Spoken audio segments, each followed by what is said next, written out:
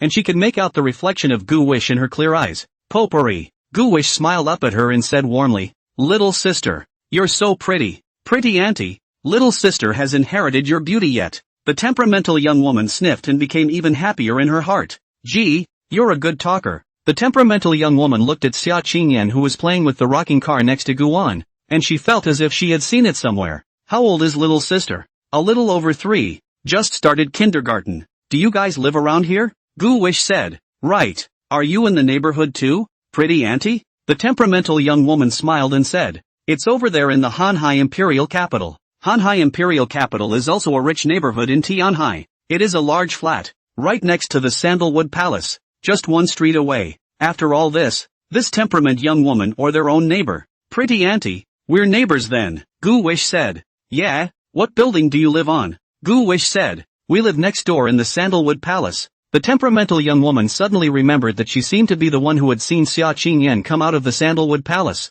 The temperamental young woman asked, "Are you siblings?" Gu Wish nodded. "Pots and pans, why don't you play?" Gu Wish said. "Brother doesn't want to play. But this is fun. Good boy. You play," Gu Wish said in a warm voice. The little girl suddenly cried out in a milky voice, "Potpourri, kiss." The little girl brought her face over, wanting Gu Wen to kiss her cheeks. Gu Wish laughed. This girl has loved handsome men since she was a child. The temperamental young woman hurriedly pulled the little girl back and chided. "Yi Zihan, what did I teach you that you've forgotten? See if I don't beat you." "Spanking? No, no." The little girl shook her head and waved her hand with the airy young woman. "Potpourri, handsome, potpourri kisses." The temperamental young woman was a little embarrassed. She was busy holding Yi Zihan over, rolling over and placing her on her white lap, snapping 2 slaps. "Wow," the little girl cried. Gu Wish said, "Pretty auntie, don't hit her. She doesn't know any better." "I'm sorry little friend. I didn't teach her well." "Don't beat yourself up. That's how kids are. Slowly she'll get it. Or you know what you're doing. Zihan, let's go. It's time to go grocery shopping." The temperamental young woman hugged Yi Zihan and left. Gu Wish waved goodbye to the little girl. "See you in the pot." "Bye." Gu Wan waved. Gu Wish had just heard the little girl's full name. Yi Zihan. Wasn't that his ex-girlfriend's name from his last life? A junior at the Tianhai Film Academy. Guan broke up with her at that time because he disliked her for being too clingy, but she had still been deeply in love with Guan, so she often went to Guan's house to send warmth. At that time Gu wished to know her family is good. I did not expect that as a child or rich second generation. When she grew up is estimated to be her parents failed to do business bankruptcy. But a skinny camel is bigger than a horse. Even if they are bankrupt they are still rich and live a moist life. Gu Wish didn't expect that his ex-girlfriend would appear in the parallel world. And she's only 3. She just started kindergarten. Xia Qingyan daintily pulled on Guwan's clothes, pretending to look at him in a pitiful manner. Gu Wish returned to her senses and twisted her head to look at Xia Qingyan. "Walk walk, I can't move my rocking car. Help me put in a coin." "Okay, I beg you," Xia Qingyan pretentiously said. "Very green tea." Guwan froze. He was a bit unable to bear to see that Xia Qingyan would do such a thing. He got goosebumps. Hurrying to give her the 1 coin he was holding, he threw it in. "There you go. It's all yours." "All right. There's only 1 left." "Oh, there are no more extras to ask for." Xia Qingyan kept her smile and blinked rapidly. "Thanks Potter." Gu Wish couldn't take it anymore. "Sister Qingyan, can you stop that? I can't take it anymore." "That won't work? I haven't even started yet." "I saw your mouth grinning to the back of your head when people called you so sweetly just now." Gu Wish sighed. But, the little girl is only 3 years old, so you're going to fight with her? Who said I was jealous? So what are you doing here? Xia Qingyan said. "Can't I learn to be petulant? Why is it okay for kids to pout and act cute at you, but not me?" Gu Wish said. "Sister Qingyan, to be honest, you were just too green tea. The flavor was too heavy." Xia Qingyan asked, "What is green tea?" "This, how can I put it, is probably the woman who has a deep heart and has impure motives." Xia Qingyan looked straight at Gu Wan and said seriously, "I'm not that kind of person." Gu Wish got a little scared. "Oh, I believe you." After the rocking car ride, the two went into the grocery store. The supermarket was huge, and Xia Qingyan first brought Guwana to buy toiletries, then came to the children's toy section. "Sister Qingyan, what are you doing here?" Guwan pushed the shopping cart, and Xia Qingyan carried her hand in front of her. "Don't you want a toy?" Xia Qingyan asked, turning back. "I don't play those. It's too childish." "Childish? That's what you should be playing at your age.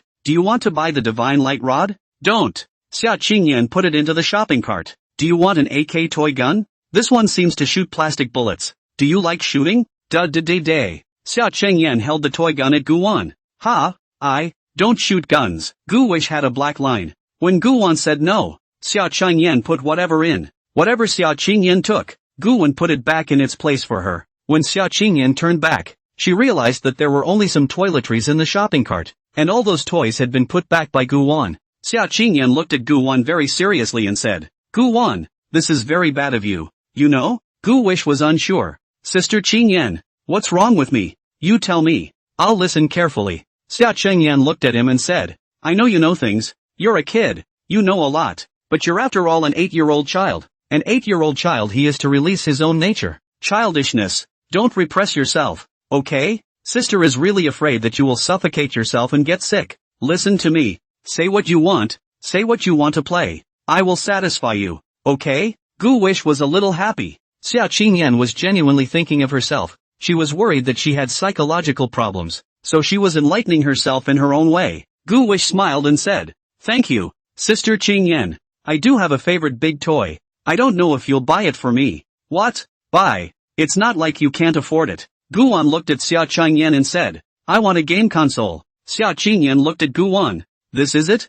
Aha. I'll buy you one when I get back, and I'll buy the latest model. Get you another computer. Thank you, Sister Chengyan. Xia Chengyan walked over to the snack section again and picked up a pack of spicy noodles. Gu Wish, you must really like this one too, right? Kids, but they all like to eat it. Gu wishes to eat spicy noodles, but cannot talk about like, especially now Xia Cheng smoke hand holding that cattle tendon spicy noodles. Very hard. Just like steel chewing. Eat a spicy noodles hate cannot be broken teeth. Apparently it was Xia Chengyan herself who liked to eat this. Gu Wish still nodded. Just take one packet. Don't take more. You won't be able to finish it. Xia Chengyan said. 2 packs, okay? In fact, Xia Chengyan could have taken it and left. There was no need to ask Guwan's opinion at all. But she was actually trying to take care of Guwan's emotions, so that he could integrate himself as soon as possible. Otherwise he would always feel like an outsider. How about chips? Like them too, right? Xia Chengyan picked up a large bag of spicy flavored potato chips.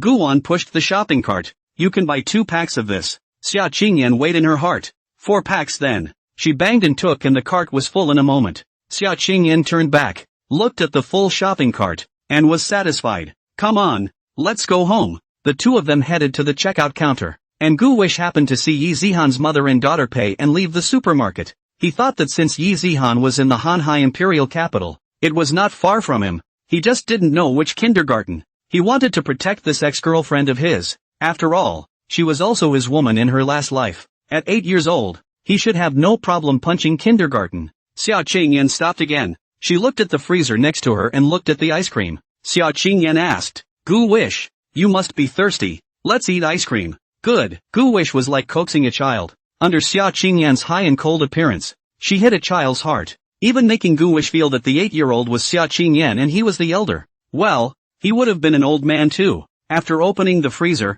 Xia Chengyan asked Guwan what flavor he wanted to eat. Gu Wish took a durian-flavored one straight away. Xia Chengyan, on the other hand, took an ice cream with Monkey King brand chocolate. She'd never had durian before, and things like stinky tofu. She didn't understand why she had to eat them. Xia Chengyan thought in her heart that Guwan must have a mouthful of strange smells after eating this durian-flavored ice cream, and it smelled bad. When it's time to go to bed at night, make sure he brushes his teeth a few more times or he'll smoke himself to sleep by then, and it's best to spray him with some perfume to cover the smell. After checking out, the two of them walked out of the supermarket. They were carrying 4 bags of stuff, mostly snacks, not heavy. In early June in Tianhai, the sunlight at noon was so strong that the road from the supermarket entrance to the open parking lot was able to make people sweat. The two hurriedly got into the car, and Xia Chengyan turned on the air conditioning in the car. Gu Wish twisted her head as a bean-sized bead of sweat slowly slid down the side of her face area. Guwan reached for a tissue and wiped it off for Xia Chengyan. Xia Chengyan twisted her head to look at Guwan,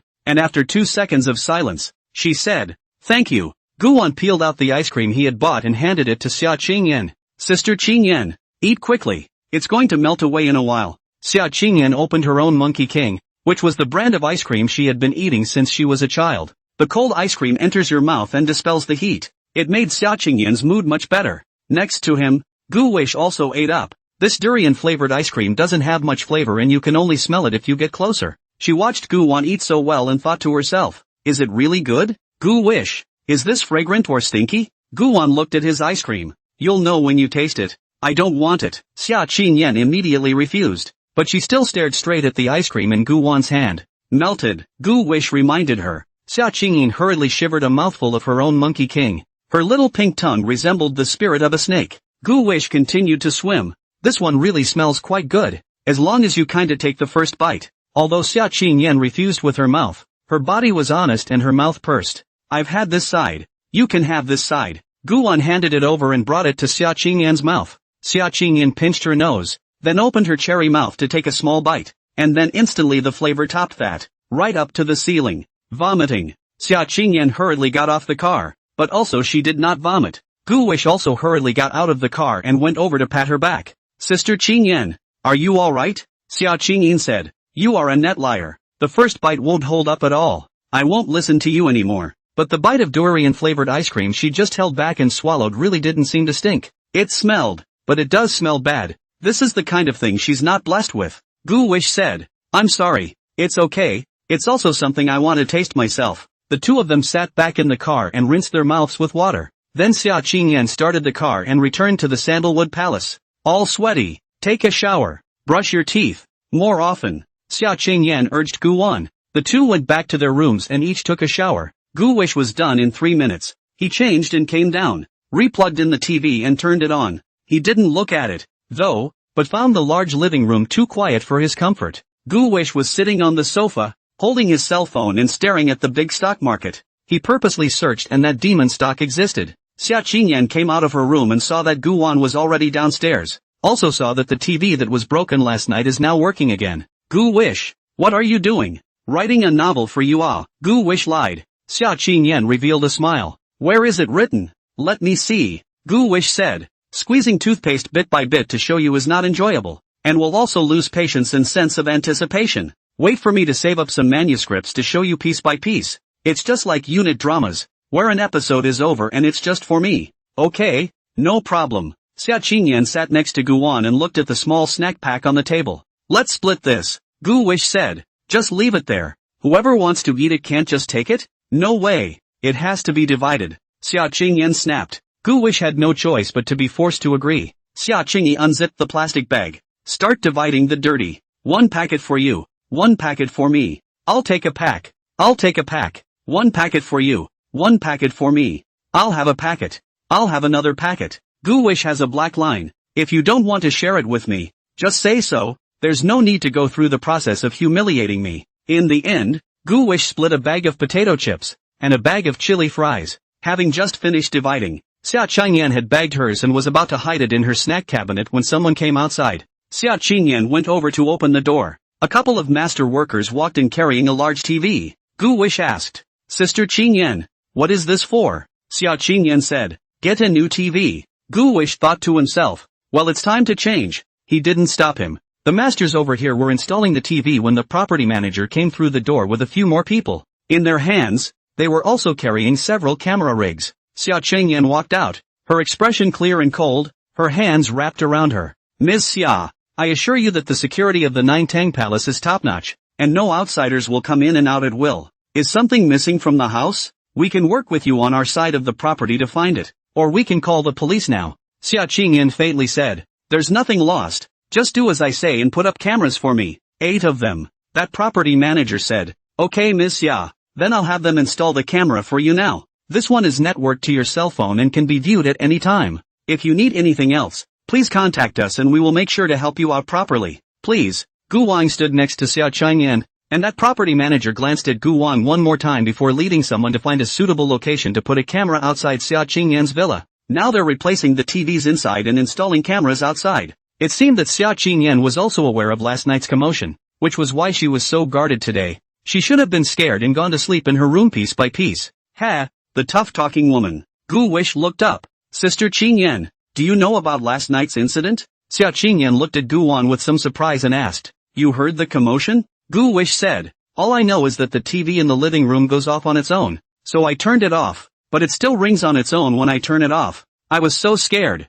I unplugged it. Xia Qingyan had a black line. Gu Wan, did you do it last night? What? Xia Qingyan held her breath for half a day inside. I turned on that TV. I usually turn on the TV when I sleep. Gu wish. Xia Qingyan thought about whether to shout at them to stop the work, when the property manager over here said, Miss Xia, the first one is already installed. The installers in the room also came out of the villa carrying the old TV set. Ms. Xia, it's already been replaced. See if you can sell us this TV cheaply. We'll take it. Xia Qingyan wanted to say carry away. Gu wished to pull her hand, looked at the workers and said, Heart of you masters, you look at this TV is still intact, also has 90% new, can sell how much money? The master said, 2,000. Gu wish said, 2,000 is too low. Right, this market price of 18,000. Look at the screen. It's not spent and it's clean on the outside. It looks new. Give it more. The master said, it is true that there are 90% new, but this TV has been used.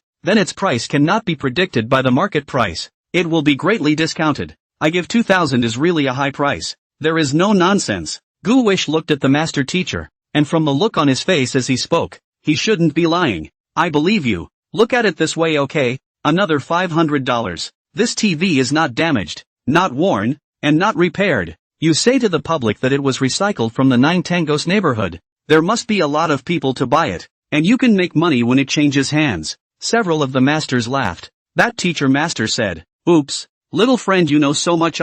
Well, then charge at the price of 2,005. Because the installation service fee of $500 for the home appliances to the door. Xia Qingyan had not yet paid, so she finally gave Gu Wan $2,000. Xia Qingyan wrapped her arms around herself and looked at Gu wish. You can. I was all set to let them carry it away. Gu willingly said, the main thing is that the TV set is originally new. There is nothing wrong with it, and this master did not intentionally suppress the price. Is a generous person. Otherwise it is estimated that it can only be sold for $100. Xia Qingyan extended her hand. Bring it. What? Gu wish asked. Money. Gu wish smiled sarcastically. Wasn't I the one who negotiated this business? Besides, Sister Qingyan, this small amount of money is too much for you to see? Billions of dollars of projects in the company are casually looked at, so this small business is not something you should bother about. Xia Qingyan said, This is my television set. I wouldn't have changed the TV if it wasn't for you. It's your fault for turning off my TV in the middle of the night. So yeah, the money has to go to me. Gu wished to be defeated. Busy half a day. Spent half a day of words. Is for Xia Qingyan to do the dowry. Xia Qingyan only gave Gu wish $100 for labor. Ha, capitalists, vampires. Gu wish put the money away, thinking that where there is oppression there is resistance. Xia Qingyan said, Today went out. Forgot to buy clothes and shoes for you. Another day free to accompany you to the mall. Gu wish said, No need, Sister Qingyan. I have enough clothes to wear. Clothes aren't just for yourself. They are also for others to see to show yourself. Just enough won't cut it. You have to wear different clothes for different occasions. I'm going to remodel you as well. Xia Qingyan looked Gu Wan up and down. Remodeling for what? I think I'm pretty handsome. Xia Qingyan said. First of all, you have to change your narcissism. The two of them, Xia Qingyan and Gu Wan, supervised the property work. They've already installed the surveillance, and it's not good enough to make them take it down. So it wouldn't hurt to just put it all on. Outside of the villa, the landscaping is very nice and there is a lawn and garden in the backyard. There are a total of 24 buildings in this Nine Tan Palace neighborhood, and each building covers about 4 acres of land. The two walked through the path to the back garden, where Gu Wish saw a large lawn, which, on a regular basis, had to be mowed by hired people. Gu Wish thinks that it is a pity to plant f***ck's in such land, and it is okay to plant some vegetables. Gu Wan looked at Xia Changyan. Sister Changyan, let's open up this lawn a bit. I want to plant some cucumbers and beans and other vegetables. Xia Qingyan really did not expect that this lawn can also grow vegetables. Growing vegetables? Do you know how to grow? Gu Wish said. It will be. It's reassuring to eat vegetables you've grown yourself. Xia Qingyan said. If you like it, of course you can. I'm not going to work for you though, ha. Gu Wish said. Ha ha, I don't need Sister Qingyan's help. Just open out 10 square feet. In front of it was the open air pool, but it was dry, not drained, and there was nothing in it but a bit of fallen leaves.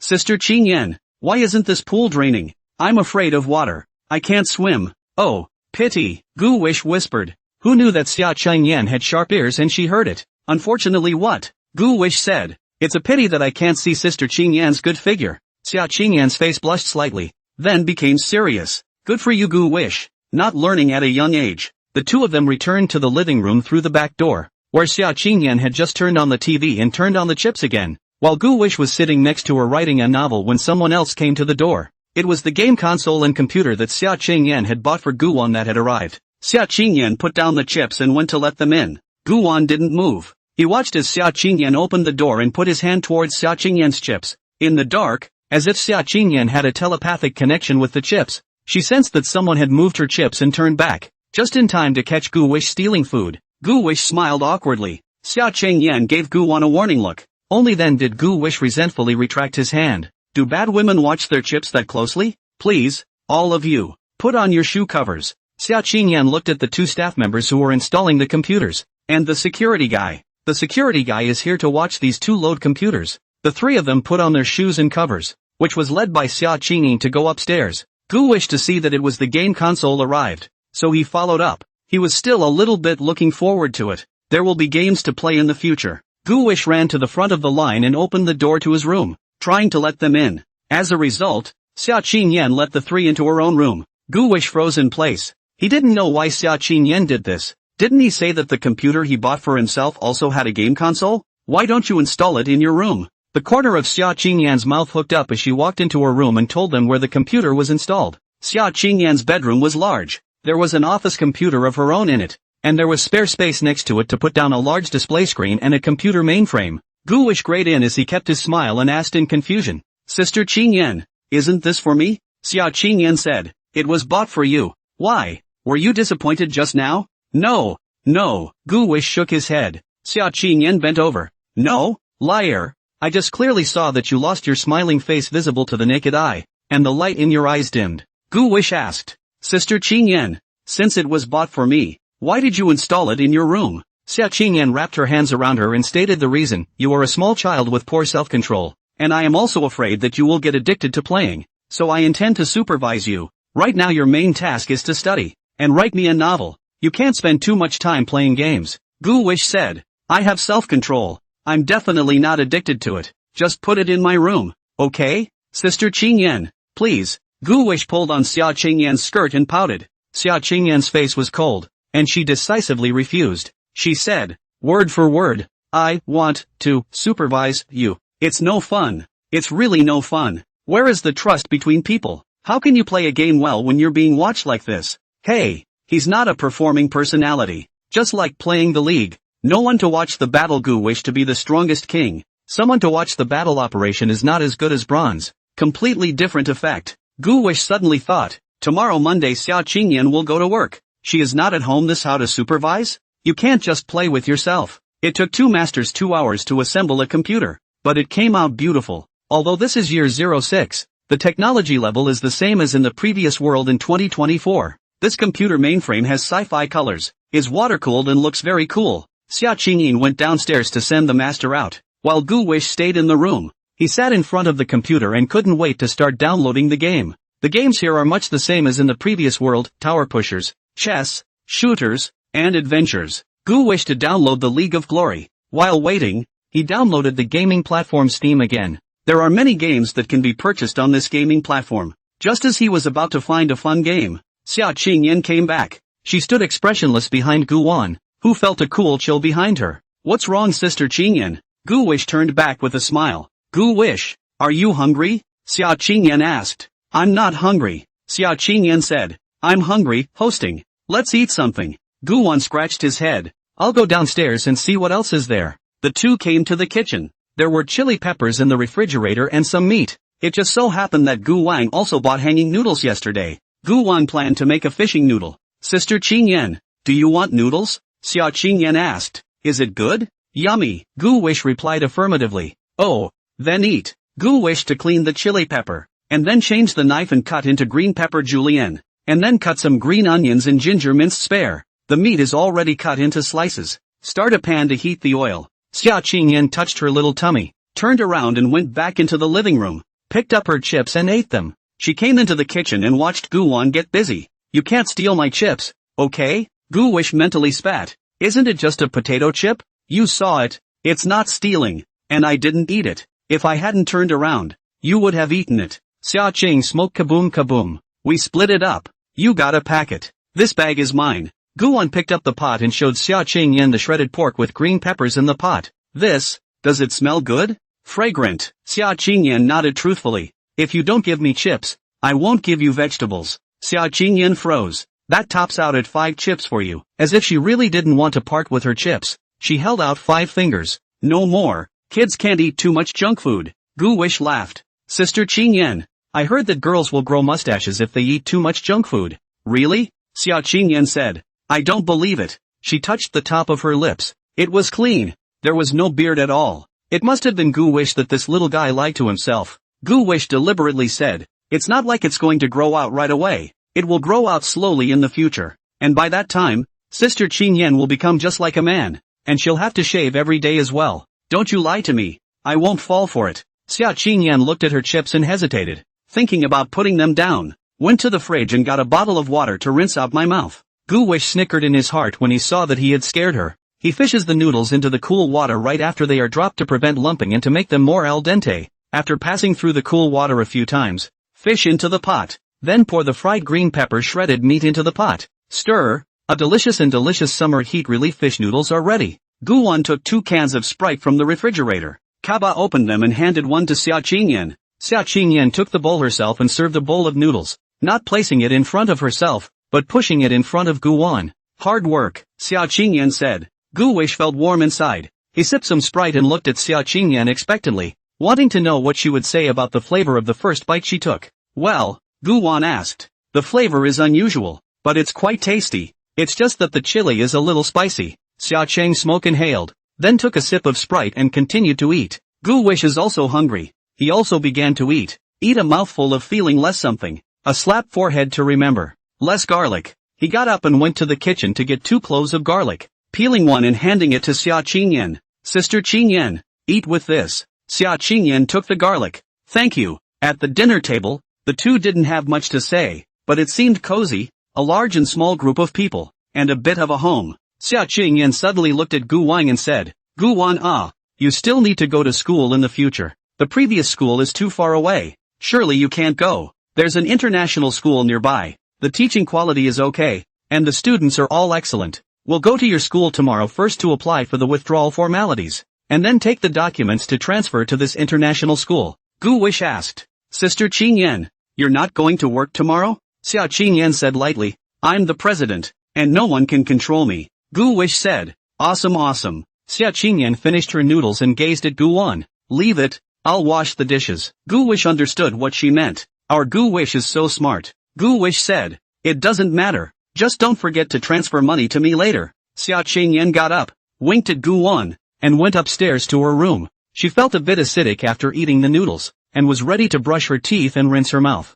Gu Wan then went to the kitchen, brushed the dishes and pots, and returned upstairs as well. Sister Qingyan, I'm coming in. Come in, Xia Qingyan said back from the bathroom. Gu Wish sat in front of the computer, looking at the already downloaded League of Glory and the chicken game, ready to try it out. Xia Qingyan came out of the bathroom, sat down in her seat, looked at the game Gu Wish was downloading, and asked, what games do you play? Gu Wish said smugly, as long as I want to play, there's no game I can't play. Blowback. Xia Qingyan thought that Gu Wish was also too much of a braggart. Really no bragging. Don't believe me, watch. I'll download this Steam and buy 2 games to play. Xia Qingyan's snow-white hands rested on her fragrant cheeks as she looked at Gu Wish and said, our company recently came out with a new game, but unfortunately it's very unsatisfactory after going online for sales. Do you want to try playing it and then evaluate the reviews? Okay, what's the name? Xia Qingyan said. They are both small games. One is called Gluttony Cat and the other is called Extreme Escape. Gluttony Cat is similar to a game like Snake, and Extreme Escape is something like Temple Run. After registering for a Steam account, Gu Wish really searched for these 2 minigames on it. It shows that both games have been on the shelves for 3 months, yet with less than 1,000 purchased downloads, the market is doing so poorly. The post-maintenance of these 2 small games is losing money. But the good thing is that Love Battle is very firm and has been the top of the interactive game list, which has brought huge profits for Xia Qingyan's Isha Jichin company. Gu wished to look down. Just such a small game, but also according to the price of 29 yuan sales. Who will spend 29 to buy a small game of such entertainment and recreation? This can only be used to digest the fragmented time. Gu wished to click buy and go to the jump page. Sister Qingyan, pay up. Xia Qingyan asked, you want to play? You pay. Then I'm not playing. No. I'll pay. Xia Qingyan took out her cell phone and scanned the code. Paid $58. Spending money on her own game. There is no one else. Okay. You can play nice and give me an honest review. I know. Goowish downloaded the game and started to register. And when she came up with a game nickname, Goowish casually came up with the name Heartwarming Wish. Xia Qingyan hurriedly said, "This one is not good. Change it to another one. It's just a game nickname. It's whatever you call it. You're a boy. Call a manly one. So what did you say it was called?" Xia Qingyan thought for a moment and used the keyboard to type down the words Little Wishful Thinker. Little Wishbone. The name sounds weird. Kind of like a eunuch. He looked at Xia Qingyan reluctantly. "Sister Qingyan, you call this nickname manly? Quite cute," Xia Qingyan said. Then pressed OK, and then entered the game. The same as Goowish. This Gluttony Cat game is in Gluttony Snake is almost. There is a game hall. Random 100 people to start the game. There is also undercover mode. It is quite fun. You can add friends to create a room. There are a lot of gameplay. It can be seen. Xia Qingyan to do this game is quite heartfelt. Since there aren't many real people in there, there are also systematically distributed bots. Goowish had a great gaming experience and felt good. He quit the game and then tried the second game Extreme Escape. Xia Qingyan said, "Although this game of ours is not performing well in the market, there have been exemplary plagiarizers in the last month, and their downloads have already amounted to hundreds of thousands of downloads, and I've already sued them." Guwan looked at Xia Qingyan and said, "Sister Qingyan, are they free?" "Yeah, I don't get it. That copycat imitation of his is obviously full of holes and the experience is far inferior to our company's. So why can such a piece of crap have so many downloads?" Goowish said, "Sister Qingyan, I'll be honest these two small games I've played, I feel pretty good, especially this Gluttony Cat. The experience is very good, but it's this price of it. You've set it too high, and how much should be appropriate? Actually, I think that free is best," Xia Qingyan said. "If it's free, it's not that I haven't considered it, it's just that if it's free, then our profit model is going to turn into an advertising model, and inserting ads into the game is very bad for the player's experience." Goowish said, "After this game is free, it can bring your company a huge number of user downloads. These players can be resources. Not only can it boost your company's user numbers, but it can also boost the brand influence and increase the brand value. The benefits of this intangibility to the company are immeasurable." Xia Qingyan said, "You're right. When I go to the company I'll immediately call a meeting to discuss this." Xia Qingyan opened her own computer and began to work in earnest. Goowish, on the other hand, opened the League of Glory and started scoring. I don't know when, but Xia Qingyan finished her work over there, and she sat next to her and watched Guwan play the game. "It's okay, kid." Xia Qingyan looked at Guwish's smooth maneuvering and felt that it wasn't his first time playing. "Sister Qingyan, want to play together?" Xia Qingyan said. "I won't," Guwish said. "I'll teach you." "You teach me?" Xia Qingyan laughed. "Okay, come on." Guwish downloaded this game for Xia Qingyan. Guwish said, "Sister Qingyan, I think you can find the big anchor of this game to endorse the two games Gluttony Cat and also Extreme Escape. This kind of precise placement can certainly bring the company a huge amount of in-depth users. They usually watch the anchor playing the game. They themselves also play. And these two small games are both highly interactive and quick to get started. Most importantly, it doesn't cost much to get an anchor to do the promotion. When the time comes to have a couple of their anchors mic'd up for some program effects, it might blow up in a heartbeat." Xia Qingyan was getting suspicious that Goowish might have a hang-up in his brain. How did he know so much as a little kid? Xia Qingyan looked at Guwan seriously and felt that the feasibility of the promotion program he said was very good. Just she is not too concerned about the live game aspect, and does not know who is now the head of the live game. Go back to the company and let the secretary check. Xia Qingyan nodded. "You have a point, but I want to ask, who taught you all this?" Goowish said, "It's just marketing. You don't need to be taught by anyone. It's like a man and a woman in a relationship, where everyone is showing a little bit of themselves to get the other person's attention. I think if you show your good points to the right one, you can hold hands. The game is the same. You put this game against older people, and they won't care how much money you put into it." Xia Qingyan asked, "Goowish, have you ever been in love?" "No, how could I have ever been in love?" Gu wishes to deny it. Xia Qingyin said, "Then why are you talking in a set way, just like the real thing? I'm just giving you an example." Okay, come on. Seriously, you're about to get killed. Although Xia Qingyan is a game company boss, or computer hacking master, but she is really no game talent. Dish stingy. Gu Wish spat out. Sister Qingyan, you're a good cook. What it's all because you're no good. You don't take me to win even one game. Xia Qingyan didn't admit that she was a vegetable. I can't carry you after what you've sent across the street. Then don't play. Xia Qingyan looked at the time, and had almost played for almost 2 hours. Don't, Sister Qingyan. I'll play another game. Xia Qingyan forbade it. No, time's up. Gu Wish sighed. There was no way. People under the roof had to bow their heads. Xia Qingyan turned off Gu Wish's game, then said, do you have any homework to do? Gu Wish blinked and said, Sister Qingyan, I'm transferring to a different school, so what's the point of doing homework? I'm not doing it. Then write me a novel and I'll stay with you. Gu Wish held her cell phone and laughed. There's no rush first. Sister Qingyan should settle the money for washing the dishes first. 50 for breakfast. 150 for washing dishes. 200 total. Xia Qingyan didn't hesitate and directly and generously transferred the account to Gu Wan. Gu Wish received the transfer and was very happy. He quietly sat next to him, picked up his cell phone and began to code, continuing the story of Gu Feng and Li Taiping. While Gu Feng was playing in the Great Tang, he was secretly building up his strength for what was to come afterward. Li Ji collapsed. Wu Zetian overthrew the curtain. Li's royal family was slaughtered by her a lot. She appointed the sons and nephews of the Wu family, support the cool officials, the fabrication of crimes, and suppression of the ministers who were loyal to Li's royal family. Gu Feng, as the emperor's son-in-law and the captain of the 100 Riders, did a lot of things for Wu Zetian. Wu Zetian had a sensitive sense of smell and knew that Gu Feng was not a simple person, so she promised Shangwan Wanner to Gu Wish as a concubine to keep Gu Feng in check. That's all there is to the earlier part of the plot that Gu Wish renewed. Xia Qingyan quietly sat next to her and watched anime. Gu wished to glance at it, or pure love healing tomatoes. The name is Fireworks. Xia Qingyan looked very carefully, her eyes unblinking. Her green silk hung over her shoulders, her long eyelashes blinking slightly, and the scent she gave off was so charmingly intoxicating. She suddenly clicked pause and got up to go to the bathroom. Gu Wan sat in her place and looked at Xia Qingyan's viewing history. Fireworks, unheard of flower name, Youth Chronicle, your name, White Sagittarius, I want to eat your pancreas, April is your lie, and more. These are all romance tomatoes.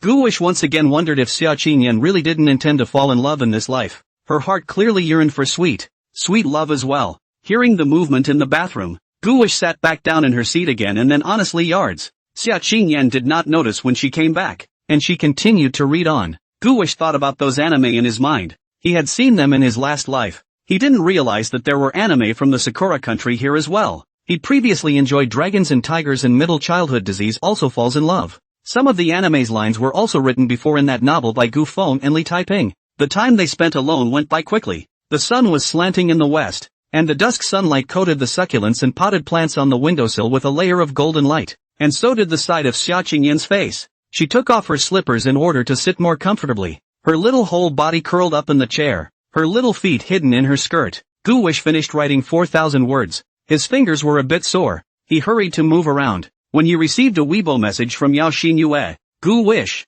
how did you feel on your first day there? Gu Wish replied, it's quite good. Sister Heartfelt, don't you forget to ask Ms. Xia to take you to school for the transfer. You can't afford to delay your studies. Yao Xinyue walked on her way to her part-time job at the ground floor barbecue restaurant off campus. She was still hung up on Gu Wan and was very worried. Gu Wish said, don't worry, Sister Shinin. I won't delay my studies, and I'm in the 6th grade now, so a few days of delay will be fine. I can keep up. Yao Xinyue laughed. Yes, our Gu Wan is a little genius. If you could even go straight to high school. Although Gu Wish is reborn, and before rebirth is just a student who graduated from the second college. But nowadays these knowledge of elementary and middle school is just child's play for him. A simple review will show that he can go directly to the high school. But you can't get too high profile. Jumping levels can only be done slowly. At 8 years old, he is now in 6th grade. It's a big deal at their school. Alright, Gu Wan has always been the school's baby bump. At one time, the school's leaders wanted to borrow Gu Wan to publicize their propaganda. But Gu Wan refused. Gu Wish said he would transfer if he wanted publicity exposure. The school leaders haven't mentioned it since then. Gu Wish guessed that she should have just gotten out of school on her way to her part-time job. And he reminded, Sister Shinin, be careful about the safety of your part-time job at night. And it's best to go back to school with someone. Well, I'll keep an eye out. It's right across the street from the school. Ending the conversation, Gu Wish stood up and he went to the window. Xia Qingyan gave a cry and raised her hands above her head, stretching her soft waist. Is it dark already? So soon. Gu Wish didn't turn around as he looked out the window. Time always comes and goes in a hurry. None of us can catch it. Xia Qingyan walked over and wrapped her arms around herself, standing in a piece with Gu Wan. Gu Wish twisted his head to look at her. She looked down at Gu Wan as well and smiled at each other. Karma is marvelous, Xiao Qingyan said. Gu Wish didn't say anything as he looked at the oil paintings hanging in the room and asked, "These are all left by Auntie,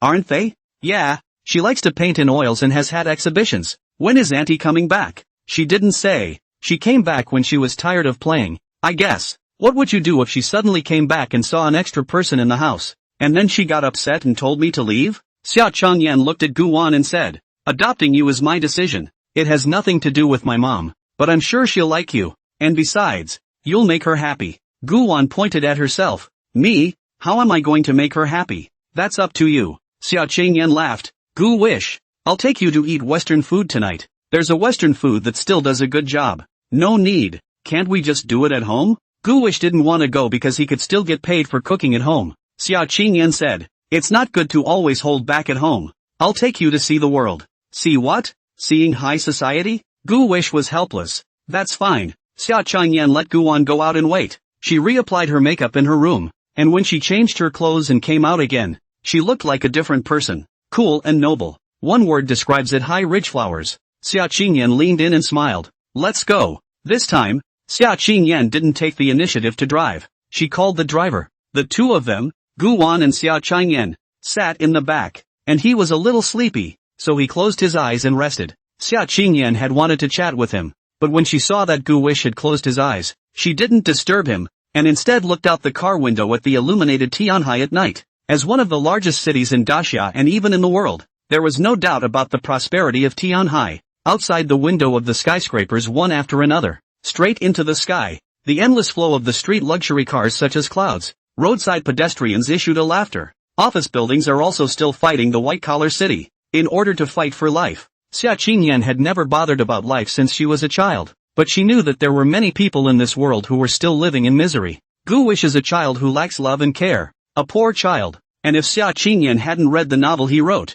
she wouldn't have crossed paths with him, let alone adopted him. Gu Wish was just luckier than many children living in the midst of suffering because he met Xia Qingyan. This was the reason why those people in Little Gold envied Gu Wish. Nearing the center building, Gu Wish opened her eyes. "Sister Qingyan, we're almost there, aren't we?" Right away." The place Xia Qingyan brought him to this time was a traditional French Western restaurant. After arriving at the center mansion, Xia Qingyan went to the 76th floor with Gu Wang to the Malay Western restaurant. The restaurant also has a water bar and a wine cellar with a dazzling array of expensive wines. The decoration of the place was elegant and comfortable, and the two of them sat in a seat by the window. Sitting there, they could see the skyscraper tower of Tianhai, where the night view of the entire Tianpu district could be seen. Gu Wish looked around. The tables were spaced far apart, nice and quiet for privacy. Almost all the other tables were filled with a man and a woman, but none of them looked like couples. It would be mostly lovers. "Oh, and ingrates," Xiao Chengyan asked Gu Wan in a low voice.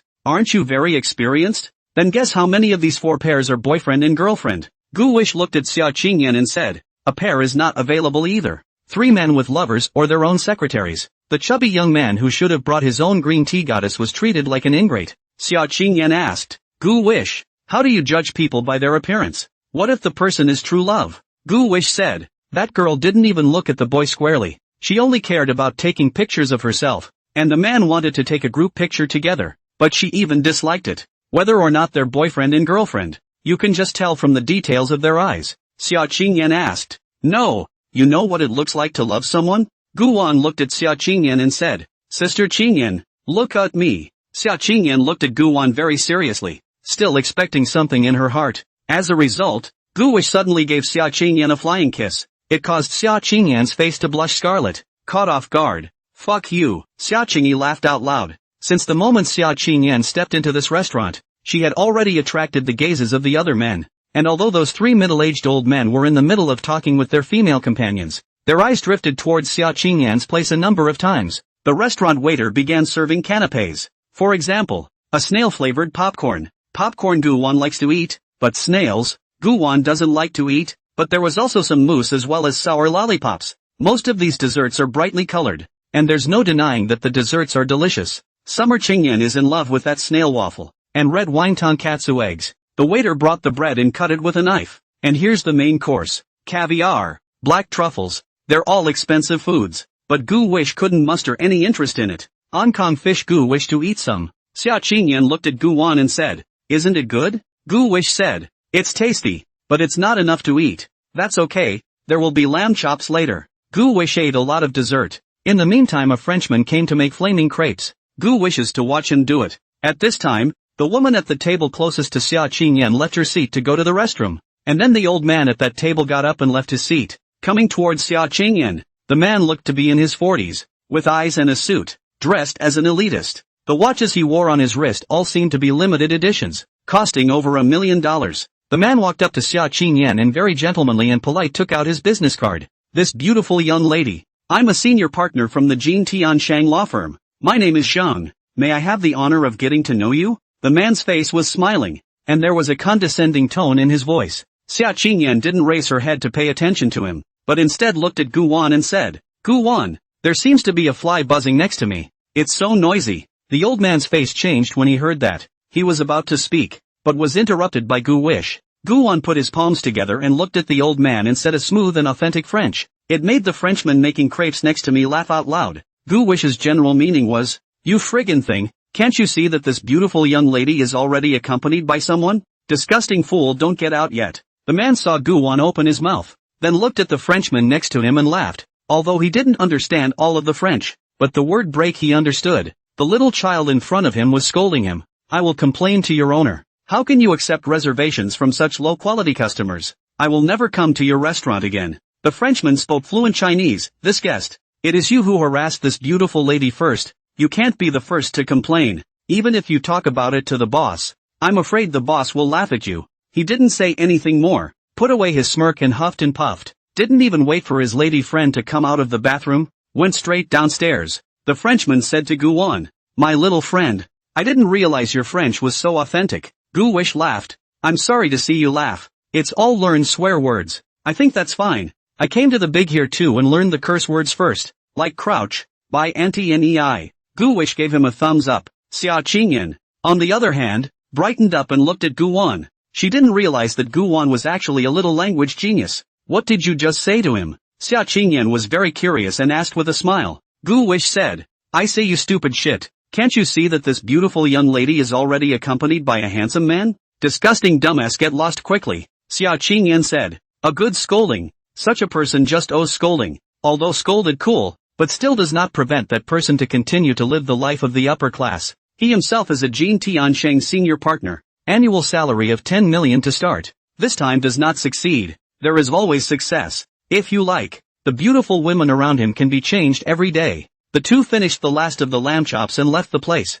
knowing that Gu Wan hadn't eaten enough. Xia Qingyan let the driver drive back first. Then she brought Gu Wan to a Xingjian spot and ordered 2 Xingjian to eat. The store is full of people and can't sit down anymore, so Gu Wish and Xia Qingyan stood on the side of the road, eating Xingjian and watching pedestrians come and go on the street. Gu Wish, why do you know French? Xia Qingyan couldn't hold down the questions in her heart and asked while eating the raw pancake. Gu Wenhu said, I've accompanied Sister Shinin to watch many French movies before, such as The Killer, First Kiss, Blue Music, and Heartwarming Feeling, so I naturally know how to say a few words after watching a lot of them. Gu Wish said, looked up at Xia Qingyan. Before she felt that she looked like a ball flower. Now take a closer look. Xia Qingyan's eyes are really a bit like Sophie Marceau. I can't tell. You're quite widely involved. 1-minute literature and 1-minute movies. But are you sure it was your sister Shinin who dragged you along to watch it? There are a lot of juvenile scenes in these movies. I don't believe she would do that. I take it you're sneaking a peek yourself? Gu Wish finished the Shengjian and gagged a little. Hiccup. He started hiccuping. Xia Qingyan hurriedly went to help him pat his back. Hiccup. Gu Wish still hiccups. Wait and stay put. I'm going to the store to get 2 bottles of water. Xia Qingyan bought 2 bottles of Bonsai Mountain, unscrewed the cap for Gu Wan, and fed him water. Gu Wish took a sip of water and swallowed it, then held his breath. Xia Qingyan continued to pat his back. When Gu Wan exhaled that breath out, he stopped hiccuping. Well? Xia Qingyan asked him. Gu Wish nodded. You, eat slowly. No one is rushing you. Gu Wan threw his lunchbox and Xia Qingyan's lunchbox into the trash can on the side of the road. Sister Qingyan, are we going home? Gu Wish said with a smile. Xia Qingyan looked up at the night sky and said, the moon is so beautiful tonight. It's better not to go back. Accompany me to the river to blow the wind. Oh. Xia Qingyan and Gu Wan were walking on the sidewalk when a blind young lady holding a guide dog appeared in front of them. She was clean and beautifully dressed for the night with black glasses and a pretty white dress. and the cane in her hand kept tapping on the blind as a way of determining whether she was walking crookedly or not. The guide dog was walking slowly, waiting for his master, and he was so well behaved that the young lady couldn't stop praising him with her mouth. Bean, awesome. Slow down, Bean. Don't run into anyone else. While walking, a couple of battery-operated vehicles were parked on the blind side in front of her, blocking the way of the young lady. All she could do was walk to the side, but it was next to a car wash, and the sewage from the car wash was running out, and the concrete floor next to it was slippery. Gu-wish reminded, Missy, there's water under your feet. Be careful of slipping. The blind lady felt the warmth of the passerby and smiled. Thank you, little friend. I'll be careful. Gu-wang watched her walk safely through these steps, then told her where the blind alleys were, before she and Xia Qingyan continued walking. Gu-wish, if I go blind in the future, you be my guide dog. Xia Qingyan spoke out of turn. Gu-wishman was dumbfounded. I didn't expect Xia Qingyan to say such a thing. He looked at Xia Qingyan suspiciously. Sister Qingyan, how unlucky are you to say such words? Xia Qingyan said. If well, would you? Gu-wish said. But I'm a human being, not a dog. But don't worry, Sister Qingyan. With your friendship with me, I won't leave you alone. When the time comes, I'll take you by the hand and show you the outside. Xia Qingyan closed her eyes at this time. She wanted to feel the feeling of losing her light. The moment both of her eyes closed, she felt blackness all around her, and she lost her balance and sense of direction. 2 steps and it's crooked, and it feels like I'm going to fall over like I'm stepping on air. Gu-wish hurriedly took her hand and held her up. When Xia Qingyan grabbed Gu-wan's hand, this made her feel safer, and a sense of security surged through her heart. You're just going to drag me to the river. Gu-wish sighed helplessly and could only obey her. I don't know why she wants this. Is it just for fun? Gu-wan's steps were small, and as Xia Qingyan slowly followed Gu-wan, her steps naturally became smaller. At the intersection, the 2 men stood on the curb waiting for the green light. Gu-wish, your hands are just a little bit bigger. There's not much strength yet,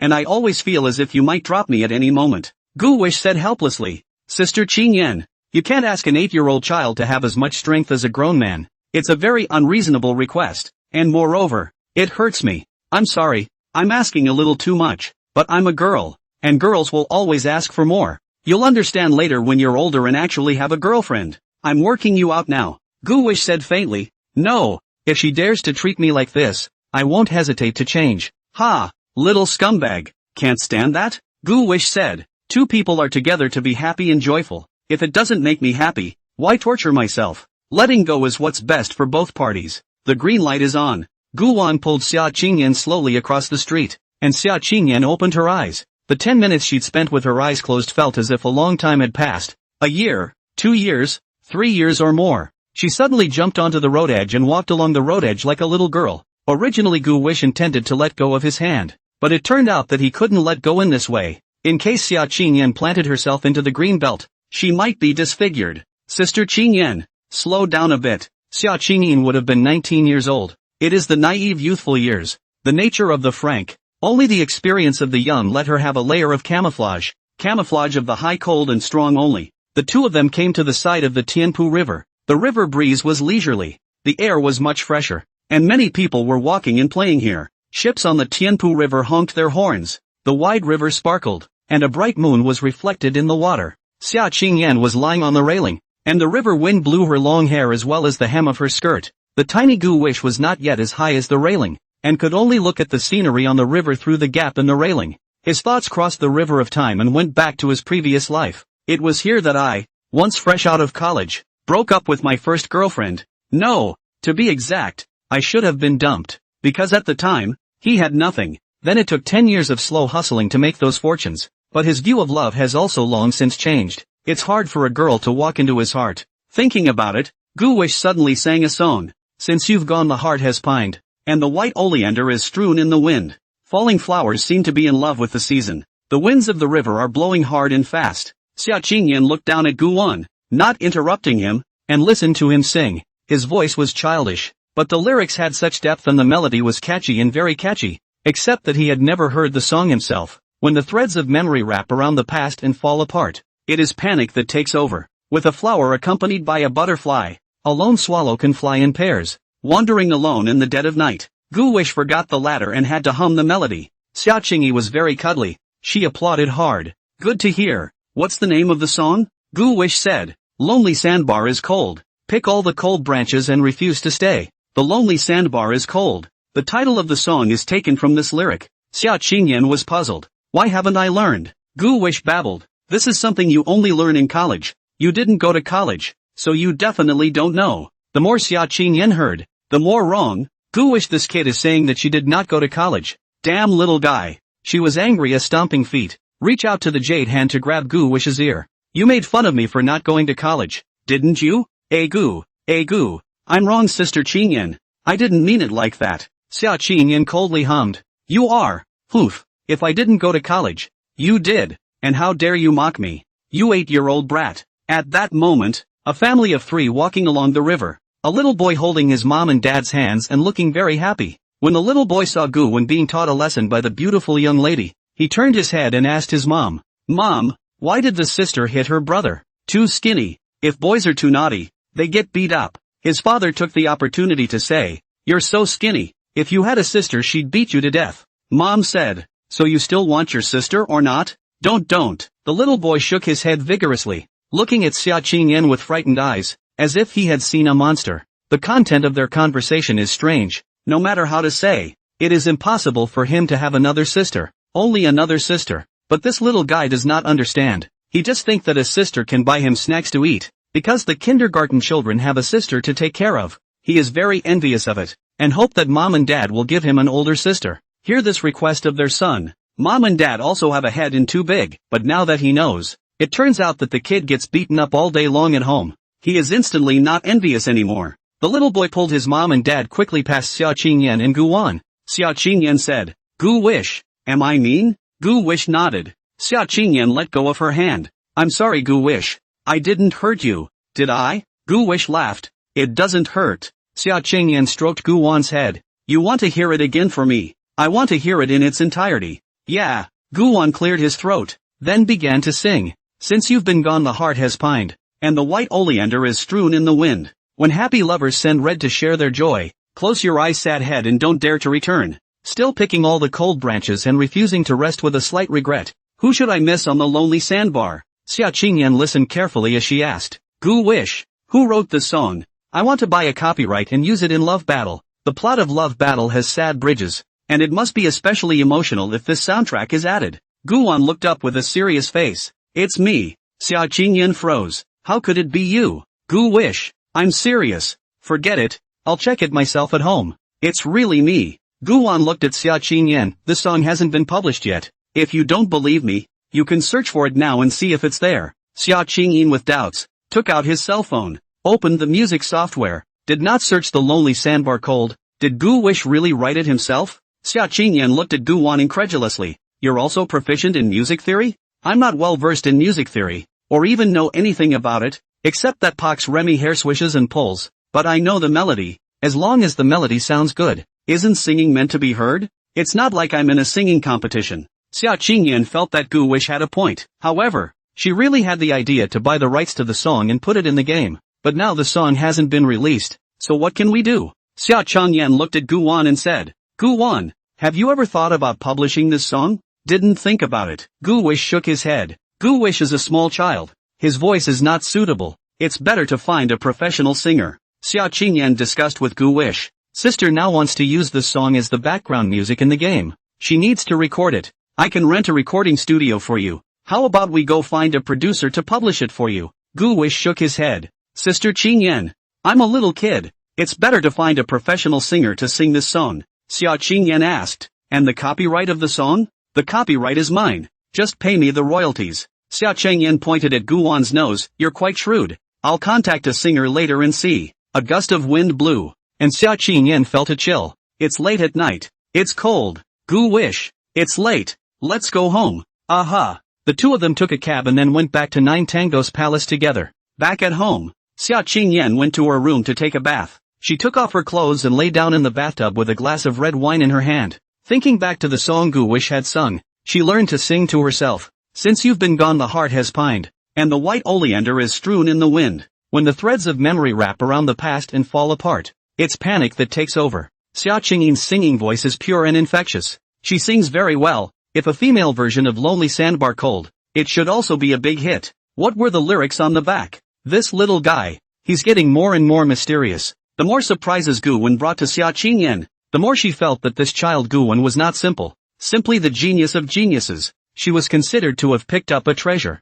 In the bathtub, rose petals float on white foam. Xia Qingyan raised a long leg and stretched out of the bathtub. Her hands cupped the bubbles in front of her chest, and her jade lips gently blew them up, and those bubbles flew up. It snapped and shattered a few seconds later. After her shower, she wrapped a towel around her and went out, blew out her hair, changed into clean pajamas, and then went into the next room. Gu Wish had already showered and was lying on the bed. He was writing something with his cell phone, but instead of writing a novel for Xia Qingyan, he was writing lyrics. He's going to write down the lyrics to the songs he remembers. He might need them. Gu Wish, are you asleep? Not yet. I'm coming in then. Xia Qingyan walked in and looked at the very honest Gu Wan. What about writing a novel? Gu Wish nodded. Xia Qingyan smiled and said, that, Gu Wish, why don't you write the lyrics to Lonely Sandbar Cold and send me a copy? Gu Wish said, yes, good, then I'll leave you alone and get an early night. We have to go through the transfer process first thing in the morning. Gu Wish nodded.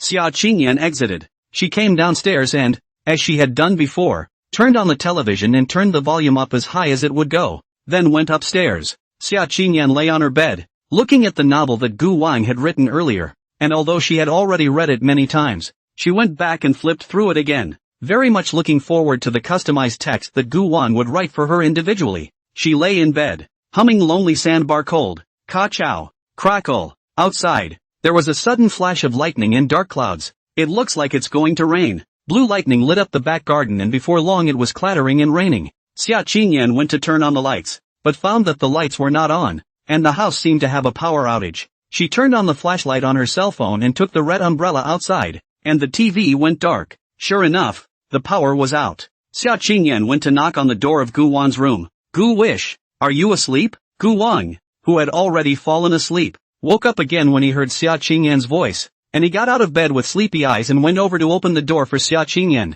What's wrong, Sister Qingyan? Xia Qingyan said faintly. It's thundering outside. Aha, the power's out at home, too. Oh, Gu wished to look at her. Xia Qingyan blinked. You must be scared to sleep alone in this thunderstorm, right? It's okay, my sister is with you. I'm not afraid of thunderstorms. This weather is perfect for sleeping. Shay, don't be tough. I know you're afraid. Xia Qingyan pushed Gu Wan away and walked into the house, then lay down on the bed. She realized that there was only a thin blanket on the bed, and instructed Gu Wan, go to my room and bring my quilt over. Oh, Gu Wan turned around and went out, went to Xia Qingyan's room and came back with a quilt, handing it over to Xia Qingyan. Xia Qingyan covered the quilt and lay down to sleep. Gu wished to go to the other side and lie down as well. Good night, Gu Wish. Good night, Qingyan-san. Gu Wish yawned and continued on with the good dream she had just had. At that moment, a bolt of lightning suddenly fell from the window. Xia Qingyan's body trembled as she covered her head.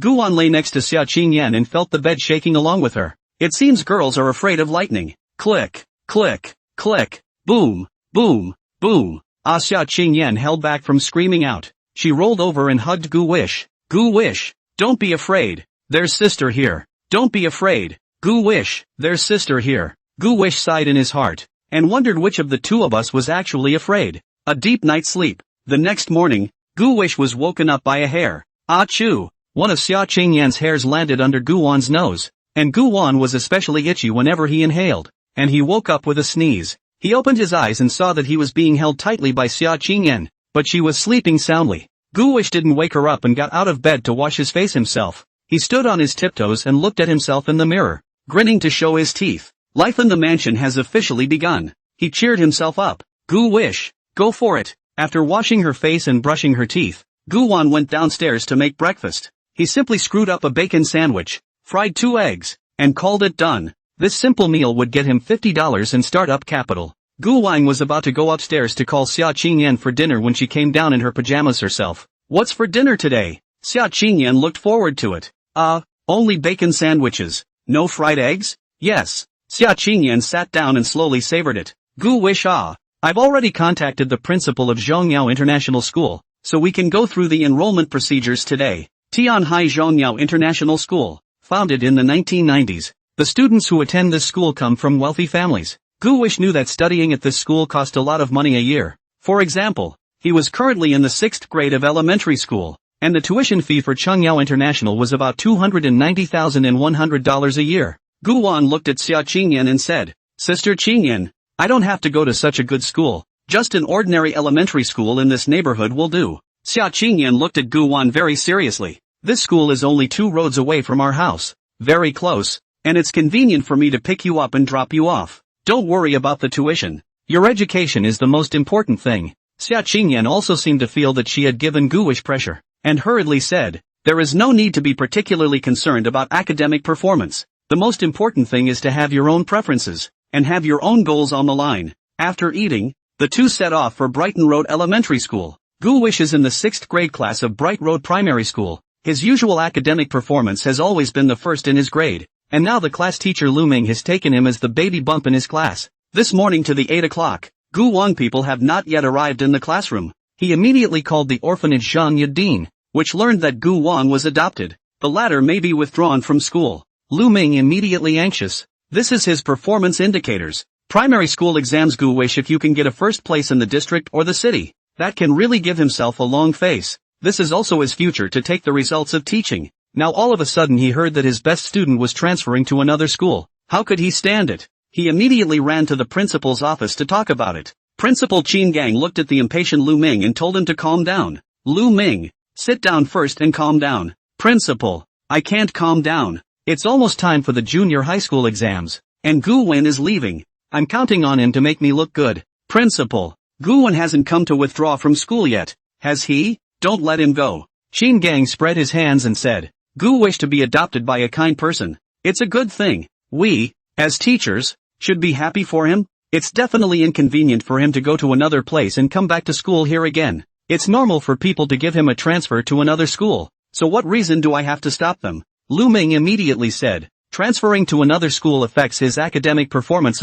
Principal, think about it. Gu Wish is already familiar with his teachers and classmates here. If he suddenly leaves for an unfamiliar environment, his grades will surely slip. It's still a month before the primary school examination, so just put it off for another month. Qin Gang said, Gu Wish he's only 8 years old. Now that he's able to be in the 6th grade and maintain the top grade for so long, it shows that he's a genius and won't let his grades slip just because his environment has changed. As much as I'd like to keep him, I can't do that. At that moment, a knock sounded outside. Principal, are you there? Gu Wish knocked on the door. As soon as Lu Ming heard that it was Gu Wan, he immediately went to open the door. Gu Wish saw his homeroom teacher and immediately greeted him. Old class, you're here too. Gu Wish, why did you just come? Go to class with me. The math teacher just asked about you. He pulled Gu Wan and wanted to head outside, but then he saw Xia Qingyan standing behind Gu Wan. Gu Wish said with an apology, Old class, today I'm here to withdraw from school.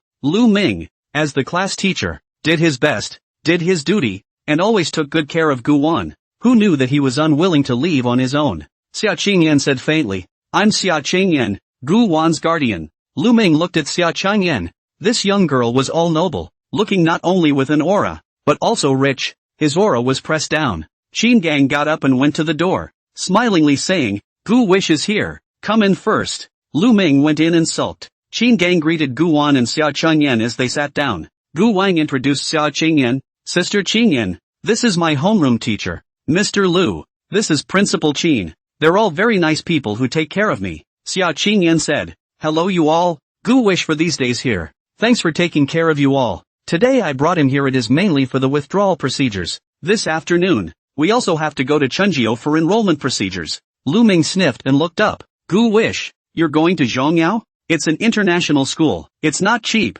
is it? Xia Qingyan said. Don't worry about this. Since I adopted Gu Wish, I'll naturally be responsible for the tuition. Qin Gang smiled and said, in the past, Gu Wish was alone and lonely, and now that he's finally been adopted and his family is in such a good condition, we're happy for him that he's able to enroll in Zhongyao. Gu Wish is a good kid. She's always at the top of her class in her studies. Lu Ming spat. He's the number 1 in our class 6-1, or the number 1 in his grade. I was counting on him to give me glory in the primary school exam. Maybe he could take the number 1 spot in Tianhai City, but now it's okay, it's gone. His tone was a little grumbling, a little regretful. Qin Gang reprimanded. Alright, cut the crap. Primary school exams? Xia Qingyan was confused and looked at Gu Wan with a surprised face and asked, Gu Wan, what grade are you in now? 6th grade. Xia Qingyan's brain raced. 8 years old and in 6th grade? That's a little too genius. What's she going to do when she's talking to the principal of Chunyu International about Gu-wish being in 2nd grade? Xia Qingyan stabilized her mind and did not show too much surprise, but looked at Principal Qin and said, Principal Qin, do you see this withdrawal procedure? Don't worry, Ms. Xia, there's no problem on my side. I'll handle this for Gu-wish right away and make sure his file is transferred to the new school with him piece by piece. Gu Wan looked at Lu Ming and Qin Gang. Old class. Principal. Then I'll go back to the classroom to get my own things on my side. Gu Wan walked to the door, and Lu Ming called out to Gu Wan. Gu-wish when you get there, don't waste your talent. Work steadily, study hard and get into a good university in the future. I believe you can. Gu-wish laughed. Old Ben. Don't worry, I will. Xia Qingyan held his hand, and the two of them looked at each other before leaving the principal's office. Come to the front of the school building and stand in the shade of the gardenias. At this time, everyone was still in the first class, and going to the classroom now was afraid of disturbing everyone's class. So Gu-wish planned to wait until the class was over before going to the classroom to get the rest of the books. The sound of the teachers teaching and the students reading came from the ears. The campus was very empty, and 2 sparrows, a male and a female, flew above Gu-wish's head, and they were chirping and chasing and playing. Gu-wish what are you taking? Why don't you just don't ask for it? You'll definitely be issued new textbooks when you get there. Xia Qingyan didn't want to wait here. It was best to go to Zhangyo International now for enrollment procedures. Gu-wish looked up and said, Sister Qingyan, wait a little longer. Class will be over soon. I'm going to say goodbye to my classmates. In addition to saying goodbye, he has to take something important that's hidden in his desk. Xia Qingyan looked at the elementary school where Gu Wan had studied, and also recalled her own school days, as if it hadn't been long. She saw a display wall over there with test scores for the entire school. Her eyes searched for the 6th grade rankings. Sure enough, I saw Gu Wan's name. In first place. Every one of them is number 1. Xia Changyan looked at Gu Wan. Gu Wan, you didn't plagiarize, did you? Of course not. Gu-wish spat blood in her heart. Why did she doubt herself? In fact, Xia Qingyan was not suspecting him of plagiarism. She was just flirting with him. Xia Qingyan's thoughts fluttered as she recalled. When I was in elementary school, I was also usually in first place. Why usually? Not always? Gu-wish asked her. Xia Qingyan said, because I don't want to take the test when I don't want to take the test. As long as I take the test I'll be number 1. So it's not all the time. But I was only in 4th grade when I was 8. And you're way ahead of me. Gu-wish said, but I was born as a cow or horse. And Sister Qingyan was born in Rome. Xia Qingyan looked at Gu-wish and said, you compare yourself to a cow or a horse? Gu-wish shook her head. I myself don't care about my origins because I know that if I put in the effort, there are some things that I can get. It just takes a little time. But not everyone has the same chance as me. Most people are cattle and horses, and it's really hard for them to change their fate. Xia Qingyan said, often we are not able to change the world, but we can live our own little world the way we want it to be, and that's good enough. It's like I met you and adopted you, and that's me changing my little world. From now on, you are no longer an orphan, and I will have you for the rest of my life to come, and that's good. It's really good. Gu-wish exclaimed. Yeah, it's great. Xia Qingyan took Gu Wan's hand again, not letting go. Jingle bells. Class. It's time for class to end. Teacher, you've worked hard. The dismissal bell as well as the music rang out. The school building resounded with laughter. Students came out in a line, drilled out of the classroom. They were in groups, laughing and joking. Some went downstairs. Some sprawled on the railing. Some chased and joked. Some strung out next door to the next door. Many of the students saw Gu Wang as well as Xia Qingyan standing in front of the school building. Gu-wish is considered a celebrity in Bright Road Primary School, because he went to the 6th grade at the age of 8 and often came first in his exams. So everyone knows about this prodigy. The way they looked at Gu Wan before was like looking at an alien. Some people don't treat him well, and some people like him a lot. And now, beside Gu Wan, stood a beautiful woman, looking like an iceberg, unapproachable. The two of them attracted a lot of attention, looking at them and whispering about something. Who is that woman? Yeah. Is that woman beside Gu-wish's mom? Nonsense. What kind of mother is that young? I'm guessing it's his sister? Isn't he an orphan? Where did you get a sister? From in front of Gu Wan. Many students walked by. Gu-wish said, Sister Qingyan, class is over. Let's go up. The two of them went upstairs together, heading to their 6th grade class on the 3rd floor. When going up the stairs, the students automatically gave way to them. The classmate lying at the 3rd floor railing saw Gu Wan coming, with a beautiful woman by his side, and immediately went back to report the news. Crap, Gu-wish is back. He had a beautiful woman with him. It's not his mom, is it? Hearing this news, Gu Wish's table-mate Zhu Yuyan's heart and mind moved. She had thought that Gu Wish was sick and was a little worried, but she didn't expect him to come after class. Just who is this beautiful woman? Zhu Yuyan was not like the other students who all ran out to see. She was calm and remained in her seat, but her writing pen stopped. Gu Wan and Xia Qingyan arrived on the third floor, drawing gasps from the students. Wow, it's so beautiful. Yes, what a beautiful sister. Someone asked. Gu Wish, who is this? Gu Wish saw her classmate and smiled. This is my sister. Xia Qingyan did not know how to face Gu Wish's classmates, so she just did not smile and became an iceberg. Everyone was afraid to come up and talk. A pretty female classmate asked, Gu Wish, why didn't you come to the first class? Yeah, the math teacher even asked about you. Gu Wan looked at everyone and calmly said, I'm transferring to another school. Sister Qingyan adopted me, and I'm going to go to another school. Some of them were especially happy when they heard that Gu Wish had transferred to another school, because then they wouldn't have to be pressed over the head by a small child. However, a part of the students were sad. After all, they were classmates who had been together for almost a year, and it was sad to see their friends leave. Some of the female classmates were very upset. Huh? Gu Wan, where are you transferring to? Gu Wish said, transferring to Chungyao International. The students gathered around, and once they heard that it was Chungyao International, they showed envious glances. My God, the tuition fee of Zhongyao International is not cheap. It's $300,000 a year, and it's not something that you can just get into. My dad paid for me to get into it and people didn't even want it. Gu Wish, you're not bragging, are you? What's there to brag about? With Gu Wish's accomplishments, Zhongyao International will probably still give bonuses. Gu Wan looked at Xia Changyan. Sister Qingyan, I'm going in to get something. He walked into the classroom and went to his seat, which was inside and Zhu Yuyan was outside. Table mate, I'm leaving. Gu Wish looked at Zhu Yuyan and said, Zhu Yuyan looks pretty, is a small beauty. The family condition is not bad. Before also very care Gu Wish, often give him to buy food, and she is still the class president of the first class of the 6 years, the oldest too. If Gu Wish to go, then Zhu Yuyan is the first in the 6th grade. According to reason she should be the most happy one, but she is not happy. Gu Wish looked at the table. Zhu Yuyan brought him breakfast. His heart was touched. Gu Wan smiled. Thank you. Zhu Yuyan looked at Gu Wan, with no intention of getting up and getting out of the way. You're transferring to another school? Zhu Yuyan looked at this little brother. Get along with these days. She felt that Gu Wish is not like a little brother, more like an elder. She learned a lot of things from Gu Wish, but unfortunately, now they have to separate. Gu Wish's face was calm as he nodded. The girls in the class looked at him. He was the group favorite of the girls in class 6. Does Sister Xin Yuan know about this? Zhu Yuyan asked again. Gu Wish said, I know. I told her. Zhu Yuyan's eyes were a little lost as she reluctantly got up and made way for Gu Wan. Gu Wan went inside and began to clean up his desk.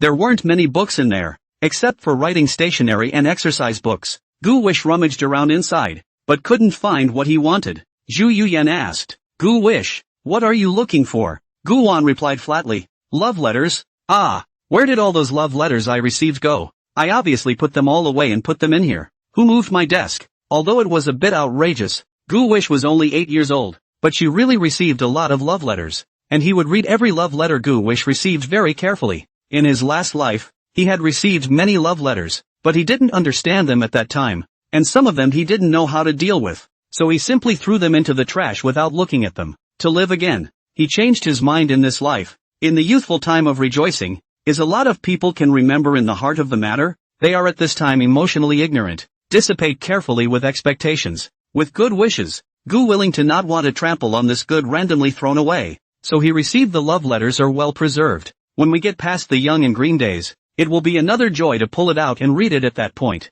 Zhu Yuyan was a bit vain. Obviously she knew where those love letters had gone. Gu Wish looked at her and asked, desk mate, do you know who moved over my desk? Who, in general, takes these things? And it must have known that Gu Wish had hidden the love letter before coming over to look for it. Could it be one of the previous confessors? Now you regret it and want the love letter back? Who is it? Zhu Yuyan's face was calm as she shook her head. Gu Wish sighed. Okay then. Gu Wan cleaned up his desk briefly, then took the water-fried buns on the table and left his seat. Table mate, thank you for taking care of me these days. Fellow students, let's see you in the mountains and the rivers and lakes. Gu Wan smiled and waved goodbye to everyone. Just as I walked out of the classroom, I saw the 3 teachers of languages, mathematics and foreign languages standing in the doorway. They came upstairs right away when they learned of Gu Wan's transfer. Gu Wan looked at them and said, Ms. Zhang, Ms. Zhao, and Ms. Yuan, Teacher Zhang said. Xiao Gu Wish, are you really leaving? She looked at the iceberg beauty next to her, Xia Qingyan, and seemed to understand everything that it wasn't fake. Her proud student was about to leave. Mr. Yuan said, teacher is so sad to see you go. Mr. Zhao said, yeah, teachers have less fun when you're gone. Gu Wish laughed. I'm also sad to see my teachers go, but life is just full of partings. It's a necessary lesson for us. Teacher Zhang said, but, little Gu Wish, you're lecturing us again. Gu Wish was distressed. He had tried his best to suppress himself, but his 30-year-old soul prevented him from saying anything overly childish either. However, Gu Wish's tiny body saying such words really made people hold their breath. But the good thing is that the teachers as well as the students are used to it. Teacher Zhao glanced at Xia Qingyan next to her, and then twisted her head to admonish. Xiao Gu Wish, when you go to a new environment, you should learn to keep a low profile, not to be too ostentatious, and when you arrive at a new family, you should also know how to be humble. There's no need for me to say this. You should understand it all. Mr. Yuan said. You have our contact information as well, so if anything happens, send us a message. Gu Wish nodded happily as she received the concern of so many teachers. I know. Xia Qingyan saw that these students and teachers were quite nice to Guwen. It seems that Guwen, this little guy, is quite popular. What's with this love letter just now? She'd have to interrogate her later. The little one is only 8 years old.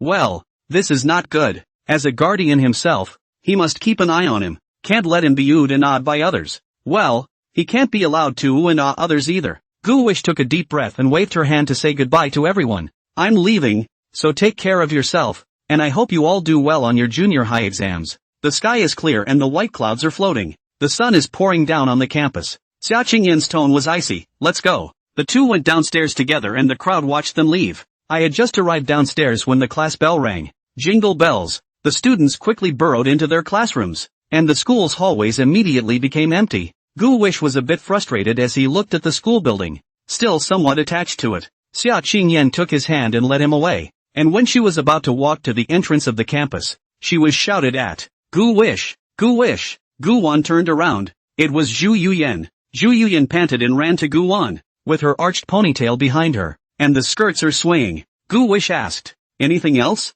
Same table? Zhu Yuyan red face said, love letters in my home. Today out of the house too anxious. Forget to take back. Afternoon after school I send you to the welfare of your new home. How did the love letter end up in Zhu Yuyan's house? It turns out that last Friday when the school after school Zhu Yuyan late left the meeting, and so on duty after the students left, she found out the Gu Wish to hide in the desk of those love letters, and then put into their own bags. Take home a copy of them all read. She is trying to look at those girls are to Gu Wish to write what? Gu Wish, I think you're fine. Gu Wish, if only you were a little older. Go Gu Wish, I'll always be behind you. Gu Wish, I think you're my Prince Charming, but you're too small. That's about it. The words are simple. The meaning is ignorant. Just like their feelings. Just simply like it. Nothing more. Zhu Yuyan originally intended to read it and put it back. This morning also deliberately came early, but when she went out, she actually forgot to take it. She also prayed that Gu Wish not to find out. Did not expect to still be found.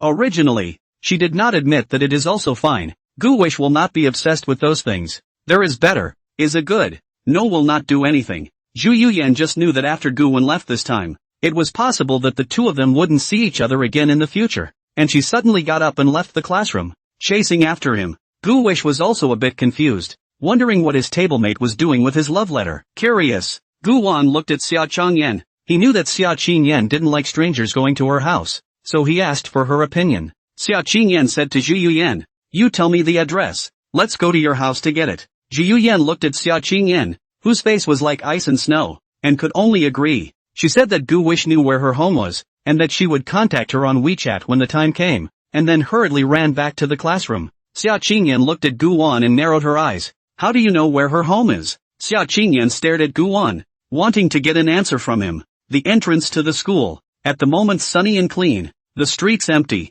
but by the time school is out in the afternoon, there will be a lot of itinerant vendors here, hawking all kinds of cheap snacks. Before every time after school, Zhu Yuyan will pull Gu Wish to eat skewers in the corner of the place. Vegetarian dishes 50 cents a string, meat dishes a piece. After eating a full, Zhu Yuyan will also Gu Wish to send to the orphanage. They only go home. There were times when Zhu Yuyan would even drag Gu Wen to her house for dinner. Gu Wish held Xia Qingyan's hand and explained, I often went to Zhu Yuyan's house before as a guest for dinner. and my uncle and aunt were very nice. So after a while, I became familiar with them. Xia Qingyan asked, why did they invite you, a little guy, to their house? Gu Wish thought for a moment and said, it's probably because Zhu Yuyan told my uncles and aunts about me, and they also wanted to see what a genius and handsome prodigy who surpassed their own precious daughter looked like. Xia Qingyan turned to ask, and what about the love letter? Gu Wan said, it's just love letters. Didn't Qingyan-san receive one when she was in school? Gu Wish asked rhetorically, looking at Xia Qingyan with a serious face. Xia Qingyan's expression was a bit unnatural. She let go of Gu Wish's hand and wrapped her hands around it, saying disdainfully, of course I've received love letters. I don't know how many little boys had crushes on me at that time. When she said this, Xia Qingyan was clearly lacking in bottom energy. Ever received a love letter yourself? She didn't remember much about such inconsequential things. Or maybe she received it, but she treated it like garbage and threw it away without looking at it. But in front of Gu Wan, she didn't want to admit defeat. Gu Wan became interested and said, then, does Sister Qingyan still have those love letters? Take them out and read them together when you get home. Gu Wish is still very interested in these. This thing will have a different feeling when he takes it out to watch and share, and it will also give him a lot of inspiration material, which can just be used later if he writes a dog food text novel. Xia Qingyan's eyes rolled and found an excuse. Who would keep that thing? It was thrown away long ago. Throw it away? Too bad, Gu Wan lamented. And has Sister Qingyan read the contents of the letter? Do you remember who wrote the love letter that impressed you the most? Xia Qingyan shook her head. I'm not going to look at those things, Gu Wish said with a serious look on her face. Not falling in love and not having a relationship would really make life a lot less fun. Xia Qingyan sneered. Feelings? Emotions are the most cruel thing in this world. Gu Wan looked at Xia Qingyan and didn't say anything, but instead held Xia Qingyan's hand again. He knew that she was cocooning herself, wrapping a thick shell around her soft exterior to protect herself. Looking at the tiny Gu Wish, Xia Qingyan knew that the tone of her words just now was too cold. She turned and asked, I haven't said anything about you yet. You're only 8 years old. How did you receive those love letters? Gu Wish shrugged very bashfully. There's nothing I can do about it. Who made me too attractive? What kind of charisma can a little kid like you have? Gu Wish boasted. Just kidding. If I didn't have any charisma, the beautiful as a fairy, Miss Xia Qingyan, would look at me?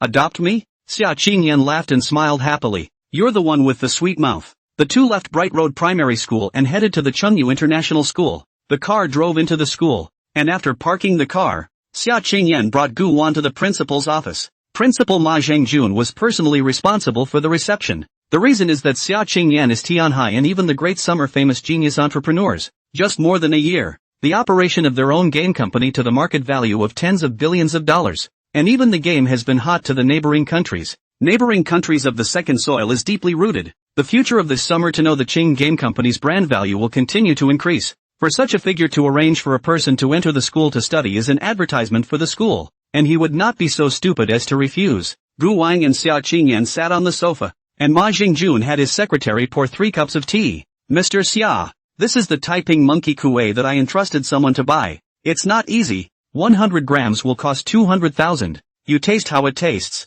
Xia Qingyan said truthfully. Principal Ma, I don't really know tea. Gu Wish picked up the teacup and sipped it, then said truthfully, you may have been deceived. This is ordinary monkey kuei tea, not the treasures on auction. Ma Zhengjun has also never drunk Taiping monkey kuei before. He used to drink Westlake Longjing before, so he is not sure about the authenticity of this thing himself. But the fact that this was coming from a small child made him wonder. An 8-year-old child who knew about tea? But this little kid was brought here by Xia Qingyan, who was either rich or noble. So maybe he had seen a lot and really knew them? Ma Zhengjun kept his smile and asked amiably, little friend, how do you know this tea is not right? Gu Wish in his previous life, but also with some big brother drank some tea. Want to speak in front of the big brother? You need to understand their preferences. So specializing in the study of these teas, there is the obvious point that tea, regardless of the variety, is always more expensive when traditionally handcrafted than when it is machine-made. And this tea from Ma Zhengjun is obviously a mechanism,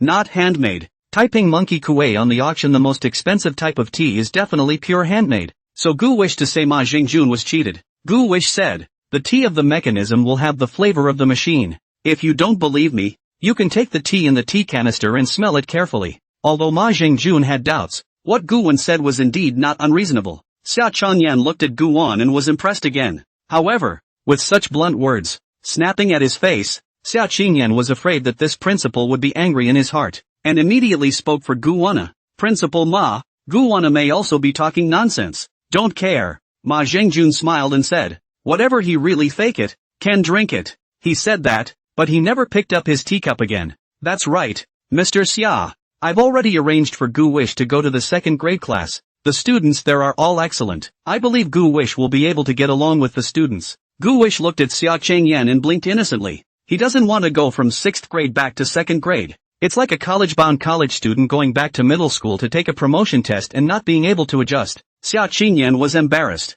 Principal Ma, I was wrong with you before. Gu Wish isn't going to be in the 2nd grade. She's in the 6th grade. Mazinger was surprised. 6th grade? Mr. Xia, you're not kidding, right? Gu Wish is only 8 years old. And she's in the 6th grade? Xia Qingyan nodded. Yes, and Gu Wish's academic performance is not bad, always maintaining the top grade. As if Ma Zhengjun had picked up a treasure. He said happily, then Gu Wish is truly a genius prodigy. Then I'll put him in our 6th grade class. Ma Zhengjun made a phone call, and then within moments there was a knock on the door. It's a beautiful female teacher. Ma Zhengjun introduced. This is Ms. Xiaofei Xue Xiao, the homeroom teacher of the 6th grade class, the best teacher we have here. Mr. Xiao, I found you a prodigy as a student. Xiaofei Xue and Gu Wan looked at each other. Gu Wish sighed in her heart. Why is this world so small? Xiaofei Xue thin and tall, sweet and moving looks, wearing a white round neck short sleeve, draped in a gray jacket, and below is a black 7-minute pants,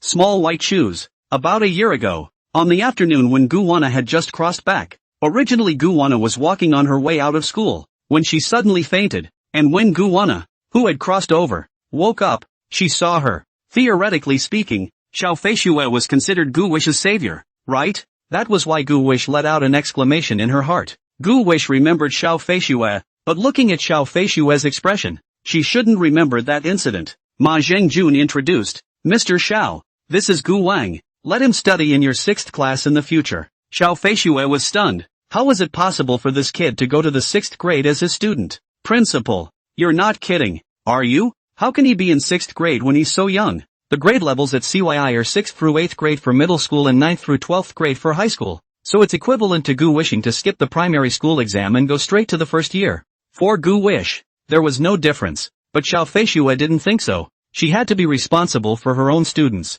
A small child of 8 years old, how could he be allowed to follow the older children to study? Not to mention whether he can keep up or not. What about the communication between classmates? He might slowly turn into a child with a withdrawn personality. Xiaofei Xue would never agree. Ma Zhengjun said, Gu Wish is a prodigy. I don't see any problem with him. He often came first in his grade in other schools' exams before. Right, Mr. Summer? Xia Chengyan looked at Xiaofei Xue and said, you may not know about Gu Wish's situation. I can vouch that he has no problem keeping up with the knowledge of junior high school. And as for the communication between the students, I also don't think he has a problem. Ma Zhengjun laughed. Right.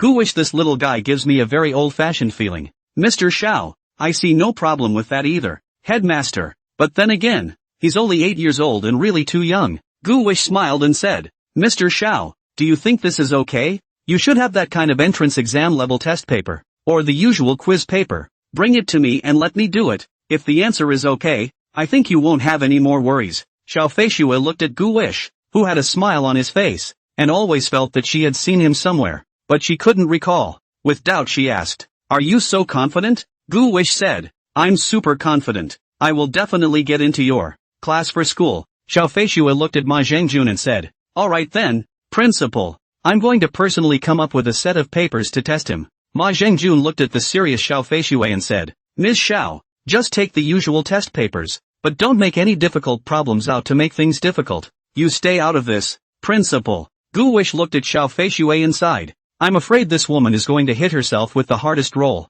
Xiaofei Xue smiled and said to Gu Wan, how about it? Want to go back and get ready? Provocation? Gu Wan couldn't tolerate that. No need. Mr. Xiao. Now. Alright then, you come with me. Xiaofei Xue turned around and walked out of the principal's office. Gu Wan looked at Xia Qingyan and said, Sister Qingyan, I'm going. Xia Qingyan nodded. She thought for a moment and then said, Gu Wan, can't I follow? Gu Wish said, don't worry Sister Qingyan, it's fine. Just wait here for my good news. In the corridor, Xiaofei Xue walked in front, and Gu Wish followed beside her. She deliberately slowed down in order to allow Gu Wish to keep up with her. Xiaofei Xue looked at Gu Wish and said, was it you yourself who wanted to start in the 6th grade? Yeah, Gu Wish replied. They're all a bit older than you. Aren't you afraid of being bullied by me? Gu Wish smiled and said, will Mr. Xiao watch me get bullied? Xiao Feishue stopped and looked seriously at Gu Wish. It was only at this moment that she believed in Principal Ma's words. This child was indeed old-fashioned. She had no problem communicating with her, and knew to ask herself rhetorically. What made her wonder was a little 8-year-old kid that deep in the city? What a kid from a posh family. Xiao Feishue said, my students, I will protect them, within my ability. Gu Wish asked again, Mr. Xiao, you won't make it difficult for me with some tricky and odd questions, right? What? Scared? Didn't you just answer with confidence? Gu Wish said, although I'm confident enough, but after all, Mr. Xiao is so much older than me, and there must be a lot of sets that he can play, so it's hard for me to guarantee that I won't fall into a pit. Pust. Xiao Feishue burst out laughing as she looked at Gu Wish and said, you know quite a lot. I'm not going to make it hard for you. As long as you can live up to my heart's expectations, I'll take you to our 6th and 1st class. Xiao Feishue said this is not set as standard. Cannot work but also her final clap. This is not work. Gu Wish asked, what is Mr. Zhao's mental expectation? There has to be a line for me, right? Xiao Feishue looked at Gu Wish, didn't say anything, and led him into an office. There are 4 or 5 teachers in the office. All of them are 6th grade classroom teachers, and also serve as the main teacher. Xiao Feishue is teaching language. The others are English teachers. Xiao Shui, this is the prodigy the principal talked about on the phone? There was a female teacher who was beautifully dressed and saw Gu Wish with glowing eyes. The other teachers also put down their hands and came to Xiao Feishue's desk, surrounding Gu Wan. And handsome. Yeah, what's your name? A teacher asked with a smile. Gu Wan smiled shyly. Hello pretty sisters, my name is Gu Wan. Gu Wish? That's a good name. How old are you? Xiao Feishue faintly said. He's 8 years old. 8 years old? The female teacher sucked in a breath of cold air. 8 years old and the principal has him shadowing him in the 6th grade? Crazy? Xiao Feishue said. He's quite confident himself, and I heard that he often took first place in other schools before. 6th grade too? The female teacher asked. Gu Wish nodded. Xiao Feishue looked at them and said, right. You guys don't believe it either, right? So I'm going to take a set of papers to test him. The other teachers moved their own chairs to sit over, and they looked at Gu Wan in unison. These teachers, all high school students, each graduate of prestigious universities. When they were young, they were also 1 in a million students, and at the moment saw a small child prodigy. Of course, can arouse their interest. Gu Wish was surrounded by these beautiful female teachers and instead of feeling pressured, she felt good. Each of them had a different scent. Xiao Feishue printed out a paper and laid it in front of Gu Wan. Nah, this midterm paper for our class. If you can get 80, I'll keep you. Otherwise, you'd better go to 2nd grade. Gu Wish looked at the paper. It was a math paper. It's simple. Xiao Xue, this set of papers has a passing rate of only 50%. And didn't Zhao Yunlan, the top student in your class, only score 89? Is this too hard? Yeah, he's already in the top 10 if he makes it to 80. Change the easy one.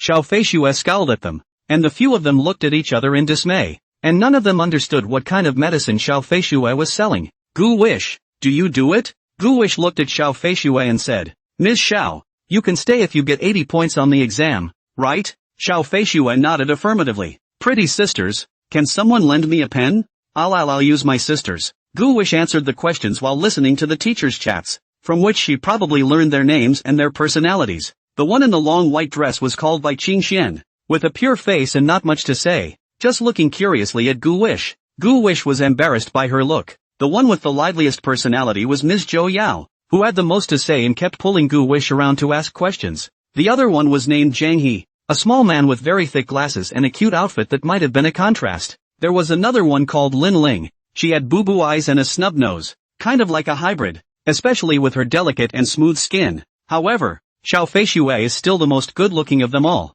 and the bookish temperament from the inside is very comfortable to look at. Zhou Yao plopped down next to Gu Wan. Her smile was clean and her small tiger teeth could be seen as she grinned. She asked softly, Gu Wan, where did you go to school before? Gu Wish answered honestly, at Bright Road Elementary School. Guangming Road Primary School is in Guangming District and Chunyu International School is in Tinpa District, which are far away from each other. Moreover, Guangming Road Primary School is an ordinary elementary school and Chunyu International is famous for its expensive tuition fees. The span between the two was so large that one could not help but wonder how Gu Wish chose to suddenly come to school here. So what brings you here? Lin Ling said. Tuition here isn't cheap for a year. Bai Qingxian said indifferently.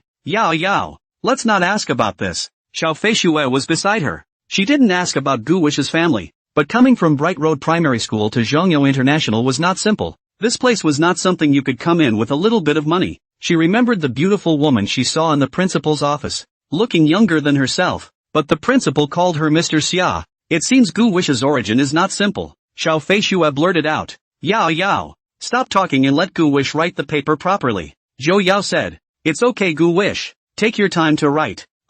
She wanted to ask something else, but Zhang Shi simply covered her little mouth and warned. Yao Yao. Shut up. Zhou Yao picks at Zhang Shi's hand, and after picking at it, Zhang Shi spits out. Zixizi. What did you touch on your hand? It tastes salty. Zhang Shi smiled sarcastically. I'm sorry. I just had a bit of an itch in my armpit and scratched it. Blah blah blah. Zhang Shi, I'm going to kill you. You covered my mouth with the hand that scratched my cackle? Zhou Yao got up and wrestled with Zhang Shi. Gu Wan sat there, not caring about them at all, just quietly working on her papers. He had already read the paper. There was nothing difficult about it. He just had to make sure he got 80 points on the paper. So he purposely left out the first 10 of the multiple choice questions and started with the 11th. Ringling laughed. Ha ha ha, I doubt she wasn't touching her armpit. Bai Qingxian instantly understood Lin Ling's words for a second. The corners of her mouth slightly hooked. A bad feeling instantly rose in Zhou Yao's mind. Her eyes widened as she asked. What do you mean? Did she touch the smelly feet? Zhang Shi was a bit vain and said. Oops. Yao Yao. It's really an armpit. Forget about it. Xiao Feishue didn't have the good sense to say. If you guys make a fuss again, go out and calm down for a while first. What if you delay Gu Wish from doing the questions? Zhou Yao and the girls quieted down and resumed their seats. 5 pairs of eyes staring at Gu Wan as he worked on the questions. There was no way he could have cheated. Lin Ling and the girls had also noticed that Gu Wish hadn't done the 10 multiple choice questions in front of him, but had started directly with the sky questions. A few people looked at each other. Perhaps the question was too difficult for Gu Wan? However, Xiao Feishue was calm. When she saw that Gu Wan had written the correct answer to the first fill-in-the-blank question, she knew that Gu Wan really wasn't simple, or else he couldn't have done this question. Then, they became less and less calm. 10 fill-in-the-blank questions, 3 points each, and Gu Wish got all of them right. Zhou Yao exclaimed in shock and was about to scream out when her mouth was covered again, but this time it wasn't Zhang He, who went to the bathroom to wash her hands. This time, it was Xiao Feishue, who was afraid that Zhou Yao's loud voice would disturb Gu Wan's thinking as well as his speed in doing the questions. Zhou Yao did not resist this time. Instead he stuck out his tongue and licked Xiao Feishue's palm. Well, it was sweet and still smelled good. Xiao Feishue was startled and immediately reddened her face, her red cheeks as tantalizing as a peach. She also withdrew her hand momentarily. A frown. Zhou Yao turned around and looked at Xiao Feishue with a demented woman-like face, as if she was looking at her favored prey, and she playfully stuck out her tongue to lick her lips. Xiao Feishue was so frightened that she was jolted, from the ceiling to the soles of her feet. Xiao Feishue ignored her and continued to look at Gu Wish. Zhang Shi, who had finished washing her hands, shook them off and even put her hand by Zhou Yao's nose to smell them. Yao Yao. I'm clean. Bummer, dash. He Hazi, you're even more perverted than I am. Zhang Shi grinned. Bai Qingxian could see Gu Wish's intentions. This little guy was controlling the points should. Lin Ling found the answers to this paper, then compared them one by one, and realized that Gu Wish had written exactly 80 points. Not 1 point more, not 1 point less. She burst out laughing. Xiao Feishue took the answers and compared them, her brows getting tighter and tighter. Gu Wish put away his pen. Not writing? Xiao Feishue asked suspiciously. There's still time. Aren't you going to do the multiple choice questions in front of you? The first multiple choice questions were all giveaways and relatively easy. Gu Wish even got the last big question right.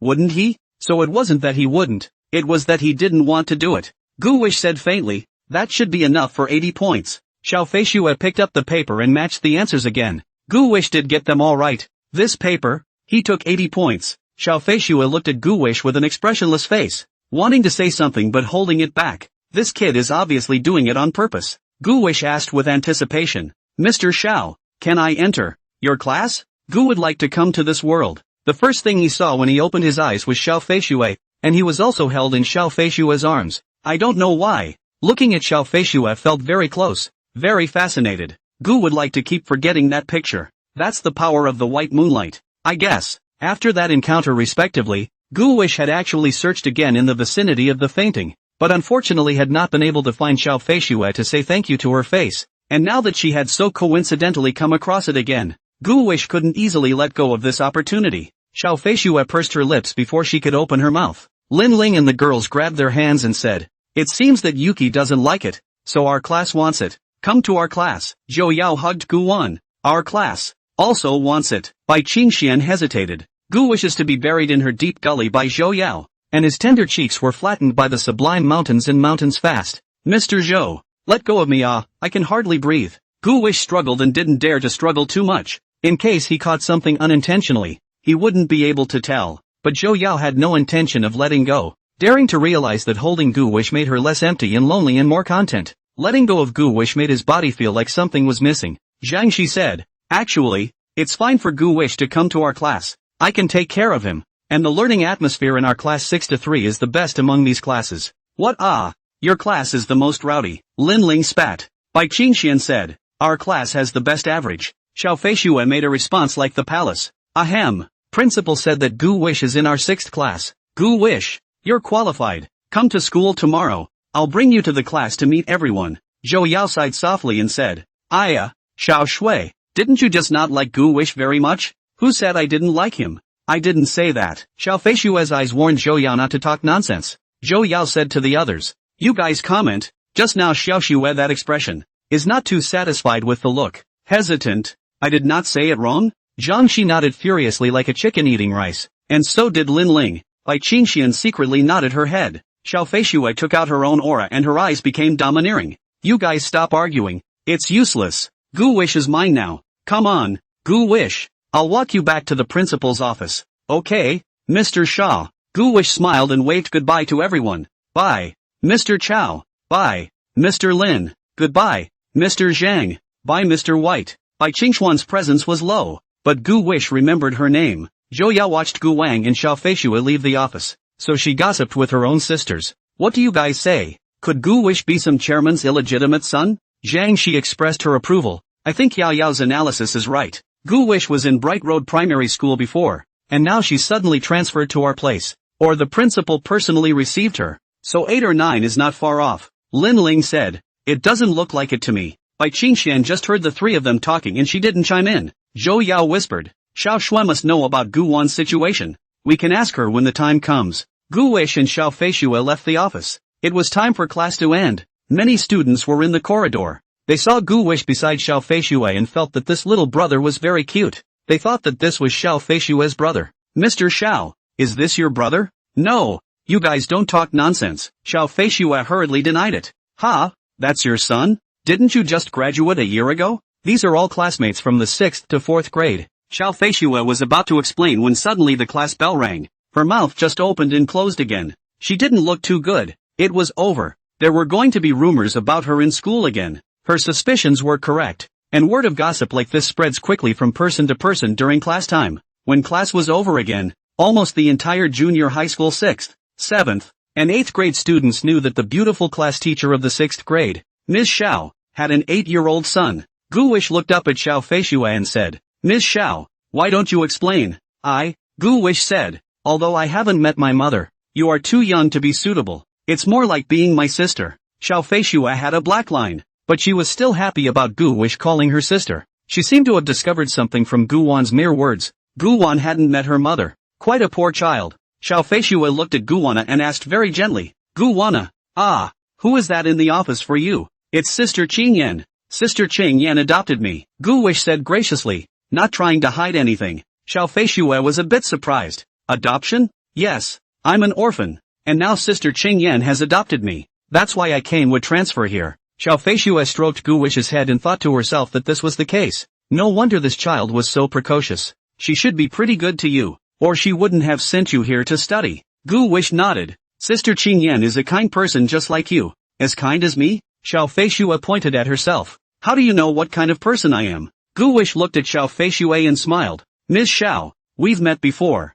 "Seen? Where? Why don't I remember?" Xiao Feishue was a bit confused as she once again looked carefully at Gu Wan, still unable to recall where she had seen him before. It's normal to forget, right? After all, more than a year has passed, and when it was Gu Wish was also quite confused, even forgot to say thank you. "In our last life, we agreed to meet again." Gu Wish bullshitted. Xiao Feishue. She was expressionless. "Go on, don't be ridiculous." Fine, I'll keep my mouth shut." Gu Wish smiled and reminded her. A year ago, right at that fork in the road next to Bright Road, you were holding a little boy in your arms who was unconscious from hypoglycemia. Remember? Xiao Feishuo searched hard. There was indeed such a paragraph in her memory, but it was too long ago and she couldn't remember the specifics of the situation. Oh, that little boy is you. Ha! Xiao Feishuo blinked. Gu Wish laughed. It's me, Mr. Xiao. I didn't give you a thank you at that time, but now in front of you, I'm here to thank you for saving me. If it weren't for you,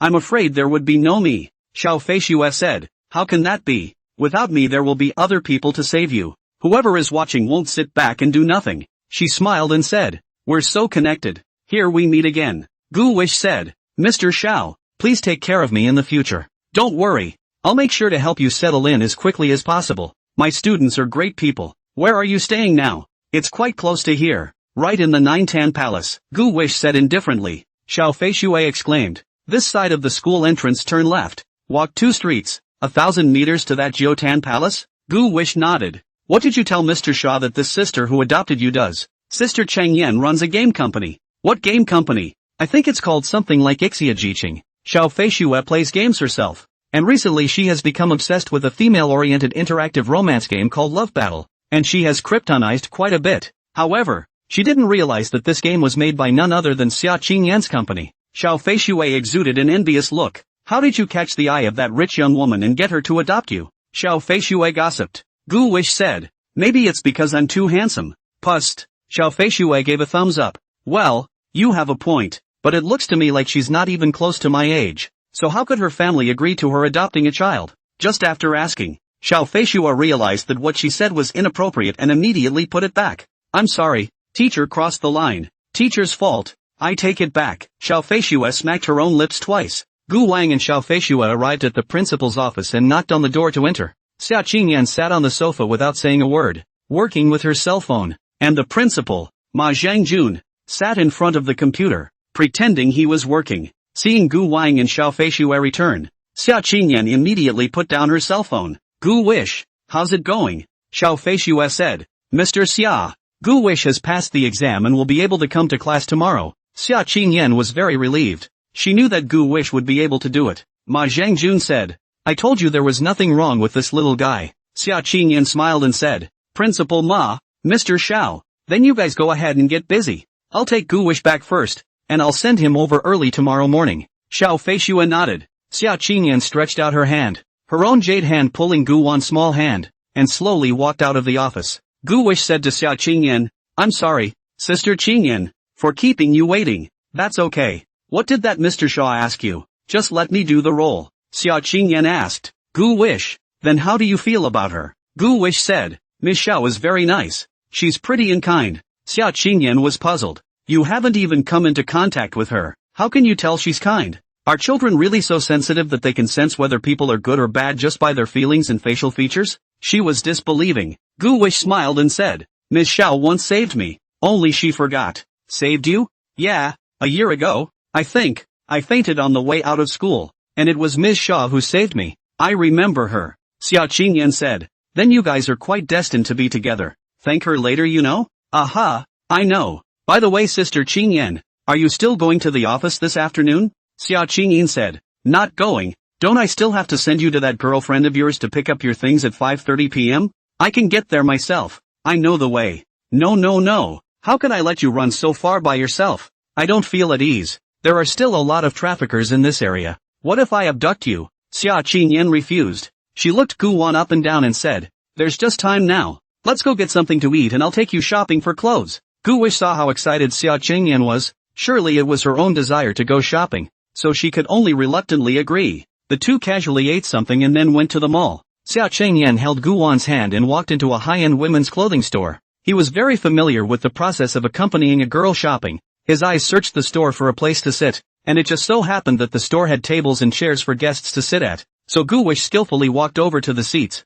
and then sat down and waited for Xia Qingyan to pick out the clothes and ask for herself. Xia Qingyan was picking out clothes, and after picking out a dress, she brought it over and asked Gu Wan. Gu Wish, does sister look good in this? Xia Qingyan asked expectantly. Gu Wish touched his chin and thought, this color is too dark. Sister Qingyan, you're suitable for lighter colored clothes. Xia Qingyan looked at the clothes in her hand. It did feel a little deep. so she put it back. Gu Wish pulled out his cell phone and began to code. Gu Wish, what about this one? Guwon saw that the dress was beautiful, but it was see-through and revealing, suitable for Xia Qingyan to wear at home, not outside. Ahem, this one's a little revealing, not so good. Xia Qingyan obediently put it back again. The clerk looked at how she had to ask this child's opinion when she had introduced herself so diligently, and it was not easy for the customer to want to buy it. And then she was rejected by Gu Wish, and she instantly hated this little child a little. Xia Qingyan was discouraged, and she walked over to pull Guwon. Then you pick for me. Sister Qingyan, it's better for you to choose, but you don't like any of the ones I chose, Xia Qingyan said bitterly. Gu Wish whispered to Xia Qingyan, Sister Qingyan, it's not that I don't like it. In fact, whatever you wear is very beautiful. It's just that some of them aren't suitable for wearing outside, so you can buy them home and just wear them at home, Xia Qingyan said. Ah, then wouldn't no one see it and only you appreciate it? Gu Wish raised an eyebrow. Yeah, you can buy it if it's only for me. Humph, you wish. I'd buy it back and not wear it, Gu Wish said. Sister Qingyan, don't think too much. I'm afraid that some nasty-minded people will eat your tofu at intervals. How do you eat tofu in space? Xia Qingyan didn't understand. Think about it, if you walk down the street wearing such a pretty dress, will they be looking all over you? With normal admiring eyes that's fine, but some of them are horny, lewd, and there are even trailing demented men. When Xia Qingyan heard this, she immediately felt a bit uncomfortable and goosebumps rose on her body. Xia Qingyan still packed those clothes.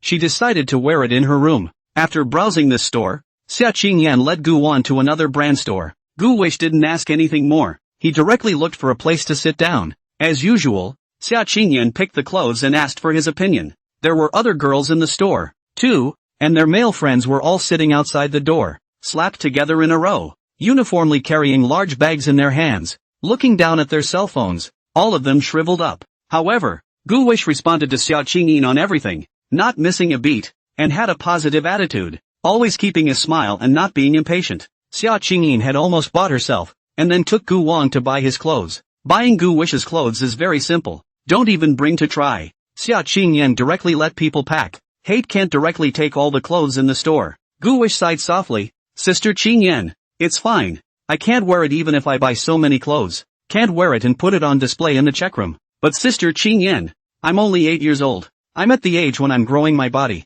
and these clothes might not fit me soon. So yeah, buy less to avoid waste. If you don't wear it, just roll it for the mountains. Gu Wish said. Sister Qingyan, you don't really think that all these second-hand clothes donations go to the mountains for the children later, do you? Isn't it? Xia Qingyan queried. After these clothes and quilts are donated, there is an industry chain where they pick out the good ones, clean them, and sell them to Africa or the mountains. Others will make their way to the second-hand clothes market, and they're not cheap. These people, they earn black money. Clothes that actually made it to the mountains were rags. Gu Wish said. They will sell these used clothes to make money. What, isn't it donated? Can't it reach the mountains even if it's donated there through regular channels? Gu would like to shake his head. To pick up several layers of skin, there is no value. This batch of ragged clothes to be sent to the mountains, a little better are specialized in selling out. $1 million business. Xia Qingyan said. Aren't they afraid of being caught if they are so blatant? And of course there are interests involved up there. It's hardly a secret. Gu Wish said seriously. So all those charities are faking? Gu Wish thought for a moment and said, most charitable organizations are also essentially doing business, and 80% of the donated materials as well as money from the community can be delivered to the hands of the people affected by the disaster, which is already a conscientious organization. After all, there are still expenses and wear and tear in their operations. Unless you personally deliver the supplies to the disaster area so that they can be 100% in the hands of the people in the disaster area.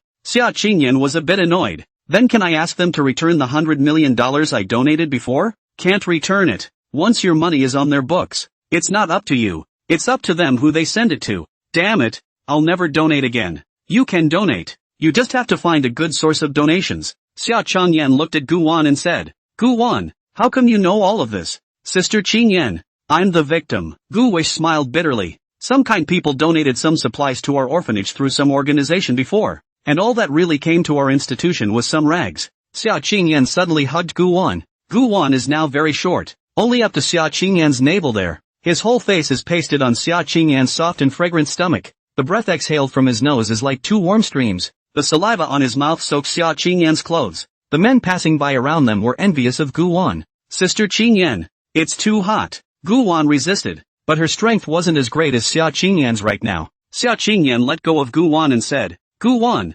although there are a lot of bad people in this world, but my sister must be a good person. Please believe me. Of course I believe that Sister Qingyan is a good person. Gu Wish said. It's just that it would be nice if everyone's kindness was treated properly. Xia Qingyan as well as Gu Wish to buy those things two people simply cannot finish, so she let the clothing stores delivered to the door. Most of those upscale clothing stores can deliver to your door. The two of them continued to wander around empty-handed, and when they got tired of shopping, they bought 2 ice creams and ate them. They were sprawled out at the railing, and not far away there were slides that many parents were playing on with their little ones. Xia Qingyan was envious. She had never played with this when she was a child, but now she wanted to try. But she looked at all the kids playing on the slide who were only 3 or 4 years old. Some of them still have parents playing with them though. Gu Wish ate his ice cream while his eyes looked at the pairs of long white legs walking by below. The corners of his mouth hooked into a wicked smile. Summer feels so good. Feast your eyes. Oh no, it's a feast. He licked the ice cream, feeling physically and mentally healthy and refreshed.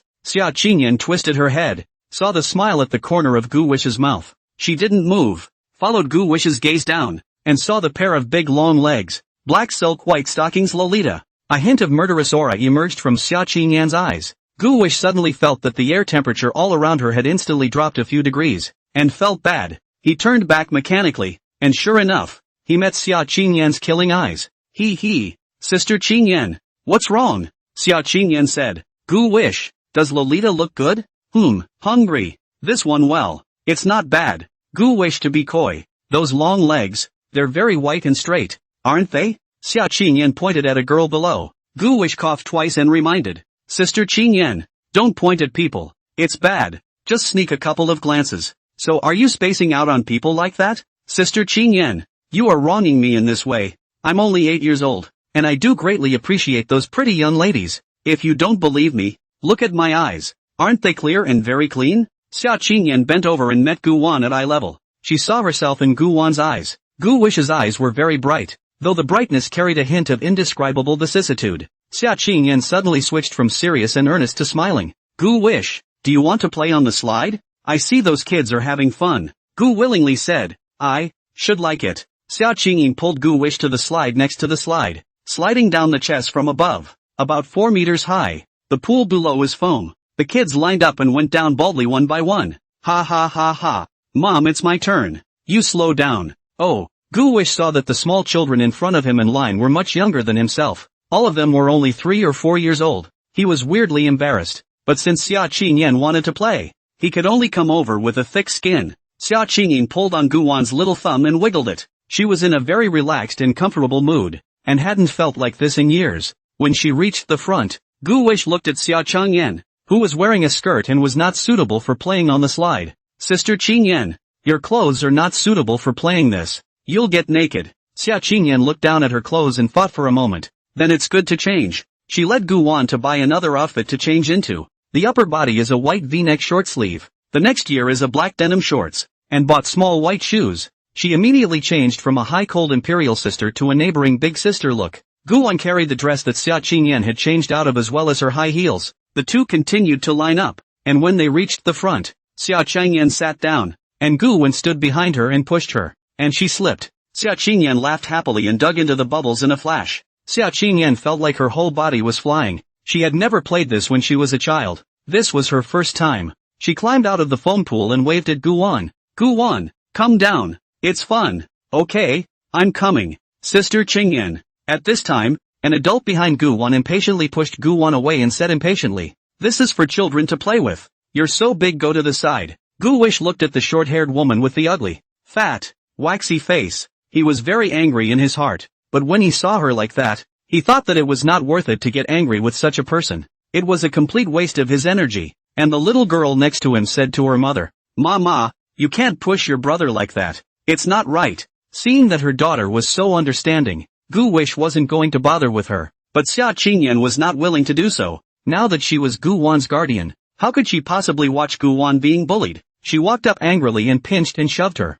What are you doing? Why are you bullying Gu Wan? The old woman scolded. Try moving me again? He shouldn't be playing on the slide when he's that old. He should let the kids play. What rule says you're not allowed to play? What's with the disgusting brute like you? The woman was raging, like a mad chicken. all fried up. What's wrong? What's wrong? Just don't let you guys play. Gu Wish came to Xia Qingyan's body to protect her, afraid that the woman would suddenly make a move and scratch Xia Qingyan with her claws. The woman's daughters were crying helplessly. The man next to him advised, all right, it's public. Who are you to keep people from playing? Yeah, it's not like it's your families. The woman said irrationally. Then none of you are going to play. Stop crying. If you cry again you won't be allowed to eat at home tonight. The little girl cried even harder when the woman scolded her. Xia Qingyan said angrily, how can there be such unreasonable parents like you in this world? Is this the kind of education you want to impart to your children and set such an example? I don't want you to worry about it. You're not too big for your hood,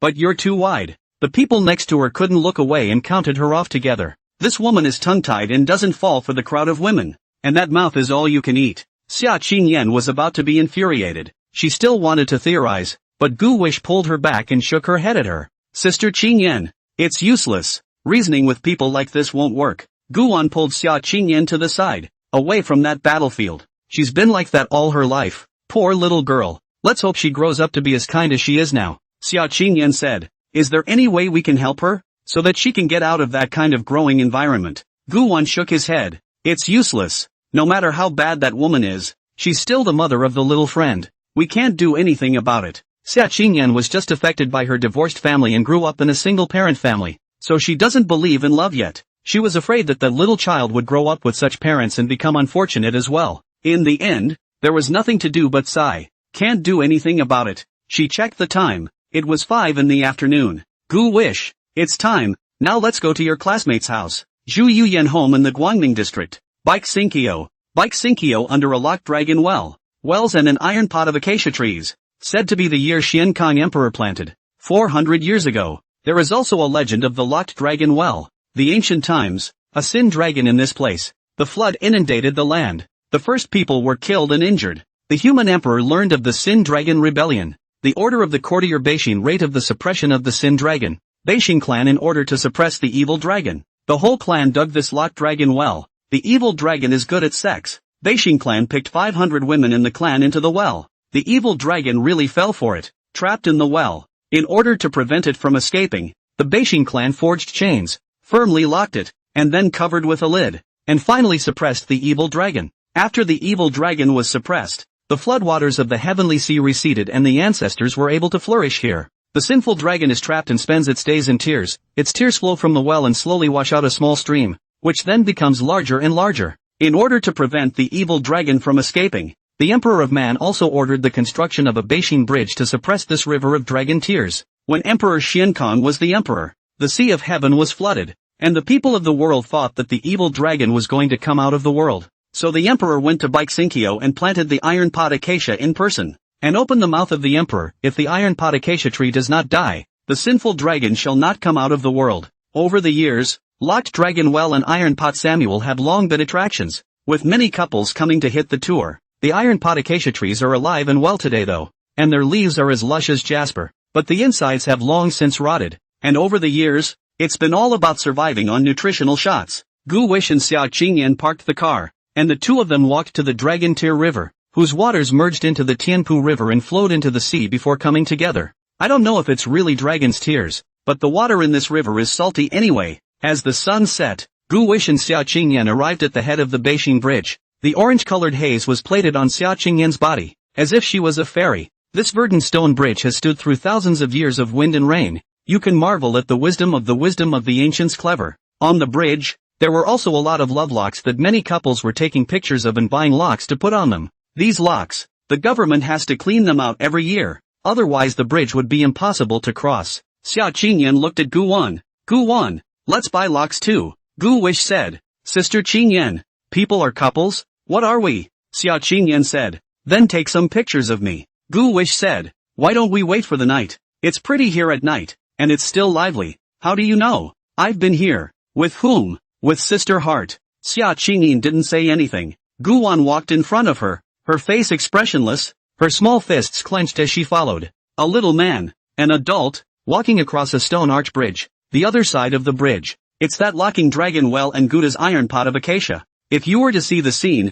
it's really quite amazing that a big acacia tree grows in an iron pot and is so tall. It looks pretty with red string tied all over it. Gu Wish stared at that dragon-locking well. The mouth of the well was about 1 meter and 2 above the ground, and that lid had inscriptions on it that didn't look like it was imitated now. When you get close to that well, you feel the morose coldness. That big chain as thick as an adult's arm is also shocking to look at. Could there really be a dragon down the well? Xiao Qingyan pulled Gu Wan, who was startled and her body shivered. Sister Qingyan, you scared me to death. What are you shaking? Xiao Qingyan asked. Every time I come, when I see this well, I always think of lifting the lid to see what's really there. Thinking that I'm scared because I wonder if a dragon hundreds of meters long will really come out of it. Gu Wish said mysteriously. Xiao Qingyan said, how can there really be dragons? Don't be ridiculous. Is your girlfriend's house over here? It's just up ahead in that crystal neighborhood. The two of them walked past the dragon-locking well, which seemed to resound with a mournful dragon's roar. Coming downstairs to Zhu Yuyan's house,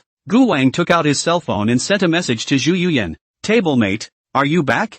I'm at home. Zhu Yuyan replied back in seconds. She ran back as soon as school was over and hurriedly put away all those love letters from Gu Wan, then took her cell phone and waited for Gu Wan's message. Gu Wish, did that woman accompany you too? That woman? Definitely talking about Xia Cheng Smoke. Sister Qingyan is with me for a piece. Can you come up here on your own? Zhu Yuyan asked. Gu Wan looked at Xia Qingyan and said, Sister Qingyan, can I go up and get my things by myself before coming down? Xia Qingyan looked at Gu Wish and didn't say anything. Gu Wish smiled sarcastically and sent a message to Zhu Yuyan. Tablemate, can you take it down? There are people down there. It would be bad if someone saw it. Zhu Yuyan didn't want to go down. Gu wished to think. See it? What's wrong with it? Then I'll come up with Sister Qingyan in one piece, huh? Gu Wang went upstairs with Xia Qingyan and arrived at Zhu Yuyan's door. Knocking on the door, Zhu Yuyan asked. Who? I, Gu Wish. Zhu Yuyan opened the door and let Gu Wang and Xia Qingyan enter. Gu Wish had been here before,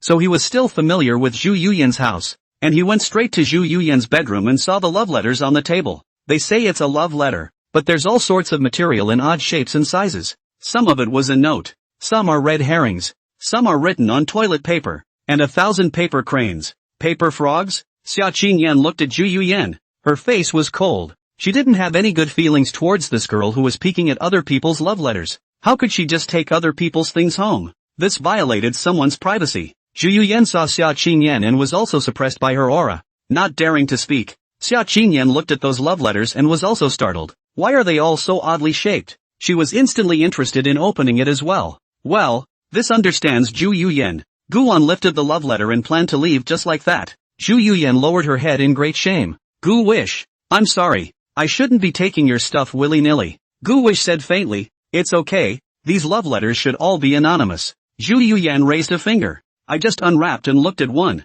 Gu Wish asked, what was written? Gu Wish, you have to grow up fast. Sister will wait for you. Zhu Yuyan said. Gu Wish grinned up. This feeling of being liked was so good. Xia Qingyan said, no early love. If I find out, break your legs. Gu Wish said, I didn't. Sister Qingyan. Xia Qingyan said, I mean if. Well, we've got the stuff too. Let's go home now. Tablemates, I'm leaving, haha. Zhu Yuyan called out to Gu Wish and then hugged him. Gu Wish, you have to take care of yourself. I will. Zhu Yuyan let go of Gu Wang. Gu Wang and Xia Qingyan turned to leave. And just as they walked to the living room, two people came in from outside. It's Zhu Yuyan's parents. Zhu's father and mother were very happy to see Gu Wan arrive. Hello uncle and aunt, Gu Wan greeted. Aya, Xiao Gu wishes to come and play at home? Yun, why don't you tell me in advance so I can prepare some meals? Zhu father and mother both work in the organization, and they are off work at the whole time. Both of them like Gu Wan very much.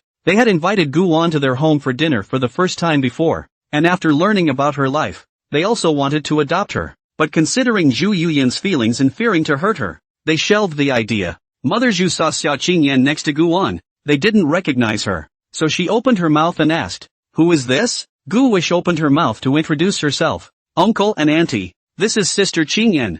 I'm living with Sister Qingyan now. Father Zhu and Mother Zhu were a bit strange, and Zhu Yuyan spoke up. Dad, Mom, Gu Wish has been adopted. Xia Qingyan spoke in a clear and cold voice. Greetings, I have adopted Gu Wish and am now his guardian. Oh, so that's it. Zhu father and mother were very happy in their hearts. Gu Wish was adopted. This is definitely a good thing. And looking at this girl's family is rich. Can give Gu Wish a good living conditions. Gu Wish can understand things. He's a good boy. Mother Zhu looked at the plastic bag in Gu Wan's hand. Gu Wan, what's in your hand? Nothing, auntie. Father Zhu said, don't all stand and talk. Sit down first. Xia Qingyan pulled on Gu Wan's clothes. Gu Wish smiled and said, Uncle and Auntie, today we came to get something from Sister Yu Yan, so I won't bother you now. Sister Qingyan and I will go back first. Mother Zhu pulled Xia Qingyan and said, don't go back. Stay for a meal today. Let's celebrate Gu Wish together. Xia Qingyan was pulled by Zhu Mother, a little overwhelmed, but looking at Zhu Mother's sincere and kind eyes, she couldn't bear to refuse. Gu Wang and Xia Qingyan exchanged glances. Sister Qingyan, why don't you stay for a meal before you leave? Zhu Yuyan said, yes, stay for a meal before leaving. Xia Qingyan didn't say anything, and Mother Zhu enthusiastically pulled Xia Qingyan to sit down, carefully sizing her up. It was a very young lass, she realized, and, looking untouched, Father Zhu laughed. You guys chat, I'll go to the kitchen to cook. Gu Wish said, Uncle, let me help you. No, you sit down. Uncle, let them women talk. I'm afraid I can't intervene. Ha ha ha ha ha. You, witty. Father Zhu laughed. Zhu Yuyan sat opposite Xia Qingyan, and Zhu Mother pulled Xia Qingyan and asked, Miss Xia, you don't look big? 19. Only 19? Then it was your parents' decision to adopt Gu Wan? Mother Zhu wanted to ask clearly to avoid any unnecessary trouble for Gu Wan in the future. Xia Qingyan shook her head. No, it was me who wanted to adopt Gu Wan. You are unmarried and childless, and you are still so young. How could Dean Zhang agree? Zhu Mother thought it was strange. This adopting a child also needs to have a certain financial basis. It also depends on the family conditions. This Miss Xia looked so young. How could Dean Zhang agree to it? Xia Qingyan faintly said, I don't plan to get married. Zhu Mother frowned, then revealed a worried look and said in a serious tone, Miss Xia, you are still young now. Any decision made may affect your future. Now you don't want to fall in love and get married. Then in a few years the idea changes. What will Gu wish to do at that time? It's still important to consider carefully. I understand your worries. You are afraid that Gu Wish will be abandoned by me again. Zhu Mother was a bit surprised. This Miss Xia was really smart and guessed her thoughts in a flash. No, I won't leave him behind. He's my family. Mother Zhu worried. Then can your parents agree? Xia Qingyan said, I've always made my own decisions about my affairs, and my mom will only support my decisions. How are you two going to live? You have to go to work during the week. Right, and although Gu Wan understands, what about his schooling? Zhu Yuyan spoke up. Mom, Gu Wan transferred to Zhongyao International. Zhongyao International? That school is an aristocratic school. A year tuition hundreds of thousands of ah. Zhu Mother looked at Xia Qingyan. The more she looked at her, the more uncomplicated she was. Xia Qingyan said, I've already taken Gu Wan to Zhongyao International to meet Principal Ma today. Gu Wan passed the school's entrance test and will be able to report to the school tomorrow. Mother Zhu asked, conveniently, what does Miss Xia's family do? Xia Qingyan said lightly, I opened a game company, and currently I mainly do game operation and development. Zhu Mother was stunned. This is too excellent. So young to open a company. Mother Zhu envied. Aya, Miss Xia is also too good. Opening a company at such a young age. Yun, look at this sister. Learn more from others. Not only beautiful and pretty, but also capable. Zhu Yuyan pouted. I'm someone else's kid in other moms' mouths myself. It's already excellent. Okay. Mother Zhu looked at Xia Qingyan and said, Miss Xia, you really don't intend to fall in love? I have a relative. Geez, Mom, don't get carried away. Xia Qingyan coldly said, I'm sorry, I'm not interested. Mother Zhu sighed softly as she took Xia Qingyan's hand again. Gu Wish is a very understanding child, but I also know that such a child's heart is very sensitive and fragile. You must talk and communicate with him more often in normal times. Zhu Yuyan said, No, I don't think Gu Wish is sensitive or vulnerable at all. Someone in the class said something about him earlier and he didn't care. Zhu Mother said, is heartless, he does not show that is not care? Some words are hurtful. Sad. And you don't have to cry a lot to be considered caring. Toughness can be camouflaged. Zhu Yuyan said, Mom, I'm vulnerable too. You're not vulnerable. How can I see that? Zhu Yuyan asked. Zhu's mother recalled. Every time you came back from a second place test, your father would make you a bowl of braised pork. You ate a lot, and after you ate it, you started to rise to the occasion. And then next time you took a second place test, and so on and so forth, and so forth, and so forth, and so forth, and so forth, and so forth, and so forth, and so forth, and so forth, and so forth, and so forth, and so forth, and so forth. Zhu Yuyan was very embarrassed.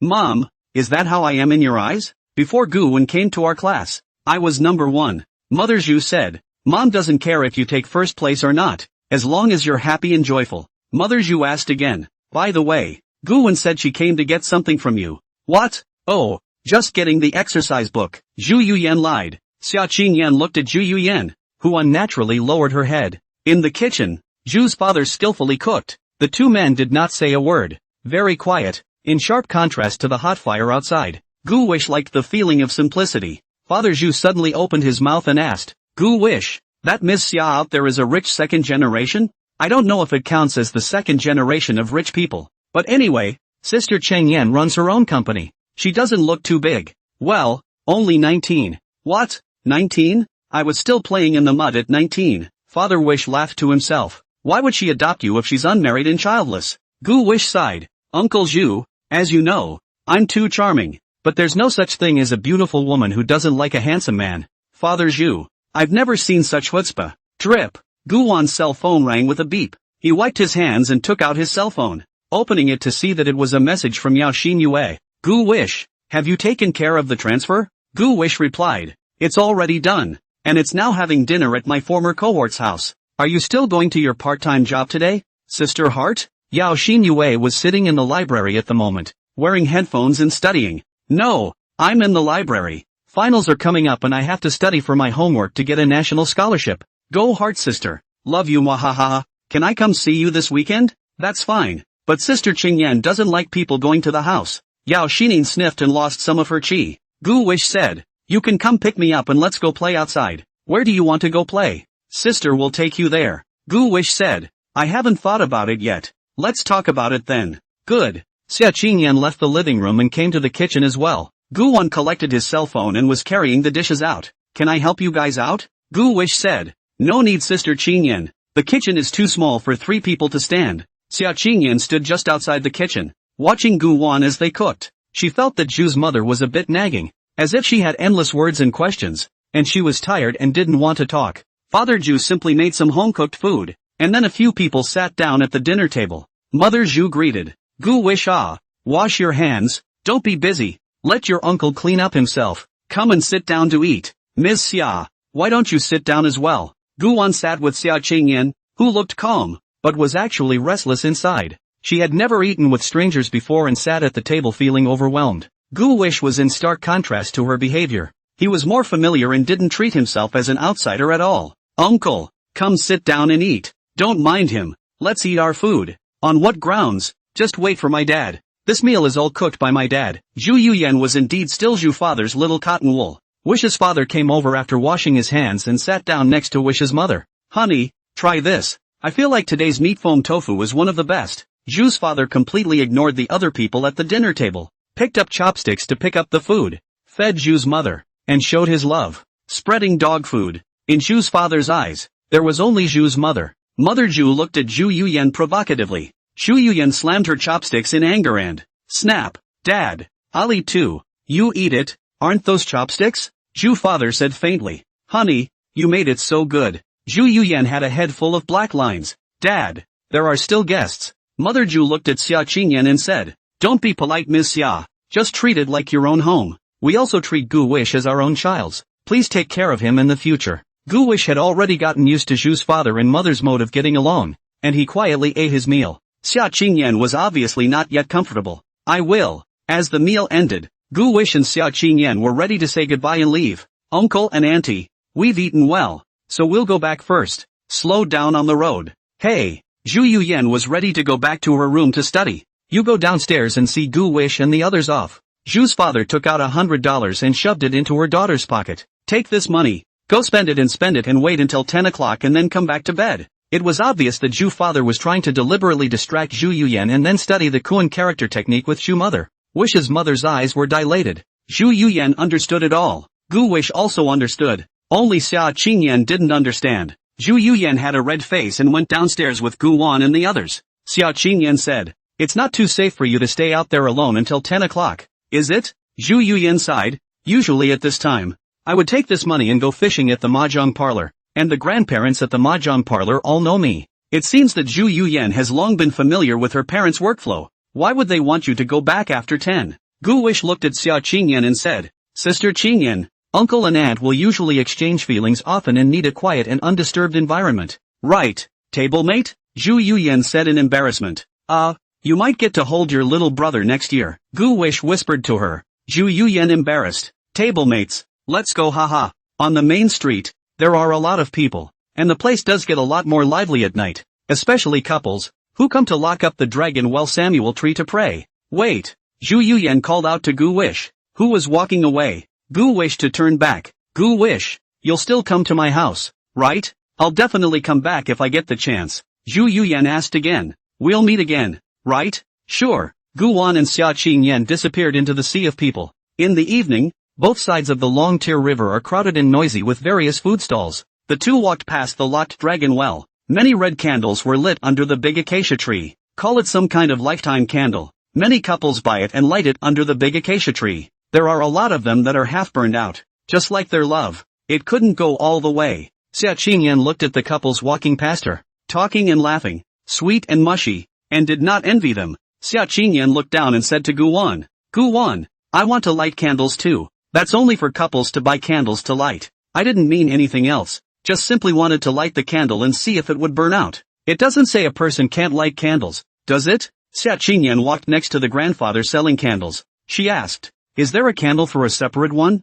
It's all two together, called a lifetime candle. Moncler outlet store actually. I just want to sell both together. Break one out for me. I'll take one. You can buy both together, Moncler outlet store reminded. Two together for $20. Xia Qingyan stubbornly said. No, I want one. This gives Moncler outlet store the whole won't. You can buy two and break them apart yourself so it's one. Then why can't you sell me one? Little girl, it's not that I won't sell it to you. It's mainly that I can't sell it if I break it. Gu Wish swept up $20. Boss, get me a lifetime candle. Kid, you got a date too? I don't have a date. The owner brought Gu Wan a candle. Gu Wan broke it apart from the bottom where it was attached and split it into two. But one of the bottoms broke and it couldn't stand up. Sister Qingyan, here's a good one for you. Xia Qingyan held a candle and was very happy in her heart. They went to the big acacia tree, lit the twists with the flames of the other candles, and then dripped the candles on the green bricks. The red wax oil dripped on the bricks, and the temperature plummeted and condensed so quickly that the candle had to be fastened quickly for it to stand.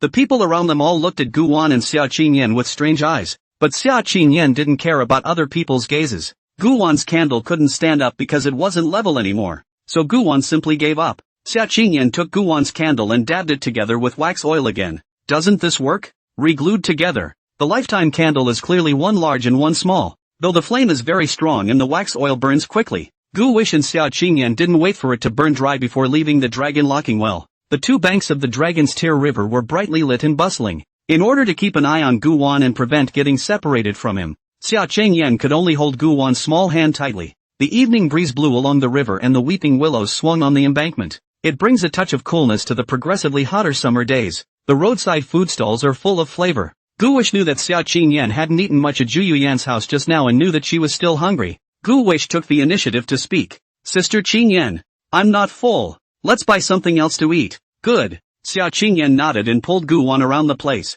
There are skewers, stinky tofu, grilled cold noodles, duck intestines and rice noodles, and more. Gu Wan saw that there was a bacon pie for sale, so he took Xia Qingyan to eat this. Two people asked for one and ate it while they watched. After that, I got an order of teppanyaki squid. Xia Qingyan ate happily. She had never strolled through this kind of snack street before. As she walked, Gu Wish was attracted by a signboard in front of her. The little pink and purple colored lights looked erotic and it said adult self-service store. Main XX, XX, triple X, XXXX. There were two girls inside, as if they were discussing something. A unisex short-haired girl scanned the code, took something out of the machine and put it in the hand satchel of the girl next to her, and then the two of them ran out of the room, bent low and grinning. Xia Qingyan sneaked a glance inside and immediately pulled Gu Wan away from that juvenile place. Xia Qingyan was afraid that Gu Wan would get tired of walking, and looked down and asked, Gu Wan, do you want to take a break? Sister Qingyan, are you tired? I'm not tired.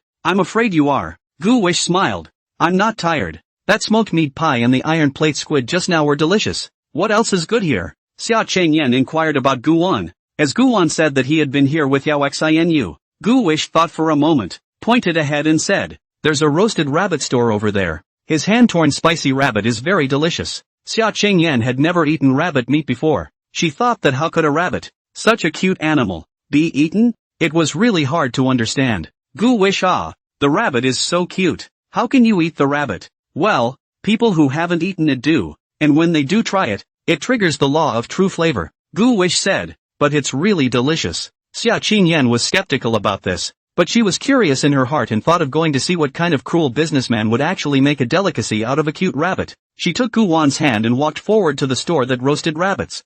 5-spice spicy rabbit. This restaurant has been here for over 20 years and has a reputation for doing a thriving business. The owner's name is Lu, from Rongcheng, now settled in Tianhai. His spicy rabbit is the authentic hibiscus flavor. Gu Wang and Xia Qingyan came to the front of the store, and Xia Qingyan saw the rabbit on the plate that had already been roasted and charred to give off an aroma. Each rabbit was skinned, gutted, and skewered on an iron skewer and roasted. Xia Qingyan's expression was a bit hard to accept that the cute rabbit had become a wrap for people. Seeing that the boss wasn't busy anymore, Gu Wish walked over. Boss, how's business today? Gu Wish opened his mouth to greet. He was also considered a familiar customer of the boss, and Boss Lu was impressed with the precocious little kid. It's Gu Wish. Business is okay today. There are more tourists coming to Locked Dragon Well in the summer. It's not sold out soon. Boss Lu noticed that the girl next to Gu Wan didn't recognize herself, and the ones who accompanied Gu Wan before were all Yao Xinina. Why is this little guy always surrounded by beautiful women? Gu Wish, where's your sister Sinyu? Didn't accompany you over to play today? Sister Xinhua is at school. She has a part-time job at night, so she doesn't have time to accompany me. Boss Lu nodded. And this one is? Gu Wish smiled and introduced. This is Sister Qingyan. I'm out of the orphanage now, and it was Sister Emily Smoke who adopted me. Boss Lu laughed. Yo, that's a good thing. You boy, you found a shortcut in life. Gu Wish had a black line on her head. Boss Lu, I'm a manly man, but I won't eat soft food. Ha ha ha ha ha. Boss Lu laughed. Xia Qingyan's eyes kept looking at the two rabbits in the cage inside. Gu Wan pulled Xia Qingyan. Sister Qingyan, want to buy one to try? Xia Qingyan looked at the attractive colored rabbit and said, if you want to eat it, then buy one. Gu Wish said, forget it, why don't you buy half of one? You can't finish one. Xia Qingyan said, it's okay, we can save one first. Saved? How? Into your own stomach? Gu Wish said. Boss Lu, then give us one. Good. Still want the 5-spice. Slightly spicy, right? Lu Ming was very clear about the flavors that Gu Wan had come to purchase before, indicating that Gu Wan and Yao Xinyue frequented this place. Gu Wan was about to agree, but Xia Qingyan said, don't want the 5-spice ones. Want the spicy ones? Extra spicy. Lu Ming was surprised. Extra spicy? You probably can't eat it, girl. Xia Qingyan smiled. It's okay, boss. I can eat spicy food very well. Gu Wan looked at Xia Qingyan, not knowing what she was going to do. Boss Lu took a rabbit, then tore it open, put it in a stainless steel basin, poured in the seasoning chili, and after mixing it for a while, its flavor flexed up, especially a strong spicy stimulating flavor. Cough. Xia Qingyan couldn't help but cough up a very choking cough. Gu Wish worriedly said, Sister Qingyan, are you alright? Xia Qingyan covered her mouth. I'm fine. Why don't we switch it up? Both Sister Sinyu and I can't eat extra spicy, only mildly spicy.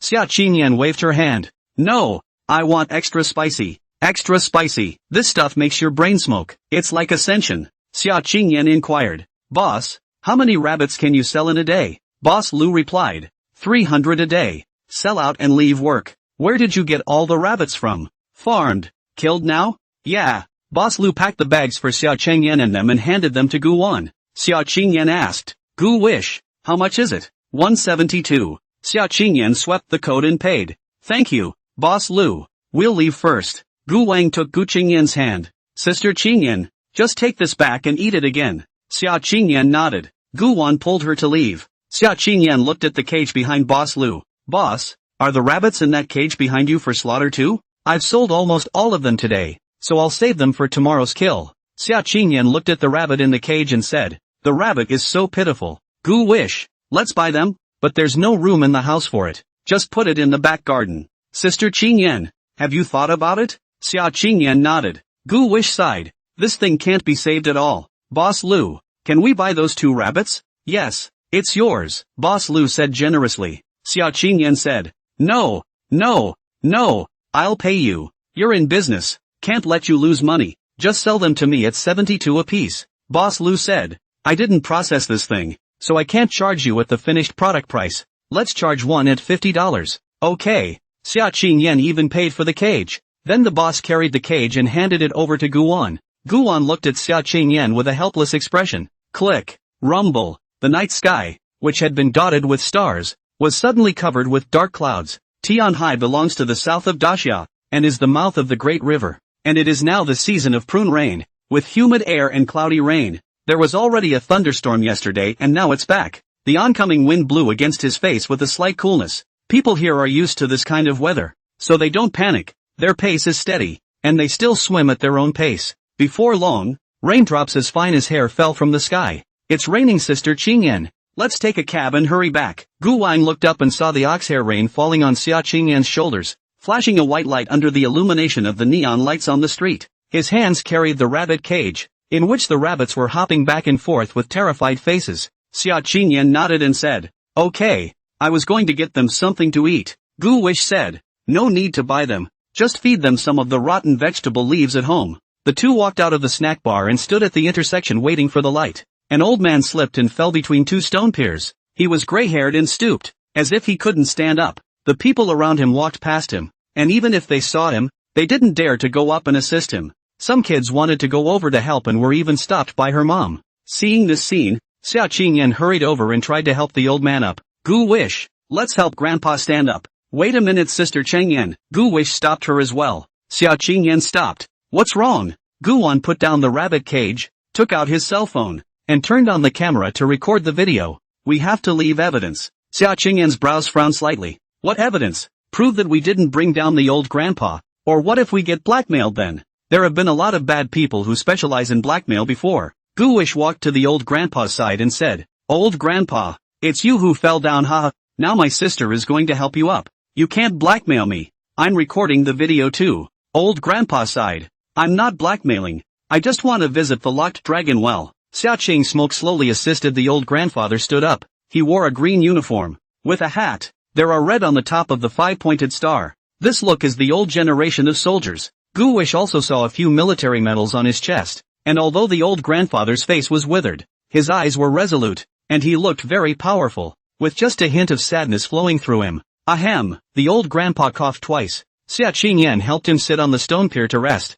The old grandfather looked at Xia Qingyan and said, "Little girl, thank you. You're welcome, Grandpa." Gu Wish put away his cell phone. "Old grandpa, it's raining now. Why don't we wait for another day when the weather clears up?" Gramps shook his head. "No, I have to go today. I have an appointment with someone." Xia Qingyan said, "There is still some way from here to Locked Dragon Well, and the road is slippery, so let's help you over." Gramps was grateful. "Thank you then. I'm not very good with my legs, so I'm afraid it's going to be a long walk." Xia Qingyan assisted the old grandfather. Gu willing to carry the rabbit cage, a minute a change of hands, but also be strangled red marks. Old grandpa looked at both sides of the Dragon Tear River inside. It's changed so much here. Listening to the old grandpa's accent, it sounds like it's from the Central Plains. Gu Wish felt very kind and asked, "Old grandpa, where in the Central Plains are you from?" "I'm from Shangzhou. Have you been here before?" Gu Wish asked. Xia Qingyan was a bit surprised why Guan spoke in dialect.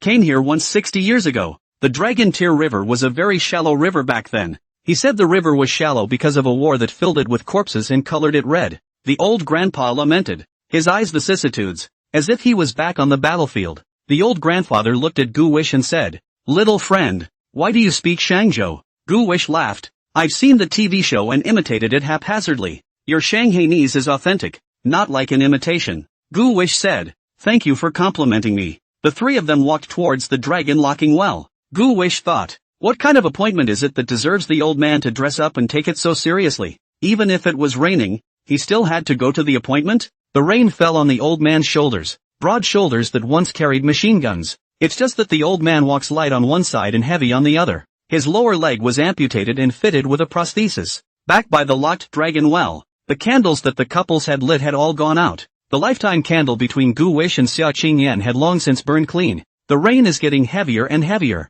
There's not much here. The red ribbons on the big acacia tree fluttered in the wind as if they were as ethereal as the hair ribbons on a beauty's head. Old grandpa walked up to the North New Bridge and caressed it. Xia Qingyan and Guan stood next to him. He looked to his left and right, waiting for the one he had agreed to meet with. The rain falling from the sky grew heavier. Gu Wish looked at the old grandpa and said, "Grandpa, it's raining heavily." Let's go over there and wait under the store's storm shelter. The old grandfather said. I'm fine. I'll wait here. It's the most conspicuous place. She should be able to see me at a glance if she comes. The old grandpa was full of anticipation and the rain fell all over his body. Xia Qingyan said, Gu Wish, you stay here with grandpa, I'll go buy an umbrella. Gu Wish nodded. The verdigris on the Beijing Bridge is already wet. Gu Wish reminded Xia Qingyan to walk slower and not to fall. Gu Wish looked at the old grandpa and asked, Old grandpa, this must be someone very important to you. Yeah, the one I owe the most. Gu Wish and the old grandpa chatted more about the local customs and strange stories of Shangzhou.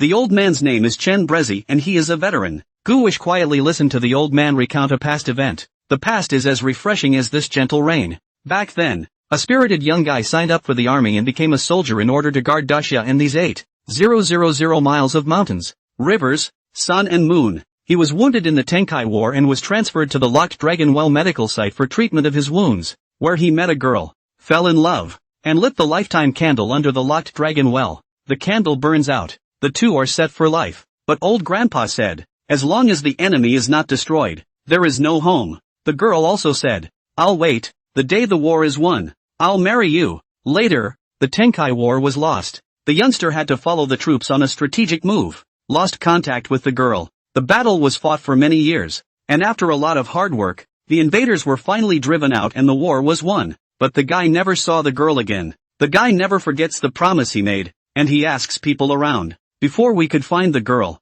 the war started again. The boy rushed off to fight in another war, in which he led his company to fight in the ice and snow, having been in many battles, but in an ambush. Their company froze to death because of the long time they lay down in the snowy nest. Some of their comrades froze to death. Most of them were frostbitten, and the boy's calf was frostbitten and amputated. After the boy was amputated, no soldier king momentum, began to self-loathing, originally still want to find the girl, but then look at their own hanging appearance. How to give the girl happiness and he stopped looking. He returned home to Shangzhou. People introduced him to people, but he shrugged it off. He couldn't let go of that promise, couldn't let go of that girl. A girl with bright eyebrows and white teeth, like a summer lotus. This went on year after year, day after day. For many years, the young man went from youth to a windswept old man. His legs become sore and itchy when he gets this rainy weather. Last month, he got a phone call. On the other end of the line was a familiar voice. Despite the passage of more than 60 years,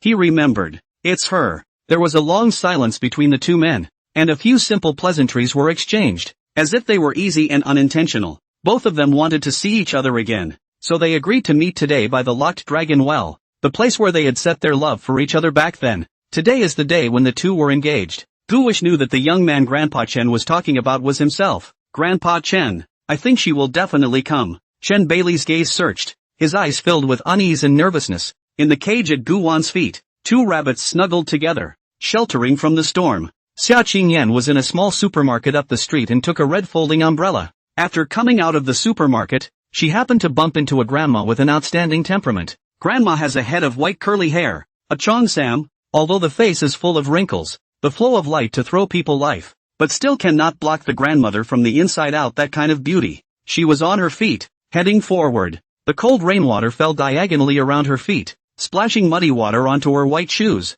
but she didn't care. She just gazed anxiously towards the side of the dragon-locking well, as if she was looking for someone. Xia Qingyan ran over and opened the folding umbrella to shield the grandmother from the rain. The grandmother stopped and looked at Xia Qingyan.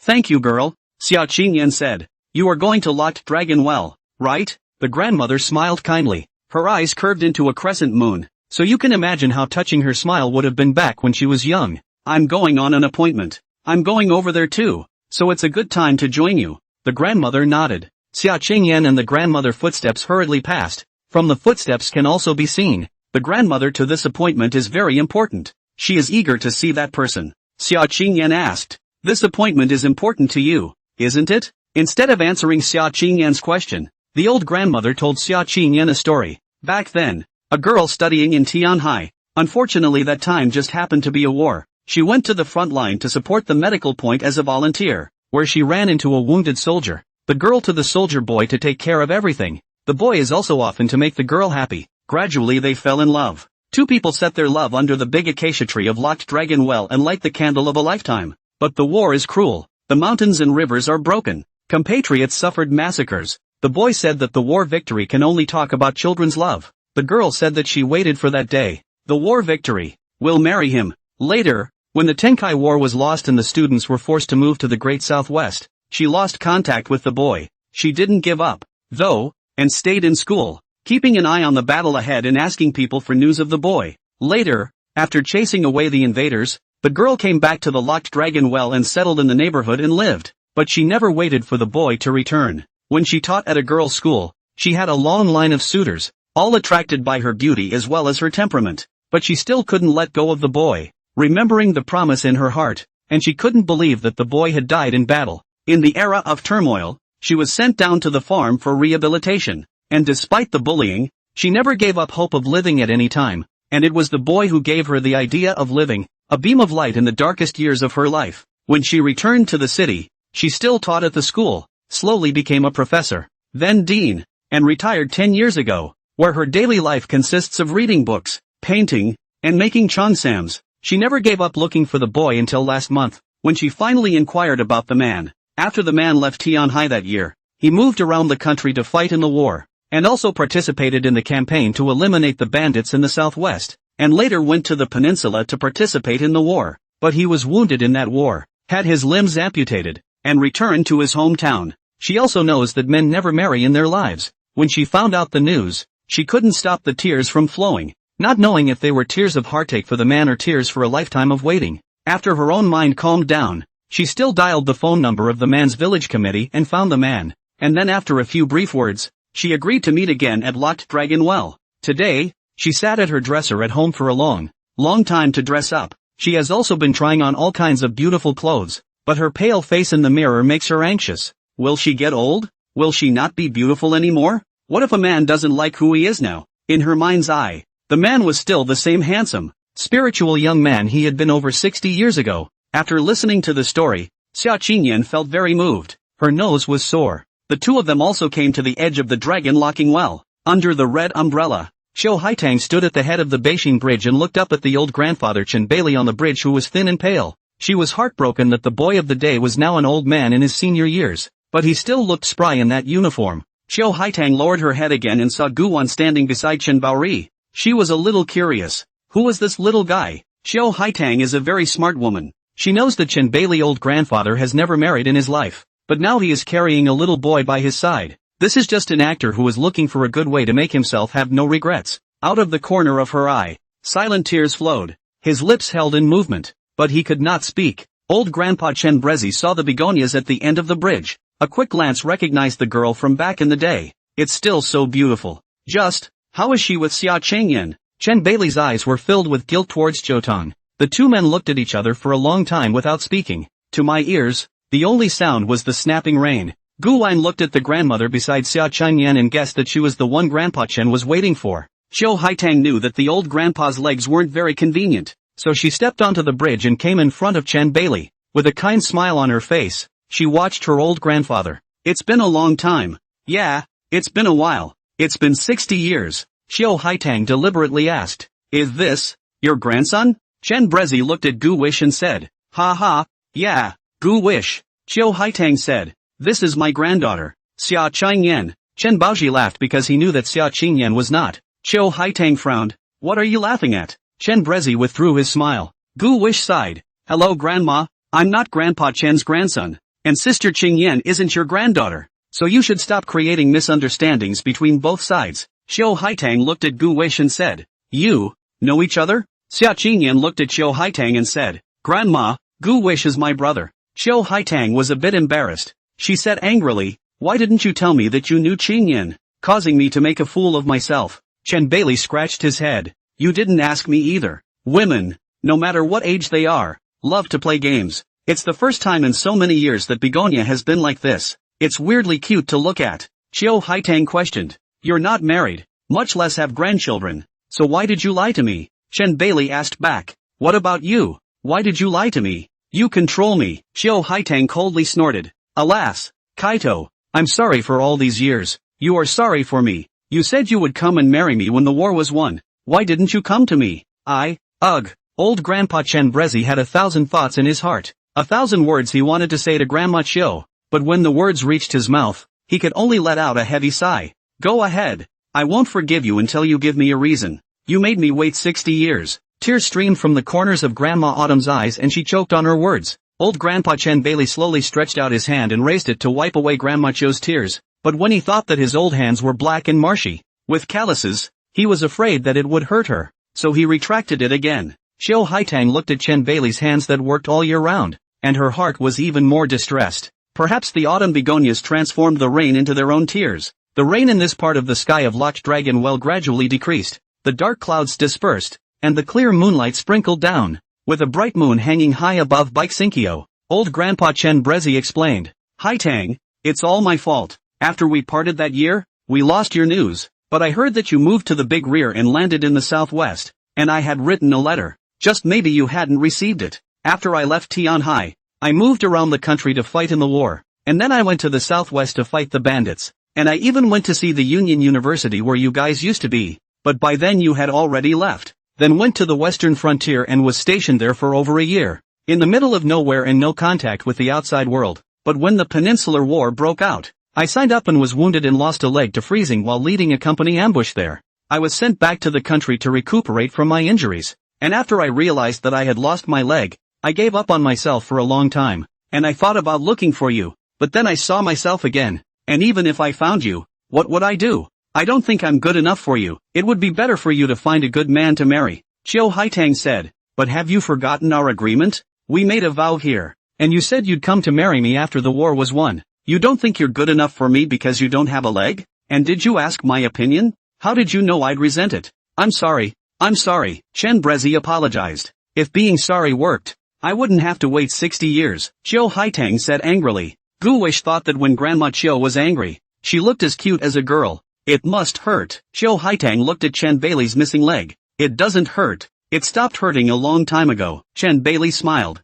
Xiao Haitang said, actually, I could have come over earlier today. Do you know why I waited until now to come here today? Chen Brezi shook his head. Xiao Haitang said, I'm going to let you taste what it's like to wait for someone. Chen Bailey didn't know what was going on with Xiao Haitang nowadays. He asked, Haitang, do you live around here? Yes. For many years, I used to come here for a walk, watching year after year as newcomers lit the lifetime candle here, each time thinking I'd see you in the crowd looking for me, but each time I was disappointed. If I hadn't asked my connections to find out about you, I guess you wouldn't have come to me in this life, right? Xiaotong's tone was full of complaints. Chen Brezi wiped his tears and kept saying sorry. I don't want you to say sorry. Xiao Haitang interrupted him. Gu Wan looked at the two of them, his eyes signaling Xia Qingyan to leave here first. Xia Qingyan received, then collected the umbrella. Gu wished to quietly leave Baixinkyo with her and stood in front of the store selling candles. Xia Qingyan shook the rainwater from the umbrella, then carefully folded it. Gu wish, you're all wet? Xia Qingyan touched the clothes on his body. It's fine. It's pretty cool. Careful you don't catch a cold. Gu wish smiled and said, Sister Qingyan, how did you meet Grandma Qiu? Xia Qingyan said, on the way back from buying an umbrella. I saw she didn't have her umbrella with her and thought I'd stop by. But as soon as I guessed she was the one Grandpa Chen was waiting for. Awesome Sister Qingyan. You know all this. Xia Qingyan was very flattered by Gu Wen's jokes. 60 years. A man's whole life. Gu Wish lamented. Xia Qingyan lowered her head and said to Gu Wan. Gu Wan. Ah. Are you willing to wait your whole life for the one you love? Gu Wish thought for a moment and said. I'm willing. But I'm not willing for the other person to wait for me for the rest of my life as well. Why? Too bitter. Life is hard if you work too hard. I can endure the hard times alone, but I don't want my loved ones to suffer the same tormenting pain as me. Xia Qingyan said. Then what should we do? Is it hard to believe that you wish her to marry someone else? Gu Wish scratched his head. This was a difficult problem. In his heart of hearts, of course she didn't like the idea of her favorite person marrying someone else, and he wasn't a generous person. Not in my last life, and even less in this one. Gu Wish's motto is, the ones who like me are my people, the ones I like are my people, and the ones I don't like better be my people. I'm still more selfish, but I will never make those who love me wait. Never, Xia Qingyan said. In case, I said in case, there are no eventualities. Gu Wish was decisive. Gu Wish took Xia Qingyan away to give Grandpa Chen and Grandma Qiu time to talk alone. Two people who love each other have something to say, and it's all over in a moment. Gu Wish saw that Chen Baori and Xiao Haitang were hugging each other. He laughed. Then he turned to the candle store owner and said, Boss, a lifetime candle. Okay. Xia Qingyan looked down and asked Gu Wan, What are you doing buying a lifetime candle again? The owner handed Gu Wish candles. Gu Wish said, bought it for Grandpa Chen and Grandma Chiu to celebrate their reunion after a long time. Chen Bailey and Xiao Haitang walked down Bike Sinkyo hand in hand. Xiao Haitang carefully supported Chen Bailey in order to take care of him. Gu Wan and Xia Qing Yan walked over. Chen Bailey looked at Gu Wan and said, thank you for today. It's okay, Grandpa Chen. Gu Wan handed Chen Bailey a candle. Grandpa Chen, would you like to light another candle? Xiao Tong took the candle and looked at Gu Wish. Hey Gu, you little guy really knows what you're doing. If only you were my grandson. Gu Wish grinned and said, Grandma, just think of me as your grandson. Before retiring, Xiao Haitang was the dean of the law school of Tianhai University and a professor. Yao Xinin's college textbook, which was compiled by her, and Gu wishes to be her grandson, not to lose out. And Chen Bailey old grandpa was a veteran of the fight against the devils back then, and contributed to the Daxiao River and mountains, and was a hero. And to be able to call him grandpa was a matter of respect, and an honor. Xiao Haitang and Shan Baori came to the big acacia tree, looked at the candles all over the ground, and lit the lifetime candle next to the candles that Gu Wish and Xia Qingyan had already burned out. Xiao Haitang said, broken son, do you still remember? Back then, it was also here that you confessed to me. Chen Bailey said, wasn't it you who confessed to me first? Nonsense, clearly you confessed first. You must be misremembering. You're the one who said you liked me first. Xiao Haitang reached out to grab Grandpa Chen's ear. Ouch ouch. It's me. I said it first. Give me some face. Xiao Haitang said. Face? What face do you want? Chen Brezi was helpless. Xiao Haitang looked at Gu Wish and Xia Qingyan and said, children, my house is in this neighborhood. You guys have time to come and sit in my house. Xia Qingyan nodded. Definitely. Gu Wish looked at Chen Baori and said,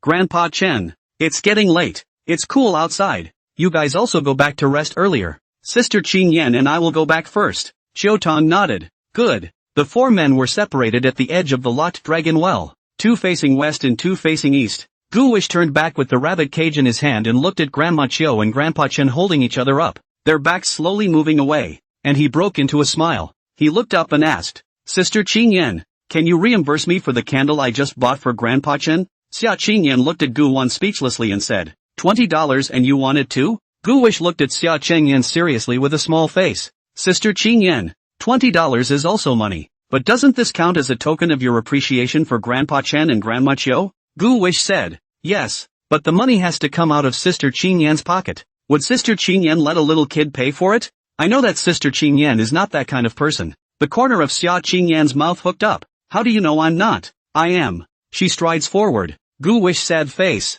sighing, just now he should let Xia Qing smoke sweep code. Was trying to save money, now spend out another $20. The two took a taxi back to Nine Tango's palace. Xia Qingyan was going to let Gu Wan take it into the house to keep it. Gu Wish said, no, it's too dirty to put it in the house. It's better to put it in the back garden. Just simply build a shed. The two of them went to the back garden and found a clean place in the corner position. Gu Wish put the leaves in the cage to make a nest for it, and then ran to the kitchen to get some lettuce leaves, cabbage helpers, and carrots to feed them. After setting this up, it was back to the house. After the two people each went to the house to take a shower and cool off, and changed into clean clothes, Gu Wan went downstairs and came into the living room. He turned on the TV and switched to the movie channel.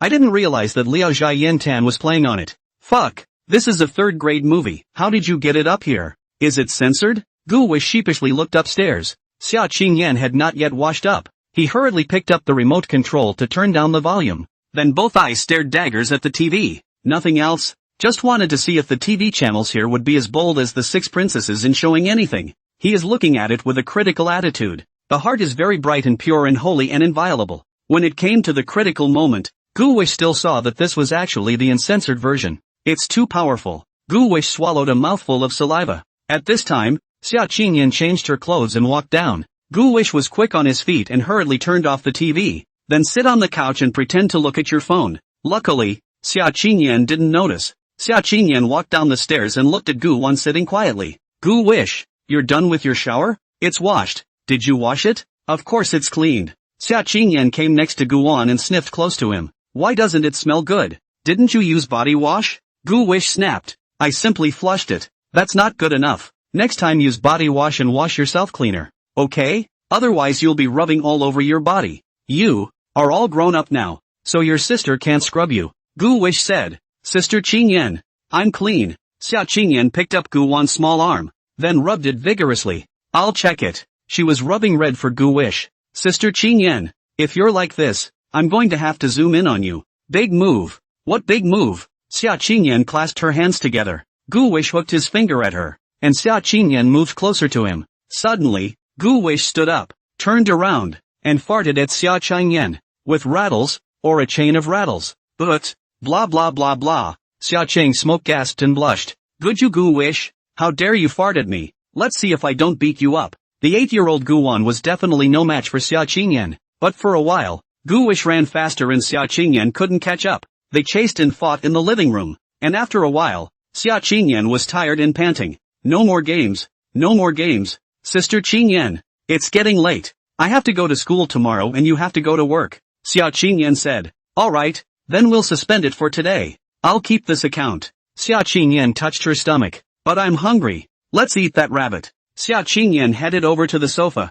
and Gu Wan followed her. Xia Qingyan suddenly turned around, rushed up with an arrow step, and grabbed Gu Wan's arm. She picked Gu Wan up and pulled down his pants, revealing half a pull on his ass. Jade hands hit him. Soft. I'll let you fart on me and see if you dare to fart on me again. Gu Wish was bursting with shame. His face was red through and through, and he was still burning. It's so humiliating. But you can't put up resistance yourself yet. The heart is in the right place. It's hard to feel like crying. He could only beg for mercy. Sister Qingyan, I don't dare. I won't dare anymore. Please spare me. Humph. I'll spare you this time. Xia Qingyan let go of Gu Wan. She tore the rabbit with her hand and brought it to the dining table. Opened the craft paper that wrapped the rabbit. It was already soaked with oil. Xia Qingyan put on plastic gloves on both gloves, looked at the tantalizing rabbit, licked her lips, and her mouth frantically secreted saliva. Gu Wang smelled the pungent, spicy odor. He went to the kitchen to prepare the milk, took 2 cups, and first poured 2 cups of milk for Xia Qingyan and himself.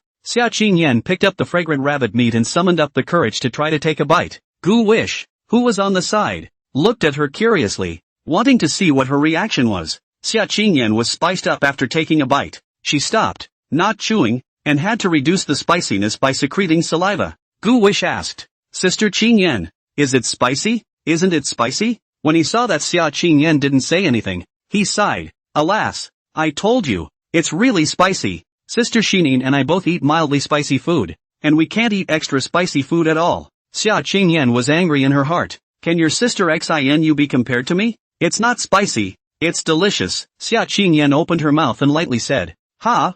Really? Gu Wish said, Really? It's not spicy at all. But, Sister Qingyan, I see how your face is flushed and your lips are red. It's normal. Xia Qingyan picked up the milk and gulped down half a cup, and spit out his tongue and gasped for air after drinking it. Hiss. How could Gu Wish not know that this was Xia Qingyan being tough with her mouth? She was definitely spicy. Gu Wan poured her another glass of milk. Sister Qingyan, if it's too spicy to eat, don't tough it out. Who says I can't eat? Xia Qingyan picked up a rabbit leg and took a big bite. It was spicy but really quite tasty. No wonder the owner is doing so well. Gu Wish held back his laughter. Xia Qingyan is too strong. Gu Wish, go, turn on the TV. Do what? Eating and watching TV. Don't. Just focus on eating. I want to watch TV. Xia Qingyan said in one word. What are you hiding?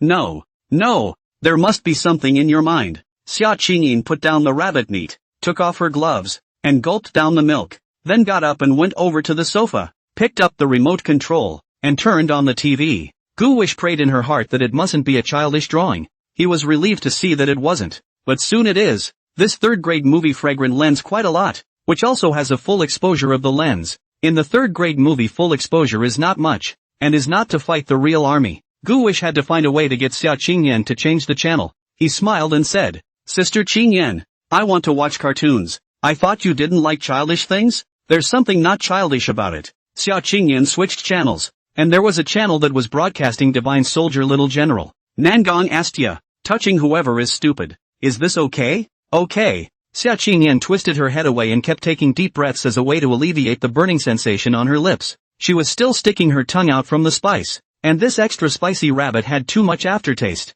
Gu Wish you watch first. I'll go upstairs. Oh. Xia Qingyan hurried upstairs and closed the door to her room. She went to the bathroom and turned the faucet on full blast. Then the jade hand cupped the water and began to gargle frantically. Gollum. Pust. Gollum. Pust. Hiss. Phew. Xia Qingyan raised her head and looked at herself in the mirror. Her pretty face was already flushed with spice, and her eyes were misty, as if she was about to cry. If he didn't want to put Yao-sini on his lips, he wouldn't have tried to be so strong that he had to order something extra spicy. If only it was mildly spicy. It's easy to get thirsty after eating too much of this rabbit meat. There were no drinks in the room yet, so she had to go downstairs. Xia Qingyan gurgled a few more times, feeling less spicy, before going out. When Xia Qingyan went downstairs, she saw Gu Wan with his head down and not watching TV. She went to the kitchen and opened the refrigerator. Gu Wish, what are you drinking? Gu Wish looked up. Sprite it is. Xia Qingyan took a Sprite and a beer for herself. Here. Xia Qingyan came to Gu Wan and handed him the Sprite. Thanks. Gu Wan looked at Xia Qingyan and said, Sister Qingyan, you're not going to eat the rabbit meat? Xia Qingyan's face changed. Her eyes moved, and she said with a bashful face, I thought about it. I've gained a lot of weight lately,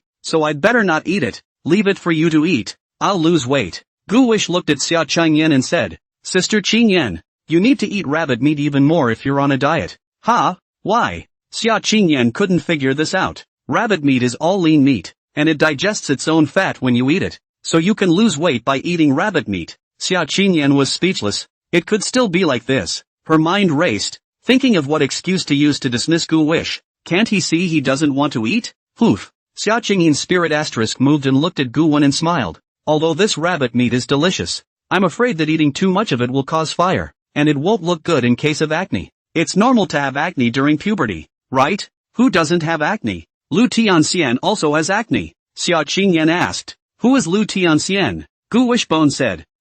Is a fairy. He had forgotten that there was no Lu Tianxian in this world, and there was no great Qing Yi Zhangli. This world also doesn't have all those movies and TV shows and stuff that were big in the last life. He can create scripts. It's just that he doesn't have a plug-in, and a large percentage of the script creation can only rely on his own memories. So it's almost impossible to recreate the plot, and I don't know if it would still be popular, but there are some classic movies that he remembers because he's seen them so many times, and as long as he remembers them, plus the secondary creation, it shouldn't be bad, right? Xia Qingyan opened a game company. If he enters the movie and television industry in the future, maybe he can use this platform, or he will push Xia Qingyan to develop in that direction. He just sits behind the scenes, writing scripts, shooting movies, copying songs, speculating on stocks. A small life is beautiful. Xia Qingyan said. By the way, Gu Wan, where are the love letters those girls wrote to you? Take them out and take a look. Gu Wish said. I put it in my room. Go get it so I can see it.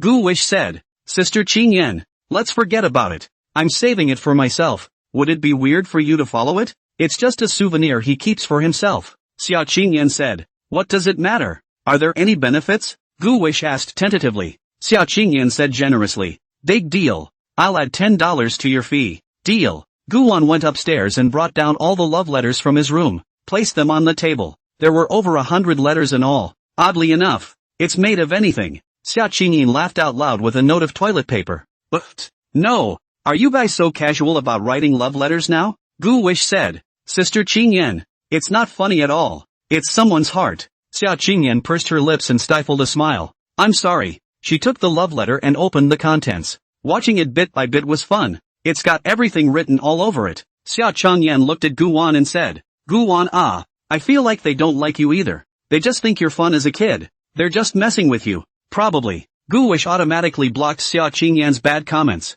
Jealousy. She's just plain jealous. Gu Wish said, Sister Qingyan, where's your love letter? Take it out and let me take a look. Told you. Who keeps these things? I don't even look at them. Gu Wish didn't say anything and lowered her head to put all the love letters away.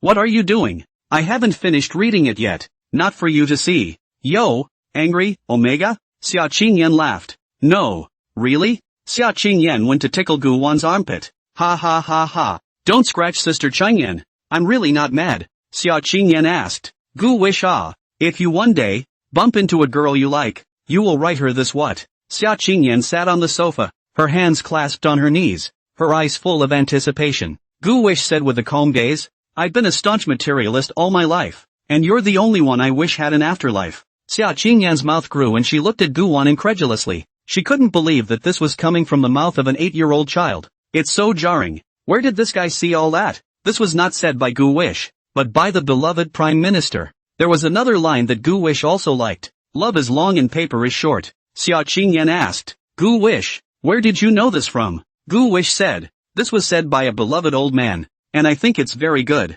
Xia Qingyan nodded. Do people really have an afterlife? Gu Wish was silent, and he didn't know if a reborn person like himself was considered to be in the afterlife, but he had also made a good living in his last life, and he hadn't enjoyed it enough before he was reborn. Although this life started with a sky crash, it seems fine now, and I can still catch up with my former lover again. Yi Zihan is in the next Hanhai Imperial City, and the kindergarten she attends should also be the kindergarten section of Zhangyo International. Go and see her tomorrow, and you can be her protector in the future. I think the moment is most important. Just live today and tomorrow and the future, and cherish the people around you. Gu Wish laughed. Xia Qingyan nodded. Gu Wish asked, Sister Qingyan, do you have a favorite? Told you I'm not in a relationship and I'm not getting married. So if one day you met the guy you liked and you were asked to write him a love letter, what would you write? There is no if. Xia Qingyi was decisive. Gu Wish said, Sister Qingyan, there are no absolutes in this world. Really, just tell me one person.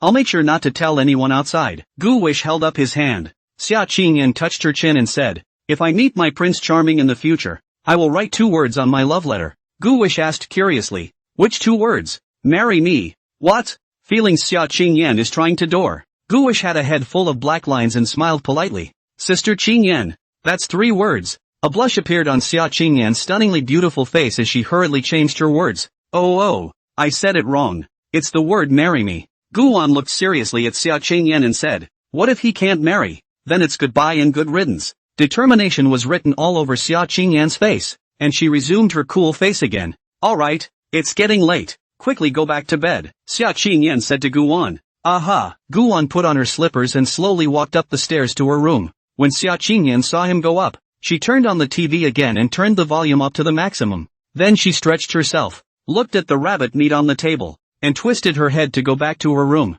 Gu Wish was lying against the pillow, holding her cell phone and coding. Xia Qingyan sent him a message. Gu Wish, are you asleep? Gu Wish directly pretended to be dead and didn't reply to the message. He continued to code. I know you haven't slept, so get off your phone and rest or I'm coming to your room. Gu Wish replied. Oh, I know Sister Qingyan. I'll go to sleep now. Knowing that Xia Qingyan was as good as her word, Guan charged her cell phone and placed it on the nightstand. Laying herself down on the bed and closing her eyes to rest, Xia Qingyan also put down her cell phone, and she closed her eyes as well. She couldn't sleep, thinking about the question Guan had asked her. Can one really do this without marrying or getting emotionally involved in this life? She wasn't sure herself. At least it's not wanted right now. She now, having adopted Guan, intends to raise him well and take care of him from elementary school to college, which is good. Through the past 2 days together, she also knew that this child, Gu Wish, was very smart and kind. Only Ms. Haruko Natsu doesn't know now that her daughter has adopted a child. I guess she wouldn't approve if she knew. I also wondered if she had noticed anything wrong with the last photo she had sent to Ms. Haruko Natsu. Xia Qingyan opened the dialogue box with Ms. Xia Haruko. Ms. Haruko Natsu did not reply to the matter. She may have gotten so high herself abroad that she forgot that she had a biological daughter in the faraway land of Daxia. Mom, when are you coming home? Xia Qingyi sent a message and then clicked on the memo. Above were the lyrics Gu Wish had sent to Xia Qingyan. She planned to send the lyrics of this song to an employee of the company tomorrow, so that she could find a suitable singer, record the song, and use it as the game's background music. And all those suggestions Gu Wish made about gameplay, that gluttony cat could be on the shelves for free after a meeting to discuss it. After thinking about all these things, all of them were straightened out, and then Xia Qingyan also closed her eyes. Downstairs in the living room, the television was playing a shopping program. Gu Wish and Xia Qingyan entered dreamland at the same time. In the dream, Gu Wish became some woman's child husband. He wore a tiny Chinese red groom's suit and lifted the bride's red head, but he couldn't see the bride's face. On the night of the wedding, he was able to hear many people eavesdropping outside, and he asked the bride why these people were eavesdropping. The bride put Gu Wan to sleep. After that, the bride took care of his meals, washed and cooked for him, and taught him to read and write. Later, as he grew up, one day, Gu Wish and that bride really entered the bridal chamber, and he discovered the beauty of life. Every day after that, he claimed it. His eldest daughter-in-law would have served him comfortably. As the years wore on, the eldest daughter-in-law became pregnant. Gu Wish went to college and left home. He was out there to see a wider world, more sights, and beautiful female classmates. Although these female classmates are not as beautiful as their eldest daughter-in-law, they are young, full of vigor, and they are in the same age group with themselves. and have a common language. So slowly, Gu wished to be attracted to a girl, and the two fell in love. Love is touching and dying. They vow to guard each other for the rest of their lives. However, one day after school, Gu wish happened to run into his eldest daughter-in-law looking for him at the school gate. The eldest daughter-in-law held the boy in one hand and the girl in the other. Gu wish tried hard to see her face, but no matter how hard he tried, he could only see a blurry face. The eldest daughter-in-law didn't say anything. She took the child and left without saying a word. Never came to school again. Gu wish knew he had done wrong, so he didn't dare go back to the village. Then the ghosts came. He participates in the resistance against the invasion of the devils with his new girlfriend, and they participate in various rallies and struggles. The two were exposed to new ideas and became underground at the same time. They channeled all kinds of information to their comrades in the rear. The generals on the front line won many battles because of this information. But there was a traitor in the ranks, and the traitor assassinated the contact who knew their identity, and for a long time they became nameless and unidentified. The comrades regarded them as traitors, and the two men, though aggrieved, did not give up, and they still looked for an opportunity to kill the traitors. Later, a new liaison was sent from above. Gu wish had once recognized this liaison officer as his own. For many years have not seen the eldest daughter-in-law. The eldest daughter-in-law knew Gu wish must not be a traitor, so they reported their situation. Soon, the above restored the identity of the two Gu wish. The eldest daughter-in-law became Gu wish direct contact. They work and live together, and gradually, the three people's feelings are extremely fast warming up. Just when Gu wish thought that his Ziyin beauty was going to come true, he suddenly woke up with a start. A man got under his covers. This person's hands were icy cold and had very long fingernails, and she touched them on Gu Wan's body before violently shrinking back. She jumped out of bed, turned on the light, and lifted the covers straight up. Gu wish was about to say, "Sister Qingyan, what are you doing?" The words were held back and swallowed. He gazed at the woman standing there in horror. A woman who looked to be in her mid-30s. Looks very pretty, wearing a halter little black dress, flaming red lips, and Xia Qingyan looks a little bit like. Gu wish swallowed a mouthful of spit and stared at her in a daze. This can't be Qingyan's mom, can it? Shouldn't be this young. Maybe the aunt is younger? The woman looked curiously at Gu Wan, who had a calm gaze and cocked her head. "Who are you, little one? Why are you in my house? Your family? That's probably Xia Qingyan's mom." Gu Wan looked at her and said, "Hello auntie, I'm Gu Wan." In the latter words, Gu wish didn't know what to say, which should be better left for Xia Qingyan to say on her own. "Auntie am I that old? Call sister." The woman wrapped her arms around herself as she muttered under her breath. "When did Qingyan get this one out?" Gu wish thought for a moment and said, "Auntie, it's too impolite to call you sister. It's better to call you auntie." "You haven't told me who you really are?" Gu wish said. "Auntie, I was adopted by Sister Qingyan, and was previously in the Bright District Welfare Center." "Adoption? Why don't I know?" "This girl. Come out here with your sister." The woman beckoned to him. "Okay auntie." Gu wish got out of bed in an apprehensive mood and followed the woman to Xia Qingyan's door. Knock knock. "Qingyan, open the door." Xia Qingyan had just woken up, because she had a strange dream, suddenly interrupted, and then also heard the TV outside and no sound again. Had been scared, still hesitating to go out to take a look, but then came the knock on the door. She rushed over to open the door. When he opened the door, it was his sister-in-law, Shaggy. Xia Qingyan let out a sigh of relief. "Auntie, why are you here in the middle of the night?" Xia Ji looked lazy and questioned. "Qingyan, you are really hungry. A child that young is taken home as a child husband? Child husband? What the hell?" No. Gu wish had a black line, but he also heard Xia Qingyan call this woman sister-in-law. Then she is not Xia Qingyan's mother. No wonder she is so young. Xia Qingyan denied it repeatedly. "No auntie, you're mistaken. This woman is Xia Qingyan's sister-in-law, named Xia Ji, is a Tianhai celebrity, aged 30, so far unmarried." "Misunderstood? Then why did you adopt him?" "Qingyan, do you know what it means to adopt a child?" That Haji's hand wrapped around her chest. If her sexy little garter belt had appeared on the air, she would have been banned outright. Xia Qingyan went over and took Gu Wan's hand. "Of course I know. You come down with me and we'll talk." Gu Wan and Xia Qingyan followed this woman, and the three of them sat together. Gu Wan and Xia Qingyan sitting across from Xia Ji. In the face of this kind of battle, Gu wish was not afraid. "Big deal. Just go back to the orphanage again." He looked at Xia Ji with a calm gaze, only feeling that Xia Ji's face was seductive and her eyes were charming. If it was in ancient times it would be a scourge of beauty. Xia Ji also carefully sized up Gu wish, and realized that this small child was not humble. Even if he looked at himself in the eyes, he wasn't afraid, and was very calm, which was different from the average child. Gu Wish looked at the rabbit meat on the table. It was gone. Just the bones left. And there were 2 cans of beer. Odds are she had secretly eaten them before going upstairs to take a nap. Xia Qingyan then turned back to look at the TV as she asked, "Auntie, you turned off this TV, didn't you?" "Yeah, it's noisy. Did you eat this rabbit too?" "Not me. I didn't eat it. But Auntie, your lips are red aren't they hot red?"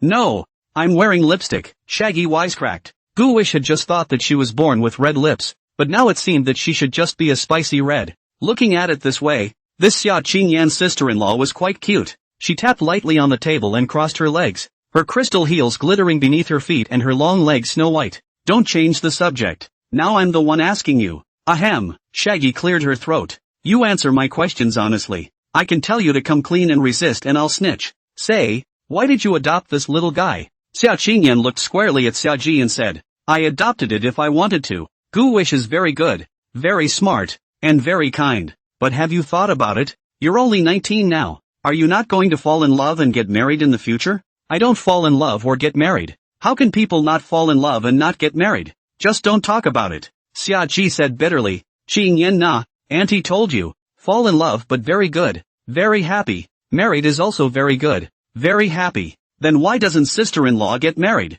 Xia Qingyan deftly snapped. Xiaoji panicked. "Me? I haven't had enough fun yet.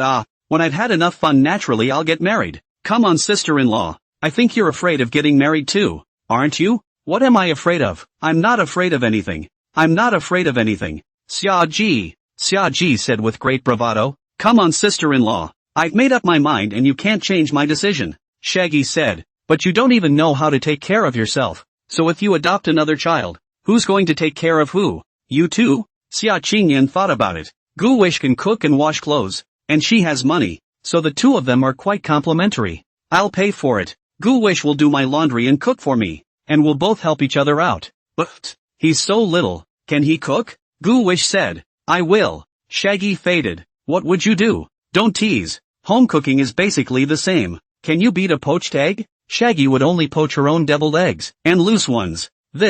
It's easy. "I don't believe you. Do it and see." Gu Wish looked at Xia Changyan, who signaled with her eyes, and Gu Wish understood and went to the kitchen. Shaggy followed. She had done this many times herself and felt this was difficult. Snap. Gu Wan turned on the fire and boiled water. Shaggy said, "If you fail, I'll put you back in the orphanage." Xia Qingyan immediately said, "No, the adoption agreement has already been signed. Auntie, I'm already an adult. This is my own matter. I'm able to make my own decisions, so you shouldn't interfere." Xia Ji said, "I'm your sister-in-law. You have to listen to me. If not I'll tell on you. It's no use. My mom will support me." "Not to your mom, to your grandparents. Grandma and grandpa love me too. When did they not support me? They can be supportive of other things, but this is one thing they will certainly oppose. I already considered Gu Wish's family anyway," Xia Qingyan said. Gu Wish said, "Sister Qingyan, if it's really difficult for you, it's fine for me to go back."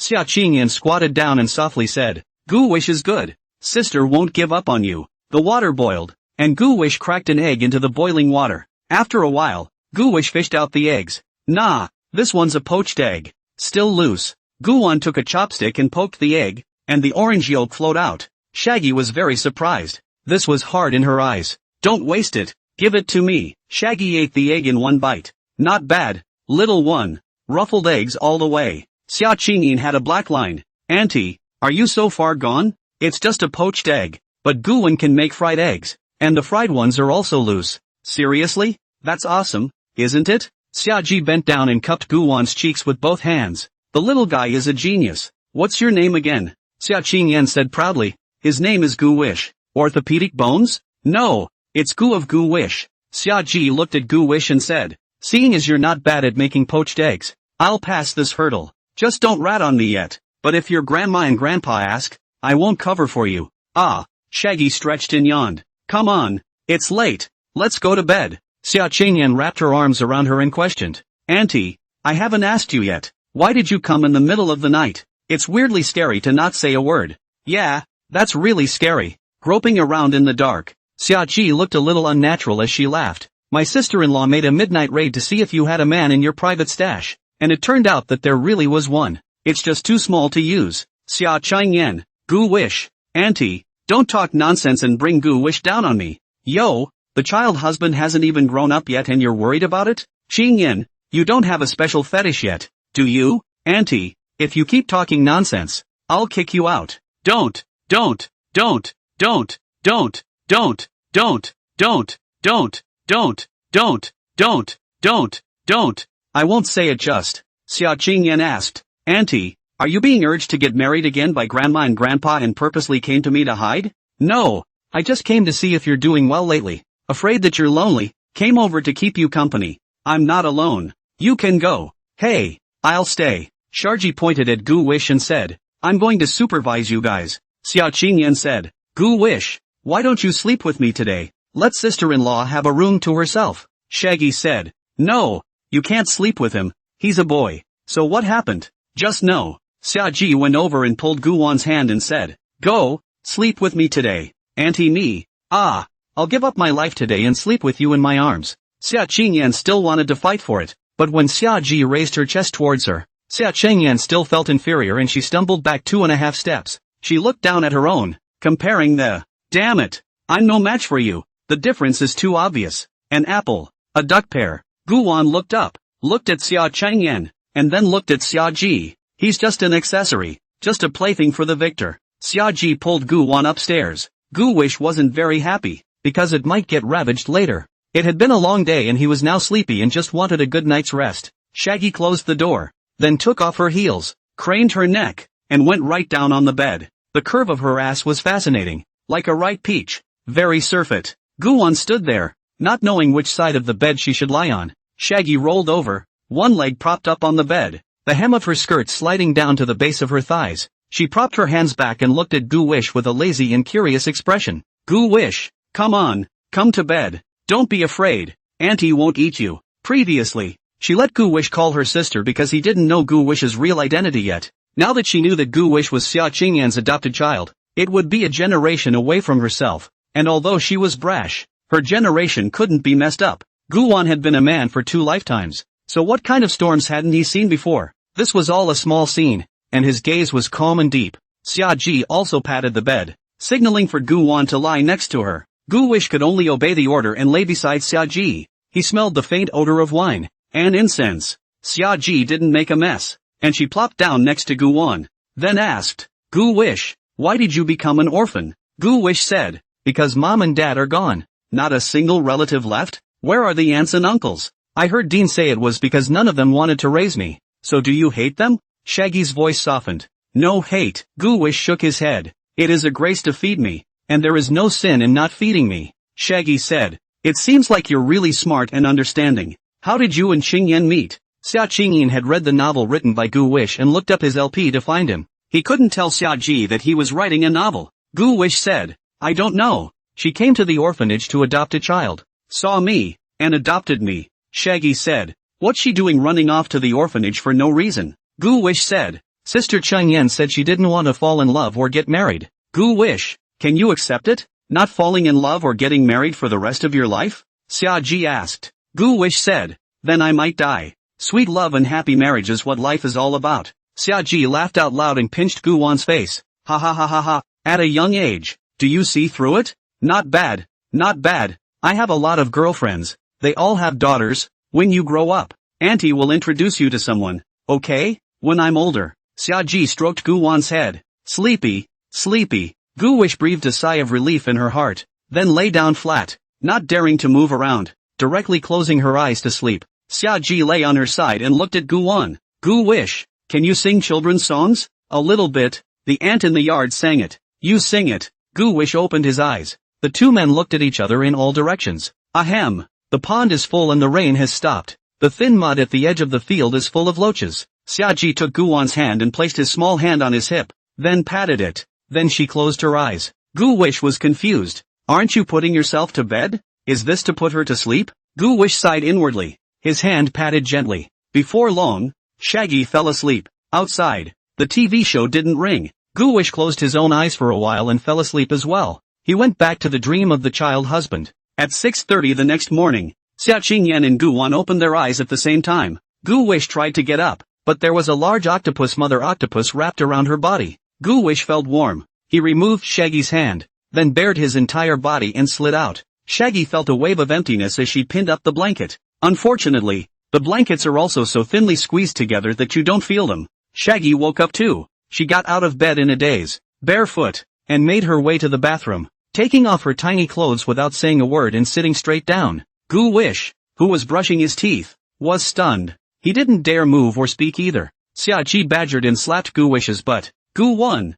why are you up so early? I have to go to school. Oh, it's Tuesday? Right. Wow. Gu Wish heard a rush of water. Gu Wish was embarrassed. When Xiaoqi stood up, the breath Gu Wish had been holding was exhaled. Xiaoqi looked at Gu Wan in the mirror and touched her head. Gu Wish whispered, Auntie, if you need to go to the bathroom in the future, you could have told me. It's not a good idea for me to go out first. What's wrong? Why isn't it good? Gu Wish said, I've grown up. Men and women are different. Men and women are different? Xiaoqi lowered her head and looked at Gu Wish for a closer look. It does make a difference. Gu Wish, how old are you? 8 years old. Oh, Auntie knows. I won't next time. Xiaoqi went out and went straight next door to ask Xia Qingyan for toiletries. She came here and took nothing. Gu Wan washed up, went downstairs, and made breakfast. Made 3 omelets and ordered buns and fries and tofu brains. When the two of them, Xia Qingyan and Xiaoji, washed up and went downstairs, just as the takeout arrived. Sister Qingyan, Auntie Shaji, it's time to eat. The 3 men took their seats. Xiaoji said, Qingyan, you have to go send Gu Wan to school later, right? I'll go send it off. Xia Qingyan said, it's better for me to go. It's fine. Go to work. I'm the best at getting the kids to school. Then you should be careful and watch. Don't worry. Gu Wish, is this the egg you fried? Yes. Shaggy took a bite and the red yolk was very tender. Wow. Nice. Just one? Sharji looked at Gu Wish. Gu Wan looked at the uneaten omelette in front of him. Xiaoji pouted. Gu Wish, Auntie still wants more. Just give it to me. Xia Qingyan's mouth twitched, very unable to stand her sister-in-law like this. Goosebumps rose on Gu Wan's body. Here you go. All right. Gu Wish willingly gave his egg to Shaggy. Shaggy took the omelette beautifully and finished it with a big glass of milk. The milk stains still remained on her lips, and now that the spiciness had receded, her lips had regained their pink color, looking wet as if they had been coated with lip oil, and she wanted to take a bite and taste it. Xia Qingyan inquired, Auntie, when are you leaving? What? You're kicking me out? I told you I'm staying. Xiaoji raised an eyebrow at Gu Wan. Gu Wan, you really like sleeping with Auntie, don't you? Gu Wish pursed her lips and didn't say anything. Although it was very fragrant and soft, he felt like he would collapse his Taoist heart if he shocked his young mind a little bit every day. Xia Qingyan asked, Auntie, is Grandma and Grandpa forcing you to get married again? No. Gu Wish, have you eaten yet? Auntie will take you to school. Xia Qingyan was helpless. This sister-in-law of hers did whatever she wanted, and no one else could stop her if she wanted to. So Gu Wish was pulled away by Shaggy. Shaggy's high heels stepped on the concrete floor, making a clattering sound. Her twisting little waist and her smooth, delicate calves were so appealing. Xiaoji took Gu Wan's hand as she stopped and asked, Gu Wan, which school do you go to? Chengyu International. I think it's right next to it. So no driving. It's not too late. Let's walk there. Xiaoji walked out of Jiutan Palace holding Gu Wan, and the security guards at the entrance of the neighborhood stared at Xiaoji with unblinking eyes, feeling like they were about to drool. Auntie will definitely earn you enough face today to make all those classmates of yours envy you for having such a beautiful sister-in-law. Xiaoqi thought of another problem. Her own sister, also known as Xia Qingyan's mother, Ms. Xia Chengzi, was a cold and heartless woman. She didn't know if she would accept Gu Wan. If she was going to kick Gu Wan out, what would happen to the child? Gu Wish, if one person in the family didn't accept you and wanted to kick you out, would you be sad? No. Is it from your heart? Aha. Gu Wish nodded. Shaggy looked at the strong child as she squatted down and said, if she doesn't accept you, then you can follow me. I can also adopt you. Gu Wish said, thank you, Auntie Shaggy. Gu Wish knew that the she in Xiaoji's mouth was most likely Xia Qingyan's mother, Ms. Xia Chengzi. The early morning sun was already blinding, and the roads here were sparse with cars and 3 or 2 pedestrians. It's also all real estate employees making short videos here for promotional purposes. Xiaoji and Gu Wan came to the crosswalk, and although there wasn't a single car on the wide road, they just stood there quietly and waited until the light was green before walking over. Halfway there, Xiaoji suddenly let go of Gu Wan's hand, and in her playfulness, she ran straight across the street. Gu Wish, you come after me, catch up with me, and I'll buy you a snack. Gu Wish reminded, Auntie Shaji, be careful of breaking your foot. He's indifferent to it. What's so great about snacks? How about? Gu wished to think of something, and he in his heart. When Xiaji saw Guwon being so calm, she frowned slightly and stood there, her arms wrapped around her chest as she asked, Guwon, don't be so calm, okay? Which one of us is the little kid? In your case, I'm going to wonder if you've been taken over like in the novels. Gu Wish looked at Shaji and blinked as he gathered his courage, then turned and ran. Auntie Shaggy, come and chase me, catch me and I'll let you. Ha ha ha ha ha ha ha ha ha ha ha ha ha ha ha ha ha ha. Gu Wish ran fast, and Xiaji chased after him. Gu Wish, run slower, Auntie can't catch up. Gu Wish then deliberately let the water out and ran slower. Xiaji took the opportunity to accelerate and catch up with Guwon. She hugged Gu Wish, then said, ha ha, Auntie caught you. What did you just say? Catch you and let me do what? No, it's nothing. Gu Wish struggled, trying to get Xiaji to let go of him, only for Xiaji to see him resisting and hold him tighter. Shaggy took a sharp sip at his face. Mua, Omega. Gu Wish instantly blushed as he felt unclean. That little bit of cheeky wetness that, the whole body stiffened there. Shaggy said, Auntie was going to leave a red lipstick mark on your face, but it didn't stay because she forgot to put it on today. Aunt Shaggy, stop playing. You're going to be late. Guwon and Xiaji walked forward, crossed 2 streets, and came to the entrance of Zhongyao International. The young masters and young ladies at the door came down from the limousine one after another, talking and laughing about walking onto campus. A kindergarten department bus was parked in front of the school, from which many parents got down with their children, most of them foreigners. Those little foreign girls are really dressed up like Barbie dolls. Gu Wish, however, noticed 2 silhouettes. One was the young woman's aunt, and the other was his ex-girlfriend Yi Zihan from his previous life. She really did go to kindergarten here. Yi Zihan had just seen Guwon when she was in the car, and she clamored to get out of the car to look for Guwon. Yi Zihan raised her own little hand and waved it at Guwon. The young woman's aunt saw Auntie Shaggy and was also slightly stunned, then smiled. Potpourri, potpourri, Yi Zihan shouted. Xiaji looked at Guwon and said, you guys know each other? Gu Wish said, I've seen it in front of the supermarket before. Yi Zihan walked over and hugged Guwon, just giggling. Sharji looked at the young woman's aunt and said, Wan Yu, your child goes to school here? Yeah. Lin Wan Yu laughed. He's yours? It's a long story. I'm sort of his sister-in-law. Gu Wish looked at the two, so the two knew each other. Seems like this one is a real coincidence. It's so karmic. Or maybe this upper circle wasn't that big in the first place. Lin Wan Yu said, what a coincidence. Come on, let's go in together. 4 people entered the campus. Xiaji and Lin Wan Yu chatted idly. When are you getting married? Lin Wan Yu asked. I haven't found someone to marry yet. How are you now? Divorced. How long? A year. Why? He goes around flirting chanting.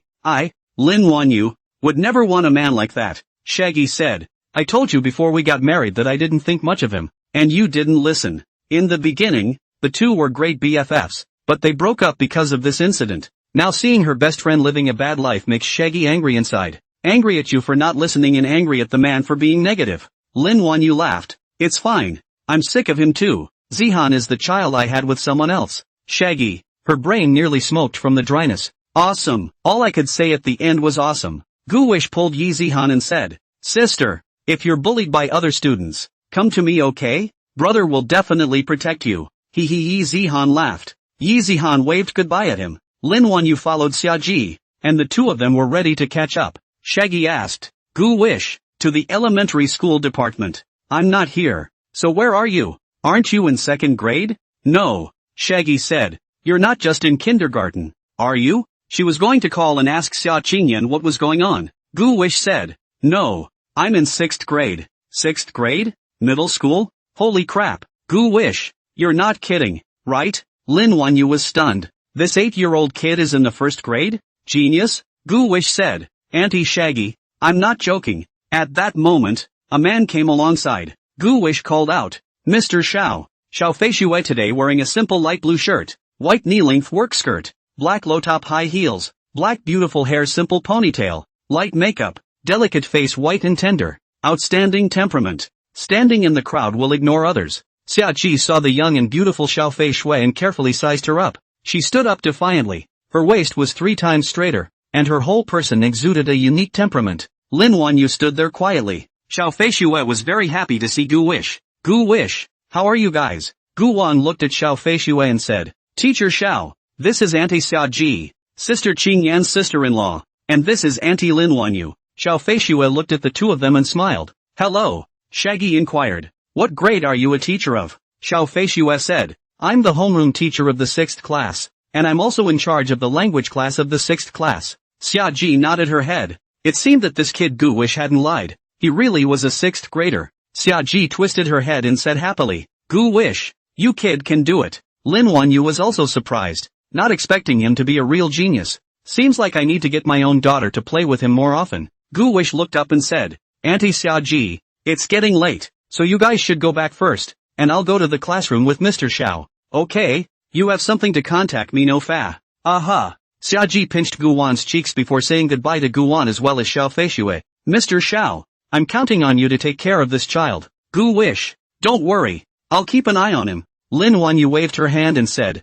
then Gu Wish, I'm leaving as well. Bye Auntie Lin. By the way, Gu Wish, can you look after Zihan for me from now on? She's too young to be alone in the kindergarten section. In case she gets bullied, there's no one to back her up. Lin Wanyu added. Gu Wish promised. Auntie Lin, don't worry, I'll definitely come and play with Zihan more often. Thanks, Auntie will buy you dinner later. Xia Ji and Lin Wanyu left Zhongyao side by side. Xiao Feishue met Xia Ji and was attracted by her kind of temperament. She bowed her head and said, Gu Wish, is that Auntie Xia Ji of yours married? No. Got a boyfriend? It seems like there isn't one. Gu Wan thought back. Mr. Xiao, what are you asking for? It's nothing. Xiao Feishue shook her head. The two walked towards the school building. The shade of the trees along the road was thick and green, and the heat was coming up as the sun rose. Gu Wish twisted her head to look at Xiao Feishue as she walked, admiring. Xiao Feishue naturally noticed Gu Wish's greedy gaze. Something on my face? Yes. Gu Wish nodded.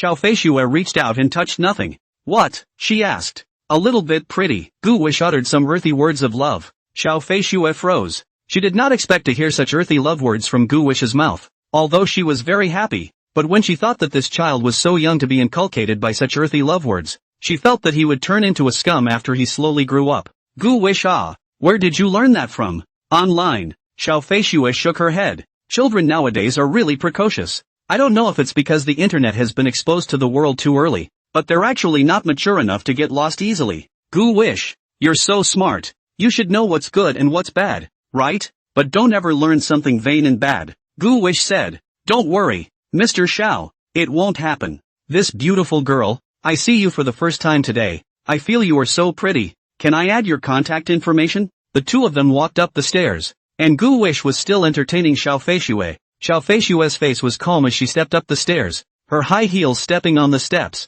making a da-da-da-da sound. Very rhythmic. Smooth calves when stepping up the stairs. White muscles will be lifted upwards, one up and one down, showing the aesthetic beauty of the legs. Didn't we meet yesterday? Gu Wish said. Mr. Xiao, we did meet yesterday, but today is not yesterday. Xiao Feishue mused. Yes, when I saw you yesterday you weren't as oily as you are today. Does Mr. Xiao like it? Xiao Feishue blankly glanced at Gu Wish. The students who walked past them all secretly looked at Xiao Feishue. They all came out of their classes to see Ms. Pretty. In the corridor, students leaned against the railing and greeted Xiao Feishue. A number of other students poked their heads out of the classroom door to peek in. Wow, Ms. Xiao is so pretty. Good morning, Mr. Xiao. Good morning, Mr. Xiao. Who is this beside Mr. Xiao? He came by the school yesterday. I heard he was a new student. Why are the new students in the middle school? Shouldn't that go to the elementary department? Xiao Feishue greeted them. At this time, the class bell also rang, and the students ran into the classroom in a swarm. Xiao Feishue led Gu Wish to walk into the 61st class as well. The first class of the day happened to be a language class. The students of the 6th class were surprised to see their homeroom teacher leading a child in. Although I had already heard from the parents yesterday that a prodigy had come to the school, seeing it today still felt incredible and amazing. Yesterday Gu Wish enrolled in school, and almost all the parents of the junior high school knew that a prodigy had come to the junior high school. You can't help but marvel at the connections these upper-class elites have. The girls in the class whispered and whispered. The kid's kinda handsome. Looking so good. I wish I could touch his head. That's awesome. Genius. I heard he did that paper from our midterm and got 80 points. Gu Wish looked at the 30 or so students below the podium. They looked like young masters and princesses from very good families. Although they weren't very old, they had all learned a lot from their own parents and more or less carried a little shadow of their parents. The teachers on this school give them lessons, so I guess it's more or less a duck. With a single glance, Gu Wan noticed the pretty female classmate sitting in the south window seat.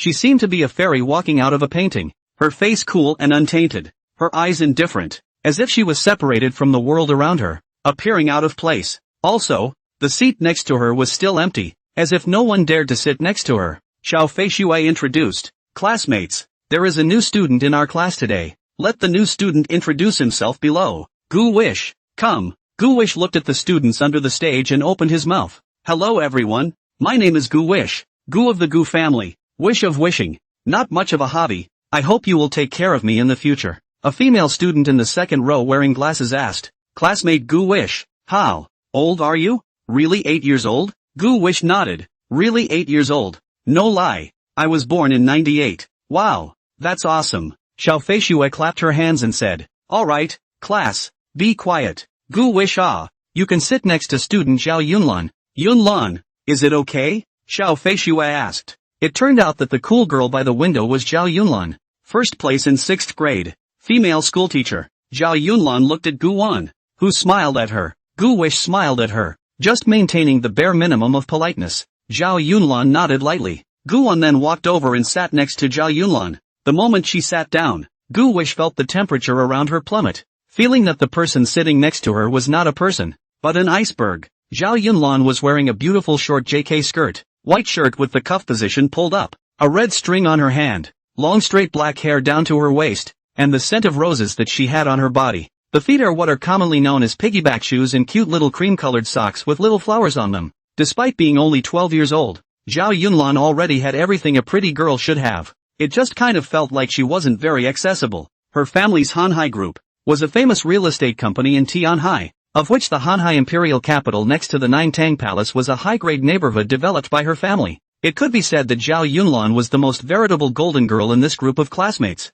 Zhao Yunlan's hands were placed on the table with a pink pen in her hand, sitting there with her legs together, the corner of her eyes staring at Gu Wan next to her, also filled with curiosity about this 8-year-old child. But the solitary and arrogant character wouldn't take the initiative to greet others, and she was waiting for Gu Wen to talk to her. However, Gu Wan didn't say anything even after he sat down, much less look at her. The pen in Zhao Yunlan's hand kept ringing and clicking. She pressed down and back up again, and the frequency was increasing, which indicated strong mood swings. "Class, everyone turn to your textbooks." Everyone opened their textbooks, and Gu Wish didn't have a textbook, so he could only stare. Xiao Feishui stood on the podium and began to lecture. She also forgot to get Gu Wan a new textbook. Zhao Yunlan gently flipped open the textbook, his left index finger gently tapping on the table. She was waiting for Gu Wish to beg her. The corners of his mouth hooked up, and his eyes took on a little more spirit. Gu Wan twisted his head and looked at Zhao Yunlan, whose side face was very pretty. But in the end, they were just pretty little girls, and although Gu Wish was a little kid, there was an old weenus soul in his body, and it was impossible for him to have any heart for a little kid. Gu Wish withdrew his gaze as he took a notebook from his school bag, then rummaged around in his bag but couldn't find a pen he could use, and the only black pen he brought along wasn't coming out of the water yet. It should be that Gu wished to use it more, that's why the black pen can't come out. Either that, or the steel ball is blocking the outlet. He twisted his head to look at Zhao Yunlan again with a kind smile. "Table mate, can I borrow your pen?" Gu Wish's speaking voice was still full of childishness. Zhao Yunlan turned her head, her eyes so ethereal that you could see her long eyelashes blinking slightly, and stared at Gu Wan like that for 2.5 seconds. She didn't say anything, but silently pushed her books to the center position of the desk. She thought that Gu Wan had no books of her own, so she excused herself to borrow a pen to ease the embarrassment. But in fact, Gu Wan was how to borrow a pen. He doesn't have to listen to this kind of language class. Even, he didn't want to go to school to waste time, but he couldn't stay away. He borrowed a pen from Zhao Yunlan just to write something. Gu Wish looked at Zhao Yunlan and rubbed his nose. "Thank you, tablemate, I still want your pen." Zhao Yunlan twisted his head to look at Gu Wan, very confused. Still, he took out an unused black pen from his stationery box, placed it on the table, and gently pushed it in front of Gu Wan. Gu Wan thanked. "Thank you for the table." Gu Wish took the pen and drew a few strokes on the notebook to try to see if it was good, and after making sure it was good, he turned over the blank page of the notebook and after thinking for a while, he began to put pen to paper to write the lyrics. Gu Wish wrote, "The Lanting Provisional. The lines are flowing like clouds and water. Push the door under the moon, and your heart breaks like your feet." Gu Wan wrote down a line, and Zhao Yunlan's gaze drifted over, yet it was too far away to see what Gu Wan was writing. Zhao Yunlan suddenly raised her hand, startling Gu Wan into looking at her with a panicked expression. "No matter how long it takes, There's always a bit of heartbreak if a teacher catches the bag doing something else. The other students around her looked at Zhao Yunlan as well. She had never raised her hand in class before. What's wrong with this little iceberg beauty? Miss Xiao. Today? Xiao Feishue stopped teaching, put down the chalk in her hand, and calmly asked, Yunlan, what's wrong? Zhao Yunlan said with a calm gaze, Mr. Xiao, student Gu Wish doesn't have a textbook. Xiao Feishue looked at Gu Wish, which and noticed that he did not have a textbook, only a notebook on the table. Thought Gu Wish he was copying what he taught. Xiao Feishue's heart both touched, but also blamed himself for being too careless. Actually did not even notice that a classmate did not have a textbook. I'm sorry Gu Wish, the teacher forgot. When class is over you can go to the office and collect your textbook from me. Now, why don't you start by reading a book with Zhao Yunlan's classmates? Good. Guan looked at Zhao Yunlan and only saw a somewhat smug smile at the corner of her mouth. Gu Wish ignored her, and he didn't look at the textbook with her. Still motionless, he held his pen and wrote, Busy. 1,000-year-old monument is easy to top and even harder to top your beauty. Genuine signs are absolutely,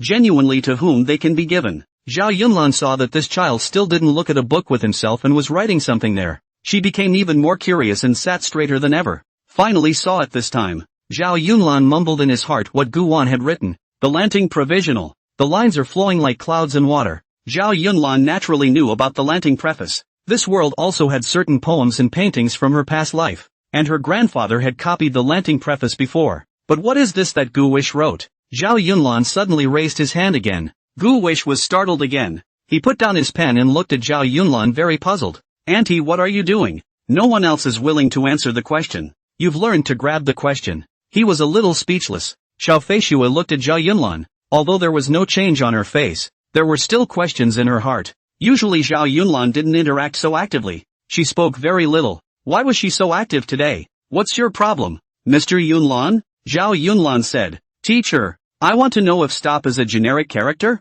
Xiao Feishue laughed. Very good. Everyone should learn from Yunlan's classmates.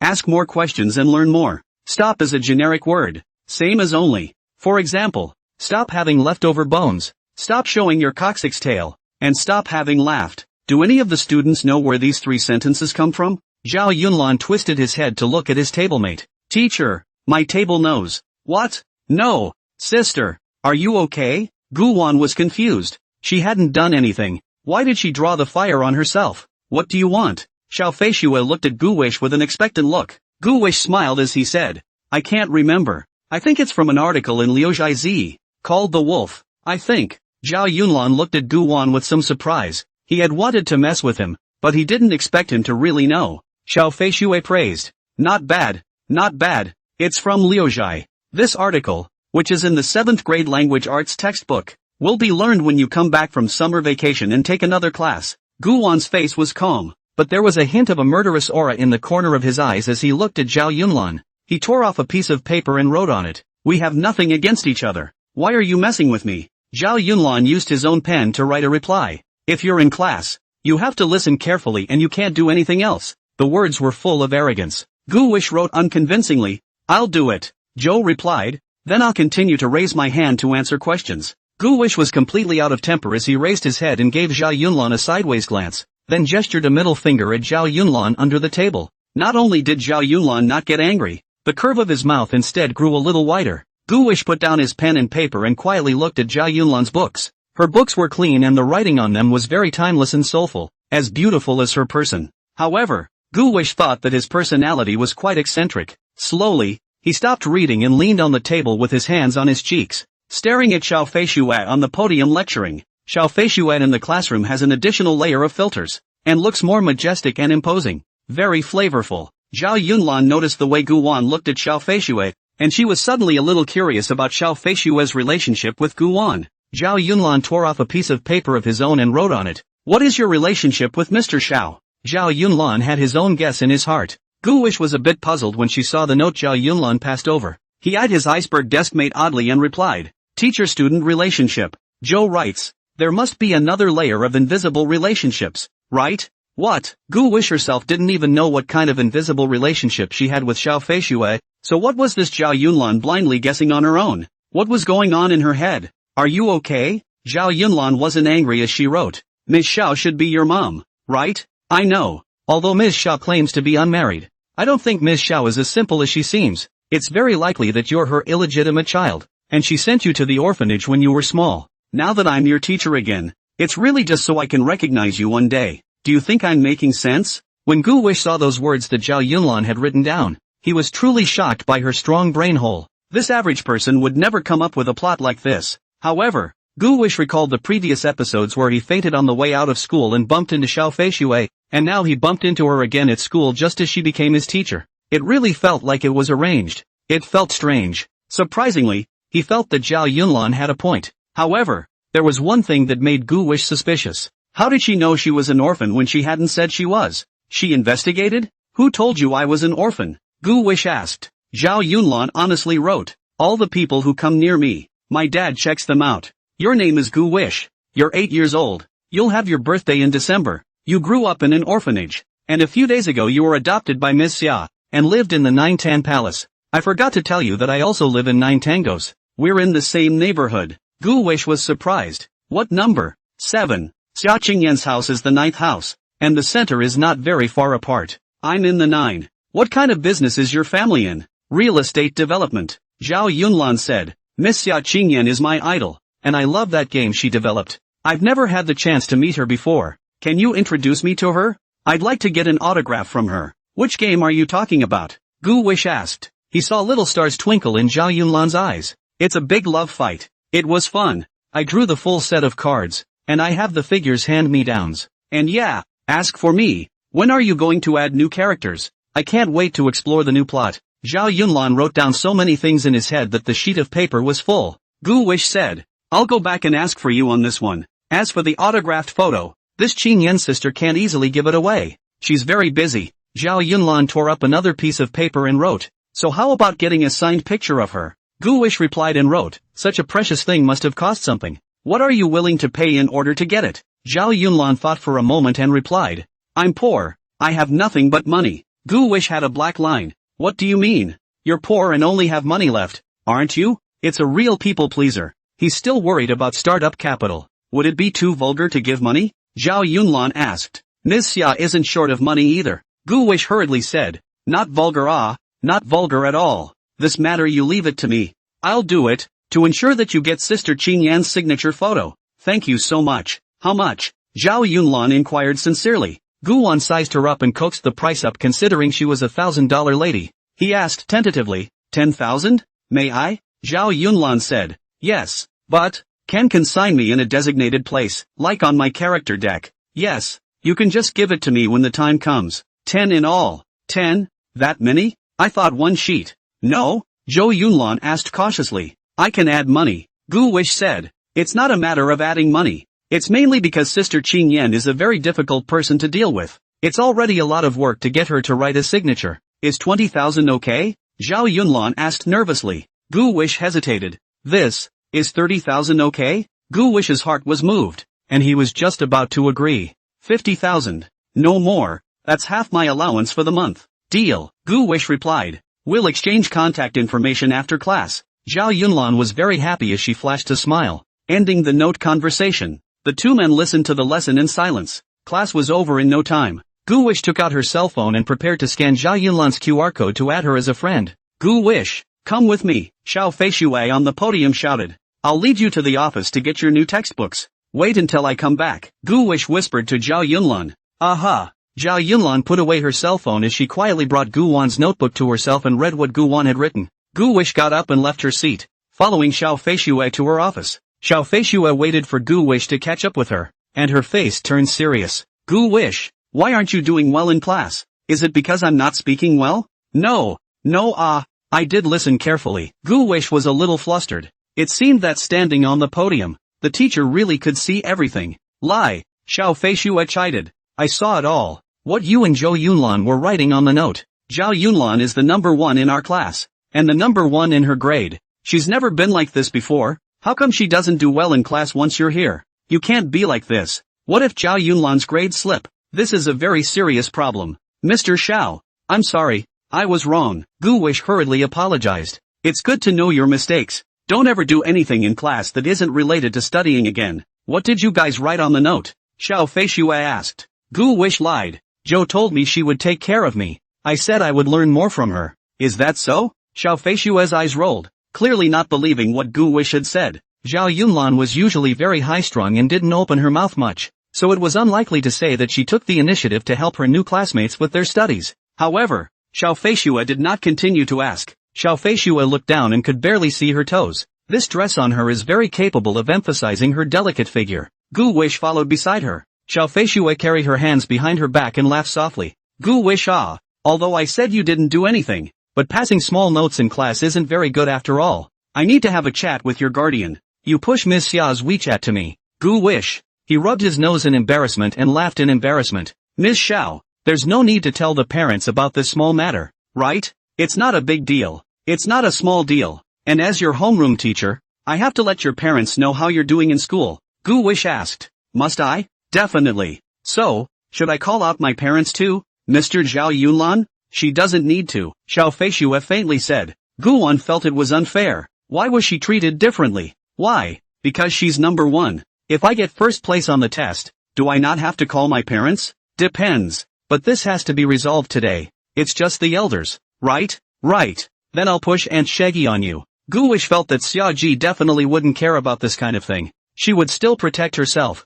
If she was bullied she would definitely kill the school right away. Xiao Feishue thought for a moment and said, okay, then it's fine if you push her on me. Xiao Feishue twisted her head. The corner of her mouth hooked into a wry smile. The two came to the office, where Zhou Yao was the only one inside, and Gu Wish greeted her. Hello, Mr. Zhou. Little Gu Wish is here. Zhou Yao got up, took a chili bar from the table, and brought it to Gu Wan's mouth. Well, thank you Mr. Zhou. After Xiao Feishue got Gu Wish a textbook, she took him back to class. By the way, Gu Wish, there are interest classes afterward. What classes do you like? Gu Wish didn't understand the curriculum of the international school and didn't know what kind of interest classes were arranged by Zhang Yao. Mr. Xiao, what kind of interest classes does our school have? There are dance classes, art classes, music classes, equestrian classes, swimming classes, piano classes, soccer classes, basketball classes, and more. Gu Wish thought for a moment and said, can you only choose one? You can choose two.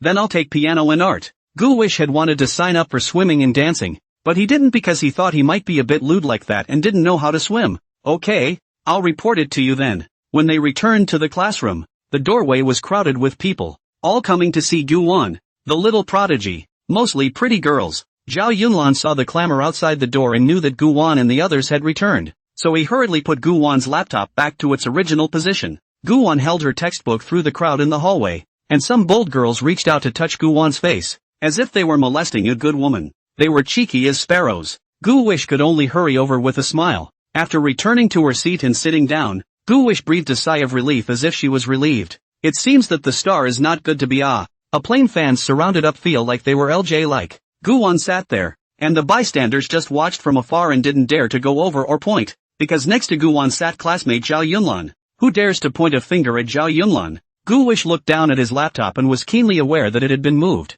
He could smell the faint scent on top of the notebook, yet this scent was coming from Zhao Yunlan. This flavor was very unique and was only found on Zhao Yunlan. Gu Wish twisted his head to look at Zhao Yunlan without blinking. Zhao Yunlan's gaze was calm and indifferent, and the remaining light in her eyes noticed Gu Wan staring at her. Gu Wish opened her mouth and asked, "Tablemate, you touched my notebook, didn't you?" "I moved," Zhao Yunlan answered frankly. Gu Wish was caught off guard by Zhao Yunlan's honesty. He thought Zhao Yunlan would be sophomoric. Who knew that people admitted it? "This is bad," Gu Wish said. Zhao Yunlan said, "I'm just looking at what you wrote in class." "Nothing, just a song," Gu Wish said faintly. "What song? Or is it about the Lanting preface? Why haven't I heard it before?" Zhao Yunlan twisted her head, her snow-white arrogant chin raised, her gaze looking straight at Gu Wan. Gu Wish said, "Forget it if you don't believe me. You tell me the name of the song and I'll search it. It's called the Lansing Order, but you won't be able to search for it." Zhao Yunlan said, "Impossible. As long as it exists, I can find it. How about we make a bet?" Gu Wish said. "What's the bet?" Zhao Yunlan said indifferently. "A pack of chili fries." "Deal." Zhao Yunlan agreed. She took out her own tablet from the table, then opened the music software and searched for the Lanting sequence on it, resulting in nothing. After changing 3 music software in a row, nothing was searched. She flipped back to the extranet and searched it again, still not finding anything about the song Lanting sequence. Zhao Yunlan said with great certainty, "There is no such song as you said. You must have lied." Gu Wish said. Yes, I told you. You can't find it. You lose. A pack of chili fries. Zhao Yunlan was unconvinced. How can you prove that there is this song? You find it and show it to me. Otherwise how can I believe you? Gu Wish said. Wait. I'll finish it. Gu Wish continued on with the lyrics from the lesson. The pastor's flute plays, and the yellow wine in small dishes are a few more chatters. The setting sun, like your shyness, is intoxicating. Facsimiles are easy to write, and the smell of ink will not fade away and stay with you. Looking at those words Gu Wish had written about Xia, Zhao Yunlan was deeply attracted. Her gaze fell on Gu Wan's notebook. The words were mumbled out afterward. Her body also slowly tilted towards Gu Wan. It's not about the wind and the moon. I'll title the sequence and wait for you to return. A hanging pen. 1,000 waves on that shore. What is the meaning of the word love? It's not the right word, and I'm the only one who lacks the knowledge of your life. As she wrote, Gu Wish's mouth hummed a melody along with her. In his mind, a tragedy played out, and regrets were like the waters of the great river that flowed eastward and ran to the sea. After Gu Wan finished writing, he put down his pen. Nah, that's it. Zhou Yunlan looked at a whole song on his laptop. She really hadn't heard the song before and wondered how she couldn't search for it. Just now, listening to Gu Wish humming a melody from his own mouth. It was very moving, making people a little sad and full of melancholy. Well, can't get away with a pack of chili fries. Zhao Yunlan looked at Gu Wan and said, You sing to me. Sing to you? No way. Gu Wan refused. Why? Zhao Yunlan was very anxious. She reached out her jade hand and grabbed Gu Wan's arm. This was the first time she had ever touched a strange man. Yuck. Boy, Gu Wish said with a serious face, because it's another price. Zhao Yunlan smiled knowingly. Anything that can be solved with money is no big deal. How much? Zhao Yunlan looked at Gu Wan very seriously and didn't feel like he was joking. Gu Wish pondered in his mind for a few seconds, then tentatively asked to gesture a palm. Zhao Yunlan said, 5,000? Gu Wish only felt that Zhao Yunlan was rich and generous, and he had wanted to say 500. However, he also understands the reasoning of a thin stream. Zhao Yunlan looks like a money-counting machine of his own. Now squeeze hard. What if he can't get water out of the back? Gu Wish said. No, it's going to be 5 lollipops. Zhao Yunlan was puzzled. Do you really only need 5 lollipops? Gu Wan extended a finger and waved it in front of Zhao Yunlan. No, no, no, no. It's 5 lollipops and a packet of chorizo, because you lost the bet too. It was only when Zhao Yunlan looked at Gu Wan at this moment that she saw a little bit of a child's heart in Gu Wan's body. Even though she didn't know that it was just Gu Wan pretending. She said, I'll cover all the snacks you want from now on. You swipe me, add me as a friend, and I'll go through it. Do you have a cell phone? Zhou Yunlan asked again. Of course I have. Gu Wan took out his cell phone, scanned Zhao Yunlan, and sent a message to verify. After passing, Zhao Yunlan directly transferred $50,000 to Gu Wan. If it was the Gu Wan of her previous life, of course she wouldn't see this amount of money. But this was life-saving firewood for the current Gu Wan. Such a generous young lady. You have to snub. Not right, is to get along well. Jingle bells. The bell rang and the students filed in. After everyone was seated, Xiao Feishue continued her lecture. Zhao Yunlan was suddenly curious about Gu Wan, and she tore up a piece of paper and wrote down a question. Mr. Gu Wish, why did Sister Xia adopt you? Zhao Yunlan thought in his heart. Maybe Gu Wan is too good? But Xia Qingyan is still very young. How can she fall in love in the future when she has Gu Wan as a drag? Xiao Feishue gazed over. Gu Wish held her breath, placed her hands on the table, and did not move her pen to reply. Zhao Yunlan saw that Gu Wan wasn't replying to him and thought that what he said wasn't quite appropriate and hurt Gu Wan. She hastily wrote again. I'm sorry, shouldn't I have asked? Gu Wish waited for Xiao Feishue to turn her back before she hurriedly picked up a pen and wrote. Teacher Xiao knows that we're writing notes, and is going to let me find the parents to reflect the problem. Zhao Yunlan blinked and asked nervously, Are we being obvious like this? Well, obviously. Gu Wish nodded. Then let's keep our movements small and not make any noise. Gu Wish reminded. Right when she turns around. Okay day. Zhao Yunlan sat down honestly, dumbfounded. Xiao Feishue turned around and the two of them sat upright. When Xiao Feishue turned away, Zhao Yunlan tapped the first question with his own pink bunny pen. You haven't answered me yet? Zhao Yunlan glanced at Gu Wan. Gu Wish replied. Because Sister Qingyan likes me. Like you? Zhao Yunlan thought for a moment and said. No way? Is it the kind of like I understand? Zhao Yunlan looked at Gu Wan somewhat incredulously, and swept Gu Wan from head to toe again. Except for a bit of flinging, every part of his body was tiny. What could he do? What kind of like do you understand? Seeing the strange look in Zhao Yunlan's eyes, he seemed to understand what was going on in this $1,000 lady's head. This, She can really associate to Xing. Zhao Yunlan took a red pen and drew a love heart on the paper. Of course it's this kind of like between a man and a woman. Sweet love. Gu Wish wanted to spit out blood. Gu Wish replied, classmate Zhao Yunlan, I'm only 8 years old. Can your little brain be a little more pure? Well, I think it's too small too. Zhao Yunlan had a serious look on his face, then retorted to Gu Wan, you said my thoughts are impure. May I ask how they are impure? Zhao Yunlan thought that what Gu Wan said about liking was originally ambiguous, and there was nothing wrong with her understanding it as liking between a man and a woman in love. She wouldn't find it strange if Xia Qingyan liked Gu Wan. After all, anything can happen in today's world, right? Gu Wish said in a serious tone. What you're thinking about in your head is not normal, you know. Zhao Yunlan said, I think it's very common. In this world, everyone likes something different. There are so many people with weird fetishes that are just mostly out of reach because we're not in that circle. That's why I think it's commonplace that freaky love exists for a reason. Doesn't the news always break certain things that blow up the third dimension? When Gu Wish saw the paragraph that Zhao Yunlan had written down, his entire body was confused. Is the thought so advanced? He can't let this go. What will happen to such a young girl if she has a problem with her outlook on love? Gu Wish decided that she must save this poor girl, establish for her the correct outlook on relationships, life, values and the world. Gu Wish replied, Student Zhao Yunlan, you're catching on. That's not how real love works. Zhao Yunlan shook his head. I'm not saying that love like this is normal. I just don't think it's strange to see it. And speaking of true love, what is true love? I haven't seen it. Have you? Gu Wish replied. Do you want to know what real love is? Think. Gu Wish thought about it and said, then I'll teach you when you're 22. Why 22? Gu Wish replied, let's just call it the 10-year contract we set. When it's 10 years later, I'll teach you to fall in love. Really? Zhou Yunlan asked. Aha, it's time to study. No early love, okay? Zhao Yunlan said, it won't be. The only person who comes into contact with me is just you, a little boy, and no one else dares to come near me. That's a relief.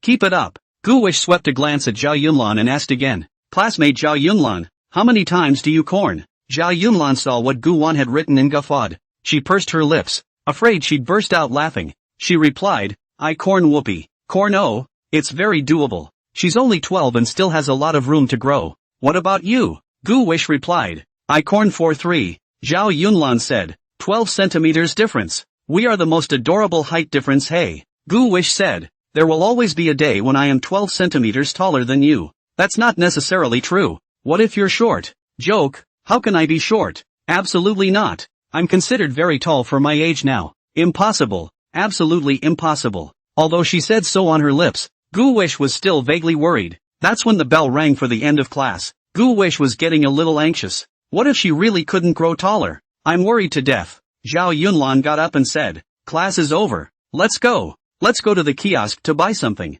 She looked at Gu Wish not moving his body, then saw his serious little face and laughed. Don't worry, even if you don't grow up later, I won't mind you. Hurry up and keep up. Zhao Yunlan had her hands behind her back and was in a happy mood as she walked to Xiao Feishue with an easy pace, Gu Wish following behind her. Zhao Yunlan spoke. Teacher Xiao, Mr. Gu Wish is a bit uncomfortable, so he won't be participating in the recess exercises later, so I'll take him on a tour of our school. Gu Wan sniffed and was a bit confused. How did he dump the pot on his head? He was clearly in good health, but if pretending to be sick would keep him out of recess, then he was willing to pretend to be sick for a bit. Xiao Feishue was very worried when she heard this, and she busily asked, Gu Wish, is it serious? Should teacher take you to the school infirmary to have a look? Gu Wish pretended to cough twice and said, cough, cough, it's not serious, Mr. Xiao, I'm just a bit stuffy, I'll be fine if I go out for some air. Oh, Xiao Feishue gave Gu Wan a meaningful look. How could she not understand Gu Wan's small mind? Only Zhao Yunlan, this girl, felt that her plan was flawless. Then Yunlan will take Gu Wish around. Be safe. Zhao Yunlan faintly said. Okay, thank you, Mr. Xiao. Let's go. She turned around and smiled sweetly. Gu Wan smiled sarcastically and glanced at Xiao Feishue before following Zhao Yunlan out of the classroom. Wait a minute. Xiao Feishue put down the books in her hands, as well as her laptop, and called out to Gu Wish. Gu Wan turned around. What's wrong with Mr. Xiao? Didn't you say you'd push your sister-in-law onto me? Xiao Feishue looked at Gu Wish. Oh, sorry Mr. Xiao, I forgot. Gu Wish took out his cell phone and sent Xiao Feishue Xiaoji's business card. After Xiao Feishue saw Xiaoji's avatar, the whole person's eyes had a light, radiant and full of light. Xiao Feishue said, alright, you go. Gu Wish looked at Xiao Feishua's expression and always felt that there was something wrong with her, but she couldn't say what was wrong. The two of them, Gu Wan and Zhao Yunlan, went out together and attracted the attention of many students who looked at the two of them and whispered about something. Hey guys, look, the kid brother who just came here has hooked up with Miss Zhao. Strange, Zhao Yunlan usually keeps to himself and never interacts with his classmates. Why did he turn around today? This kid is also powerful. I heard that he lives in the Nine Tan Palace as well. No wonder. This kid has become Zhao Yunlan's little follower. I also want to be Miss Zhao's follower. Are you worthy? Seriously, who wouldn't want to eat Miss Zhao's soft food? Let the kid dig in. Although Gu Wish was small, he still heard all kinds of talk, and he didn't feel much about it, because no matter how well you did, you couldn't stop people from saying bad things about you. But when he heard someone say he was a soft touch, he was in a bad mood. Soft food? Impossible to eat. You didn't even eat soft food in your last life. Will you eat soft food in this life? Can't eat a bit. I, Gu Wish, am no one's follower or toady. Zhao Yunlan stopped in his tracks. His expression bland. Gu Wish, come over here quickly. Coming. Gu Wish hurriedly chased after him. When she arrived at a less crowded place, Gu Wish took out her cell phone and sent a message to Xiaji. Auntie Shaggy, I was caught by the teacher passing notes to my female classmates in class, and now the teacher is going to add you to tell you about me. So help me out. Will you? After sending the message, Gu Wish put her phone away. Zhao Yunlan said, is there anything I can help you with? I can put in a good word for you with Mr. Shaw. Gu Wish looked at the serious Zhao Yunlan. Thanks, but no thanks. It's not a big deal. Under the boulevard, the breeze blew Zhao Yunlan's long hair. She stopped suddenly and looked up at the sky. Since it rained yesterday, today was clear and sunny and there was a romantic rainbow in the sky. Zhao Yunlan said, Gu Wish, I've discovered a problem. What's the problem? The summer sun is really hot. The corners of Gu Wan's mouth twitched. No, my lady, what is this discovery? How about an award for you? People ask you what you invented. You said you invented the sun. Gu Wish gave a thumbs up against her will. Awesome. I actually feel it too. It does get a little hot in the summer, but I don't hate summer. On the contrary, every year I look forward to it. I know what you were expecting. Gu Wish said. You really know? Zhao Yunlan carried his hands behind his back and said confidently, you're expecting summer cicada. The trees resounded with the sound of cicadas. As for Zhao Yunlan's hand, he didn't know when he had grabbed a black, already mated and dying of old age summer cicada. Its wings vibrated and hummed at high speed. Zhao Yunlan held it in his hand without the slightest fear. I've heard that it's edible. Zhao Yunlan said, swallowing.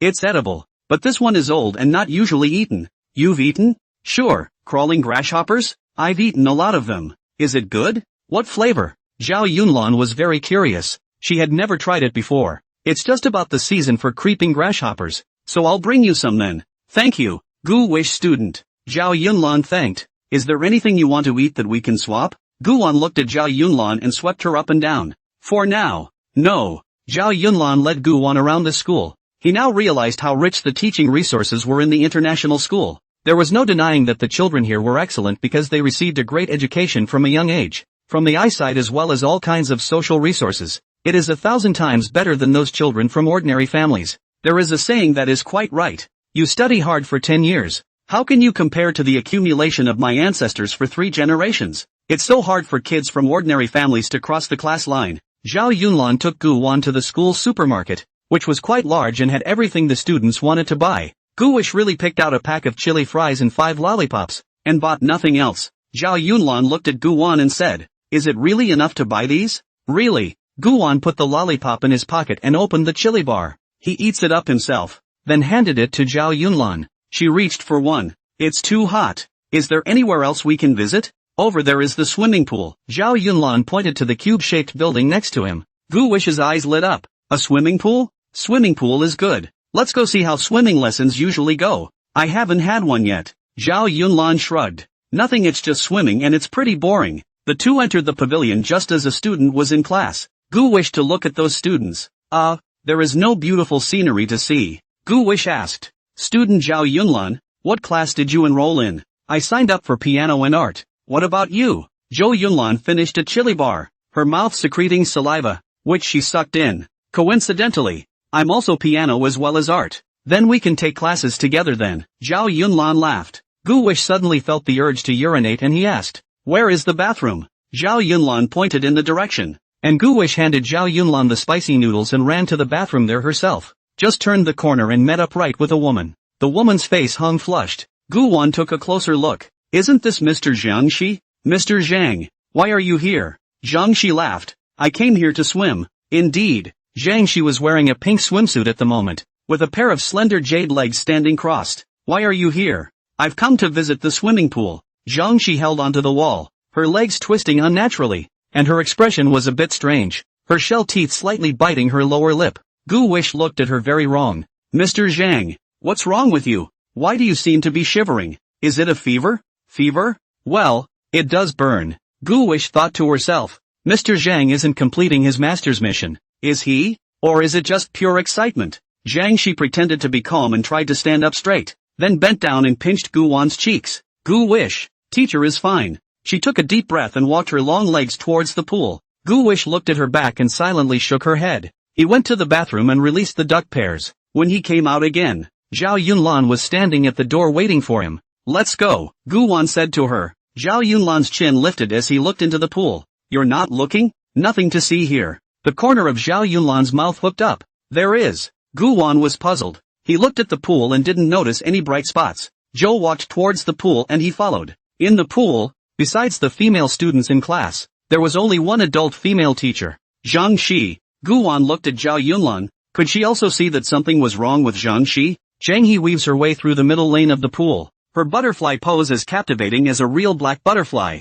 Zhao Yunlan pointed at the pool and said, Gu Wish, look, does this pool look like the realm of reincarnation where monsters are sealed? What the hell is a mirror of reincarnation? Gu Wish was dumbfounded as he looked at Zhao Yunlan. Look, here comes the monster. It came so fast. It's coming out soon. When it invades reality, we humans will enter the final age. Zhao Yunlan said with a serious face. Gu Wish, I don't want to hide it from you anymore. In fact, my true identity is that of a magical girl, and the significance of my existence is to expel the monsters that invade reality. Now, witness my power. Zhao Yunlan's body seemed to emanate a mysterious power, a power that made Gu Wan's heart palpitate. Should she, really? No, it can't be. Is he or she a monster invading reality? What to do? Gu Wish asked herself. Boom. Zhao Yunlan stretched out 5 fingers forward and aimed them at the swim lane where Zhang Shi was. She chanted in a small voice. O God who rules the world, I am a magical maiden who has contracted with you. Grant me the power to guard the world and seal all demons.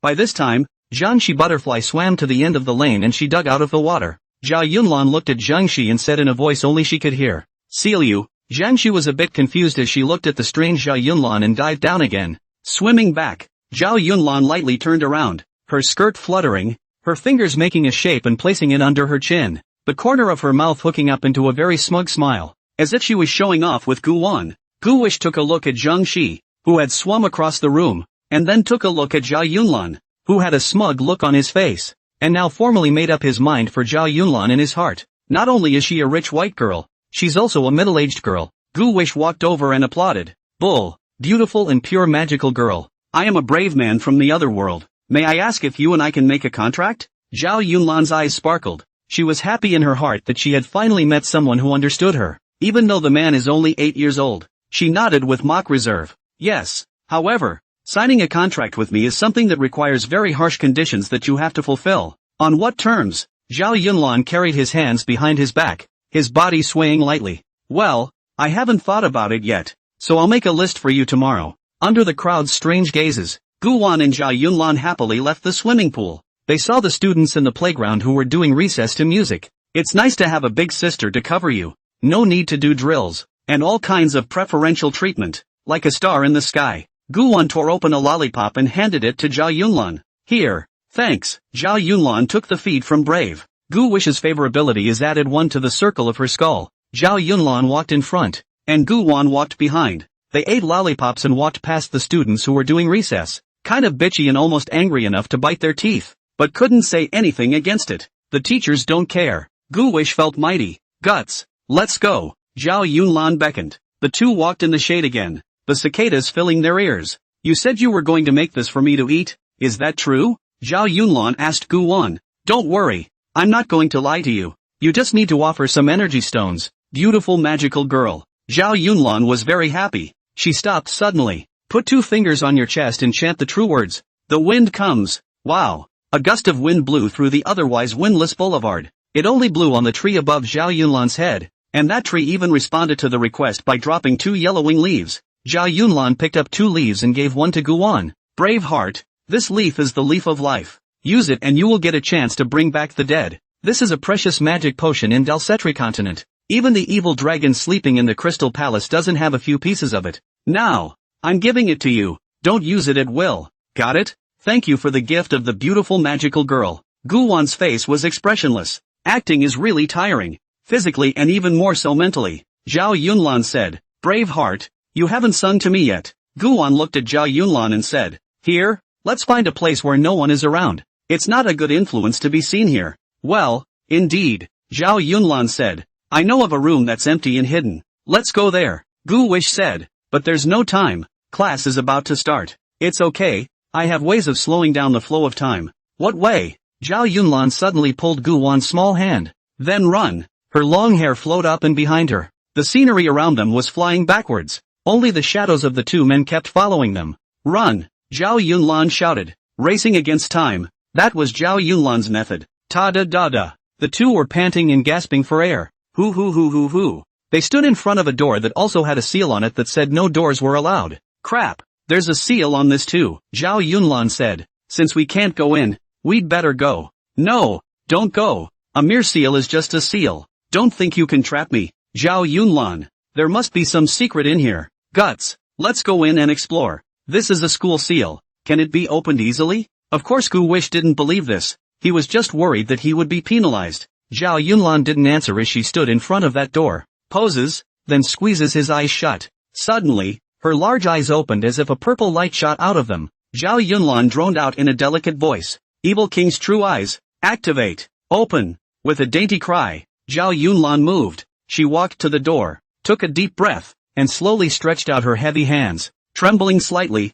as if meeting strong resistance. Swish! Zhao Yunlan tore off the seal and held it up for Guwan to show off. I'm good, right? Gu Wish had a black line on his head and was expressionless. Don't take me with you if you're good. I don't have a rich father. Gu Wish twisted her head to look at the camera above her head and smiled. Leaders, as you can see, this matter has nothing to do with me. Zhao Yunlan laughed. You and I are now grasshoppers on a rope. We can't run away. She pulled out a key, unlocked it, and pushed the door open as Gu Wish followed her in. It was a modest room with bookcases, a table, 2 chairs, and a piano in the corner. Gu Wish walked to the bookcase, which was placed inside, many of which were suspense novels about detective reasoning. He felt strange. Why was there such a place in the school? What's the purpose of it? Zhao Yunlan seemed to be familiar with this place. Moreover, she still had the key to this place, and she walked straight to that piano. Take the white cloth off the top. Dusty. Ahem. Gu Wish went over to help her pull it off. Zhao Yunlan looked at Guwan and didn't say anything. Gu Wish twisted his head to help her carry over a chair. Zhao Yunlan lifted her skirt and saluted, very satisfied with Guwan's performance. As she sat down, her slender hands swept the piano, which emitted a beautiful melody. You do it, let me con your strength. Gu Wish said. You want it that badly? Want. Zhao Yunlan nodded seriously. But there's only 3 minutes left. It's too short. It's too late. I'm going to be a long time. How long has it been? At least 5 minutes. Zhao Yunlan nodded in satisfaction and said, brave heart, why don't we skip class? Classes aren't much fun anyway. Guwan looked at Zhao Yunlan and said, you're the one who told me to skip class. I didn't want to. Gu Wish added. Zhao Yunlan stroked his chin and said, alright, you can say that when the time comes. Can you hum the melody of that song for me? Gu Wish hummed the front briefly. While he hummed, Zhao Yunlan's side followed and played the piano. Yes, that's right, it is. Guwan looked at her and said, what grade are you in piano? 10th grade. What about you? Zhao Yunlan asked. I'm level 0, Gu Wish said frankly. Zhao Yunlan added a random prelude, and then, Gu Wish sang along. The Lanting Provisional. The lines are flowing like clouds in water. Push the door under the moon, and your heart breaks like your feet. At the first line, Zhao Yunlan was captivated by Guwan's singing voice. His voice, as if telling a poignant love story, was very touching. Zhao Yunlan's mood sunk deep, wanting very much to explore that story from Guwan's mouth. Suddenly, the class bell rang outside the room, pulling Zhao Yunlan's thoughts back. Guwan looked at her and said, it's not too late to go back, but I'm not satisfied yet. Zhao Yunlan nuzzled and pouted. I'm a little nervous. First time with a girl like this. Gu wished to pretend to be shy. It's the first time I've done that with a boy, too. Let's get on with it. Is it true that no one will disturb? Gu Wish looked at the door as if she was afraid that someone would suddenly come in. Zhao Yunlan affirmed. It won't be. No one dares to disturb us. That's good. Being interrupted in the middle of casting a spell would be hard. Not being on top of it, you know what I mean? Gu Wish asked. I understand. Zhao Yunlan nodded. It's really hard. Gu Wish once again inquired. True understanding? Don't we mean the same thing when we say it? It's one meaning. Gu Wish smiled. Zhao Yunlan's gaze was calm as he gazed at the piano. Gu Wish continued to sing. What is the meaning of the word love? It's not the right word, and I'm the only one who lacks the knowledge of your life. Zhao Yunlan couldn't get enough of listening. Did you write this? She looked at Gu Wish. Gu Wish shook his head and denied. It's not me. It's a song composed by Jay Cho with lyrics written by Fong Wenshan. Zhao Yunlan asked. Who is Jay Cho? How come I haven't heard of him? Gu Wish said. A cold singer. You don't know normal. It's not normal, Zhao Yunlan said. There's no way I can't find any information on him. She stared at Gu Wan, giving him a weak look. This must be a character you made up. This song? You actually wrote it, right? No, how could it be me? Gu Wan denied. However, the more Gu Wan denied it, the more Zhao Yunlan decided in his heart that this lanting preface was written by Gu Wan. Don't deny it. I know. It's you. Why don't you admit it? Gu Wish sighed helplessly. It's really not me. Okay. If you say it's not, then it's not okay. The piano accompaniment that Zhao Yunlan had just played, Gu Wan felt that it was a little less flavorful. Perhaps it was a preconceived idea. Gu Wan felt that a large and medium-sized violin, as well as an arrow-based accompaniment, was still more in line with the mood of the song. 30 years ago looking for a wife. Found it. Not my dropio. Gu Wish's cell phone rang. It was Xiao Feishua calling. Gu Wish to connect. Mr. Xiao. Gu Wish. Where did you guys go? Xiao Feishua over there was anxious. Mr. Xiao. Zhao Yunlan's classmates had to drag me to study music. I didn't want to. There's no danger. Is there? No. It's pretty safe here. Don't just play. Remember to eat. Aha. Got it, Mr. Xiao. Gu Wish hung up the phone. Zhao Yunlan got up and she walked over to the bookcase with her hands behind her back. Gu Wish asked. Why do you have a key to this place? Zhao Yunlan said. I knew you'd ask. This used to be the detective agency I ran. However, there are no qualified members of the community, so it's closed. I wrote the seal on that door myself too, so you don't have to be afraid anymore. The school leaders won't be looking for you. Gu Wish said. What am I afraid of? Was I scared? No. Is this detective agency of yours unqualified or is there simply no one in it? As if Zhao Yunlan had been pierced through his mind, he said dismally, alas, no one participated. I can never figure out why you don't join a club that's so much fun. How did you organize your club activities back then? Just read a suspenseful speculative fiction novel for an hour a day and then write a 500-word afterthought. Pust. And you're writing about it? What are you doing with your homework? Joining a club is all about relaxation. And good lord, you're more demanding than a teacher. So who dares to come? Gu Wish looked at Zhao Yunlan and said, let me tell you why no one attended. Why? Zhao Yunlan listened very carefully. Gu Wish said, because I'm not there. If a handsome guy like me is there, I'm sure I can attract a lot of female club members. Zhao Yunlan asked, so you want to come in? The corner of Gu Wan's mouth hooked up.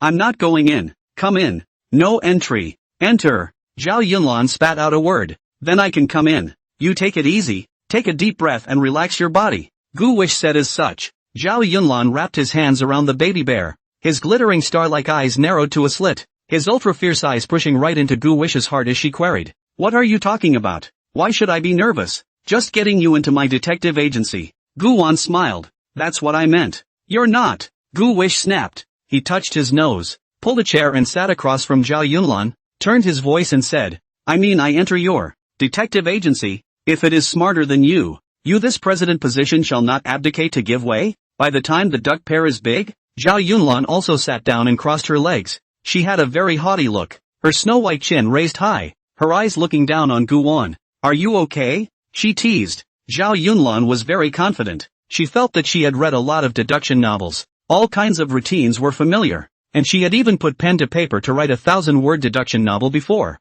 and she was very satisfied with her own digging, burying lines, and details, so how could Gu Wish be better than her? He was only 8 years old, how could he have read that much? Real men never say they can't. Certainly not to be told no by a woman. This is Gu Wish's bottom line. Gu Wish said, let's do it this way. Let's each write a suspense novel, and then we'll look at each other's, and then we'll split the winners, and the one who wins will be the president, and the one who loses will be the president's secretary. Secretary? How are you going to be a secretary if you lose? All secretaries are women. My dad never wanted a male secretary. Your father is a man. It's normal to want a female secretary, but you're a woman. Wouldn't it be perfect if I lost and became your personal secretary? Men and women don't get tired when they work together. Well, you have a point. Zhao Yunlan rubbed his chin, his little head thinking. Yes, is there a limit to the number of words? Zhao Yunlan asked. How about no less than 2,000 words? She had written a 1,500-word novel before, and at that time, after she finished it, that feeling of satisfaction was great, and now she was raising the word count by 500 words, which was a challenge to herself, and also a challenge to Gu Wish. How about that? 2,000 words. Scared. Normally, the essays that Xiao Feishu has set up were only 400 words. However, Gu Wish didn't panic and said, 2,000 words is too little, isn't it? At least 10,000 words. What? 10,000? Zhao Yunlan thought she had heard wrong. Gu Wen actually said that she wanted to write 10,000 words. It was too much. But how could she admit defeat in front of this little guy? Gu Wish? Yes, 10,000 is 10,000. In a few days' time? Gu Wish said. Considering that you probably haven't written that much, I'll give you a few more days to conceptualize it and give you a week. What do you mean give me time to conceptualize? Looking down on me? I can't use it that long. Gu Wish asked. Then set a time.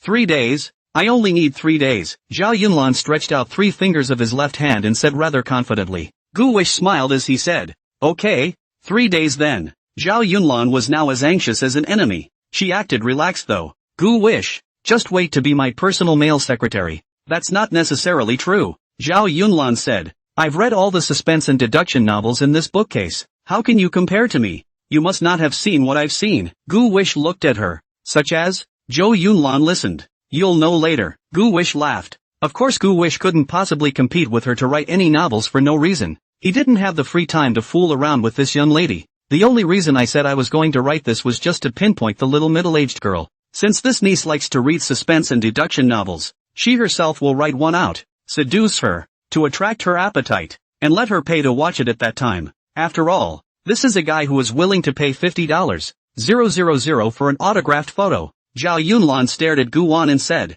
since you've also enrolled in piano classes, you should know a little bit as well. Play one for me. Gu Wish said, okay, then you've got ears. It's the first time I've played this for a woman. Zhao Yunlan was a little uncomfortable when she heard Gu Wan call herself a woman. I'm still a little girl. I don't mean that. Gu Wish had a black line on her head. This niece was too sensitive. Gu Wan walked over to the piano and sat down. He hadn't played the piano in a long time, and the last time he had played it was Choral C, which he had played for a confidante's birthday in his last life. Turn around and leave. Breaking up can't be said. You have something to say that can't be said. A seabird falling in love with a fish is just an accident. Zhao Yunlan stood right behind Gu Wan, listening so quietly that she could no longer speak now. Gu Wish is really a full human child. He can do everything. Playing to the chorus part, Gu Wish sang directly. When Zhao Yunlan heard the line seabirds and fish fall in love, it was just an accident sung by Gu Wan. He was filled with regret. After playing a song, Gu wished to move his fingers. Ugh, it's been a long time since I've played and I'm a little rusty. Zhao Yunlan looked at him and narrowed his eyes. It seemed that this brave man was harboring too many secrets. She imagined herself, layer by layer, taking off Gu Wan's outer clothing and seeing what the naked Gu Wan really looked like. She thought things were getting progressively more interesting. Zhao Yunlan said, ha, you still say you didn't write it. What about this song? And what do you say? Was it also written by someone else? Yeah, it's by J. too. I knew you'd say that. Zhao Yunlan shrugged, then looked at Gu Wan and said, it's getting late. Let's go to the cafeteria to eat. Now, it's only 11:30. Zhao Yunlan said, it's not early. When school is all over in a while, the cafeteria will be crowded. Okay, Gu Wish hadn't eaten a meal from an international school's cafeteria yet. Hundreds of thousands of dollars a year in tuition. The food must be great. The two of them went out of the room and Zhao Yunlan locked the door before going downstairs to the cafeteria. However, what Zhao Yunlan took Gu Wan to was not the student cafeteria, but the teachers and staff cafeteria. There are already teachers eating here. That's not right, is it? Zhou Yunlan-san? Are you sure we can eat here? Zhao Yunlan said with a calm gaze. I usually eat here. Gu Wish swept his gaze over and was surprised to find a familiar face here. It's Ms. Lin Ling or Ms. Bai Qing Xian. Lin Ling saw Gu Wan and she waved at him. Gu Wish, here. Gu Wan walked over to greet them. and Zhao Yunlan followed behind. "Hello, Mr. Lin." "Mr. Bai." Lin Ling curiously said. "Gu Wish, isn't it still not time for class to end? Why did you guys come over?" Gu Wish said. This," Zhao Yunlan said. "We skipped class." Ringling, by Qing Xian, the first of the year skipping class with a genius prodigy. Can't seem to say anything about it. Zhao Yunlan took Guan to fight for his meal and found a place to sit down, and the teachers around him were secretly talking about it, because before it was Zhao Yunlan who came alone, and now that she had brought another person with her, this was big news. Gu Wang took out her cell phone and took a picture of her lunch, sending it to both Yao Xingyue and Xia Qingyan at the same time. Xia Qingyan returned the message in seconds. "With whom, Mr. Xiao?" Xia Qingyan observed very carefully. She enlarged the picture and saw a pair of chopsticks on the side of the picture taken by Guan. Gu Wish said. "No, it's my new classmate. She brought me to the cafeteria to eat." Gu Wish added. "It's a little rich woman." "Oh, very rich," Xia Qingyan replied. "The ones at that school are either rich or powerful. But how rich is she? More money than me?" Gu Wish replied solidly. "Yes, richer than Sister Qingyan." Gu Wish added. "But it's okay, Sister Qingyan. I don't mind you, and we don't compare ourselves to others. She is just as rich as she is, but she can't compare to the kind,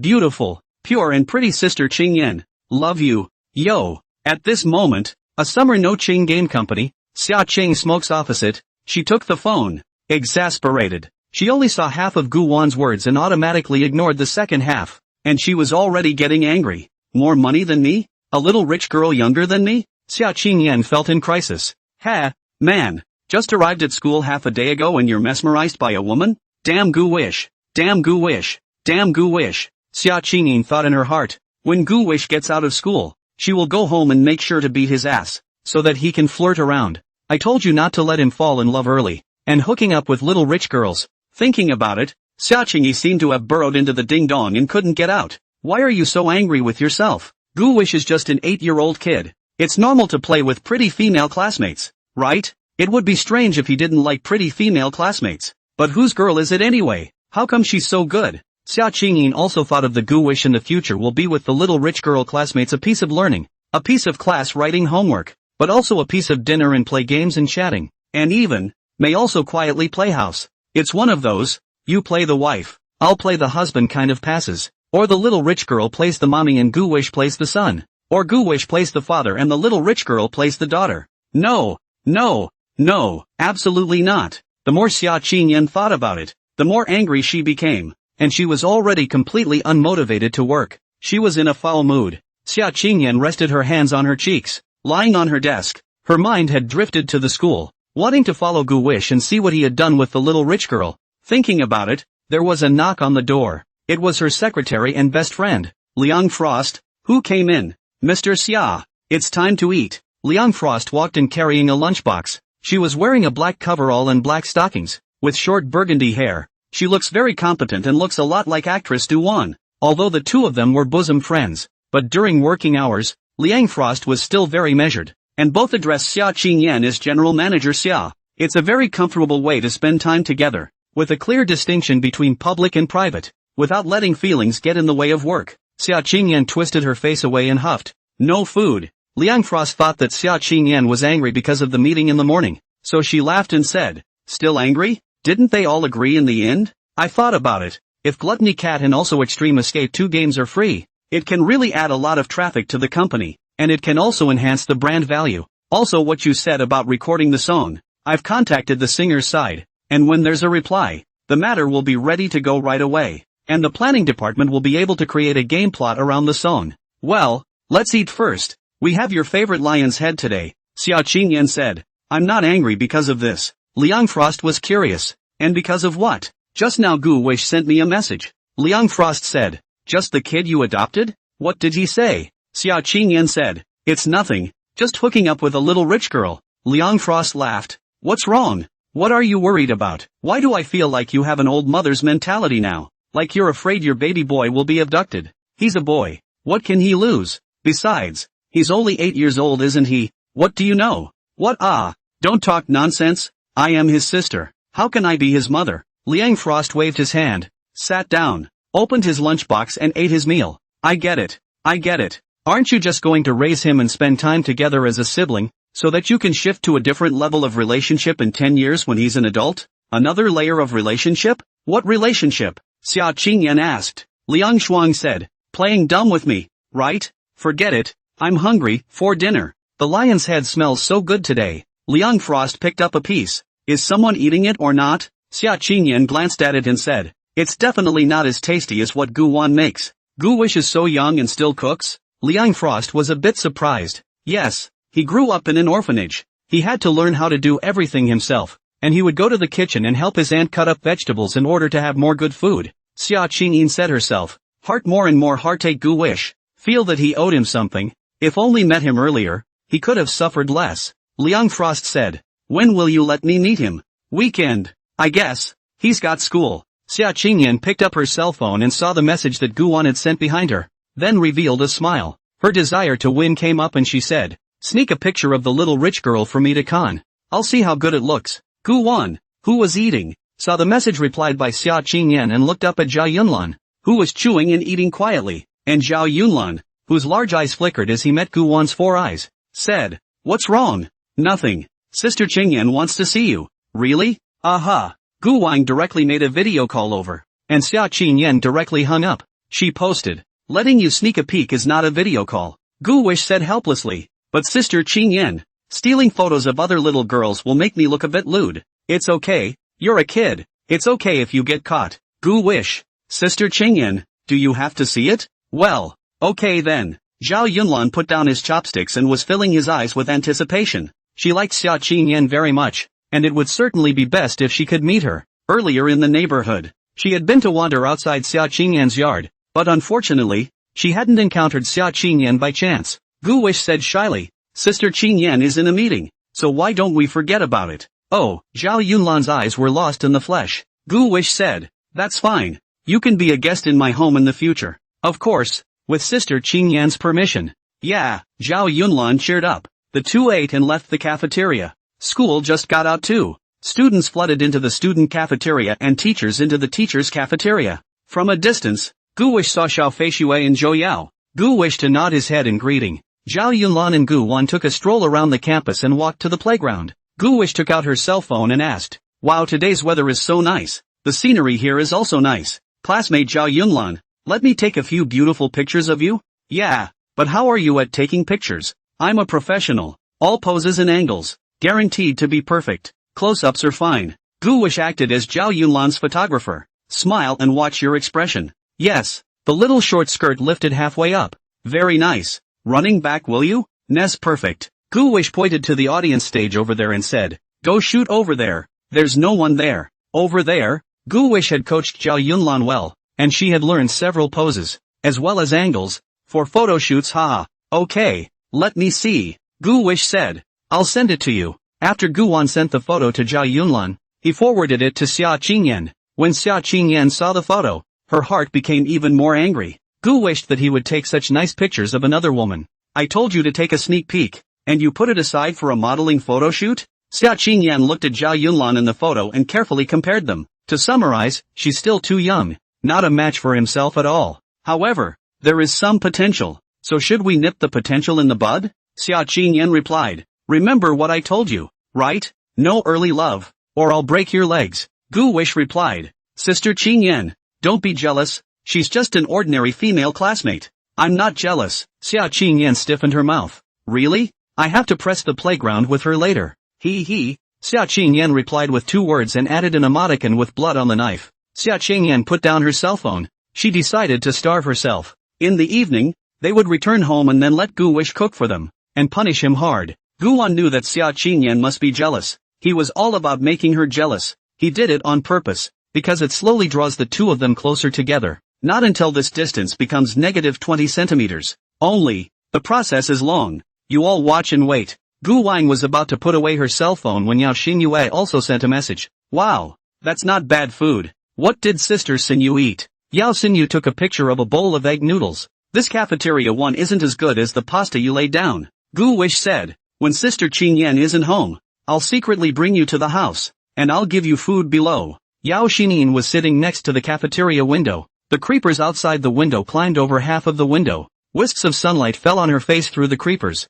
Looking closely, One could see the fluffy hairs on Yao Xinin's face, as well as her good-looking side face. She looked at the message sent by Gu Wish. Her heart warmed, and the corners of her mouth inadvertently hooked up in a smile, revealing her bright eyes and teeth, as well as shallow dimples. Her three pretty roommates came over and sat next to Yao Xinu. Heartfelt. Who are you messaging? So happy? Yeah. Look at the corners of Heartland's mouth. They're all turned up. Heartfelt. You're not falling in love behind our backs, are you? Yao Xinyue's gaze was clear and simple. No. This is my brother Gu Wang. I told you guys before. Why do I get the feeling that you seem to have a different relationship with him? Beyond ordinary siblings, right? Yeah. Your smile is clearly a smile of love. Yao Xinin was panicked. It couldn't be? How could that be possible? However, when she thought of Gu Wan, she would always involuntarily smile sweetly. But Gu Wan was only 8 years old. It's not right. One is being led astray. Gu wishes to be clean with himself. Well,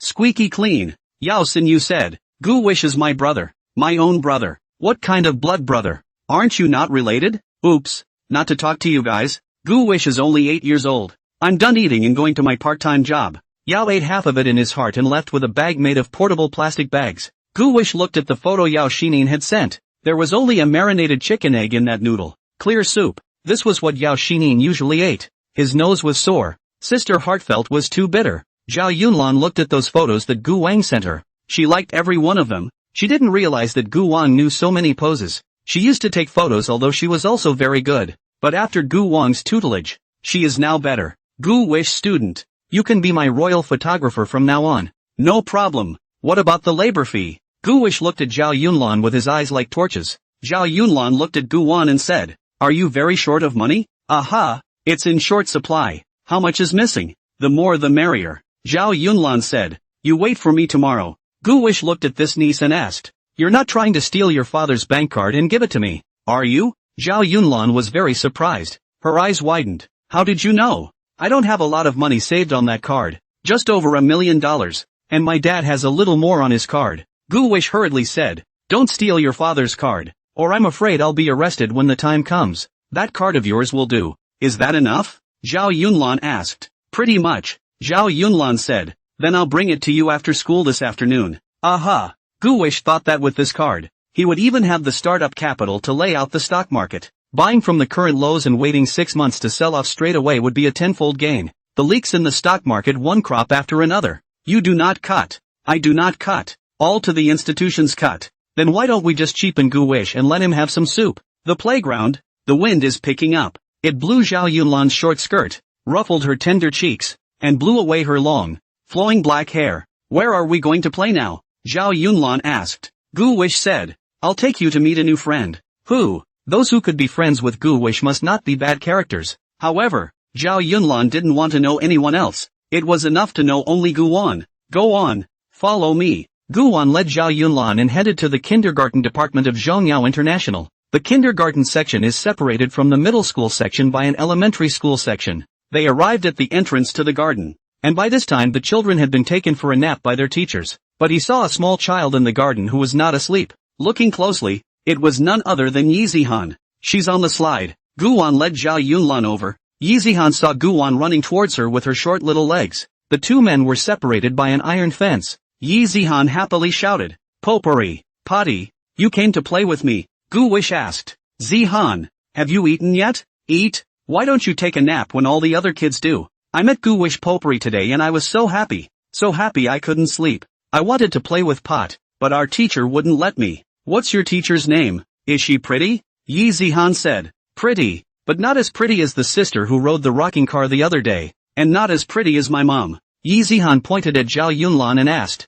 why are you standing next to brother Gu Wan? Zhao Yunlan said, your brother brought me to you. You go away. Gu Wish Potpourri already has me and doesn't need you. Zhao Yunlan laughed. Your brother Gu Wish has abandoned you. You're lying. Gu Wan pulled out a lollipop from his pocket, peeled the skin, and handed it to Yi Zihan. Yi Zihan happily came next. Thank you Pot Pot. She showed off with Zhao Yunlan with a lollipop. Zhao Yunlan had a black line. The lollipop was the one he bought alright. Gu Wish, I want your lollipop too. You peel it for me. Gu Wish pulled out his lollipop. Do it yourself. And be well fed. No.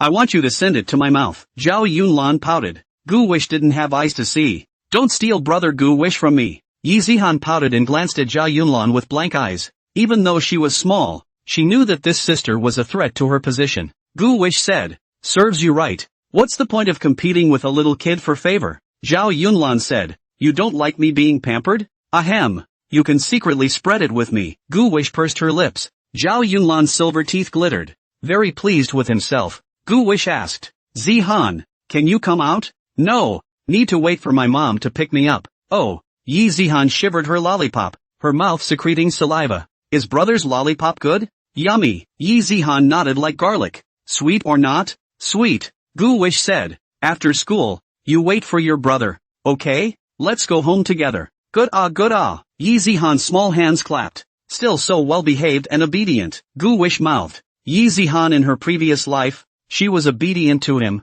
listened to him in everything, let what do, let what posture. Such a good woman. He did not cherish. He reached through the bars and touched Yi Zihan's head. Yi Zihan tilted her head and rested her small chin on Gu Wan's hand. Potpourri, am I cute? Broad love. He. Gu Wish grinned lewdly. Yi Zihan smiled sweetly. Potpourri, can you take me as your wife when you grow up? Gu wished to look at Yi Zihan. This girl, it turns out that since childhood, she has been a love brain. At that time, they also kept pestering Gu Wan to marry him. Gu Wan just wouldn't do it, and almost all of the latter's subjects wanted to marry him. Gu Wish looked at her and said, let's wait until you're older. Yi Zihan's small face revealed a sorrowful look as she said bitterly, when will I grow up? Gu Wish said, when you don't want to grow up. You'll grow up. What? Yi Zihan had a head full of question marks. What did Gu Wish potpourri mean? Her small brain couldn't figure it out. Gu Wang instructed Yi Zihan some more things, and saw that it was almost time for class to begin,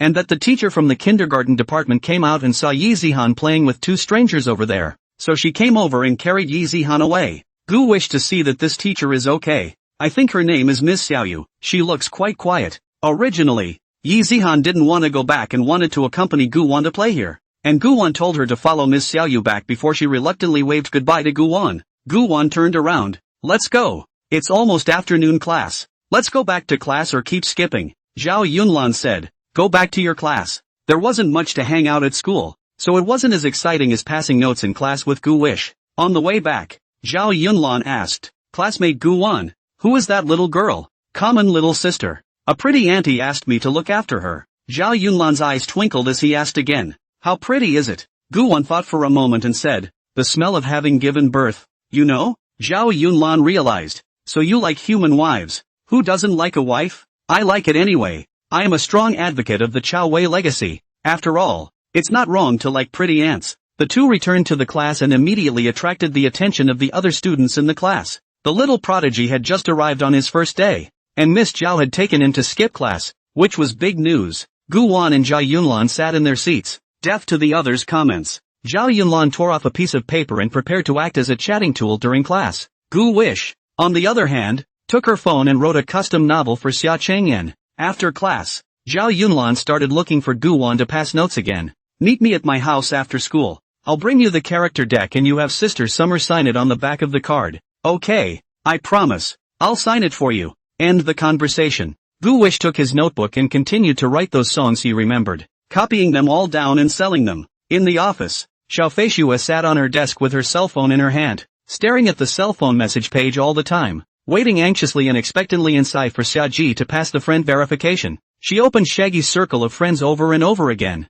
and in her circle of friends, Shaggy had all kinds of beautiful pictures of herself. Xiao Feishua browsed through the photos with a demented look on her face, letting out a hefty lewd smile. Bai Qingxian came in from outside, and Xiao Feishua immediately stopped laughing. Bai Qingxian asked, Teacher Xiao, I heard that the little prodigy in your class skipped class? Yeah, being taken out by Miss Zhou. Zhao Yunlan has never skipped class before. I wondered that too. Bai Qingxian said, could it be Gu Wish? He disguised himself well and brought Miss Xiao down? Can't be. Gu Wish is only 8 years old. It's just a little kid. I'll have to watch it then. Bai Qingxian said, how about this? You and I swap classes. I'll go to your class for English and let Lin Ling teach our class. I can help you discipline him. I'm the best at dealing with kids. Xiao Feishua nodded and said, I recognize Teacher Bai's strength, but Gu Wish is after all my student, so it's better for me to discipline him. Bai Qingxian smiled. Alright then, feel free to tell me if you need help. Xiao Feishua suddenly received a message from Xiaoji through friend verification. She's happy as hell. Xiaoji's side sent a message. Hello Mr. Xiao. I'm Gu Wish's sister-in-law. Hello Ms. Summer. When Xiaoji saw the sentence sent by Xiao Feishua, with a ya added to the end, it was obvious that the tone was different. She felt a little bad. Xiaoji said, don't worry about it, Mr. Xiao. Go back and I will definitely educate Gu Wish properly. Xiao Feishua said, No, Gu Wish is quite well behaved. And you are? This side to add your contact information. In the future Gu willing to have anything I can promptly communicate to you Oh, Shaggy asked tentatively, out for a drink this weekend? Xiao Feishua said, good. Just the two of us? She said expectantly. Xiaoji said, yeah, we can discuss Gu Wish's future study path, is that okay? Teacher Xiao Feishua happily said, fine, Gu Wish is my student, I must be responsible for him. Where do we have an appointment? Shaggy said, is it okay to go to the lower 13 bar? Lower 13 bars? That's where the orange converges. Xiao Feishua had been there before, but was harassed. Haven't been there since. This time, for the sake of your happiness, you must be brave again. Xiao Feishua replied, okay da. Xiao Feishua put down her cell phone with satisfaction and worked at ease. Across the room, Bai Qingxian captured all the changes in Xiao Feishua's expression just now in her eyes as she silently shook her head. The afternoon went by both fast and slow. Gu Wish and Zhao Yunlan passed notes almost as soon as class started. They talked about a lot of things. At 3:45 p.m., the school bell rang and the two went downstairs together. Zhao Yunlan slung his own cloth book bag. Guan noticed that her backpack clearly looked empty and didn't have much in it, but it felt heavy. There are also long outlines inside. I don't know what it is. Guan and Zhao Yunlan walked over to the kindergarten department and saw Xiaoji, who was already waiting, as well as Lin Wanyu. Guan introduced, Aunt Lin, Aunt Xiaoji, this is Zhao Yunlan, my desk mate. Zhao Yunlan greeted,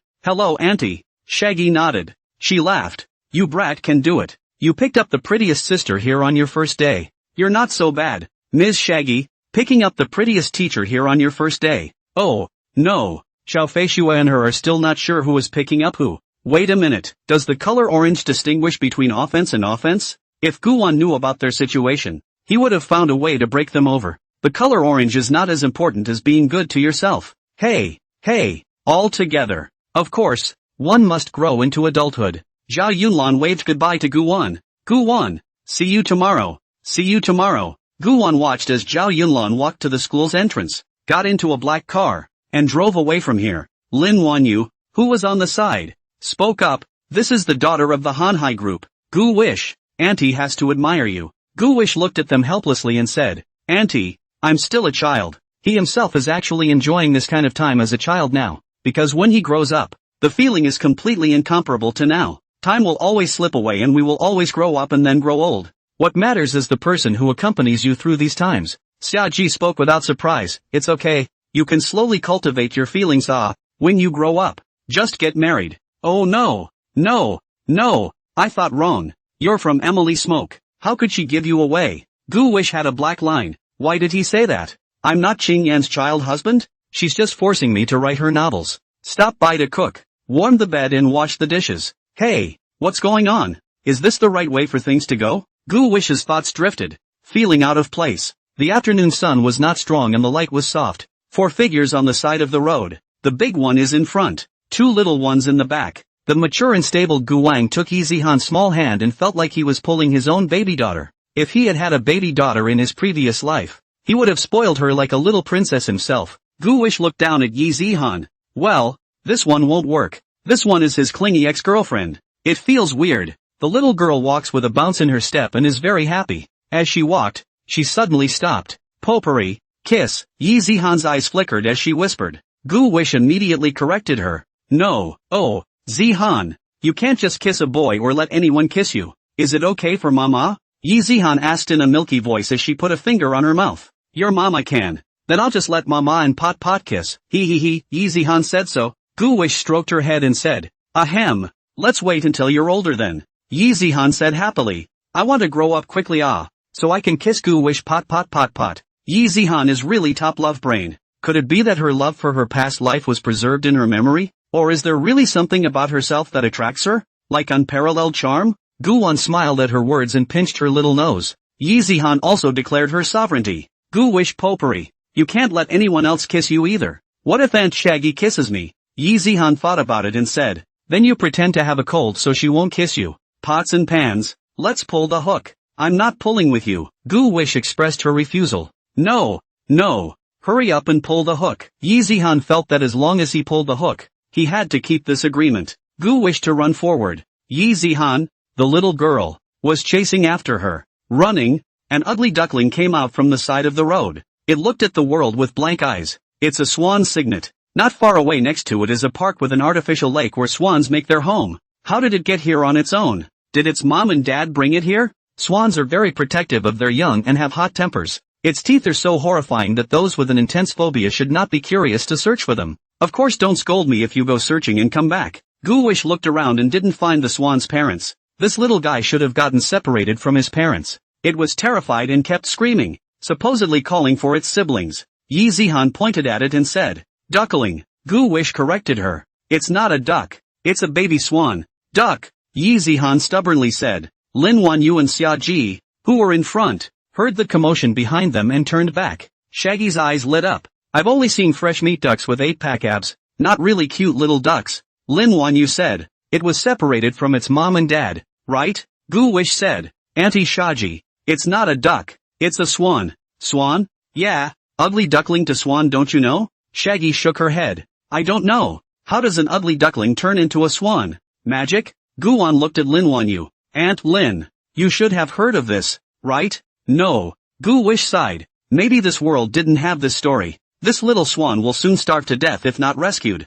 Yi Zihan pointed at it and said, Gu Wish to potpourri and eat roast duck. Gu Wish had black lines on her head. She was still a snacker. Just like in her previous life. She ate everything she owned. Guan soothed her. Good girl. You can't eat this. Lin Wanyu suggested. It's still early anyway. Let's help it. Shaggy scratched her head. How can I help? Take it home? Guan pointed over there and said, let's go take a look at the artificial lake over there. Maybe its parents are over there. Okay, Shaggy nodded. Yi Zihan grabbed the little swan's neck and held it as the four of them walked over to the artificial lake. The little swan stayed in Yi Zihan's arms. Very well behaved. As if it knew that Guan was helping it. The lake is not big. It consists of two apple-shaped lakes linked by a 10-meter wide waterway with a wooden bridge in the middle. Viewed from above, this lake is shaped like a brazier. That's why this lake is known to everyone as Milkshake Lake. Actually, people call it Sun Moon Lake. This is because during the dry season in the fall, Moon Lake turns into a crescent shape. At the edge of the lake, reeds over a man's height grow. The four of them strolled around the lake, and there was something refreshing and invigorating about walking along the path. Gu Wish looked out over the lake, his eyes searching for the swan's shadow. Nothing was found on this side of Moon Lake. The four men walked towards the Lake of the Sun. As she walked, Gu Wish saw a familiar figure in front of her. When that figure saw Gu Wish, his figure paused and froze as well. Then came the walk. What a coincidence. Meeting again, that girl said to Guan. She's the same sister who was live in the public restroom the other day. Her name is Lu Ting. She's from the Shushan side. Gu Wish looked at her and said, Sister, have you seen the big swan? Lu Ting said, over there. I was just chased by the guys. Gu Wish said, thank you. Then we'll go over there first, so we won't bother you. Good. Lu Ting sidestepped and made way for Xia Ji and the others. Looking at the noble appearance of Xia Ji and Lin Wanyu, Lu Ting felt a deep sense of inferiority in her heart. She couldn't seem to be as noble as them for the rest of her life, no matter how hard she tried. At this time, she felt so dirty. There were tears in the corners of his eyes. Lu Ting squeezed out a smile and said, bye brothers, I won't broadcast in the future. I'm retiring from the network. After saying that, Lu Ting shut down the live broadcast, and after withdrawing the money, cancelled the account. The light wind blew the reeds, making a rustling sound that muffled Lu Ting's soft sobbing. The shimmering water on the lake rippled out in a circle. When Lu Ting walked away, Xia Ji inquired, Gu Wish, how do you know that woman? Xia Ji had read countless people and observed them meticulously, and many people she knew what kind of person the other person was just by looking at them. Just now, Lu Ting greeted Guan, indicating that she knew him, and by rights, Xia Ji should have gotten to know the other party. But she didn't do that just because she saw something different from Lu Ting. Some dusty air. Guan also didn't take the initiative to introduce, indicating that Guan didn't want to be introduced either, and that the other party was just an unimportant person. But Xia Ji still wanted to know why Gu Wish knew each other.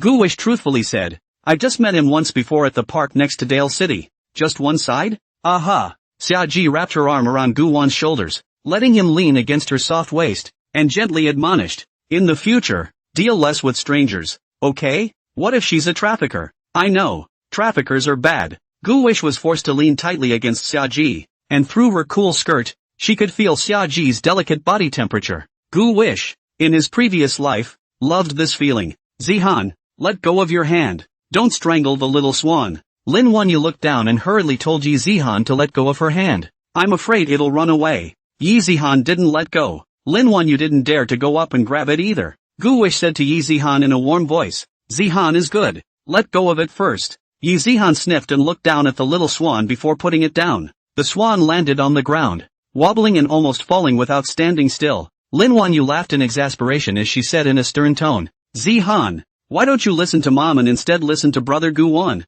Mom raised you for nothing." Yi Zihan said, "But that's Gu-wish popery." Xia Ji laughed. "Ha ha, I think Zihan will grow up to be a love brain too." Lin Wanyu sighed. "You should stop talking." Gu-wish looked closely, and on Yi Zihan's little hand, there was even the poop that the little swan had pooped. Yi Zihan held out her hands and looked up. "Mommy, stinky." Gu-wish didn't mind, pulling Yi Zihan to squat at the water's edge, washing her hands. The cool lake water poured over Yi Zihan's hands, making her playful. She stirred the lake haphazardly, splashing the water. Yi Zihan smiled cheekily. At that moment, a fish suddenly flew out of the water plants. The greenish fish opened its mouth, scaring Yi Zihan so much that she squatted on her but on the wooden planks at the water's edge, and she wailed. That fish landed on dense hydrilla and couldn't get back into the water. Gu-wish was quick on his feet and grabbed that fish with both hands, then threw it to the shore. "It's a blackfish, over a pound. Just in time to go home and make a pickled fish for dinner." Shaggy applauded.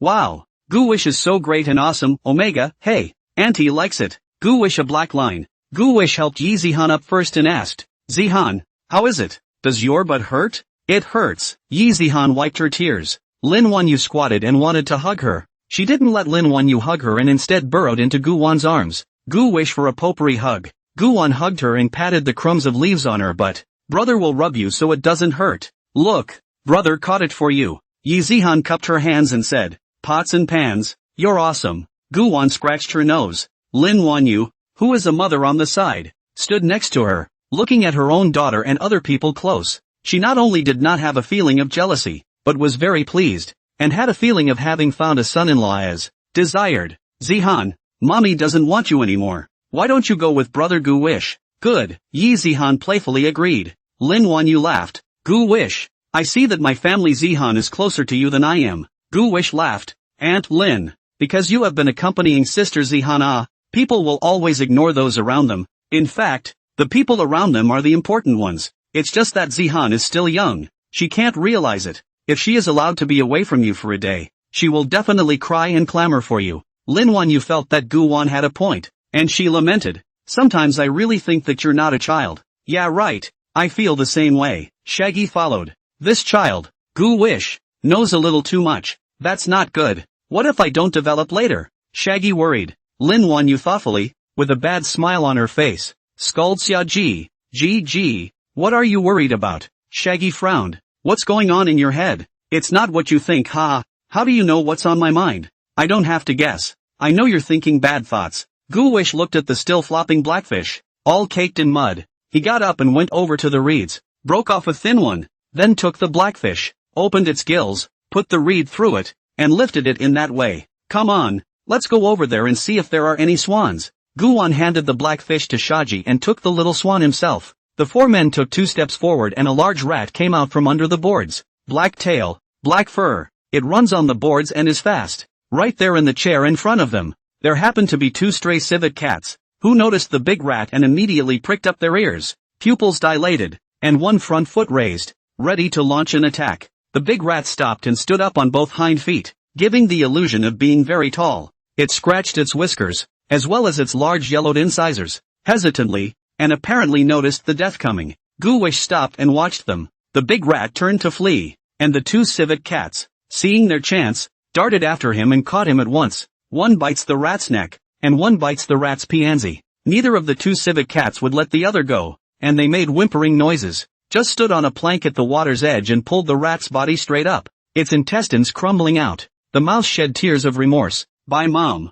No need to cook for me tonight. Mouse me. I've been straight all my life. Gu uncovered Yi Zihan's eyes. Xia Ji was so scared that she also hid behind Gu Wan. Lin Wan Yu too. The two men each hugged Gu Wan on the left and right, as if Gu Wan was their backbone, the pillar of support. Tear up. Like a torn shirt. The rat was split in two. A cat gets ratty's asshole. A cat gets the mouth of a mouse. In his life, Mouse was able to be fought over by two civet cats, and it was not in vain. Gu Wan told them to close their eyes, then led them through the bloody battlefield pulling their clothes like eagles catching chickens. Gu Wish, has it passed? Not yet, Auntie. Auntie, you're pulling my pants off fast. Gu Wan was wearing a pair of black shorts underneath, and Xia Ji pulled on Gu Wan's shorts and was about to pull them off for him. I'm sorry, Gu Wish. Xia Ji hurriedly apologized, then embarrassedly let go of her hand and pulled it upward a bit, tugging at Gu Wan's short white sleeve again. She recalled the touch she just had. The skin of a child was really tender. The four of them crossed the cat and mouse battlefield, and Gu Wish breathed a sigh of relief. Auntie Lin, it's okay now. Lin Wan Yu and Xia Ji opened their eyes and each exhaled a mouthful of turbid air. Shaggy held back her curiosity and didn't look back. Yi Zihan looked up and said to Lin Wan Yu, Ma, there's red on the ground. It seems like blood. That's ratty my blood. Lin Wan Yu chided. Alright Zihan, no more talking. Lin Wan Yu was so frightened that she patted her full breasts. They walked over to the Sun Lake, which was larger, rounder and deeper than the Moon Lake, and the color of its water was also dark. On the lake, sure enough, there were two swans leading a young swan in a swim, looking around and honking and hooting. The little swan in Gu Wan's hand lifted its neck when it heard its parents calling out. The swan couple seemed to see their baby and they swam over quickly. Here they come. It should be their children. Shaggy pointed at them. Gu Wish said, Auntie, let's put the little swan down and run right away, okay? Why? I'm going to make a video to send to my friends. Shaggy didn't understand. She pulled out her cell phone. Gu Wish said, the swan is not only territorial, but also fierce and protective of its young. It will think we stole its baby and will definitely chase and bite us. Really? Of course it's true. Gu Wish put the baby swan on the water and let it swim on its own. He watched the swan's parents run through the water with fluttering wings, stirring up white splashes. Run! They're coming! Lin Wan Yu picked up Yi Zihan and ran, and Xia Ji also hugged Gu Wan, although it was a bit of a struggle, but hugged up. The swan parents left the water and ran after the four. Goose goose goose. Gu Wish was confused as she was being held by Xia Ji. Auntie is quite good, and knows how to protect herself in danger. Auntie, put me down. I can run fast. Gu wished to see that she was tired of holding it. Xia Ji said, I know you run fast, but won't I be the last one if you run fast? So you can't run faster than me. Let's share the same blessings and difficulties. Gu Wish. He had just naively thought that Xia Ji was doing it for his own good, but it turned out that it was to make Gu Wish to suffer with him and be chased by geese. Goosey. Damn swan. I was kind enough to send your child back, and you've been kind enough to return the favor. Shaggy cursed under her breath. I should have known I should have roasted your child for dinner. Gu Wish said, Auntie, swans are protected animals and can't be eaten. You're the only one who knows, aren't you? Shaggy stopped, panting, and the swan stopped chasing. You can put me down now, sister-in-law. Gu Wish looked at the blushing Shaggy. The current position is much like nursing a small child. Gu Wish felt weird. Shaggy dropped Gu Wish. A fine layer of sweat appeared on her forehead, and her red lips opened lightly. Lin Wan Yu said, Phew, that was close. Luckily I ran fast. Yi Zihan was very happy. She grinned her little mouth. Mama, that was fun. Let's run it again. Fun? The laughter belonged to Yes. To Fima. Well rested. The four men left Sun Moon Lake, separate at the intersection. On one side was the imperial capital of Hanhai, and on the other side was the 9 Sandalwood Palace. Lin Wan Yu laughed softly. Gu Wish, thank you for taking care of Zihan today. Come back to the house to play. Auntie will make you delicious food. Yi Zihan immediately shook her head violently when she thought of the dark cuisine made by Mama. Mama, rice. Don't. Seeing her own daughter tearing down the stage, Lin Wan Yu smiled sarcastically and said, Say goodbye to brother Gu Wish. Let's go home. Gu Wish waved her hand toward Yi Zihan. Sister Zihan, bye. Yi Zihan waved her hand obediently. Bye. Xia Ji took Gu Wan's hand and walked towards Jotan Palace. Gu Wish, what about this fish? Make sauerkraut. Will you do it? Will do. Xia Ji said. By the way, Gu Wish, that teacher of yours, Mr. Shao, added me. What did she tell you? Gu Wish asked. She didn't say anything. Oh, Gu Wish mused. Saying nothing? Strange, isn't Mr. Shao going to sue? As she walked, Shaggy suddenly covered her stomach, her face pale and weak. Gu Wish immediately asked. Auntie, what's wrong with you? Gu Wish, my stomach hurts. Having your period? Gu Wish asked directly. Shaggy said, I don't think so. It's just a stomach ache. I know. You were just running fast and got sidetracked. Come on, let's go home and lie down.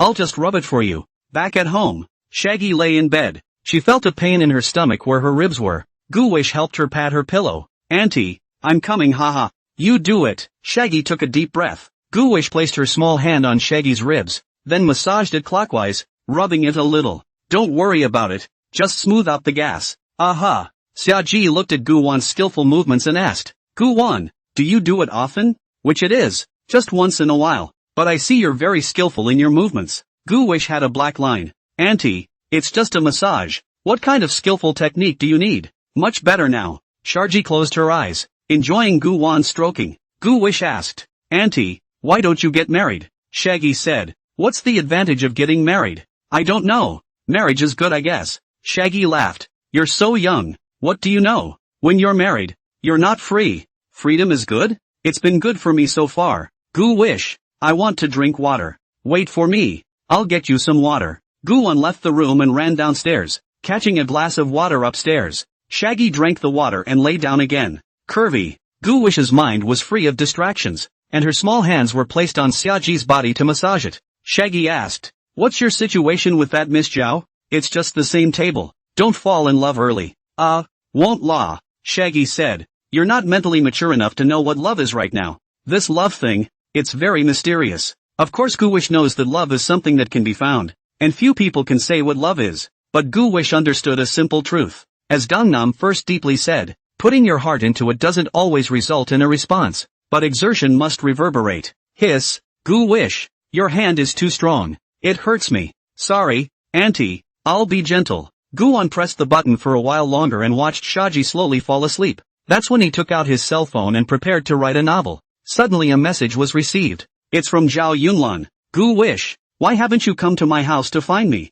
Where have you been? Gu Wish replied, I'm at home. I was just delayed by something. Come on, I'll wait for you at home. There's no one in my house right now. Zhao Yunlan added. Gu Wish, if there's no one, there's no one. Why emphasize it? Good. Gu Wish tiptoed back out. After descending the stairs, Gu Wan walked to the entrance of the 7th courtyard. I'm here. Gu wished to call over the voice call. Aha! Zhao Yunlan responded softly. Come in. The door is unlocked. I'm not going in there, so get your stuff out. You come in. I don't want to be seen. Gu wish. If I go in, won't it be more misleading if I'm seen again? That's not true. I'm only 8. What's the misunderstanding? How about, or you come out. You come in quick. Gu wish sighed and hung up the phone as he opened a crack in the door and drilled in. Zhao Yunlan stuck out a head and waved at him. Gu Wan saw that Zhao Yunlan, at this moment, had changed her clothes and was wearing a cartoon hairband on her head, which was very cute. Would you like a drink? No,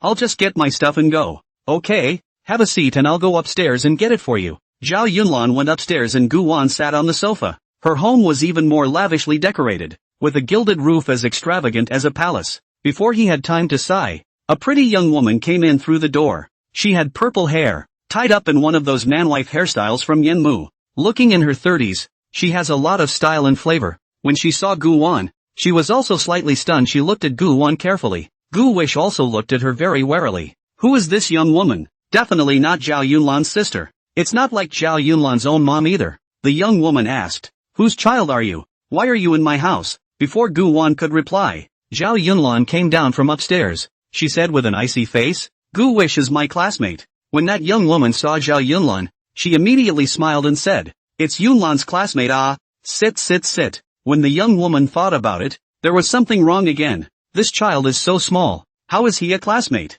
However, she did not dare to ask more questions. Hurriedly went upstairs. Gu Wish watched her go up the stairs, looked at Zhao Yunlan, and didn't say anything. He didn't want to know about people's family business either. Zhao Yunlan said lightly, you must be wondering who she is, right? Gu Wan shook his head. No, I don't want to. I know you want to. I'll tell you, I really don't want to. She's my little mom, Zhao Yunlan said. Gu Wish guessed. Oh, you look like you're not surprised. Gu Wish's gaze was calm, nothing to be surprised about. It's a very common thing. It's normal to remarry after a divorce or after being widowed. And Zhou's father is a man. At that moment, Another woman came in at the door. This woman looked younger and prettier with a hot body, dress cool, a pair of long white legs. Yo, who's this? Whose kid? Zhao Yunlan said. Fifth mom, this is my friend, don't molest him. Good. I'm tired, I'm going to take a shower. She wriggled up the stairs as well. When Gu Wish heard Zhao Yunlan call him fifth mother, his insides fluctuated a bit at this time, but he still didn't show it. Father Zhao is quite strong. Zhao Yunlan handed the set of game cards in his hand to Gu Wan. Nah, sign all 10. Good. Gu Wan took it and looked at it. They were all male characters from the love battle. Gu Wan was about to leave when another woman came in at the door. The woman was older, about 40 years old, but it's still pretty and the whole thing is classy. When Zhao Yunlan saw her, he immediately went over and hugged her. Mom, you're home. It seems that this is Zhao Yunlan's real mom. Boy, the main palace and concubine live together openly and honestly. Zhao's father is so strong that there is no limit to his strength. It seemed that one could take lessons from Father Zhao. Gu Wish took the initiative to greet her. Hello, Auntie. Hey there. Yunlan. Who is this? Zhao Yunlan said. Mom, this is my deskmate. Same table? Aren't you in 6th grade? Him too? Aha, he's our school's prodigy and skipped a grade to our class. Yo, what a great kid. Where does your family live?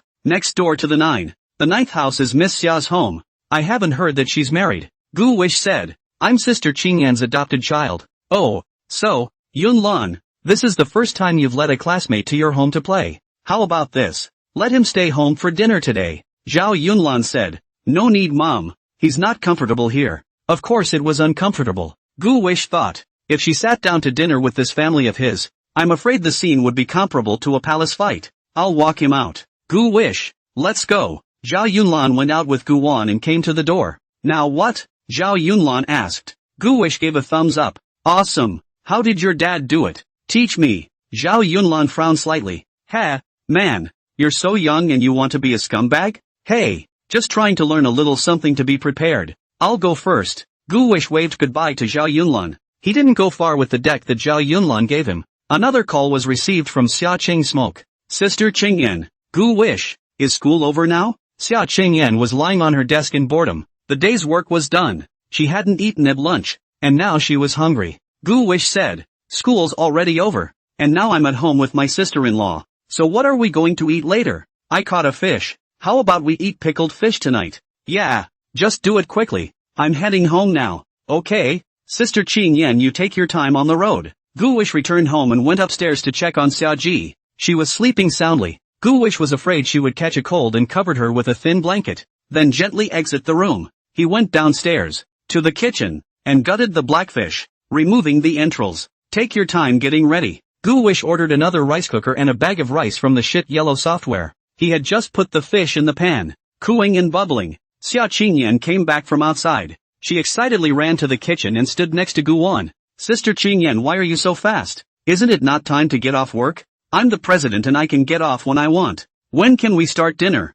I'm so hungry. Immediately. Wait a moment, hacking smoke sister. Gu Wan looked at the pot. At this time, the doorbell rang. Xia Qingyan immediately alert. At this time, who came? Gu Wish said. Don't be nervous, Sister Qingyan. It's the rice I ordered and the rice cooker that arrived. Okay, I'll go get it. Xia Qingyan left the kitchen and went to the main door to fetch something. A rice cooker and a bag of rice is quite heavy. Xia Qingyan snapped a hole in the packaging of the rice cooker, so that gritted his teeth and carried two things into the house. Gu Wish saw this and ran over to help her. No, you're too small to hold these. I can. Even a pony can pull a big cart. What's with the bragging? Pulling a big car? Can a toy car hold it? Xia Qingyan mocked. Gu Wish said. Sister Qingyan, why are you looking down on people? Some other day I'll designate a pull to show you. Xia Qingyan put down the rice cooker and rice. Her hands were already red from strangulation. How did you buy it? She put her hands behind her back and rubbed them. Gu Wish said.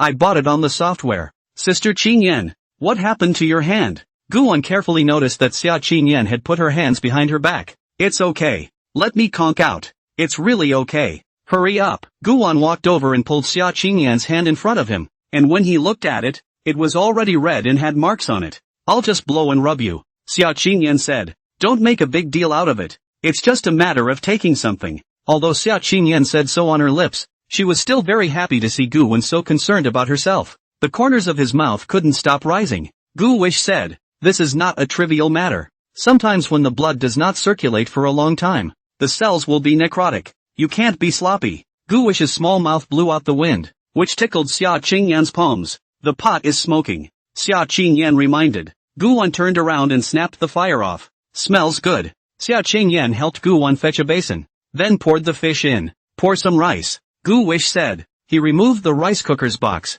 then installed the rice cooker next to the stovetop, cleaned it and prepared to steam the rice, only to find Xia Qingyan holding the bowl and looking at the rice at a loss for words. Gu Wish went over and cut open the rice bag with a kitchen knife, then took the rice, panned the rice and put it into the rice cooker, adding the right amount of water, which was the depth of a section of fingers. Xia Qingyan stood there, watching Gu Wan's small body busy, and she had the thought that it would be good if she could help Gu Wan. Xia Qingyan took the initiative to speak. Gu Wan, why don't you teach me how to cook? Gu Wish looked at her with some surprise and said, Sister Qingyan, don't you think cooking and washing dishes are cow and horse skills? It's the cow-horse skill that's right, Xia Qingyan said truthfully, but it's okay if I can help you. Gu Wish said, if Sister Qingyan is willing to learn, I will definitely teach wholeheartedly. I'm willing to learn, Gu Wish said. Wait for a while, when the rice is cooked it will be ready. Gu Wish felt that one pickled fish was a bit insufficient, so she was ready to stir-fry another wood-ear stir-fry. Those fungus are dry and dark.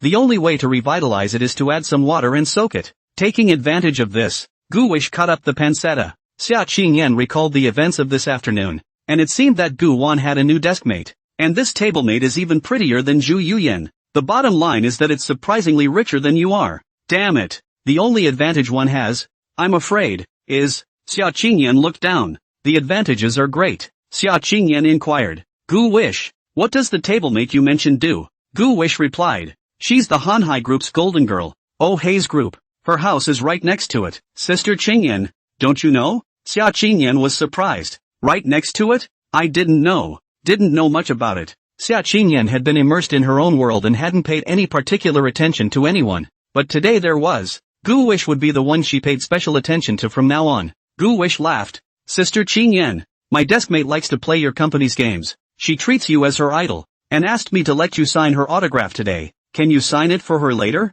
My fans? Xia Qingyan shook her head. Not signing. Don't your fans sign too? No sign for her. Sister Qingyan, but I have promised her. If you don't sign it, won't it make her say that we don't have a good relationship? You don't love me like that. Xia Qingyan wrapped her hands around her body. That's your business. Who let you just agree to people? Gu Wish pouted. Sister Qingyan, please, just sign it for him. Why are you in such a hurry? Is there something else going on here that I don't know about? Xia Qingyan narrowed her eyes. No, absolutely not. Gu Wish raised her hand and swore. I don't believe it. Besides, can I sign my name to just anyone? Gu Wan looked at Xia Qingyan and said, if Sister Qingyan signs, I'll make delicious food for Sister Qingyan every day in the future. And don't you have to learn how to cook? I'll teach you all my crushing skills. Xia Qingyan laughed. If you say so, there's something more going on here. Gu Wish said. Truly nothing can be hidden from Sister Qingyan. Come on, what is it? Gu Wish lied. I bought your autograph for 5 lollipops.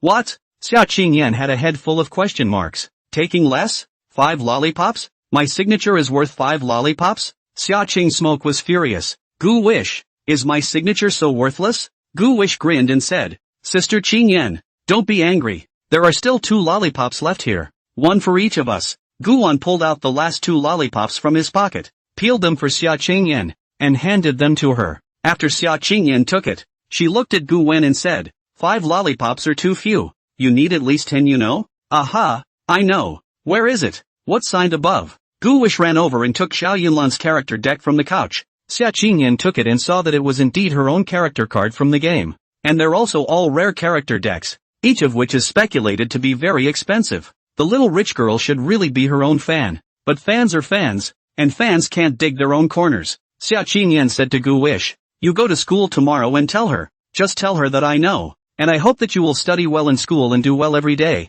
And don't do anything else. Yes, I'll be sure to bring the word. One more thing. What is it? Gu Wish asked. Xia Qingyan said, I haven't had a few decent pictures of myself yet. When will you take a few for me as well? Gu Wish said, I can shoot for Sister Qingyan right now. It just so happens that the rice has half an hour left. That's enough. Where to? Let's go shoot in Emily Smoke's room. Xia Qingyan took Gu Wan's hand and the two of them went upstairs together. Sister Qingyan, does your hand still hurt? It doesn't hurt anymore. Not when you blow on it. Coming upstairs, the two of them entered Xia Qingyan's room. Give me a second. I'll find a camera. Xia Qingyan found a DSLR camera from the cabinet under the dresser and handed it to Guan. Can you use this one? Will do. It's been shot a lot before. Xia Qingyan looked at Guan. Often? For whom? Guwish rubbed his nose and said, Grandpa Dean has an old-fashioned camera. I've had Grandpa Dean teach me before. And I've taken pictures of everyone in the institution. Ah, Grandpa Qin, the concierge,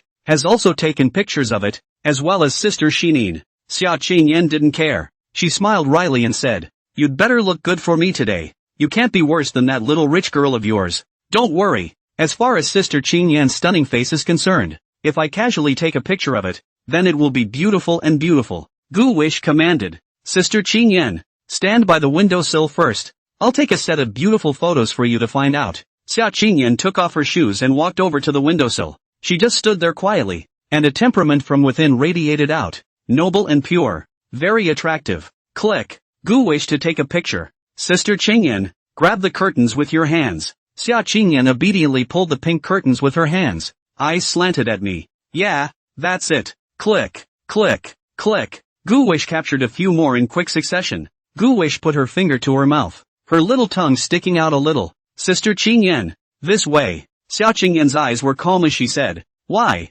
Gu Wish replied, This looks good. Really? You can check it out later if you don't believe me. Xia Qingyan had some doubts in her heart, but she still did as she was told. Gu Wish was very excited in his heart and hurriedly grabbed a dozen shots. Good. Very good. Sister Emily Smoke. Let's have a few more biting your lower lip. Xia Qingyi understood at one point. Her ass buckled and she bit her lower lip. Like this? Right. I'll go. Gu Wish was about to get a nosebleed. He tilted his head. Gu Wish, what's wrong with you? It's fine, it's fine. Gu Wish took the camera, adjusted the focus, and hurried to capture the shot. This kind of opportunity is not a moment too soon. Next door. Shaggy had slept for a while and now woke up. She opened her eyes and felt next to her. Gu Wish wasn't there anymore. Shaggy got out of bed and put on her slippers, and as she stepped out and came to the door of Charming Smoke, she heard someone talking inside, and tiptoeing over to her, she put her ear to the door and listened sideways. The first words she heard, however, nearly made her jaw drop.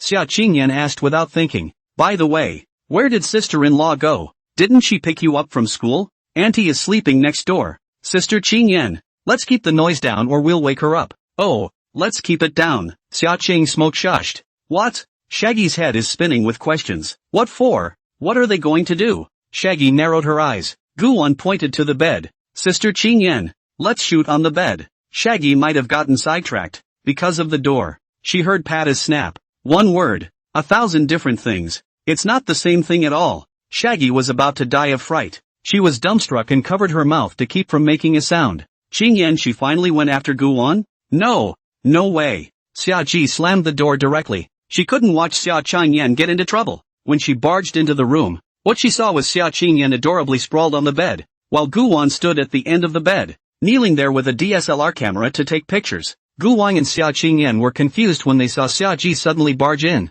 Xia Qingyan was still relatively calm as she asked, Auntie, what's wrong with you? Something's wrong? Qingyan, you, what are you doing? Shaggy questioned. Xia Qingyan said, Oh, Gu Wish to take pictures of me.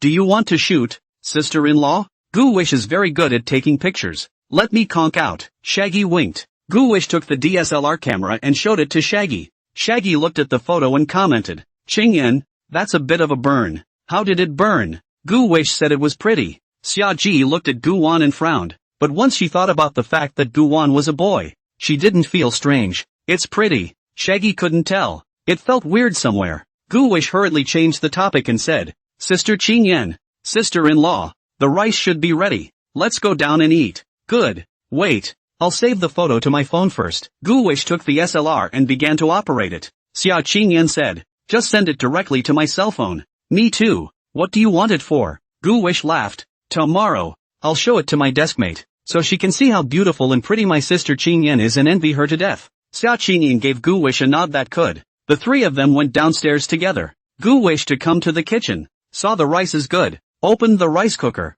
Served the rice. Found that the pickled fish is a little cold, so poured into the pot and warmed up. Stir in the wood ear stir fry that you just didn't have time to stir fry. Shaggy couldn't work either, and she watched Gu Wish cook.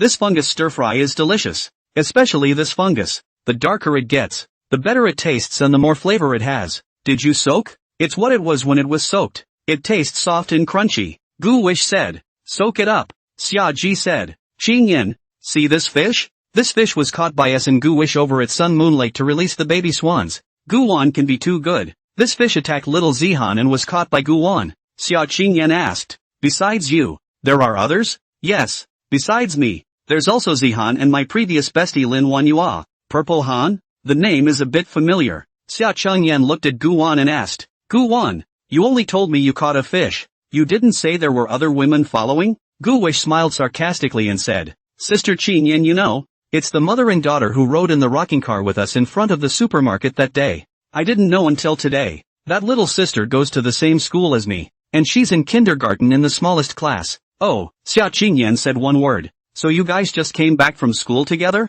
Xia Ji said. Right. Take a walk to Sun Moon Lake. Just to separate at the intersection over there. She'll go back to the Hanhai Imperial Capital, and we'll go back to the Ningtang Palace. We might even run into each other tomorrow at school. Xia Qingyan said. Gu Wish. I'll send you to school tomorrow morning. Xia Ji said. No need. After we send Gu Wan and Zihan to school tomorrow, Wan Yu and I will go play together. Xia Qingyan faintly said. Auntie, you're old. It's better to take more rest. Don't have irregular menstruation at that time. I'll send Gu Wan to school starting tomorrow. Shaggy gritted her teeth. Hey, you girl, how do you talk? Gu Wan turned off the heat and guided the wood ear fried pork out. Auntie, your favorite black fungus stir-fry is ready. Bring it over. Humph. I don't end. Suddenly angry, Shaggy bristled and twisted half her ass around. What's going on? Gu Wish inquired in a low voice. What's wrong, Auntie? Shaggy said. Be gentle with me. I don't like that tone just now. It's like talking to a puppy.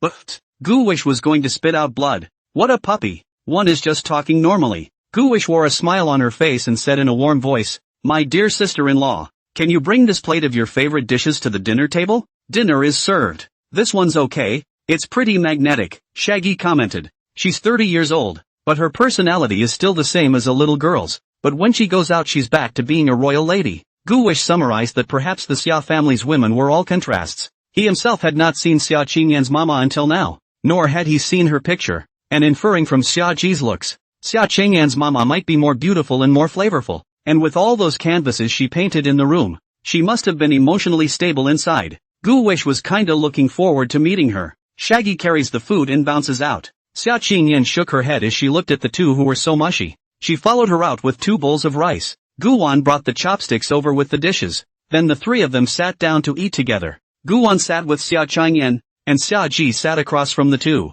Xia Ji said, Gu Wish, why don't you sit next to your sister-in-law? Xia Qingyan said, Gu Wish is close to me, so of course she'll sit on my side. Close? You're as close as we are? We sleep under the same blanket. Gu Wish had a black line on her head, although she had slept under the same blanket, but she hadn't done anything, right? Xia Qingyan put down her chopsticks, unwilling to show weakness. She faintly said, we also slept together. When? The day before you arrived. Xia Ji narrowed her eyes. Qingyan, didn't you have a cleanliness fetish before? Didn't you dislike people touching your bed? Shaggy wouldn't even let her stick it to her before. Xia Qingyan looked at Gu Wan, her gaze calm as she said, it's not like Gu Wan is someone else. Okay, then I'm an outsider as a sister-in-law. You still know, huh? Xia Qingyan teased. Seriously, Auntie, you're really bothering us here. Interrupting your time as a couple? Xia Ji said. I can tell you, you adopt Gu Wish thing now the family does not know a bit of news. If you know, you think your grandma and grandpa will agree? Do you think your grandma and grandpa would agree? If I tell you this news? He. Xia Ji smiled wistfully, obviously about to threaten Xia Qingyan. But Xia Qingyan didn't eat this. Auntie, feel free to snitch on me. I've already claimed Gu Wish. No one can take him away from me. Neither can my mom. Gu Wang put down his chopsticks and gently pulled Xia Qingyan's sleeve as he cried, smiling strongly. Sister Qingyan, it's okay, don't be embarrassed. If Auntie doesn't like me, it's okay if I go back to the orphanage. It's okay, I'm used to it. Xia Qingyan looked at the poor Gu Wan. Very distressed him. She was busy putting down her chopsticks. Hugged Gu Wan against her chest. Xia Qingyan patted his little back to comfort him. Gu Wish not to cry. Sister protects you. Sister won't let you go. Our Gu Wish is so excellent. How could sister let you go? There are still secrets between us. Gu Wish also hugged Xia Changyan and choked. Sister Qingyan, I just don't want to make things difficult for you. So what if it's difficult? For the sake of my Gu Wish, my sister is willing to do anything. Even if there are 1,000 dangers ahead, I will step on it. Xia Ji sat across from her, and she also felt very guilty because she thought that it was her own words that had just scared Gu Wan into tears. Xia Ji said softly, Gu Wish, Auntie is just talking. No one will kick you out. Through this day together, my sister-in-law knows that you are a good boy who understands. Not only is he a prodigy genius, but he also knows how to do things and can cook. Such a well-behaved child. I will also protect you along with Qingyan. From now on, Qingyan and I are your family. Don't be scared, be good. Gu Wan lay on top of Xia Qingyan and shook her head. I'm not afraid. I'm not afraid with Sister Qingyan. Xia Qingyan was a little happy in her heart, because all she had seen before was Gu Wan's very old-fashioned side. From Gu Wan's crying in the car on the way out of the orphanage, coupled with Gu Wan's crying this time around, Xia Qingyan knew in her heart that Gu Wan was still just a fragile, helpless, poor child who needed his own care. Xia Qingyan poured herself some presents, much better than the overwhelmed self that just cooked. Slowly, Gu Wish stopped crying. He sat up straight, tears still in his eyes. Xia Qingyan took toilet paper to wipe his tears, and it ended up dabbing a bit of the toilet paper on Gu Wan's face. She reached down and pulled it off. Stop crying and let's eat. Shaggy took a bite of the fungus stir-fry. Well, the black fungus stir-fry our Gu Wish makes is so delicious. Shaggy's expression was contrived and very exaggerated. Xia Qingyan said, I don't act like my sister-in-law is pretending. I really think this fungus is delicious. Gu Wish laughed. It's fine if you guys like to eat. I can do it every day from now on. Got to pay for the hard work though. Xia Qingyan narrowed her eyes. Alright, I know. Little fortune hunter. Xia Ji asked. Gu Wish, you're so small. How do you know how to make money in business? Auntie, this guy even asked me for money to wash the dishes. Shaggy said, it's okay to give the kid some pocket money. Shaggy was thinking that she would probably have to do the dishes later after dinner as well, and she didn't want to do the dishes. Gu Wish looked at Xia Ji and said, Auntie, it's hard as hell to get a daughter-in-law now. I have to save up money. Start saving now and grow up to get a daughter-in-law. Xia Ji said, well, good. This ambition is very good. Well, the goal is clear. The action quickly have rules and regulations. Sister-in-law support you. If you don't have enough by then, Auntie can still support you some. Thank you, Auntie. Gu Wan smiled. When she heard that Gu Wan was going to get married and take a daughter-in-law in the future, she didn't know why, but Xia Qingyan was inexplicably a bit annoyed. After finishing the meal, Xia Qingyan said, Gu Wish, sleep with me tonight. Xia Ji blocked. What for? Gu Wan slept well with me yesterday. Xia Qingyan said, I have something to say to Gu Wan. I also have something to explain to Gu Wish. Both of them looked at Gu Wan at the same time, their eyes unblinking, and without asking questions. Both of them rested their cheeks on one hand and just looked at him. Gu Wish felt that he was now the longevity monk of the Eastern Tang dynasty, encountering 2 goblins on his way to fetch the scriptures, and at any time he was going to be captured and sucked dry by these 2 female goblins. Gu wished to play dumb. He looked at them and didn't say anything. Xia Ji spoke first. Gu Wish, who are you planning to sleep with tonight? Shaggy stood up and showed her strengths. Xia Qingyan's face was like frost, her eyes calm, waiting for Gu Wan's choice. On one side is a beautiful ant with a hot body. On one side, there is a noble and cold maiden. What should Gu Wish choose? In his previous life, he had often faced this agonizing problem. His usual choices are, all stay tonight. There are no choices in the adult world. He wants it all. But this is a different time. And here he is an 8-year-old. Xia Ji and Xia Qingyan, although the surface of the decision to the Gu Wish, but in fact the final is still Xia Ji and Xia Qingyan game. He can only stick to make a suggestion. Gu Wish still decided not to offend either side first. Auntie, Sister Qingyan, do you think this will work? I spent the first half of the night with Sister Qingyan, and the second half with my sister-in-law. Gu Wish could only think of this. As for 3 people sleeping in one bed, it was estimated that he would have to have insomnia tonight and would suffer no birds. Xia Qingyan decisively refused. No, you still have to go to school tomorrow. You need to rest. It just so happens that you have to work tomorrow as well. So just let me take Gu Wish. It's not like I have anything to do. Shaggy spread her hands. Xia Qingyan said, I'm also fine, and the company doesn't need me to work. Neither one is backing down. Gu Wish proposed. Sister Qingyan, sister-in-law, let's decide by guessing. Xia Ji and Xia Qingyan looked at each other. They both thought that this was a good and fair idea. You guys guess first. I'm going to do the dishes. Gu Wish put away the dishes on the table, dumped the rest of the meal into the kitchen waste garbage can, and the pots and pans were brushed again. He was busy in the kitchen. Xia Qingyan and Xia Ji were not yet finished. The tension between them was tight. So tight and airtight that it was as if a film had been covered around them. The two men looked at each other, each placing a hand on the back of their head position. Shaggy was the first to sulk. Strike? Together? Wait, Xia Qingyan called a halt. What's wrong? Shaggy leaked. Xia Qing Smoke inhaled a breath of essence. I'm not in the zone yet, Xia Ji said in annoyance. Hurry up. Gu Wish has brushed the dishes and you're saying you haven't gotten into the swing of things yet? Well, okay. I'm ready to charge. Shaggy was ready to strike. And Xia Qingyan called for another stop. Shaggy leaked again. Qingyan, you can't do this. Calling it quits halfway through can hurt. How? Xia Qingyan didn't understand. Auntie, it's like this. I think guessing can be cheating because we can see each other throwing punches. And if one of us is half a beat slow, then we can always change what we're going to throw, right? So what do you say? The corner of Xia Qingyan's mouth hooked up. Let's do it this way. Let's shake the dice. Whoever is bigger wins. Shaggy nodded. That's fine. Come on. Who's first? Xia Qingyan laughed. You're older. You'll go first. Xia Ji's mouth twitched. Qingyan, what do you mean? It's nothing. Respect your elders. Ha, Shaggy sneered. Xia Qingyan's heart had already made a small calculation. She had, before, saved that moving picture of Gu Wish. This time my sister-in-law will lose. Shaggy found the dice and clicked. The result shook out as 6. Woohoo takeoff. The old lady is 6, and it's up to you Qing Smoke. Xia Qingyan was very apprehensive inside. She was afraid that Xia Ji would find out that she was a moving picture. When she sent the motion picture, a 6 spot also appeared, which Shaggy didn't notice. Gee, you're lucky too. Come again. Shaggy continued, and she ended up shaking out another 6. Xia Qingyan sent another motion picture. Shaggy was surprised too. Looks like we're both lucky today. For the third time, Shaggy motions again and comes out with a point. This time, Xia Qingyan saw that she was a point, so she did not start the chart again, thinking that she could not also shake out a 1, right? Xia Qingyan tapped the random dice and then came up with another 6. You win. Gu Wish is yours tonight.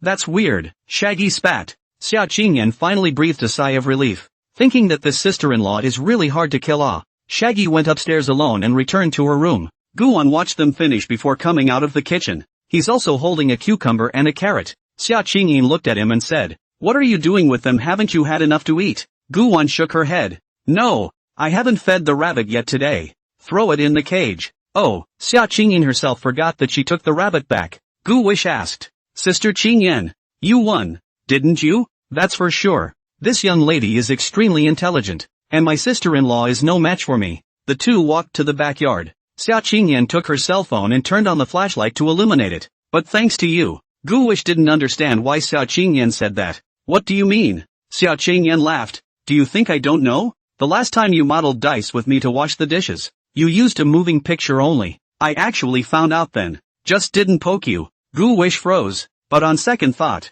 with Xia Qingyan's temperament, if she had found out at that time, she would have immediately poked herself. So she must have found out after the fact as well. And the reason why she didn't mention it was because she felt she was being cheated by a small child and felt ashamed of it. Sister Qingyan is so smart, Gu Wish complimented with a flattering face. There's a saying about being cruel to the poor and fawning over the rich. Gu Wish is not like that. He only fawns over rich women like Xia Qingyan. Xia Qingyan was very satisfied because she had just used this trick to fool Xia Ji as well, and now her heart was still pounding. I just lied to my sister-in-law too. She's too hard to kill. I cheated twice before I took her out. Guan squatted down and put the radish into the rabbit cage. Those two rabbits didn't know why they were plucking their own fur. Gu Wish didn't care. He got up and walked back with Xia Qingyan. Xia Qingyan said, So, Gu Wan, do you know how much effort my sister put in to get to sleep with you? You must cherish it, no? Gu Wish nodded and said, What does Sister Qingyan want me to do? I will definitely fulfill it. Xia Qingyan said, Let me think about it. Gu Wish asked again. Right. Just now you said you had something to tell me. What is it? Xia Qingyan said. Actually, there's nothing going on. Let's go back to the house. Xia Qingyan took Guwan's hand and walked to the door when the wind picked up again. Cold wind blowing. It blew Xia Qingyan's long orange hair. It looks like it's going to rain again. Yeah, it's obscenely rainy this time of year in Tianhai. Guwan looked up at Xia Qingyan and said, Sister Qingyan, can you change your hair color? Xia Qingyan touched her hair and asked, What's wrong with this? Gu Wish said, It doesn't quite fit you. What color do you like? Yellow. Xia Qingyan said, Orange with a bit of yellow too. Guwan rubbed his nose. I like the yellow one. Xia Qingyan revealed a disgusted expression. It's useless for you to like it. I don't like it. She nodded Gu Wish's forehead. Wow. It's raining again. Xia Qingyan hurriedly pulled Gu Wan's hand up the stairs to go back to the house. Wait a minute, Qingyan-san. Gu Wish suddenly called out to Xia Qingyan.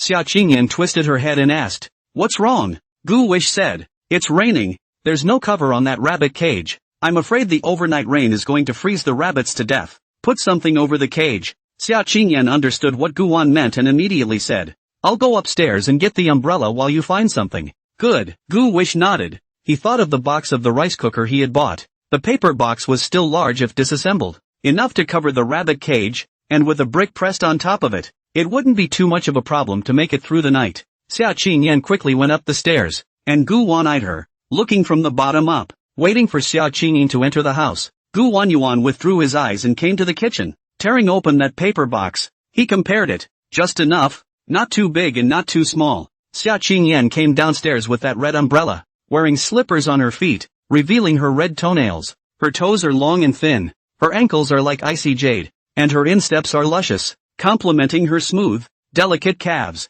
Sorry for the distortion. Xia Qingyan directly held open the red umbrella inside. Gu wished to drill into the umbrella, and Xia Qingyan stood under the umbrella with Xia Qingyan. Is this small? No problem. Let's go. It won't be easy to get it when it rains later. Xia Qingyan nodded. The two of them walked out, taking a careful step over the steps. Xia Qingyan turned on her cell phone flashlight. Sister Qingyan, this slipper of yours is slippery. Be careful. Don't break your foot. It's okay. I walk this trail a lot. This path leading to the back garden does not know how to repair. Xia Qingyan, step 1 stone plate is small. Step 2 stone plate is big. How to walk is not appropriate. But for Gu Wish, this was just right. Each step was just right on the stone floor. But it wasn't easy for Xia Qingyan, who had to take care of Gu Wan as well as consider her own pace in the slippery passageway. Gu Wish supported her soft and fragrant arms, protecting Xia Qingyan with all his might. Snappy, snappy, snappy, snappy, snappy, snappy, snappy. The rain got heavier and heavier, going from a drizzle to a downpour. The two snuggled together under the red umbrella. It was hard to get to the corner where the rabbit cages were kept, and their calves as well as their bodies were drenched. Xia Qingyan held her umbrella and took her cell phone to illuminate Gu Wan. Look at this situation. Hitching a paper box is useless. Why don't we take it under the eaves? Xia Qingyan said in a clear and cold manner. Gu Wish looked at Xia Qingyan and said, the rabbit smells too much. It stinks. How bad does it stink? The smell of urine knows, doesn't it? Forget it then. It's better to put them here to listen to God's will. Xia Qingyan didn't pity the bunnies again. Gu Wish built the paper box on top of it, then found a broken tile piece to cover it, and the rabbit's improvised house was set up. Well, let's get back. Getting cold in a shower later, Gu Wan re-grabbed Xia Qingyan's arm, and the two of them snuggled side by side as they walked toward the front yard. Just after taking 2 steps, Xia Qingyan's feet slipped and she broke her left foot. Hiss! Xia Qingyan stopped, feeling the pain coming from her feet and the embarrassment of the conceit she had just felt.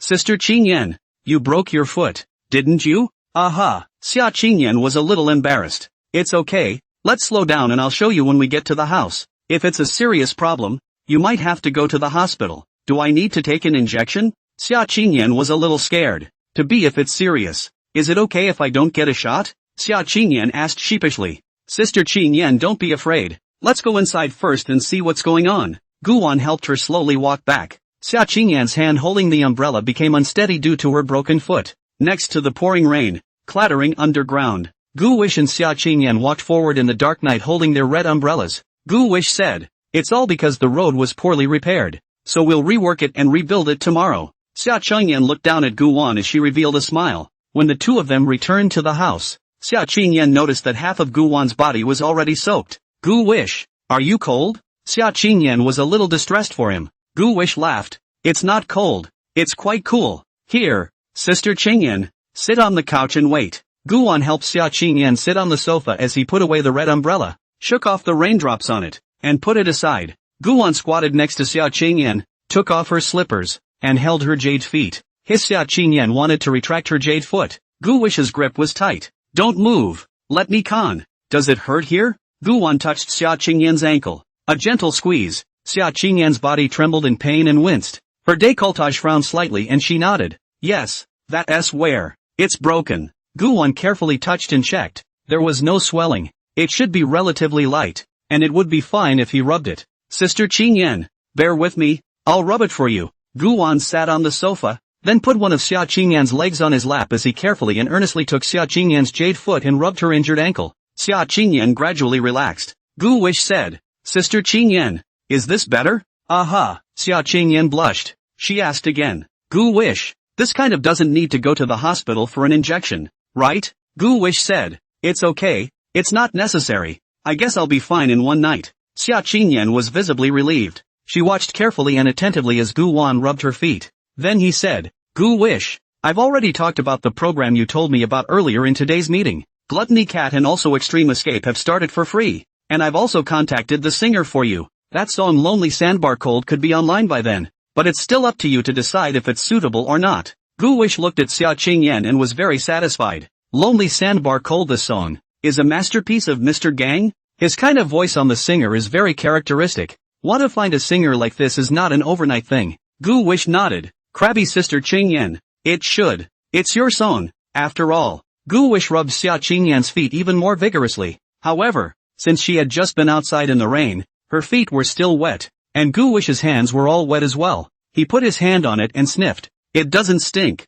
It smells good. Xia Qingyan stared wide-eyed, her heart incomparably nervous. Gu Wish, what did you just do? Xia Qingyan hastily retracted her jade foot. Gu Wish smiled sarcastically. I'll smell if it stinks. Of course it doesn't stink. I wash my feet every day. Xia Qingyan blushed. Gu Wish, but he knows that many girls' feet are sour and smelly. He smelled a lot of them in his last life. But summer chewing yum is kind of fragrant on the feet. He loved it. Gu Wish said, I just had a bad nose. Let me smell it again? Xia Qingyan coldly hummed. Forget it if you don't believe me. I'm going to take a shower. Xia Qingyan got up and prepared to go upstairs. Gu Wish immediately went over to support her. Sister Qingyan, slow down. I'll hold you up. Don't touch me. You haven't washed your hands. They're all watery. Gu willingly set aside his own short sleeve to wipe clean and said, But Sister Qingyan, the water on my this is all yours. On your feet. Shut your little mouth and stop talking and get upstairs and take a shower. Xia Qingyan flicked Gu on a brain crash as she put on her slippers and turned to go upstairs. Although it was indeed much more comfortable and not very painful after being touched by Gu Wish's exquisite massage techniques, it was still a bit of a tearing sensation of pain as long as the foot was slightly exerted. She walked slowly up the stairs, taking off her wet slippers to be safer and going barefoot. Gu Wish was afraid that something might happen to her, so he followed her 2 steps down, so that if Xia Qingyan fell backwards, he could still act as a meat cushion to buffer himself. As for trying to catch her, that was impossible. For the short flight of stairs, Gu Wish didn't dare to be distracted, keeping his eyes on Xia Qingyan's buttocks, ready to reach out and pick them up at any time. But fortunately, Xia Qingyan walked upstairs alone. Nothing happened. She went back into her room and closed the door, immediately poking his head out again. He looked at Gu Wan. You go next door and wash it. Oh, Gu Wish nodded. Xia Qingyan closed the door and locked it behind her. She slowly undressed herself, then went straight to the bathroom and put her clothes in the washing machine. Whoa! Xia Qingyan began to turn on the shower head to prepare for her bath. The shower was gradually covered in a mist of water, and it was hard to see out of the tub. Xia Qingyan reached out to wipe away the water mist on the glass of the shower stall. She tried the temperature of the water and took her time to take a shower when she felt hot. The nozzle washed over her feet, and she waited for the backs of her feet to familiarize themselves with the temperature of the water before she dared to slowly rinse over her body. Her hair was wet and plastered to her back. Closing her eyes tightly, hot water flowed over her forehead, the bridge of her nose, her jaw, her collarbone. Next door. Gu Wish knocked on the door and went in. Xia Ji had already finished her bath and changed into her pajamas and was lying there, looking at something and laughing her ass off. Ha ha ha. He he he he. Her body pulled back and twisted, literally like a caterpillar. Gu Wish walked in and asked, Auntie, what are you looking at? Shaggy said, Fiction. What novel? Not telling you. Shaggy rolled over. Gu Wish asked, That, sister-in-law, do you want to go to the bathroom now? No need. Are you sure you don't need it? I'm going to take a shower and the bathroom might not work. What Gu Wish means is, whether you have the urge to pee now or not, go in first and let it go. Don't wait until you go in yourself and then cry out that you need to go to the toilet. Shaggy waved her hand. Oops. Not now. No time on. Shaggy is looking good, and there's nothing you can ask her to do at this point. Gu Wish was a little curious. What kind of novel could attract someone like Xia Ji to read it? Gu Wan took a change of clothes and went into the bathroom, then unlocked the door. He was afraid it would be too embarrassing for Shaggy to sneak in once again. Gu Wish breathed a sigh of relief and slowly stripped off her own clothes. then rinsed them briefly, made a shot of soap, rinsed them again, and washed them. He threw the clothes he changed into the washing machine, put on the new clothes Yao Xinyue bought for him and went out. Auntie, I'm done washing. Oh, Auntie, I'm going out. Aha. With Shaji so engrossed, Gu Wish shook his head and gently exited the room, closing the door. He knocked on the door. No response. Xia Qingyan should still be in the bath. It's normal for girls to be slower when they have a lot of places to wash. Gu Wish pushed the door straight in. Anyway, it was Xia Qingyan who took the initiative to sleep with herself today. He also wanted to blow dry his hair, but the hairdryer was inside the bathroom, so he had to wait for Xia Qingyan to finish washing. Gu Wish sat quietly in front of the computer desk as he turned on the computer, wanting to play the game for a while. Suddenly it came back to me that there was also a bet with Jia Yunlan to write a suspense and deduction novel. Gu Wish thought about it and turned off the computer again. What to write? A thought suddenly popped into Gu Wish's head, so he created a novel straight out of Squirrel Books. It's titled My 18-Year-Old Roommate. Gu Wish sat there, her small hands cradling her cell phone, and began to crackle on the keyboard. It was 26 keys. Thinking of the opening plot, his mind was already composing images as well as follow-ups. The more Gu Wish wrote, the more excited she became, and the corners of her own mouth rose up first as she wrote. It took half an hour to write 2,000 words. What's the writing? Xia Qingyan hesitated slightly, then walked over to the cabinet and opened her own closet. Guan looked up at Xia Qingyan, who had just gotten out of the bath. That stunningly veiled, slightly flushed face and a collarbone that could hold a quail egg. I write home wifely typing it. Gu Wish lied. Xia Qingyan came to be interested at this time. Where is it written? She enjoyed this novel very much and loved the daily routine of Gu Feng and Li Taiping. Gu Wish thought for a moment and said, well, it's written that Gu Feng went to a greenhouse to temper the flower girl. What? Xia Qingyan's eyes widened and her expression was slightly angry. No, she couldn't allow that to happen. Gu Feng could only be Li Taiping's alone. Xia Qingyan questioned. Damn it, you clearly said that you wrote a single female lead. What's wrong with tempering a flower girl? Guan explained. It's not what you think. Conditioning. Not that conditioning? Xia Qingyan was confused. Wasn't it that act of tempering as she understood it? Just thinking about it made her blush like a teapot. Gu Wish shook his head. Gu Feng went to the greenhouse only to help the flower leader compete for first place in Chang'an. It's teaching them to sing and dance. Similar to creating an actress like this. Conditioning. Oh, speak clearly. You've caused me to misunderstand. Xia Qingyan blankly glanced at Guan. Gu Wish helplessly spread her hands. No, Sister Qingyan. It's clearly you who are dirty in your own mind. Xia Qingyan narrowed her eyes and threatened. What did you say? Gu Wish said. Sister Qingyan. The bath towel fell off. Ha? Xia Qingyan looked down and saw that her bath towel hadn't fallen off at all. Phew. Gu wished this brat to scare himself. Humph. You little guy. You waited for me to change and come out. Holding her clothes, Xia Qingyan slowly limped into the bathroom. Guan noticed that her feet were still uncomfortable. By the time Xia Qingyan came out of the bathroom, she had already changed into a nightgown. She walked behind Guan and grabbed him by the neck. Gently, without force. I'll let you scare me. I'll let you scare me. Sister Qingyan, does your foot still hurt? Gu Wish asked in a warm voice as she grabbed Xia Qingyan's hand. Xia Qingyan said, it's already much better. She jerked her hand away and sat down in her seat. Gu Wish swiveled the gaming chair and also turned Xia Qingyan's chair halfway around so that she was looking at herself face to face. Xia Qingyan looked at him in disbelief. What are you going to do? Gu Wish didn't reply. Bending down and lowering his head, he very dominantly lifted Xia Qingyan's feet onto his knees. Xia Qingyan lost her balance. Her body was unsteady, and she leaned back into the chair. No! Gu Wish grabbed Xia Qingyan's foot and said in a warm voice, Sister Qingyan, I'll rub it for you again. Xia Qingyan watched Guan rubbing her feet and pursed her lips. She sat up and enjoyed it. From this point of view, when Gu Wish grows up in the future, he will definitely be a super invincible handsome brother. A lot of girls will pursue him in the future, and in time he will be surrounded by a group of young warblers. Can you protect him yourself? Xia Qingyan thought for a moment. No, there is no need to wait to grow up. He is already surrounded now. The love letters, the girls who sent him off, and his new little rich girlfriend, and his kindergarten sister, and the young woman. Gu Wish has such a wide range of socialization, young and old alike. Xia Qingyan blinked and said, let me see it first. I haven't saved enough yet. I've only saved for 2 days. Save for a week and I'll be able to feed you. In fact, it was Gu Wish who hadn't written much yet, and if she showed it to Xia Qingyan now, it would be exposed. Guan mischievously went to tickle the soles of Xia Qingyan's feet. As a result, Xia Qingyan did not move. She blinked and looked at Gu Wish. Gu Wish asked, Sister Qingyan, aren't you afraid of an itchy scratch? Xia Qingyan said with a calm gaze. Not afraid. Gu Wan scratched again, and Xia Qingyan still didn't respond. Scratch again. Natsuki smokes away the double leg. Let's play the game together, Xia Qingyan proposed,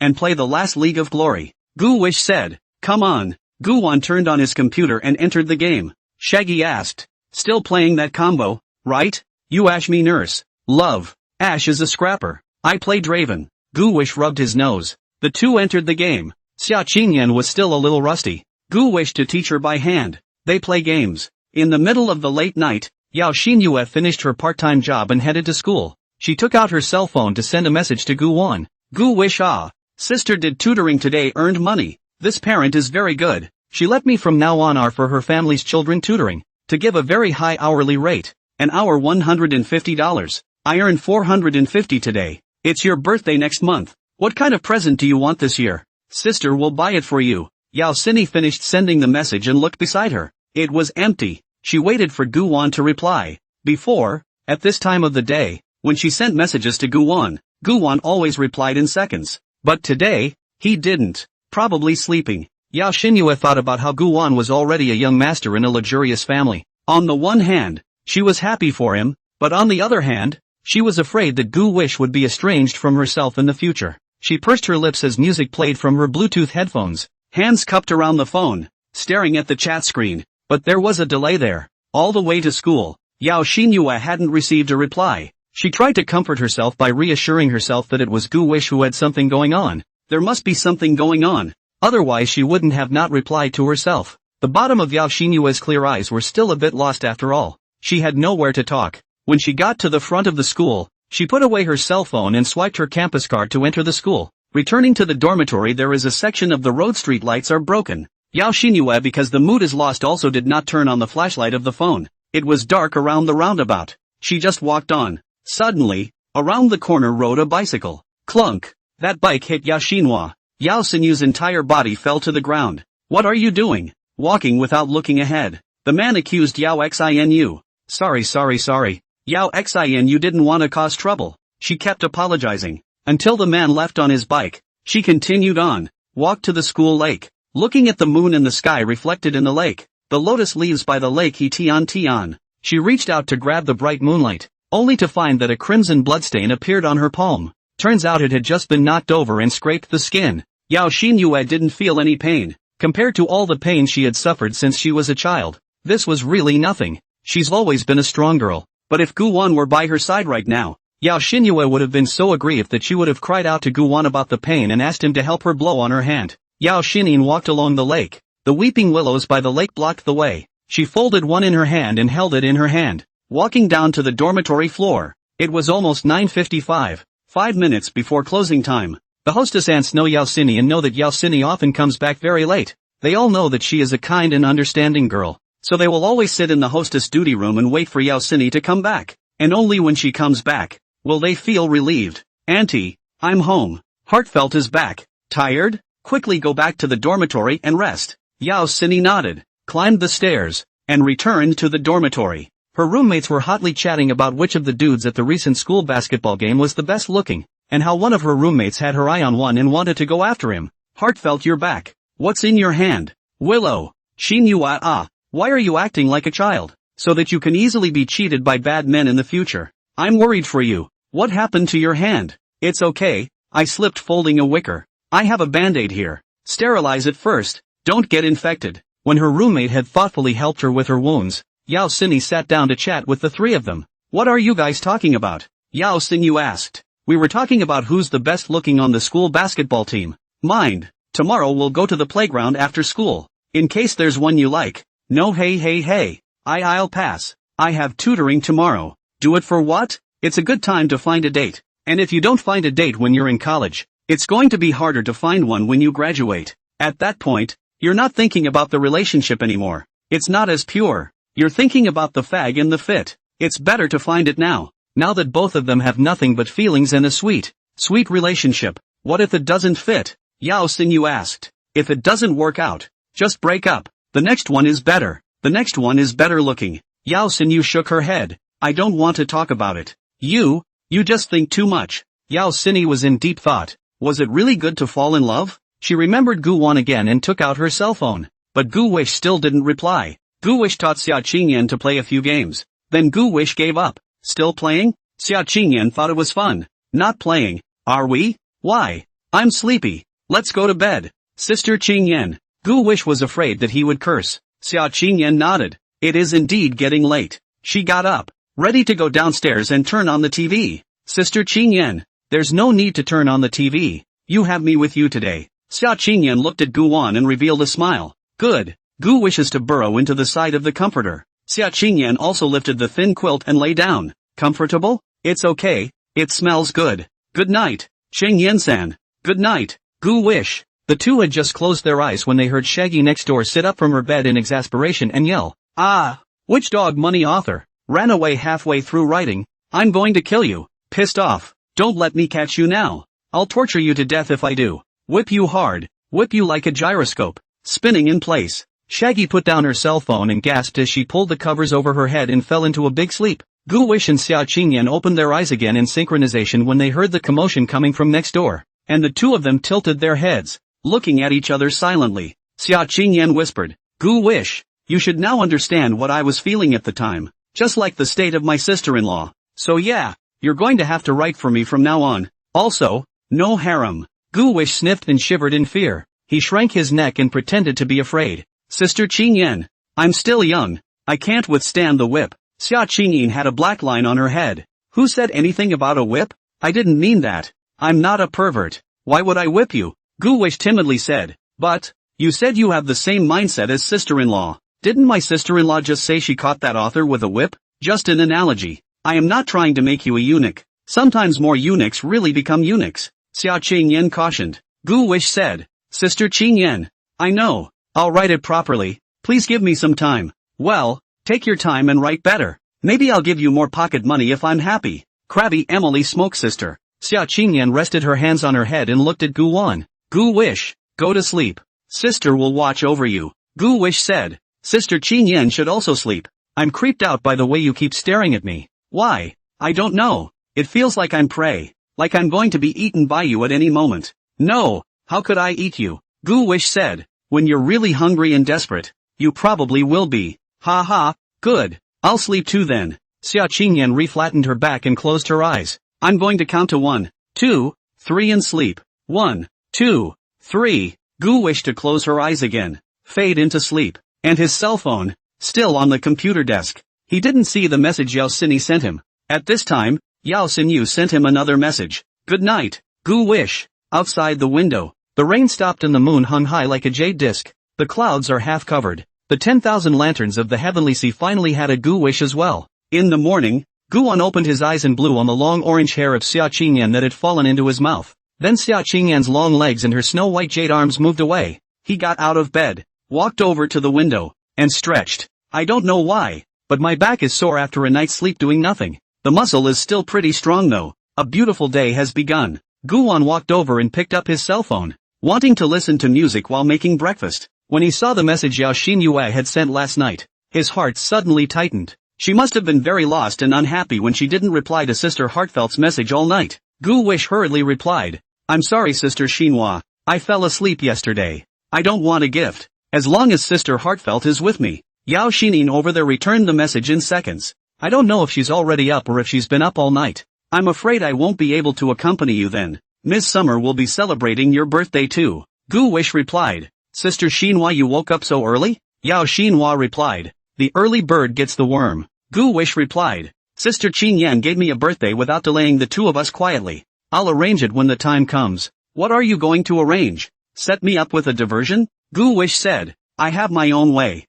"Good." Gu Wan went to the bathroom and washed her face and brushed her teeth, then went downstairs to make breakfast. "Put on a DJ while you turn the pot upside down." Gu Wish couldn't help himself, dancing the dance floor steps. After making the meal, Gu Wish ran upstairs. He returned to Xia Qingyan's bedroom and saw that Xia Qingyan had already gotten up and was washing up in the bathroom. "Sister Qingyan, the meal is ready. You can go downstairs now." "Good." Xia Qing Smoke spit out water. Gu Wish turned around and went out to Shaggy's door. "Knock knock. Knock. Knock. Auntie, are you awake?" Gu Wish shouted. Shaggy didn't respond. Gu Wish pushed the door in. Seeing Shaggy bury herself under the covers, he patted Shaggy. Wake up, sister-in-law. Wake up. Geez, you let me sleep some more. Good. Then you remember to eat breakfast. Got it, got it, got it. Shaggy smothered her words under the covers. Guan left the room and happened to bump into Xia Changyan, who had finished washing up and was ready to go downstairs. Where's sister-in-law? She's going to sleep in,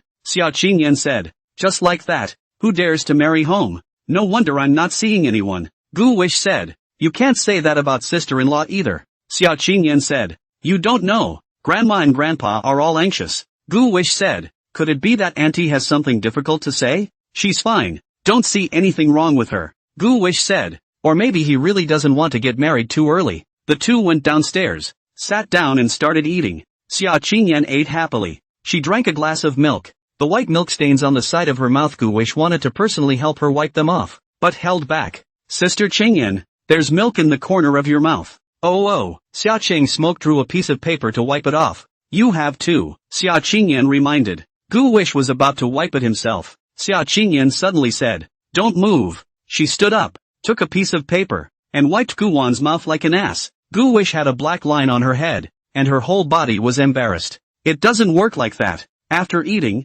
Xia Qingyan hurried upstairs. Guwan took the dishes to the kitchen and washed them, then returned to the room as well. He took his book bag and put the character deck that he had signed for Jia Yunlan yesterday into it. Shaggy sealed herself under the covers and wriggled around like an earthworm. Auntie, I'm going to school. Go go go. Ha ha ha. She let out a lewd grin. Guwan shook his head and walked out of the room and closed the door. Gu Wish, Xia Qingyan shouted. What's wrong, Sister Qingyan? Xia Qingyan stood in front of Guwan and displayed. Is this outfit okay? Gu Wish's eyes widened. I'm going to go. Too good ah. Xia Qingyan was wearing a pink halter wrap dress at the moment. Pure lust and tantalizing. Her long orange hair fell naturally and her long legs caught her attention. Gu Wish said. Sister Qingyan, can you change your jeans? Why? It's not pretty? Good looking. It's just that I don't want anyone to see it. Xia Qingyan smiled faintly. Then this is the one. Come on. Sis will take you to school. Xia Qingyan put on her sunglasses and stepped on her high heels.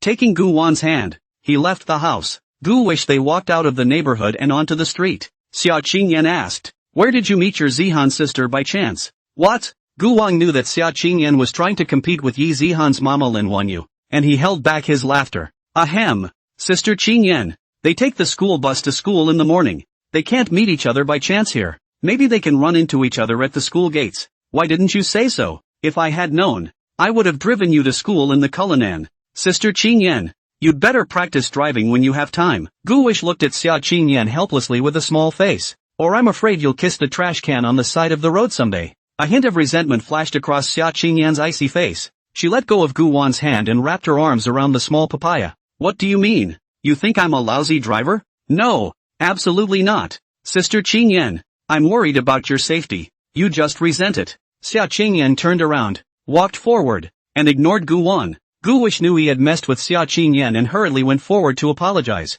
Sister Qingyan, don't be angry. I am not angry. Why am I angry, Omega? Xia Qingyan walked faster and faster. Gu Wish said, Your foot is still not well. Don't break it again. Blah, blah, blah, you crow. Gu Wish chased after her and said, Sister Qingyan, what do you see in the sky? Xia Qingyan didn't say anything, but her eyes glanced at the sky out of the corner of her eyes, not seeing anything famous. Gu Wish said, There are white clouds. What's under the white clouds? Gu Wish asked himself. Xia Qingyan thought about it in her head, and no answer came to mind. Gu Wish replied to himself, Under the white cloud there is my dear, flowery-looking sister Qingyan. The corner of Xia Qingyan's mouth hooked up, holding back her laughter as she stepped forward. 1, 2, 1, 1, 2, 1, 1, 2, 1. When Gu Wen shouted slogans like that, Xia Qingyan wouldn't walk. She was angry and her arms stopped swinging. Sister Qingyan, it's time to turn the corner. Over there is the Hanhai Imperial Capital.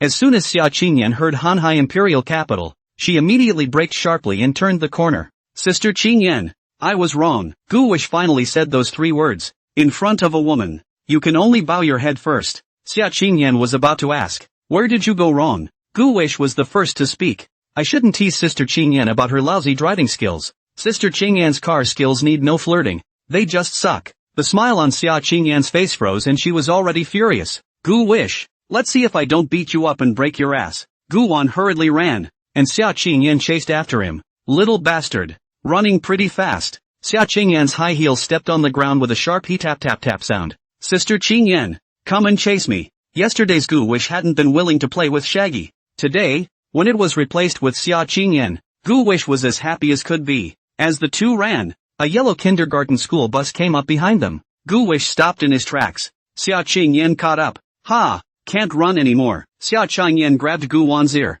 Guwish said, she's here. Who's coming? Auntie Lin and Zihan Ah. Xia Qingyan instantly turned back and resumed her high and cold stance. Standing beside Guwon, Yi Zihan saw the Guwish potpourri that her heart had been longing for all night from a distance in the car, and very excitedly stood up and waved. Guwish waved at her as well. Xia Qingyan's gaze was not on Yi Zihan, the little girl, but on Lin Wanyu. Lin Wanyu is dressed warmly and skillfully today, with a human wife's hairstyle, wearing black stockings, breathable knit, white embroidered orchid bow. It looks like it has a lot of charm. A sense of lightness and sophistication comes through. Guwon's gaze was forced to move to Lin Wanyu. Lin Wanyu wore a slight smile and nodded her head slightly in greeting. Xia Qingyan stood up her little papaya and raised her head. Her chin angled 45 degrees upward, resembling a proud peacock. The yellow school bus drifted away and the lightly matured young woman left the sight. Xia Qingyan was still condescending, still chilling. Will they mother and daughter wait for you to go over at the school entrance? Xia Qingyan asked,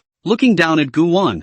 Guwon shook his head. I don't know. Xia Qingyan affirmed. They will. Sister Qingyan can tell fortunes? No. It's the look in their eyes. I can see it in their eyes. They'll be waiting at the school gates for you to pass. Guwish said. Awesome sis. Come on. Let's go over there. Don't keep people waiting. Xia Qingyan stepped forward and resumed holding Guwon's hand again. Guwish's hand was wrapped, cold and plump like jade. As we walked, a family of swans came out of the grass on the side of the road. Mr. and Mrs. Swan are standing on the sidewalk with a couple of baby swans in tow. Wobbling around, he came towards Guwon and their side. Guwish said, it's bad. The swan has come to take revenge. Xia Qingyan looked at Guwon in disbelief. What's going on? Guwish said, yesterday we saved the little swan, but the swan couple took us for swan thieves and chased us and bit us. They can be so vindictive. Came in today in traffic. Xia Qingyan said, it's just two geese. What's there to be afraid of? Guwish said, you don't think swans are cute, do you? Xia Qingyan said, looking at it is very dull. Guwon pulled out his cell phone and searched for a photo of a swan's mouth to show Xia Qingyan. Nah, do you still think it's cute after seeing this? When Xia Qingyan saw that photo, she was so scared that her face twitched. Very scared. He said, where did you find this picture? Just tell me if you're scared now. A little bit. Turn it off. Those densely packed teeth can be so scary to look at. Guwon collected his cell phone, and the swans arrived close by. Guwish picked up a deadwood branch from the side of the road for defense. Xia Qingyan twisted her head and looked at it as she took 2 steps back on her hind legs and picked up half a brick. Guwish looked up at Xia Qingyan and felt that she was afraid that she would have a tendency towards domestic violence in the future. At this time, Zhao Yunlan appeared behind them alone in a sneaky manner. She had a double ponytail and a cute book bag today. Ahem. Guwish student, do you need help? Zhao Yunlan didn't take the bus to school today. Instead, she had been hiding near Xia Qingyan's house, and as she watched Guwon as well as Xia Qingyan exit the neighborhood,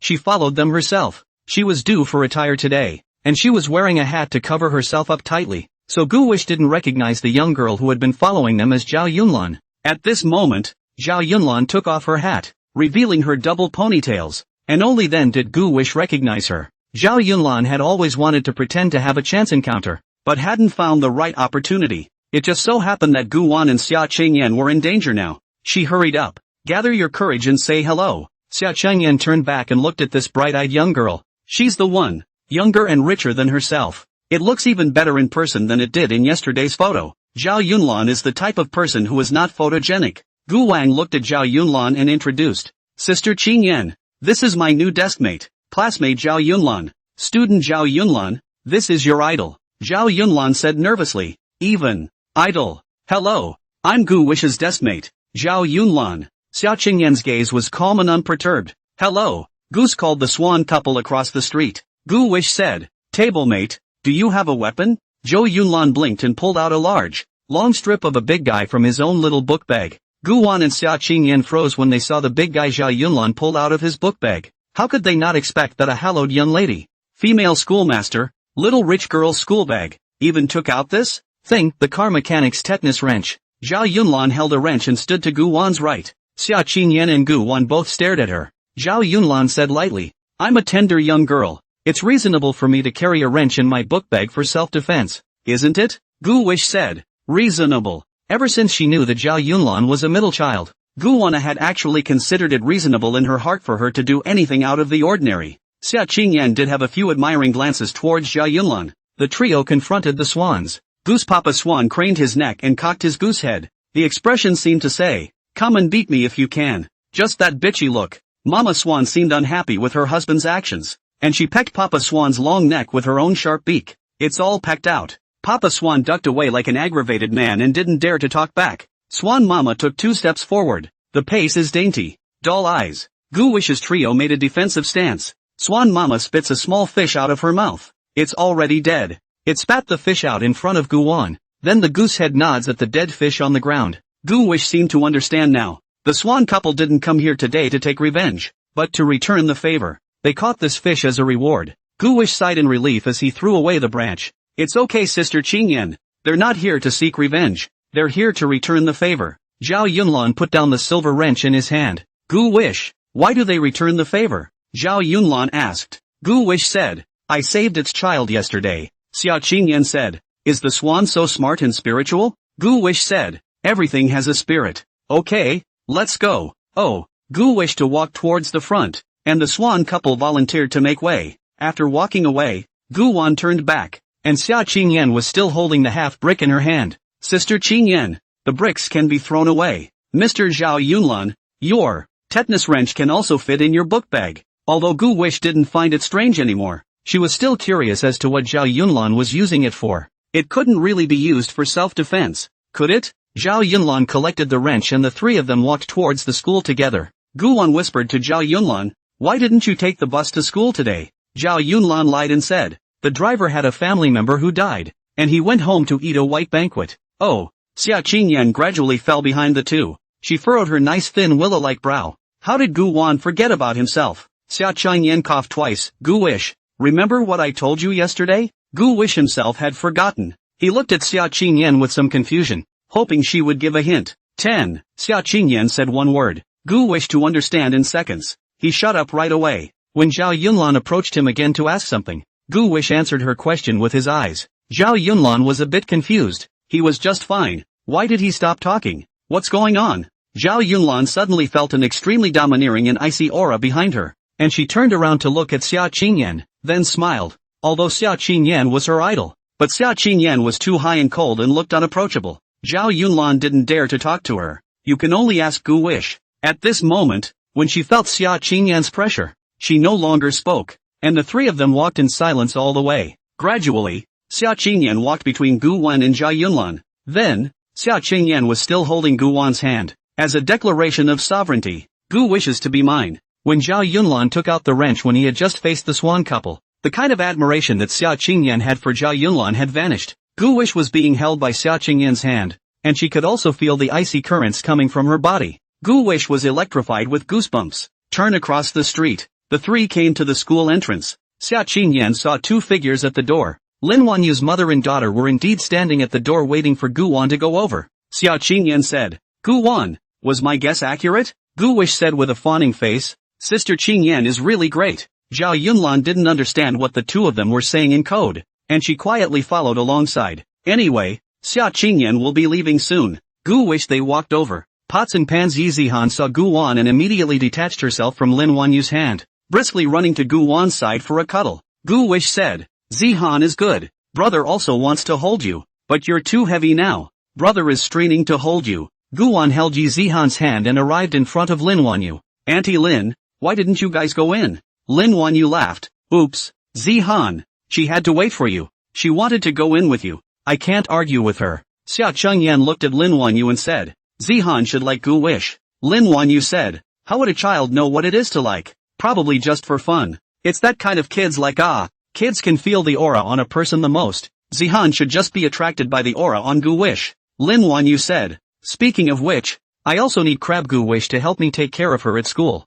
and bought Zihan a lollipop to eat yesterday." Xia Qingyan remembered that Gu Wan had sold his signature for 5 lollipops yesterday, but he had only seen 2 yesterday. Did the other three all go to Yi Zihan's girl? Xia Qingyan said. Little kids like to eat snacks. Buy her more. Lin Wanyu said. Don't mention it. She doesn't want the ones I bought for her. She wants the ones Gu Wan gave her, and I'm puzzled. Ms. Xia, can I invite you and Gu Wish to my home on the weekend? Lin Wanyu asked tentatively. To thank him for taking care of Zihan for me, I'd like to treat him to a home-cooked meal. The first sentence Lin Wanyu said mentioned Xia Qingyan in passing, but the second sentence didn't bring it up, indicating that the only person she wanted to treat was Gu Wan herself. Xia Qingyan was also sensible. She originally did not want to participate in this kind of occasion. Xia Qingyan faintly said, "It's up to Gu Wish himself. He can go if he wants to." Lin Wanyu looked at Gu Wan and blinked. Gu Wan looked at Xia Qingyan and said, "Sister Qingyan, can I go?" Xia Qingyan said, "Of course.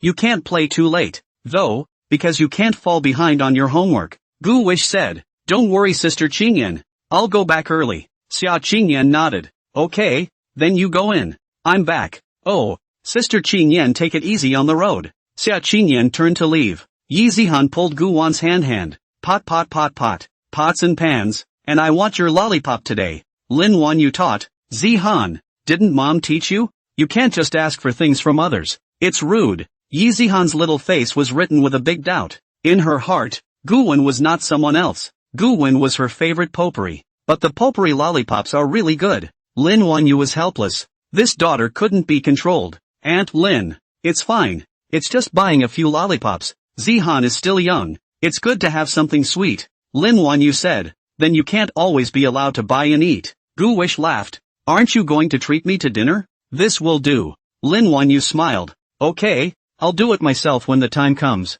I'm in good hands." Yi Zihan heard that her mama was going to cook and eat, frightening her pale eyebrows to wrinkle together. Zhao Yunlan followed beside Gu Wan and didn't say anything. When she heard Gu Wish take the credit on himself, she despised him greatly in her heart. "Ha, I bought this lollipop." When they arrived at the kindergarten entrance, Gu Wish said goodbye to Yi Zihan. "Zihan, be good inside, okay? Brother will come to play with you after lunch." Yi Zihan nodded her head obediently and smiled sweetly, revealing her nice dimples. Lin Wanyu asked Gu Wan. "Gu Wan, what kind of dishes do you like to eat? I'll prepare it in advance." Gu Wish said. "Aunt Lin, just make some home-cooked meals. I'm not picky about what I eat." "Okay then, I'll do what I know how to do." Zhao Yunlan and Gu Wan left for the middle school. Her twin ponytails swished as she walked. Gu Wish had heard before that double ponytails had a function. It can be accelerated. He half tilted his head and looked at Zhao Yunlan. At her straight hair and the softly bouncing ponytail, the mind confirmed the idea. Twin ponytails do add attack speed, better than the Doran sword. Gu Wish felt that the thoughts in her mind were a bit dirty and not very good, so she hurriedly shook her head to shake the salacious things out. Zhao Yunlan looked at him and asked, "What's wrong with you? Growing a brain?" Gu Wish said, "No, it's by you. What did I do to you? Prick you?" Zhao Yunlan didn't know what Gu Wan was thinking. She asked again, "Gu Wish, just now on the way to school, why did you suddenly stop talking to me?" "Oh, that one. Ha?" Gu Wish sighed. "Last night my sister Qingyan told me to talk to you less today. It can't be more than 10 sentences. So Sister Chengyan said a 10 and I shut up and only dared to make eye contact with you." Zhao Yunlan asked in wonder. "Why won't the idol let you talk to me? It's not like I'm bringing you down?" Gu Wish laughed. "Yesterday I sent your picture to Sister Qingyan to look at. She got jealous and is angry with me. It has nothing to do with you. You don't have to worry." Zhao Yunlan said. "Jealous? No way. Isn't she your sister? Although it's adopted. It's only logical that you should call her mom." Gu Wish said breathlessly. "What are you talking about? Sister Qingyan is only 11 years older than me. There's no way I'm going to call her mom. As for her being jealous, it's because I've photographed you so beautifully, and I haven't photographed her yet. That's what you girls think, right?" Zhao Yunlan nodded. "In that case, I would be jealous too." Back, Xiao Feishui caught up. She had just seen at the school entrance that it wasn't Shaji who had come to take Gu Wish to school today, and she was a little disappointed. Waiting for Xia Qingyan to leave and enter the school, he also saw that Gu Wan had gone to the middle school, so he didn't chase after him just now. Now that there were fewer people, Xiao Feishui caught up. "Gu Wish," Xiao Feishui shouted. Today, Xiao Feishui was dressed beautifully as well. The hair also had a bow in it, and it was red. She also wore pearl earrings in her tiny ears, which added a little more treasure to her. Gu Wan turned back and carefully surveyed Xiao Feishui. "Mr. Xiao, are you wearing lipstick?" The Xiao Feishui that Gu Wish had seen before was pretty much a plain face, and looking at the different Xiao Feishui today, she must have dressed up carefully. but when I came to school, I didn't see Shaggy. The mood was lost for a few moments, and the eyes darkened. Zhao Yunlan looked at Xiao Feishui and carried his hands behind his back. Xiao Feishui took Gu Wan's shoulder and asked, Gu Wan, why haven't you seen your sister-in-law today? Gu Wish said, Auntie read a novel late yesterday and couldn't get up this morning and stayed in bed, so it was Qing Yansen who gave me a ride today. Xiao Feishui asked curiously, Novel? What novel? What is it called? Xiao Feishui also wanted to know what kind of things Xia Ji liked so she could throw her weight around. Gu Wish didn't know what novel Xia Ji had read yesterday, only that she was angry, and shouting about whipping that dogcoin author. As soon as he thought of this, Gu Wish suddenly remembered that he had unicized so many books before, so in case he was caught by any of the eager readers, would he take a whip to himself as well? Thinking of this, Gu Wish shivered. Gu Wish shook her head at Xiao Feishui. I don't know either. Oh, Xiao Feishui nodded. Okay, it's almost time for class, so get your asses to class. Gu Wish waved her hand. See you later, Mr. Xiao. Zhao Yunlan and Gu Wan left. Xiao Feishui came to the office. Zhou Yao Linling and the girls were all there. Only Zhang Shi wasn't. Xiao Feishui asked, Where is Zhang Shi? Isn't she usually the most active laborer at work? Linling laughed. She, was swimming in the pool yesterday and accidentally caught a cold and fever, so she took today off to rest. And who subbed for her? Bai Qingxian raised her hand. I'll give her a substitute. Xiao Feishui said. Good lord. Qingxian, how many times have you helped her? No way. She must be viciously slaughtered. Bai Qingxian said. Cici said to save up half a year's worth of lessons to buy me a bag. Broad to broad. This ninny is generous. Xiao Feishui sat in front of the desk. The first class today is not language, and the lessons are prepared. She has nothing to do. Took out her cell phone. She sent a message to Shaggy. The first sentence was concerned about her. Ms. Xia, are you sick? Xia Ji, who was reading a novel under the covers, suddenly saw a message from Xiao Feishui and switched to the chat interface. No. I didn't see you send Gu Wan to school today and thought you were sick. I heard Gu Wan say that you like reading novels. What kind of novels do you read? I usually like to read books too. It just so happens that I don't have any books to read lately. Xia Ji said. Looked at the family wife Li Taiping. But you'd better not look. What's wrong? Bad writing? It's beautifully written. But this dogcoin author ran off halfway through the eunuch. Oh, it does seem unethical to run off halfway through writing without finishing. Then what are you looking at now? Xiao Feishui continued to ask. Shaggy replied. I'm brushing up for the third time. What? Aren't they eunuchs? Why are you still reading? This made Xiao Feishui even more curious. Just what novel is so magical that it can make Shaggy addicted to it? Xiao Feishui downloaded tomato novels and searched for family wife Li Taiping. And then it starts with the 6th class. Zhao Yunlan and Gu Wan returned to the class and sat in their seats. Gu Wish from his own school bag was to take out Zhao Yunlan's character roll card deck. Put it in front of her. Gu Wish said. Nah, your deck. It's already signed with Sister Qing Yan's name for you. Zhao Yunlan took the cards and examined them one by one. All signed? Of course. I have to be reliable when I work for you. Zhao Yunlan laughed. You're not doing an errand for me. You're doing it for $50,000. All the same, Gu Wish rubbed his nose. Jingle bells. The bell rang and Bai Qingxian walked in. Today she replaced Zhang Shi in giving English lessons to the 6th class. A white dress of Bai Qingxian, like the snow lotus on the ice mountain, let the group lose color. Only Zhao Yunlan in the middle of the straight outside. No branches. The students were cheering. Because of Bai Qingxuan's classes, she has always been very gentle. Giving people is a different feeling. Compared to the extroverted and lively Zhang Shi, the quiet and introverted Bai Qingxian can make her classmates relax and reduce their stress. Bai Qingxian stood on the podium, her gaze sweeping over her classmates and finally landing on Gu Wan. Class, your lovely teacher Zhang is sick again, so I'll still be subbing for you today.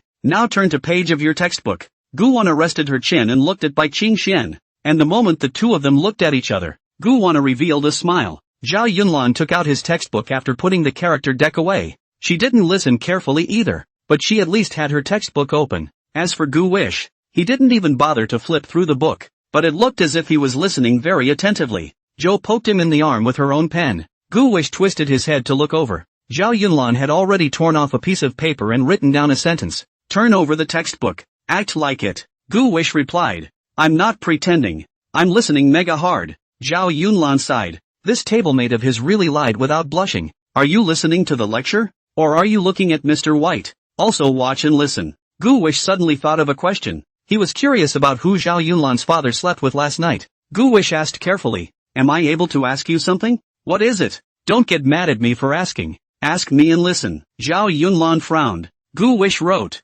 Which one of your mamas did your dad sleep with last night? Actually, such a personal question. Gu Wish knew he shouldn't ask, but he was really too curious. At Father Zhao's level, how does he allocate his time? Zhao Yunlan wrote faintly. With my ninth mom. When Gu Wan saw Zhao Yunlan's writing about 9 mothers, her entire body was confused. No, that day's 5th mom had shocked Gu Wish for 10,000 years. And now there's a 9 moms. My goodness, poverty limits Gu Wish's imagination. In his previous life, when he was at his peak, he hadn't been so grandiose. Zhao Yunlan wrote, do you envy my dad's life? Not envious, it should be exhausting. It's not tiring, and my dad doesn't have much to do all day. At best, it's an AGM. The day-to-day affairs of the company are being taken care of by professional managers. Does your dad harmonize with those little moms of yours? How can I put it? There is harmony, at least on the surface. Because what I've seen is that every single one of them loved my dad, and so did my mom, and they all volunteered,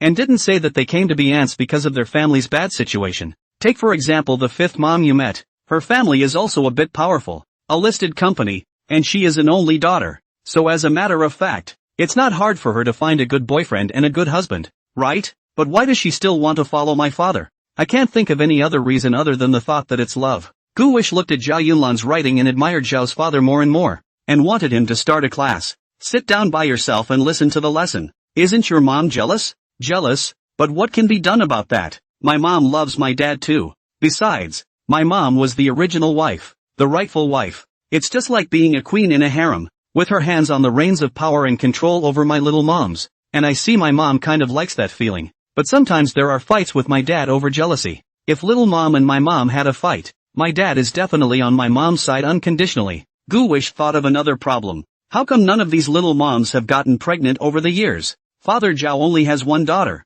Zhao Yunlan. If a woman gets pregnant, won't she take over the favor? Zhao Yunlan guessed. You must be thinking in your heart. My father is so powerful and married to so many wives. How come he doesn't have a son, right? Gu Wish looked at this Zhao Yunlan who was nearly as wise as a demon. Her mouth slightly open. Her heart was really like a clear mirror. She knew and understood everything. Zhao Yunlan himself wrote, because my father said that he wanted my mama to carry the firstborn son. If my mama can't conceive a boy, then no one else can get pregnant. Gu Wish asked, so your other little moms aren't sad and upset? Sad, but what can be done? The day still has to go on. Gu Wish couldn't understand it, but his young mind had been greatly shaken. He didn't bother to listen to the lecture. He took out his laptop and started scrambling the lyrics. Today he copied under Mount Fuji. Do you freeze when the rain on the road is like a snowflake drinking and weeping? Forgive me if I no longer send flowers. The wound should scar. Anyone can only have those hands to hug and hug and hug and hug and hug. Gu Wan hadn't finished writing, and at some point, Bai Qingxian had stood next to Gu Wan and watched. By the time Gu Wan felt like looking up, it was already too late. Bai Qingxian took away Gu Wan's notebook. Knock knock. Meet me in the office after class. Bai Qingxian took Gu Wan's notebook and walked to the podium, placing his notebook on the table. Gu wished to cuspidate Zhao Yunlan. Why didn't you warn me? I wasn't paying attention either. Just now. Zhao Yunlan didn't look up either. She's holding the character deck and looking at it. After class, Gu Wan walked to the podium, and Zhao Yunlan followed him. Gu Wish thought that Zhao Yunlan was helping him plead for mercy, but who knew that he had directly exited the classroom? Bai Qingxian didn't say anything, her eyes signaling Gu Wan. Gu Wish then helped Bai Qingxian hold the textbooks, and in Bai Qingxuan's hand, she carried Gu Wan's notebook. Zhao Yunlan went downstairs and came to a remote place, placed the character deck in a well-lit area. Take out your cell phone and take a picture of the deck, front and back, one by one. In particular, the card gives a close-up of Xia Qingyi's signature on the card. After the shot, Zhao Yunlan opened his phone and logged into one of the largest secondary yuan forums in China. Her LD nickname is No Profit. Then he found the webcam interface and uploaded all the photos of these character decks. A handful of limited edition male character decks have been released for Summer Qingyan's game Love Battle, and these are currently very expensive to speculate on in card circles, especially now that it's a time when women are the main consumers. Most of these character decks are collected in the hands of little rich geeks, although Zhao Yunlan liked Love Battle, but not to the point of that kind of die-hard. She saw the business opportunity of cards from it. Predictions are that the price of this deck will get higher and higher in the coming years. These cards in Zhao Yunlan's hand were the most expensive one at the moment. A total of 10 of them, all in her hand, one costing around $100,000. It was only 10,000 when she first got into it, and now she's made a lot of money. Jia Yunlan knew that Xia Qingyan lived next to her house before, and had always wanted to meet by chance to ask for an autograph, but she didn't have the chance. So this time she could have a chance when she caught Gu Wish as the intermediary. Now, although he had given Gu Wish $50,000 in signing fees, Zhao Yunlan believed that he would be able to earn it back, or even earn more. These 10 cards were now autographed by Xia Qingyan, so the price would naturally double. Zhao Yunlan double-checked it and hesitated again when he entered the starting price. Are you going to shoot all of these at once yourself? What if I sell at a loss? She feels that there is room for appreciation, but without the right soil for speculation, it won't rise, and there is no market for it. After thinking about it, Zhao Yunlan deleted 9 pictures of character decks in one breath, keeping only one, and then set the starting auction price at $200,000. That made her $1,900,000 apiece even if she sold it at the lowest up price, and throwing in the 5,000 autograph fees spread over each deck, that made a total of $1,850,000, going from 10,000 to 185,000 in a year is a pretty good return on investment. Although Zhao Yunlan didn't lack this amount of money, the satisfaction and sense of success behind this matter brought her with something that nothing could replace. After uploading it, Zhao Yunlan didn't care. She collected her deck, went to the restroom, and then returned to her class. As they walked through the corridor, those students automatically gave way. Zhao Yunlan walked past before whispering. She sat down in her seat, looked at the empty seat next to her, and craned her head to look out the window at the sky. Office. Gu Wish followed by Qin Xian to come in. Although his soul was no longer young, he was inevitably nervous when he entered the office. But looking at these beautiful teachers in the office, all those nerves were not worth mentioning. Mr. Xiao, Mr. Lin, Mr. Chao. Gu Wan greeted them one by one. Lin Ling saw Gu Wish and waved at him as well. Zhou Yao said, Xiao Gu Wish, you're here. Bai Qingxuan's face was bland as she took Gu Wish's notebook and walked over to her desk to sit down. Xiao Feishue looked at Gu Wish and Bai Qingxuan's appearance and sensed that something was wrong. Xiao Feishue opened her mouth to inquire. Qing Xian, what's going on?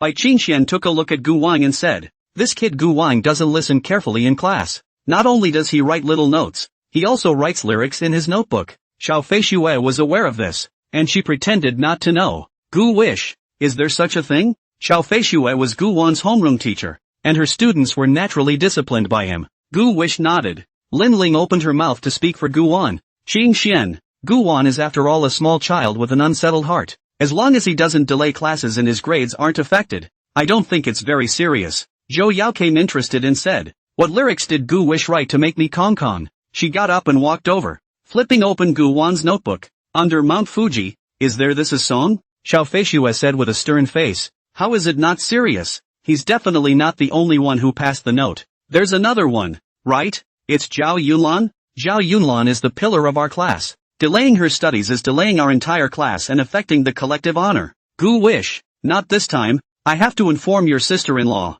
Remember to have your sister-in-law come to school tomorrow. I have important things to discuss with her. Bai Qingxian looked at Gu Wan and said, Gu Wan, you wrote these lyrics yourself, didn't you? Gu Wish said, I copied it. It's a song written by a guy named Lin Shi and sung by Yisan Chan. Zhou Yao was puzzled. Strange. Why can't I search? Gu Wish, are you sure the name is Fujiyamashita? Gu Wish nodded. Lin Ling said, is it possible that you searched wrongly? Let me try. Zhou Yao said, I've tried several times. There really isn't any. Xiao Feishue said, Gu Wish, lying is not a good boy. Tell the truth with Ms. Xiao. Who actually wrote this song? Gu Wish said, Mr. Xiao, I'm not lying. This song was really sung by a Shangzheng man named Yisan Chan. But this song resource just can't be found. Lin Ling wondered. How come? Bai Qingxian said, Gu Wish, you must have heard this song before, so you sing it to me. Now. And if it sounds good, the teacher will return the notebook to you. Gu Wish sighed.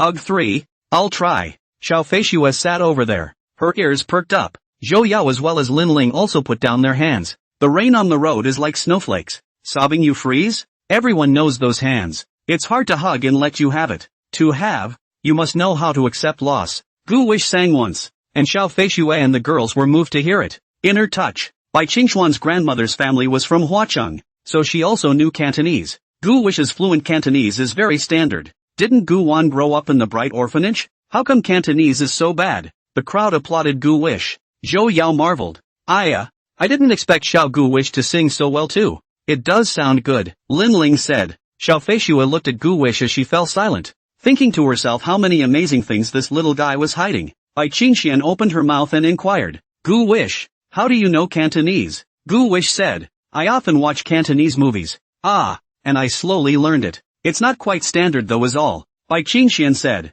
you're still being modest? I'm not even as standard as you. Lin Ling said, ha, is there no Gu Wish standard for anything you said? Bai Qingxian nodded. He sings authentic. I just don't know how well he speaks. Gu Wish hurriedly said in broken Cantonese, Bien you, Mr. Bai overpraised Jia. Bai Qingxian was amused by Gu Wan. Okay, good singing, here you go. But you can't do that in the future. You have to pay attention in class. Okay? I know Mr. White. Gu Wish took back his notebook as he looked at Xiao Feishue and said, Ms. Xiao, do I still have to call my sister-in-law over to talk? Of course. Oh, Gu Wish left the office and ran back into the classroom. The moment I first entered the classroom, the bell rang. He sat back in his seat breathing heavily. It took a long time to calm down. This class is biology. The teacher was an old man with old glasses, and he came into class with a thermos. Zhao Yunlan continued to write on the unfinished piece of paper. What have you been doing? Gu Wish looked at Zhao Yunlan with a head of black lines, but when she thought of the experience of never being called to the office,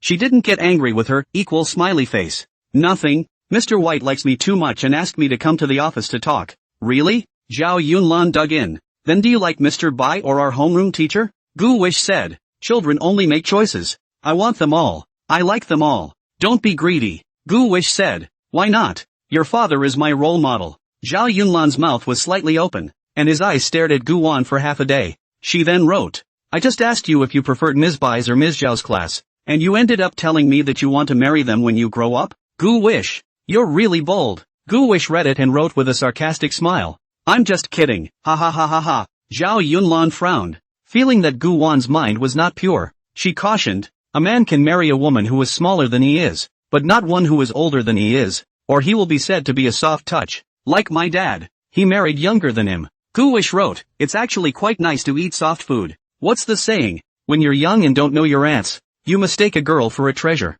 Zhao Yunlan said, Gu Wish, it's really dangerous for you to think like this. How is it dangerous? Gu Wish asked. Zhao Yunlan thought for a moment and wrote, Gu Wish, think about it, the women who are by your side right now, with the exception of Yi Zihan who is still in kindergarten, are all older than you. Your sister-in-law, your Qin Yan sister, Yi Zihan's mama, Ms. Xiao, Ms. Bai and them, as well as your Xinin's sister, they are all older than you are, and even, your tablemate, the beautiful me, is also older than you, so you're interested in us now? How can this be? I couldn't say yes if you like me, you know? You're in love early. My dad, although he's a very enlightened man, would never approve of me getting involved with an 8-year-old, so it's impossible between us. Get rid of the idea of confessing to me. There's no way I'm going to say yes to you so I can still look at you squarely and you'll still be at my table. Zhao Yunlan wrote half a sheet of paper in one breath. Gu Wish looked at what she had written on the paper. Her face was very ugly, like a bitter melon.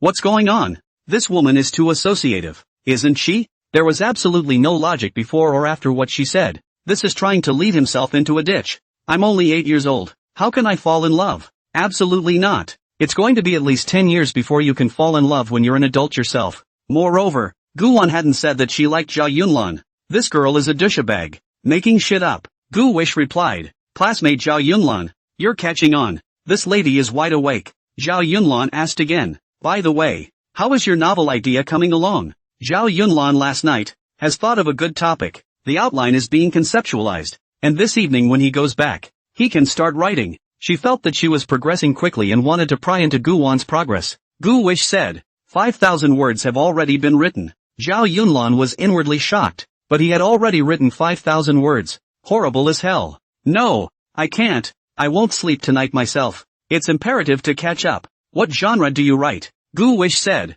You'll know when the time comes. Where did you write? Zhao Yunlan lied. I've written 6,000 words. Yoo-hoo. Not bad. Let me see it later. There's still 2 days to go. Zhao Yunlan said. Let's go to a place with me first for lunch. Where? Just come with me. Gu Wish said. You're not plotting against me, are you?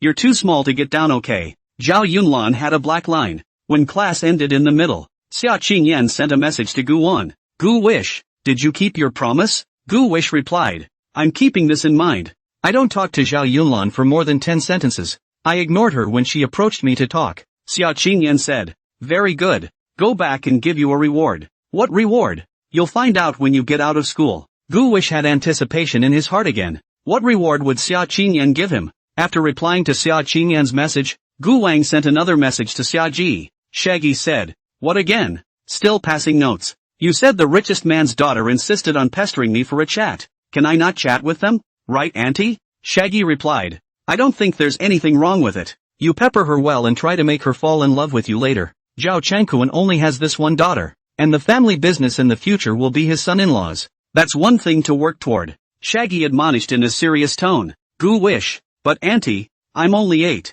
Gu Wish said so on her lips, but in her heart she was already fantasizing. If she really became the Zhao family's son-in-law in the future, wouldn't she directly become the richest man in Tianhai? Gu Wish twisted her head to look at Zhao Yunlan, who was picking at her book bag with her head down, rummaging through it for something. Well, it's not impossible. But then Gu Wan thought, what about Sister Xin Yue? Sister Qing Yan doesn't seem to like her either. Gu Wish agonized. After school at noon, Zhao Yunlan led Gu Wan to the classroom cafeteria again, and after the two of them had eaten, Zhao Yunlan brought Gu Wan to the front of one of the school's abandoned technology buildings. The doors were closed in this 10-story tech building, and there was a hand-dug pond in front of the door. The pond was about waist deep. The water was bordered by reeds half a man high. The water was clear and full of small carp.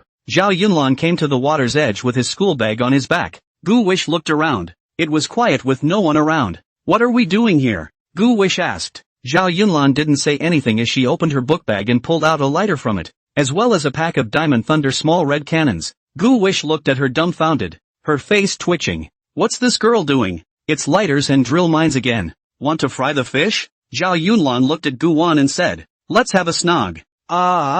What? Gu Wish listened to Zhao Yunlan's words about tigers and wolves. He shuddered twice. What the hell? What is she talking about? Gu Wish looked at her and explained seriously. "Classmate Zhao Yunlan, it's not snogging, it's discharging." "Oh, what's different?" Zhao Yunlan asked. "Oh, it's so different alright," Zhao Yunlan said. "I don't care. You call me." "How does this cannon work?" Gu Wish said. "This is very simple. Left hand drill thunder, right hand lighter. Lighter ignite the twist, then just throw it." Zhao Yunlan took a deep breath. A cannon in one hand and a lighter in the other. Left hand cannon, right hand fire engine. Left hand cannon, right hand fire engine. Left hand cannon, right hand fire engine. Zhao Yunlan stood at the edge of the pond, standing in a pavilion, over and over again building herself up mentally, repeating with her mouth. Gu Wish urged, "Remember to throw it after you light it. Throw left-handed cannonballs, not right-handed lighters." "Oh, got it." Zhao Yunlan nodded.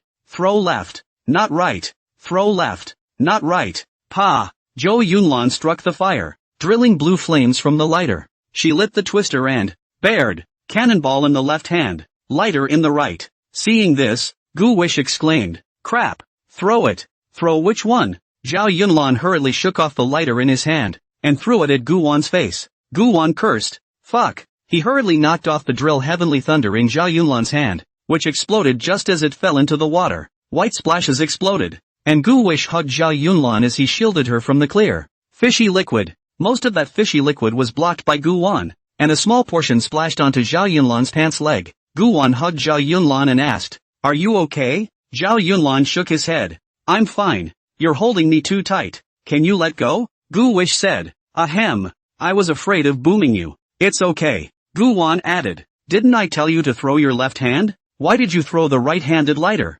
Zhao Yunlan said. "Which side is left?" "I can't tell. I really can't." Gu Wish had a black line on her head, so it was a coincidence that this niece was a left-right person. Zhao Yunlan lowered his head and said, "You let go first. It's not good to be seen." Oh, only then did Gu Wish reluctantly let go. He walked over and picked up the lighter, then pulled a couple more cannonballs out of Zhou Yunlan's book bag. Zhao Yunlan suddenly pointed into the water plants and said, "Gu Wish, what do you see there?" Gu Wish followed Zhao Yunlan's hand to look over and found a small carp floating on the dense water grass, already stunned by the blast. Gu Wish bent down to pick it up. 2 or 3 scales were blown off that little carp. Zhao Yunlan happily said, "I'm so good, Omega, hey." "Oh, it's pretty awesome. It's the left and right." And if it weren't for Gu Wish, she'd have blown up her hand. By the time the richest man in Tianhai pursued the matter, even if he was a reborn person. "So what? I guess Xiao's father couldn't spare himself." Gu Wish said, "Let me teach you how to set off a cannon."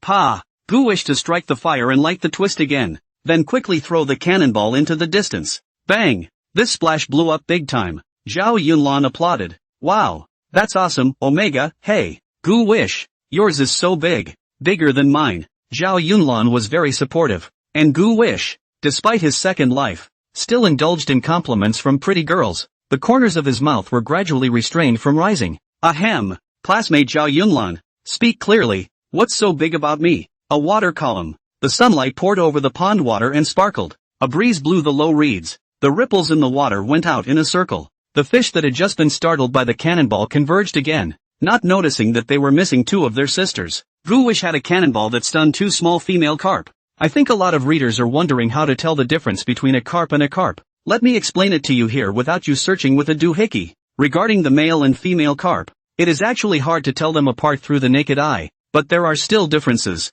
The thing about a female carp is that she is female. On the contrary, a male carp is characterized by the fact that it is male. You got it all, right? No need to thank me. Two more. Gu Wish. Fish them out. Zhao Yunlan excitedly pointed at them. That's the middle of the pond. How do I get across? Trip over. No. In case there's silt underneath. It'd be a disaster to get stuck. And the water looks shallow. But it might be deep. Zhao Yunlan said. Then go and measure the depth. Gu Wish said. I can't measure the depth of the pond. I'm afraid of water. Much less swim. That's okay. I can teach you to swim later. Let's just forget about it. Gu Wish rubbed his nose as he took the cannonball again and started to fire it. I'll just blow up a few more with a cannonball. Gu Wish changed the subject. You can't salvage it by blowing it up. Just fry the ones by the water plants and break a reed for fish. Zhao Yunlan nodded as she turned to fold the reeds. Gu wishes to light cannonballs and fry fish. Bang! Bang! Bang! With each accompanying cannonball, a small fish is blown over in its belly.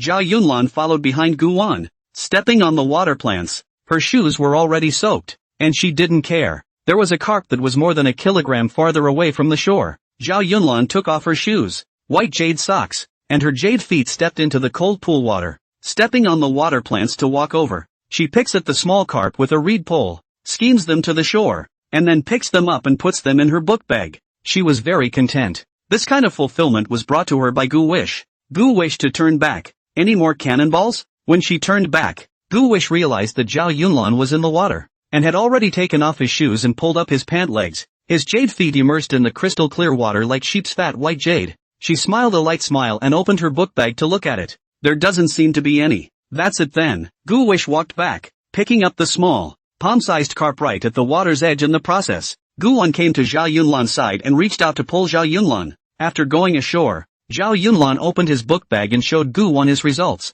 A total of a dozen small carp. Your book bag is soaking wet. It's all your fault. Zhao Yunlan's agaric nose twisted prettily. You're the one who got it all wet. Gu Wish said. You packed the fish into your book bag yourself. How can you blame me for that? After arriving at the shore, Zhao Yunlan felt that it wasn't as comfortable as it was in the water, and the shore was a bit stuck to his feet. Zhao Yunlan supported Gu Wan and lifted a jade foot. What's wrong? The soles of my feet are a little itchy. Gu Wish said. Hurry up and put on your shoes. From now on, you can't go into the water by yourself without authorization. Okay? What if it's dangerous? No, I can swim. In most cases, the ones who drown are the ones who can swim. Gu Wish cautioned. But the pond is shallow. Water that wipes the ankles can drown. Zhao Yunlan didn't say anything. She just looked at Gu Wish. Why are you like my father? Talking about me all day. Gu Wish to think. Your father, which have time to take care of you, is not busy at home to create a small man? There are also harem fights. So I guess he has a headache every day.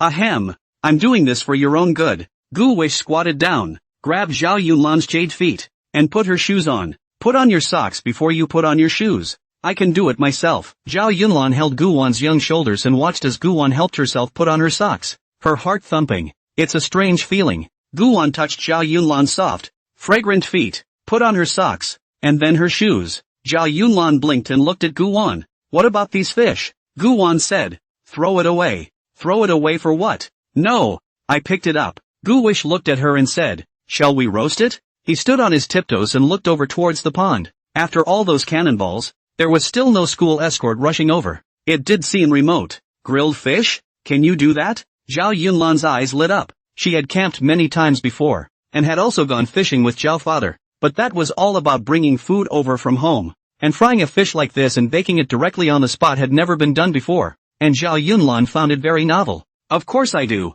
Grilling fish is easy. There's just no way to handle the fish without a knife or seasoning. Zhao Yunlan thought for a moment and pulled out a dagger and a seasoning packet from a packet of instant noodles from the compartment of his book bag. Is this okay? There's no water for cleaning either, Gu Wish said. Zhao Yunlan pulled out another bottle of Bonsai Mountain from the bottom of his book bag. I've got plenty of water. Not enough there. Gu Wish had just been talking casually, but he hadn't expected this niece to have everything in her bag. If you are caught grilling fish here, you will inevitably be criticized. However, once she thought that it was Zhao Yunlan who was standing beside her, Gu Wish wasn't afraid again. Even the principal wouldn't dare to do anything to Zhao Yunlan. Gu Wish said, "It's going to be afternoon class soon. Are we going to skip class again?" "Yeah, you scared?" "I'm not afraid." Zhao Yunlan laughed. "Since you're not afraid, let's start." Gu Wish held the dagger in one hand and the small female fish that had been blown out in the other, starting from the tail to open up the fish and then scraping off the scales. Gu Wish took the dissected dead fish and waved it in front of Zhao Yunlan. However, Zhao Yunlan was expressionless and indifferent, not scared at all. Unlike other little girls, she had a love for cats and dogs and all these small animals. She seems to be missing this emotion. Zhao Yunlan said lightly, "I've heard that fish scales are full of collagen, and since this fish is so small, there's no need to scrape the scales." Gu Wish said, "Eat cleaner this way. And your face is full of collagen. You don't need to replenish it." Zhao Yunlan sniffed and blushed slightly. Gu Wish handled 6 fish. "Hold the water over it while I wash." Zhao Yunlan unscrewed the cap of the bottle in one go, then held it to help Gu Wan wash the fish. Her twin ponytails fell apart as she bent over, and the shirt collar hangs down. Gu wished to turn his head elsewhere. Wash the fish. Gu Wish had asked Zhao Yunlan to gather firewood, and there was a lot of hay near this pond. Gu Wish, on the other hand, was folding reed poles at the water's edge and stringing up fish. 2 reed poles had 3 fish strung on each. This book Gu Wish had just strung up, and when he looked up, Zhao Yunlan was not far away gathering hay as well as large herbaceous plants. Gu wishes to go over and help her out. The sun was too hot, and after drying for a while, Zhao Yunlan was sweating profusely. "How about a break? Getting ready to skip class anyway."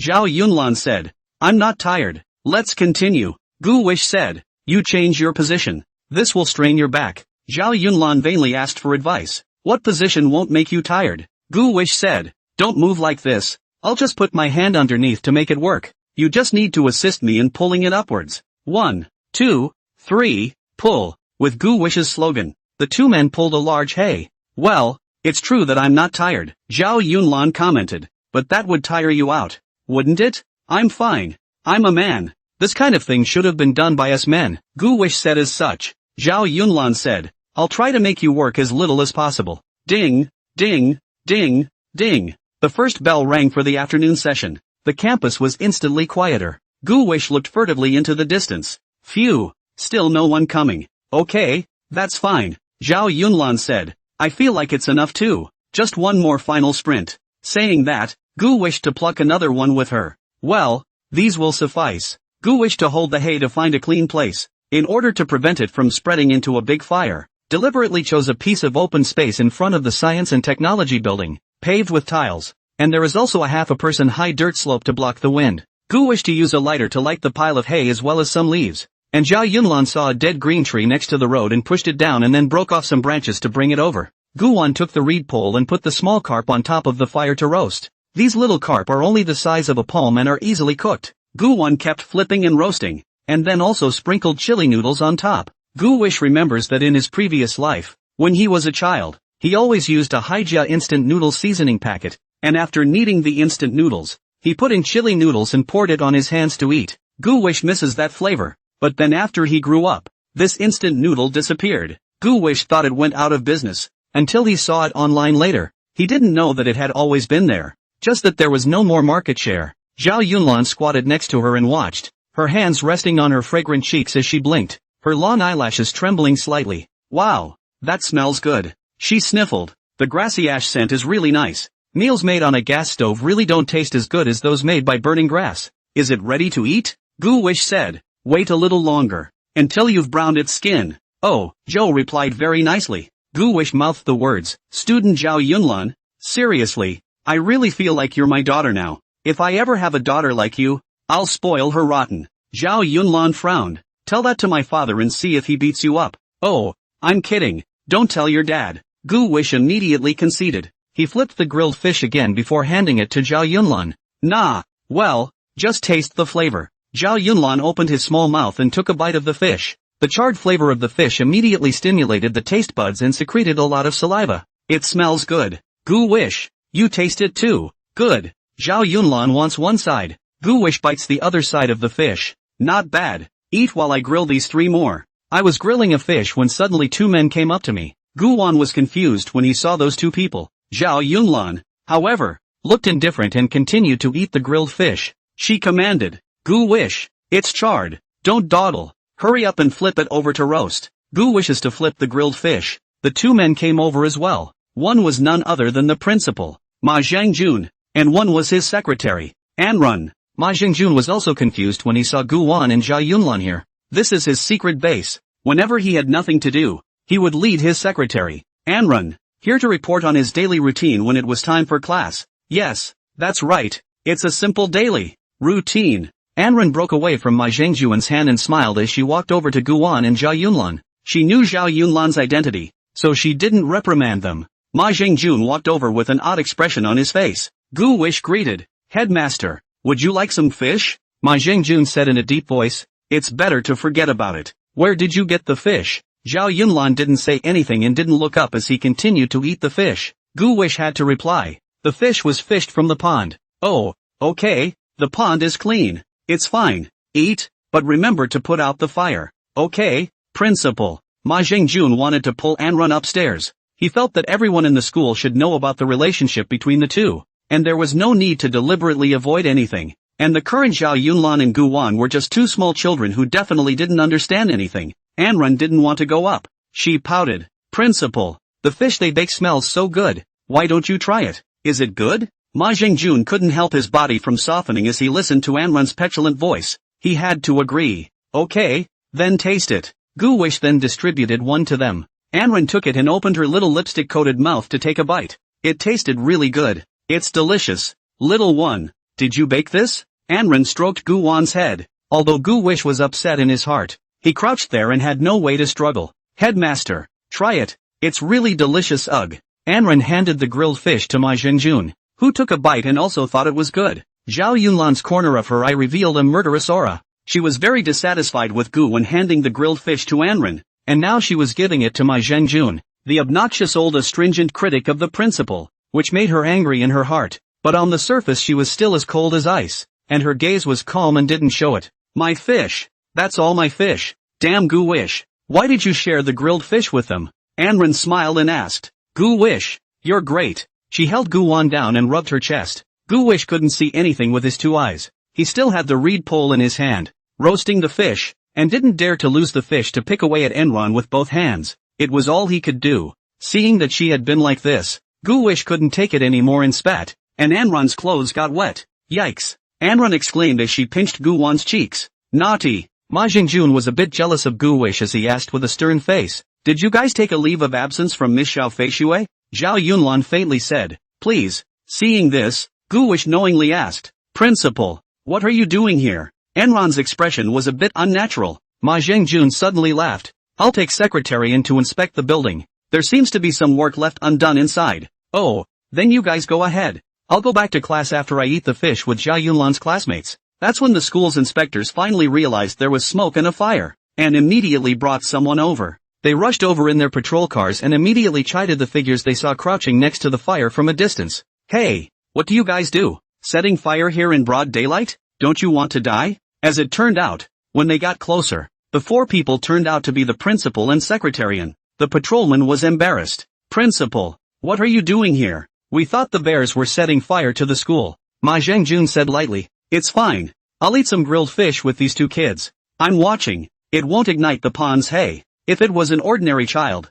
it would definitely be informed and criticized. But Zhao Yunlan was the richest daughter. Just as Ma Zhengjun, the principal of the school, had to look at Zhao Yunlan's face and speak. The patrolman smiled, nodded then hurried out of the area. Damn, old thing. He thought we didn't know? Yeah, the school knows all about him and Secretary Ann, and they usually have private meetings in the building. And someone heard Secretary Ann screaming downstairs once. It's a pity for Secretary Ann. What a pretty girl, with such an old man and bald. You can't say that, can you? It's just to each his own. Gu wished to look at Secretarian, indeed quite beautiful, and a graduate of a prestigious university, to Ma Jingjun as a secretary for 3 years. He actually had no aversion to any girl who liked money, and there was nothing right about wanting to make a better life for himself, as long as you don't hurt anyone else. Anren is the first college student in her family. Her parents are farmers, stayed in a small mountain village all her life. She lived a very bitter life when she was a child. After she went to college,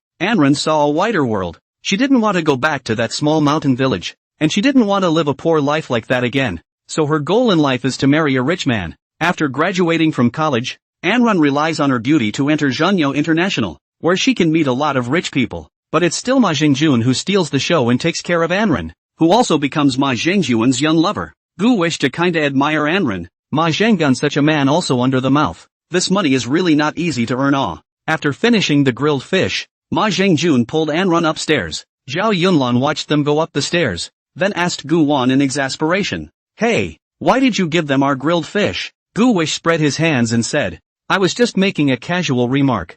I didn't think they'd really come over to eat. Not anymore. That's all the fish we worked so hard to catch. Oh, Zhou Yunlan looked up at the upstairs. He also asked, Gu Wish, what are the two of them doing up there? The upstairs is full of ashes and big spiders. Gu Wish said, have you read Journey to the West? The female demon and the longevity monk fetch the scriptures. There's a chapter just about the coiled spider spirits. Zhao Yunlan shook his head. Haven't seen it. What is this? The Big Four. I don't know. Zhao Yunlan agonized. Why do you know I don't? Gu Wish said. Because you're stupid. What? How dare you call me stupid? See if I don't screw you over later. Zhao Yunlan was calculating a plan in his mind. Humph. I'm not stupid. Zhao Yunlan took out his cell phone and opened the secondary forum. She entered her personal item auction screen, realized that his card had been tapped. A netizen with the name Yi Jiqiu auctioned it off for $500,000. Zhao Yunlan was very satisfied. At this price, she had already made a lot of money. That's a couple months' pocket money.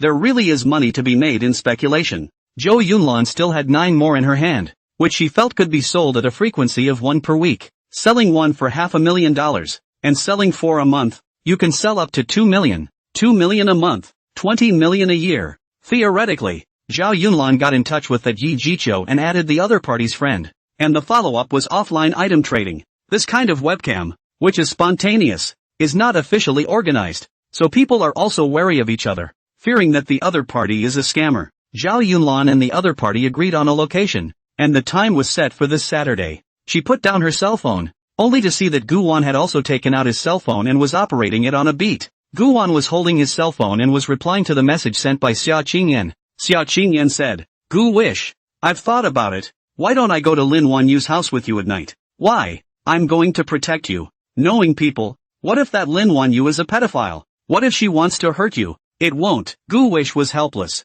How do you know it won't? Gu Wish, one can be kind, but one can't be brainless. Just tell me if this worry of mine is reasonable. Well, that makes sense. That's it. Just let me tag along and I promise not to make a mess. I'll sit beside you and protect you. That Lin Wan Yu is no match for me. Gu Wish thought about it and said, but she's older than you. Hey, Xia Qingyan. Her silence was deafening. Gu Wish didn't want to make her angry and hurriedly said, let's not say anything. I'll secretly take you there. When we get to her door, we can't say we won't let you in when we see Sister Chengyan coming. Yeah, do it. Gu Wish, you're so smart. Xia Qingyan was very happy. She complimented Gu Wang. Then it's a deal. We'll see you this afternoon. OJBK. Xia Qingyan? What is OJBK? Gu Wish scratched his head. That's what no problem means. Oh, Gu Wish switched the chat interface to the stock speculation software. He now has over $50,000 in starting capital and a stock account is open.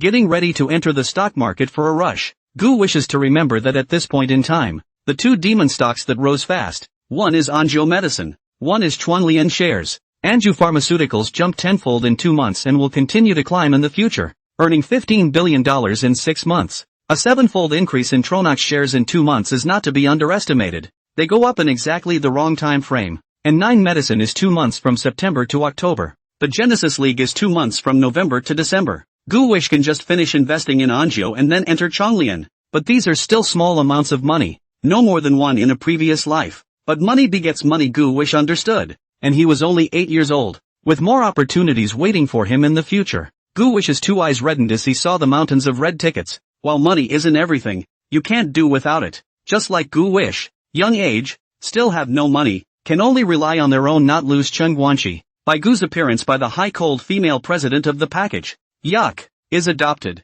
Gu willing to bone is very stubborn people. Is a hard man. From the principal is not willing to be adopted. He is now reborn into a small child. And there are still handles in the people. Can only temporarily submit themselves to stay in the summer Qingyin side. Wait until Gu Win's wings are full. At that time, Xia Qingyin will not want to pin down himself. He will certainly pull the flag and rebel. Before the market closed in the afternoon, Gu Wish bought Anzhou Pharmaceuticals at a very low price. And he counted on completing the first step of the layout since he was reborn. Waiting for Chuanglian shares to rise past, Gu wishes to sell Chuanglian again, and then buy Anzhou, slowly waiting for the opportunity. Next, the money earned Gu Wish would put it all in. Zhao Yunlan looked at how serious Gu Wish was and didn't bother him. Even when he saw that the fish Gu Wish had grilled were charred to a crisp, he didn't call out to him. Zhao Yunlan's heart soured when he saw the corners of Gu Wan's mouth that couldn't help but rise. Gu Wish sniffed the burnt odor and immediately returned to his senses. Crap! He hurriedly picked up the reed pole, but it was half burned off and the fish was blackened.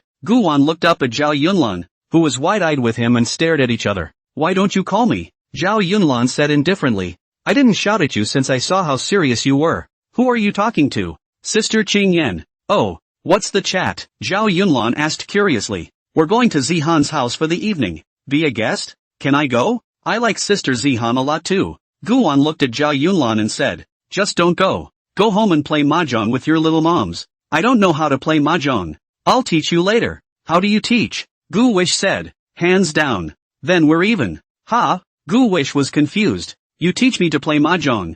I'll teach you to swim. Ah, it's even. I said I'm not learning to swim. Gu Wan said, about to open Zhao Yunlan's school bag. Zhao Yunlan covered to keep from looking. You open it for me? No, Zhou Yunlan said fiercely. There's not going to be anything unseemly in there. Is there? No, Zhao Yunlan blushed. It's just a few knickknacks. Electric or manual? What? Ah, ignore you. Zhao Yunlan snorted coldly and turned away, clutching her book bag. Gu Wish sighed. Ugh, bring out the small carp. I'll grill them all. What for? My fish. Didn't you get enough to eat? Zhao Yunlan nodded. I'm full. Then what's the point of keeping it? I baked them all for Sister Zihan to try. Zhao Yunlan blinked and said, children can't eat fish. There are fish spines. That's okay. I'll just shave the fish spines for her. I'll feed her slowly so she doesn't get fish spines. Zhao Yunlan said, you're going to feed her yourself? Yeah, she's still young. Gu Wish said. Gu Wish, I feel like you're being overly kind to Zihan.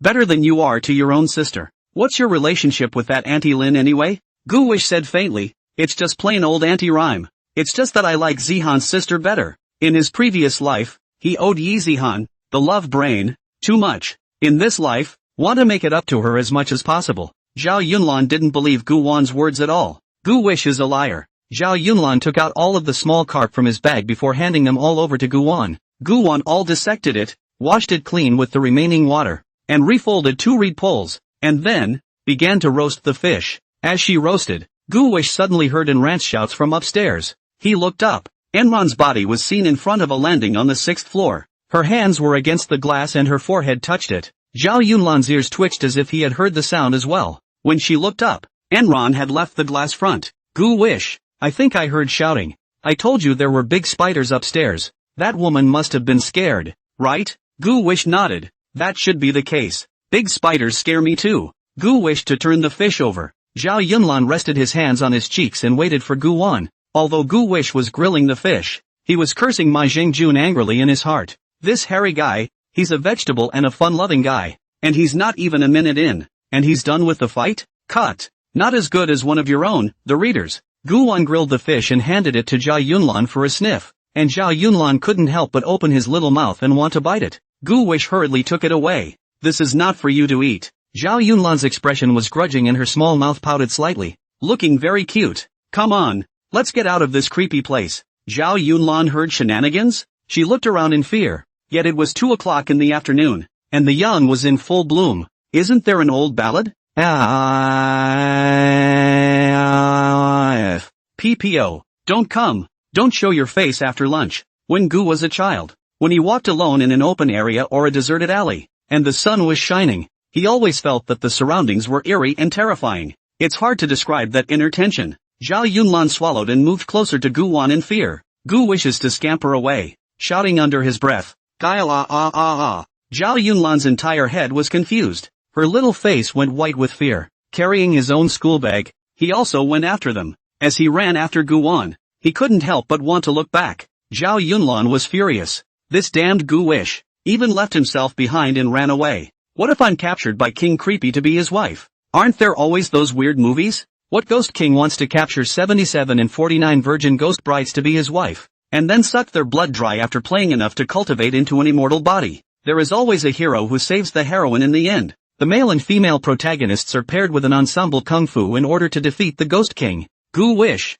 this dog, won't be able to be a leading man for the rest of his life. This kid, he runs pretty fast. Mud. Gu Wish felt the murderous aura from behind and hurriedly stopped. Zhao Yunlan panted, holding his knees and gasping for air. Gu Wish, you are a dog. Gu Wish looked at Zhao Yunlan. This niece seemed to be really frightened. Her eyes were red. I'm sorry, I was messing with you. That's not funny, Zhao Yunlan said angrily. What if there really is a trick to grab me as a wife? I'm still young, don't want to be someone else's wife yet. Or an ugly ghost king. He must have a rotten face. Whoa, Zhao Yunlan was frightened and cried. Gu Wan hurriedly apologized. My fault, don't cry. Your face is all blown up. Just cry. Zhao Yunlan wiped the tears from the corners of her eyes. Gu Wish sighed. I won't let you be captured by the Demon King, because I'm a ghost-catching celestial master. Look at me. Ahem. Gu Wish cleared his throat, then recited a ghost-killing charm orally. Elder Lord Taishang, teach me to kill shenanigans, with my divine formula. Call on the Jade Maiden, take in the ominous, climb the mountain and crack the stone, wear the seal, kill the evil guile first, then cut down the nightlight. What god does not ambush? What guile dares? Zhao Yunlan couldn't understand a single word. She only heard the word Jade Maiden from Gu Wish. Which jade girl? What's it for? Gu Wish said blindly. It should be the goddess of the Kunlun Mountains, with me here. What guile king? Through and through. Zhao Yunlan knew that Gu Wan was teasing her. Where was there any goddess and she gradually got out of that fear she had just felt, as the sound of students reciting came from the teaching building next to her. The scholar's vast and righteous spirit dispels all gloom and evil spirits. Gu Wish took the initiative to pull one of Zhao Yunlan's fingers, his little thumb. Let's go find Sister Zihan to play. You can't scare me anymore. Fine, I won't scare you.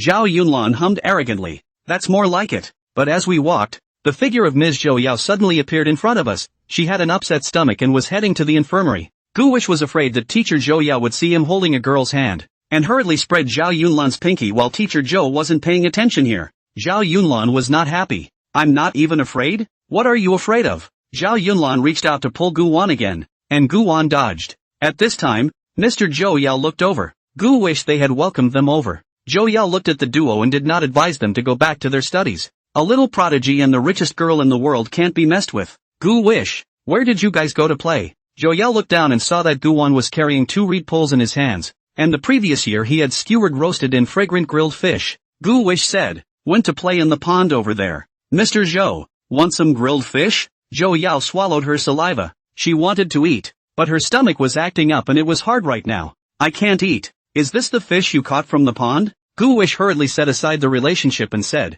Zhao Yunlan's classmates took the cannonball and blew it up. It wasn't me. I was just responsible for picking up the fish, and I was also responsible for picking up some firewood. What? Zhao Yunlan had a head full of question marks. What do you mean? You fried one of the fish yourself, didn't you fry the rest? Good you Gu Wish, put all the blame on me. Right. Good. Zhao Yunlan didn't bother to explain anything. She pulled Gu Wan's hand in front of Zhou Yao, then pinched Gu Wan's palm hard with her fingernails, giving him red nail marks. Gu Wish endured with a smile on his face. Zhou Yao said, you guys be careful. Teacher has something else to do. Go to the infirmary. Gu Wish said, Mr. Zhou, are you having a stomach bug? Yeah, tough shit. Teacher Zhou, you still need to be punctual with your meals during the week, and you should remember to eat breakfast, so you can slowly nourish your stomach. Zhou Yao laughed. You little guy knows quite a lot. Crab your concern now. Teacher knows. Zhou Yao touched Gu Wan's head, then hurriedly ran to the infirmary to hang saline. When Zhou Yao left, Zhao Yunlan let go of Gu Wan's hand. Gu Wan turned over his palm and looked at the red marks. This girl is ruthless. Zhao Yunlan glared at Gu Wan and said, serves you right. Who made you put all the blame on me? I'm a girl. Gu Wish said helplessly. You're not an ordinary girl. You're the richest daughter. Who would dare to pursue you? Not me. I'm still a kid. Zhao Yunlan said. You're an abominable child. The two of them arrived at the Nikeo kindergarten department just as the kindergarten book was outdoors. Many children are playing games under the supervision of their teachers. Yi Zihan sat on the side by herself and watched them play. At this moment, Yi Zihan was resting her hands on her cheeks and looking up at the sky. The sunlight was a bit harsh and she saw what looked like a colorful flower petal in the sky. Gu Wish came outside the fence and saw Yi Zihan gawking. Zihan! Zihan! He shouted. Yi Zihan heard Gu Wan's voice and immediately came back to her senses.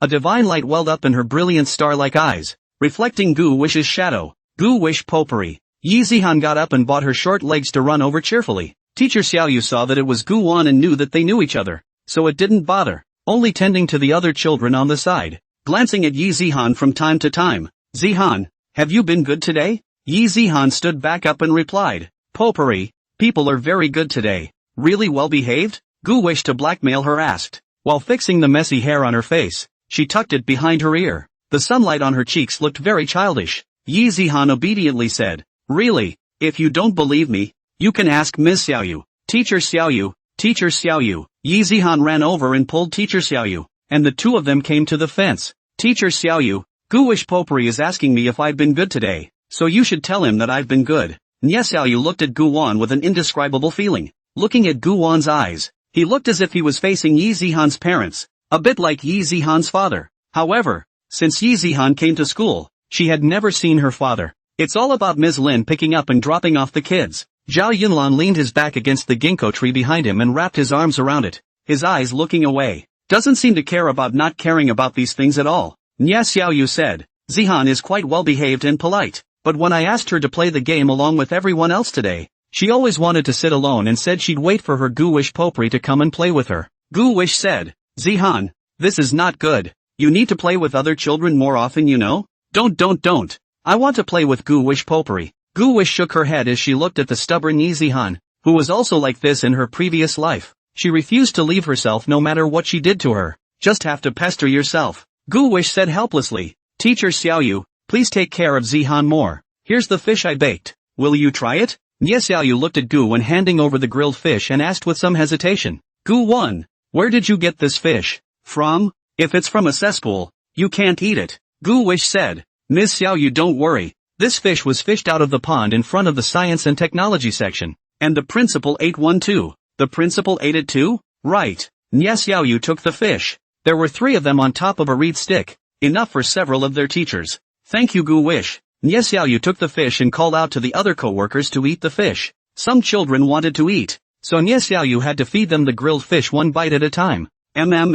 It's delicious. Wow, that smells good. How is this baked? A co-worker asked. Nye Xiaoyu said, I don't know. It was Gu Wan who baked it. Nye Xiaoyu pointed at Gu Wish by the fence. Gu Wan squatted down, and Yi Zihan squatted down as well. Zihan, what did you have for lunch today? Yi Zihan recalled. Little crispy pork, lion's head, rice, sour bamboo shoots. Had enough? Full. Potpourri, I still want your lollipop. Gu Wish said. Brother didn't buy any lollipops today. Walk, buy it for me. Yi Zihan stretched out her hands and shook Gu Wan's arm. People want to eat. Gu Wan turned back and looked at Zhao Yunlan with bated breath. Zhao Yunlan was pulling out his ears. What for? Zihan wants to eat lollipops. Classmate Zhao Yunlan, can you go buy 2 for me and come back? Zhao Yunlan said. You take me as an errand boy? Gu Wish said. I'll sing for you later. That'll work. The corner of Zhao Yunlan's mouth hooked up. Singing was fine. She bounced away with her hands behind her back. Yi Zihan saw Zhao Yunlan walking away, and the corners of the little girl's mouth inadvertently revealed a smile. He. In his previous life, Gu Wish knew Yi Zihan very well. What she did, what her expression was, and what she wanted to do was simply as clear as a bell. Gu Wish said, Zihan, did you just deliberately try to detach Sister Zhao Yunlan? When this question was asked, Gu Wish felt that something was wrong. Yi Zihan is only 3 years old, and she's already an adult? Yi Zihan said. Gu Wish potpourri, I don't like that sister. Why? Gu Wish asked. If you don't like it, you don't like it. Yi Zihan pouted. Potpourri, can you stay at my house from now on? I have a big room with a big bed. Gu Wish said. No, we're not family. Yi Zihan asked. Then how can we be a family? Gu Wish thought for a moment and said, when you grow up. Yi Zihan asked. Then when will I grow up? She was distressed. Why does everyone say to wait until you grow up? But growing up is really far away. When will you grow up?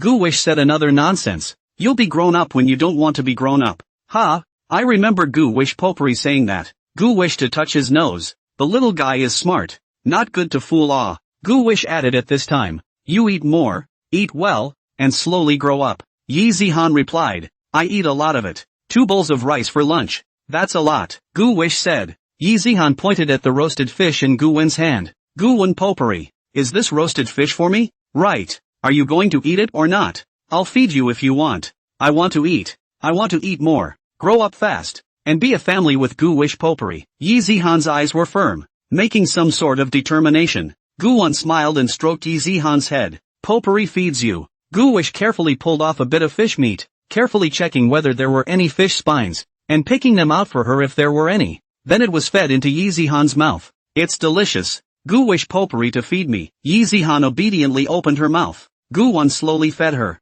Yi Zihan's mouth accidentally bit Gu-wen's finger. Zihan, slow down. It's so good. Gu-wen's hands were filled with the scent of grilled fish. Yi Zihan couldn't help but take a bite. Yi Zihan suddenly whispered. Gu-wish Potpourri, I'll tell you a secret. Gu-wen's ears twitched. He wanted to hear what Yi Zihan was going to say to him. Go ahead, brother, listen. Yi Zihan said. Actually, my mama doesn't know how to cook. Her cooking is awful. When you come to my house as a guest in the evening, don't ever eat my mama's cooking. You can buy some KFC. Gu-wen looked at Yi Zihan and said, then what do you guys usually eat? Goosebumps soup. Order takeout. Gu would like to pinch Yi Zihan's face. This girl, it is not easy to grow up white and clean. He was more than a little heartbroken for Yi Zihan. Yi Zihan added, by the way, Gu-wish Potpourri, today the teacher also asked us to introduce what our parents do. Do what works. Statistical family information. Before enrollment has actually been done. To be able to enter the Chunjio school,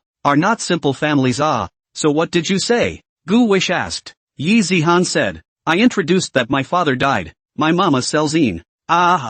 What's that? Selling een? This has got to be a joke, right? Aunt Lin, how could she? Gu-wish asked carefully. Zihan, tell me clearly. Which een? Silver dollars for silver. My mama sells gold and silver jewelry. After her divorce, Lin Wanyu used her share of the property to open a jewelry company. Yi Zihan, this girl listened to half of the words and said half of the words, and as a result, it was passed on as such, which could easily cause misunderstandings. Phew, Zihan, you can't say that from now on. Just say Mama is running a company. Oh, Zhao Yunlan went to the supermarket to buy lollipops and came back, only to see Gu-wen feeding Yi Zihan fish one bite at a time. She was a little sour. Just now at the pond. How come Gu-wish didn't feed herself? She walked behind Gu-wen and pulled out a lollipop and handed it to him. Nah, bought it back. Gu-wen turned around and took it. There were only 2 lollipops. Gu-wen unwrapped one and gave it to Yi Zihan. Took another one apart. Zhao Yunlan's gaze revealed anticipation as he looked at Gu-wen. As a result, Gu-wish stuffed the last one into his mouth. Gu-wish instructed. Zihan, you play here, I'm leaving. I'll come back to your house after school to play with you. Good. Yi Zihan shivered her lollipop and looked at Zhao Yunlan provocatively. Zhao Yunlan was a bit angry as she pursed her lips. The lollipop was clearly bought with your own money. As a result, you can't eat it yourself. Damn Gu-wish. Go. Gu-wish led Zhao Yunlan out of here. He felt the low-pressure atmosphere of Zhao Yunlan beside him and asked, why are you angry again? Despite having read countless women in his previous life, if you ask Gu-wish to analyze why a woman is angry now, it's still hard for him to say, because some girls are really inexplicable when they get angry. Makes it hard to understand. She won't tell you if you ask. She'll make you guess. For example, Yi Zihan also sulked a lot, and she gave an honest account when Gu-wen hammered her a few times a night. What do you mean again? I'm not angry, Omega. Zhao Yunlan was a dead duck and just wouldn't say anything. Then Gu-wish simply stopped asking. Zhao Yunlan wrapped his arms around himself and walked quickly, just waiting for Gu-wen to catch up and ask. The double ponytails are in a twist, making you want to catch them in the back. It's a position like a walking tractor. As a result, Gu-wish didn't catch up, but reversed his direction. Zhao Yunlan whooshed back and realized that Gu-wish had slowly and leisurely parted ways with her, and she was even angrier. Going after it was a lot of questioning. Hey, what are you doing? What did I do? No, why did you leave me suddenly? Gu-wish said. You're angry. I'll give you space for you to reflect on your own reflection. What? I'm angry and you're asking me to reflect on my own reflection? Gu-wish. You are a man too? Gu Wish said. I'm not a man. I'm a boy. Zhao Yunlan said. No, you have to coax me today. I don't even know why you're angry. How can I coax it? Zhao Yunlan said. Then ask me. I'm not asking, Gu Wish replied dryly. It's too much trouble to guess. You'll say it yourself if you want to. Gu would like to guess Zhao Yunlan's heart thoughts. She is now certainly anxious like ants on the hot pot. What to say to Gu would like to say the reason why they are angry. Hey, Gu would like to just do not ask. Is to play. Wait for the time is up. Zhao Yunlan himself cannot hold back a brain or poured out. Zhao Yunlan pulled Gu Wan's hand. Ask me quickly. I'm not asking. Zhao Yunlan gasped and laughed, saying in a cold voice, Fine, fine, Gu Wish, you'll treat your wife like this in the future? Gu Wish stopped and looked up at Zhao Yunlan, whose chest was heaving, and said, It's not like you're my wife. Zhao Yunlan stammered, How do you?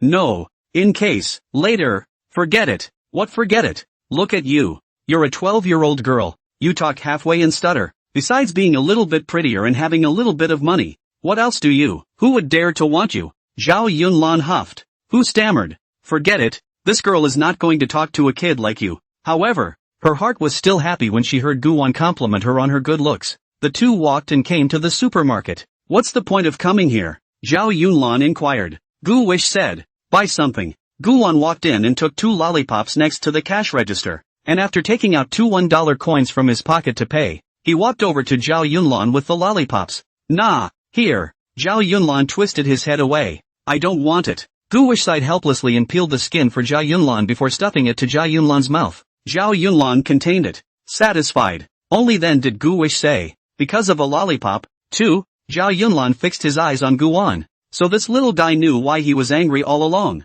But he just didn't ask, which made Zhao Yunlan even more mortified. It's like you're being watched. Just now I looked like a clown who loves to perform. As for, Zhou Yunlan's little tongue licked the big head of the lollipop. Gu Wish sighed. Zihan is just a little kid. You want to get angry with her? What? Are you thinking you're inferior to her? Zhao Yunlan said. How can that be? At least in terms of age, I have the advantage. Because you just bought only 2 lollipops. Where would all this be if you bought one more? Zhao Yunlan said. But you were the one who said to buy 2 lollipops and come back. Is it still my fault that I listened to you and bought 2? Gu Wish heard Zhao Yunlan say this, but it was his own fault. You really buy 2 when I tell you to? I told you to call me dad. Did you or didn't you? Zhao Yunlan instantly became interested and said, Oh, you want to play house, right? Gu Wish rubbed his nose. Yeah, play or not? Zhao Yunlan nodded. Yeah. Then let's find a place where no one else is playing. Really want to play? Ha? Gu Wan tilted his head and squinted at Zhao Yunlan. It's fine anyway. There's one more class before school ends. Let's go to my secret base before class is over and no one will see. Zhao Yunlan's ponytail was up and she was in a much happier mood. Gu Wan followed her, thinking about all the ways to play house and what role he should play. Ahem. Thinking about it, Gu Wish's face reddened into an apple. He took a deep breath, trying to lower the temperature. It was a bit of a shame for a 30-year-old man's soul to accompany a 12-year-old girl to play house and such things. Gu Wish's sense of shame was about to explode. The two were walking when they suddenly saw Shaggy. Auntie, you're here. Xia Ji looked at Gu Wish and said, A child can be taught. I can't believe you took my sister-in-law's words to heart. Yes, that's it. Fix this Zhao family's daughter, and your life will be finished happily. Xia Ji whispered in Gu Wan's ear. Gu Wish had thought that Xia Ji would reprimand herself when she saw her skipping class, but she did not expect her to be so enlightened and her ideas to be avant-garde. Gu Wish smiled sarcastically. Auntie, we're just out for a walk. It's good to be scattered. It's good to be scattered. Girl Zhao, our Gu Wish is okay, right? Zhao Yunlan spoke. Gu Wish. Could. Zhao Yunlan was also confused. She didn't know how to answer when Xia Ji suddenly asked herself this. Gu Wish said, Auntie, I'll leave it to you to take care of Mr. Xiao. Don't worry, Auntie will help you. By the way, you don't know how to get to Mr. Zhao's office, do you? I'll take you there. No, Xiao Feishue said she came out to pick me up. Shaggy said, You two go play away. Gu Wish, go duck. Gu Wan and Zhao Yunlan left in a hurry, and they had just turned the corner when Xiao Feishue came out of the building over there. When Xiao Feishue saw Xia Ji, it was like seeing the bright moon in the night sky, so pure and holy. She kept her reserve and walked over to Shaggy in a very ladylike manner. Ms. Xia, you're here. I'm coming. Xia Ji looked at Xiao Feishue and said, Teacher Xiao, you're so beautifully dressed today. Xiao Feishue shyly bowed her head, her skirt slightly moving. She gathered the strands of her hair together, Which is not as pretty as Ms. Summer. Xia Ji said. Last time I asked Mr. Xiao to go to the lower 13 bar. I don't know when Mr. Xiao is free. Is tonight okay? Xiao Feishua was a little excited. But can we not go to the lower 13 bar? It's not very clean there. Shaggy said. So where to? You should find a more formal place for the first time. Xiao Feishua suggested. How about going to the Lan Kwai Fong Hotel? Shaggy's face twitched twice. A black line running down her face. Going to a hotel for the first time? This Xiao Feishua is a bit casual, isn't she? Xia Ji was about to refuse when Xiao Feishua continued. There's a ball on the 18th floor of the Lan Kwai Fong Hotel tonight. So we can go dancing together. Jump. Dancing that's alright then. Xia Ji thought Xiao Feishua was going to go straight to a room. Phew. That scared her. To be honest, despite the fact that Xia Ji had been mixing with the Orange Circle for many years, her first reaction just now when she heard Xiao Feishua say that she was going to a hotel was also shocked. Besides, Shaggy still had a mission of her own. Though her heart is in the Orange Circle, she is not herself an orange. She's a serious anti-orange propaganda guru. She has saved not 100 but 80 oranges. Yi Zihan's mom, Aunt Lin. Lin Wanyu was a little orange back then. He met Shaggy after college and was conditioned by Shaggy, then got married in a normal relationship. Although divorced, she's squarely a woman now. Since she had Yi Zihan, she hadn't touched a man. The last time she sent Gu Wish to school, she and Xia Ji met by chance and had a long chat at the coffee shop, mainly because she was grateful to Xia Ji for saving herself at that time. Otherwise, she would not have been able to experience the joy of being a woman, not to mention having a lovely daughter. Lin Wanyu even advised Xia Ji at the time that it was about time she should find a man to marry. Shaggy says that if the orange is not removed, she vows not to have a family. Xiao Feishua looked at Xia Ji with an excited and blushing mood. In fact, Xiao Feishua didn't know why she was doing this. She had never been in love before, and she didn't know if she was an orange or not. Had googled it and didn't find anything. However, for men she has no interest in one. Before the woman is not much interest. The office show Yao Zhangxi they are also very beautiful but Xiao Feishua on them no reaction. Chucky blushed to himself as soon as he saw Shaggy. For some reason. Is this love? She's not sure. But, gotta be brave for once. However, Xiao Feishua had learned about the lower 13 bar from Bai Qingxuan's mouth, and knew that it was a place where oranges converged. Shaggy since she knows it too, then she's probably orange. Xiao Feishua was actually quite nervous in her heart. What if you are not an orange and get that by Shaggy? What will you do then? Wouldn't you be at a disadvantage? So when Xia Ji once again invited Xiao Feishua to the lower 13 bar, Xiao Feishua turned her head and said another place she was familiar with. The Lan Kwai Fong is a regular hotel and the dances held there are cleaner. There are generally no misfits. Okay, I'll wait for you after school then. Xia Ji looked at Xiao Feishua and nodded. It seems that this Ms. Xiao is still not in deep, and he is absolutely sure that he can break her back. Xiao Feishua smiled joyfully. See you later. Ahem. What about the little Gu Wish? Shaggy asked. Xiao Feishua said. Small things, all small things, as long as he doesn't fall behind in his studies. Shaggy smiled. That's good. Xia Ji's smile made Xiao Feishua feel like a spring breeze. Xiao Feishua went back to her office. Shaggy checked the time. The sun was slanting in the west and the shadows of the trees along the road had changed direction. It's almost time for school to end, so just take a stroll around campus. By the way, Gu Wish and Jia Yunlan had just gone wherever they came from. It's this way. Shaggy followed. Little Gu Wish, when will you grow up? Shaggy sighed softly. At this moment, Zhao Yunlan was in his secret base. She locked the door to her room behind her, lest any uninvited people intrude and delay the two playing house. Gu Wish pondered how to play house. With his hands behind his back, Zhao Yunlan paced behind Gu Wan and patted his shoulder. Hey, Gu Wish, you just said you'd sing for me. Gu Wish returned to his senses. Oh, good. Gu Wan sat down at the piano and asked, what do you want to hear? Zhao Yunlan asked, do you know how to sing love songs? Have a love song. Gu Wish nodded. Alright, then I'll sing you a song similar to love. This is a similar love song by Aaron Shaw, and it's great. After the prelude, Gu Wish began to sing. I stood on the roof, the light of dusk. At the moment, it happened to be 10 minutes in the afternoon, and the sunlight fell through the window screen onto the corner of the piano, coloring that corner gold. Zhao Yunlan's side face also glowed, twin ponytails swaying from side to side. She listened very carefully. I hear the sound of love coming, a subtle reaction, a sudden reminder of you. I'm crossing the street. Where are you? Lately I've been in the same mood as you. It was something like love. Gu Wish finished a song and turned around to ask, how was it? It's nice, but it feels weird. Gu Wish thought to herself. Of course it's strange. Even the MV in the first place was strange. 2 men and 1 woman. The woman found herself redundant. But that's love, right? Why else would it be called something like love? Zhao Yunlan said. Alright, let's play house. She turned back to the table and sat down. Gu Wish got up and sat across from her. How does it play? Zhao Yunlan rubbed his chin. After a moment's thought, it's just plain old role-playing. One of us 2 picks a role in the house. Me first. I play mom. Gu Wish thought about it and said, then I'll play grandpa. Zhao Yunlan? Told you it was family. Grandma's family,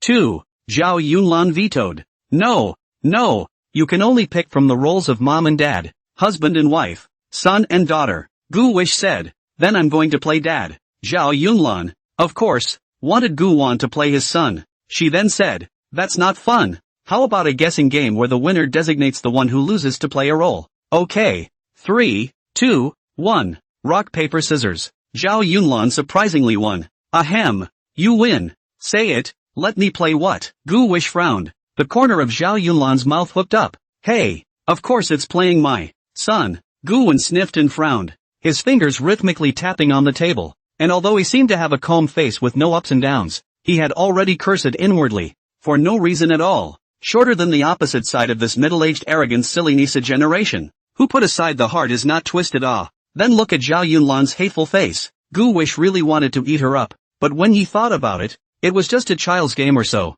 So what could he do by calling her a line? Can it be a lesser piece of meat? Apparently not. Zhao Yunlan urged. Gu Wish. Scream. You quickly scream. Gu Wish looked at Zhao Yunlan and gave up today in order to play with this niece. He craned his head to look out the door and it seemed quiet. And no one came. Zhao Yunlan could see Gu Wan's concern. And she snickered. Don't worry. No one's coming over. No one can harangue us today. We can enjoy this exciting game. Ha ha ha. Zhao Yunlan laughed obscenely. Not only his voice was obscene, but his expression was even more obscene. The look she gave Gu Wan was very wrong. It was as if she had wanted to be Gu Wan's mama for a long time. Gu Wish arched her hand and said, if you don't mind, I would like to worship you as my righteous mother today. Zhao Yunlan looked at Gu Wan and frowned slightly. What does a righteous mother count as? Do you want to play tricks? Said its mama. It's all the same. It's either that or godmother. No, call me mama. Zhao Yunlan wrinkled his nose. Gu Wish, aren't you a man?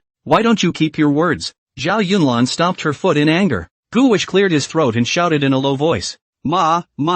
What? I shouted anyway. It's not my problem that you didn't hear me, right? Gu Wish spread his hands. Zhao Yunlan said, not counting. I didn't hear how to count? Ma. Gu Wish quickly shouted out. Zhao Yunlan sniffed and laughed. Ugh, good boy. Next, we're going to have to act out a storyline. Gu Wish said. What plot? Zhao Yunlan blushed slightly. According to the settings, you are just now able to cry out for mama. So you need to breastfeed. Breastfeeding? Ha? Gu Wish pulled out his ears. He thought he had heard wrong. Gu Wish inquired again. What did you say about acting? Breastfeeding you. How do I feed this? Zhao Yunlan said. Didn't you ever drink powdered milk as a child? Soak the powdered milk. Son, you sit down. Mama will make you milk powder. Zhao Yunlan took out a bottle of water from her backpack, then pulled out a bag of instant coffee and poured it into the bottle. Gu Wish revealed a mask of pain. Zhao Yunlan, this will be fine to pretend, right? No need to really drink it, right? Zhao Yunlan said. How can that be? Of course I have to really drink it. Gu Wish is very resistant. My goodness. Cool water instant coffee.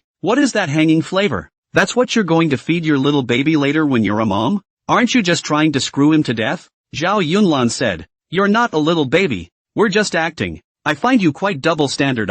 Let me call you mama when I am the little baby. Soak the milk powder when you say this is pretending, so that I do not have to take it seriously. No, how to let you say everything. Zhao Yunlan said. So what do you say? What to do? I want real milk. Real tits? Zhao Yunlan watched Gu Wan hesitate as she blinked and looked down at her shoes. I don't have any milk. Ahem. Gu Wish choked on what she said. Just fragrant milk tea. Oh, that and a trip to the grocery store. Zhao Yunlan put on his backpack and walked over to Gu Wan. Son, let's go. Mama will take you to the supermarket to buy grandma a drink. Looking at Zhao Yunlan's outstretched hand, Gu Wan was extremely reluctant to be held by her. Gu Wish, don't be naughty, okay? Otherwise mama won't take you out to play. Zhao Yunlan was too deep into the drama. She opened the door. Suddenly startled. Doorway. Shaggy had appeared at some point. She was pressed against the door. listening with her ear to the side. And I wonder what she just heard. Gu Wish hurriedly defended herself. Auntie, we're playing a detective reasoning game.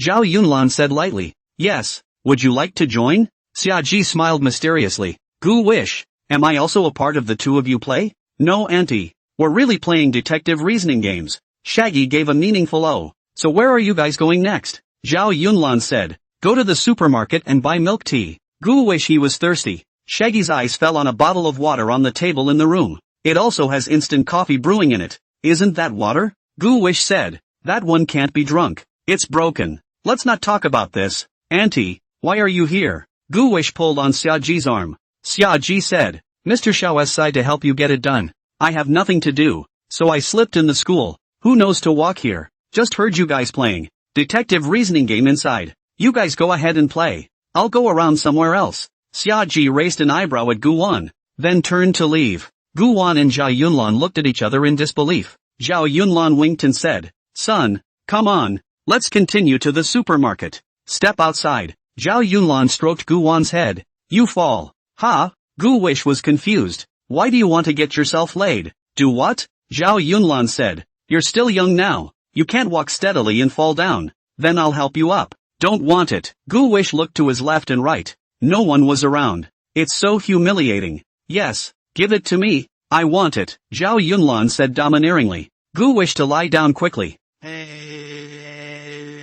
Zhao Yunlan hurriedly hugged Guan up. It doesn't hurt. Mama will blow on you. Zhao Yunlan hugged Guan and blew on his eyes. The fragrant breeze entered her eyes, and Gu Wish's eyes became mesmerized. Don't blow it. Can I get up now? Zhao Yunlan said. Get up. It's quite tiring to carry you. Your 8-year-old body isn't so small. Ha! Zhao Yunlan got up with Guan and the two of them walked towards the supermarket. Zhao Yunlan asked, Gu Wish, what else would a mother and son do when they get along? Gu Wish said, ordinary days. In fact, not many thrilling things happen. They are all trivial things. Zhao Yunlan said, right, let me cook for you. Cooking? What kind of cooking do you do? Gu Wish to express his doubts. Watch me show you when we buy the Chambord milk tea. Zhao Yunlan was very confident. The two men went to the supermarket. Walking to the corner, Zhao Yunlan said to Guan, call out to someone. Call me. Crazy? Will I live if someone hears me? Gu Wish shook his head violently. What's the point of hearing it if it's not dead?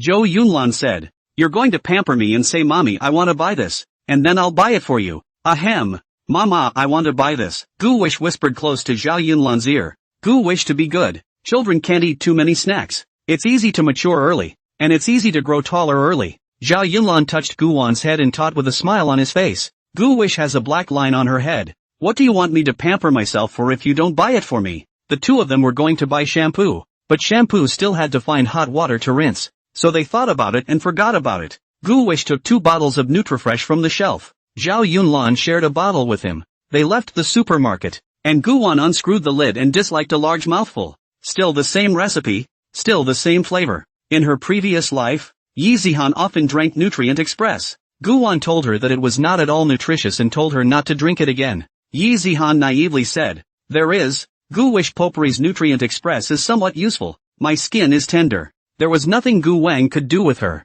Even though they broke up, Gu Wang was still willing to buy Nutrient Express for Yi Zihan. After all, it's your own woman. Zhao Yunlan unscrewed it and took a sip. A little white stain staining the corner of his mouth. Gu Wan reminded her. Zhao Yunlan, there's something at the corner of her mouth. Zhao Yunlan asked. What is it? Milk stains. She wiped it off and said, let's go over to the playground. Gu Wish said, the playground is full of people over there right should be. Zhao Yunlan said, let's go to that wooded area next to the playground. They won't go there for gym class. Gu Wan looked at the time. There's still 10 minutes before school ends. In time, the two went to the woods over there. These are acacia trees. These acacia trees have branches with thorns. Some of the dried branches fall to the ground and some of the thorns will also be buried in the soil. If you trip and fall, your body may be stabbed by those thorns. And these acacia trees are full of bugs. Not as bad as ants and spiders, which will crawl up your pants leg and can't help but give you a bite. These ants are from the Tokyopop side. Invasive ants that bite and hurt. A lot of people don't recognize the ants of the Toyotas. In fact, the author doesn't recognize it. However, the author can give you Baidu. Who made you my reader lords? Only I can spoil you. Above. Cracked. Picture violation. Inconvenient to display. This is a picture of an eastern ant. Okay, no more water. For these reasons, this acacia grove is rarely visited. It's usually the high school couples who linger for a while. When the two of them, Zhao Yunlan and Guan, went over, there happened to be no one there. Zhao Yunlan squatted under a large acacia tree. The robin in the locust tree is calling. There are two types of calls. In his previous life, Guwan's hometown called the big ones grasshoppers, and the small ones were called horse centipedes, or oilers. When Guwan looked up, he was still doused by the seeds that the robin had spilled. Blah, blah, blah, he said, hurriedly wiping his face. Mud. Zhao Yunlan gathered together the pod-like things that had fallen from the acacia tree, gathered into a pile of shit.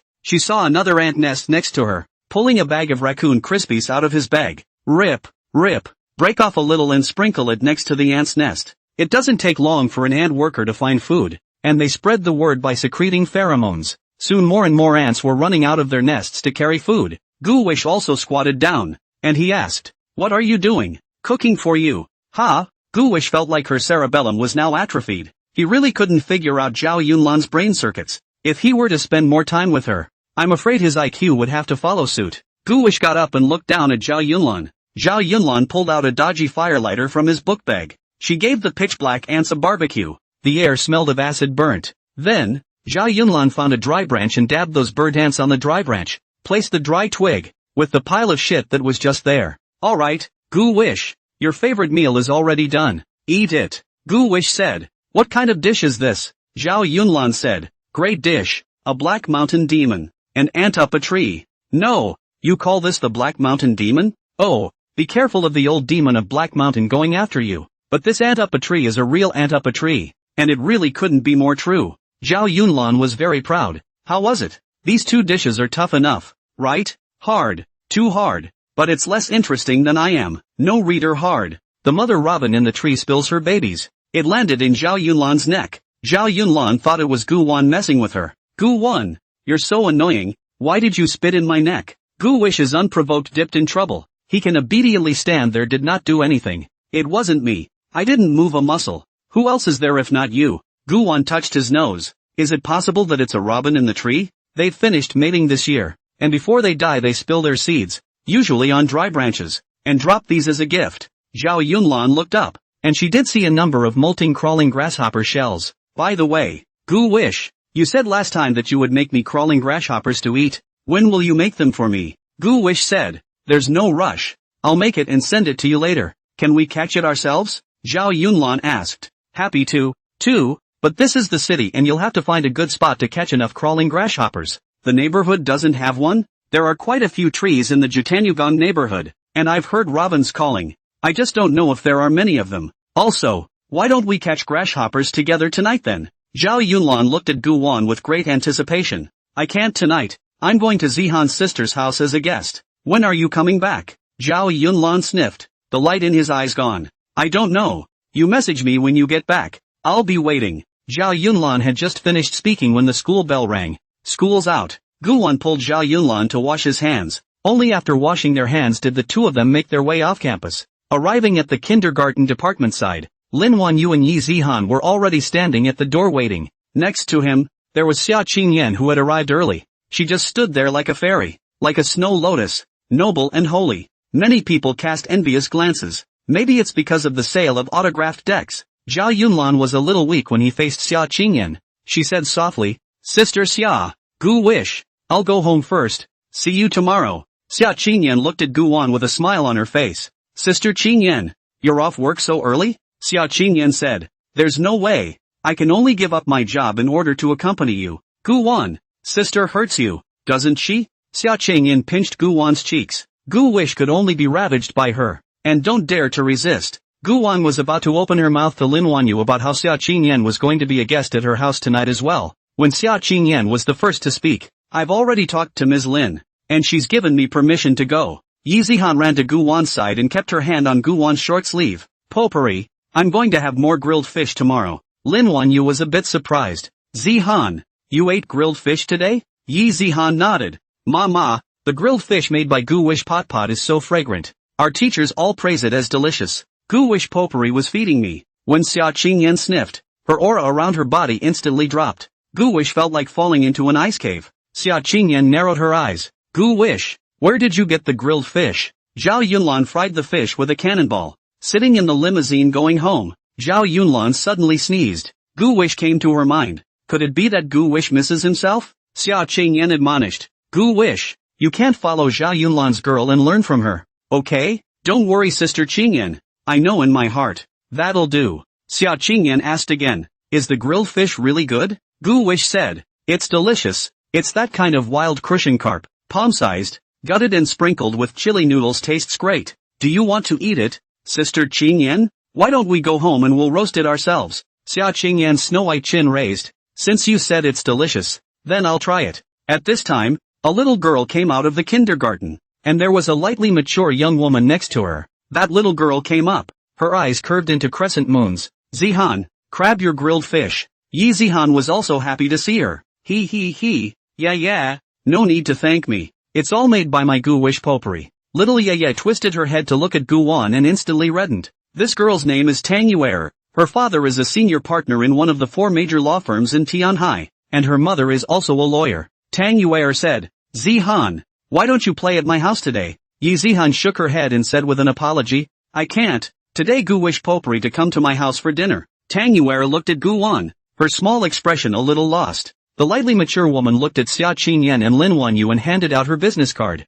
Xia Qingyan took the business card and took a closer look at the lawyer who turned out to be Jin Tiansheng. This made Xia Qingyan instantly lose her favor. Because the last time I went to eat at a French restaurant, the man I met was also Jin Tiansheng's. When Xia Qingyan thought of him, she looked at the lawyer named by Jia again with a layer of filter. The young woman by Jia smiled and introduced herself. Hello, I'm Jin Tiansheng's lawyer. This is my business card. Lin Wanyu nodded. Xia Qingyan's face was cold. Paige was a little embarrassed. Gu Wish looked at the young woman by Jia and asked, Auntie, do you recognize Jin Tiansheng's lawyer Tang? Bai Jia looked at Gu Wish and smiled. There is only one Tang lawyer in Jin Tiansheng. My husband Tang Chunyu. So it is. Gu Wish's face was also 3 times colder, and his eyes revealed 7 points of indifference. Bai Jia is also a smart person. See, people do not treat themselves, but also know how to do. Yeah, let's go home. Okay. Tang Yuer was just a small child and couldn't understand the kind of smoke-free war between adults.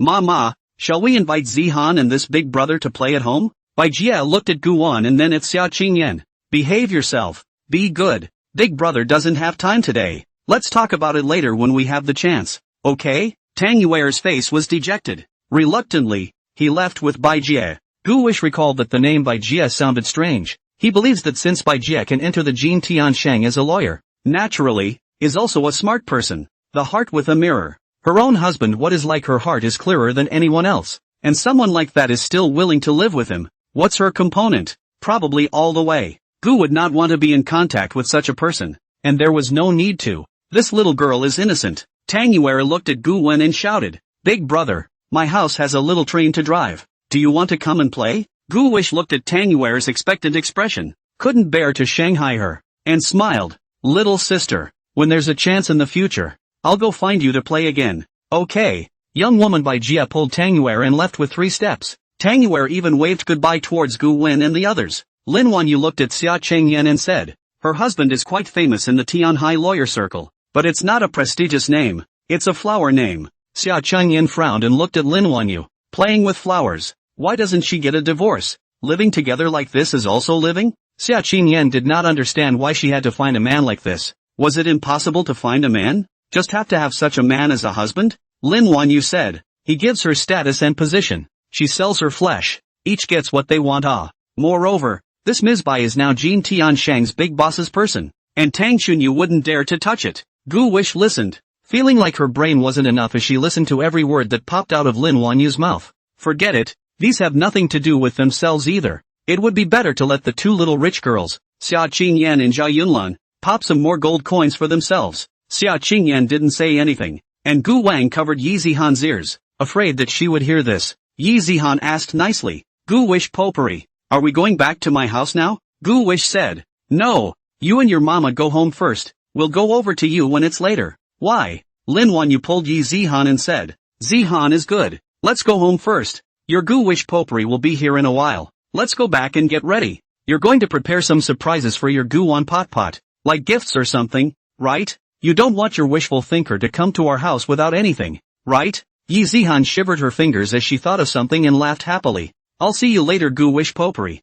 Having just sent Lin Wanyu and Yi Zihan away, Gu Wan and Xia Qingyan were ready to leave the school gates. Behind them, Xia Ji and Xiao Feishue walked side by side. Xia Qingyan was a little surprised when she saw Xia Ji. Auntie, what are you doing here? Shaggy said. What? You can come and I can't? Gu Wish looked at Xia Ji, then at Xiao Feishue's shy appearance, and all of a sudden came to a realization. Oh, so that's it. He rubbed his chin. His eyes narrowed as he stared at Xiao Feishue. So that's what you are, Mr. Xiao. No wonder Shaggy isn't married. That's not good. Gu Wish decided to amend their orientation. Xia Qingyan looked at Xia Ji and said, Auntie, Gu Wish and I won't be home for dinner tonight, so order takeout yourself. Shaggy said, it's okay, I don't eat at home anyway. I'm going to a dance with Mr. Shaw and I don't expect to be back until late. Xia Qingyan asked curiously, what ball? That's for you not to ask. Xia Ji and Xiao Feishue left the school. Xia Changyan looked at Gu Wan and said, Gu Wan,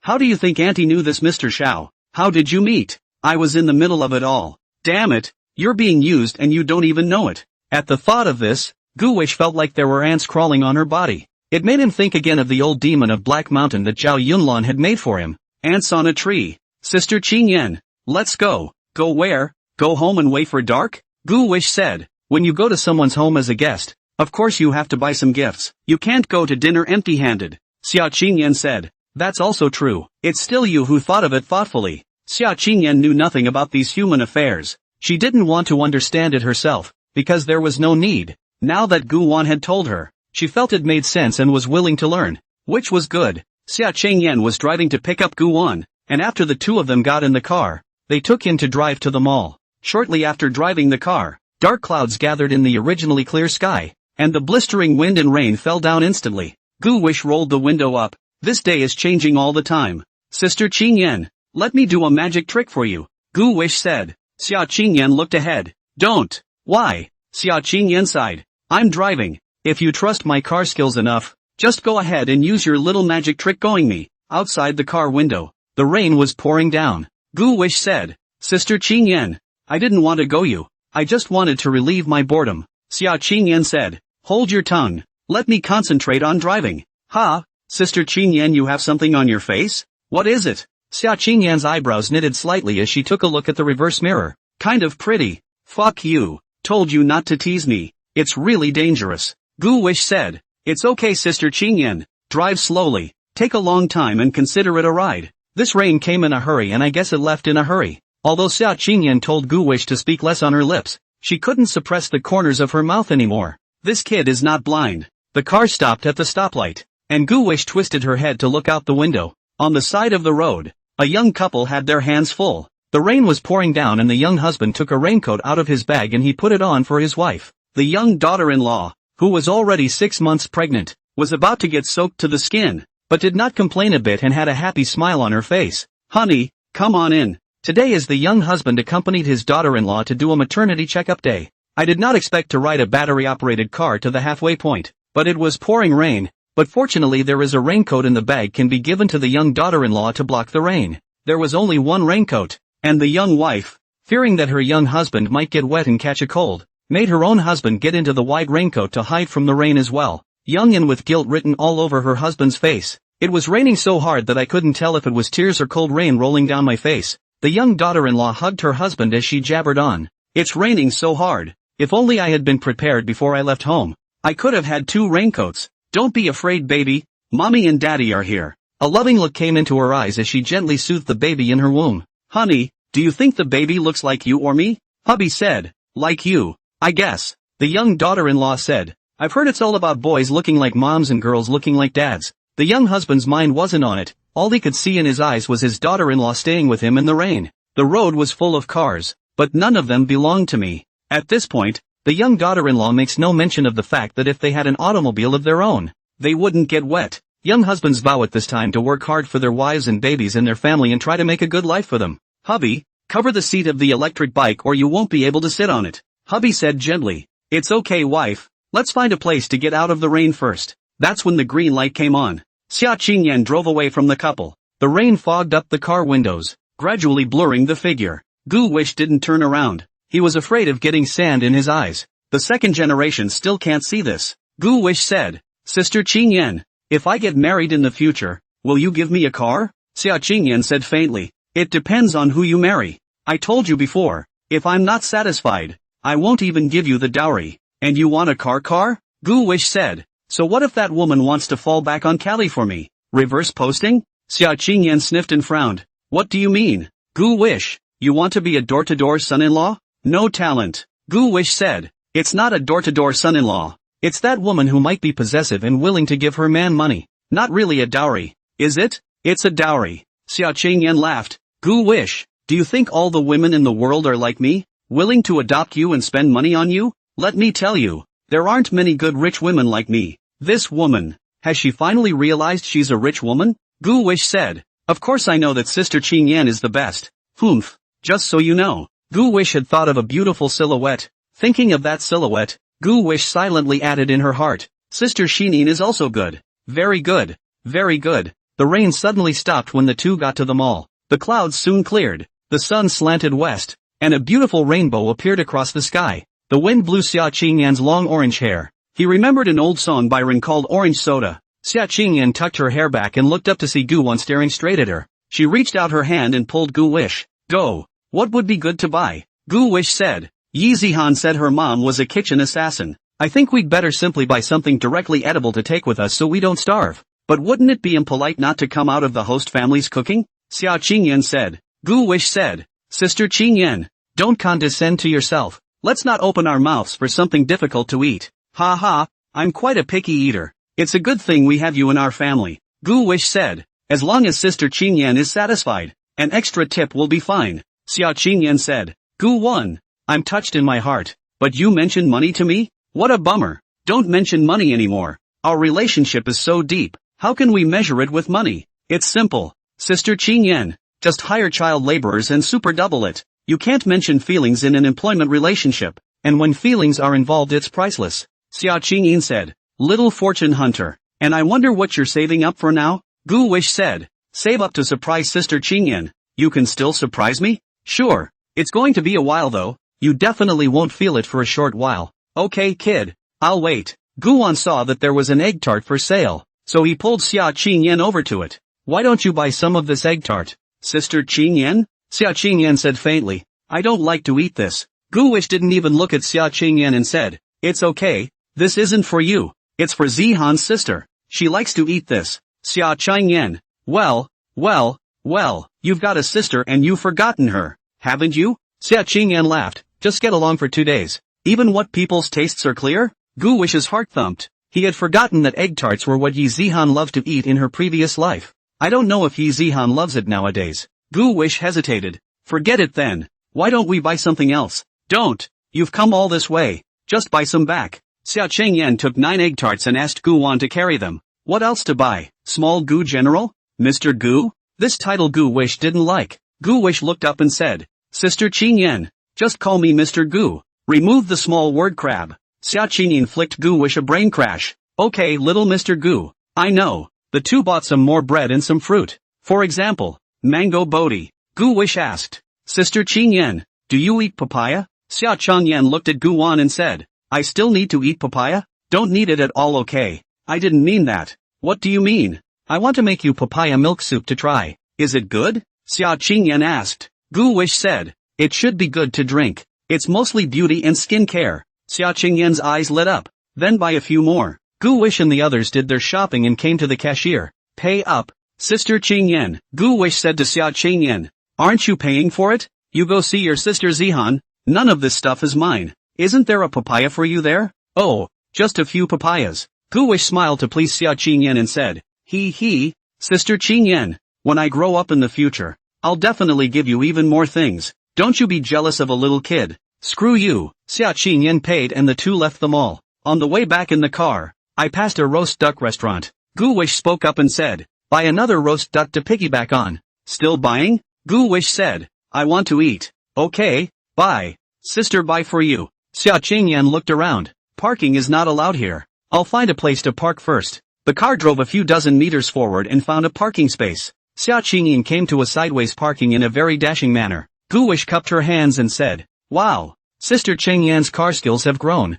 I was already a good driver. I was just rusty from not driving for a long time before. Xia Qingyan was arrogant. Guwish got out of the car just in time to see a pretty girl walk past him. The girl had a selfie stick in her hand, a white bag on her shoulder, and was dressed simply and plainly in jeans, white short sleeves, glasses, and short medium hair with airbangs. Looks Guwish didn't get a good look. Anyway, the side face was stunning. Xia Qingyan walked over and held Guwan's hand, and the two of them followed right behind the girl. The girl also seems to be going to a duck store to get roast duck. She suddenly got a phone call. Zichio, where are you? The girl's best friend on the other side of the phone asked. Chang Zichio's voice was glutinous as she returned. I'm on my way to shoot the video, and I'm about to buy roast duck from the roast duck store that my fans left a comment on. Why are you so diligent today? Usually you don't care if fans are urging for more work. Ugh 3, I can't help it. I spent a ton of money today and I need to hurry up and make a video to take the commercial. It turns out that the girl's name is Chang Zichio, a food blogger who has become popular on the internet for her unique voice,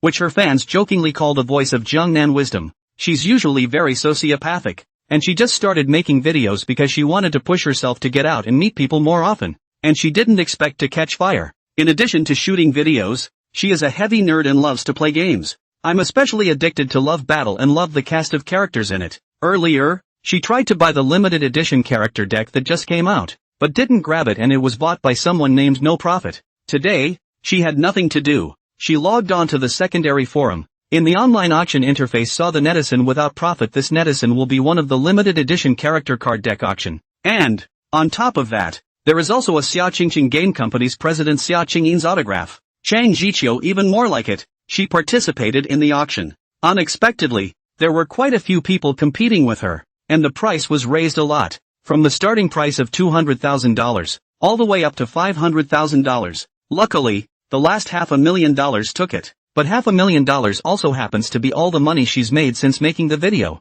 Now just waiting to meet up with No Profit the internet guy this weekend to pick up the character decks. Chang Zichio also knew that it was time for her to shoot a video to receive an advertisement. How much did you spend? $500,000. Zichio, what did you do to spend $500,000? Bought a little puppy? Chang Zichio had a black line. Don't talk nonsense. Didn't I tell you before that I wanted the character decks from Love Battle? When I saw them up for auction today, I took them. $500,000 for a deck? Zichio, you mustn't have been cheated, right? It won't be. This No Profit should not be a liar. And this character deck is still a limited edition. There is also Xia Qingyan's autograph on it. Guwish heard Xia Qingyan's name, and he twisted his head to look at her. Xia Qingyan looked down at Guwan. Sister Qingyan, have you ever sold autographed character decks? Xia Qingyan said. No, how could I sell that kind of thing? Someone must have faked it. Oh, Guwish said. Then should we tell this young lady? She seems to have been tricked. Guwish didn't even think towards Zhao Yunlan's side because he thought that Zhao Yunlan was the richest daughter and she idolized Xia Qingyan,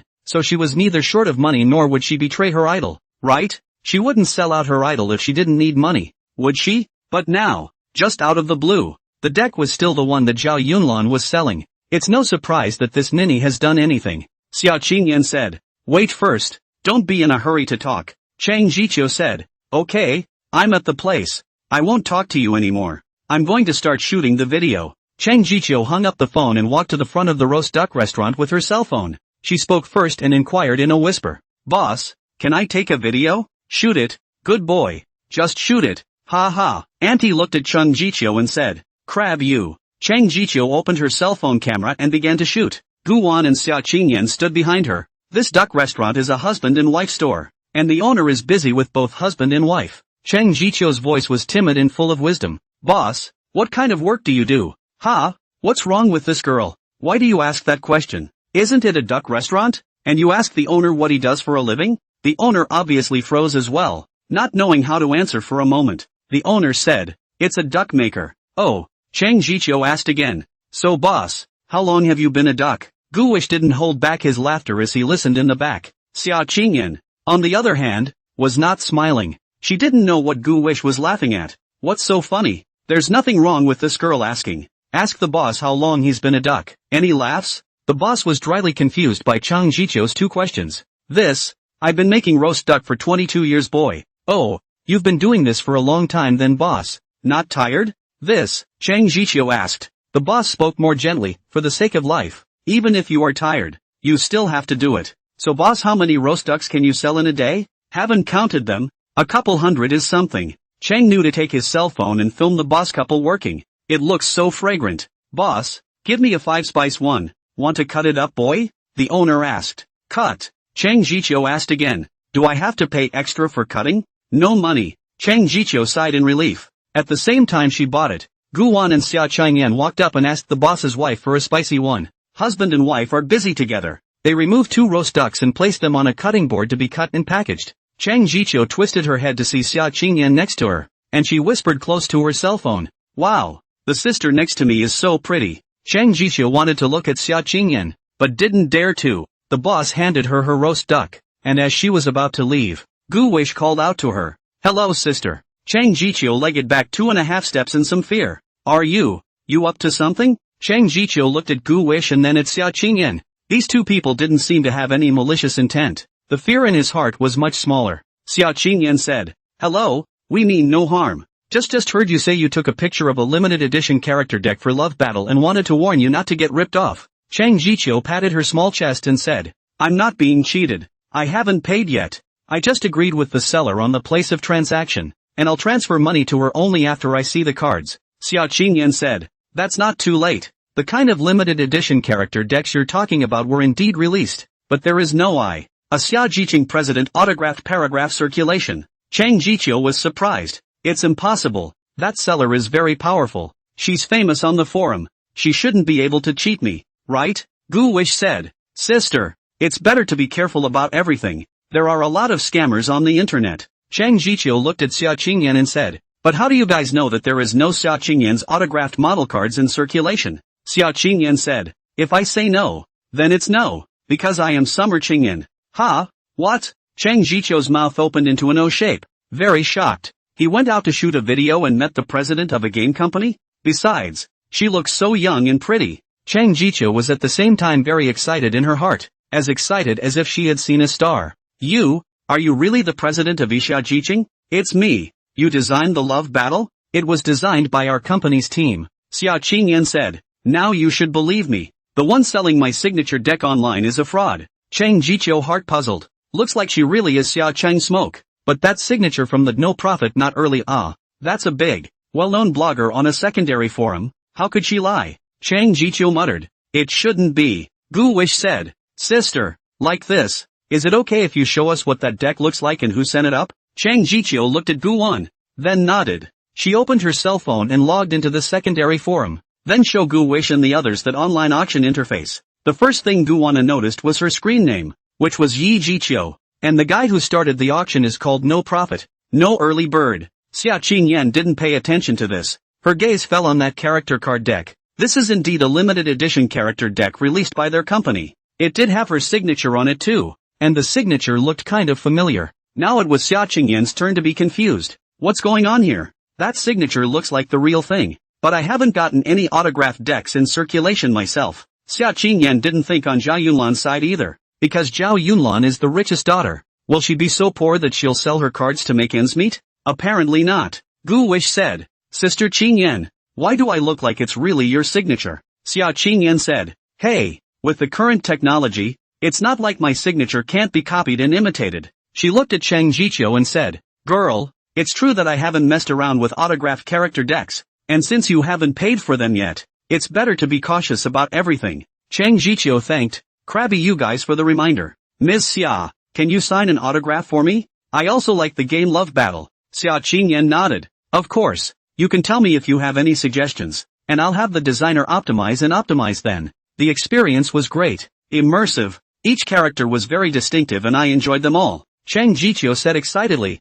Just when will there be a new plot line? I'm so looking forward to it. Xia Qingyan said, The new plot line is already being prepared, and will soon meet everyone. Chang Jiqiu said, Then I'll wait for the game to update. Okay, we'll go first then. Xia Qingyan left with Gu Wan. Get in the car. Gu Weish asked in wonder. Sister Qingyan, who do you think it could be? I don't know. I see that the publisher's screen name is called No Profit No Early. Must be a treacherous and cunning businessman. No business is not treacherous. Xia Qingyan said. That signature looks familiar to me. It feels like I wrote it. Gu Weish suddenly said. Sister Qingyan, didn't you give Zhao Yunlan your autograph yesterday? Sign 10 of them. Could she have auctioned it off? Xia Qingyan said. I thought of it, but Zhao Yunlan shouldn't lack money, right? Her family is the richest in Tianhai, more signed than me. This girl would do such a thing? Gu Wish said. I didn't think it could be her either before I got in the car, but I thought back carefully to this morning when I went to the office. She followed me out and didn't know what she was doing.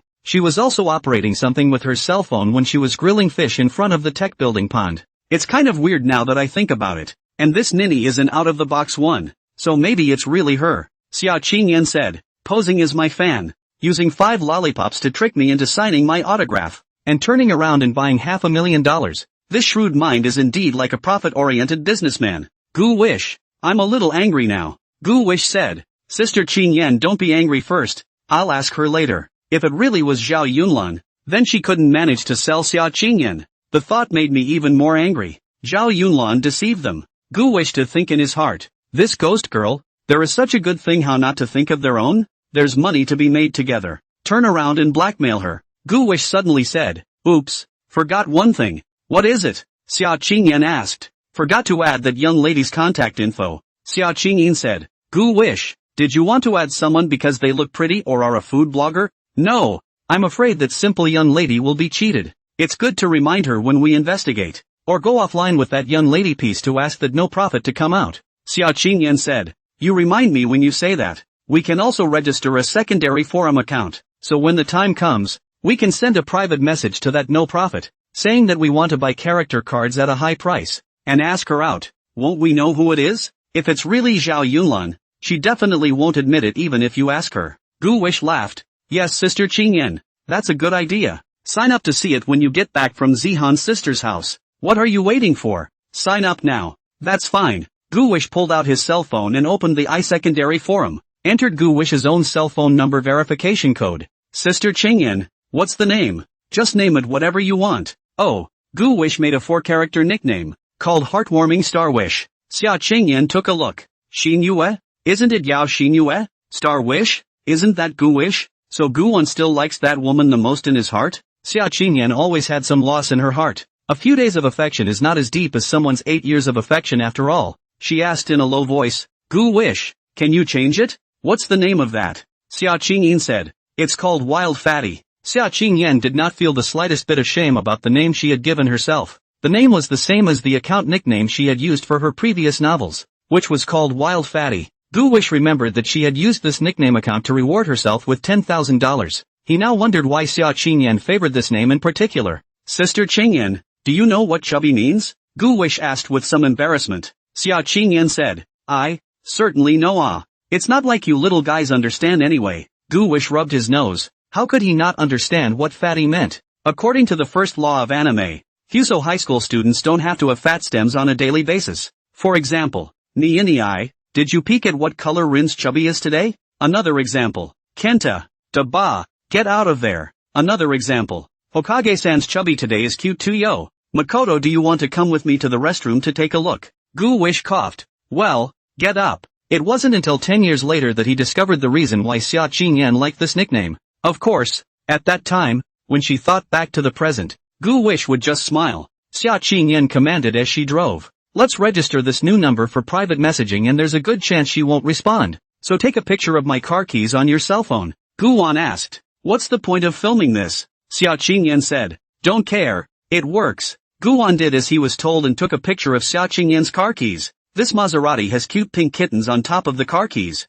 You'll just use this photo as a background image or make a daily post. Gu Wish understood at this point what Xia Qingyan was preparing to do. She was trying to draw the attention of the unprofitable to the fact that the person who had sent the private message had the power to buy the character deck, and pretend you're a heavy nerd like that. Gu Wish uploaded a photo and then accompanied it with a very middle-of-the-road text. Missy is here. Get out of the way. Xia Qingyan said. Very well, now send a private message to that no profit. I'm sure she'll check your page and get back to you. Gu Wish searched for the user and found the unprofitable one, and saw the daily photos she usually posted as well as the copy. The latest post is from yesterday. The photo is of a pair of jade feet in cute white socks. The text reads, Today I finally met Guts in this world. He took the initiative to make a contract with me. From now on, this magic envoy is also someone who has guts to guard it. However, he seems to be imprisoned by an evil magic envoy. I'm going to formulate my well thought out and perfected plan little by little, and take Guts for myself at an early date. No, To free him, Gu Wish froze for 2.5 seconds as he looked at those jade feet. Gu Wish, what are you looking at? No, I was thinking about what to say. Gu Wish came back to her senses. Xia Qingyan said, it's very simple. Just say, hello, I saw that you're auctioning off the Love Battle character cards, and I myself really like the Love Battle character cards. May I ask if you still have any? I want to buy one too. Money is not a problem. What Xia Qingyan said. Gu Wish sent. After sending it to No Profit. It's a waiting game, because she's not on the line. Gu Wish took his cell phone and skimmed a little bit through No Profit's previous posts. She posts a middle-of-the-road text almost every day. Then pair it with socks of various colors. Gu Wish to long press on the picture and then choose to save the picture. Then add it to the private album. Out of the corner of her eye, Xia Qingyan noticed Gu Wan's small movements. Gu Wish, what are you doing downloading people's photos? Gu Wish said, Sister Qingyan, I want to go back and study it carefully, and see if I can find clues from these photos, so maybe I'll solve the case. How do you break it? What do the pictures tell us? Gu Wish said, from the photo, this No Profit is a girl, and she's not very old, and she's very fond of middle-aged literature, so she's probably an otaku girl with middle-aged disease. The clothes are all limited edition, very expensive, and the family is very rich. This hand-me-down on the table in this picture is $70,000 to $80,000. Xia Qingyan said, how do you know that people are not very old? Gu Wish said, from her feet you can tell that it's very small. The skin above the ankle is very white and tender, and the leg bones are very thin. It's very obvious that it's a fresh young girl who's in the developmental stage. Okay, you're quite observant. Ahem. I'm also trying to find the person who sells fake goods as soon as possible, Xia Qingyan said in a cold voice. You'd better. In the meantime, Chang Jiqiu also sent a message to No Profit. Hello, I'm sorry, I don't want this character deck, and you need to stop selling fake goods to deceive people. It's bad and rude. Chang Jiqiu used the harshest tone she felt to warn Wulin a bit. She met Xia Qingyan, the president of Yixia Jiqing, and people have told her that there is no signed version of the card in circulation. Then she naturally chose to believe Xia Qingyan. Phew, it's good that I was lucky enough to meet Ms. Xia, or else I would have been cheated again. When Xia Qingyan arrived at the Hanhai imperial capital with Gu Wan in her car, it was already sunset, and the sun had just set, darkening the sky. After registering at the door, the security guard called Lin Wanyu again to ask if she was her guest, and after receiving an affirmative answer, he let her go. Gu Wan and Xia Qingyan came to number 1601 on the 16th floor. Just after leaving the elevator, he saw Yi Zihan who was at the elevator entrance. Yi Zihan saw Gu Wan arrive and immediately pounced over happily. Gu Wish was holding 3-year-old Yi Zihan. Gu Wish Potpourri, you're finally here. Yi Zihan was very happy. Zihan, let go of your hand first, okay? I'm carrying something in my hand. I'll help you. Yi Zihan let go and carried the papaya with both hands. Xia Qingyan followed behind the two men into the house. This Haze Empire is selling well for a large flat. Such a floor is about 400 square feet. To be honest, it seems a bit empty for two people. It's scary to get up at night to go to the bathroom. The living room is large and the decor is minimalist. It's quite comfortable to look at. But there was no sign of Lin Wanyu. Gu Wish asked, Zihan, where's your mom? Mama's in the kitchen. Hearing the commotion in the living room, Lin Wanyu came out of the kitchen with an apron tied around her waist and a spatula in her hand. Aunt Lin, Gu Wish shouted. Xia Qingyan just looked at Lin Wanyu and didn't say anything. Lin Wanyu smiled when she saw Gu Wan come. You guys are here? I'm cooking. You guys sit down for a while and wait for dinner later. Zihan, quickly bring out your delicious food to entertain your brother Gu Wish, Lin Wanyu commanded. Yi Zihan sniffed and said, good. Gu Wish Potpourri, wait for me. She ran back to her room on her short legs. Gu Wish looked at Xia Qingyan and said, Sister Qingyan, don't be polite, have a seat. Xia Qingyan said, make it seem like you're the master here? So casual. Ha, why don't you guys just be a family? Gu Wish hurriedly said, that won't do. Sister Qingyan is my family. I will have to serve Sister Qingyan for the rest of my life in the future. Xia Qingyan wrapped her hands around her chest. Serve me? Come on. You're only 8 years old. How can you serve me? Gu Wish said, didn't I cook for Sister Qingyan? That's not serving. That's trading. Gu Wish said, then I can still wash Sister Qingyan's feet and pinch her shoulders and pound her legs. Does this count? Xia Qingyan said, your little mouth is sweet, but you just talk but don't practice. You only give me a picture of a cake to fill my hunger, don't you? Which it can. I'll whack Sister Qingyan's leg right now. He sat a little closer to Xia Qingyan, and his small fist gently pounded on Xia Qingyan's position above the knee. Xia Qingyan's skin was warm and cool, very smooth.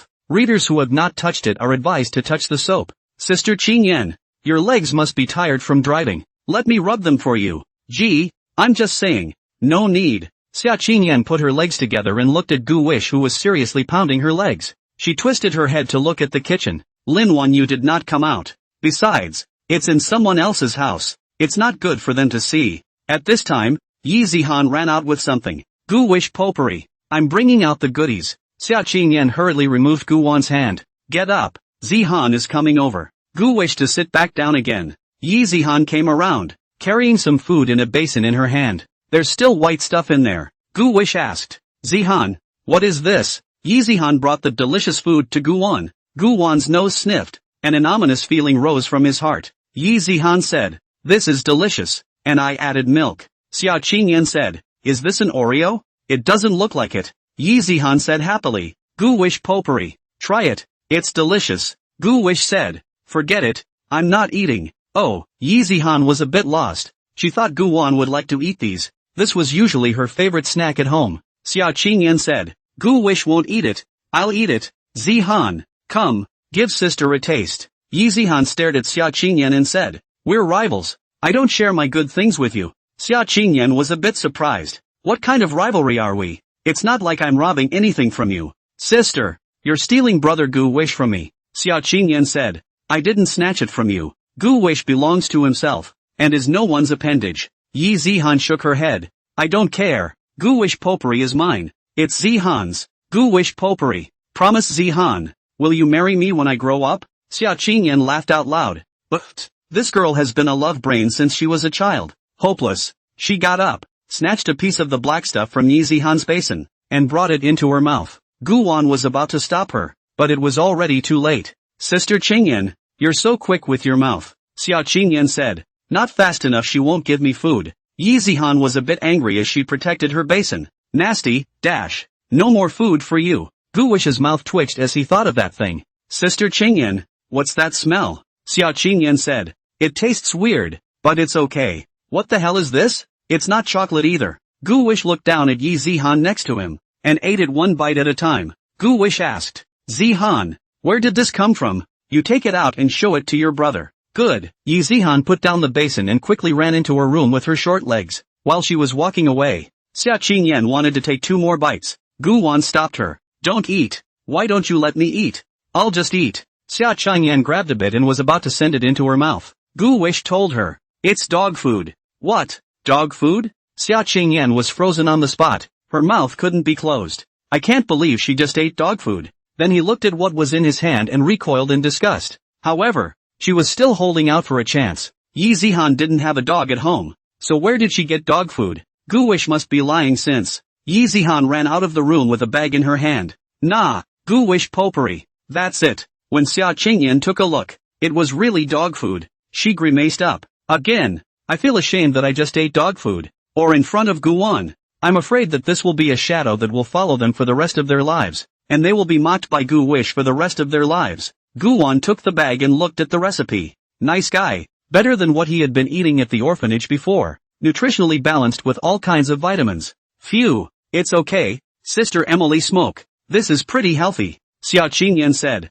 It's fine. It tastes almost like Oreos. Ha, where's the bathroom? I'm going to wash my hands. Zihan, go take Sister Qingyan to the bathroom. Yi Zihan laughed. Sister, follow me. Xia Qingyan went to the bathroom, unlocked the door, frantically rinsed her mouth, and also stuck her fingers into her mouth, trying to vomit out what she had just eaten. After tossing and turning for a while, Xia Qingyan's face flushed. Panting, she looked at her wretched self in the mirror with some frustration. It's over. He was going to be mocked by Gu Wan for the rest of his life. My face was burning, so I hurriedly washed my face to clear my head. When she came out, she saw Gu Wan and Yi Zihan playing in the living room, looking very harmonious. Xia Qingyan walked over and sat between Yi Zihan and Gu Wan, separating them. Yi Zihan stared at this bad woman. Her big eyes twinkled. Sister, do you want to go and help my mama? She's a bit tired from cooking alone. You adults go and talk. Gu Wish potpourri and I are little kids and play here. Xia Qingyan can't cook either,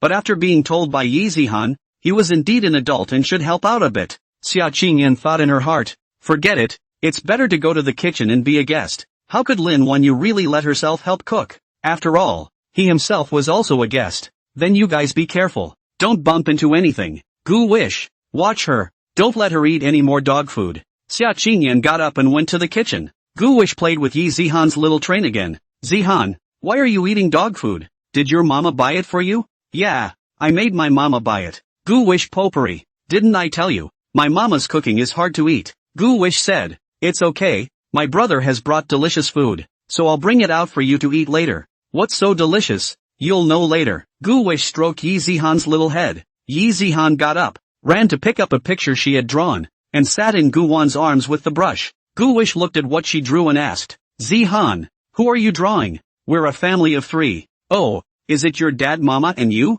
Are you a girl? Why are you drawing yourself as a boy? And what's this mound of dirt next to it? Yi Zihan shook her head and said, this is not my father, mama. Yi Zihan took the paintbrush and pointed. This is Gu Wish potpourri and me. This is our child. Ha! Gu Wish was dumbfounded. This niece even wanted to marry herself to such an extent. Could it be that she was too attached to herself in her previous life? LOL. I was quite an asshole in my past life. Gu Wan looked at the painting and asked, so where is your puppy? Mama is buried in this dirt bag. Gu Wish, what about your father? Yi Zihan said with a serious face. Mama said that Papa has long since turned into ashes. Gu Wish. This Naysan. She's so filial. If Lin Wanyu knew what was on this painting, she would probably have to let Yi Zihan know why the flowers were so red. But from what Yi Zihan just revealed, Yi Zihan's cheap dad shouldn't be dead. It's just that Lin Wanyu doesn't want to say it. Gu Wish whispered to her. Zihan, if your mama asks about this painting, just say that the painting is of your mom and dad, okay? Otherwise your mama will definitely beat you up. Yi Zihan looked at Gu Wan doubtfully and asked, why? Gu Wish said, you drew your mama in a graveyard bag. Is that like it? Yi Zihan said seriously, but when I grow up, mama will indeed be old.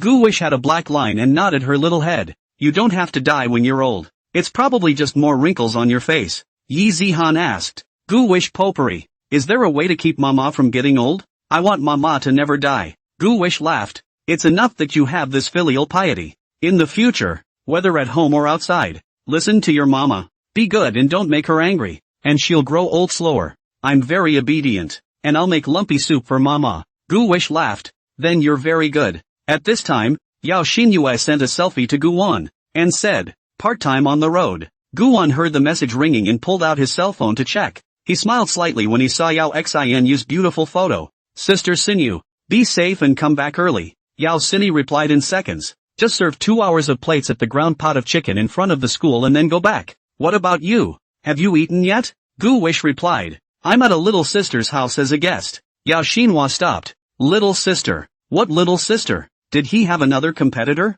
Her moods rose and fell. How old is the sister? Gu Wish took a picture of Yi Zihan's toy tank, and sent it to Yao Xinyu. 3 years old. Just started kindergarten. Yao Xianyu was in a soothing and pleasant mood after seeing Yi Zihan's picture and realizing that she was only 3 years old. It's only 3 years old. Not to be feared. The biggest enemy at the moment was Xia Qingyan. Well, great. Enemy. Gu wished to look at all these toys in the living room. Most of them are for boys. Like Barbie dolls are not available. Yi Zihan picked up a gun and handed it to Gu Wan. Gu Wish potpourri. Let's shoot the gun. By ubu. Yeah, Gu Wish took a gun and instantly ran behind the couch. Yi Zihan also picked up a laser gun, and she aimed the big gun at Gu Wish. Gu Wish potpourri. I'm going to shoot. Captain. Don't shoot. It's me. I surrender. No surrender. Let's shoot at each other. Gu Wish said. That's not fair. The one you have can shoot bullets. The one I have can only hear the sound. Yi Zihan said. Gu Wish potpourri. Don't you have any bullets in your gun?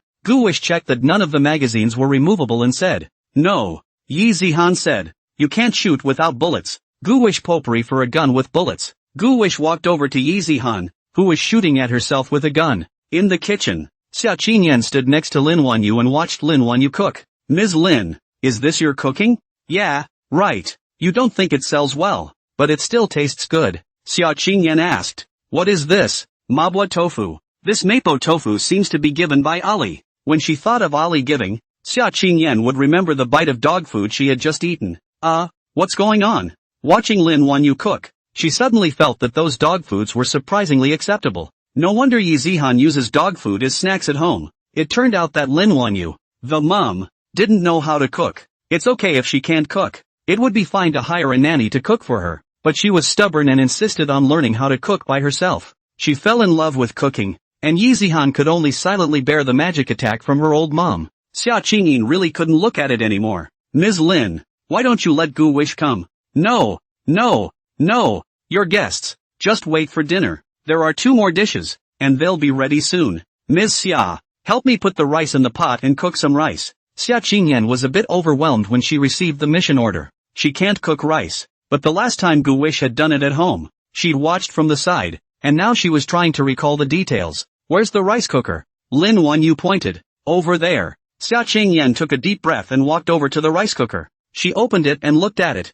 Well, it was clean, but the liner still needed to be cleaned. After washing it, she scooped 3 cups of rice directly from the cups in the rice bag, poured directly into the liner and add water. Gu Wish said last time that adding water with a knuckle would be fine. Xia Qingyan watched as the water went over the rice, then measured it with her own fingers. Well, just right. She plugged it in, then switched to the fast cooking mode and pressed the start button. Seeing the red circle turn up, Xia Qingyan was relieved. It's not like you're useless yourself. Gu Wish at least taught himself to cook. She was very happy. Running into the living room, he shouted, Gu Wish, come over here. She waved to Gu Wan. What's wrong? Sister Qingyan. Gu Wish, who was fighting back against Yi Zihan, dropped his gun and ran to Xia Qingyan's side. Then he smelled a strange odor running through the kitchen. Xia Qingyan pointed at the rice cooker and said, Gu Wish, look. Gu Wish walked into the kitchen and was stunned by Lin Wanyu's cooking. It's a kitchen inventor. Gu Wish, look at it. I cooked the rice.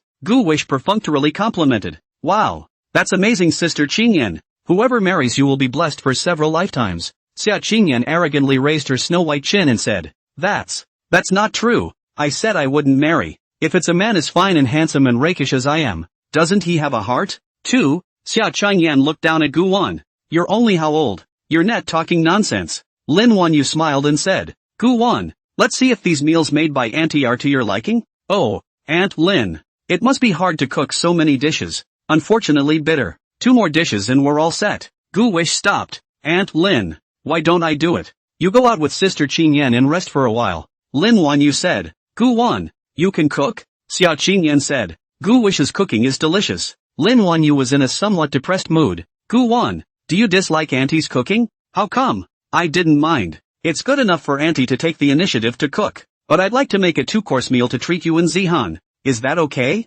Lin Wanyu smiled. Then, well, why don't I give you a hand on the side? No, you go out. Gu Wish pushed Lin Wanyu's soft waist out of the kitchen. Xia Qingyan met Gu Wan's eyes and blinked. I'll stay here. It's quite awkward to go outside. I don't know what to talk about. And Zihan doesn't like me either. Okay. Lin Wanyu walked out, went to the bathroom to wash her hands and face, came out and sat on the sofa, saw the dog food on the plate, and without saying anything, she directly picked it up and ate it. Yi Zihan put down the toys and said, Mama, don't eat it all. Save some for me. Don't worry. Mama will just eat a little bit. Lin Wanyu took off her slippers and went barefoot, a pair of snow-white long legs exposed, her skin smooth and delicate. Yi Zihan was lying on one of Lin Wanyu's legs. She opened her mouth and begged Lin Wanyu to feed her a bite. Zihan, Mama is tired. Give Mama a whack on the leg. Oh, Yi Zihan obediently squatted down and whacked Lin Wanyu's legs. Mama, is the force okay? Yes, a little more force. Speed up. In a hurry. Cozy. Zihan, you're getting better at this. Yi Zihan smiled and said, Mama, when you limp, I'll push your wheelchair for you. Cough. Lin Wanyu choked on the mouthful of dog food she had just eaten. She held back a slight blush on her face. Although the little girl was showing her filial piety, it was outrageous. She stared angrily at her daughter. Mama's legs are fine. I don't need you to push. Yi Zihan said, when you get old, there will definitely be a day when you can't walk. Lin Wanyu, come on, don't whack me. Go play on the side. Yi Zihan stood up and said with her hands behind her back, Mama, isn't this delicious? Yeah, it tastes okay. Yi Zihan said bitterly, but Gu Wish Potpourri doesn't like it. Lin Wanyu looked down at the basin, then looked at her own daughter and said in surprise, Zihan, you brought this to entertain Gu Wan? Ah, this. Who came to the guest shot hospitality dog food? Ah, it's okay for the 2 of them to eat this stuff. Lin Wanyu was now embarrassed and wanted to find a crack in the ground. She put down the basin, put on her slippers and walked to the kitchen. In the kitchen, Gu Wan was cooking. Its ingredients you buy yourself. 1 part yellow cauliflower, 1 part pippin, and Xia Qingyan peeled garlic cloves on the side. Gu Wan turned around. What's wrong? Aunt Lin? Lin Wanyu was very apologetic. I'm sorry Gu Wan. Zihan didn't mean to take dog food for you guys just now. She just wanted to bring out the best and share it. Gu Wish laughed. I understand. Xia Qingyan asked. Ms. Lin, how did Zihan get into eating dog food? Lin Wanyu said. Once I took her to a pet store, wanting to buy a dog to accompany her. When I went to the bathroom, I came out and found her opening a bag of dog food from someone's store. She smelled so good, and when she came back, she was clamoring to buy it. I couldn't make a fuss with her, so I gave it to her, and slowly she ate it as a daily snack. You guys didn't eat, did you? Gu Wan looked at Xia Qingyan. Xia Qingyan faintly said, no. Phew, that's good. It's my fault. I usually cook too hard. Otherwise Zihan wouldn't have turned out like this. Xia Qingyan said, Miss Lin, you can actually hire a nanny who specializes in cooking. There's no need to make things difficult for yourself. Lin Wanyu looked at the skillful technique of Gu Wan, who was cooking, and then looked at her own cooking. She sighed. Okay, I'll look for it. Lin Wanyu returned to the living room as she looked at Yi Zihan. Zihan, will Mama find you a babysitter? Not good. Does Mama not love Zihan anymore? Yi Zihan put down her brush and jumped into Lin Wanyu's arms. Her face was horrified, afraid that Lin Wanyu would abandon her. Lin Wanyu hugged Yi Zihan and softly said, how could it be? You are Mama's heart and soul. Mama will always love you Then why the nanny aunt? Lin Wanyu said. Zihan, what do you think of Mama's cooking? Yi Zihan looked puzzled and immediately said, it's good. So, do you like it? I'll eat anything Mama makes. Lin Wanyu was somewhat relieved. It was not in vain that he had given birth to her for the past 3 years. Mama knows I'm a terrible cook, and from now on, the king's wife won't do it. Yi Zihan sniffed and her eyes lit up. Really? Mama? She's been through a lot. Is it finally going to be bittersweet? Mama, she finally recognized her shortcomings? You seem excited Zihan. No. Yi Zihan lowered her head, took the painting, and drew little people on the one she had just done. Lin Wanyu looked at Yi Zihan and asked, Zihan, who are you drawing here? She looked at Yi Zihan's drawing of a man crawling out of a graveyard bag and assumed it was the little girl missing her father. Lin Wanyu said, Zihan, didn't I tell you? Your father is dead, and you want him to crawl out of his grave and rise from the dead and live with us again. Ha, yes. The first time Lin Wanyu saw the painting, she thought it was a comic strip. What a happy family of 3 as the man crawls out of the grave bag and then lives with them again. Mother and daughter. Lin Wanyu actually wanted to in her heart, but she knew it was impossible. Yi Zihan said, this is not poop. She thought about Gu Wan's instructions to make sure she didn't tell Mama what was on the painting. She added long hair to the one in the grave bag. Who is that? Lin Wanyu pursued. Yi Zihan was too young to lie. She smiled and ran away. Gu Wish Potpourri wouldn't let me tell you. Once Lin Wanyu heard this, it was even more important to know. You come over and secretly tell Mama.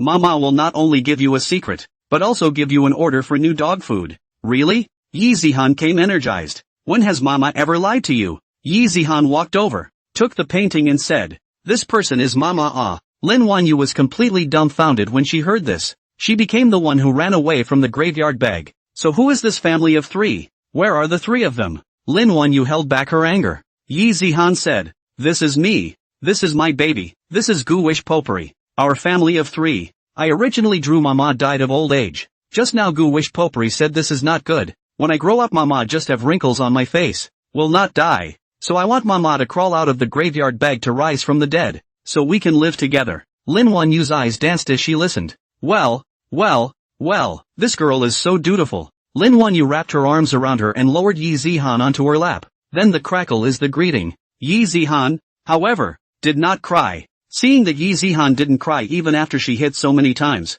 Lin Wanyu asked, did it hurt when Mama hit? Ouch. Then why don't you cry? Yi Zihan playfully said, if I cry Mama will feel sorry for me. Mama, you hit it. Zihan must have done something wrong. Lin Wanyu sniffed with tears in her eyes. This ninny may be small, but she sure knows her stuff. Lin Wanyu wiped her tears. Yi Zihan said, Mama, don't cry. Remember to give me the order. Over in the kitchen, Gu Wish called out, Aunt Lin, it's time to prepare dinner. Good, Lin Wanyu responded. Gu Wish made the peppered shrimp. Xia Qingyan also pounded the garlic. Sister Qingyan, drizzle some sesame oil. Oh, Gu Wish poured the garlic sauce over the yellow cauliflower and stirred it around. Lin Wanyu and Yi Zihan walked in. Wow, it smells so good. Yi Zihan got excited. Lin Wanyu looked at the 2 dishes made by Gu Wan, and then looked at what she had made. The difference between clouds and mud. Gu wish. You can be a chef at your young age. Guan looked at Xia Qingyan and said, I'm not going to be a chef.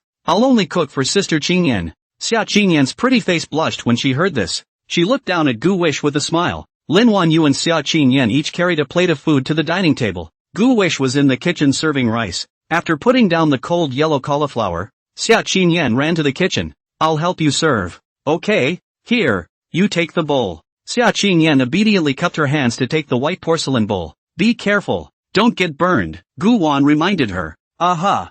Gu Wish suddenly asked, by the way, Sister Qingyan, did you wash this rice? Xia Qingyan was surprised. Do you still need to wash it? Didn't you put it in directly? Gu Wish had a head full of black lines. He looked up at the innocent-looking Xia Qingyan. Xia Qingyan blinked. Forget it, what more can you ask of her? It's already a blessing in disguise that she's able to cook the rice for you. Xia Qingyan looked at Gu Wish's expression and seemed to know that she had done something wrong. Gu Wish, did I do something wrong again? Her tone was apologetic. Gu Wish laughed. It's fine. Sister Qingyan, it's fine. Xia Qingyan said. I will remember to wash it next time. The children are teachable. Xia Qingyan's nose wrinkled. Carrying a bowl of rice, her small savage waist twisted, and she stepped out of the kitchen with a cheerful pace. Gu Wang also served rice, and Yi Zihan and Lin Wanyu came in. Let me help you with the bowl. Lin Wanyu hurried over to help. I want to help too, Gu Wish said in a warm voice. Okay, come on, Zihan. You hold the chopsticks. The crowd goes out and sits at the dinner table. Yi Zihan rested her hands on her cheeks as her short legs swung back and forth under the table. There were only 4 bowls of rice on the table, and 2 plates of dishes made by Gu Wan. The ones Lin Wanyu made were not served on the table. Looking at the meals Gu Wanyu cooked, Lin Wanyu was ashamed of herself. Xia Qingyan said, Gu Wish, why don't you order some more food? Gu Wish said, no need. Sister Qingyan, didn't we bring roast duck? He got up and went over, picking the roast duck out of the gifts he'd brought over and opening it right on the table. Okay, everyone, let's eat. Gu Wish smiled and said, Aunt Lin, try to see if the food I made is to your liking. Lin Wanyu caught a chopstick of yellow cauliflower. She felt very tasty. Eat it over rice. Only at this time did Lin Wanyu feel at home here. Before, Lin Wanyu lived here alone with the young Yi Zihan. Although it was peaceful and no one came to disturb them, it always felt like something was missing. She looked at Gu Wan and smiled. If only this child were his own family. He also loves Zihan.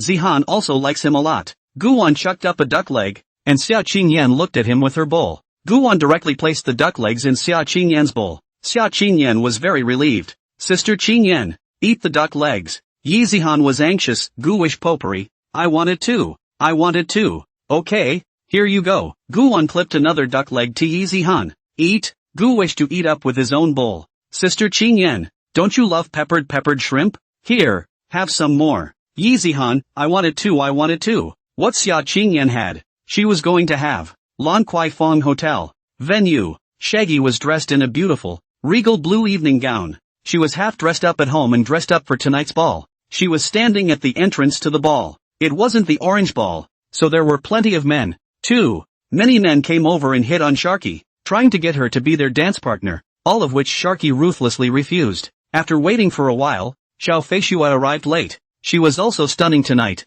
having changed into a rose-colored evening gown, her hair pulled back with a distinguished air of elegance, coquettish smile and beautiful eyes. I'm sorry, I'm late. Xiao Feishua walked very ladylike to Xia Ji's side. Xia Ji looked at the pretty and beautiful Xiao Feishua and thought in her heart, such a beautiful girl, we can't let her go astray. Such a difficult and heavy task that you can only do it yourself. It's okay, I just got here too. Come on, let's go in. Sharji turned around, that innate nobility making her aura bloom as if she was out of place with the people around her. She frequented all the major balls and receptions in Tianhai, and there was no upper-class celebrity who didn't recognize Shaggy. This prom today is not exactly high-end, but there were people who had squeezed into high-end balls to rub shoulders with people before who had met Shaggy. Isn't that Shaggy? It's her. What's she doing here? Who knows? This Miss Xia never goes by the book. Who's that next to her? I don't know. It looks like it should be the daughter of some family as well. The two of them went in and instantly caught the eyes of the men in the room, much to the displeasure of their dance partners.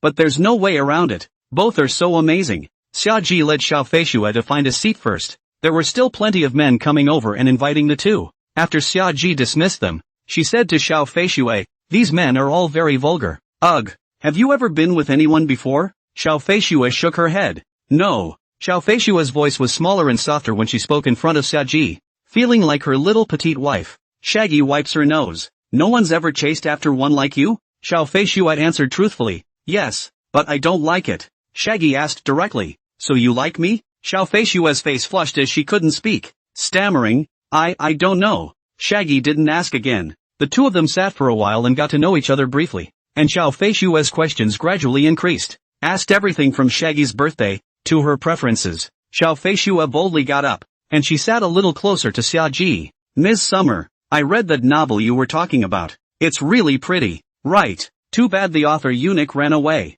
Damn it. Shaggy burst into a rare outburst. Xiao Feishua said, is there any way to contact the author and have him continue writing? I quite like the character Zhao Danqing in it. Xiaji was surprised. You read it so fast? You've seen 132 chapters? Xiao Feishua said. I saw the... Xiaji laughed. Oh, you saw Gu Feng go out with Li Taiping and the four of them to eat hot pot, and came back to Zhao Danqing with 2 bacon big cakes, which moved the girl to tears. Ha ha ha. Yes.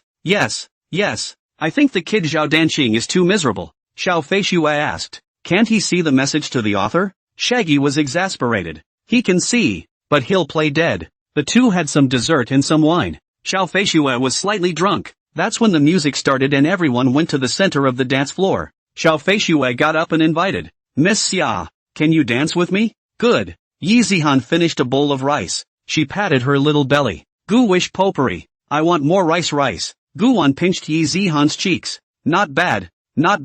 Really edible. Potpourri is going to serve you dinner. Gu wish got up and went to the kitchen to serve her rice. Just sit down. Lin Wanyu suddenly smiled and said. Gu wish you see Zihan likes you so much. You like her too.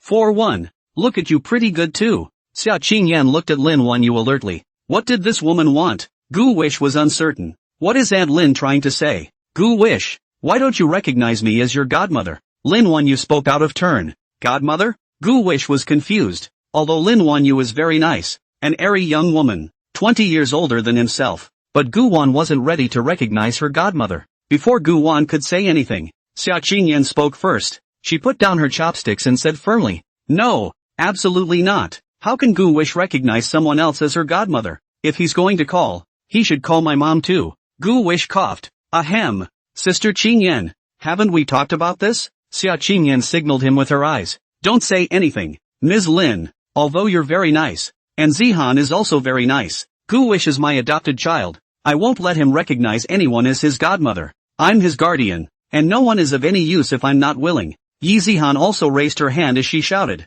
Ma, I don't agree either. I don't want Gu wish potpourri to be my brother. This girl, at such a young age, does she understand that this brother is not his brother? Lin Wanyu didn't expect that with her own words, all three people would disagree, and she was a little embarrassed. Ha, I'm kidding. Eat. Gu wish looked at Lin Wanyu and said, Aunt Lin, I really don't have this idea. Lin Wanyu said, It's fine if you become my son-in-law when you grow up. Yi Zihan looked at Gu Wan with a smile, then shyly lowered her head and her eating voice was smaller. Xia Qingyan stared at Gu Wan and said, Gu Wan, I told you before, right? No early love. Gu wish said, Sister Qingyan, it won't happen. I'm sure I'll be an adult before I fall in love and find someone. Sister Qingyan, have some shrimp. Lin Wanyu sighed. Alas, I don't know who this child resembles. Growing up as a love brain. Do you guys know what's on one of the paintings she just did? Xia Qingyan twisted her head and followed the direction Lin Wanyu pointed and saw a painting. She drew her family of 3 when she was growing up. Gu wish and her and their child. And the one that crawled out of the grave bag next to it was me. Gu wish twisted his head to look at Yi Zihan. This girl really can't keep any secrets. Xia Qingyan looked at the painting and fell into deep thought. The 4 had eaten. Gu wish said, everyone is full, right? Xia Qingyan didn't say anything. I'm full. Gu wish's handiwork is so good. It's just that it's hard on you kids, having to do this at such a young age. Gu Wan laughed. Aunt Lin, I actually quite enjoy doing this because it makes me less impatient and can calm me down. Lin Wanyu said, leave the dishwashing to me. We came with papaya. I'll get everyone a papaya milk for dessert. Yi Zihan said, I want to drink. Lin Wanyu and Gu Wan went into the kitchen. In the living room, there were only Xia Qingyan and Yi Zihan. Yi Zihan played with the little train by herself. Xia Qingyan walked over, squatted down, and picked up the painting that Yi Zihan had drawn. She craned her head to look around and found a pink paintbrush on the floor. Xia Qingyan wrote Gu Wish and her name on the figure in that painting. Yi Zihan saw it and immediately ran over. Sister, don't touch my painting. Whoa, whoa, whoa, whoa, whoa, whoa, whoa, whoa, whoa, whoa, whoa, whoa, whoa, whoa, whoa, whoa, whoa, whoa, whoa, whoa. Yi Zihan cried out. Xia Qingyan hurriedly scribbled the name on the painting with a paintbrush. She panicked until she couldn't see the outline of the name, but the heart still jutted out. Xia Qingyan sheepishly glanced in the direction of the kitchen, shouting loudly, Zihan, don't cry. Sister will teach you to draw. Yi Zihan cried, don't. Well, sister doesn't move. Sister doesn't move. Xia Qingyan hurriedly sat on the sofa, took out her cell phone, and casually swiped it. Lin Wanyu came out with a bowl. Zihan, be good. Ms. Xia, I'm sorry, Zihan is too skinny. Xia Qingyan said, it's not her fault. It's me who wanted to teach her to paint. Yi Zihan put down the painting. She re-grabbed a piece of drawing paper and shared some colorful brushes with Xia Qingyan. Sister, here. Xia Qingyan looked at this girl Yi Zihan with some surprise. Doesn't she hate herself? Why are you drawing paper for yourself? Yi Zihan said, if sister wants to draw, just draw on this. When Xia Qingyan heard this, she was suddenly a little touched and also felt a little guilty. She had indeed done wrong just now. She didn't know why she had just ghosted her name. Now his face was burning and he wanted to find a crack in the ground. Xia Qingyan looked at the drawing paper in a daze, and then looked into the kitchen. She took the brush and drew carefully. She drew two women with a little boy, and then a woman peeking through the door. Guan made the papaya milk and brought it out. Sister Qingyan, Zihan, it's time for dessert. Xia Qingyan put down the drawing paper. Gu wished to see the picture she drew. Sister Qingyan, what did you draw? He put down the dessert. The painting is of our family. Gu Wish looked at the three women and one man on the drawing paper, probably guessed that the little boy was himself. The older one would be Xia Qingyan's mother, Xia Changzi. She's still out of the country. The young woman next to her was Xia Qingyan. Who's that peeking through the door? Sister Qingyan. The sneaky one hiding outside the door and peeping couldn't be sister-in-law, right? Xia Qingyan said, it's the sister-in-law. Gu Wish secretly folded the drawing paper and put it into his shorts pocket. A few people ate dessert. Yi Zihan happily ran up and said, Gu Wish potpourri. It's so delicious. Eat more if it's good. Lin Wanyu turned on the TV, and the animation channel was playing the cartoon Rainbow Cat, Blue Rabbit, and Seven Heroes. Gu wished to hear that familiar opening theme song. Some of them are dreamy. It was only when he saw the name of the literary advisor that the abuse came from his heart.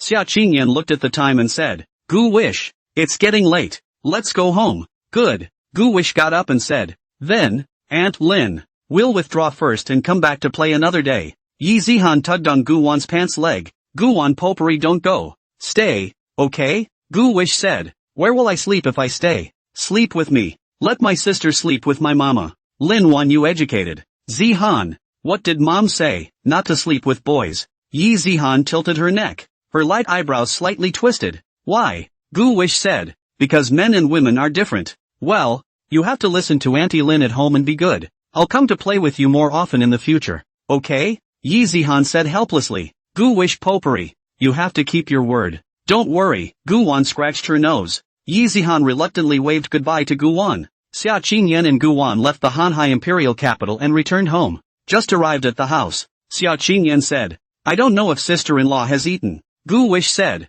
Auntie doesn't seem to be home. Xia Qingyan said, I guess I went out for a wave. Lan Kwai Fong Hotel. Front desk. Xia Ji assisted the already drunk Xiao Feishui. Get me a room, please. Crabby. Xia Qingyan stretched her white neck, her slender palms caressing the back of her neck and tilting her head from side to side. Gu Wish, I'm going back to my room to take a bath. Oh, Gu Wish walked straight to the kitchen. She hadn't fed the rabbits all day today and didn't know if they were starving to death. Xia Qingyan walked up the stairs with cat-like steps, and halfway there she said to Gu Wan in the kitchen, don't come in and peek, haha. Gu Wish said breathlessly, Sister Qingyan, I'm not like that. And how dare I force my way in when you said before that you can't enter your place without your permission? Xia Qingyan was satisfied. Well, count on you having a memory. Right. You wash up and rinse off too. Then hurry up and get caught up on your novel for me. I've been saving it for a couple days, so I can read it, right? Gu Wish said, didn't you say 7 days a look? Xia Qingyan said,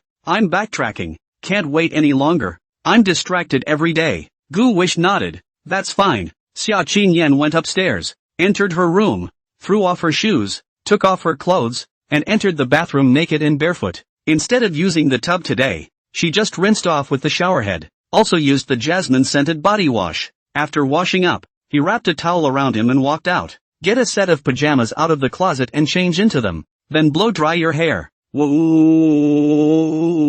Goowish came out with the vegetable leaves and followed the path to the corner of the backyard wall, where he saw two rabbits cuddling. At this point, the rabbit cage has a layer of white fur underneath. Goo wishes to feed them the vegetable leaves. Goowish took out his cell phone and searched for why rabbits pulled out their own fur. It turns out that this rabbit pulling its hair out is going to have a litter. At this time, Goowan opened the rabbit cage and slipped one out. With one hand on the rabbit's tail, he wrenched it downward and saw a circle, and with fluttering feet and huffing and puffing, he would pickpocket people. Well, it's just male rabbits. Since this is a male rabbit, the other one is a female. There would have been no need for confirmation, but Goo wished to confirm just in case. He put the male in the rabbit cage and slipped the other one out, still holding the rabbit's tail and breaking it down. Then I saw a bar, and this rabbit is misty-eyed. Well, it's just the female. Goowish also wanted to pick at it to see what its mimi looked like. Ahem.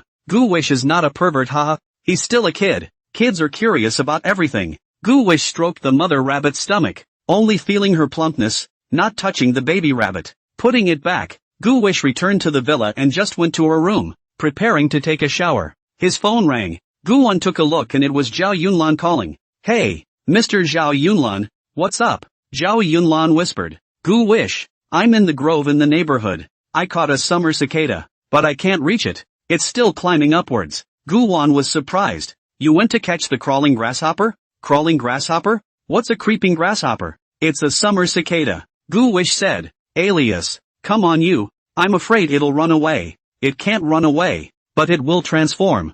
That amazing? It can also transform? Zhao Yunlan was very curious. It hadn't seen a summer cicada molt yet. It's just coming out of its shell. Well, just wait for me for a while. Goowish thought about it. He went out with his cell phone and, not finding anything long in the house to take advantage of, walked out into the garden and folded a 4-meter-long bamboo. The Nine Tangos neighborhood is very green, with lots of large trees just on either side of the road, though not many grasshoppers climb here. Goowish knew where the grove that Zhao Yunlan said was. It was right behind Zhao Yunlan's house. He walked around the back in front of his house and found the woods after a few hundred meters. In the woods, there was a powerful light. It's right in front of a big tree. Zhao Yunlan, who was wearing a baseball cap, held up a strong flashlight and pointed it at the cicada that was crawling high up. She was so anxious that she was afraid it would run away. Luckily, the cicada climbed halfway up, walked to the leaves of a forked branch, and then waited to molt. Goowan turned on the flashlight of his cell phone and touched it. He saw Zhao Yunlan,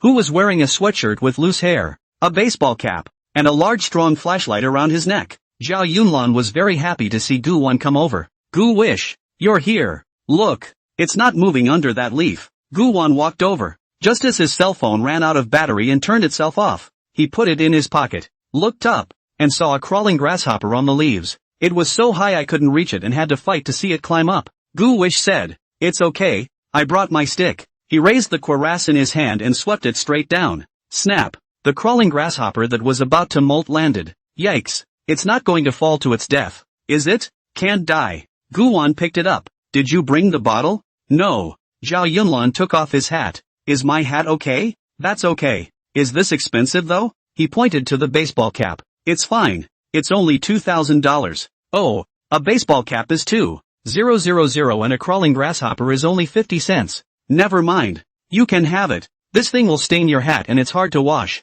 I'm afraid it'll bite me. Better use the hat. Big deal. Zhao Yunlan asked Goowan to put the crawling grasshopper into the hat. She looked curiously at the crawling grasshopper in her hat. Goowish, will you really do it? Goowish said. Is that why you ran out so late to catch it yourself just to eat it? I just wanted to see if there was one. Who knew there really was? Give me the flashlight. I'll grab it. Oh, Goowan took Zhao Yunlan's flashlight, took the cuirass pole, and began to wander around the grove. This flashlight shines very far. Goowish in his previous life when he was a child, if he had such a strong flashlight, he could catch hundreds of them in one night. Zhao Yunlan said, I've been around for a while, and I just found this one. Just after saying that, Goowish picked up one from the ground that had just crawled out of the hole and put it into his hat. Wow! This one even moves. It's bigger than mine. Goowish said, there are many varieties of this. Goowish to see am I now. It didn't catch. Zhao Yunlan saw it too. Isn't that little one? Gu Wish said. We don't even eat the small ones.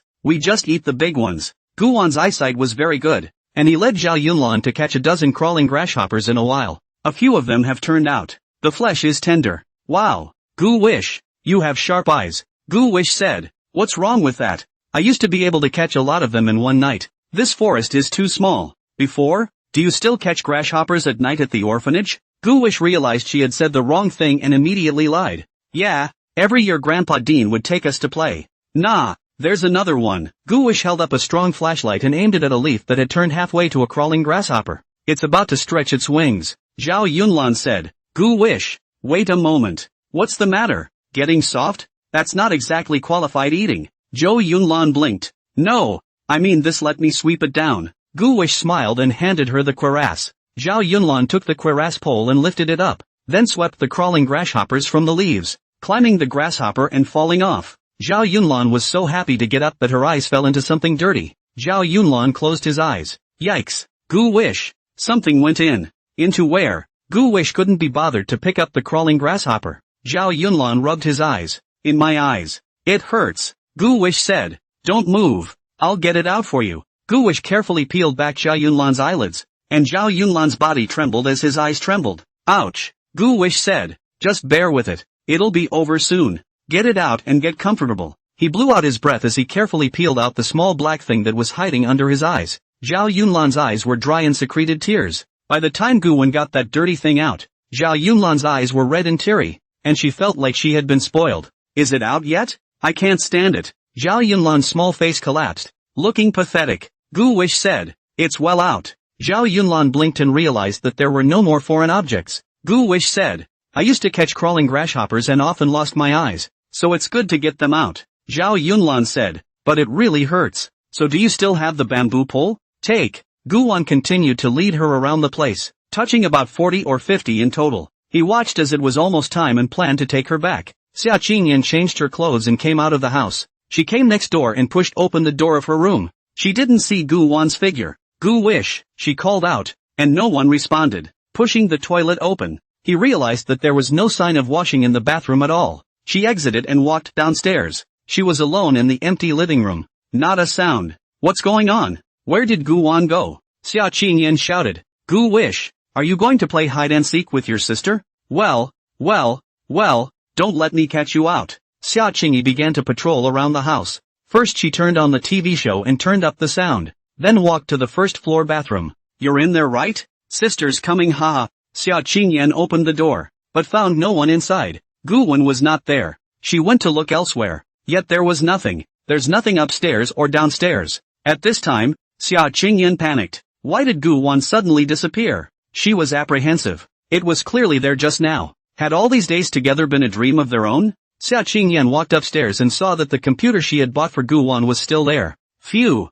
She tapped lightly on her small chest. Gu Wish, if you don't come out, sister will get angry, haha. Xia Qingyan wrapped her arms around herself as she thought about where Gu Wan could hide. She came downstairs and walked out into the backyard to find Bunny there. Gu Wish, don't scare me. I'm scared. Stop playing. Xia Qingyan shouted. With a sobbing voice, Xia Qingyan searched the house and still didn't find Gu Wan's figure. She tried to calm herself down, recalling the conversation she had just had with Gu Wan. He had clearly told him to go to his room and wash himself. She took out her cell phone and called Gu Wan. The number you have dialed is not answered. When Xia Qingyan heard this, she became even more flustered. What to do? What to do? In her panic, Xia Qingyan looked up and saw the camera mounted outside. She rushed back upstairs and turned on the surveillance. It was 9 o'clock when she went to take a shower herself, and she rushed to pull up all 8 of the surveillance cameras outside. At 9:15, Xia Qingyan saw Gu Wan fold a sueju in the garden and then leave the yard with it. Xia Qingyan saw Gu Wan's figure, and her heart was finally relieved.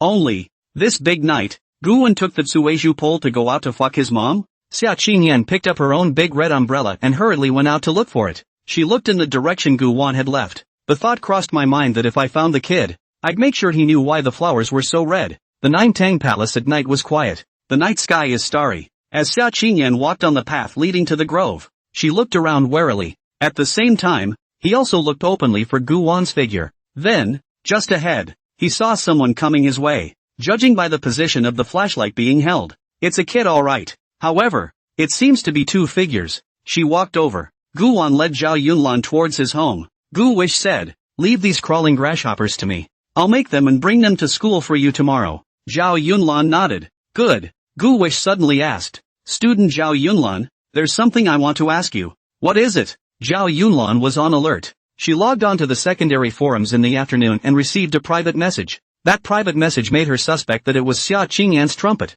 It was because Gu Wish had photographed Xia Qingyan's wrist when she took the picture. Zhao Yunlan had seen the bracelet on Xia Qingyan's wrist before. It's just like in that picture. When Zhao Yunlan had tailed Xia Qingyan before, he had also seen Xia Qingyan drive a masha. The netizen Leaf who originally photographed his character deck also said he didn't want it, and brought up Xia Qing smoke. So in summary, one sneaky resale of character decks may have been exposed. Now that Gu Wan had spoken, Zhao Yunlan guessed that it was because of this. Gu Wish asked, "Did you resell Sister Qingyan's signed deck?" Gu Wan actually guessed it, because there was no other possibility but Zhao Yunlan. "It's me." Zhao Yunlan didn't hide it because she knew that boys basically asked questions with answers. When they gently say, "Are you sure?" "Really?" Giving you one last chance. Don't lie to them. If you lie, then you've lost your place in his heart. Zhao Yunlan blinked and said, "It doesn't say it can't be sold, does it?" Gu Wish said, "It can be sold, but you'll have to share some of the money you sell it for later." "Why?" "Because if I tell Sister Emily Smoke, she's sure she'll never give you an autograph again. With me, I can still get a steady stream of her autographs for you." "What do you choose between short-term and long-term benefits?" Zhao Yunlan said. "How much do you want?" Gu Wish said, "I don't want much, just give me 50,000 for a deck." Zhao Yunlan said, "You asked me for a bank card before, and now you're asking for so much money. What exactly do you want? That's out of your hands. You said you'd give me your bank card last time. Where is it?" "I didn't see it." Zhao Yunlan said, "I forgot. I'll bring it to you in the morning." Zhao Yunlan asked again, "That person who private messaged me called Wild Fatty, that's you, right?" "It's me. How did you come up with that name?" "Sister Qingyan told me to use this one." Zhao Yunlan stopped. "I'm home." "Oh, bye. I'll see you tomorrow, and I'll give you back your hat after I wash it for you." "Don't want it. It's yours." Zhao Yunlan ran home through the back door with a flashlight. Gu Wish was holding a cuirass pole in one hand and a baseball cap in the other. He headed for home. Just after taking 2 steps, he saw Xia Qingyan not far ahead, standing under the streetlight. Xia Qingyan was wearing pajamas, slippers, and her hair was loose, with a red umbrella in his hand, cold and icy all over, with fiery eyes. Gu Wish was so frightened that he kept swallowing his saliva. He trembled as he walked over. "Sister Qingyan, what are you doing out here?" Xia Qingyan looked at him safe and sound and was relieved. She asked with a stern face, "What's going on?" Gu Wish lied. "I went to catch crawling grasshoppers for Sister Qingyan." Xia Qingyan endured. Go home first." Gu Wish knew he had done something wrong and honestly followed Xia Qingyan. There were countless flying insects hovering under the streetlights on the side of the road. The dim light illuminated the 2 figures, a large and small group, walking through the night. The wind blew the leaves of the trees and blew the long hair of Xia Qingyan. She held the red umbrella in her hand as if it were a sword. Gu wished to hold the baseball cap, but also to prevent the creeping grasshopper that did not molt from crawling out. Xia Qingyan deliberately slowed her pace, waiting for Gu Wan to catch up. However, Gu Wish was just following 1 body length behind Xia Qingyan. "Keep up." Xia Qingyan spat out 2 words. Gu Wan sniffed and hurried forward parallel to Xia Qingyan. Gu Wish thought that Xia Qingyan would scold him, but Xia Qingyan didn't. She didn't say anything. Gu Wan had a bad feeling in her heart. The more Xia Qingyan was silent like this, the bigger he felt the matter was. The 2 returned to the house and entered. When Gu Wan came in, Xia Qingyan took the initiative to close the door. Gu Wish's breath hitched. "Sister Qingyan, what are you doing closing the door?" Xia Qingyan said. "It's nothing." With that, the way she held the umbrella turned into a positive grip. Gu Wish looked down at the red umbrella and took the initiative to say, "Sister Qingyan, you scold me." Xia Qingyan said, "What am I scolding you for? I'm going to kick your ass." Gu Wan turned to run. Xia Qingyan reached out and grabbed Gu Wan, clamping down on his wrist, and Gu Wan didn't struggle hard. He was afraid of hurting Xia Qingyan. Xia Qingyan pulled him over to the sofa. "Get down, pucker your ass," Gu Wish said. "Sister Qingyan, I'm a big boy. I'm disgraced if you beat me up like that." "Face? What face do you want?" Gu Wan pouted, and Xia Qingyan held the red umbrella in her hand and pretended to hit Gu Wan. Gently. "Do you know why they beat you up? It's a big night. You didn't even say hello. You went out by yourself. I came out and couldn't find you. Do you know how worried I was about your safety? Do you know there is someone waiting for you at home? Have you ever thought about me? I searched all over the house. I didn't find your figure. I almost called the police. Fortunately, I had installed the surveillance before. I knew that you went out with the Tsuejupol. Xia Qingyan was holding a large red umbrella in her hand. Her mouth was hesitant to fall as she spoke words that appeared to be stern, but were actually worried and aggravated. Gu Wish listened to Xia Qingyan's word for word, heartfelt concern, and he was very moved. He said, Sister Qingyan, I know I'm wrong, but you were in the shower when I went out, and I was afraid I'd disturb you, so I didn't say anything. Xia Qingyan said, then won't you shout? I can't hear it? I'm sorry. Gu Wan apologized. My fault. I won't dare next time. Xia Qingyan said, you want there to be a next time? No. I mean I won't let Sister Qingyan worry about me anymore. Xia Qingyan asked again, do you have your cell phone with you? Call you and you don't answer? It's dead. Change it. Xia Qingyan said, change the one with more power. No need Sister Emily smoke. Change it. Xia Qingyan said in a tone that did not allow for refusal. She looked down at the pink baseball cap on the table. Gu Wish, I don't want you to lie to me. Sister Qingyan, you ask, did you run out on purpose to avoid writing a novel for me? Xia Qingyan asked carefully. She was afraid that Gu Wish was hating herself. Of course not. Gu Wish shook her head in a hurry. Sister Qingyan, the novel I wrote was able to be liked by you. Do you know that this is a very pleasing thing? Having readers like you is something that many authors can only dream of. It's just that none of them are as lucky as me. Gu Wish, after all, there's only one best Emily Smoke sister in the world. Xia Qingyan was very pleased and touched. She finally put down the big red umbrella. So am I the best? Or is your heart sister the best? Gu Wish said. Sister Qingyan,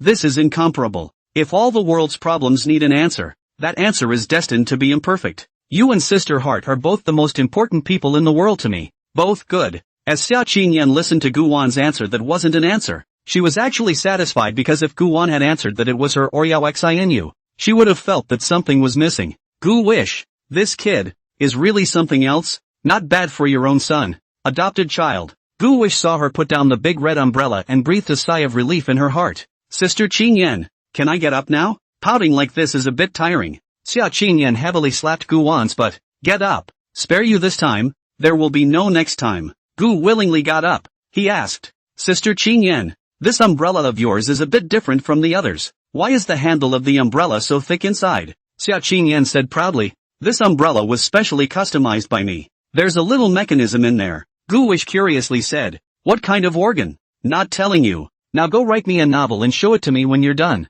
and I'll show you this umbrella. Good. Gu Wish got up, took his baseball cap and went to the kitchen, fetched a basin, caught cool water, and then soaked the crawling grasshopper in it. What's this about? Is it going to be a midnight snack now? Gu Wish said. Sister Qingyan, why don't we talk about it tomorrow morning? Oh, the two of them went upstairs to Xia Qingyan's room. Gu wished to sit on the gaming chair. He charged his cell phone and waited for it to turn on. Gu Wish spoke up and said, Sister Qingyan, do you eat fruit? I'll cut 2 apples to go. Xia Qingyan got up. Sit down and write properly. I'll go peel an apple for you. Xia Qingyan left the room and went to the kitchen to peel an apple. Not long after, she came in with a fruit plate and placed it in front of Gu Wan. Nah, fruit plate. Gu Wish happily said, crabby Sister Qingyan. Xia Qingyan said, Gu Wish, lonely sandbar cold that song has a singer once. Surnamed Zhou. Our company and their side about a time to discuss the signing of the contract. When you go with me a piece. Xia Qingyan was not in a consultative tone,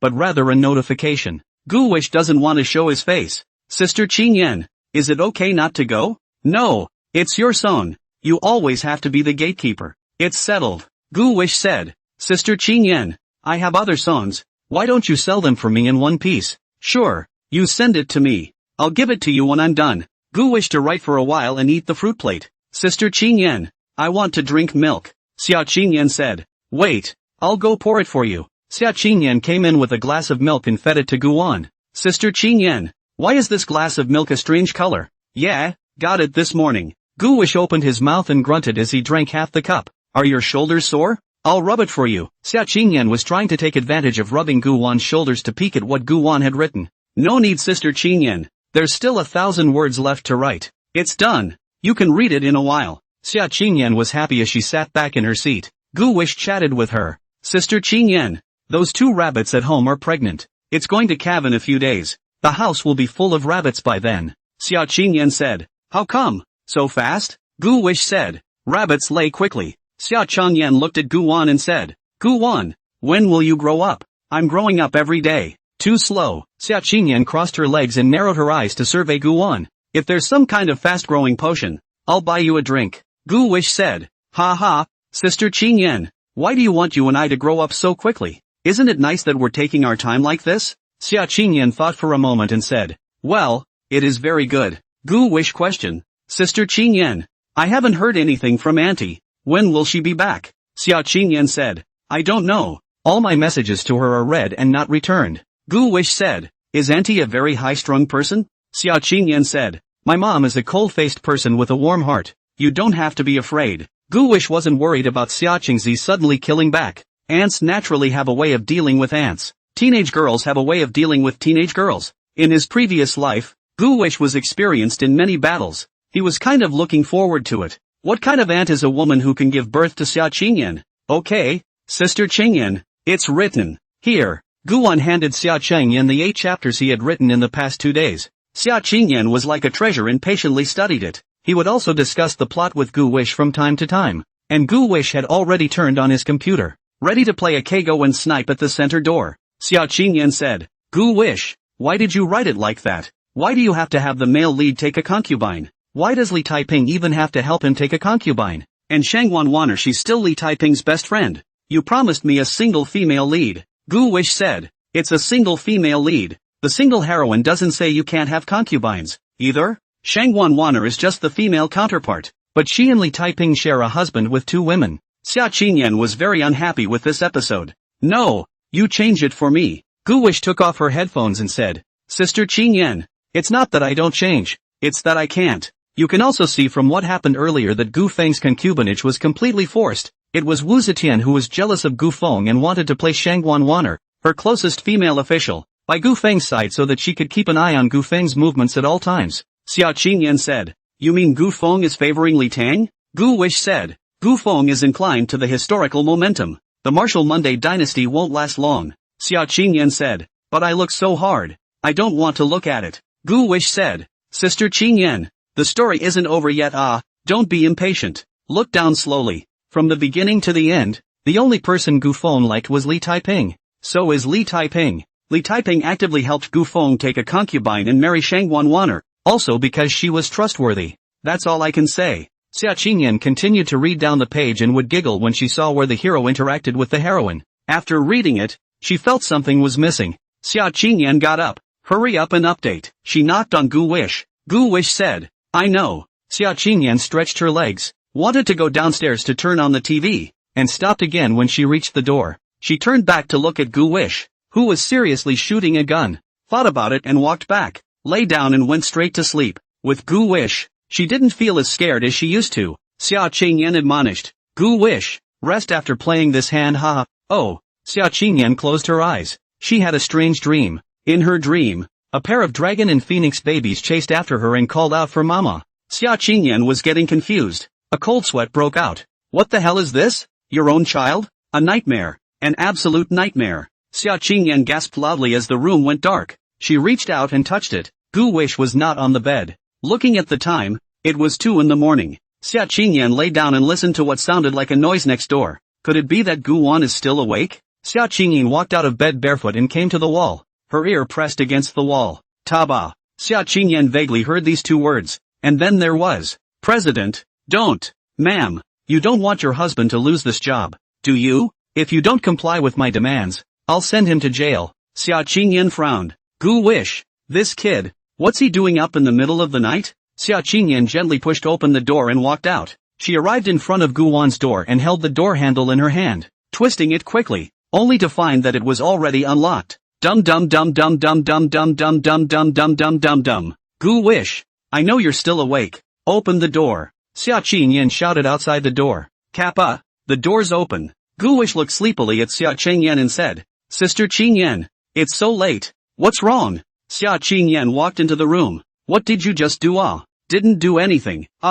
Yeah? Why do I hear talking coming from your room? Gu Wish said. Oh yeah. I just fell asleep watching a movie. I think it was the sound of the movie. Xia Qingyan held out her hand and said. What movie? Bring it out for me to see. Gu Wish generously took out her cell phone and opened it later. Sure enough, it's a movie. It's a real movie, not a little movie. It's a Sakura movie called Strong Women in the Workplace. Xia Qingyan was then relieved. Don't look. Get some early rest. Gu Wish said. Oh, wait a minute. Xia Qingyan pushed the door in. On second thought, I'd better keep an eye on you, just in case you're not honest and don't sleep properly. Gu Wish said. No need, Sister Qingyan. I was actually asleep just now. I'm relieved to watch you sleep. Xia Qingyan laid down directly. She patted the spot next to her. Come on, sister, put you to bed. Gu Wish was helpless as he closed the door to his room and got into bed as well. Xia Qingyan asked. Gu Wish, have you been dreaming lately? Gu Wish said. I often dream. What dream? Gu Wish laughed out loud and said. I'm not afraid of you laughing at me when I say this. Sister Qingyan, I just actually dreamed that there was a pair of dragon and phoenix babies chasing after me and calling out for their father. Xia Qingyan was shocked in her heart. Dragon and phoenix child? The dream I had myself was also a LW. How is it the same? She twisted her head to look at Gu Wish. This kid looked very happy. Gu Wish, do you like children a lot? Gu Wish said. Like it. I want to have lots of kids. Aren't you afraid of the noise? Yakking in your ear all day long. Gu Wish said. No, I will feel happy. Xia Qingyan said. I think it's noisy. Only two. No more. Gu Wish said. Sister Qingyan, you're going to be in charge of my child too? Xia Qingyan said. I am your sister, your family, and have the responsibility and obligation to tell you about the difficulties of having and raising a child. Can you manage that many kids? A dragon and phoenix child at most. No more. Gu Wish. Sister Qingyan, you can help me carry it. Humph. You'll never get me to help you with the baby. Gu Wish was lying on his side, one hand supporting his head, as he looked at Xia Qingyan and said with a smile, Ha ha, Sister Qingyan, you adopted me, so you have to be responsible for me. Xia Qingyan said. Being responsible for you is responsible, but will never help you bring up a child you had with another woman. Never. Gu Wish asked. Sister Qingyan, I'm a little worried about Auntie. She's not back this late. Will she be in danger? Xia Qingyan blinked. No way. She's that old. Just in case, why don't you call your sister-in-law and ask? Gu Wish said. Good. Xia Qingyan took out her cell phone and dialed Xiaji's number. The result was that just as soon as I dialed, the other side picked up. What's up? Calling so late? Shaggy made a lazy sound. Xia Qingyan listened to Xiaji's tone. There shouldn't be any problems. It's okay, let's see if you're alive. Ha! Xia Qingyan, this is the tone of voice you use when talking to your sister-in-law, isn't it? Inverting the Big Dipper? Xiaji came to lose her temper. Gu Wish heard Xiaji's loud voice and knew that Xia Qingyan had pissed Xiaji off. Gu Wish hurriedly shouted, Auntie, are you okay? When Xiaji heard Gu Wan call out to her, she immediately gentled up. It's little Gu Wish. Auntie is fine. Xiaji exhaled her aftermath smoke. Looking back at Xiao Feishue who was sleeping, Gu Wish added, Then we're relieved. Auntie, you didn't come back so late. Sister Qingyan was worried about your well-being. That's why she called you. Sister Qingyan is just being tough-talking. Don't be angry. Auntie, Xia Qingyan said, who has a hard mouth. It's good that she doesn't come back, so that the house is clean. Xiaji said angrily, Okay, don't like me disturbing the two of you in your world, right? I favor to go back to live. Gu Wish said, sister-in-law come back early haha. I know, it's still our little Gu Wish. I'll be sure to put in a good word for you with my sister later and help you conquer her. No more. Hang up. I'm going to take a shower. Shaggy hung up. Gu Wish to put down his heart. Sister Qingyan, don't always speak coldly to your sister-in-law. How can I say that she is also an elder? Xia Qingyan said. I would naturally respect her if she had the appearance of an elder. Okay, now you be a good boy and go to sleep for me. Close your eyes and no talking from now on. Xia Qingyan said, putting her hand on Gu Wan's mouth and squeezing it. The room went quiet. The two could be heard breathing softly. Tic-tac-toe. Dawn. Gu Wish woke up and got out of Xia Qingyan's arms as usual. He had just climbed out of bed when Xia Qingyan also woke up. Boing boing. Oh, Sister Qingyan, you're awake. Aha. Xia Qingyan smiled and looked at him. Gu Wan said, I'll make the crawling grasshopper for dinner later. Good. Xia Qingyan got up and went to the next room to wash up. Gu Wish washed her face and looked at herself in the mirror who had grown up a little,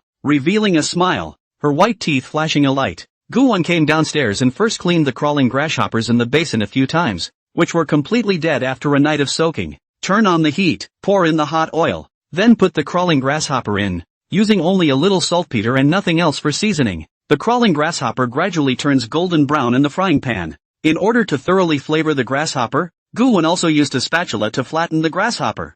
so that the meat in the grasshopper's stomach was still juicy when the outside was cooked. Gu willingly took a plastic bag, filled as with a crawling grasshopper into it, and hid it. Xia Qingyan came down from upstairs. She was wearing a silver-rimmed glasses. Her face was plain and her hair was falling down. Well, okay. Guwon turned off the fire and served the rest of those crawling grasshoppers on a plate. Xia Qingyan looked at those crawling grasshoppers and felt her appetite increase. The two sat down at the dining room table and began to eat breakfast. Gu Wish asked, "Sister Qingyan, have you ever eaten this before?" Xia Qingyan picked up one and was about to eat it. When she heard Gu ask himself this, she was puzzled. "No, first time I've had it," Gu Wish said. "There is a possibility that some people may be allergic to eating this, so you should eat less of it, and if you're not allergic, you can eat more in the future." Oh, Xia Qingyan was not scared to the point that she bit off the head of a crawling grasshopper in one bite. "It tastes delicious. It's delicious this. Much better than the last snail popcorn I had." Gu wished to see her eat well, and he was happy himself. "Gu Wish, why do you do everything?" Gu Wish said, "I used to be in the orphanage, and I used to eat it a lot in the summer. Watching it made me do it. The orphanage doesn't put out meat very often, so this is kind of a rare meat dish." Xia Changyan looked at Gu Wang. The thought of Gu Wang as a child to eat a bite of insects' happy heart blocked panic. She thought about how she would be 1,000 times better to Gu Wan in the future, so that he could live a clothed life and give him the best education. Gu Wish suddenly spoke up. "Sister Qingyan, let's settle the bills for the past few days, cooking and scrubbing the dishes, and a fee for writing a novel." Xia Qingyan, Gu Wish, this kid was going to spoil the fun. "Have dinner." Gu Wish nodded and said, "Good." He opened his collection code, set his phone to not extinguish the screen for 10 minutes, and then placed the QR code in front of Xia Qingyan. "Don't forget to scan the code Emily Smoke Sister." Xia Changyan looked at Gu Wan with an expressionless face. Gu Wish revealed a harmless smile. At that moment, Shaggy came back from outside. She saw the two eating breakfast and hurriedly trotted over. "What are you eating? It smells so good." Shaggy didn't even wash her hands and just picked one up and brought it to her mouth. "What is this?" She chewed deliciously. Gu Wish said, "Auntie, this is a crawling grasshopper. An insect." Xia Ji said, "Is that the same spring cicada whose silk is not exhausted until it dies?" Gu Wish had a black line. "Auntie, that one is a spring silkworm." Xia Ji laughed. "Auntie is teasing you. How could Auntie not even know this?" "Auntie, wash your hands," Xia Qingyan said. Shaggy said, "I haven't touched anything with my hands. They're clean. That doesn't have to go straight to the top." "Geez, I'll just have 2 more and go catch up on my sleep." Shaggy did what she said she would do, and sure enough, she ate 2 and went to bed. Gu Wish, pack up. I'll send you to school after I change. Oh, Xia Changyan got up and was about to go upstairs. Gu Wish called out to her. "Wait a minute. Sister Qingyan, are you forgetting something?" Guan signaled the QR code in front of Xia Qingyan with his eyes. "Ha!" Xia Qingyan's expression was grim as she swept the code and transferred money to Guan. Gu Wish laughed. Crabby Sister Qingyan gave her pocket money. The last few days' drafts plus the cost of making breakfast and washing dishes totaled $3,000. When Xia Qingyan returned to her room to change her clothes in the empty space, Guan hurriedly took her book bag from her room. Shaggy had laid down and fallen asleep. He tiptoed out the door and came here to the kitchen, stuffing the creeping grasshopper he'd hidden earlier in advance into his book bag, preparing to bring it to Zhao Yunlan as well as Yi Zihan to eat. Xia Qingyan, who had changed her clothes, came down from upstairs. She wore a black halter dress this time. Outside the set of a small denim jacket, feet are flat white shoes, plain face, looks pure and beautiful, less high cold. Gu Wish looked at her and complimented. "Sister Qingyan is so pretty today. Don't be poor. Come on." Gu Wan extended his hand, and Xia Qingyan held him, and the two of them walked out of the neighborhood and slowly walked towards the school. Xia Qingyan asked, "Gu Wish, are you still used to being at school these past 2 days? How are the students?" Gu Wish said, "It's quite good. The food is okay. Zhao Yunlan always takes me to the teacher's cafeteria to eat." As for the rest of his classmates, he didn't remember a single one of them because no one ever struck up a conversation with him. "That's good. If something happens, make sure you keep me informed, okay?" The sunlight was slightly warm, and while Gu Wish held Xia Qingyan's fragrant soft hand, his thoughts drifted to stocks. Zhao Yunlan said yesterday that she handed over her bank card to herself, and she said that there was more than $1 million in it. So this child is really good at fooling people. Gu Wish intends to put all this money into Anjio Medical. After that, sell off and buy Tronox again, and Rainbow Energy. It can be multiplied many times over in time. Xia Qingyin said Lonely Sandbar Cole that Song has a singer to look at, and when the entertainment market opens, this is also a steady job. Gu Wish only need to be a copyist can be. Gu Wish was already fantasizing about the good life she would have when she grew up. Gu Wish. Gu Wish. What's wrong? Sister Qingyan? Xia Qingyan said. Why are you soulful? No. Not still thinking about your LW child, are you? Gu Wish smiled and said. That's all a dream. It's a fake. Sister Qingyan. Just so you know. Stop fantasizing. Xia Qingyan sent Gu Wang to the school entrance and was about to leave when she turned around and saw Xiao Feishue coming. She was beaming, and she wanted to laugh at the thought of Shaggy giving herself lessons yesterday. Note that classes are really taking place here. Class is a physiology class. It's not what you think, ha. Shaggy has always made it her mission to clear the world of orange. She was going to break the potential orange that was Xiao Feishue, right? So, Sharji showed the pretending drunk Xiao Feishue the little movie and narrated it as she watched it. After Xiao Feishue blushed and had so much as a hint of shaking, Xia Ji immediately turned off the small movie. Then he checked Xiao Feishue's body, and when Xiao Feishue fell asleep, Xia Ji lit a cigarette to smoke. That's when he received a call from Xia Qingyan. Xiao Feishue saw Xia Qingyan and nodded. Xia Qingyan also nodded and left. Guan followed Xiao Feishue into the school. Mr. Xiao, you seem to be in a good mood, Xiao Feishue said. You can see all this? Gu Wish. It's almost time for the final exam. Teacher is waiting for you to amaze everyone, haha. Don't just play with Zhao Yunlan. Gu Wish said. Don't worry, Mr. Xiao. When Guan arrived in the classroom, Zhao Yunlan was already sitting in his seat. When she saw Guan coming, she immediately revealed a hopeful gaze. However, when she looked at Guan, he didn't hold a lunchbox in his hand either. Zhao Yunlan thought to himself, where did my crawling grasshopper go? She frowned slightly, upset. Tablemate, coming so early today? Gu Wish took the initiative to greet her. Zhao Yunlan stared at him dead in the face. Where's my crawling grasshopper? Ha! Here it is. Gu Wish took out a plastic bag from her school bag, and inside were 10 crawling grasshoppers. Zhao Yunlan looked at the crawling grasshoppers that had become a delicacy and questioned, why are these the only ones left? Gu Wish said, they were all eaten by sister-in-law and sister Qingyan.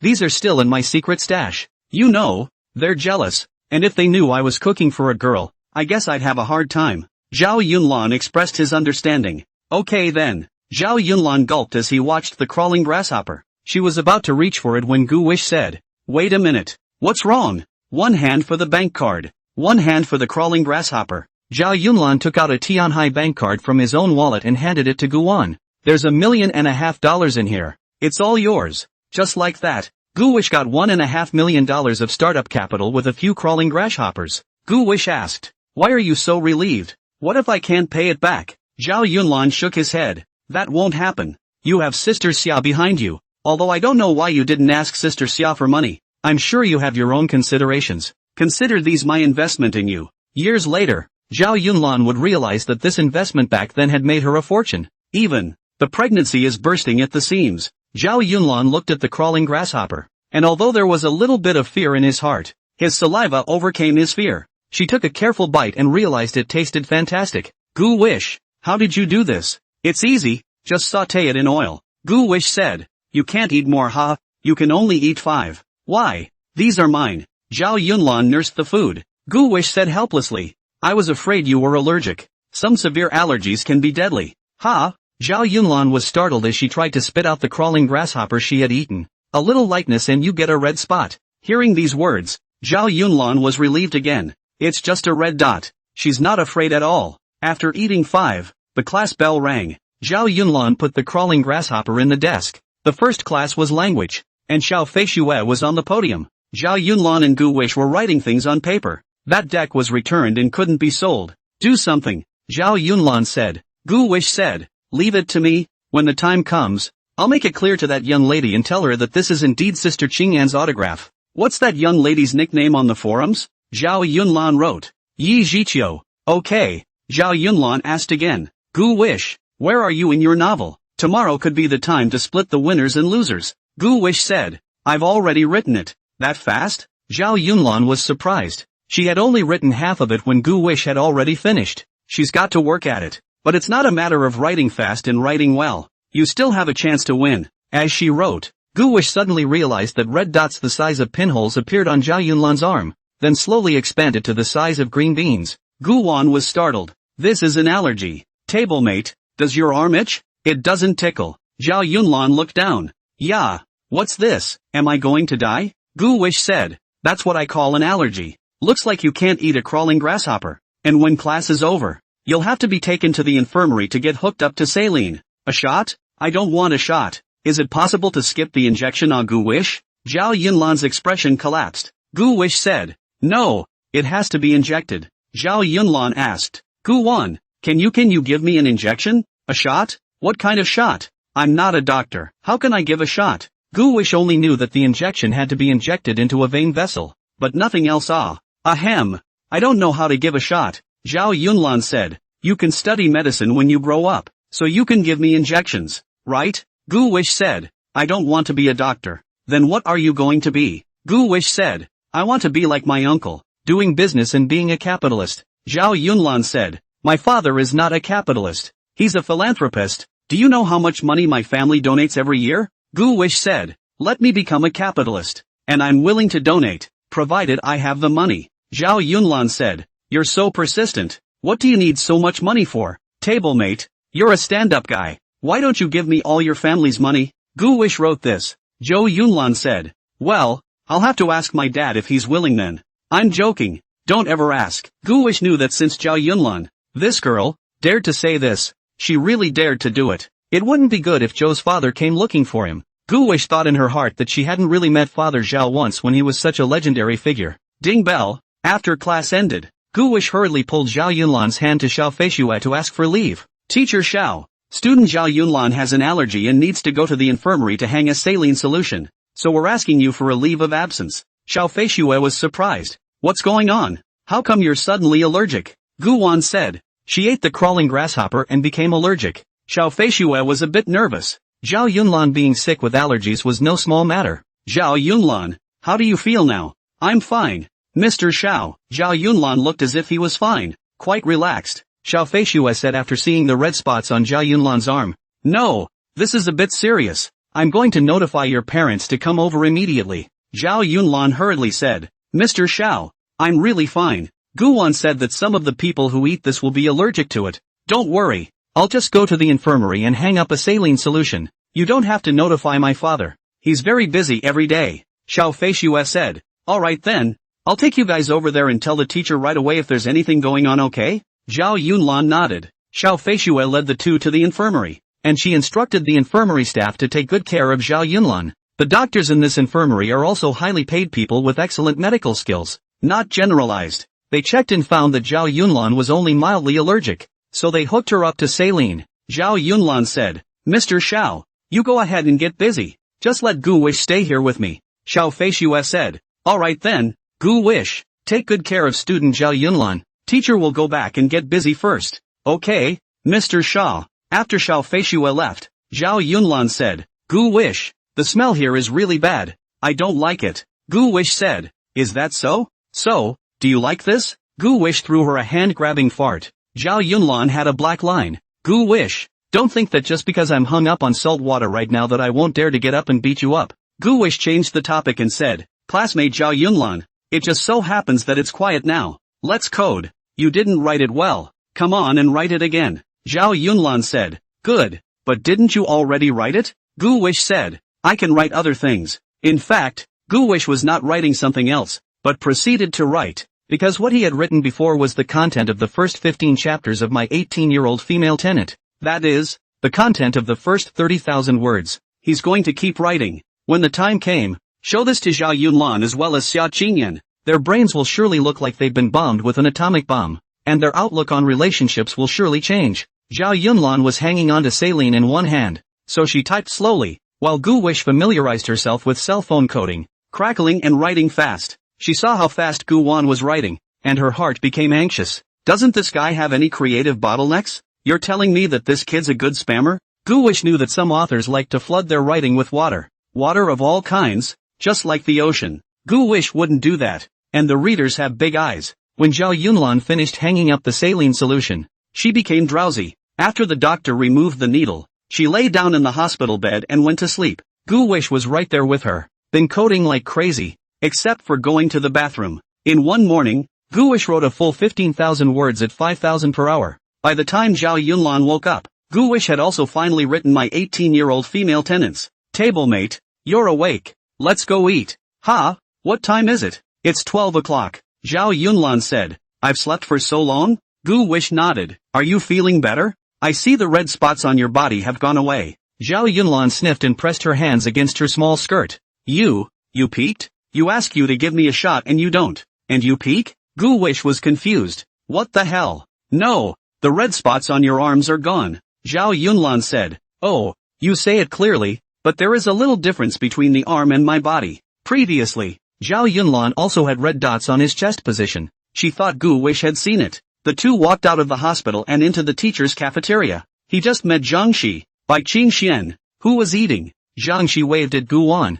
Gu Wish, here. Bai Qingxian looked at Zhao Yunlan. She heard Xiao Feishue say that Zhao Yunlan was allergic to eating crawling grasshoppers, and now it seemed to have gotten better. Bai Qingxian looked at Gu Wan and didn't say anything. Gu Wish smiled. Mr. Zhang, you're back? That day, Zhang Shi had a fever. It's been 2 days since I've been back. The teacher came back when he got well. You guys go get your food. The braised purple eggplant is great today. Good. After the two of them hit the table, Gu Wan sat on Bai Qingxuan's side and Zhao Yunlan sat next to Zhang Shi. Zhang Shi asked, Yunlan, it's almost time for the final exam. Are you still sure you'll get first place? Zhao Yunlan said, of course there is. Bai Qingxian looked at Gu Wan, only to see Gu Wan turn his head and grin at her with a harmless smile. Bai Qingxian responded with a smile, but it made Gu Wish as if he had fallen into an ice cave and was distracted. He looked at this Bai Qingxian who didn't talk much and felt like he was being held. What's going on? Gu Wish hurriedly threw away the distractions in her head. When he looked at Bai Qingxian again,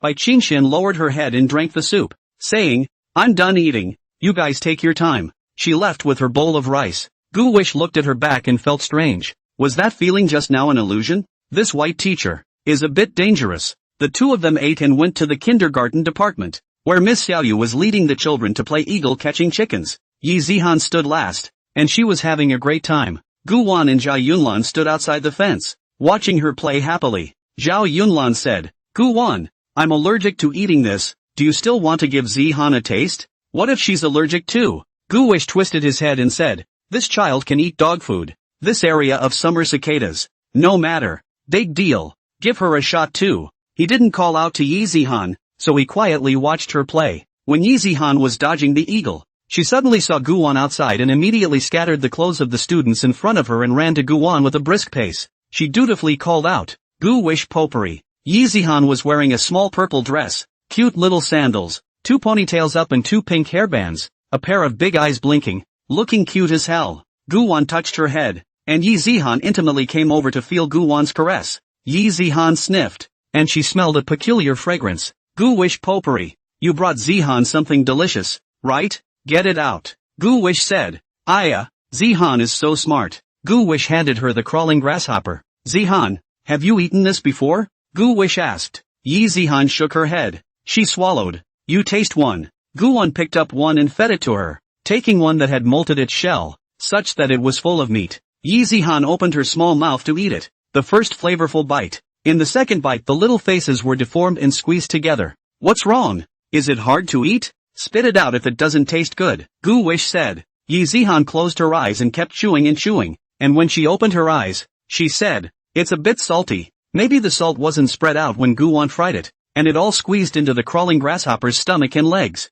Gu Wish said, then eat savory and look down. Yi Zihan called out to Zhao Yunlan. Sister. Pretty sister. Zhao Yunlan was a bit surprised. Didn't this niece hate herself? How did she change her nature today? And actually shouted her sister so enthusiastically. Zihan, you don't hate your sister anymore? Yi Zihan said, as long as you don't steal Gu Wish Potpourri from me, you're the pretty sister. Zhao Yunlan. Zhao Yunlan twisted his head to look at Gu Wish next to him. Zihan, what exactly is so good about Gu Wan? Why do you like him so much? Yi Zihan hurriedly said, the world's best Gu Wish Potpourri. Zihan loves it. Sister, I'm thirsty. Will you help me get a bottle of water? Zhao Yunlan said. Isn't there water inside this nursery? Yi Zihan looked at her and said, if sister doesn't have the money to buy it, forget it. No money? Joke. This lady is the richest daughter. How can she have no money? Zhao Yunlan knew that Yi Zihan said this on purpose. She said, good for you little girl, at a young age you've learned to provoke others. Yi Zihan blinked and said, sister, I have money. I'll give you money and another $10 for running errands. Okay? Zhao Yunlan. No need. My sister will get it for you right away. She pinched Yi Zihan's cheeks and revealed a fake smile. When Zhao Yunlan left, Gu Wish asked. Zihan, why did you do that? Yi Zihan said. This sister is delaying me from being alone with Gu Wish Potpourri. I want to create a two-person world where it's just Gu Wish Potpourri and me. Gu Wish was surprised. Zihan, if there were only you and me, two people in the world, would it be too lonely? Yi Zihan shook her head. No, as long as I'm around Gu Wish Potpourri, Zihan will be happy. Doesn't Gu Wish Potpourri want to stay with Zihan all the time? Brother willing. But what about your mama? Where are your friends? Yi Zihan's distressed little face was a little hesitant. Mama loved her very much. But, if it's here, Gu Wish Potpourri definitely won't love only me. You're going to love a lot of people. Those sisters are older than me. I can't compete with them. Gu Wish laughed. How do you know that brother will fall in love with many people? Because Gu Wish Potpourri philandering. Gu Wish, would you still like a brother like that? Yi Zihan said. There's no way la. Who asked me to like it? Gu Wan fed her another one. His thoughts began to blur. Memories of a past life. Gu Wish was the same in his previous life. And Yi Zihan had been steadfast in her love for herself and stayed by her side, never hesitating. Thinking about it, and looking back at the sweet little girl he had today, he couldn't help but weep. Yi Zihan saw Gu Wish cry silently. Brother Gu Wish, don't cry. This was the first time Yi Zihan called the word brother clearly. She couldn't help but cry herself when she saw Gu Wan cry. And the mouth is still chewing on the crawling grasshopper. My brother didn't cry when he was blinded by the wind. Gu Wish wiped away Yi Zihan's tears for her. After a while, Zhao Yunlan returned from buying water. Didn't buy Bonsai Mountain this time. The buy is ha ha ha. Gu Wish Potpourri, help me unscrew it. Gu Wan unscrewed it for her and then fed it to her. Zhao Yunlan said, Gu Wish, you're being overly kind to her. I now wonder if you have some unseemly relationship. Ha, don't get any ideas. Don't you think this girl Zihan is cute? Zhao Yunlan admitted. It's cute, but it feels weird. Zhao Yunlan stroked his snow-white chin again. Let me use the evil king's true eyes to probe what exactly her identity is. Zhao Yunlan started to give out his power in pose. Oh, eternal god of magic. I am the enchanter. Grant me the power to see through the mist. Evil king's true eye. Activate. Zhao Yunlan opened his eyes again and looked at Yi Zihan. Yet Yi Zihan is still Yi Zihan. She can't see anything. Zhao Yunlan said. Damn it, is her disguise even impossible for the evil king's true eye to see through? Gu Wish. Yi Zihan applauded. Wow. Sister, do it again. Zhao Yunlan clasped his fists to his chest and resumed his high-flying appearance. I can't, with my mortal body. The evil king's true eye can only be activated once a day. If I use it too much I'll fall into darkness. Gu Wish looked at her and said, let's go. We have to go back to class. Oh, Gu Wan and Zhao Yunlan turned to leave. After returning to the classroom, while there was still time before class started, Gu Wang took out her cell phone and sent a private message to Yi Zhiqiu. Wild fatty, hello, I'm Xia Qingyan. I suddenly remembered that I did sign a fan's name before. A total of 10. So that deck you're auctioning off should be real. Please feel free to buy it. Yi Zhiqiu quickly replied. You're Xia Qingyan. How do you prove it? Wild fatty, the voice of Gangnam wisdom. Yi Zhiqiu. Well, I believe you. Gu Wan looked up at Zhao Yunlan. It's done. She should be contacting you soon. Zhao Yunlan said. If you cooperate with me in deceiving Sister Xia like this, what will happen when she finds out? Gu Wish said. Deceive? I didn't cheat Sister Qingyan. Don't talk nonsense. You're not cheating on her by secretly buying decks for me? Gu Wish said. It's your deck. What you do with it is your business. Right. I'm just helping you clarify that this signed deck is real. Don't you want to make money? Zhao Yunlan said. All right. After class, Gu Wish continued to write lyrics. He writes about hair like snow, the wolf's tooth moon, and I'm haggard. I raise my glass and drink the snow and wind. Your hair is like snow, and your parting is beautiful, whom I have touched by burning incense. Zhao Yunlan, on the other hand, had been spinning his pen, conceptualizing the end of his speculative fiction in his own notebook. Tomorrow was the time to go head to head, and she had to come up with a brilliant ending. While thinking about it I came across this song Hair Like Snow written by Gu Wish.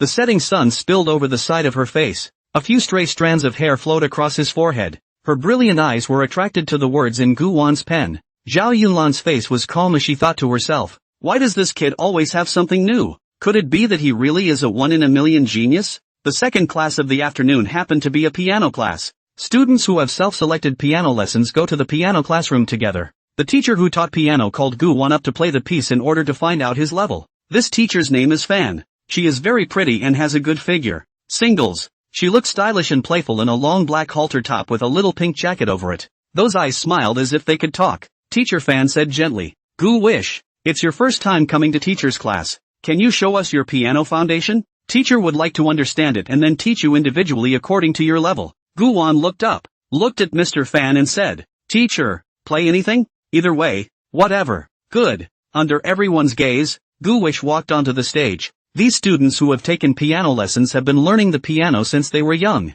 They are very rolled and confident in their piano skills. I've heard that Gu-wish grew up in an orphanage and was only adopted by a rich woman not long ago. Can he play the piano? Who knows? I'm afraid it would have been difficult if I hadn't started learning at a young age. Let's see what he plays. He might as well have picked ping pong or pipe band. It's just that you don't know or like it that you have to learn it. If he's too basic, will it hold us back? Who doesn't have a piano teacher? What do you care about this lesson time? Yeah, it's just a kid, and he looks quite pleasant. It's just that the one next to him can't be messed with. Or else. Or what? Someone laughed. Don't you guys want to ravage him? He's so cute. A couple of the girls snickered. They spoke, but not with much malice. Gu wished to sit at the piano. Mr. Fan sat next to him. Don't be nervous, just show yourself off. Gu wish lifted his hands up, then began to play. He played the very hair like snow. Zhao Yunlan, who was sitting down, heard this and remembered the lyrics that Gu-won had written in class. She hummed afterward. The moon of wolf's teeth. I am haggard. I raise my glass and drink up the storm. Gu wish hummed back with his mouth. Mr. Fan, who was sitting next to Gu-won, had his eyes glowing. This child, Gu wish, had really surprised her. It's just a tune that doesn't seem to have been heard before. Gu wish plays well, with good tension. She sat next to her and listened quietly. The students below were also listening attentively. Wow, a master. I didn't expect it. Gu wish is really a prodigy. The more Gu wish played, the happier he became, and he sang without realizing it. Your hair is like snow, and your parting is beautiful. Who have I touched by burning incense? Invite the moon to make the memories bright. Love is perfect in the moonlight. After the song was finished, Gu wish got up and gave a gentleman's salute to everyone. Then came the raging applause. Gu wish, what's the name of this song? It sounds good. Yeah, Gu wish, tell us about it. I want to learn how to play it. Teacher Fan also asked. Gu wish, tell everyone, what's the name of this tune? Gu wish hadn't even opened his mouth to speak. Zhao Yunlan snatched the first reply. This tune is called Hair Like Snow. It's a song written by Gu wish himself. Wow. Write yourself? Vague hair. Crap. Bull. What a prodigy. Mr. Fan said. Gu wish, did you really write this song? Mr. Fan felt that he had picked up a treasure. Gu wish nodded. She tried to keep herself calm and said, did Gu wish play well? Good. Everyone said in unison. Then once again, give Gu wish a round of applause. The applause rang out, like a tidal wave. Don't go after school. Teacher has something to say to you. Teacher Fan whispered to Gu-won. Well, go back and sit down. Mr. Fan stood up and began to teach the class. When school was over, everyone surrounded Gu wish. Gu wish, you were so handsome just now. Little Gu wish. From today onwards, you are our idol. A female classmate reached out to Mooch. Zhao Yunlan stared them all back with one look. Zhao Yunlan asked, why didn't you hide when they touched you? Because it's not afraid. Gu wish said. By Yunlan Zhao. When everyone left, Gu wish walked over to Mr. Fan. Mr. Fan. Miss Fan smiled and pulled Gu-won to sit down. Gu-won, teacher is asking you, do you have any idea to develop in the music industry in the future? Teacher knows some contacts on this side, so I can introduce you to them, and then slowly cultivate you. Teacher believes that you will definitely catch fire. Gu wish said. Mr. Krabby Fan. But Sister Qingyan has already contacted someone for me. That's so. It occurred to Mr. Fan that Xia Qingyan, as the president, naturally had to have a wider network than himself. If you have any problems in the future, be sure to tell your teacher and she'll try to help you. Okay? Mr. Krabby Fan. Saying goodbye to Teacher Fan, Zhao Yunlan and Gu-won left the piano classroom and came to the school entrance, where Zhao Yunlan took a special car and went home. Xia Qingyan stood in the doorway, waiting for Gu-won. Sister Qingyan, Gu wish shouted. She held out her hand. Go home. Pink lips parted and spat out two words. Gu-won reached out and the two of them crossed the street hand in hand, walking home together. Sister Qingyan, I'm taking piano lessons today, and my teacher wants to help me get in touch with my debut. Xia Qingyan became alert. A female teacher? Yes. Miss Fan is gentle and generous, very pretty, and the piano is well taught. Xia Qingyan said. Then what do you say? Gu wish said. I said that Sister Qingyan had already arranged it for me. Aha. Xia Qingyan was satisfied. At this time, Gu wish's cell phone rang. Gu wish took out his cell phone to see that it was actually Xia Ji calling. What's wrong, Auntie? Shaggy panicked on the other end of the phone. It's born. It's born. It's born a litter. Born? What was born? Guwish suddenly remembered that Xiaoji should have been talking about the bunny being born. Auntie, you said the bunny was born, didn't you? Shaggy said. Yeah, it's the bunny in the corner. I woke up from my nap and went for a walk in the backyard and found a nest of rabbits here. Who raised this? Xia Qingyan snatched the phone. I raised it. How many were born? Xia Qingyan was a bit curious. There are 8 or 9 of them. Tiny is cute. You guys come back soon. Okay, already on my way back. Shaggy said. I'll wait for you. Hanging up the phone, Shaggy got up and went to the kitchen to get some plain milk and put it in front of the female rabbit. The little female rabbit is probably hungry, sniffs the smell, and then starts to drink. After a while, Guwish and Xia Qingyan rushed back. They went straight to the backyard rabbit hutch. Shaggy was crouching down looking at the rabbit. You're back. Shaggy waved at them. Look, you guys, these bunnies are so cute in pink. Guwish took a look and asked, Auntie, what did you feed it? Milk. I see that the little female rabbit is tired from giving birth and needs a little nourishment. Guwish touched his nose. Although rabbits are also mammals, but rabbits drinking milk is still a risk. In case of diarrhea, they will die. Whether they can live or not depends on God's will. Xia Qingyan squatted down and looked at the little life curiously.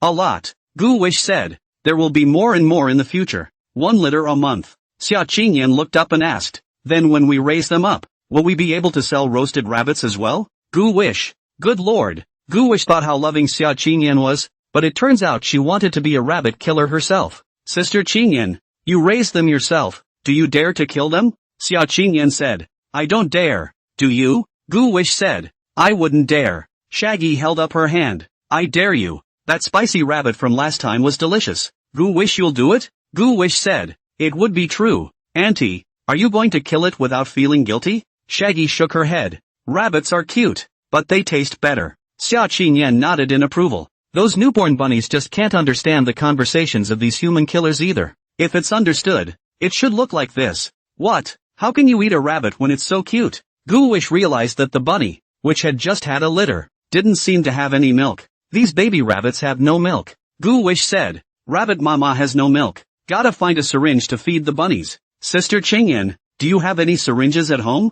Xia Qingyan shook her head. Home is not a hospital. There must be no syringes. Shaggy faded. I did. Xia Qingyan and Guwan stared at Xiaoji at the same time, making Xiaoji uncomfortable. And they didn't ask her why she had that thing. However, Xiaoji knew that they must have misunderstood, and hurriedly explained. Don't get any ideas, huh? It's the one I bought the last time I had a kitten, and it's also for feeding it. But it ran away after that kitty was raised. It came back pregnant in the back and only ate my food. Wouldn't let me jerk it off, and scratched me with its claws, which pissed me off so much I got rid of it. It's so underbred. Maybe I'm just a feeding machine in its eyes. Guwish said. Auntie, we really didn't think much of it. Xia Qingyan said. Right, Auntie, you don't have to explain. We didn't think much about it. Shaggy blushed. Oh, so I'm overthinking myself? Give me the car keys. The syringe is at my house. I'll go back and get it. Xia Qingyan said. Be careful. Don't get scolded. When Xia Qingyan said that Xiaoji was scolded,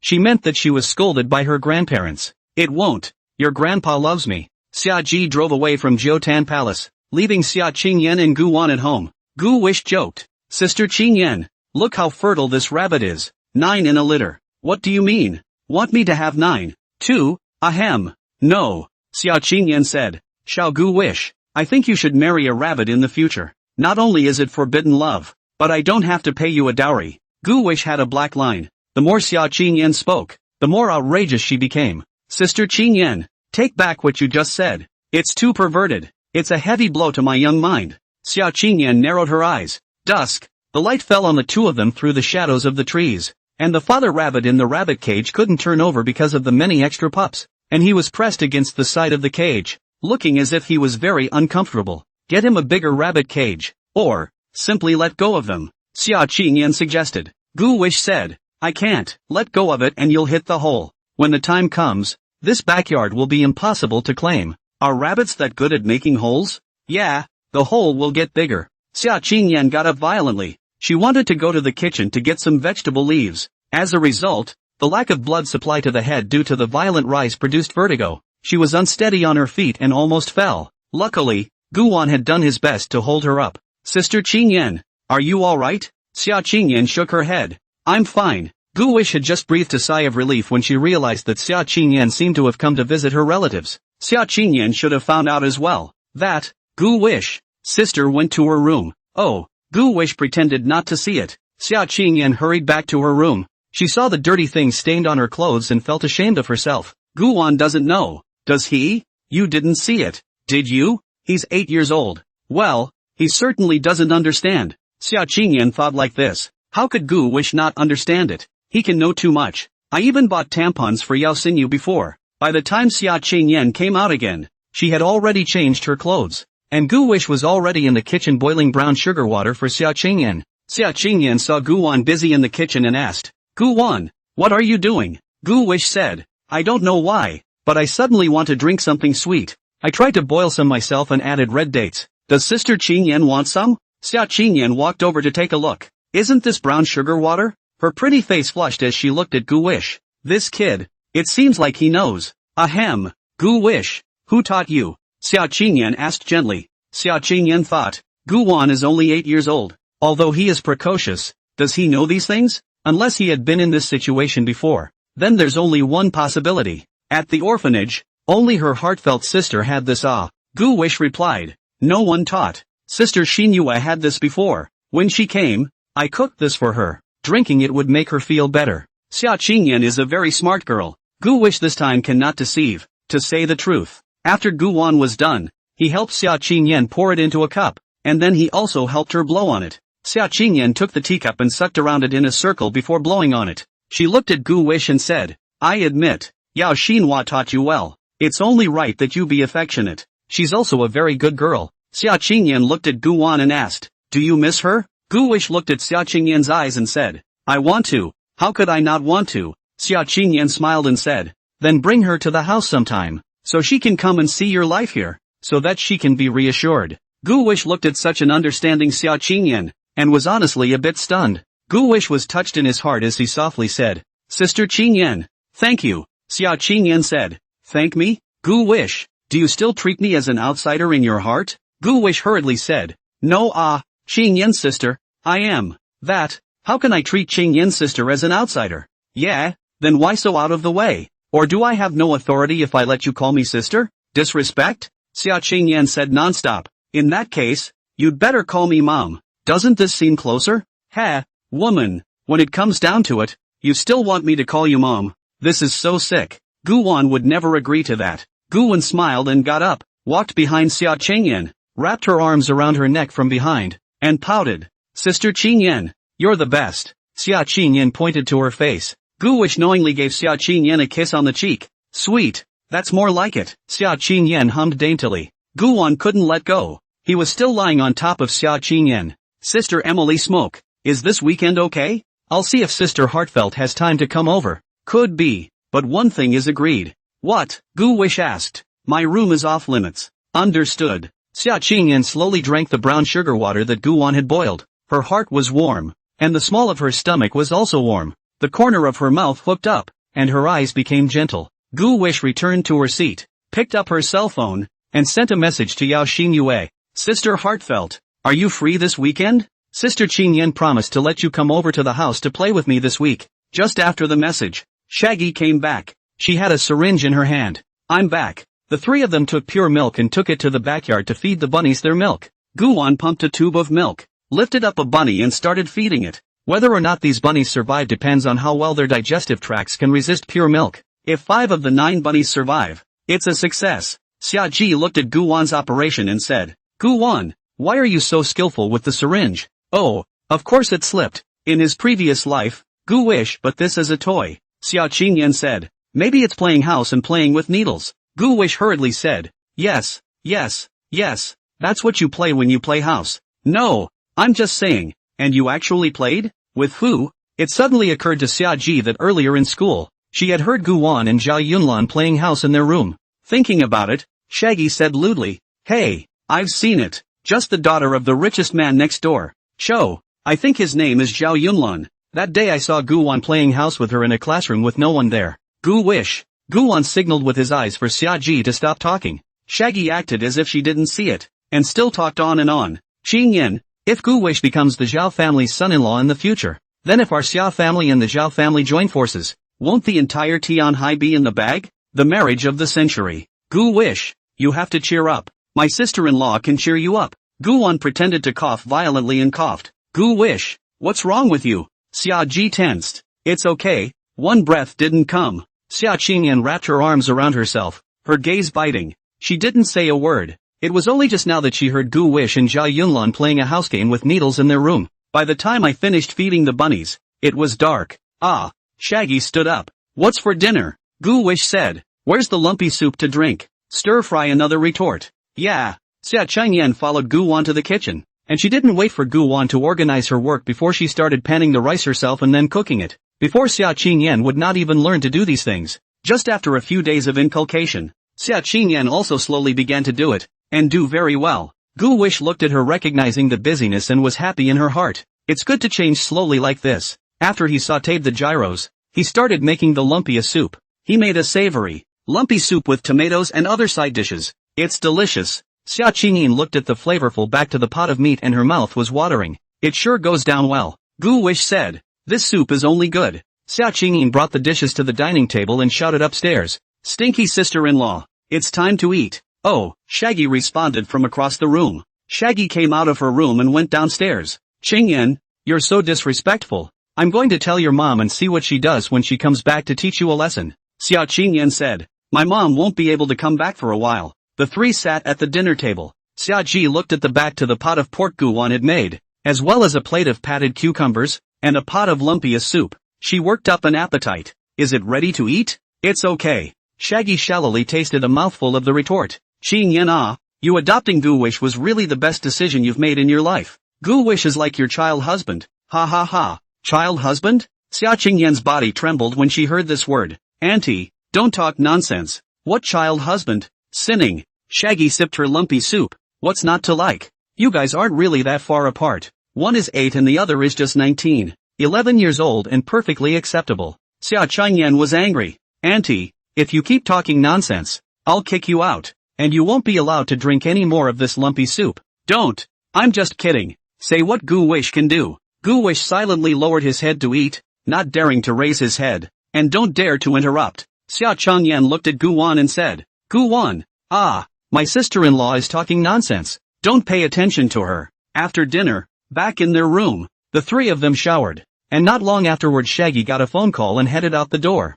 Gu Wan was also called out to his room by Xia Qingyan. Hurry up and update now. Don't be lazy. Gu Wish sat on the gaming chair, holding his cell phone and coding. At this time, he received a message from Yao Xinyu. Yao Xinyu, really? Can I pass? Yes. Sister Qingyan agreed. I have time. Actually, Yao Xinyue didn't have time. She still had a part-time job, but she pushed that one away. This Saturday, Gu Wish happily said, That's great Sister Xinyu. I'll give it to you below when the time comes. Yao Xinyu said, Don't. I'm a sister. I'll feed you below. Gu Wish replied, Forget it, Sister Xinhua. Why do we have to eat down there? I'm going to make you a big dinner. You got money? Better save your money. It's hard to make money. Gu Wish said, I washed the dishes and cooked for Sister Qingyan, and she gave me money. Seeing this, the corners of Yao Xinyue's mouth stirred, and she felt some heartache for Gu Wang. Why do you feel sorry for Gu Wan? It's because Yao Xinhua is afraid that Gu Wish is living that kind of parasitic life.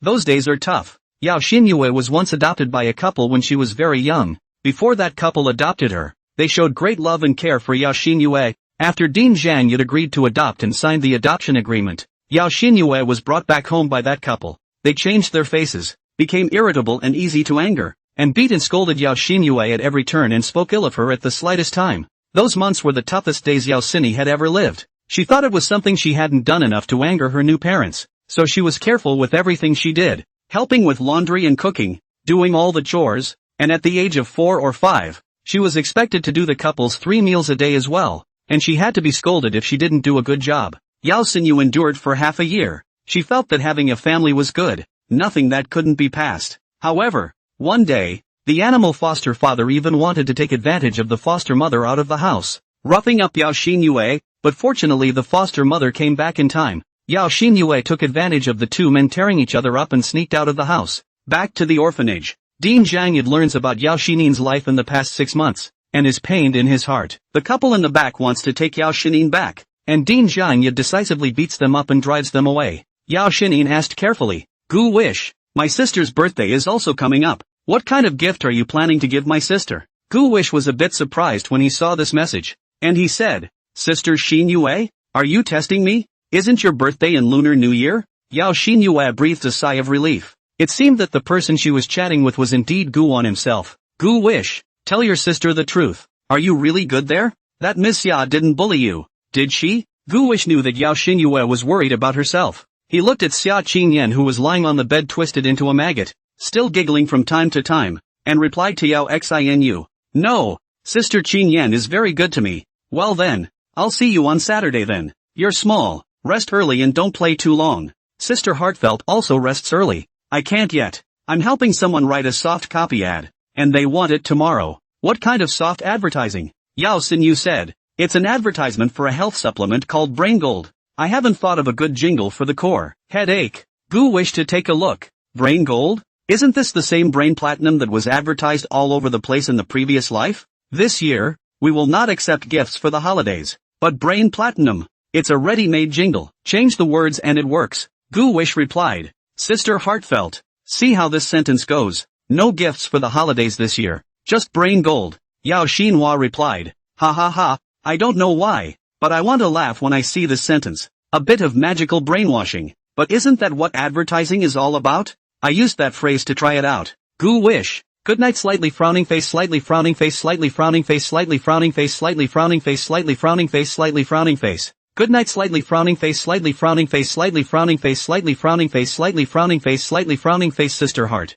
After chatting with Yao Xinhua, then Gu wish began to continue to code. Yard 2 chapters of The Housewife, Li Taiping, and 2 chapters of My 18-year-old Roommate. His fingers were sore and his wrist was still numb when he put the phone down. He rotated his wrist a little, trying to move it around, and was caught in the eye by Xia Qingyan. Gu wish, come here. Xia Qingyan lay on the bed, resting her cheek with one hand. What's wrong, Sister Qingyan? Gu wish walked over. Xia Qingyan sat up and patted her side, signaling Gu Wan to lie down. No, Sister Qingyan. I'd better go back to the house and sleep. It's not for you to sleep, it's for you to lie down. I see that you've been working hard on your coding as well. You must be very tired. So my sister will give you a body rub to make you comfortable. That's right, Krabby Emily Smoke Sister. Gu Wan got down and Xia Qingyan massaged him. At first it was crispy, and slowly Gu wish adapted to it. Although Gu wish was a 30-year-old soul, his body was indeed that of an 8-year-old. And after a long period of mental labor and the fact that it was already midnight at this time, he was very sleepy, got down and fell asleep a little while later. Xia Qingyan spoke to him. Gu wish, your suggestion is good. In the past 2 days, after the 2 mini-games, Extreme Escape and also Gluttony Cat, were free, their downloads are climbing, and they're getting rave reviews. After that, I'm going to have these 2 games interact with Love Battle a little bit, and there will definitely be another big wave of fire then. The response over in the overseas market is also very good, and in the future this game will no longer be a flash in the pan. It should become a classic game. I've been reading a lot of the internet lately. They want a new plot line. Better sell that song of yours as soon as possible and get the singer to record it so the new plot line can go live as soon as possible. By the way, did that guy selling fake decks in the secondary forum reply to you yet? Seeing no answer, Xia Qingyan got down to look, and Gu Wan had already fallen asleep. She didn't yell to wake Gu Wan up, but instead drew over the small blanket beside herself and covered Gu Wan up. Xia Qingyan lay beside Gu Wan, one hand resting on her cheek, quietly watching Gu Wan sleep, the corners of her mouth slightly hooked up, her eyes full of doting. Sleep, sleep, my sweet baby, superscript 3. Sleep, sleep, my sweet baby, superscript 3. Sleep, sleep, my sweet baby, superscript 3. Xia Qingyan hummed a children's song under her breath and lulled herself to sleep. The next morning, Gu wish fell asleep cuddling with Xia Qingyan, and before she woke up, she was awakened by the screams outside. Dead, dead all over. Shaggy yelled and ran upstairs. She pushed open the door to Xia Qingyan's room, saw Xia Qingyan holding Gu Wan in her arms as she slept. Xia Qingyan was awakened by the shock. She thought that the room had been broken into by thugs, rolled over and jumped out of bed, copied her big red umbrella, and drew a slender sword from its hilt. The sword is silver and white and has an open edge that is very sharp. Xia Qingyan held a long sword and pointed it at Xia Ji. Shaggy held up her hand. Qingyan, look closely, it's me. Xia Qingyan had clear vision in front of her eyes, and only after seeing that it was Xiaji did she put her longsword into the handle of her umbrella. Auntie, what are you doing? You scared me to death. I'm the one who's scared to death, alright. Pull out a sword. Are you going to stab me? Guwish opened his eyes in a daze. He realized why Xia Qingyan was holding his big red umbrella at all times. It turned out to be a sword inside. The last time Xia Qingyan said that she showed herself the mechanism. It should be this one. Auntie, what did you just shout? Guwish asked. Right? I thought I heard something die. Shaggy said. It's the rabbit that's dead. Xia Qingyan asked. They can't all be dead, right? There should be live ones, right? Shaggy shook her head. No, the big ones and the little ones are dead. Guwan was surprised. It can't be. That male rabbit didn't even feed him yesterday. How did he poop dead too? I don't know. Shaggy spread her hands. The three of them went downstairs to the rabbit cage. Guwish looked at it, and it was indeed all gone. He saw the rabbit cage thing, and the male rabbit should have licked the milk residue and died. He wasn't sad that the rabbit was still stinky from raising it anyway.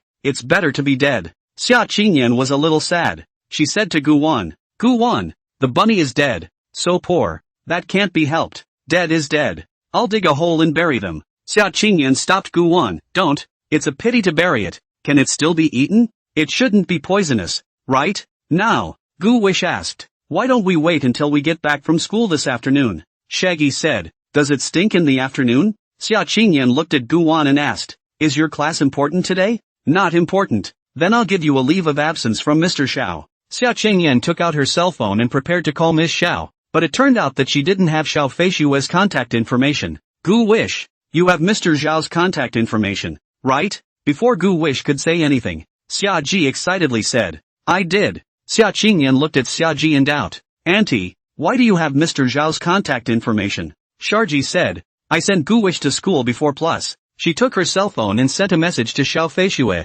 Last night, they were together too. Faithful. Last night was pleasant. By the way, Guwish has something to do today, so he won't be going to school. I'll give him a vacation. Shaggy finished her message and put her phone away. Well, it's been said. Guwish looked at the dead rabbit and said, okay, bury the little rabbit first and deal with the big rabbit later. Where's the shovel? In the utility room. Xia Qingyin and Guwish to go to the utility room. The utility room is on the first floor. The key is inserted in the door. Open the door. The dust outward. Xia Qingyan waved her hand to disperse the dust. Cough. Guwish covered her mouth and nose. Found it. Here it is. Xia Qingyan took 2 shovels behind the door. The 2 went out and locked the door. They went to the backyard, found the grass and started digging. Guwish was sharp with a shovel because he used to dig rat holes in the farmland when he was a child in his previous life. Guwish is to dig the pit 4 square. Xia Ji commanded. Guwish, there's no need to dig so deep. It's just a few little brats. Xia Qingyan looked at the small,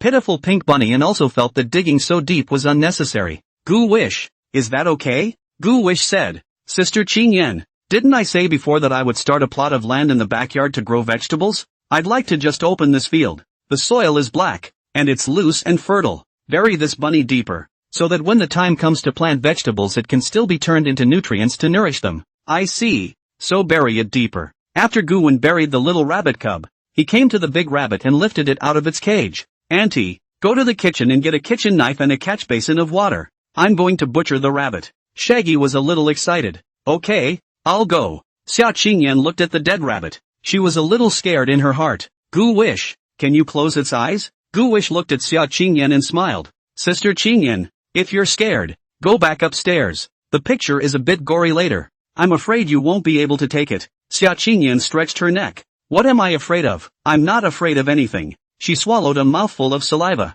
Xia Ji carried the water and placed it in front of Guwan. Guwish took the kitchen knife and started handling the rabbit. Xia Qingyan was so scared that she covered her eyes, leaving a slit between her palms to sneak a look. Guwish, you're too cruel. Guwish looked up with a black line. Sister Qingyan, but you said you wanted to eat rabbit. Xia Qingyan said. I mean, can you give it a pain? Don't peel it a little bit. Can you do it in one step? Sister Qingyan, it's dead. Xia Ji said. Guwish, leave her alone. In school, class 6-1, Zhao Yunlan looked out the window. She looked back at the empty seat next to her. Why didn't Guwan come to class today? At this time, the class bell rang and Xiao Feishue came in. Then the class begins. Zhao Yunlan took out his cell phone and sent a message to Guwan. Guwan was roasting a rabbit and didn't have the time to look at his cell phone. I didn't know that Zhou Yunlan had sent him a message. When class ended, Zhao Yunlan walked over to Xiao Feishui. Ms. Xiao, why didn't Guwen come to class today? Xiao Feishui said gently. Gu Wish he had something to do today. His sister-in-law gave him the morning off. Oh, Zhou Yunlan returned to his seat lost in thought. This guy, who had clearly made a bet with himself that he would compete in a deduction novel today, ended up reneging on his word. Could it be that it hasn't been written yet? Did you put it off on purpose? She took out her notebook and made a note in it for Guwan. June 19th. Sunny, Guts stood me up. I'm so upset I had to take out 2 grilled sausages for lunch. In the backyard, Guwish chucked up a fire and roasted a rabbit. Next to it was a paved cloth, which was filled with all kinds of drinks and snacks, all of which were bought by Xia Qingyan last time. One of the roasted rabbits had been placed on top and was waiting for them to enjoy it. Xia Ji said, Guwish, didn't you say you wanted to make the secret seasoning? Hurry up and go. Leave this one to me to roast. I'm horribly strong now, and it feels like those decades-old masters can't bake as well as I can. Guwish said, Auntie, just turn it over diligently and don't let it get mushy. Okay? Shaggy gestured an okay sign. Xia Qingyan put down the snacks in her hand and also got up to follow Guwan to the kitchen. Guwish, what kind of seasoning are you making? I can help you. Guwish said. Sister Qingyan, just compliment me from the sidelines. Xia Qingyan said. Compliment you. I'm good at this. The two went into the kitchen. Guwish, you're great. Wow. How come our Guwish is so powerful? Here, sister reward you with a kiss. Ouch nice. TSK, God of cookery Guwish. Xia Qingyan just followed Guwan's ass and kept praising. Guwish was embarrassed by the compliment. Guwish said, Sister Qingyan, where's the kiss? Coming. Xia Qingyan bent down and kissed Guwan's cheeks. Not just kissing, but sipping. No, not there. Don't be like that. It will leave a mark. How am I supposed to meet people at school when I go to school this afternoon? Guwish to beg for mercy. Or don't go today. That won't work. I have things to do at school today. What is it?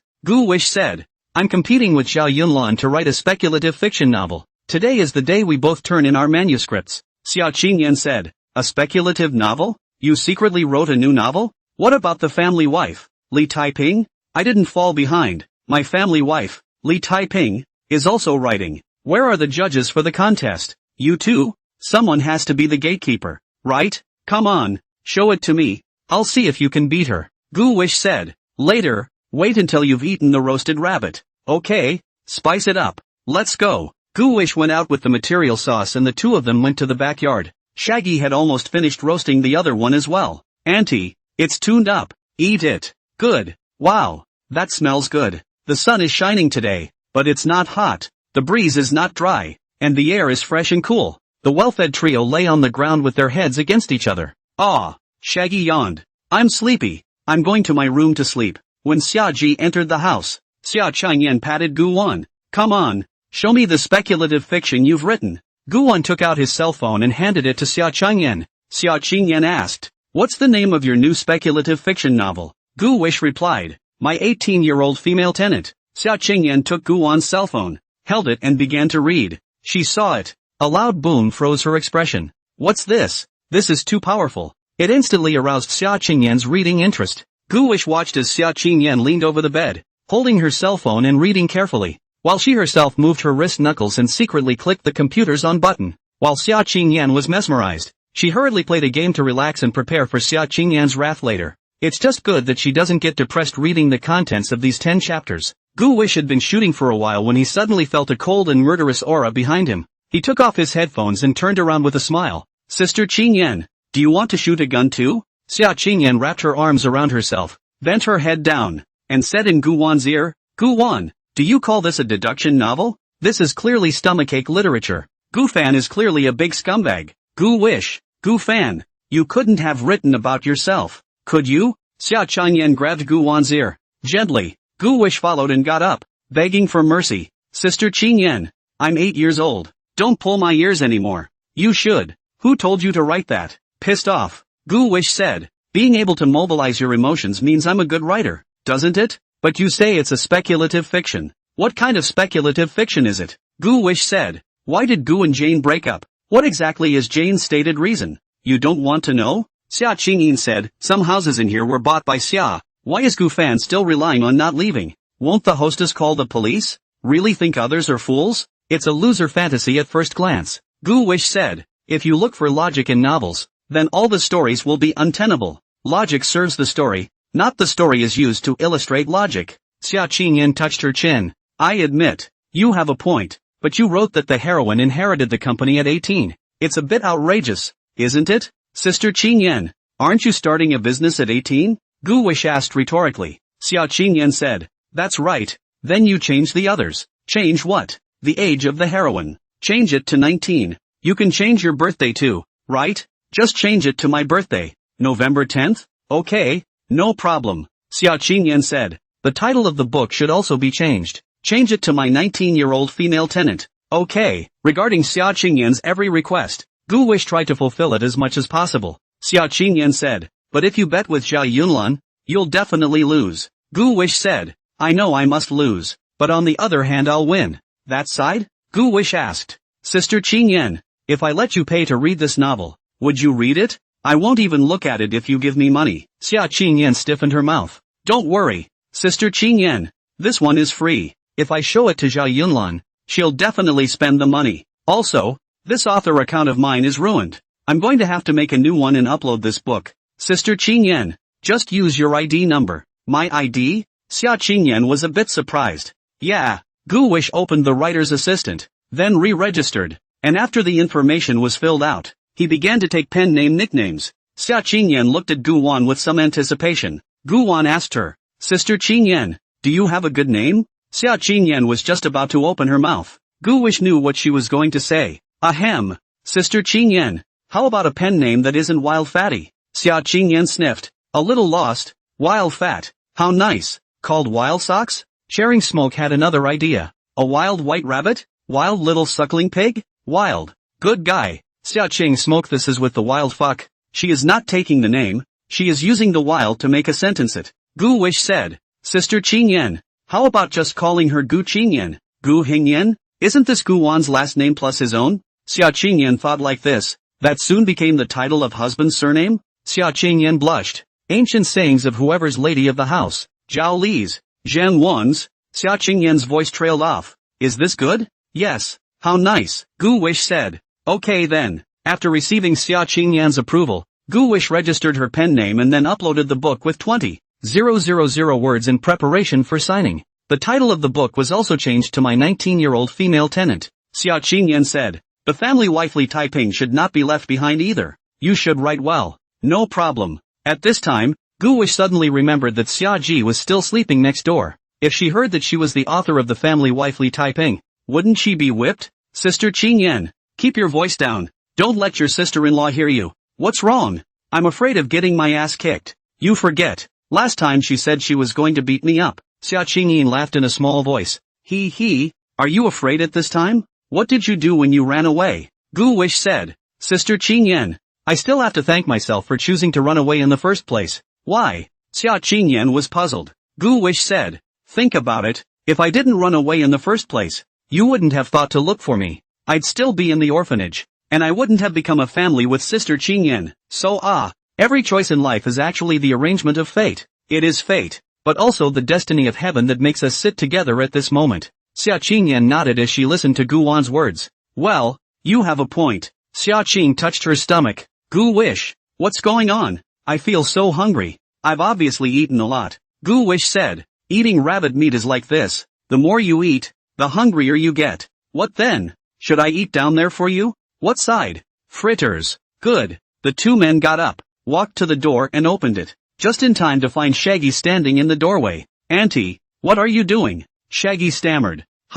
Nothing. I'm getting ready to go out. Oh, Gu Wish swallowed a mouthful of saliva. Auntie, you're not going to buy a whip, are you? He was a little nervous. Xia Ji looked at Gu Wish and faintly said, No, what am I buying a leather whip for? Phew, that's good. It seemed that the sister-in-law should not have heard the content of her conversation with Xia Qingyan. Shaggy went downstairs and left the Honolulu palace. Gu Wang and Xia Qingyan came to the kitchen, and Gu Wan gave Xia Qingyan the following to eat. He started by making pâté, then the pasta that comes down. Fish out the down noodles into cool water to soak. This way the pasta will be strong and won't stain a piece. The two men each served a large bowl. Xia Qingyan carried the meat sauce and put it into Gu Wan's bowl. Enough is enough, Sister Emily Smoke. Not enough. You eat more. It's a time to grow and keep up with your nutrition. It grows bigger that way. Gu Wish looked at Xia Changyan and grinned. After eating, Gu Wish asked, Sister Qingyan, are you still going to the office today? Not going. I'll leave it all to Frost.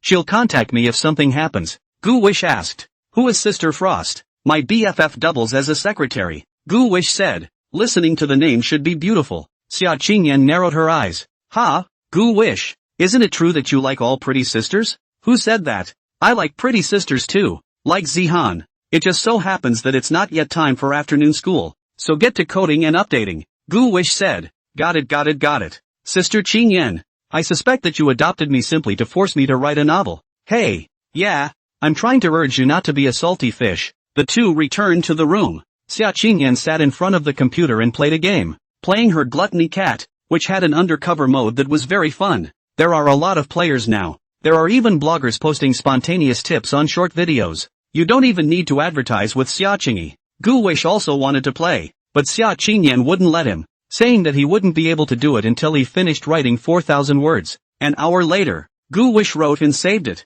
He logged onto his computer as well and opened the game Gluttony Cat. Sister Qingyan, I'm coming, Xia Qingyan asked. Finished writing? Finished writing. Okay, then I'll pull you. Do we create a coded room? Or do we play undercover mode with the netizens? Xia Qingyan asked. Let's play undercover mode first. Gu Wish secretly said to Xia Qingyan, Sister Qingyan, we can exchange messages, and it's clear who's a mouse and who's a cat. Doesn't that ruin the fairness of the game? No, if you want to play well, Xia Qingyan said with a serious face. Gu Wish said, but Sister Qingyan, have you ever thought that if these players bring their girlfriends to play with them, they will cheat so much to make their girlfriends happy too? Xia Qingyan twisted her head and looked at Gu Wan and said, we are not boyfriend and girlfriend. Gu Wish had a head full of black lines. Sister Qingyan, I mean, there's no absolute fairness, and this isn't cheating. It can only be considered a little bit of caution. Besides, with so many players in a game, the odds are that we're still in the same camp,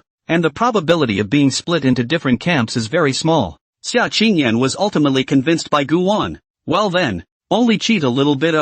As a result, in the first game, Xia Qingyan became an undercover agent. Gu Wish then began to help Xia Qingyan with her quests, killing other players. Little friend, where is your home?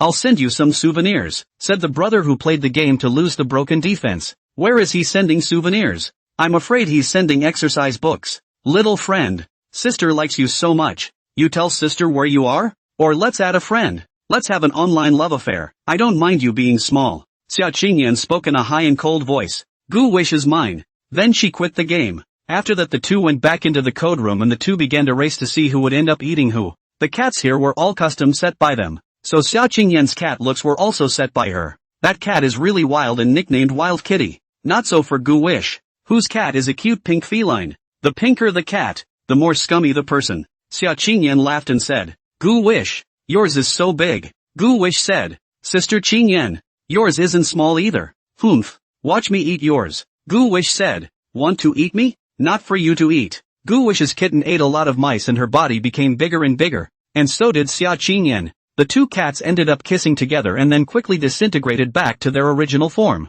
What's it called? It's called a kiss that explodes. In the afternoon, went to school by myself. Xia Qingyan was uneasy. Gu Wan said that he would use his cell phone to video call, so that Xia Qingyan could always see himself, and hung up when Gu Wan entered the school. Gu Wish, I want to sleep. You sing me a song to put me to sleep. Oh, Gu Wish thought to herself, which one of us is the child? Gu Wish thought this in her heart, but she still opened her mouth and sang to Xia Qingyan. He sings about the coral sea. A seabird falls in love with a fish by accident. Gu Wish watched the video of Xia Qingyan's eyes close as he quieted down. Walking to Sun Moon Lake. I happened to run into swan parents walking their young. A goose call woke up Xia Qingyan again. What's wrong? Gu Wish calmed her down by saying, it's okay, Sister Qingyan. It's a swan calling. Xia Qingyan closed her eyes again with reassurance. When they arrived at school, Xia Qingyan was completely asleep. Gu Wish also hung up. It happened to be lunch break, and Zhao Yunlan wasn't in class. Gu Wan went straight to the secret base of the two. When she arrived at the door, Gu Wish did hear the melodious sound of a piano. He pushed the door in, and Zhao Yunlan, dressed in a small black dress with a black bow on her head, like a blackened little witch, was concentrating on playing the piano. You're here? Zhao Yunlan didn't turn his head back, so he knew it was Gu Wan. I'm coming, Zhao Yunlan said. You lost. What did I lose? We agreed to compete this morning to see who wrote the best speculative fiction. And by not showing up, you automatically conceded. I wrote that a long time ago. I don't care. Fine. Lose and lose. Zhao Yunlan got up and walked over to Guan. Show me what you've written. She held out her tiny white jade hand. What about what you wrote? Gu wished to reach out as well. Together, Zhao Yunlan took out a notebook from her book bag and she wrote in it. Gu wish was in the cell phone. Gu wish complimented. Awesome. Handwriting 30,000 words. Are your wrists sore? Not bad. Zhou Yunlan put her hands behind her back. She happily sat down with Gu Wan's cell phone and then began to read it. When she saw Gu Wan, what's this? But it did appeal to her. Gu wish looked through Zhao Yunlan's notebook. This girl wanted to imitate a certain famous writer, and her writing style had traces of imitation, and the story was generally very juvenile, but it was good that it was relatively complete, and she had the amount of reading she needed, and after being tempered in the future, she might be able to continue to write novels. You guys must be wondering how Gu wish tweaked Zhao Yunlan? Hey, I'll just not write. Zhao Yunlan read the first 15 chapters of the content that Gu Wan had shown her in one breath, and she was clogged up in her heart. The expression also became grave, and his brow furrowed. Gu wish, you're not a speculative fiction. You're writing off the mark. Gu wish laughed. Really? Looks like I'm not good at writing novels. Let's count this bet as a win for you. I won't write any more in the future. What do you mean count me as a winner? Zhao Yunlan said angrily. It would have been my win. You're not going to write this one? Since you said it's not well written, why write it at all? Gu Wan closed Zhao Yunlan's notebook. I said you don't write speculative fiction. I didn't say you don't write it well. Say, why is this pregnant girl you wrote about in the beginning called Yunlan Chao Zhao? What's wrong? No? Gu wish asked rhetorically. But isn't the name just my name in reverse? Zhao Yunlan took the initiative to voice his doubts. Yeah, I didn't even notice until you said so. Gu wish said faintly. Zhao Yunlan asked, did you do it on purpose? Or by accident? Gu wish said, of course I didn't do it on purpose. Just thought it was a good name to use. Zhao Yunlan sighed as she asked, did you finish reading what I wrote? Read it. It's very well written. The story was relatively complete, just not a lot of ups and downs and twists and turns. I probably guessed all the plot developments and the ending was exactly what I thought it would be. Zhao Yunlan thought for a moment and said, well, that's just very childish writing. Gu wish said, even if it's childish, you still won. Zhao Yunlan's expression was lost. She thought that what she had written was a treasure, but it turned out to be garbage. Every novelist thinks they're writing an awesome book when they first start, but when they get past that stage of being a newcomer, they recognize their shortcomings. Don't be discouraged. You're actually still very talented. Gu wish said, how are you going to punish me if I lose? Zhao Yunlan said, can I have 2 requests?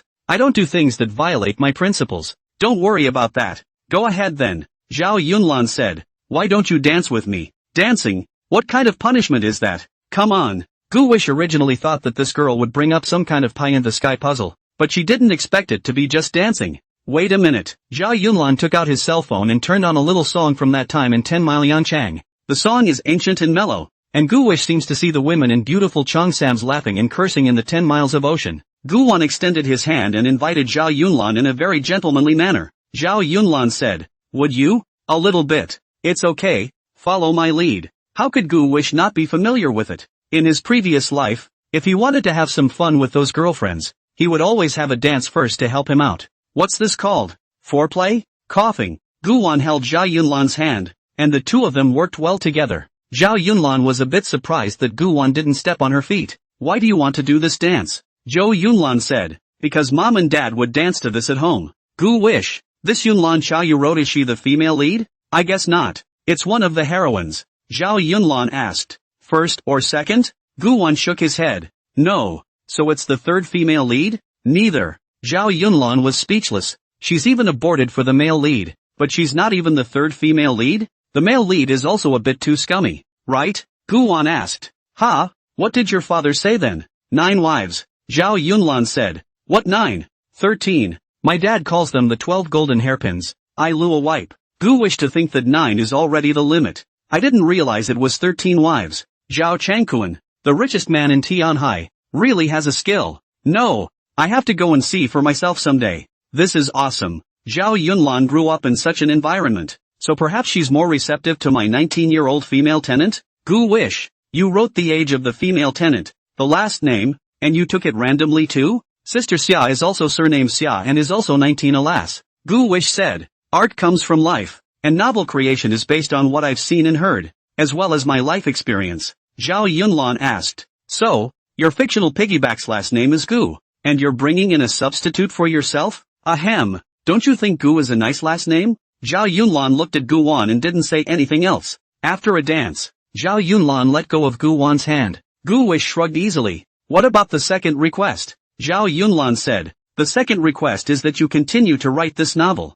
It's not much use for me to stop writing. Zhao Yunlan said. Write to me? You won't be allowed to pay it back if you take my bank card. Really? Gu Wish took away $1 million from Zhao Yunlan's card, and made a fortune on his own while uploading it to novel.com and making a fortune here at Zhao Yunlan's place. Hey, it's not a big deal anyway. Zhao Yunlan nodded. That's fine. Gu Wish saw that her purpose was accomplished. Then she followed Zhao Yunlan back into the classroom. Summer vacation is in half a month, and classes are basically done with study halls. Gu Wish wrote and drew on a piece of paper, intending to make a new game out of it. Anyway, Xia Qingyan is in game development. The games that were big hits in the previous life can be copied by themselves. When he said he would do it, Gu Wish took out the paper and wrote and drew on it, conceptualizing a little bit. When school is over, take it to Xia Qingyan. These games, in the future, can also do other derivatives, can also develop film and television animation. Xia Qingyan's company can also develop to the comprehensive aspect. The future is estimated to grow into a giant.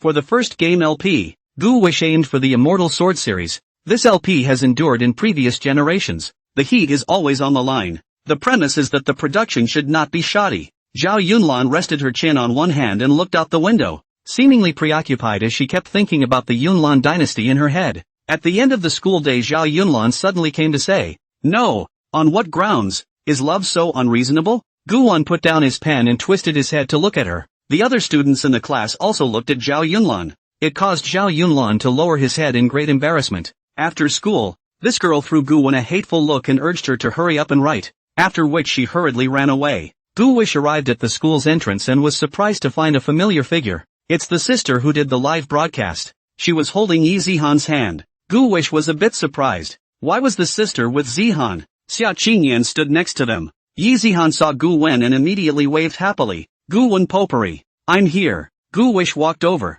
Sister Qingyan. Zihan. He touched Yi Zihan's small head. Then, he got up and looked at Lu Ting with an expressionless face. Lu Ting looked at him with a smile. Hi, we meet again. Because she knew what Lu Ting had done before, Gu Wish did not greet her with a smile. Sister, what are you? Lu Ting said. I'm a nanny now. I applied for the job yesterday, and I'll be responsible for taking Zihan from now on. Yi Zihan happily said. Sister Ting's cooking is delicious. Well, it's still a little bit worse than Gu Wish pot. Lu Ting laughed. Zihan, you're too cute too. Lu Ting looked at Gu Wan, and was actually nervous in her heart. In case Gu Wan told Lin Wanyu about herself, then she would definitely lose this job. This job is just taking care of the kids, and it's not tiring, and you get to live in a big flat by yourself, and it's hard to find a job like this again if you lose it. Gu Wish laughed. Then Zihan will be in your hands from now on. I hope sister can bring her along well. Gu Wan chose to give her a chance, and if she wasn't honest, Gu Wan wouldn't let her go.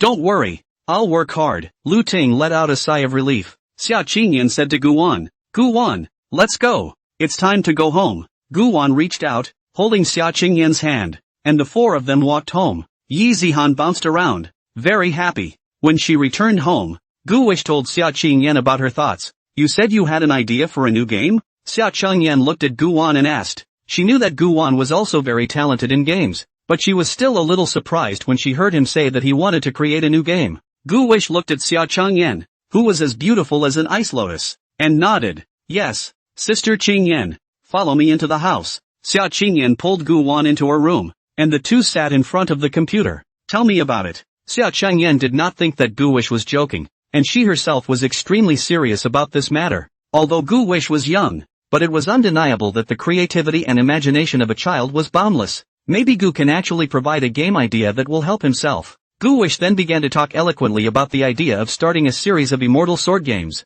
Gu Wish provided Xia Qingyan with an outline of the initial plot, as well as some of the characters, even including the personalities of these characters and their roles in the entire game. This game revolves around a teenager, which also includes concepts such as love, friendship, helping the weak and strong, eliminating demons, and providing relief to the living. This idea, as provided by Care Wish, does lend itself well to being adapted into a game. Currently, there are no such games available in the daxia game market. The development of such a game is bound to cause a sensation. In addition to daxia, several countries in the pan-xia culture will also accept this game more easily. Because they basically inherited the ancient culture of daxia, it is easier to accept. And it is very helpful for daxia to create a culture of cultural self-confidence and cultural cultivation. Xia Qingyan was very interested in this idea that Gu Wan had mentioned. This very daxia-style game is more representative of the fact that cultivation of immortality has also been a pursuit of the daxia people since ancient times. Gu Wan looked at Xia Qingyan and asked, "Sister Qingyan,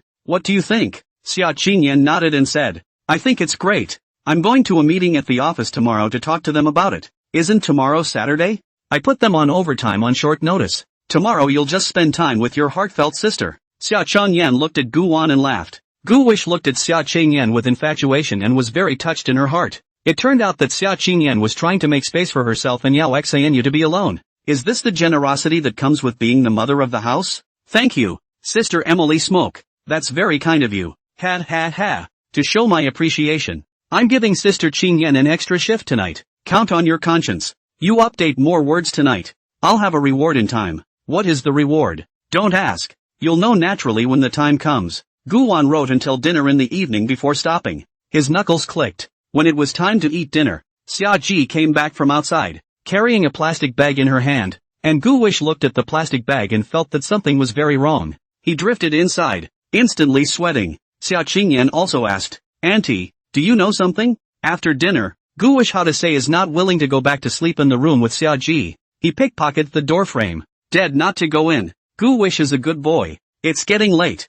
Hurry up and go to bed. It's early. I have a game to play. Auntie, you're old. Go to sleep first. Gu Wish's body was flexible, and he hurriedly ran into Xia Qingyan's room to take refuge. Xia Ji said, "Xiao Gu Wish, you can't run away." Xia Qingyan was very calm. She looked at Gu Wan and said, "It's fine. I'm here. But Auntie must know something." Gu Wish said, "Sister Qingyan, you must protect me. Don't worry. You play the game. I'll take a shower." Xia Qingyan went into the bathroom to take a shower, while Gu Wang turned on the computer and entered the Gluttony Cat game. He plays undercover mode. Among this room, there was a netizen nickname called Yi Jiqiu that Gu Wish felt familiar with, and she has a recognizable voice. That's the voice of Gangnam Wisdom. Gu Wish secretly added her game friend and then chatted with her. "Hello Sister Jiqiu, do you remember me?" "You are?" A geeky girl in pajamas with headphones asked in the dimly lit room with some panicked surprise. "I'm Gu Wish, Xia Qingyan's upper brother." "Oh, so it's Ms. Xia,"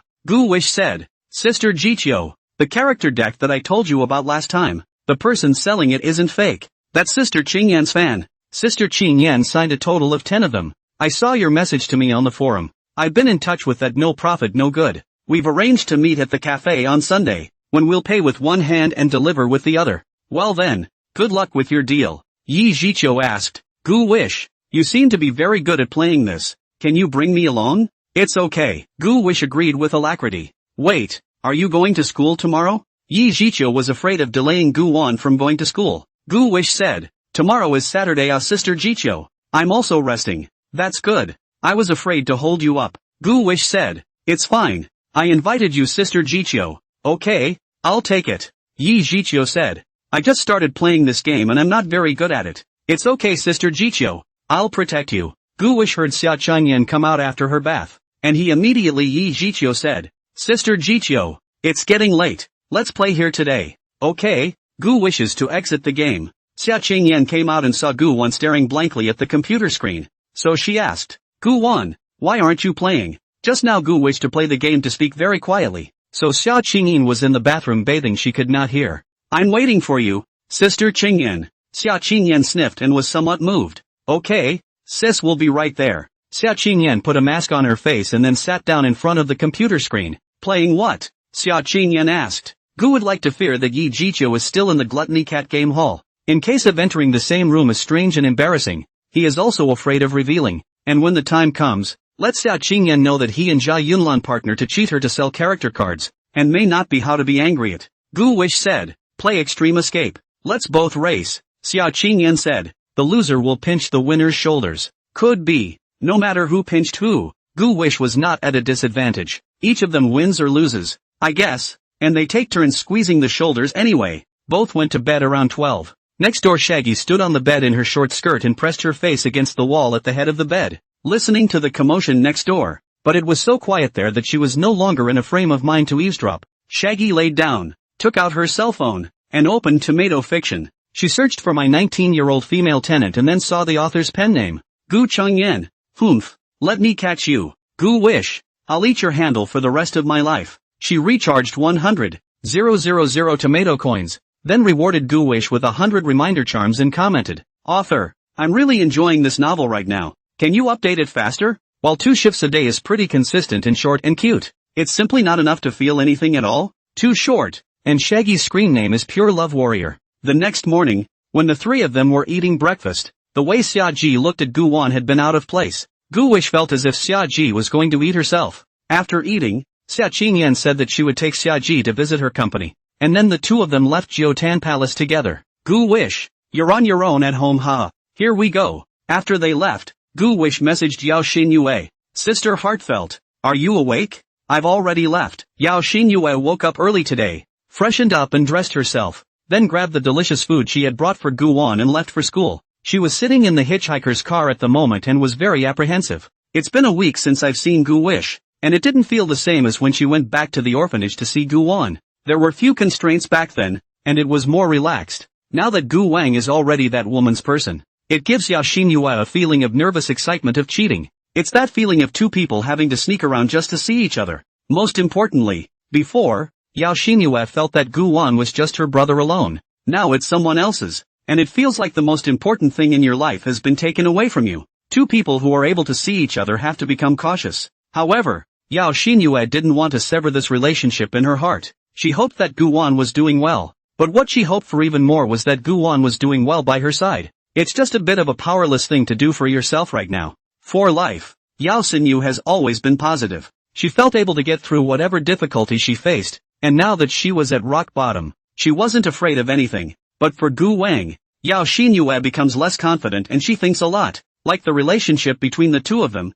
if they just keep going on, getting together and being away from each other, surely they'll slowly drift apart, won't they? Yao Xinyu doesn't want this. Every time she worked part-time on the way back to the school's dormitory, or on the way back to the dormitory from the school's library, Yao Xinyue would think about these things, and the thought that in the future, Gu Wan might not like herself as a sister anymore made her heart slightly ache like a needle sticking out of her heart. The pain was indescribable. It was excruciating, but there were no wounds on the surface to be seen. It was also like a miniature time bomb. Whenever Yao Xinin thought of Gu Wan, it would explode a bit and sting Yao Xinin. But at this moment, Yao Xinyue was happy inside because she would be able to see Gu Wan soon. Gu Wan is a ray of light for her in the orphanage. They warm each other, and to Yao Xinu, Gu Wan is family. Sister Xinyu, did you bring me any good food? Gu Wish asked. You're living in the biggest mansion in Tianhai, and you still lack food? Didn't that woman buy it for you? Yao Xinyu still regarded Xia Qingyan as a competitor in her heart.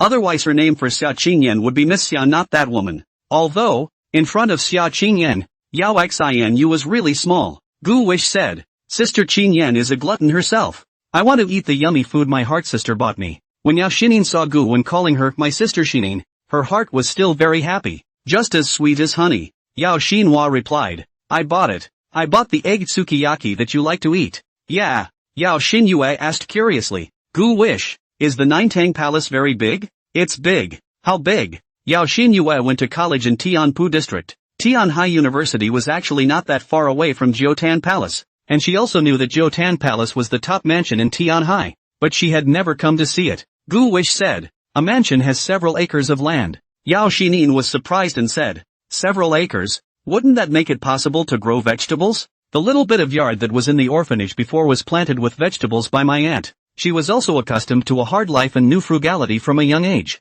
Gu Wish said, I had this idea. This backyard is grass. I told Sister Qingyan that I wanted to reclaim a piece of land to grow fruits and vegetables, and Sister Qingyan agreed. So is the living room like the internet, gilded like a palace? No, the home is simply decorated. The living room is big. Yao Xinyu said, I'm almost there. Okay, I'll pick you up in front of the neighborhood. Gu Wang took his cell phone and walked out of the courtyard, passing by Zhao Yunlan's house in the 7th courtyard, and saw the back of a middle-aged man through the iron gate. At this time, Zhao Yunlan came out in a kawaii low dress and held onto the man's arm and pampered him. Daddy, Dad, This man is Zhao Changquan, the richest man in Tianhai? It looks mediocre. Zhao Yunlan looked to the doorway just in time to see Guwan walk past it. Walking up to the entrance of the neighborhood, a convertible drove in. The woman who drove the sports car Gu wished to recognize is Zhao Yunlan's little mother, but a few mothers Gu wished to recall. She seemed to know Guwan as well, stopping the car to say hello to Guwan.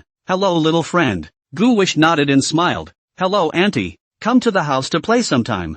Yunlan is at home by himself. Okay, I'm fine to go play. The woman drove off. Gu Wish walked out of the cell and stood under the tree. The sun's rays were strong and a bit harsh today. Gu Wish raised his hand to block out the sunlight. At this time, a car pulled up in front of Nintang Palace. From the car came down a pure and beautiful beauty. It's none other than Yao Xinyu. Yao Xinin braided her hair into a big braid today, wearing black shorts, white cartoon print short sleeves, a pair of long legs white and straight, flowery, and today obviously also put on makeup, even painted lipstick. This outfit of hers made Gu Wish's eyes light up. It's really so beautiful. There's an air of starry-eyed flower girl. It caused the security guards at the image post at the entrance of the Tang Palace to glance sideways and steal a glance. Yao Xinyue happily waved at Guwan with her gift box. Gu Wish, here. Guwan went over and caught the gift box. He stared carefully up and down at Yao Xini. Sister Heartfelt, you're so pretty today. And you're wearing lipstick? That's not like you, Sister Heart. Yao Xinyue's heart was still beautiful when she heard Guwan's compliments.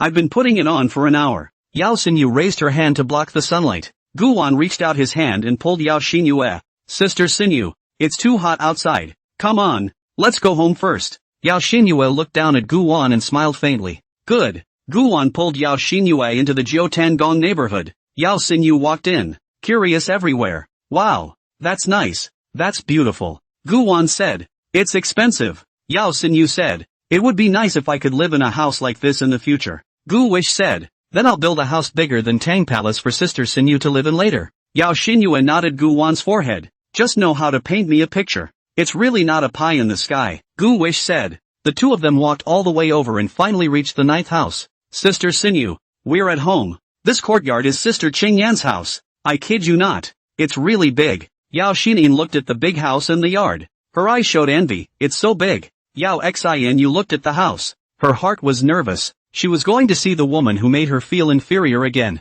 Dressing up so beautifully today was to be less inferior in front of Xia Qingyan. Her little red lips puckered up and she exhaled a cloudy breath. Guwan pulled her hand and held it tightly. Sister Heartfelt, you're nervous. No, Yao Xinyu lied. She stammered, wanting to say something but afraid to. Gu Wish laughed. Sister Xinin, even though you're cute and pretty even when you're stammering, there are some things you have to say, so just say what you want to say. Ha? She asked in a low voice. Gu Wish, how come I haven't seen Ms. Xia? Gu Wish said. Oh, Sister Qingyan. She went to the office when she knew you were coming over to play with me today. Sister Qingyan is afraid you'll become restrained if she's here. Yao Xinyu said. She told you that? No, I guessed. Guwan shook his head. Come on, let's go inside. Guwan pulled Yao Xinyue into the courtyard and then to the house. Yao Xinin was shocked to see such a large living room. A whole lot. It's really big. But the decoration is just like what Gu Wish said. It is not the kind that looks very luxurious, and it is very simple and minimalist style. Yao Xinyue likes this kind very much. It is quite comfortable to look at. Gu Wang sat on the sofa with Yao Xinyue, and he opened the gift box Yao Xinyue had brought with her. Inside is freshly made egg sukiyaki. It's actually a mooncake and it's very tasty. Gu wished to take and eat up la. Yao Xinyue looked at Gu Wan and said, Gu Wan, do you still have to cook and wash the dishes for Ms. Xia every day? Aha. Tired? Not tired. I want to cook and eat it myself. And the key is to get paid for it. Probably just a little pocket money. She thought. How much do I give you? Not enough to spend, you tell your sister. Yao Xin touched Gu Wan. She carefully measured Gu Wan, feeling that after not seeing him for a week, Gu Wan seemed to have gotten a bit bigger again. It's true that you're at the age where you're growing up, and the physical changes are really noticeable. Gu Wish ate her egg moon roast. Not much, more than 10,000. Take less? Yao Xinyu was so shocked that she thought she had heard wrong. It's amazing that over 10,000 was given in just 1 week. However, Yao Xinyue then thought about the fact that Ms. Xia was running a big company and was a rich woman, which made her feel normal. Yao Xinyu can only earn 10,000 in 2 or 3 months on a part-time basis, and she's already working hard. She instantly stopped feeling sorry for Gu Wish. Yao Xinyu said, I want to eat something delicious today. No problem, Sister Heartfelt. I'll satisfy you with whatever you want to eat today. I want dumplings. Eat leeks and eggs. Okay, we'll go to the market later to buy vegetables and come back to chop up the stuffing to make dumplings. Come on, to show you around. Guwon first pulled her upstairs and into her room. This is the room I'm staying in. Yao Shinin looked around the room with her back. This bedroom was huge and there was a bathtub in the bathroom. It just looked luxurious. She came out of the bathroom and plopped down on the windowsill from which she looked out over the backyard, a sliver of sunlight shining on her white-on-white cheeks. Guwon pointed to a vacant lot downstairs, where the bunny had been buried yesterday. I'm going to grow vegetables on that piece of ground. Now for example, hairy beans, cucumbers, squash, peppers, gourds, tomatoes can be planted, and those slender purple eggplants. By the way, the cucumbers Gu Wish intended to plant were not ground cucumbers. They were spiny cucumbers. Now you should know what a spiny cucumber is. If you don't know, I'll explain it to you again here. I may have explained it earlier, but after a long time, I'm afraid you'll forget it, so I'll deepen your memory here. A spiny cucumber is a cucumber with thorns. I'm only going to say it once this time. Yao Xinyu said, I like to eat prickly cucumbers. That's the kind of cucumber I grow. Yao Xinyu twisted her head. That kind of cucumber is very good to use and eat. Ha! Gu Wish looked at Yao Xinyu with wide eyes as he asked, Sister Xinyu, what do you mean, with up? I didn't get it. Yao Xinyue looked at Guwon, revealing an innocent look. Yeah, those tender, prickly cucumbers with the little yellow flowers are very pleasant to use. Skin gets better too. Everyone in our dorm room uses it. How does it work? Gu Wish wanted to know the details. Yao Xinyu waved her hand and said, you're a woman. You don't need to know this. Gu willingly said, but heart language sister. I will have a girlfriend in the future. I now understand the posture in advance. Bah, mouth full. It's knowledge, and it'll help me find a girlfriend later, won't it? Yao Xinyue stared at Guwon and said, Guwon, you can't fall in love early. I mean when I grow into adulthood. Yao Xinyu said, it's the mask. Slice a cucumber and put it on your face. Oh, so, Gu Wish instantly lost his desire to know. But Daryl uses it differently than the three of us. How is it different? Yao Xinyu recalled. Daryl always pulls the curtain up in the middle of the night, and peels it, and eats it when he's done with it. And I've heard her sneaking cucumbers many times. Eat it? Is that thing even edible? Gu Wish said. Sister Xinyu, what kind of flowers do you like? I'll plant some flowers. Sunflower it is. Yao Xinyu calmly said. It doesn't need careful care to grow well, and it has a long flowering period, blooming year after year. It's a shame spring is over and it's not the season. Gu Wish took this to heart. Yao Xinin looked at the large bed and directly pounced and rolled on the bed. Gu Wish, this bed is so soft. As soon as the words were out of her mouth, she caught a whiff of perfume, then also saw a long hair on the bed. With hair this long, it must be Xia Qingyan's. Only, why was Xia Qingyan's hair on Guwon's bed? This caused Yao Xinhua to have a brainstorming session. Gu Wish, you've grown up and are a big boy now, you know? Gu Wish didn't understand why Yao Xinhua said that. I know, I'll be 9 after my birthday next month. Yao Xinyu said. You, and Miss Xia. On second thought, she thought that it would be normal for Xia Qingyan to come to this room of Guwon's to play for a while, right? Yao Xini held back her words in mid-sentence. She saw a plastic bag at the foot of the bed and got up to go over and take a look. Inside is a whip. What's this for? Yao Xinin took it out and asked Guwon. Gu Wish said, that's sister-in-law's whip. She uses it for horseback riding. Sister-in-law? Who is sister-in-law? Yao Xinyu wondered in her heart. Gu Wish explained. Little auntie is Sister Qingyan's sister-in-law. Why is her whip here?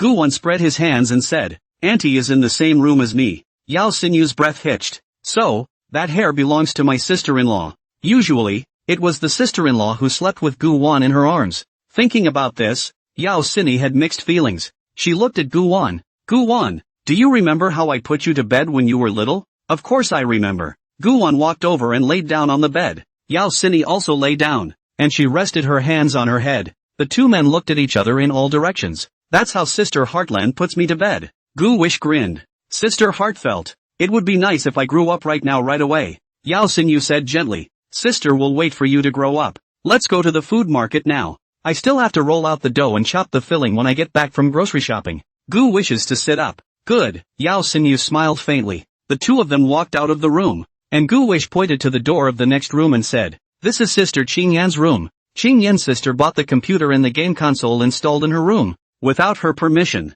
Cannot just go in, or I will take the Heart Sister to play games. Yao Xinyue didn't lose her head. She touched Gu Wang's head and said, Miss Xia did the right thing. Your main task now is to study hard. She probably also wanted to watch over you to keep you from getting too addicted to the game. Gu Wish said. Sister Qing Yan does watch me quite closely, always staring at me. It's just that instead of staring at him and studying, he's forcing him to write novels for himself. Yao Xinyu said. It seems that Miss Xia is a serious and responsible person. Doesn't she run a company? Isn't she busy? Not busy. She's the president. There's not much going on. The work is decentralized. All those games are just coming out with patches too. There's a game plan to get the event going as well. Yao Xinyue looked at Gu Wan and said, I want to be a boss in the future too. You told me, Sister Heartfelt, that you wanted to open your own firm, didn't you? And want to create a top Red Ring Institute. Gu Wish remembered. Wasn't that Tian Shang with the messy relationship, the Red Circle Institute? The young woman, Bai Jie, is all in there. Yao Xinyue was happy that Gu Wish could remember what she had said, which showed that the other party valued her. She nodded and said, yes, it's my dream. Gu Wish took Yao Xinyue's hand and said, Sister Xinyue is so good, her dreams will definitely come true, and I'll help you too. Ha ha, thanks to our Gu Wish. Gu Wish suddenly said, by the way, Sister Shinin, I know an old granny who is a professor of law. I said before that I would visit her old man. Let's go see her sometime. Yao Xingyu was puzzled. How do you know people? The two of them walked out of the Nine Tangos Palace and took a hitchhiker's car. Get in the car. Say, how do you know that professor? Gu Wish smiled and said, he, last time I went over to Locked Dragon Well with Sister Qing Yan and met her. The Dragon Well? It's a tourist attraction over there. And there's an iron pot acacia over there for wishmaking. I've taken Gu Wish to play by myself before. Yao Xinyue had always wanted to take Gu Wish and light the lifetime candle, but she couldn't say it. The words he wanted to say were held back, because Gu Wish is just too small. Yao Xinyue felt that if she said those words, Gu Wish would be afraid of herself. It will slowly alienate itself. Yao Xinin learned that Gu Wan had once gone to the Locked Dragon Well with Xia Qingyan, and she asked cautiously, why did you guys go over there to play? You know, Sister Xinhua, my former classmate Zhu Yuyan's family lives in the Crystal neighborhood next to the Locked Dragon Well. She took away the love letter that someone else wrote to me, so I went over to get it, and walked to the Locked Dragon Well after I ate my meal. Yao Xinyu asked, so did you guys play any? Gu Wish stroked her chin. Didn't play anything, just wandered around and bought roasted rabbits. Yao Xinyue just let out a sigh of relief. Gu Wish added, oh yeah, and we lit candles to play with. Candles? Lifetime candles? Yao Xinyu asked. Gu Wish nodded. Yao Xinyi's eyes became misplaced when she received an affirmative reply. Gu Wish, do you know what that lifetime candle means? Gu Wish said, a beautiful blessing? Yao Xinyu shook her head. Forget it, you're too young to understand.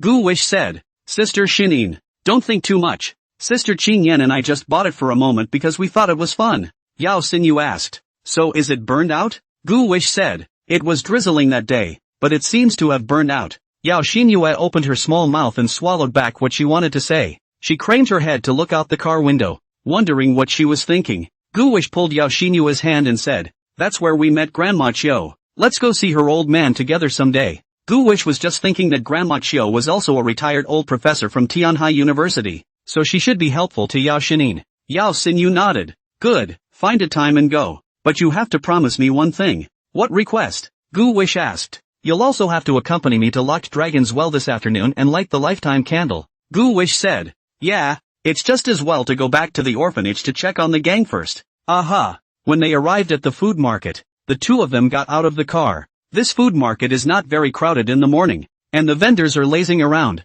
some chatting, some stocking up, pretending they are busy. Yao Xinyue took Gu Wan's hand and the two of them strolled up. They walked over to a stall where the older woman was sorting through the leeks. Gu Wan took a look at the leeks, which were all fresh. Yao Xinyu held a bundle of leeks. Auntie, help me weigh it. Okay, let's see what else we can order. No, just order the leeks. Seeing that there were black fungus, Gu Wish said, Sister Xinyu, buy some black fungus and make a mushu pork. Yao Xinyu looked at it, and those sun-dried fungus were indeed very dark. Okay, the older woman said enthusiastically. It's good to eat more fungus. Mushu pork and also cucumbers, carrots as a side dish. I've got it all here. Take your pick. Auntie, your cucumbers are not fresh. Fresh? Why not? It's all soft. Let's not. Yao Xinyu squeezed. It tastes good when it's soft. Yao Xinyue's face twitched. Auntie, forget it. Just weigh the leeks and the fungus for us. Gu wished to touch the carrot, and it was not fresh and soft.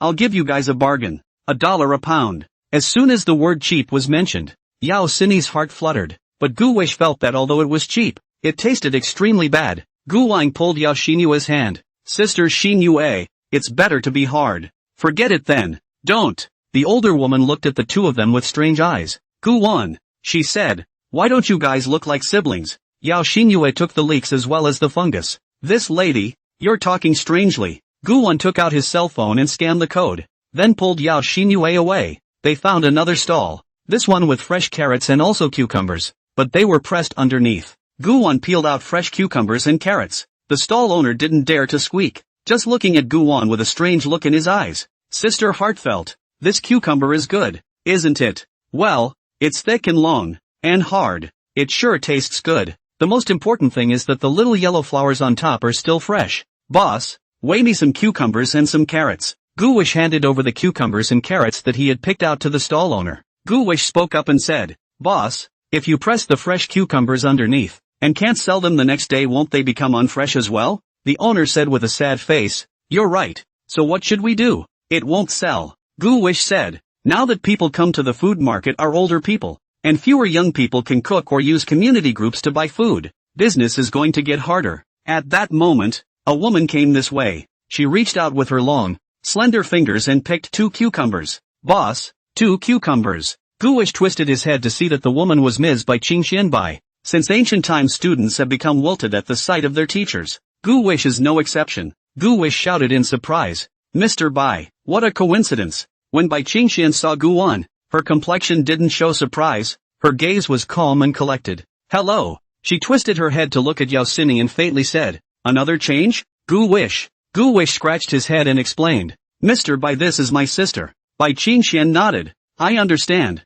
You don't need to explain. She extended her hand and said, Hello, I'm Bai Qingxian, Gu Wan's teacher. Yao Xinyue looked at the woman in front of her with a deep gaze, unable to tell if she was happy or angry, and she reached out her hand as well. Hello, I'm Gu Wish's sister. Yao Xinyu, God's sister? Bai Qingxian asked. Yao Xinyu said, Kiss, sister. Bai Qingxian nodded. I won't take up any more of your time. I'll leave first. Bai Qingxian paid and carried the 2 cucumbers away. Yao Xinyue looked at Bai Qingxian's departing back and said to Gu Wang, Gu Wang, do you often make this teacher angry? Gu Wish said, No, I've just been caught by her passing notes in class. Passing what note? To whom? My new tablemate. Yao Xinyu instructed. Gu Wish, you still need to listen carefully in class. Are you used to school? Not bad. You're skipping a grade now. So if there's something you can't keep up with, talk to your teacher in time. Or talk to me, and I'll help you with tutoring. Don't worry, Sister Heartfelt, I can keep up.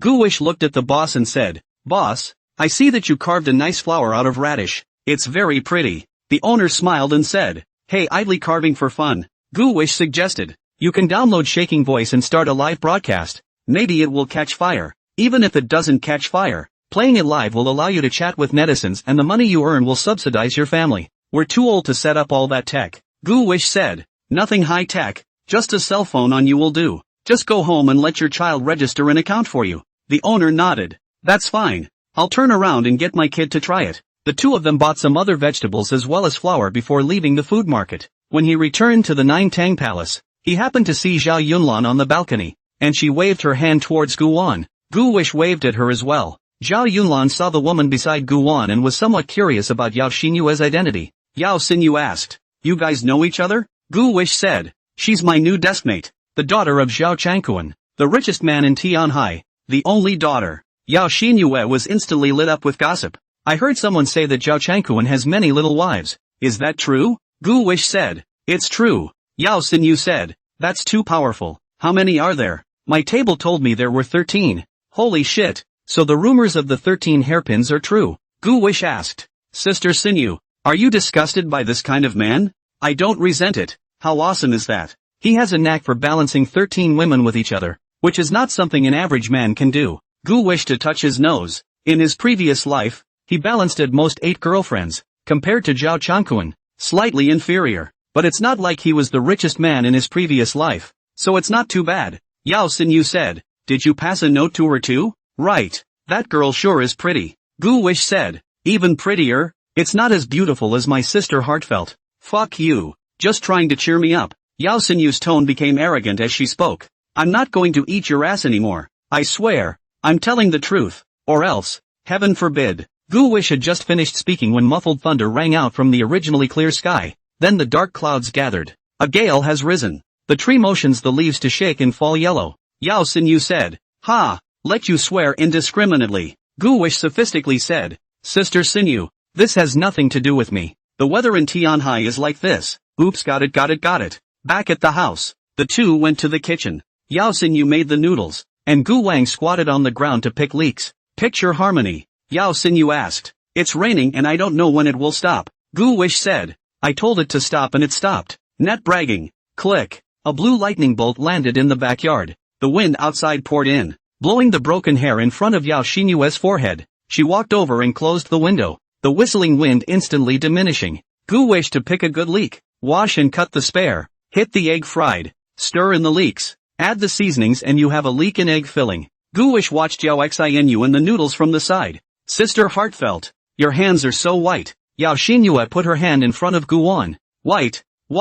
Her kneading technique was very skillful, as Yao Xinyue had often helped the ants at the orphanage with their dumplings and noodles before. 2 pounds of pasta, 560 grams of water, 10 grams of salt, 10 grams of cooking oil. The water should be cool, and the saltpeter will increase the gluten of the pasta so it doesn't break the skin easily. Kneading is like washing clothes, pulling them back and rubbing them out. Rub back and forth. 3 kneads and 3 wakes. What you end up with is a big white dough. It's soft and bouncy. Gu Wish stood next to her as a cudgel. "Wow. Sister Shinin, you rubbed it so white and big. Let me touch it." "Nah." Yao Xinyu let Gu Wan touch it. "It doesn't dip at all." The time the two spent together went by quickly. They quietly wrapped the dumplings. Gu Wang rolled out the skin. Yao Xinin wrapped the dumplings. And that was how the labor was divided when they were at the orphanage. Gu Wish, will Miss Xia come back for lunch at noon? There are a bit too many dumpling skins for the two of us to finish. Gu Wish said, "I don't think so. Auntie has also been dragged to the office by Sister Qingyan,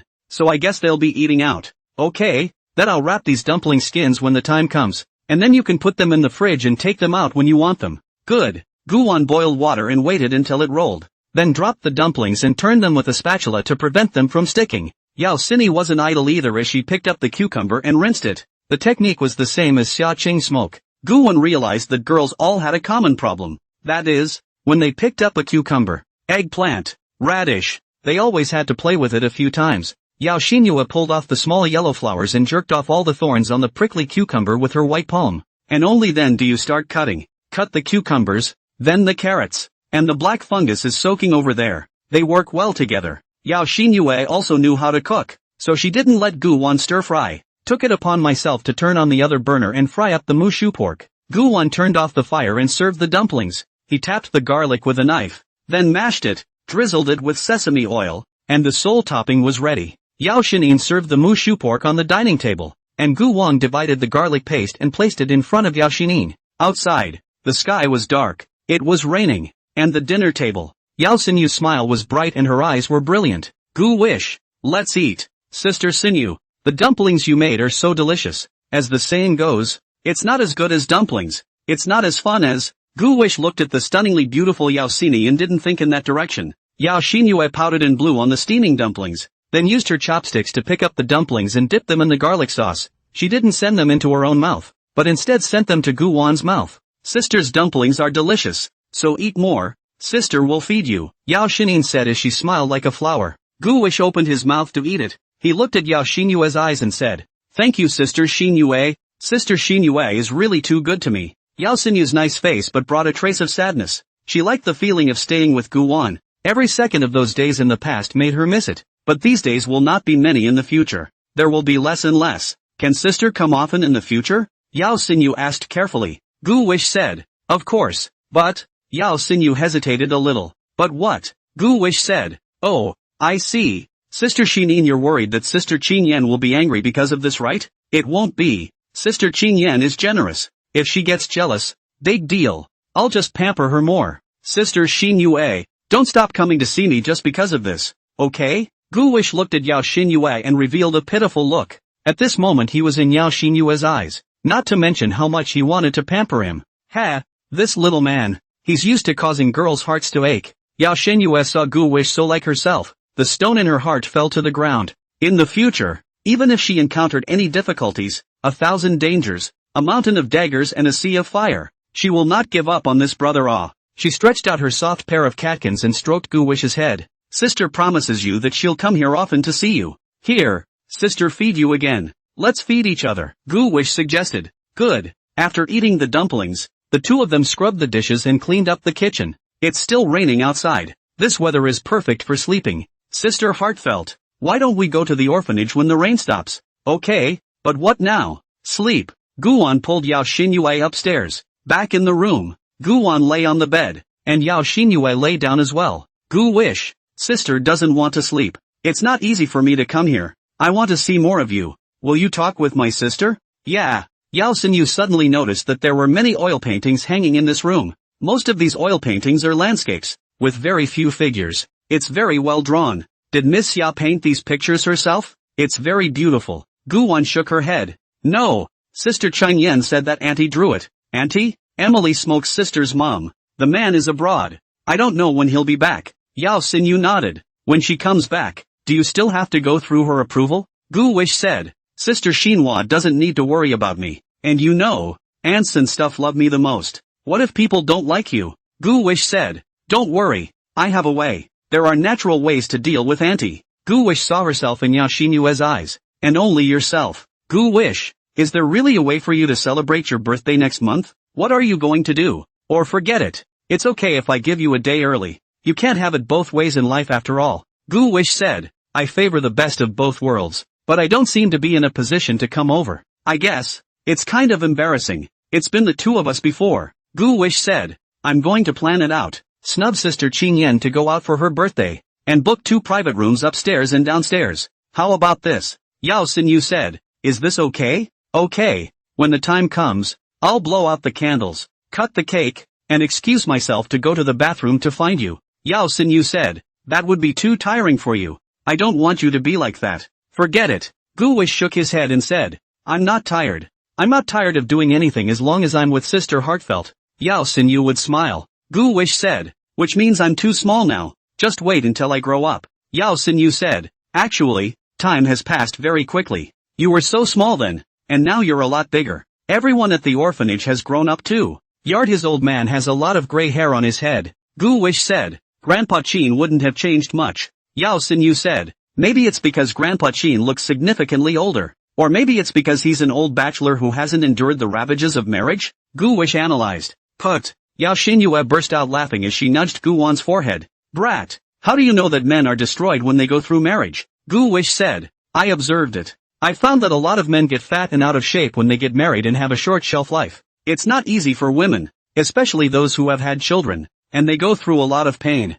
What are the benefits of getting married? In his previous life, because of this problem, Gu Wish couldn't figure it out. That's why he never got married. Each of those ex-girlfriends of his own had been true to him, but he was a pure scumbag, and none of them had given them any promises or results. That's probably why he's in bad health and hiccuped and crossed over again. Is it God's will for him to redeem? Gu Wish thought that he should never fail a woman who loves him in his life. Yao Xinyu said. Marriage is two people who love each other and live a peaceful life. There is no mountain alliance and sea vows. The sea is dry and rotten vows. There is just the warmth in the ordinary life. Is accompanied by the company, is to confide in. Just like now? Gu Wish asked. Yao Xinyu blushed and said. Fool, you're still a child. The two talked a lot more together, until the sound of raindrops outside ended and the dark clouds dispersed. Gu wished to get up. He opened the window and breathed in the fresh air after the rain. Sister Heartfelt, the rain has stopped. Let's go out. Good. Yao Xinyu ruffled her hair.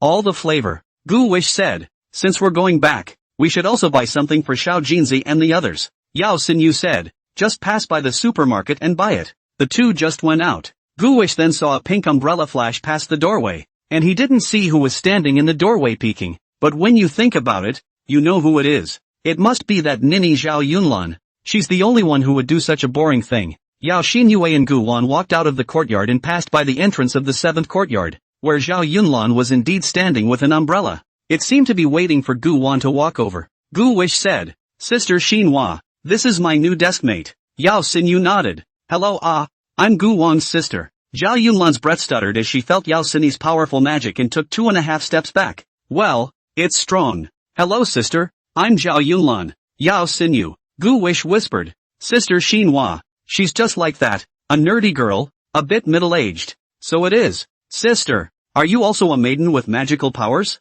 Zhao Yunlan wore a very kawaii dress and looked adorable. Curiosity was written all over that stunning face. With anticipation, Yao Xinyu smiled and said, "Little sister, there is no magic in this world. It's all fake." Zhao Yunlan's mind exploded as if he had seen a corner of the real world. What a powerful magic attack. Almost pulled me into the void. However, as a magic envoy, I have a duty and obligation to seal the dark magic, and you won't get away with it. Guts, didn't we sign a contract? As long as the contract is signed, you are my person. How can you stand with the dark magic envoy? The light magic envoy is the only place for you. Gu Wish had a black line as he changed the topic. Tablemate, what were you doing just standing at my front door? Observe you. I haven't asked you yet. What are you two doing in the house? Sleep. This rainy day is perfect for sleeping. Sleep?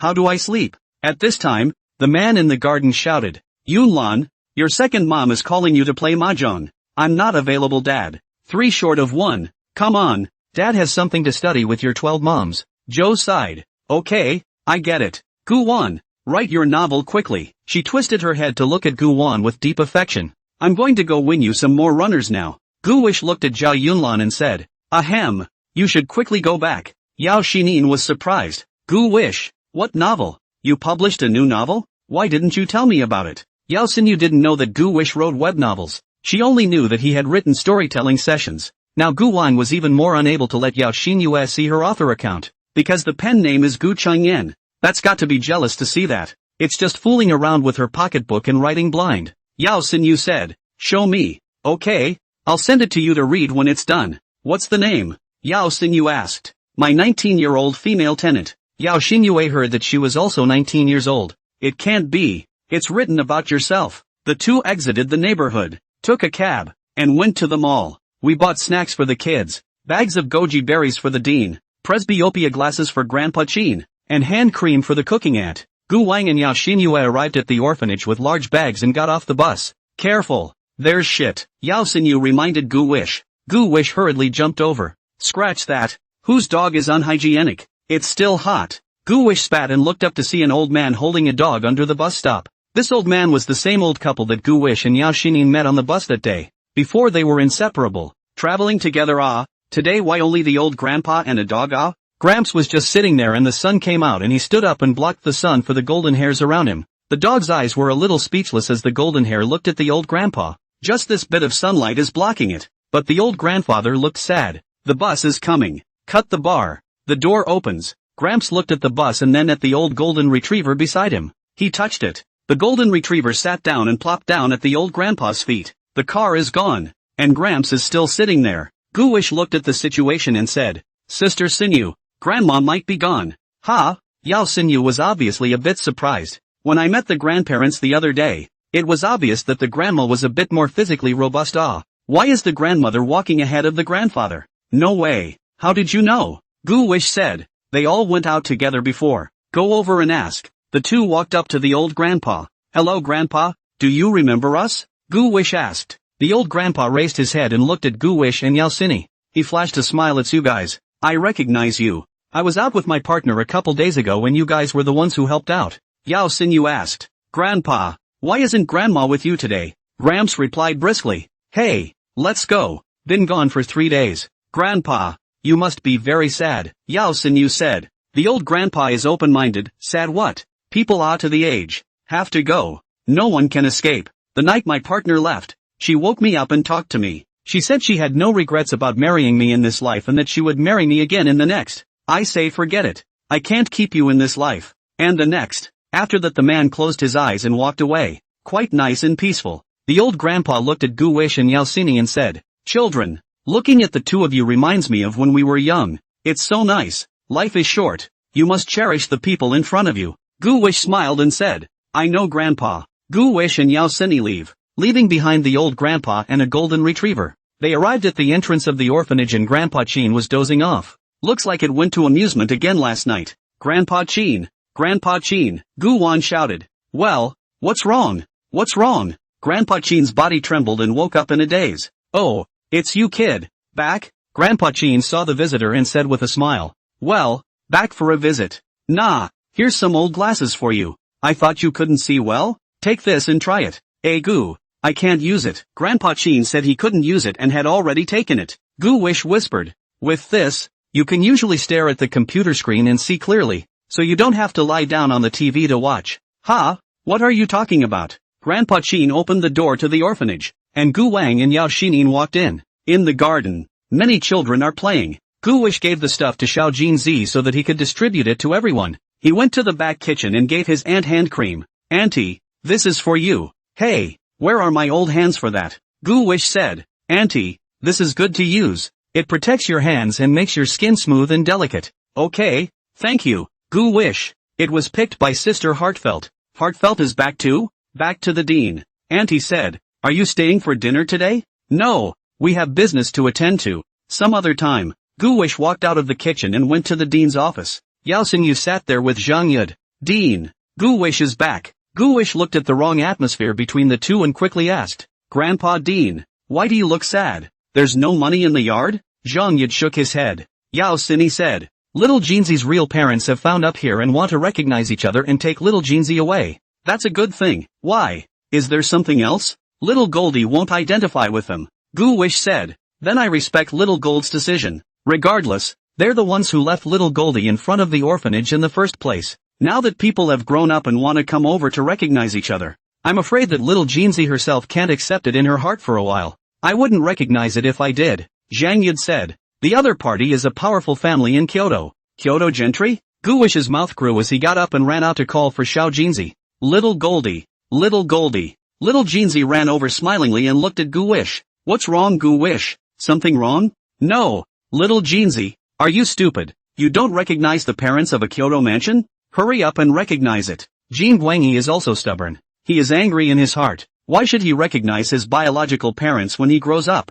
What grace is there in being born and not being raised? However, he was only a 10-year-old child, and at first he was quite expectant about his biological parents coming to his door. After all, after 10 years of missing his father's and mother's love, what child doesn't want to see his mom and dad? Could it be that his parents had no choice but to abandon him for whatever reason? He thought. After those two people arrived at the orphanage, Jin Guangyi learned that they are very rich, and there will not be a situation that cannot afford to support their own. After questioning, and learned that it was because at that time the parents were only because of unmarried pregnancy, quarrel breakup, the mother bet on the gas to put themselves in front of the orphanage. He felt even more speechless. They would not be worthy of being a parent. After 10 years, the father and mother remarried and divorced separately, neither of them producing any children, and they married 6 months ago when they met again. After I got married, I remembered that there was another child in the orphanage in the beginning, so I came over to look for him. The two men learned that the child grew up peacefully in the orphanage, and they also felt that they owed a lot to this child,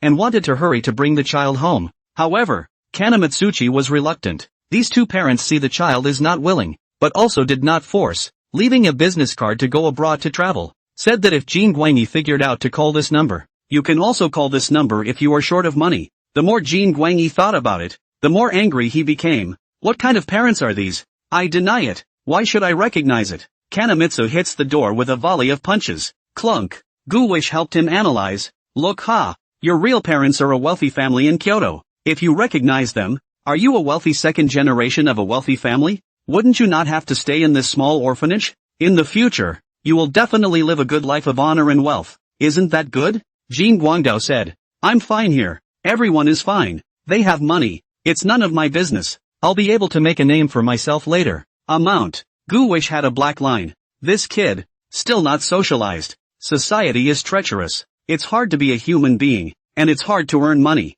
But for the rich, earning money is just a matter of turning on your phone and checking your earnings every day. Easy money? Ask your brothers and sisters who went out from the orphanage before. How are they doing out there? If the mix had been good, it would have come back a long time ago. Sister Xinyue got into Tianhai University, or the law faculty. Do you know how much effort she put in? Ask Sister Xinyue if she has a good job outside nowadays. Yao Xinhua said. Xiao Jinzi. It's hard to find a job nowadays. It's harder than climbing up to the sky for an ordinary person to make a name for himself. Zhang Yud nodded and said, Little Jinzi, if you recognize them, at least you'll live a privileged life in the future and won't have to worry about your livelihood. Golden Light One hesitated. I deny it. What do they take me for? All these years, knowing I was here, not once did you come to me. I guess they came to me because they couldn't be born. I'll deny it. Let them have no queen. Gu Wish said. Little Jeansy, people die for money. Birds die for food. Just imagine that you are a selfish person who is only interested in money.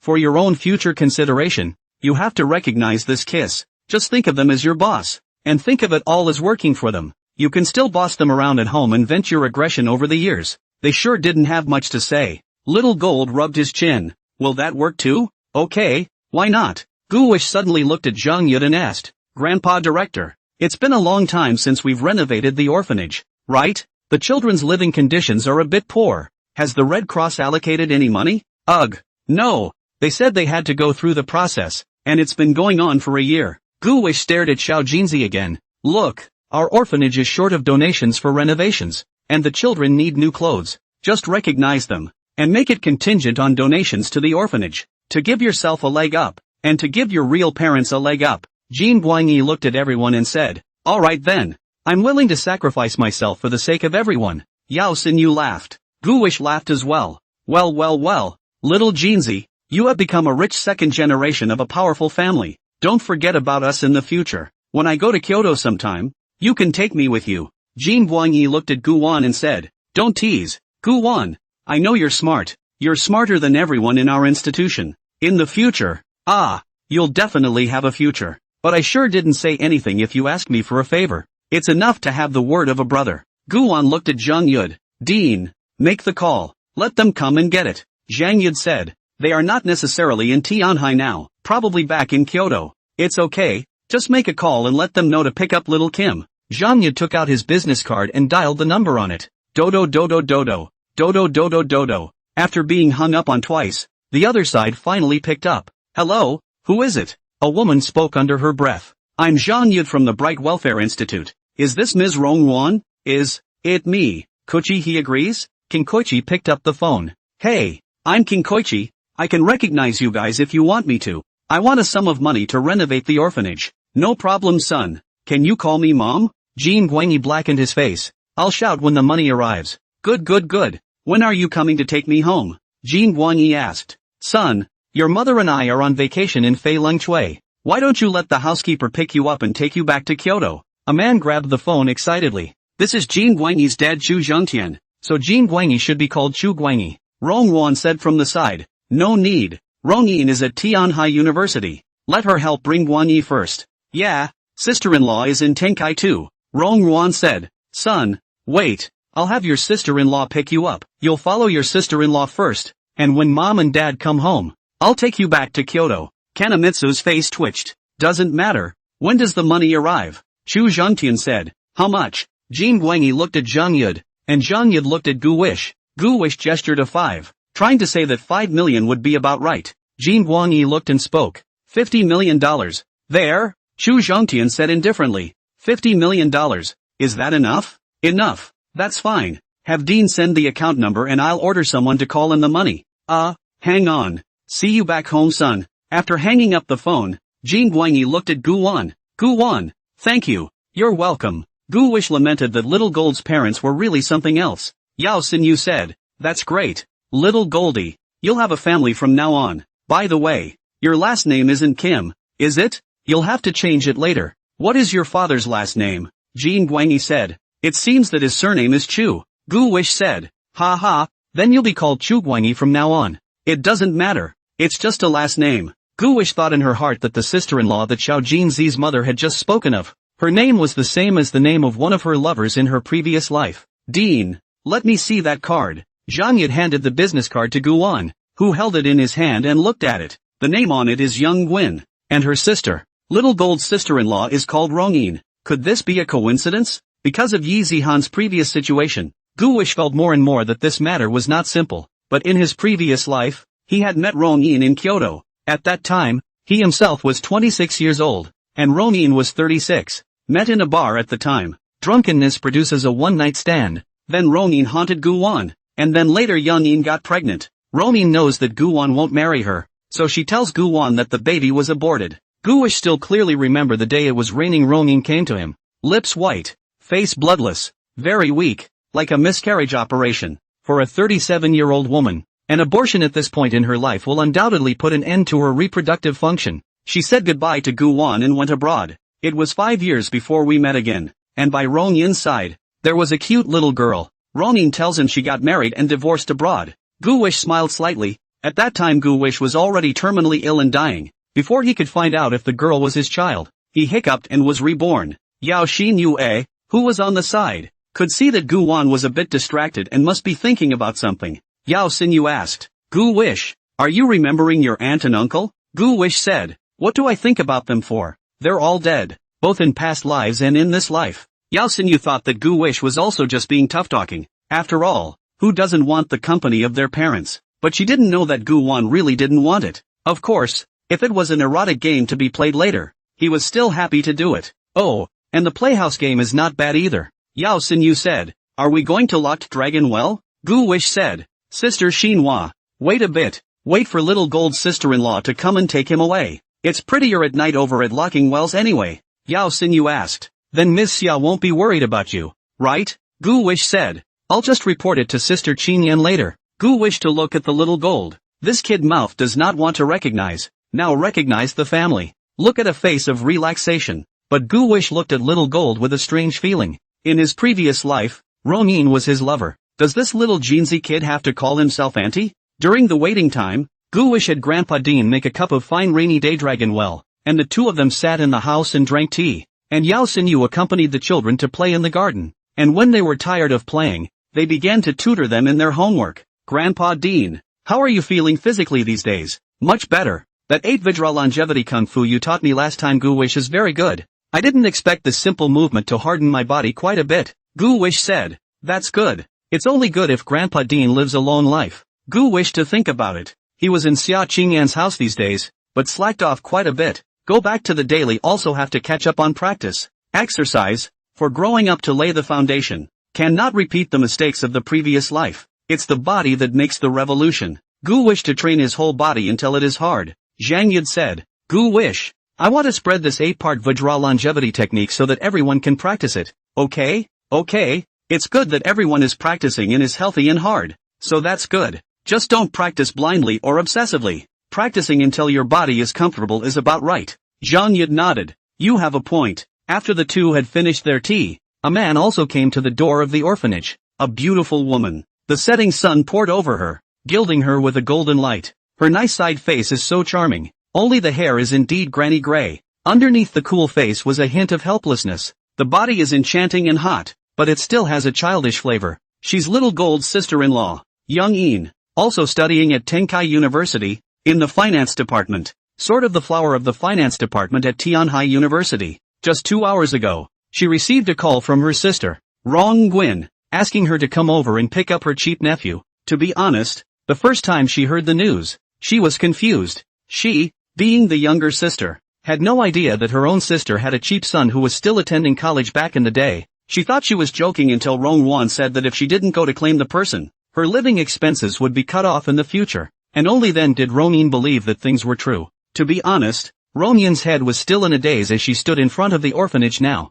I don't know if the cheap nephew is handsome or not. Hello, I've come to collect the children, Rongyin said to Grandpa Chin, the doorman. Grandpa Chin saw the beautiful woman and said with a smile, you wait a moment, ha, arigato, quick, there's a guest. Zhang Yud and Gu Wan walked out of the office, and Gu Wan saw Rongyin standing in the doorway, standing in a pavilion. That's right, it's her, the lover who was 10 years older. Back then, it was the first time she met Gu Wish. At 36 years old, it was hard for the woman to imagine that Gu Wish was still her first love. And people look unapproachable, unattainable. In fact, the heart is incredibly simple, is a lovable little woman. The point is that Young seems to have frozen, and despite being 36 at the time, she looks like she's 20, and is rejuvenated, both in mind and skin. Perhaps something to do with the fact that she has money, and a good heart. Gu Wish stood in the doorway, looking at her then, somewhat afraid to go over and approach her, because Gu Wish felt that she had sort of failed Rongyin in her previous life.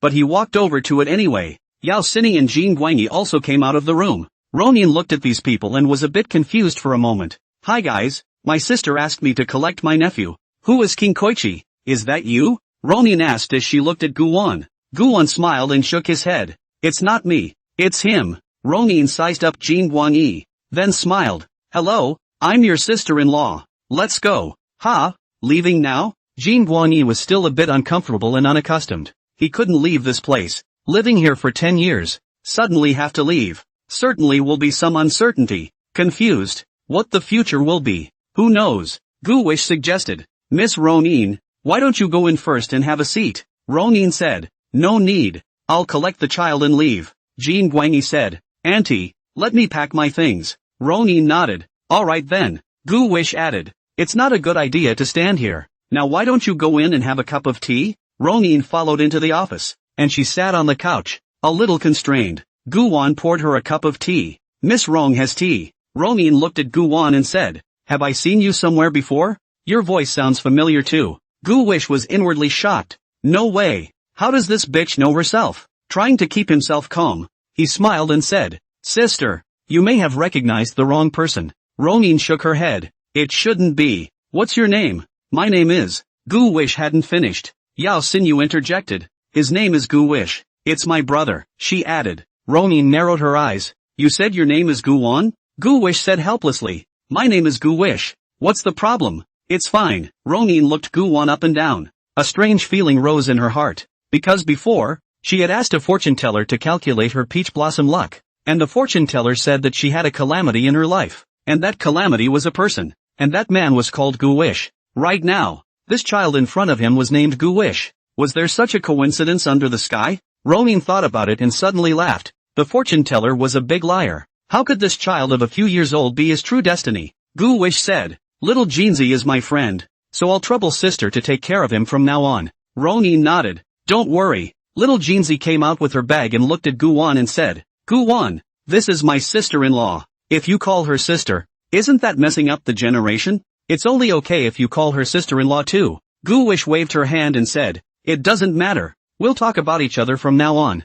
I'm sure we'll have to talk about each other. You'll have to call me auntie from now on. Little Gold scratched his head. I feel like you're taking advantage of me. You're overthinking it. Ronin ruffled her ash-gray hair and rubbed her chin, suddenly remembering. He himself was fooled by a small child when he played the undercover game of Gluttony Cat earlier. She was very angry. Omega. The voice was Gu Wish's voice. Ronin was surprised. I remember. You're that kid brother. The kid brother who double-teamed with the wild fat guy. Ronin looked at Yao Xinu and said, So you're the wild chubby one? Yao Xinyu was confused and a bit puzzled. I don't know what this young is talking about. I'm not. I haven't played the game. Gu Wish looked at Ronin and said, Sister, I'm still a small child. A child's voice didn't change. It's already very similar. Plus the voice might changed. The resemblance is very normal. You must have heard it wrong. Gu Wish definitely couldn't admit that he was sweetly double-rowing with Xia Qingyan. And Yao Xinin would definitely be sad when she found out. Yeah? You really don't know a wild fat guy? Ronin was kind of doubting her memory. Strange. That's clearly the voice. At that time, because this kid brother's voice intentionally destroyed the game balance and cheated, she lost many times herself. She got weird and remembered the voice and the LD nickname. The female is called Wild Chubby. Gu Wish said. I don't recognize it. Well, then, it was my mistake to recognize it. Ronin asked again. How old are you? 8. Oh, it's too small. It shouldn't be you. Damn old man. How dare you lie to me? Don't let me catch you. Ronin spat, then looked at Little Gold and said, Let's go. I'll take you back to my place to stay first. Ronin left with Little Gold and the other children in the yard waved goodbye to Little Gold. That sister is so pretty. Why is her hair gray? Not as pretty as Sister Heartfelt. Yao Seni looked at them and laughed. You guys you want my snacks, right? Ha ha ha ha ha. The kids laughed. Gu Wan looked at Zhang Yud, Grandpa Dean. Now that the institution has money, it should be able to take in more orphans. Yao Xinyu said, It's better to have as few people as possible. Zhang Yud said, Yes, yes, yes. It's good that you're all gone. It's good that this orphanage is empty. Gu Wish said, Sister Xinhua is right. It's me who has a small pattern. However, Gu Wish still believes in her heart that it is impossible for the orphanage to be empty, because the human heart is unpredictable, and although it is against the law to abandon a child these days, there will still be orphans, and when there are people, there are problems, and the problems can be solved, but they will always be there. Sister Heartfelt, let's go. Gu Wish looked at Yao Xinyu. Yao Xinyu nodded. Grandpa Yard, we're leaving. Go on, go on. The two left the orphanage and headed for the locked dragon well. Just after getting on the bus, Xia Qingyan sent a message. Xia Qingyan asked, Gu Wish, when will you go home? Gu Wish replied, evening. Sister Qingyan, you're home? No, I'm still at the office, but I'm guessing you guys should be out and about. Gu Wish said, I might not go back until after 8 today. Sister Qingyan, if you're hungry when you get home, there are dumplings in the refrigerator that Sister Shinin and I have made, so you can get down and eat them. Good. Although Xia Qingyan replied that she said yes, she didn't know how to make dumplings at all. Where did you guys go to play? Going to the night market at Locked Dragon's Well. Oh. Xia Qingyan stood in front of the floor-to-ceiling window of the company office, looking at the sunset. The haze filled the sky. Chang Frost knocked on the door and came in. My Lord President, may I be excused? No. Let's wait another hour. What do you want? You don't have a man. Stay here with me, Xia Qingyan said. Hey, what do you mean? Chang Frost crossed her arms. Hey, stay with me again. Xia Qingyan walked over and pampered herself. Chang Frost said, the problem is that everyone stays here and has nothing to do. It's not like we're not paying them. Tell them to double their bonuses this month. Are you serious? Anan? Seriously. Chang Frost gave her a thumbs up. Okay, worthy of being my Lord President. That's not like you. You were in a hurry to get home from work before. Why the change of heart today? By the way, what about your adopted child? What about him? Xia Qingyan said. He went out with his sister. His sister? The sister I grew up with in the orphanage. Not a pro? This is something you have to be careful of. Be careful of abducting someone for you, Chang Frost reminded. Xia Qingyan said. It won't be. I believe Gu Wan. Besides, Gu Wish is still a child. Chang Frost shook his head.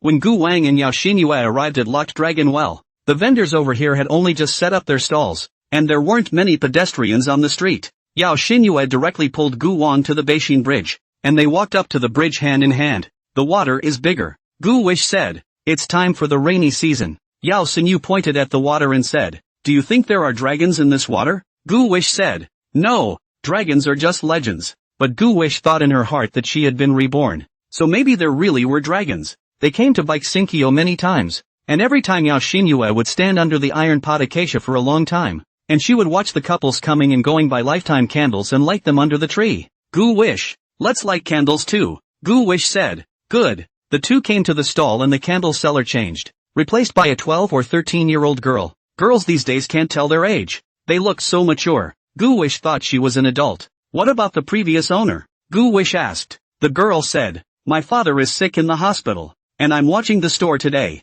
Oh, little brother, what are you buying? Yao Xinyu said, give us a lifetime candle. The girl was a bit surprised as she looked at Yao Xinyue and then Gu Wan. This once-in-a-lifetime candle is also blessed with a beautiful meaning, but it's all couples who buy it. Sisters and brothers come to buy like this. Hardly ever. After paying the money, Gu wished the two of them to come under the iron pot acacia. The security guard who specializes in tree watching said, be careful not to get too close to the big acacia tree. He was afraid of igniting the iron pot. Samuel. Gu wished they had used someone else's flame to ignite the twists, then dripped wax oil onto the floor and glued the bottom on. Okay. The flames of the two candles rose slowly, the flames looking like two little people entwined. The pedestrians on the side gradually increased, and many people wished on the iron pot of Samuel. Yao Xinyue looked at Gu Wan and said, Gu Wan, let's make a wish too. Good. Yao Xining folded her hands and closed her eyes. With devotion in her heart, she made a wish. I hope Gu Wish grows up quickly, peacefully, and happily. Hopefully I'll open my own firm when I graduate. I also hope that Gu Wish and I will always be together. Am I being a little greedy? Hee. I wonder what Gu wishes for. Yao Xinyue opened her eyes and looked at Gu Wish. He hadn't finished wishing. He must have maybe wished for a lot. If only one of these wishes can come true, then let me and Gu Wish be together forever. Gu Wish closed his eyes, and the wish he made was simple. It's definitely a harem, and it can't be opened without it. Let's hope that the future Shura isn't as grueling. If Zhao Changkuan is okay with it, then my piggyback treatment shouldn't be worse than his, right? I can't disgrace the reborn. Please. Gu Wish opened his eyes. Sister Heartfelt, what did you wish for? Yao Xini blushed and twisted her head to look at the red ribbon on the acacia tree. What can't be said out loud? Wishes don't work when they're said out loud. Yao Xinyu asked. What about you? What did you promise? Gu Wish said. If Sister Xinyu doesn't tell me, I won't tell you either. Yao Xinyue bristled. Gu Wish. Sister really can't say anything. The two were about to leave when a gust of wind blew out many of the candles, including Yao Xinyu's and Gu Wan's. This lifetime candle must be burned through for a good blessing, and it's not a good sign that both of theirs had only just begun to burn when they went out. Yao Xinyue hurriedly walked over and relit the candle. It's too windy, she consoled herself with this. Let's buy food. Yao Xinyue pulled Gu Wan and prepared to leave. Suddenly, the couple in front of them suddenly started to fight. The girl was very angry and slammed her milk tea on the floor. What's wrong with you, baby? The boy asked gently. What's wrong? What's wrong? Don't you know what's wrong? How will I know if you don't tell me? You don't understand me even if I tell you. I don't know how you grew up. Baby, just say what's wrong with you. I can't guess. The boy was a little tired. Was it the milk tea that wasn't to your liking? Think for yourself, the girl snarled. The boy said, why do I have to guess every time? You don't understand me. Who knows you? Your boyhood friend? He just understands me better than you do. So you're with him. Why do you think I chose you? It's because I'm afraid that if I break up with him again after being with him I won't even be able to be friends. You're just a spare tire. The girl roared. The boy's face was a little hot, and the murmur of voices around him confused his whole being. At this moment, hearing his girlfriend say that again, he was completely devastated. In that case, let's break up. Points. Whoever doesn't is a dog. The girl pointed at him and cursed. The boy gave the bag back to the girl, who threw it on the ground. The boy didn't pick it up. He turned and walked away, leaving the girls in a state of disarray. People around her pointed at her. She watched her boyfriend walk away, tears falling down her face as she crouched on the ground and cried. Then she took out her own cell phone and called her male best friend. Hey, I broke up. Come pick me up. The male best friend was silent for a long time. Why do you come to me every time you break up? What do you take me for, trash can? You have to come to me when you want to throw out the trash? The girl said. Going to a room? Go. I'll be right there to pick you up, the male best friend said. The girl took her bag and left. Gu Wan and the girls were watching from the side, and the twist almost flashed Gu Wan's old back. Gu Wish said, it's horrible. Yao Xinyu said, Gu Wish you're still young. It's actually very good to fall in love. Don't lose your good desire to fall in love just because you see these bad ones, okay? But Sister Heartfelt, it's so scary to argue. Gu Wish pretended to be scared. In his previous life, he didn't know how many fights he had experienced. But it's all flirting kind of bickering. There won't be this kind of fight over a male best friend. There was no way he would allow his woman to have a male best friend either. What a bullshit male best friend. Piece of shit. Yao Xini smiled. Don't worry. Sister won't argue with you. Gu Wish. I want to drink milk tea. Good. Yao Xinyue took Gu Wan's hand to buy milk tea. What flavor do you drink? Sister Heartfelt? I'll have the red bean one. I'll take that too. After buying 2 cups of red bean milk tea, they started shopping. Another order of teppanyaki duck sausage. Yao Xini said. Well, Gu Wish, my blockage is blocked. You use mine. Gu Wish looked up. The two exchanged straws. Good. Yao Xinyu smiled faintly. Gu Wish inhaled and blew out the red beans. Pass. Pedestrians come and go on the pedestrian street. The lights on the street swayed slightly, and the figures of Gu Wang and Yao Xinyue lingered in front of the various stalls. It also left them laughing. Yao Xinyu was happy today. When they wandered around to the iron pot acacia again, Yao Xinyue realized that the candles had gone out again. This time, it only burned halfway. Yao Xinin frowned. Why did it go out again? Gu Wish said, I'll light it. He walks over and uses the other's candles to ignite his own, and then the other's candles go out. Okay, Sister Heart. The two of them were standing right under the iron pot of acacia. Gu Wish said, Sister Shinin, there's a lasso over there. Let's go play in the lasso. No, I want to watch it burn out. Yao Xinin shook her head, her eyes unblinking as she looked at the lifetime candle. Watching the candles slowly burn, Yao Xini's mood gradually became more pleasant. I'll take out the trash. Gu Wang took the trash from Yao Xinyue's hand, found a nearby trash can, and stuffed the trash in. Just as he turned around, he saw his former classmate Zhu Yuyan. She was wearing a white dress and walking with her cell phone down. Same table. Zhu Yuyan looked up and said joyfully, Gu Wish, why are you here? I'll accompany Sister Heartfelt for a stroll. Oh, what are you doing? It won't be another fishing trip to the mahjong parlor, will it? Gu Wish asked. Zhu Yuyan took a deep breath and sighed. You guessed right. Ha ha ha ha. Zhu Yuyan asked. How are you doing in Zhangyao? Are you still used to it? Pretty good. Zhu Yuyan said. Gu Wish, your birthday is next month. Have you thought about how to spend it? Gu Wish said. I should be spending time with Sister Qing Yan and Sister Xinu. Oh, then I will go to the mahjong hall first. Zhu Yuyan said. Aha. Zhu Yuyan left, and Gu wished to return to the iron pot acacia. Yao Xinyu was still looking at the candles. Just as the candle was about to burn out, another gust of wind came. Gale. It's cool. Their candles went out again. Extinguished? Why did it go out again? Yao Xini stood there, muttering under her breath. Gu Wish took someone else's candle and lit it again, then used her own small hands to protect the candle's flame from burning, because it was too close. The temperature of the small fire burned. Gu Wish forced himself to hold back. His hands still refused to take it away. Yao Xinin walked over and crouched down, and she also stretched out her hand to protect the candle flame burning along with Gu Wan. Gu Wish raised his head and revealed a harmless smile. Yao Xinyu pursed her lips and didn't say anything. A minute later, the candle finally burned out. Yao Xinyue breathed a sigh of relief in her heart. In any case, it always ends well. She was so happy inside at the moment. It was like fireworks. The two men got up and left the dragon locking well, the chains inside the well sending them off with a humming sound. It was late at night, and the pedestrian street was becoming less crowded. Yao Xinyue held Gu Wan's hand and asked, "Did it hurt just now?" "It doesn't hurt. Why don't you dodge?" Yao Xinyue's cold, soft hand rubbed Gu Wan's palm. Gu Wan smiled and said, "I know it's not good if that candle goes out, and besides, we made a wish, so I want to guard the flame so it burns clean." Yao Xinyu said, "Feudal superstition. Can't be taken seriously." She said it with her mouth, but in her heart she actually wanted to believe it. Gu Wish said, "Regardless of whether it's a superstition or not, I hope that Sister Shinin's wish will come true." Gu Wish, sometimes my sister wondered why you were so understanding. Why do you have to think about others all the time?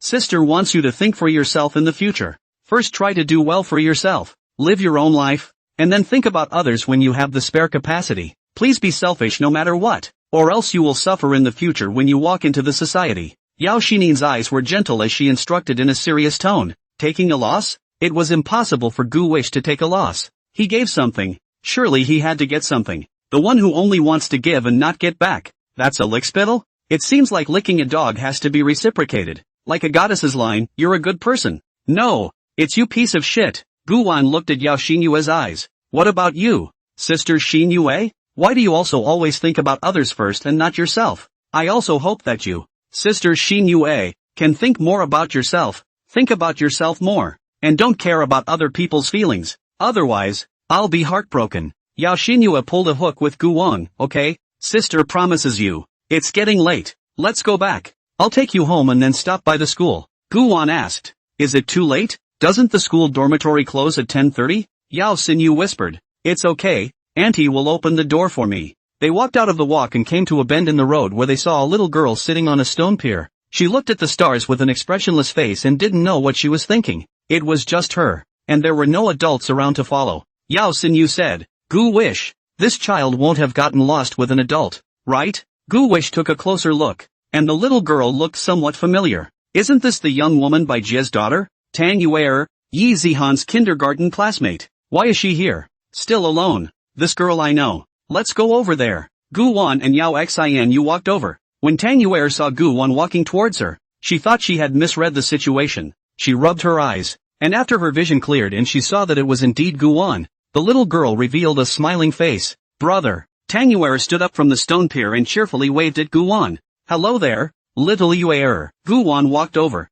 Tang Yuer looked at Yao Xini as she hid in Gu Wan's arms. She rubbed against Gu Wan's arms very affectionately. "Brother, you said you'd come to my house to play sometime. Why don't you come?" "Brother doesn't have time." "What about tomorrow? Do you have time tomorrow? Call Zihan, we'll play together." Gu Wish didn't answer her words, but looked around and didn't see Bai Jie's figure. "Little Yuer, where are your parents? Why are you here by yourself?" Tang Yuer said, "Mom and Dad are in the car." "Car? What car? There's no car here." Yao Xinhua looked around and didn't find any car shadow. "No, Gu Wish." Gu Wish asked Tang Yuer in a low voice. "Little Yuer is good. Tell brother where your family's car is parked. I'll take you to find Mom and Dad. Okay?" Tang Yuer shook her head. "No, not good. Poa mama, or let me go over to look for it. They told me to stay here and wait for them. Go over there and Uncle Gao will get angry." "Uncle Gao?" Gu Wan frowned. "Who's Uncle Gao?" Tang Yuer said, "It's Uncle Gao. Uncle Gao often comes to my house and will whisper to my mama." Gu Wish. I rubbed it. Now Gu Wish's brain has exploded. This information is so powerful. "So what's your dad doing?" Tang Yuer said. "My father hid outside the door and eavesdropped." Gu Wish. Yao Xinyu was also stunned. Gu Wish sort of understood. It's three guys in a car doing business. Shock was followed by anger. Seeing that Tang Yuer was sitting here so obediently, being very honest and not running around, he knew that this wasn't the first time something like this had happened. Being a parent, leaving your own child behind and not being afraid of losing it, Two people plus an outsider to do piston sports. Is that still a human being? Are you worthy of being a parent? It's a dead giveaway. Gu Wish asked. You show brother where the car is at that location? Here is the Dragon Tear River, and there is no guardrail along the river, which if the child is greedy and falls into the water, the consequences are unimaginable. Tang Yuer raised her hand and pointed in the direction. Guwon took her hand and walked that way. It's pitch black over there and the streetlights are out. But after walking a short distance they saw a car parked by the river. Guwon was thinking about how to interrupt their business when he saw that the black business car seemed to be moving and heading towards the river. Gu Wish narrowed her eyes. Sister Sinew, am I mistaken? Is that car moving? That's right, Yao Xinhua said. No sooner had the two men finished speaking than the front end of the car was planted, and then the whole thing tumbled down into the river. This Dragon Tears River has just been dredged this year. The river is very deep. There are 3 or 4 meters, and the river bank is also high. The two sides are slippery and not good to go ashore. Gu Wish hurriedly shouted. The car fell into the river. There's a car in the river. Tang Yuer didn't know what was going on at all. She thought it was something fun, so she ran that way with her short little legs following Gu Wish, and she was smiling. Ha ha ha ha ha ha. After running over, Gu Wish took a look and the car had sunk into the river. It wasn't completely submerged, though, and he saw someone inside the car banging hard on the glass. White flowers. Help! Help! Help me! Help! Yao Xinyu took out her cell phone and dialed 119.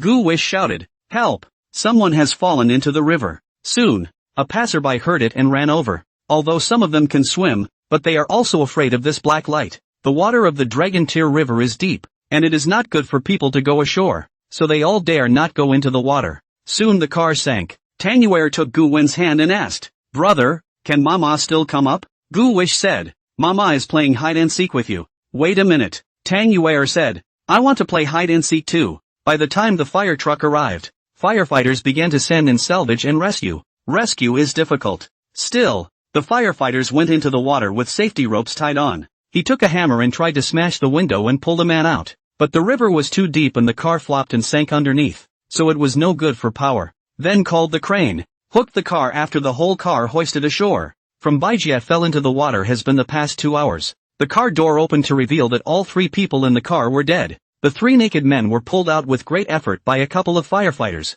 and the car was rattling with water. Paige had flesh-colored stockings over her head. These 3 people, all lawyers of the firm, in addition to Mr. and Mrs. Baijie, were the owner of the firm, Gao Yi. Man down, the fireman reported. People looked at the 3 naked men lying on the ground and instead of sympathizing, they got up to gossiping. Crap, it's a threesome. It's so awesome. It's all dried up in the river? Holy shit, this car is a multi-million-dollar luxury car too. Bullshit, high-class people really do play dirty ha. Gu Wish covered Tang Yuer's eyes. Tang Yuer said, is brother going to play hide-and-seek with me too? Yeah, don't open your eyes little Hyatt, okay? Okay. Subsequently, the police uncle came over to investigate and confirm the identity of the deceased when Gu Wish walked over and told the uncle about Baijia and their identity. Gu Wish was then taken to the police station. After you make a statement, you'll be fine. It's just that Tang Yuer is on her own and still needs her immediate family to come and collect her. Tang Yuer just lost her parents. Who would come?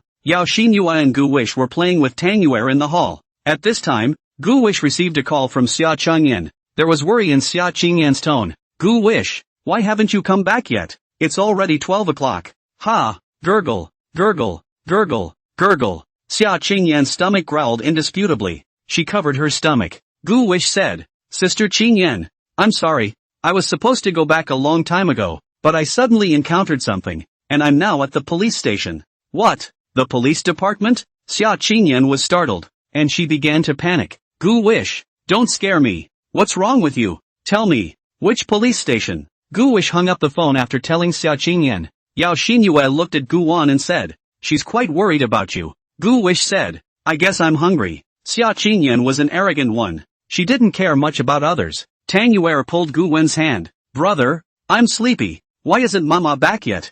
I'm not playing hide-and-seek with Mama anymore. I want to go home and sleep. Gu Wish said, Little Yuer is good. Your Mama won't be able to come back for a while. Gu Wish could only pacify Little Yuer for the time being. She was still too young to understand that her parents were gone for a while. But for Little Yule, as far as parents like Baijia were concerned, it might be good to go. Little Yuer didn't know what she would be when she grew up if she grew up with them. An officer came over and said, We've contacted the little kid's sister-in-law. and she'll be coming over to pick the kid up in a little while. You two can go too. Thank you, officer. Let's stay with her again, Yao Xinyu said. That's fine. There's a water fountain over there. After half an hour, Xia Qingyan arrived at the police station. Her face was anxious and six-faced. The moment she saw that Gu Wan was safe, her hanging heart was released. Sister Qingyan, you're here, Gu Wish shouted. Xia Qingyan walked over and looked Gu Wan up and down. Gu Wish, are you okay? I'm fine, Sister Emily Smoke. Yao Xinyue looked at Xia Qingyan. Hello, Ms. Xia.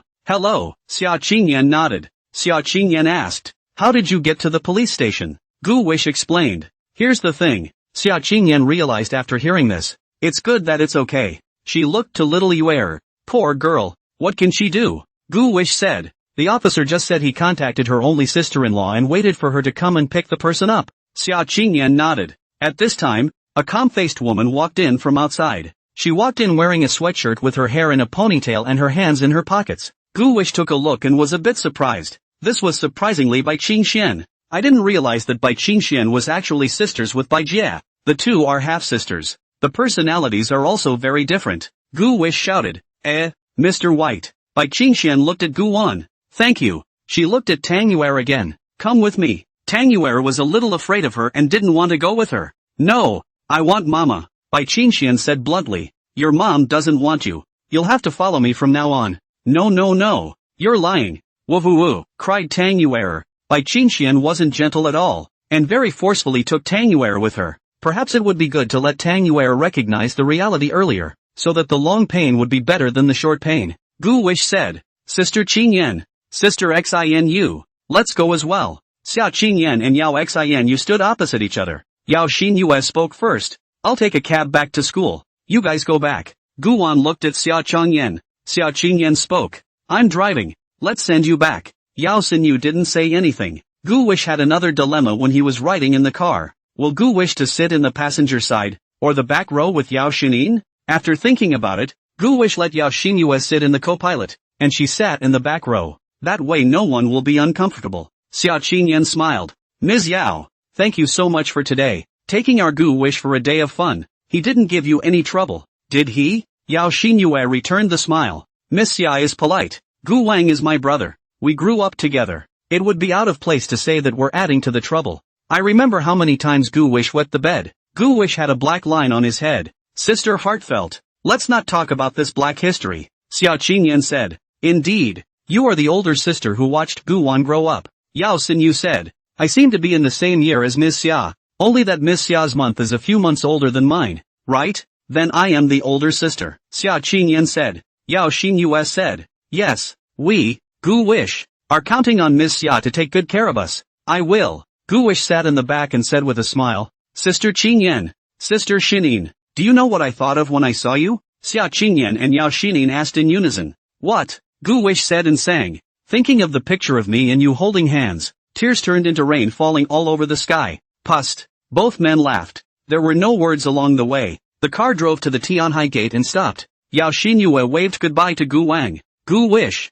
I'm happy today. I'm happy, too, Xinu-san. Bye. Yao Xinyu entered the campus. Gu Wan looked at the gates of Tianhai University. He dug into the passenger seat and sat down. Sister Qingyan, it's a shame you're not going to college. Unfortunately what? Going to college is kind of fun. Xia Qingyan asked. What did you guys play so happily today? Didn't play anything. Gu Wish rubbed his nose. He can't say that he and Yao Xini went to light the lifetime candle. Gollum. Xia Qingyan was a bit embarrassed. Gu Wan twisted his head to look at her. What rang? Nothing. The two returned home. And just as they entered the door, Gu Wish heard Xia Qingyan's stomach growl again. He knew that Xia Qingyan must not have eaten. Just as he raised his head to lecture Xia Qingyan about not eating, he saw Xia Qingyan skimming her mouth, covering her stomach, and saying aggrievedly, Gu Wish, I'm hungry. I want to eat rice. The aggrieved little face, the bitter eyes, the pink mouth, the ice-like crystalline skin, coupled with the pouty and naive tone.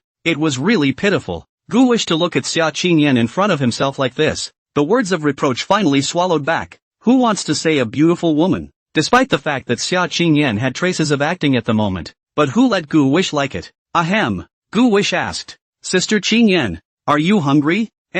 People haven't eaten all day today. Xia Qingyan eyed Gu Wan. Didn't I tell you that if you're hungry when you come back there are dumplings in the refrigerator that Sister Sinew and I made? Why don't you go down and eat them? Xia Qingyan covered her stomach and smiled very embarrassedly. I at gu wan ah. Don't you know Sister Me yet? What else can I do besides eating? Oh, I can wash your prickly cucumber. This is a job I can handle. Ha, all she does is eat, except wash a cucumber. Nor can we expect her to know more. Gu Wish said. So why don't you order takeout food at work? Takeout doesn't smell as good as your cooking. I'm getting an appetite from you now. Gu Wish ah. What do you think my sister will do without you in the future? I might starve to death. Ahem. And you know it. Sister Qingyan. This dumpling goes down well. Just boil the water and cook the dumplings. Gu Wan walked to the kitchen, and Xia Qingyan followed him. I don't know when it's considered ripe. Never mind. I'll put you under. Gu Wan opened the refrigerator, took out the dumplings, filled the pot with water, and while the water was boiling,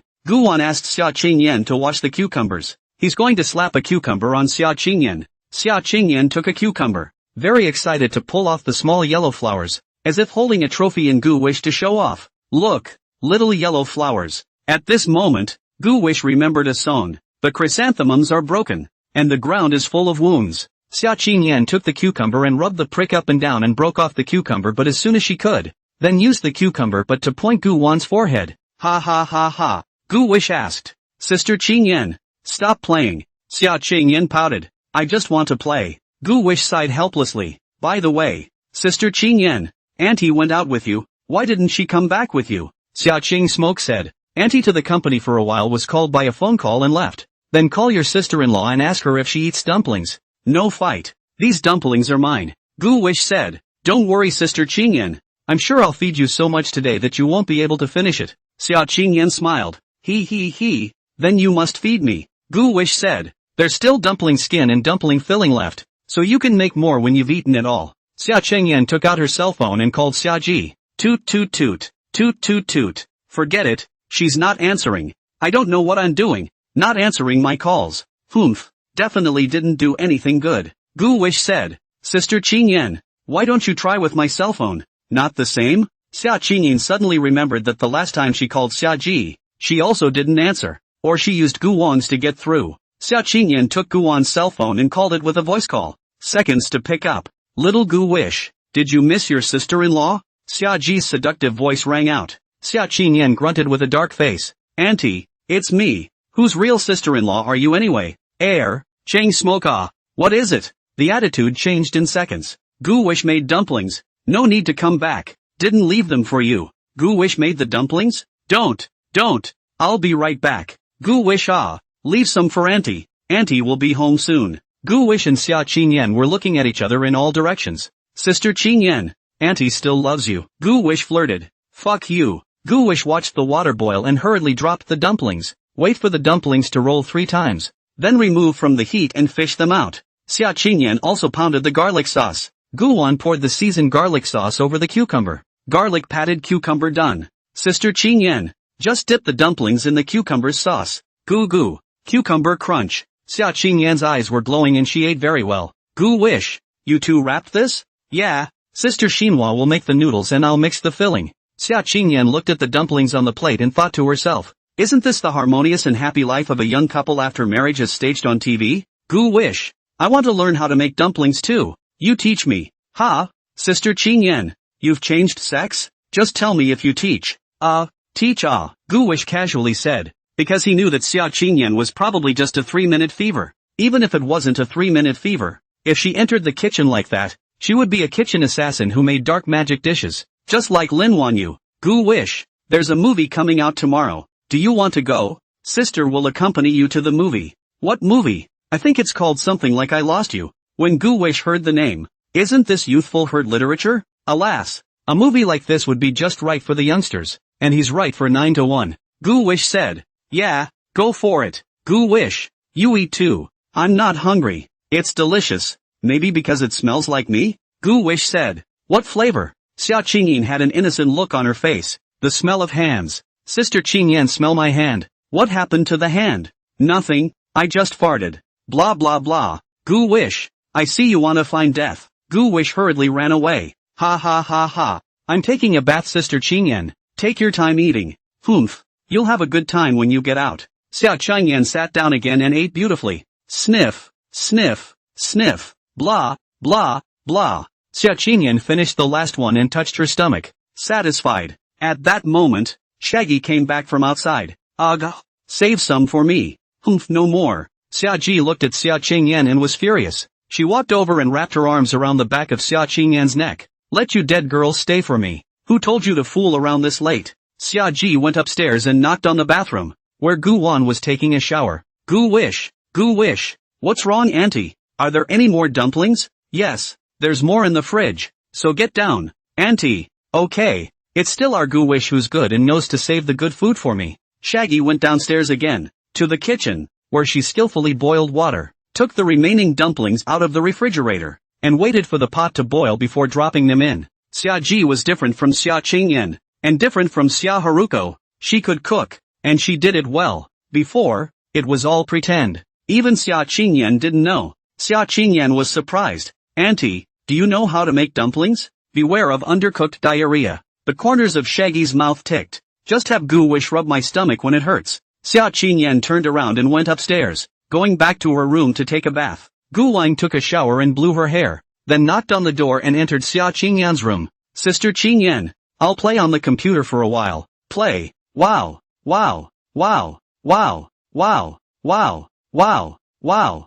Wow. Wow. Wow. The sound of running water came from the bathroom. In the mirror, it was the blurred curves of Xia Qingyan. Gu Wish turned a deaf ear to the sound of running water as he put on his headphones and turned on his computer. Recently the Alliance cool, and there are scripted hangings. The game environment is very bad, and even, there are rumors that the big anchors take the lead to open hangings, which is like a heavy blow to this game that has been on fire for so many years. It's made the already small number of loyal players go away for another batch. It's a long way from cool, only cool. You can see it in the heat of the spring game right now, but without a game of the same caliber to replace it. I suspect it will continue to exist in this lukewarm manner for many more years. Gu wishes to go in and look around, then nods his fork. He played Extreme Escape developed by Xia Qingyan. Xia Qingyan finished her bath and came out of the bathroom wrapped in a bath towel. What's the game? What a great escape. Gu wish. Let's still play Gluttony Cat undercover mode later. Yeah. I need to get dressed. Don't look back. Oh, the keyboard in Gu Wish's hand stopped, and he held back. How I wish I had perspective behind my head at this point. There was a rustling sound. Gu Wish, help me blow dry my hair. Oh, Xia Qingyan sat in front of the dresser and looked at her plain-faced self in the mirror. Skin is also blown out. Gu Wish, is sister pretty? Beautiful. Gu Wish carefully looked at Xia Qingyan in the mirror and carefully blew her hair. Gu Wish, I think you said before that you would only cook for myself. Sister Qingyan. Gu Wish hadn't finished her sentence. Xia Qingyan then interrupted him and said, but I know that your feelings with Ms. Yao are different from others. You grew up together and were very close. Same as a real sibling. Gu Wish said, when I was in the orphanage before, it was Sister Xin Yue who always took care of me. She was the first light in Wangmu's life. Xia Qingyan said, I understand. Am I the second bundle? Gu Wish laughed. Sister Qingyan, there are some things that can't be compared to each other like that. If it wasn't for Sister Qingyan taking me in, I'd still be suffering in the orphanage. How could I live in a big house and go to such a good school? Sister Qingyan is important to me. Very important. Family. Family? Yeah, we're family. Family. I don't know when my mom will be back. That way, we're all together as a family. The wind from the hairdryer slipped into Xia Qingyan's hair through the gaps in Gu Wan's fingers. Gu Wan said, does auntie have any favorites? I can prepare a surprise for her. Xia Qingyan said, my mom didn't seem to show that she particularly liked anything before. What about oil paintings? Doesn't auntie like to paint? Xia Qingyan asked, do you know how to paint oil? Gu Wish said, a little bit. In his previous life, Gu Willing was once pursued by a sickly girl. That girl is painting oil paintings, but also in Fei Lang Shui held an oil painting exhibition, and later became an outstanding oil painter. Gu Willing to be forced by her to learn. Painting general, can only be imitated of Van Gogh Monet. That'll work. By the way, there's one more thing. The game idea you told me about. I met with the team today to discuss it. And it feels feasible, but they are very vague about it, and don't have a specific picture. So when you come to my company after your summer vacation, explain it to them specifically. Okay, I have to say, Gu Wang is also the blessing of Xia Qingyan, with Gu Wan's opinion. Now the company's 3 games have become a hit. The future of the Gluttonous Cat and the Extreme Escape will be able to bring the company a huge volume of users. and also 3 games can link up a little. And there's also good news from the overseas market, as Sakura Nation wants to buy the rights to the anime adaptation of Love Battle. The anime adaptations of Sakura-kuni are still strong and all of them are relatively restored, but they definitely change things. If you want to take the overseas market, it's definitely a better choice to give the anime adaptation rights to Sakura Nation. But at the moment, Xia Qingyan was hesitant to do it herself. After all, it was the heart and soul of her team. Giving the adaptation rights to someone else is like giving your son to an outsider to raise. Gu Wish, do you like black hair? Xia Qingyan touched her orange hair. Gu Wish smiled and said, Sister Qingyan, you yourself like whatever hair color you like. Any color Sister Qingyan I like don't cajole me. I'm going to dye it tomorrow when we go to the movies. Gu Wish said, ahem, you can dye it yellow. Fuck you. Gu Wish said, let's play some games. I should code after playing. Good. Xia Qingyan and Gu Wan sat in front of the computer, and the two of them entered the game. They go into undercover mode, then assign to enter the room. Pour the master a pot of tea with the wild chubby into the room. The system assigns identities. Gu Wish was the mouse, and Xia Qingyan was the cat. Everyone mic'd up and got to work on the quest. At this time, the little Jeanzy on the opposite side was very excited when she heard Gu Wish's voice. Gu Wan, is that you, Gu Wish? Xiao Jeanzy shouted. Not me, not dash dot. Gu Wish flatly denied it. Xia Changyan looked at Gu Wan and said, Gu Wan, you guys know each other? Gu Wish saw that she had failed to hide and covered her face and held her forehead. Ha, little one, and you say it wasn't you? Caught by me, I guess. Young said next to Kogain. Xia Qingyan looked at Gu Wan with a question mark on her face. Gu Wish explained. Sister Qingyan, this is my friend from the orphanage, and the other one is his cheap sister-in-law. What a cheap sister-in-law. How dare you lie to me this afternoon? Wild fatty. I'm telling you, this little guy was with another pretty girl this afternoon. Xia Qingyan spoke in a clear and cold voice. I know. What is your relationship? Sister and brother? Xia Qingyan said. It has nothing to do with you. Xiao Jinzi shouted. Gu Wish, let's 4 of us play as a team. Gu Wan looked at Xia Changyan. Xia Qingyan said, since they are your friends, let's go together. Okay, but play 2 games and we're going down. Romy listened to Gu Wan's voice over there and remembered that little child. Gu Wish, why did you choose to be called Gu Wish as well? Romy threw away these distractions and began to get to know Gu Wan, asking him about things all the time after entering the game. Then the game ended and was forced offline by Xia Qingyan. She put her legs on Gu Wan's knees. Hurry up and write your novel. You're writing too slowly to read enough. Gu Wish said. Sister Qingyan, I'm still a little kid. I'm too young. I don't have enough energy. I'll write more when I'm older. 10,000 words a day by then. Okay, that's what you said. Dum.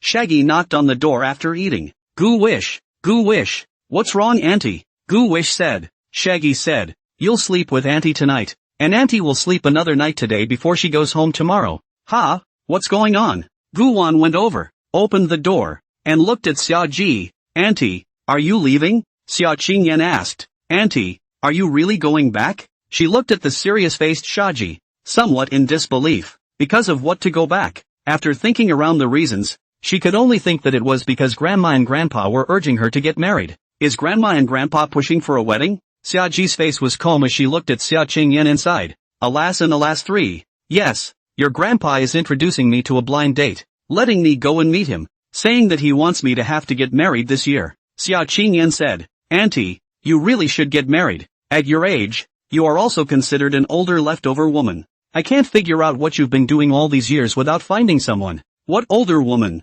I'm an 18-year-old invincible youthful beauty. Xia Ji looked at Gu Wan and said, Gu Wan, I'm going on a blind date tomorrow. Why don't you sleep with me tonight? Gu Wish looked at Xia Ji and nodded. Auntie, I'll go over there after I finish the game. Shaggy nodded and turned back to her room. Gu Wan and Xia Qingyan closed the door to their room. Sister Qingyan, has auntie ever been on a blind date before? Phased. But none of those men were my sister-in-law's favorite. Xia Qingyan said, Gu Wish, since sister-in-law is leaving tomorrow, you can sleep with sister-in-law tonight. Good. Gu Wish laughed. I'll code and update first. Aha. Gu Wish leaned back in his gaming chair and continued to code. After I finished coding my housewife, Li Taiping, I started coding my 19-year-old female tenant. Uploaded my 19-year-old female tenant to the site. Gu Wish to stretch. Sister Qingyan, I'm going over to bed. Go. Xia Qingyan lay on the bed, looking at Gu Wen's updated chapter for today, and he giggled.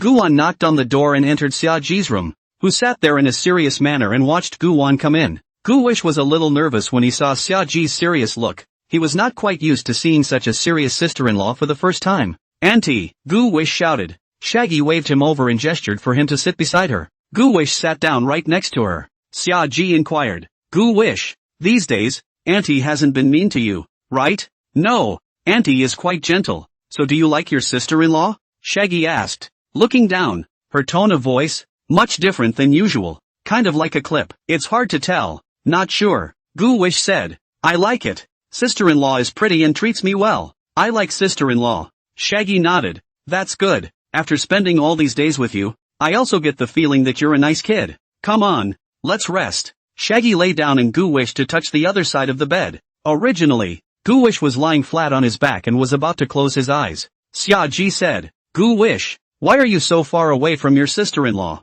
Closer." Guwish moved next to Xiaoji. "Look at me. Stay with me." Guwish turned on his side, his head resting on one hand. He was eye to eye with Shaggy, and he could feel the warmth of Shaggy's breath coming out. Xiaoji asked, "Guwish, what happened to you and that richest girl?" "Not much. The relationship didn't go any further?" Shaggy gossiped. "How can it be? Auntie, we are classmates," Shaggy said. "If you say classmates, then they are classmates, right? But I'll tell you what, take your chances. Although Zhao Yunlan is the richest daughter, she's also good at cheating.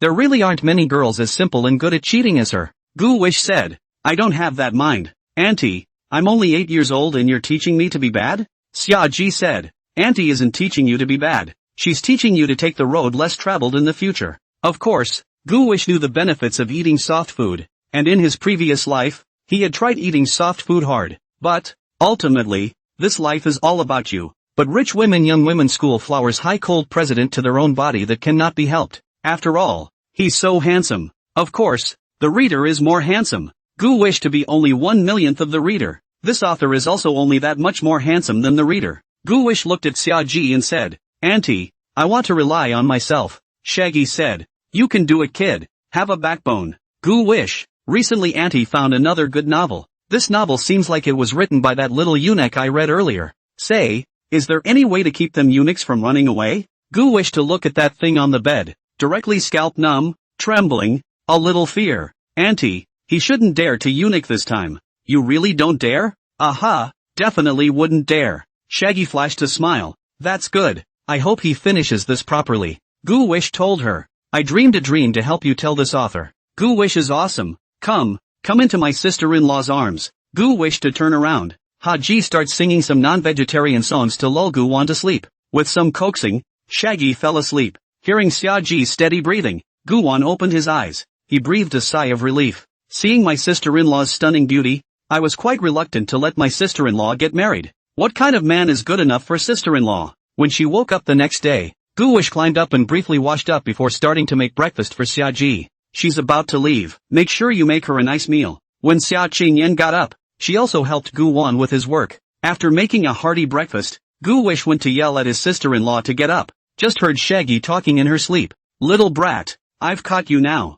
Guwish's heart tightened as she sniffed. He swallowed a mouthful of saliva. Who did Auntie catch? Did she find out about herself? Guwon walked over to Shaji's bedside and yelled at her to get up. Auntie, breakfast." Shaggy woke up in a daze. "Oh." She patted Guwish's ass and said yes. Xiaoji washed up and went downstairs, and the two Guwishes were waiting for her. "You guys eating? Why are you looking at me like that?" Shaggy had a relaxed look on her face. The three of them sat at the dinner table, and Xiao Qingyan and Guwon were both silent. Shaggy was alone and gushing, and she looked relaxed. After dinner, Shaggy got up and went upstairs to get ready to go out after changing her clothes. Guwon and Xiao Qingyan went to see them off. Shaggy said, "There's no need to send it. I'm leaving. Auntie, you have to come back and visit often." Guwish's face showed sadness. Xiaoji waved her hand and left the Nintang Palace. Watching Xiaoji leave, Guwon and Xiao Qingyan looked at each other. They laughed happily at the same time. "Woohoo! Sister-in-law is finally gone." As soon as the words were out of his mouth, Shaggy folded back in. Guwish asked, "Auntie, why are you back again?" Shaggy said, "I don't have my cell phone." Guwish said, "I'll go get it for you." Guwish ran upstairs to the courtyard and handed her cell phone to Xiaoji. "Auntie, here you go." Xiaoji pinched Guwon's face. "Our Guwon is so nice. I'm leaving. Bye." Bye-bye sister-in-law. Shaggy waved her hand again. Gu Wish and Xia Qingyan waited for a while to confirm that Xia Ji was really gone before they started cheering. Woohoo! This time it's really gone. The Nine Tang Palace in the early morning was permeated with tranquility. In the distance, in the 7th courtyard, Zhao Yunlan stood on the balcony with binoculars aimed at the 9th courtyard, wanting to scout for Brave at any time. Xia Qingyan wrapped her arms around herself. Gu Wish, why don't we go out and play now? Take a stroll and then go see a movie. Gu Wish said, don't stroll around in the morning. Sister Qingyan, accompany me to plant vegetables. We went out to the backyard and cleared the ground and planted it now. And in a couple of months we'll be eating vegetables that we grew ourselves. That's fine, but we still need to get seeds, right? And look for videos on gardening to learn how to do it. Xia Qingyan said thoughtfully. Gu Wish said, no need for that. I'll plant it. All of this is easy, and I've already bought all the seeds, so all we need to do today is to reclaim a piece of the land. When did you buy it? How come I didn't know? Gu Wish said, I bought it at the food market yesterday with Sister Sinew. Xia Qingyan nodded. What did you buy? Gu Wish said, it's the right time of the year to plant beans and eggplants and cucumbers, so I bought some seasonal vegetables. Can the two of us do it? Why don't we get 2 workers? Gu Wish said, no need. Is this ground hard? I don't know. We can try. Gu Wan laughed. I think the vegetables I cultivate and grow are more delicious. Gu Wan went to the tool room to get the tools, and Gu Wan and Xia Qingyan came to the area where the bunny was buried piece by piece. He dug with an iron lift and it seemed a little hard. The problem is that his body is too small and the iron lift is a bit big. Quite tired. To be honest, Xia Qingyan held the iron lift and didn't move a muscle. Gu Wish, you can't. Why don't you just forget it? Gu is reluctant to give up because he hasn't started trying yet. Moreover, he didn't want to hear the word that he couldn't from Xia Qingyan. I can. Xia Qingyan sighed as she looked at the stubborn Gu Wish. You're too young to do it. Capable. Can't do it. Capable. Xia Qingyan shook her head as she put down the iron lift, patted the dust on her hands, and turned to leave the backyard. Seeing that Xia Qingyan had left, Gu Wish also put down the iron lift. Holy shit, why is it so hard? But the words have been said. Wouldn't it be a bit bad if we stopped halfway? Digging the bunny's grave wasn't this hard yesterday. Gu Wish tried another round and realized that only the piece at the bunny's grave was soft soil. The rest of the place was hard. There should be a problem with the place chosen. Change the piece of land. Gu wished to take the iron lift and find another piece of land. This place is all fallen leaves, looking pitch black. Should be fertile soil. He hadn't even started digging when he saw Xia Qingyan return. Behind her, there were 2 Gundam security guards. These 2 security guards, they're both ex-military, tough and mobile. Xia Qingyan walked up to Gu Wan and asked, why did you change the place? Gu Wish said, it's a little disrespectful to grow vegetables on a bunny's grave. The soil looks darker and more fertile here. Xia Qingyan said, we've roasted the bunny parents for dinner, and we still respect them? It's just this place, isn't it? Xia Qingyan waved her hand and 2 security guards came over. Master, right here, dig in. Okay, Ms. Xia. Xia Qingyan watched them digging the ground with the feeling of a contractor supervising the work. Gu Wish rubbed his nose. She twisted her head to look at Gu Wan. Go, wash your hands. Xia Qingyan pulled Gu Wan into the house to wash her hands, then took 2 beers from the refrigerator, as well as 2 popsicles. Gu Wish handed the security guard his beer. Master, drink when you're tired. The guard smiled. Thank you, but we can't drink on duty. Gu Wish thought for a moment. Let's eat popsicles then. Xia Qingyan and Gu Wan stood in the shade, kaboom, and opened their beers. Hiss ah. Gu Wish asked, Sister Qingyan, this security guard is quite good, and the owner even comes to help when something happens. Xia Qingyan said, help? I spent 500 tips on it. Gu Wish looked at Xia Qingyan. Not bad for a rich woman. An hour later, the 2 guards had reclaimed about a dozen square feet of land and loosened the soil. After they left, Gu Wang and Xia Qingyan started planning how to grow vegetables. Once the measurements were taken, the 2 began to plant. Xia Qingyan didn't know how to do it, and Gu wished to teach her. Sister Qingyan, just dig it up like this and put the seeds in. This sub is good to live with. Xia Qingyan said, oh, is it just like a man giving birth to a child? Sowing the seed and then leaving it alone? Gu Wish had a black line. Sister Qingyan, how can farming be confused with having children? Planting also involves regular watering and dosing to care for the land. Xia Qingyan said, isn't having a child also? Gu Wish. In the 7th courtyard, Zhao Yunlan observed Xia Qingyan and Gu Wan digging in the backyard with binoculars, not knowing what they were doing. Zhao Yunlan took out her own small notebook and she recorded it. June 21st, Guts and the Demoness are sneaking around planting magic potions, and this enchantress is bound to cut those down to size. Xia Qingyan saw that Gu Wan was sweating. She said, "Why don't you take a break?" Gu Wish said, "It's fine. I'll finish planting soon." Xia Qingyan reached out and wiped the sweat off Gu Wan's forehead. "Thank you, Sister Qingyan," Gu Wish said. "By the way, Sister Qingyan, when these seedlings grow out, you need to build shelves to put up the seedlings, so that they can bear more fruit and grow better. Just cut those bamboos in the front yard. Chop it. That bamboo is too thin and useless." After they were all planted, Gu Wang and Xia Qingyan went to bring up water again and then started watering. When it was all finished, the two men looked at the results of their busy work and smiled. "Come on, go back inside and take a shower. Look at you. You're all sweaty." Gu Wang raised her head and looked at Xia Qingyan. "Sister Qingyan, you're still talking about me. Look at your forehead. Isn't there hair on it as well? But it's better this way." Gu Wan and Xia Qingyan returned upstairs, each going to their rooms to take a shower and change into clean clothes. "Come on, let's go out." "Not taking a break?"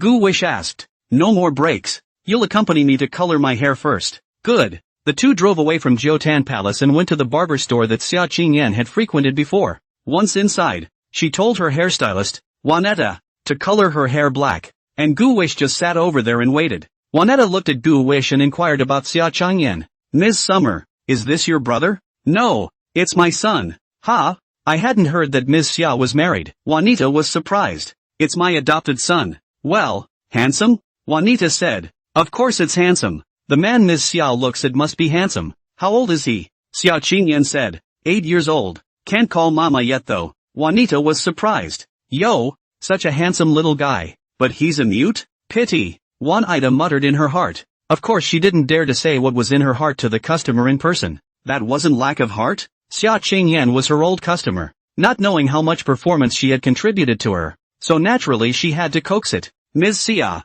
what do you think of the hair today? This is the latest trend over on the peninsula. See if you like it. It's the look of all those female idol actresses." Juanetta held up some pictures for Xia Qingyan to see. "I have to hand it to the peninsula actress for her exquisite styling." Xia Qingyan twisted her head to look at Gu Wan, who was holding her cell phone and looking down at something. Thinking that Gu Wan was not enjoying the company of her haircut, she called out, "Gu Wan! Gu Wan!" Gu Wish heard Xia Qingyan's greeting and hurriedly put down her cell phone and came to Xia Qingyan's side. "Sister Qingyan, what's wrong?" Gu Wish shouted with a smile. When Juanita heard that, "Yo, isn't that a talking head? It's not dumb. What did Ms. Xia say about him not calling out for mama? Wait, what did he just call Ms. Xia? Sister? Didn't you say adopted son? Oh, I know. Himself is presumably a part of the two's play. Ugh, are barbers so bad now? You also have to play erotic games with your customers. Is the rich man's world so outrageous? I'd like to try it when I'm rich. Such a handsome son.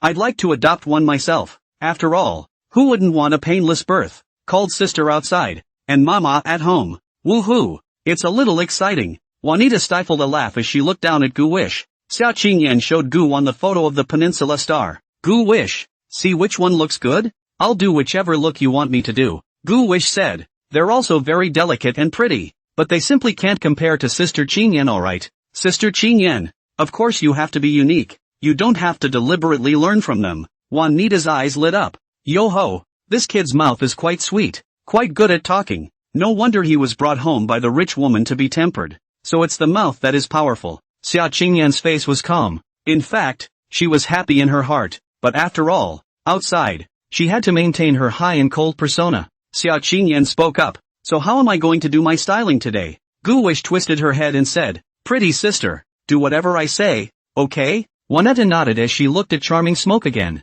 Getting an affirmative reply from Xia Qingyan, she said, "Okay, just like that." Gu Wish was directing Juanita to organize Xia Qingyan's hair from the side. "You can, little one. I didn't realize you were quite the professional." Xia Qingyan's hair changed color and was slightly permed. Gu Wan looked at Xia Qingyan in the mirror and felt that her face had cleared a few more points. "It's true that hairstyles can change people too," Juanita said. "Ms. Xia, you really have picked up a treasure." Xia Qingyan smiled faintly. They left the barbershop, and Gu Wan looked up at Xia Qingyan. "Sister Qingyan, are you still satisfied with this look?" Instead of answering Gu Wan's question, Xia Qingyan asked, "Gu Wan, tell the truth. Do you like to accompany me out shopping?" Gu Wish said, "Of course I like it. You don't even know how many men will envy me when they see it." "Then why were you looking at your cell phone and not at me at the barbershop?" Gu Wish just sat there, was watching the stock market, as well as reading the comments of the readers in the novel. He specifically opened a small number, wanting to see if there are any small black people spraying him.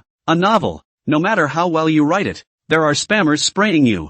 Gu Wish wanted to squirt against them. No, I was just coding. Oh, Gu Wish asked. Sister Qing Yan, is the movie about to start? Let's go to the movie theater quickly. Pretty much. It's just about time to get there now. Xia Qingyin drove Gu Wan to the movie theater, to the Oscar Movie City on the 5th floor. Gu Wish, I'll go get the tickets. Good. Xia Qingyan went to the ticket machine to get tickets. Then Gu Wish to come to the front desk. He saw that there are selling popcorn and also selling potato chips. Just get ready to stand in line for popcorn and a drink. When he took a closer look at the waitress in front of him, it turned out to be Yao Xinu. Yao Xinyue worked as a tutor this morning, worked part-time at the movie city in the afternoon, and had to go back to the school library to study in the evening. Another simple yet fulfilling day. Sister Xinhua, Gu Wish shouted. Yao Xinyue raised her head at the words. She saw Gu Wan waving at her and immediately smiled in response. Then, he saw Xia Qingyan walk over to Gu Wan. Come on, can you get your hands dirty? I'm sorry.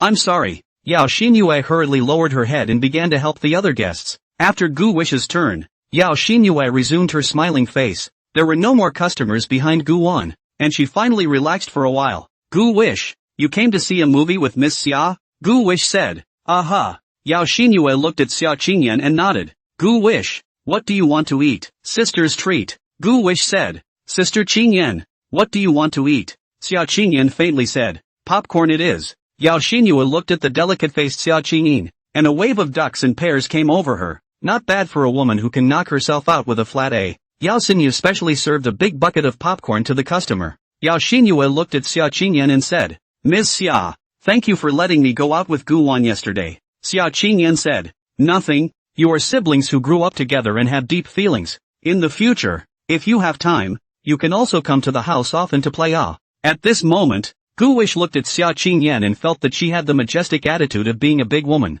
Yao Xinyu smiled. Thank you. Alright, time's up. Gu Wish, you guys go in. Gu Wish nodded. Sister Shinin, then we're going in haha. Go. If you don't go I'm going to dramatize it for you. Don't.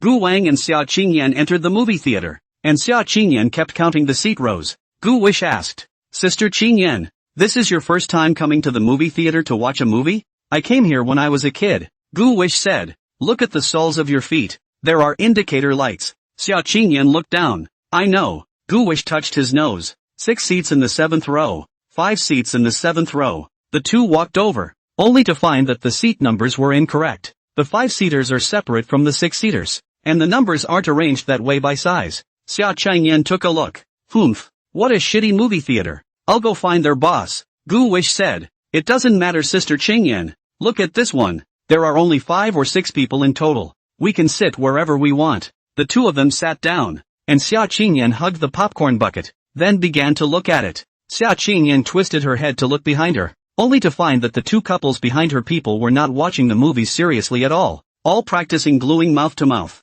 Xia Qingyan twisted her head, causing her to not have the heart to watch the movie. Gu Wish said, Sister Qingyan, why are you blushing? The screen just happened to be there, and a picture appeared of the hero and heroine kissing. Xia Qingyan said, no, this is too fast, isn't it? Just met and kissed? Gu Wish didn't feel anything watching the hero and heroine kissing, because there's no love to be seen in their eyes. Might as well watch a bitter 80s drama. Back then, a small flower, Gu Wish was crying her eyes out. Love in those days was also, even if the hero and heroine could feel like it with a single look. Gu Wish told Xia Qingyan, this is how it is to fall in love nowadays. That's not too far off the mark. In the next scene, though, the hero and heroine are living together. Life after cohabitation, too, looked dull and uninspiring, not sweet. Xia Qingyan asked, is this the life of an unmarried cohabitant? Gu Wish said, it's just that the director made a bad shot, not that their lives aren't sweet. Originally Xia Qingyan, this person is not married. Now come to see a love movie. Also give her to instill this kind of cohabitation life is not sweet love. That is not adding insult to injury. She even more does not want to fall in love and get married. Gu Wish could only try to find a remedy. Later in this movie, it's about both parties getting bored after living together for a few years and the fact that the different pace of life and work brings up all sorts of conflicts, which leads to disagreements and then fights. In his previous life, Gu Wish hadn't fought with those girlfriends of his at all. He was the emperor, and his might was added to the sea. Rong Yin, for example, that was holding Gu Wan in her heart. Yi Zihan, for example, that was treating Gu Wan as her master. For example, another example is, then there's, and then again, like, and then again and again like. Later in this movie, it's about two people who won't talk first because they're stubborn with each other, and then they miss it, get cold feet, and break up. One more brother in the back. The word is out. The hero's family has a change of heart and the heroine goes back to propose to the hero. How can I put it? It's just kinda bland. Nothing up and down. The photos in the back are the same old fate of meeting as a child, with the hero and heroine unintentionally in the same frame in their childhood photos. It was probably because Gu Wish had seen too many of these in his previous life, so he didn't really catch on. But in the end Gu Wish was quite satisfied with the ending, as long as it's a happy ending. In her life, Gu Wish only wanted to see something happy, leave the unhappiness to others. Just like Master Yu, he doesn't care about other people's deaths at all. After the break, Xia Qingyan said, I'm a bit dissatisfied. That's falling in love?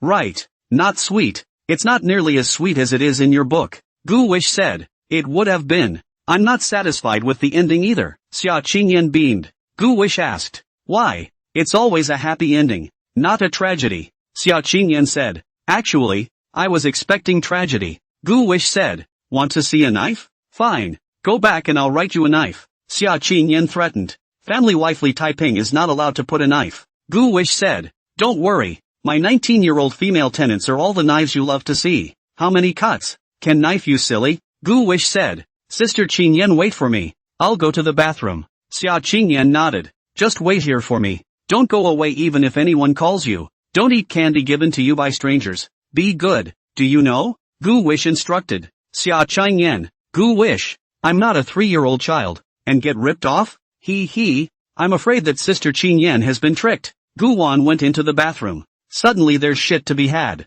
He then crouched down, and then sent a message to Xia Qing Smoke. Sister Qingyan, poop. Xia Qingyan, no need to tell me. At that moment, there was a sudden shout from across the hall. Curious, Xia Qingyan walked out to see what was going on. Gu Wish heard the loud noise outside and was afraid that something had happened to Xia Qingyan. He held back, put on his pants and rushed out. Seeing Xia Qingyan standing on the periphery watching the fun, the stone in her heart fell to the ground. What's wrong, Sister Qingyan? Xia Qingyan said. What about catching 2 plus 1? 2 plus 1? Doesn't that make it junior? Crap. Such a fresh word. The original wife beat the mistress to the ground. The family and friends of the original couple surrounded the man. I told you to seduce my man. Told you to seduce my man. The mistress was held down and torn apart by the original partner. Her hair was grabbed and her clothes were stripped. You seduce even his 3-minute stuff? Can't you find a man? This is a man I don't want anyway. But before that, you slutty vixen give back the money he gave you for the package. $2 million, and I want it today. Junior was beaten senseless and had his clothes torn. She covered her face. Xia Qingyan looked closer. Isn't that the couple that was just glued in there? Nice guy. Turns out he's a cheater. She saw Junior showing his spots. Xia Qingyan hurriedly covered Gu Wan's eyes. Gu Wish actually didn't matter. Having seen too much in his previous life, it didn't appeal to him. Gu Wish stood on her tiptoes and gave up when she realized she couldn't see either. Xia Qingyan pulled Gu Wish to hurry away, and if she didn't leave, the junior clothes would be stripped bare. Before leaving, Gu Wish even waved goodbye to Yao Xinyue. Out of the movie city, the two walked down the road, holding hands. Gu Wish said, Sister Qingyan, what kind of love do you aspire to? Xia Qingyan faintly said, I don't fall in love and I don't get married. Gu Wish smiled and said, I'm just asking. I said if. Xia Qingyan said, if? She looked down at Gu Wish. It's probably a white head. Gu Wish said, wish for one heart. White heads. No separation. Sister Qingyan, let me write you a song. What song? Go back and write. Xia Qingyan thought for a moment and said, now that the movie is over, is there anything you want to play? No. Let's go home. No. I haven't had enough fun yet. Well, let's go for a massage. Xia Qingyan jumped at the chance, seemingly excited. Gu Wan looked at Xia Qingyan. Sister Qingyan, you want a massage? Yeah, don't you men love to go for it? So what kind of massage do you want? Xia Qingyan took out her cell phone and showed Gu Wan the video she had searched. It's one of those essential oil open back kind of things. No. Absolutely not. Gu Wish immediately refused. If you really want to do it, you can buy the essential oils and do it at home. Xia Qingyan said, you don't like it? Surely I don't like it? What if I set you up with a male technician? Xia Qingyan was surprised.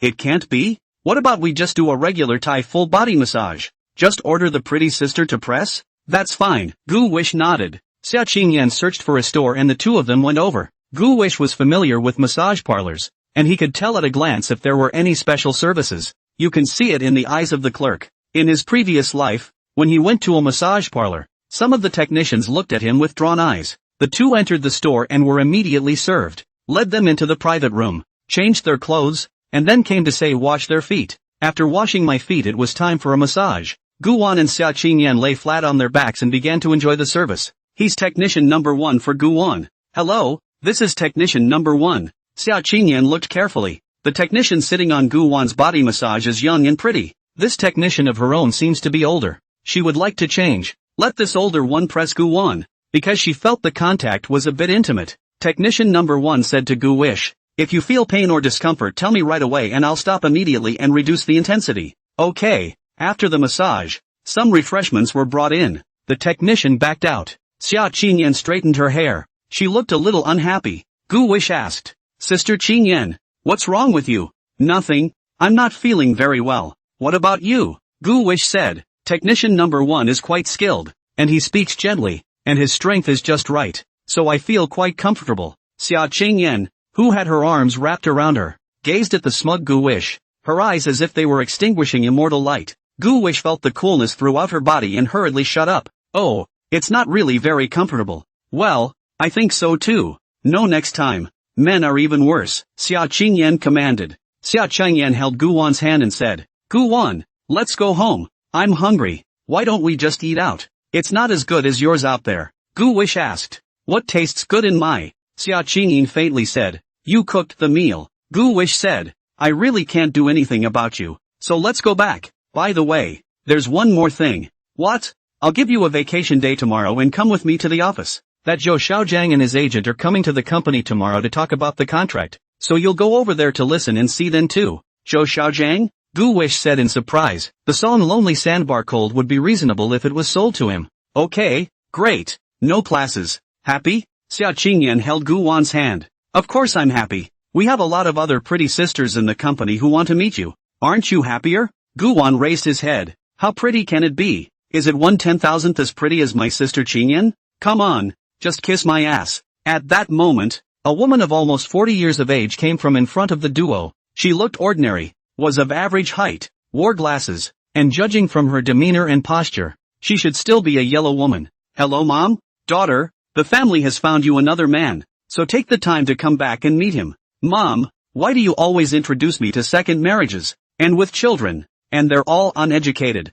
I want an intellectual like my dad. There's no more perfect man in this world than dad. Daughter, I know your father is perfect, but mama is getting older. You can't be alone in the future, right? Lower your requirements a bit, settle for the second best, find someone to rub shoulders with so you won't be alone in the future. Mom, I don't think I'm asking for much. My own conditions here. A public company's financial director. Annual salary of 50, but also a key university master's degree. Long is also considered beautiful. I ask each other height education is wrong? Why would I marry the other guy if he's not as qualified as me? Daughter, the problem is that men nowadays are shallow. They just like the outside. They don't pay attention to the inside. They only like the young ones. Mom, I think you're right. It's just that men are so subpar these days or I wouldn't be left. In my condition, it's not too much to look for a good-looking, rich one, the older girl answered sharply. She doesn't even realize that in the dating market, the likes of her belongs to the exterminator, which itself matches very few market resources, and is still unwilling to marry down, making it difficult to get married. But it's everyone's choice not to marry, and it's no one else's business what she'd like to do. Her terms translate to long, handsome, and rich. A man with such conditions smells good. So many 20-somethings are lined up. Why look for a woman who is about to retire? It's always just that men and women have different needs. Not too much. Of course not too much. Daughter, let's meet this one and talk about it if we're not satisfied. Okay mom, I want red meat today. Hey, mommy will make you braised pork. The woman rubbed shoulders with Gu Wish and Xia Qingyan. They heard the woman talking to her mother. Gu Wish said to Xia Qingyan, Sister Qingyan, are you worried? Worry about what? Can't get married. I said no marriage. Gu Wish said, maybe you'll change your mind in a few years? No way. Xia Qingyan said, but this woman didn't marry out. I feel like there's a big reason with her family. It sounds like her parents spoiled her too much. I only call my mom one word now, and she's 40 years old. A year older than my mom, and she calls me mama. Too immature in mind. Gu Wish nodded and said, it's just something to do with her parents. Look at her requirements. Long, handsome, rich. I think there are quite a few people who fulfill the first two, and she could go get a duck charter and live a good life. But the rich ones are different. How could they choose such a woman as a wife? It's completely impossible. Xia Qingyan grabbed the key point. What long? It's the long handsome one. How did the elementary school teacher teach you polyphonic words and sentence breaks? Gu Wish said. Pretty much. Much worse. Xia Qingyan frowned. Gu Wish suddenly pointed at the sky and said, Sister Qingyan, there's a shooting star. Where? Where? Xia Qingyan looked up, but found no trace. You lied to me? No, there really was, but it was gone in the blink of an eye. Forget it. Hurry home and cook me dinner. Xia Qingyan brought Gu Wan home. Walked to the corner of the street there are selling sugar gourds. Xia Qingyan asked, Gu Wan, do you like to eat sugar gourds? Like, boss, 3 skewers of sugar snaps. Great. Here, that makes 60. Gu Wan said, 60? Why don't you go grab it? You obviously could have just grabbed it without selling candy canes. Hey, how do you talk? If you can't afford it, don't buy it. Looking all dressed up, you can't even afford 3 candy canes? You wouldn't buy yours if you could afford it. Treating others like the wrong kind of people for the rest of your life. I don't blame Gu Wish for being angry. It's really because this boss is too pitiful. Sugar gourd on only 6 petals of orange. 2 hawthorn. Here is not a scenic spot or something. $10 is the normal price. He sold Gu Wish 20 a string, completely according to the price of sitting on the ground. Pit people. The owner said, it's not for sale. You mind your son. If you can't afford it, don't buy it. That boss pushed his cart away. Xia Qingyan, however, laughed. Gu Wish said, Sister Qingyan, we've almost been taken for a fool, and you're still laughing? Xia Qingyan's smile was wry. Ahem. Gu Wish, did you hear what that boss just said? Gu Wish said, what did he say? That boss said to keep my son under control. Gu Wish said, Sister Qingyan, that's a dangerous idea. How can I be your son? Xia Qingyan said, I'm your guardian anyway. What does it matter if you call me mama? Gu Wish looked up at Xia Qingyan who had a bad smile on her face. Sister Qingyan, I think it's better for you to give birth to it yourself later. Xia Qingyan said, I'm not even going to get married. How can I give birth? Isn't there that kind? IVF. Xia Qingyan said, what's the point of that? I won't do it. You call me mama to hear it. Anyway, you must have shouted when you were playing house with Xia Yunlan, right? Gu Wan hurriedly denied it, shaking his head violently. No, absolutely not. Xia Qingyan said, is that so? Gu Wish pointed at the night sky again. Sister Qingyan, there really are meteors this time. Xia Qingyan looked up, and sure enough, she saw 3 shooting stars in the night sky cutting through the night. She stopped, let go of Gu Wish's hand, folded her hands, and closed her eyes to make a wish. Gu Wish just looked at her, and a breeze blew, stirring up her swinging skirt and fluttering hair. One's own luck in this life is too good. What kind of treatment is it to open the game with a gentle, knowing and kind sister, then a stunningly beautiful president to accompany her, as well as the richest woman in the world to accompany her, and her girlfriend from her previous life coming one after the other? Xia Qingyan opened her eyes, and Gu Wan took the initiative to hold Xia Qingyan's hand. He didn't ask anything. Sitting in the car, Xia Qingyan twisted her head to ask Gu Wish, why don't you ask me what I wished for? Gu Wish said, don't say it. It won't work if you do. Xia Qingyan said, I want to tell you. Gu Wish said, Sister Qingyan, why do you want to tell me everything? Xia Qingyan pouted, don't you even want to understand me and explore me? I've heard that when you like someone, you go crazy trying to get to know her and explore her, and that's how you like it. Gu Wish held her forehead. Sister Qingyan, of course I like you, but how do you let an 8-year-old explore? Xia Qingyan sighed heavily. Xia Qingyan said, I wished for a magical potion for me to give you to drink to make you grow up right away. Gu Wish said, I'd rather take it 1 year at a time. Pulling up seedlings will kill them quickly. The two of them drove back to their home, and Gu Wan washed her hands and went to the kitchen to prepare for dinner. Xia Qingyan covered her stomach and said she was hungry. She followed Gu Wan's ass. Gu Wish let her wash the eggplant and she juggled with it. Gu Wish, is this how they pull the sword flower on TV? No, eggplant for me. Gu Wan shook his head. Xia Qingyan handed the eggplant to Gu Wan, who took it to poke Xia Qingyan's navel. Watch the move. Good for you Gu Wish. How dare you stage a sneak attack? Xia Qingyan picked up a cucumber and fenced with Gu Wan piece by piece. Xia Qingyan took the cucumber. Gu Wan took the eggplant, slowly turning from a confrontation to the kind of greasy kiss between lovers, only with a cucumber and radish display. Ha, So disgusting, Xia Qingyan said in disgust. Gu Wish said, my eggplant is thicker than your cucumber. What are you disgusting? Xia Qingyan said, this eggplant is all black in color. It means old age. And I still have my prickly cucumber bonnet and it's still a bonnet. What is this called? It's called a combination of an old weenie and a fairy. It reminds me of a Beauty and the Beast combo. When Gu Wish heard it this way, the situation was in line with herself and Xia Qingyan. She was an old bacon with a 30-year-old soul, while Xia Qingyan, although she was the president of the company, was only a girl who had just reached adulthood. Gu Wish said, look at them. They're like glue. Xia Qingyan said, make a cucumber scrambled egg today, and then a braised eggplant. Where's the meat? No meat? Gu Wish opened the refrigerator and said, how about making a tomato and beef brisket soup? Winter melon stew with flour nail? Xia Qingyan said, I heard that eating seafood is aphrodisiac?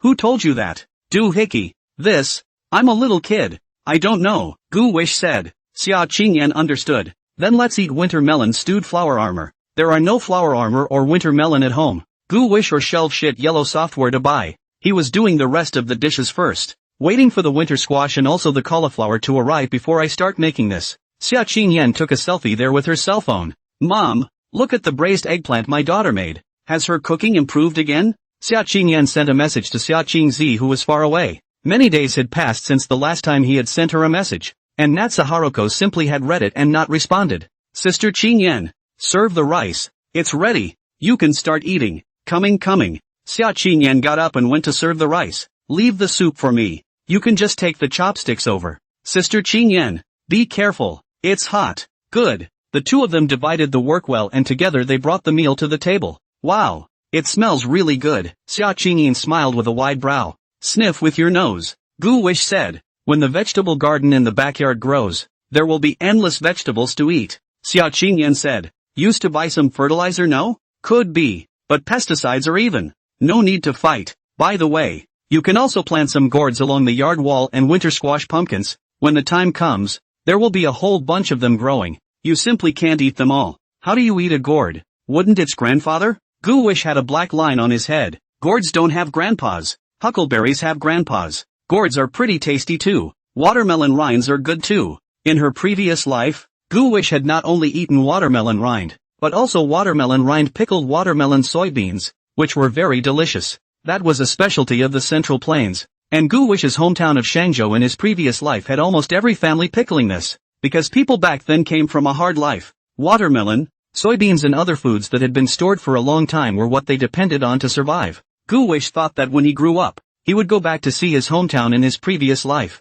Xia Qingyan gave Gu Wan the flour armor. Gu Wish, eat more. Sister Qingyan, you eat too. Gu Wan gave her another piece. I don't need it. I don't need it either. Eat, anyway. You need to prepare early so you don't have to in the future. Gu Wish. At that moment, someone entered. Xia Qingyan and Gu Wan twisted their heads to look over. And surprisingly, it was Xia Ji who had returned. Shaggy carried her things in both hands and smiled. I'm back. Auntie, why are you back again? Xia Qingyan was surprised. Gu Wish was also surprised. He thought Shaggy wouldn't have come. Shaggy said, I'm going home to get a change of clothes. Gu Wish asked, Auntie, did you never intend to leave in the first place? Xia Ji said, want me to leave? You guys don't think so? What's to eat? I'm eating too. Shaggy put her bag on the couch and went to the kitchen to wash her hands before sitting down to eat as well. Xia Qingyan clasped her fists. Auntie, do you think this is funny? Do you know how sad Gu Wan cried after you left this morning? His eyes were red from crying. Gaga. Gu Wish twisted his head to look at Xia Qingyan. This niece said nonsense without blinking. Shaggy did believe it. Hey Gu, my little Gu Wish, you miss your sister-in-law so much. Then I can't leave even more. I've decided. When your mom comes back, I'll move out. Xia Qingyan said. Auntie, maybe my mom will be back tomorrow. Shaggy waved her hand. How can that be? From what I know of her, she probably won't be back until she's done with Fashion Week at Filippo's, and it'll be the end of October by then. It's anyone's guess. My mom has that elusive temperament. Gu Wish said. Sister Qingyan, you said your pregnant auntie must have come back right away. Pregnant? How nice of me to just say I'm having a son. Aren't you a presentable one? Xia Qingyan took out her cell phone and sent a message to Miss Xia Qingzi. Mom, I have a son. Xia Qingyan just sent it over. And the other side returned in seconds. Natsa Haruko asked very condescendingly, whose is it? Of the man who cooks for you? Shaggy twisted her head to look at Gu Wish. Xia Qingyan also looked up to see Guan. No mom. It's a meal I learned to cook myself. Haruko Natsu replied. I don't believe it. Really pregnant? Xia Qingyan said. I'm not pregnant, but I do have a son. Natsu Haruko sent a big question mark. Qingyan, did you get your head pushed through a door? Gee, Mom, would you be happy if I did have a son? Natsu Haruko said. You think I'll believe it? Come on, don't bother me playing outside. Xia Qingyan revealed her and said. Mom, what do you have to play over there by yourself? That place is shabby and old. The food is also difficult to eat. Traveling is also inconvenient. I send you a message you second reply. That means you are simply in the hotel lying dead. Come back soon. I miss you. Auntie misses you too. Shaggy said arrogantly. No, I didn't. Who misses her? Natsu Haruko said. Don't mind. I'm fine here on my own. Xia Qingzi turned off her cell phone. At this moment, she is lying in the hotel bathtub. The water is full of white bubbles. There are fresh rose petals in it. Her pair of long legs lifted up,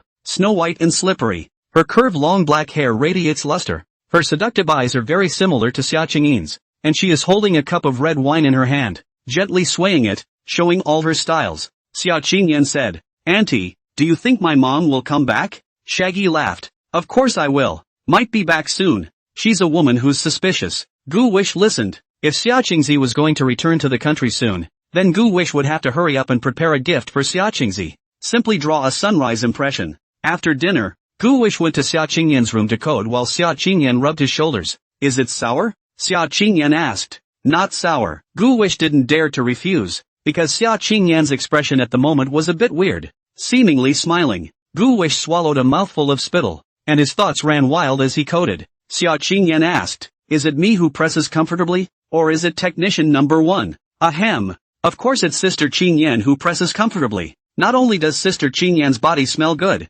but her hands are soft and just the right amount of strength. Got over her already, right? Gu Wish said. Of course I forgot. Who would remember a massage technician? Xia Qingyan slyly asked. What kind of hairstyle did technician number 1 have? Gu Wish replied. Human wife hairstyle. She also brought a pink hairpin. Very charming, just a pity with a mask. Cannot see the face. Xia Qingyan let go of her hand and said coldly. Remember very clearly? If you don't write 10,000 words today, you are not allowed to sleep. Humph. Xia Qingyan huffed and went back to the bed to lie down, taking the quilt to cover her head. It's over. Jealous. Gu Wish said. Sister Qingyan, would you like some fruit? I'll go cut it for you. No food. You're not allowed to eat either. No eating until you finish writing. Xia Qingyan said sullenly. Gu Wish softly sighed. No way. He really did not look carefully. Who let his new brain memory is too good. Never forget. Gu Wish sat down on the gaming chair and began to frantically code. More than 12 o'clock.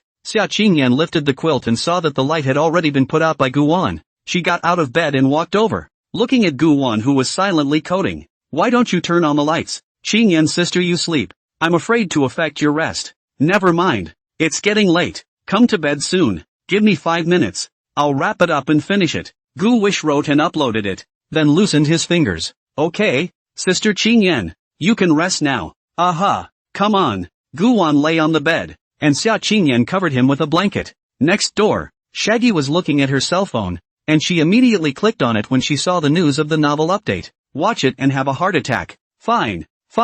Gu Wish. Write it that way right. Shaggy emoed. She rewarded Gu Wish with 5,000 blades. Xia Qingyi looked at the ceiling. Gu Wish. Put me to sleep. Guan said yes and then began to sing a children's song to Xia Qingyan. A little star in the sky. The next morning, after dinner, Gu Wish and Xia Qingyan didn't go to school, but instead went to the Isha Jiqing Game Company. Arriving downstairs at the company, Xia Qingyan held Guwan's hand and entered the company building together. Going in instantly attracted the attention of everyone in the company, because Xia Qingyan had never brought a small child to the company. Who is this little kid? Is it the president's son? No way. I haven't heard of Mr. Xia getting married, and this kid doesn't look so little. This one is afraid to be Mr. Xia's brother, right? Natsu is an only child. It wouldn't be Mr. Xia's unmarried and pregnant son, would it? What kind of joke is this? Mr. Xia is only 19. Look at how old this kid is. At least 7 or 8 years old. And who is he? Everyone has this question in their mind. But the boy looks handsome.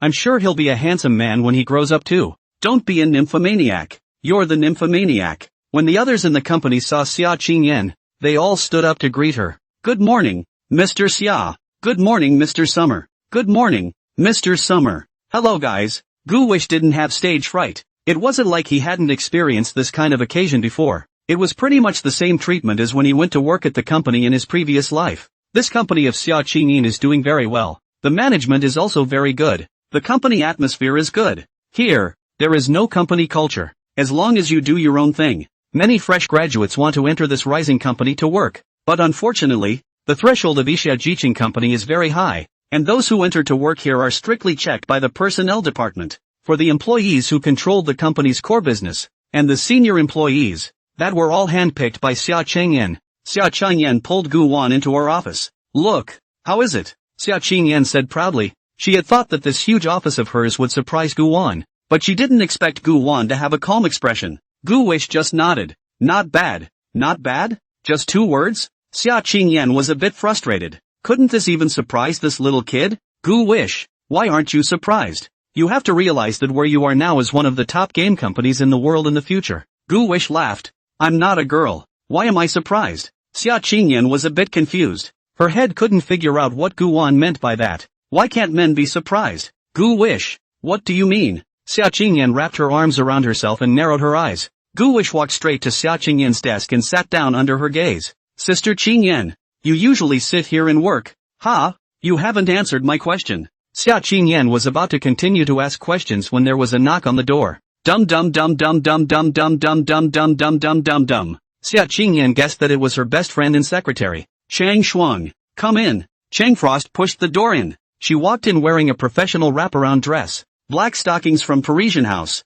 black high heels, and gold-rimmed glasses, holding a folder. The first sight of Gu Wan made Chang Shuang's eyes light up. Chang Frost smiled and greeted Gu Wan. Hello little brother. Hello pretty sister. Gu Wish shouted. Chang Frost was happy to hear Gu Wish call her pretty sister. Xingyan has told me about you many times, and when I saw you today, you really are a smart and handsome little boy. Gu Wish said. Sister Qingyan also told me about you. Sister. She said that you are her best bosom friend and the most capable cadre. Xia Qingyan twisted her head to look at Gu Wan. Chang Frost looked at Xia Qingyan and said, Is that so? You would say that? Why don't I believe it? Just don't believe me. I didn't say that. Chang Frost laughed. That's right, it's already been arranged. Let's go to the conference room for the meeting right away. Good. Calling on Gu Wish? Xia Qingyan said. I brought him here today to let him talk about that game idea he has in mind, and discuss the feasibility at the meeting then. With the current level of technology, it's more than enough to do a good job with the Immortal Sword in Sorcery game.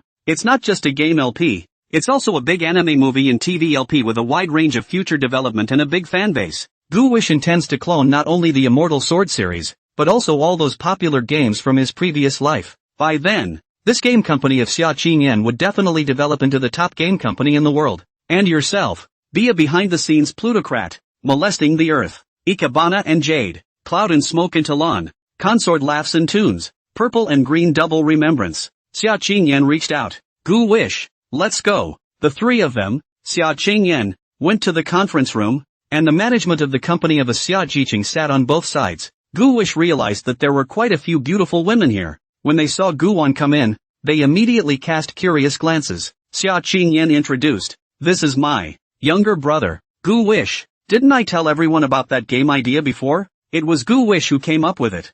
I'm going to let him come in today and give you a closer look at all the ideas he has, and then we'll all discuss the specifics of what's feasible. Xia Changyan looked at Gu Wan. Gu Wan, don't be nervous, just say what's on your mind. I'm not nervous, Sister Qingyan. Gu Wish laughed. Gu Wish swept the circle, his eyes austere, completely unlike a small child. There were whispers at the bottom. Wow. This kid has an unusual aura. That's right, Chief Xia's brother. Can the aura be average? What's going on?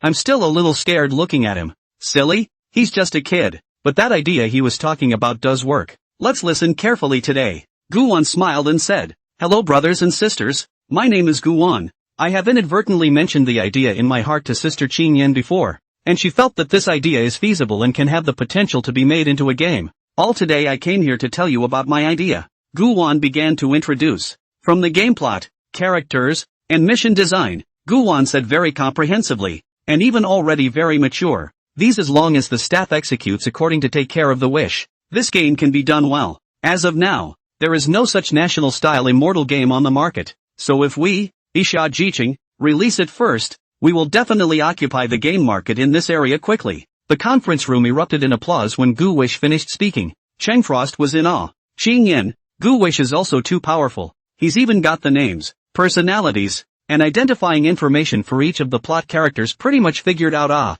And the plot sounds game-paced. Could this kid be a gaming genius? Xia Qingyan nodded very happily. He is indeed a master at playing games. You're forgetting that he was the one who told me earlier about the idea of letting me make Gluttony Cat and also Extreme Escape Free. Qingyan, you've really picked up a treasure. Gu Wish said. I'm done. If anyone has any comments, questions, you can ask me. The crowd looked at each other and no one asked. Chang Frost asked. Gu Wish, how did you come up with these things? Gu Wish said. Dream on. Ha ha ha ha ha ha. Everyone laughed along. Xia Qingyan said. Sometimes, our inspiration is not just an instant burst. Since now everyone has no opinion, I will announce today. This game project is established. The Human Resources Director said. Mr. Xia, the 3 projects the company is currently in charge of are understaffed, and I'm afraid we'll have to recruit people if we set up another new project. Then beckon. Chang Frost asked. Since we're setting up a new program, who will be the new program leader? And are there any gross recommendations? Xia Qingyan looked at Gu Wan and said. I've thought about it. It'll be Wang Mang as the technical leader. Gu Wish will be the chief planner of the project and will be responsible for developing specific plans and, with veto power, Wang Mang, just cooperate with Gu Wish and do a good job together. Mr. Xia, when will you give me manpower then? Wang Mang jumped at the chance. He was the technical leader. As long as he was responsible for the technical aspects, I'll recruit them all for you as soon as possible, the director of manpower said. After the meeting was adjourned, the two returned to the office. Gu Wish said, Sister Qingyan, you're making me a planner? Xia Qingyan said lightly, of course, you came up with this idea, so of course you're responsible for it. I don't have to sit in, do I? No need, but when the project requires you to be at the office, you take a leave of absence and come over. It's almost summer vacation anyway. Gu Wish nodded. Xia Qingyan said, well, I have to work too, so go around the company by yourself. Aha. Gu Wish walked out of the office and went outside. Many little girls put down their hands and molested Gu Wish. Little handsome boy, come to your sister. At school, Zhao Yunlan was a bit upset when Xiao Feishue said that Gu Wish had taken a vacation. Taking a vacation? Again, all day long. What's the fuss about if you don't do your classes properly? Zhao Yunlan rested his chin on one hand and looked out the window, not knowing what he was thinking. In short, she felt bored. Noon class. Zhao Yunlan went to eat alone. Aiden took a cannonball to the pond in front of the Science and Technology building to fry fish. Fried fish fished out into the school bag. She took a knife to the fish, gutted and peeled the belly. Pack firewood to be on the ground to bake fish. Just as I lit the fire, I saw the principal, Ma Zhangjun, with his secretary, Anrun, coming to the Science and Technology building again. Ma Zhangjun froze slightly when he saw Zhao Yunlan. Grilling fish again? Be careful, haha. Ma Zhangjun put his arm around Anrun, who was clearly resisting a bit. Zhao Yunlan looked at Ma Zhangjun and said, Headmaster, did you guys go upstairs to see the big spiders again?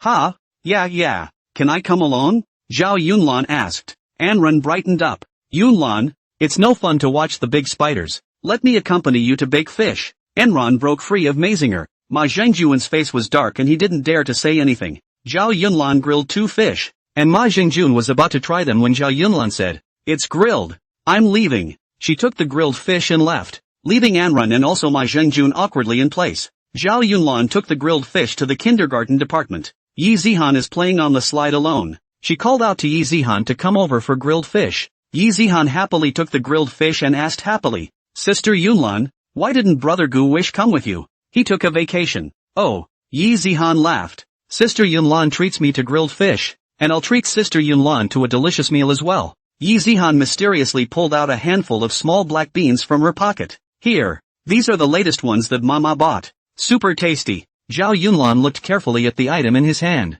The dappled sunlight spilled through the gaps in the trees and fell at Zhao Yunlan's feet like dots of stars. What is this? Asked Zhao Yunlan. What's this? Oh, naturally, it's Yi Zihan's favorite, the newest dog food. Lin Wanyu has given Yi Zihan quite a few bags. Yi Zihan said, He, I won't tell you. My best friends I didn't even share with them. Oh, Sister Yunlan was kind to me. That's why I shared. Zhao Yunlan sent one into his mouth and tasted it. It's quite fragrant. She didn't think much of it and ate a few before leaving the rest behind, intending to give Gu Wan a taste when he came to school. Zhao Yunlan squatted down and looked at Yi Zihan and asked, Zihan, Didn't you always call Gu Wish pot pot pot before? Why are you saying the word brother clearly today? Zhao Yunlan's good detective eyes stared at the tiny Yi Zihan, and Yi Zihan's small movements could not escape her eyes. Yi Zihan tilted her head and said adorably, "Sister Yunlan, are you being silly because I've grown up?" Zhao Yunlan's face didn't change when he was disliked by a small child, but inwardly, he really felt disgraced.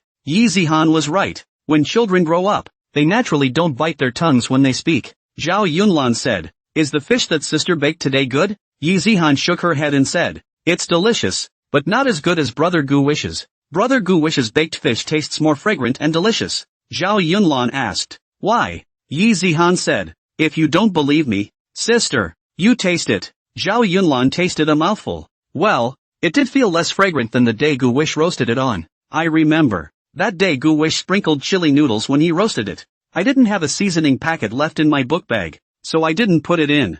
Zhao Yunlan and the two of them were eating grilled fish alone, and one of them couldn't help but eat dog food. When he was almost done eating, Zhao Yunlan felt his pockets. "Any more?" She held out her hand. Yi Zihan covered her pocket and shook her head vigorously. "No more." "You do. Get it out quick. You take it out, and I'll let your brother Gu Wish come to play with you tomorrow, or I won't even let him play with you in the future." Yi Zihan said, "On what grounds? What kind of person are you to brother Gu Wish? It's not like your sister Qingyan." Zhao Yunlan said, "To tell you the truth, I've already signed a contract with Gu Wish. I'm a magical girl and he's my braveheart." Yi Zihan bit her finger and asked, "Then who listens to whom?"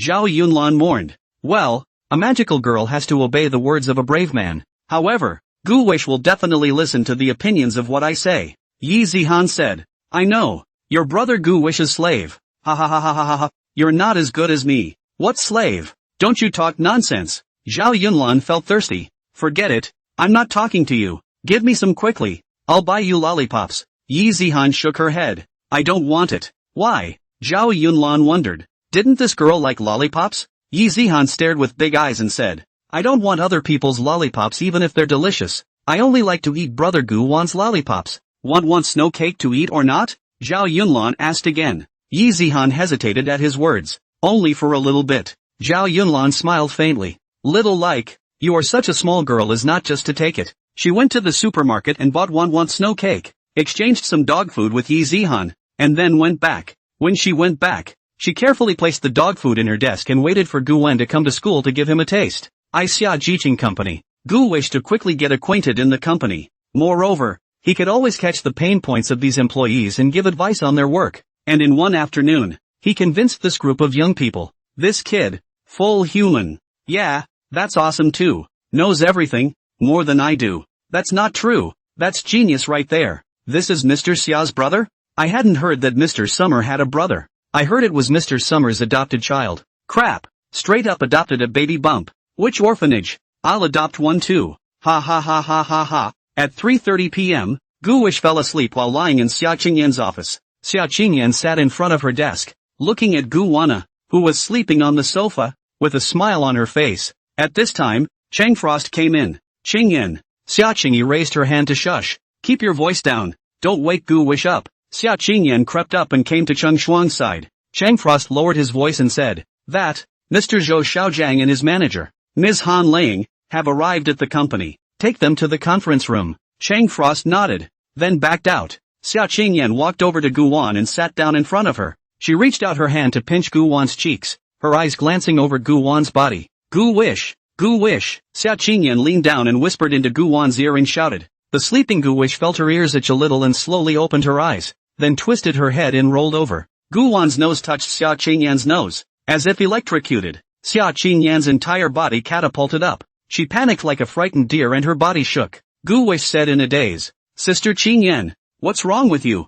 "Nothing." Xia Qingyan immediately resumed her high-cool temperament. "Mr. Zhou Xiaojiang has come to the company to discuss the signing of the contract, and has already arrived at the conference room. Let's go over." Gu Wish said, "Okay, Sister Qingyan. I'll go wash my face right away." Xia Qingyan led Gu Wana to the bathroom to wash her face. Then the two of them came to the conference room. Entering the conference room, Gu Wish saw a man and a woman sitting opposite Cheng Frost. The man was thin, with long hair, a full beard, brown glasses, a leather jacket and an artistic look. The woman was dressed ably. Her eyes were venomous. She looked very strong and confident. Her age was estimated to be in her 30s. That man is the popular male singer Zhou Xiaojiang. Guan sat across from him and looked at him curiously. Hello Mr. Xia. Hello little friend. As soon as Zhou Xiaojiang opened his mouth, he carried a little bit of a crooked accent. Xia Qingyan said, hello, Mr. Zhou, Mr. Han. Han Laying laughed. Wow. I didn't think that the president of Isha Jiqing was really as rumored.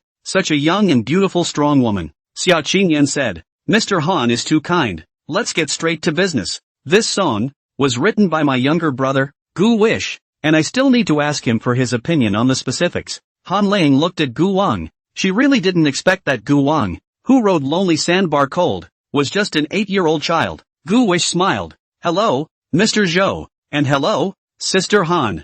Hello Gu Wish. Zhou Xiaojiang looked at Gu Wen and said, Gu Wen, I like your song very much. I don't know if we have a chance to cooperate this time. What conditions do you have? Including the price of the song, I will buy it at a price higher than the market price. Gu Wish said, I also like Mr. Zhou very much. It's an honor to be loved by Mr. Zhou. That's what I thought of this song. I'm not selling the copyright. You can take it and sing it for free, but I'll take a cut of the subsequent commercial performances and the copyright license fee. What do you think of this? What's free is often the most expensive. Han Laying once again gave Gu Wan a high look. This little guy, he's really not simple. A one-time buyout really doesn't compare to the ongoing benefits. But if the song doesn't catch fire, then it won't make much money. Is this kid that confident that he can make it big? Zhou Xiaojiang looked at Han Laying. Obviously he did not anticipate that the other party would make such an offer. Han Laying said, have you thought about it? If you sing for Xiaojiang for free, you might not get a penny. Gu Wish said, it's okay, I'm not short of money either. Gu Wan looked at Xia Chongyan. Xia Qingyan sat up straight. With her, there was indeed no shortage of money. She listened to Gu Wish's thoughts and felt very unusual. How did Gu Wan come up with this idea? Han Laying laughed. Mr. Xia, this younger brother of yours is really unusual. A bit too mature. Gu Wish looked at Han Laying with a calm expression and said, Sister Han, this matter will only do you good. No harm. Moreover, I have other songs for Ms. Zhou that are perfect for her. And there's a lot of room for cooperation in the future. Zhou Xiaojiang was surprised. What, you even have other songs? It's too awesome. Can I see it now? Gu Wish said. Let's talk about this song Lonely Sandbar Cold first. Han Laying said. Good. Then I'll take the shot. And the contract will be modified as you said. But that's not the contract I brought with me today. So I'll have my coworker reprint over a copy when I do. Gu Wish said. No problem. Han Laying looked at Gu Wish and said. It's just that. You're still a minor. And you need a guardian to sign the contract. There's Sister Qingyan. Sister Qingyan is my guardian. Gu Wish looked at Xia Qingyan. Xia Qingyan gathered up the hair around her ears and said with a faint smile, leave the signing to me. Han Laying nodded. So there's nothing wrong with that. Gu Wish, although I know it's a bit presumptuous to ask, but did you really write this song Lonely Sandbar Cold? Of course Gu Wan wrote it. Xia Qingyan immediately said. I can testify. Gu Wish said. I wrote it. Han Laying said. Genius. By the way, since you wrote the song, you must know how to sing it too. Yes, Gu Wan can sing. It's so beautiful. Xia Qingyan helped Gu Wan speak. Gu Wish said, this song, it's perfect for Ms. Zhou's voice. Although I can sing it, my voice has a childish tone. This is a love song. Ms. Zhou's tone with a hint of sadness can make the song shine. Xia Qingyan said, Mr. Han, Mr. Zhou, it will take some time until the contract is revised over there. So why don't we let Cheng Shuang take you on a tour of our company? And then experience the games that our company has developed. Good. I like to play Love Battle too. Zhou Xiaojiang was a bit surprised when he heard this. Lu Ying, you still like this? Hiding it so deeply? Zhou Xiaojiang teased. Han Laying resumed her high spirits. Isn't this just like how you men like to watch Little Emperor movies? Zhou Xiaojiang's face reddened and he instantly stopped talking. Cheng Frost took Han Laying to experience the company's game and then also gave Han Laying some rare card packs from the game. How evening. The brokerage company over there finally modified the new contract, completely in accordance with the conditions of the care of the wish to draw up, and so Xia Qing Smoke read the contract, and then both sides signed it. Han Laying stretched out her hand to shake Gu Wang's hand as she smiled. Mr. Xiao Gu, happy cooperation. Sister Han, happy cooperation. Zhou Xiaojiang also extended his hand. Mr. Xiao Gu, I can't wait to see your masterpiece behind you. Gu Wish said. Mr. Zhou, don't worry, once you release this single, I'll immediately send over new songs to you, and they'll all be suitable for you. Zhou Xiaojiang was very excited. Then I'll see what happens. Han Laying looked at Gu Wen and suddenly said, Gu Wen, what grade are you in now? 6th grade. 8 years old and in 6th grade? Xia Qingyan said. Gu wish he skipped a grade. Awesome. Not bad for a genius. Han Laying said. Gu wish. Now that we're about to go on vacation as well, are you interested in shooting a movie during the summer vacation? Acting? I won't. Han Laying said. And who was born to act? With simple training. Besides, I see you're perfect for a role in one of our company's new dramas. Perfect fit. Zhou Xiaojiang said. Lu Ying, you're talking about Wind Rising Great Qin, right? Yeah. The role of the King of Qin in it when he was a child was delayed. There was no suitable young actor found. Director Zhang is in a hurry. I think Gu wish fits the bill. Zhou Xiaojiang stroked his beard. Hey Gu, I think it's good. Mr. Gu, would you like to move into the entertainment industry? Xia Qingyan was just about to refuse, because she knew that the water in the entertainment industry was very muddy and not just anyone could get in. Gu wish spoke up and asked, Pay? I'll go if you pay. Han Laying laughed. Of course you have to sign a contract if you give money. But isn't Mr. Gu not short of money? Gu wish said. Not being short of money is not the same thing as being a free laborer. And the money that should be mine can't be a penny less. Ha ha ha ha ha ha ha. Zhou Xiaojiang laughed. Mr. Gu is a really interesting person. Han Laying said. If you've thought about it, go to Hengdian and find Director Zhang, and I'll say hello for you. Okay, thanks Sister Han. You're welcome. Then we'll go ahead. Kong has an announcement to catch. Sending off Han Laying and Zhou Xiaojiang. This side of the company was also off duty, and Gu Wang and Xia Qingyan took the car home. Xia Qingyan asked, Gu wish, why do you want to act? Because it makes money. I have money. I don't need you to earn it. Xia Qingyan said. Gu wish said, I'll earn the bride price to marry my daughter-in-law. Oh, Xia Qingyan didn't say anything else. There's nothing to do at home in the summer anyway, so why don't we go out more? Just as a trip. Then I'll accompany you when the time comes.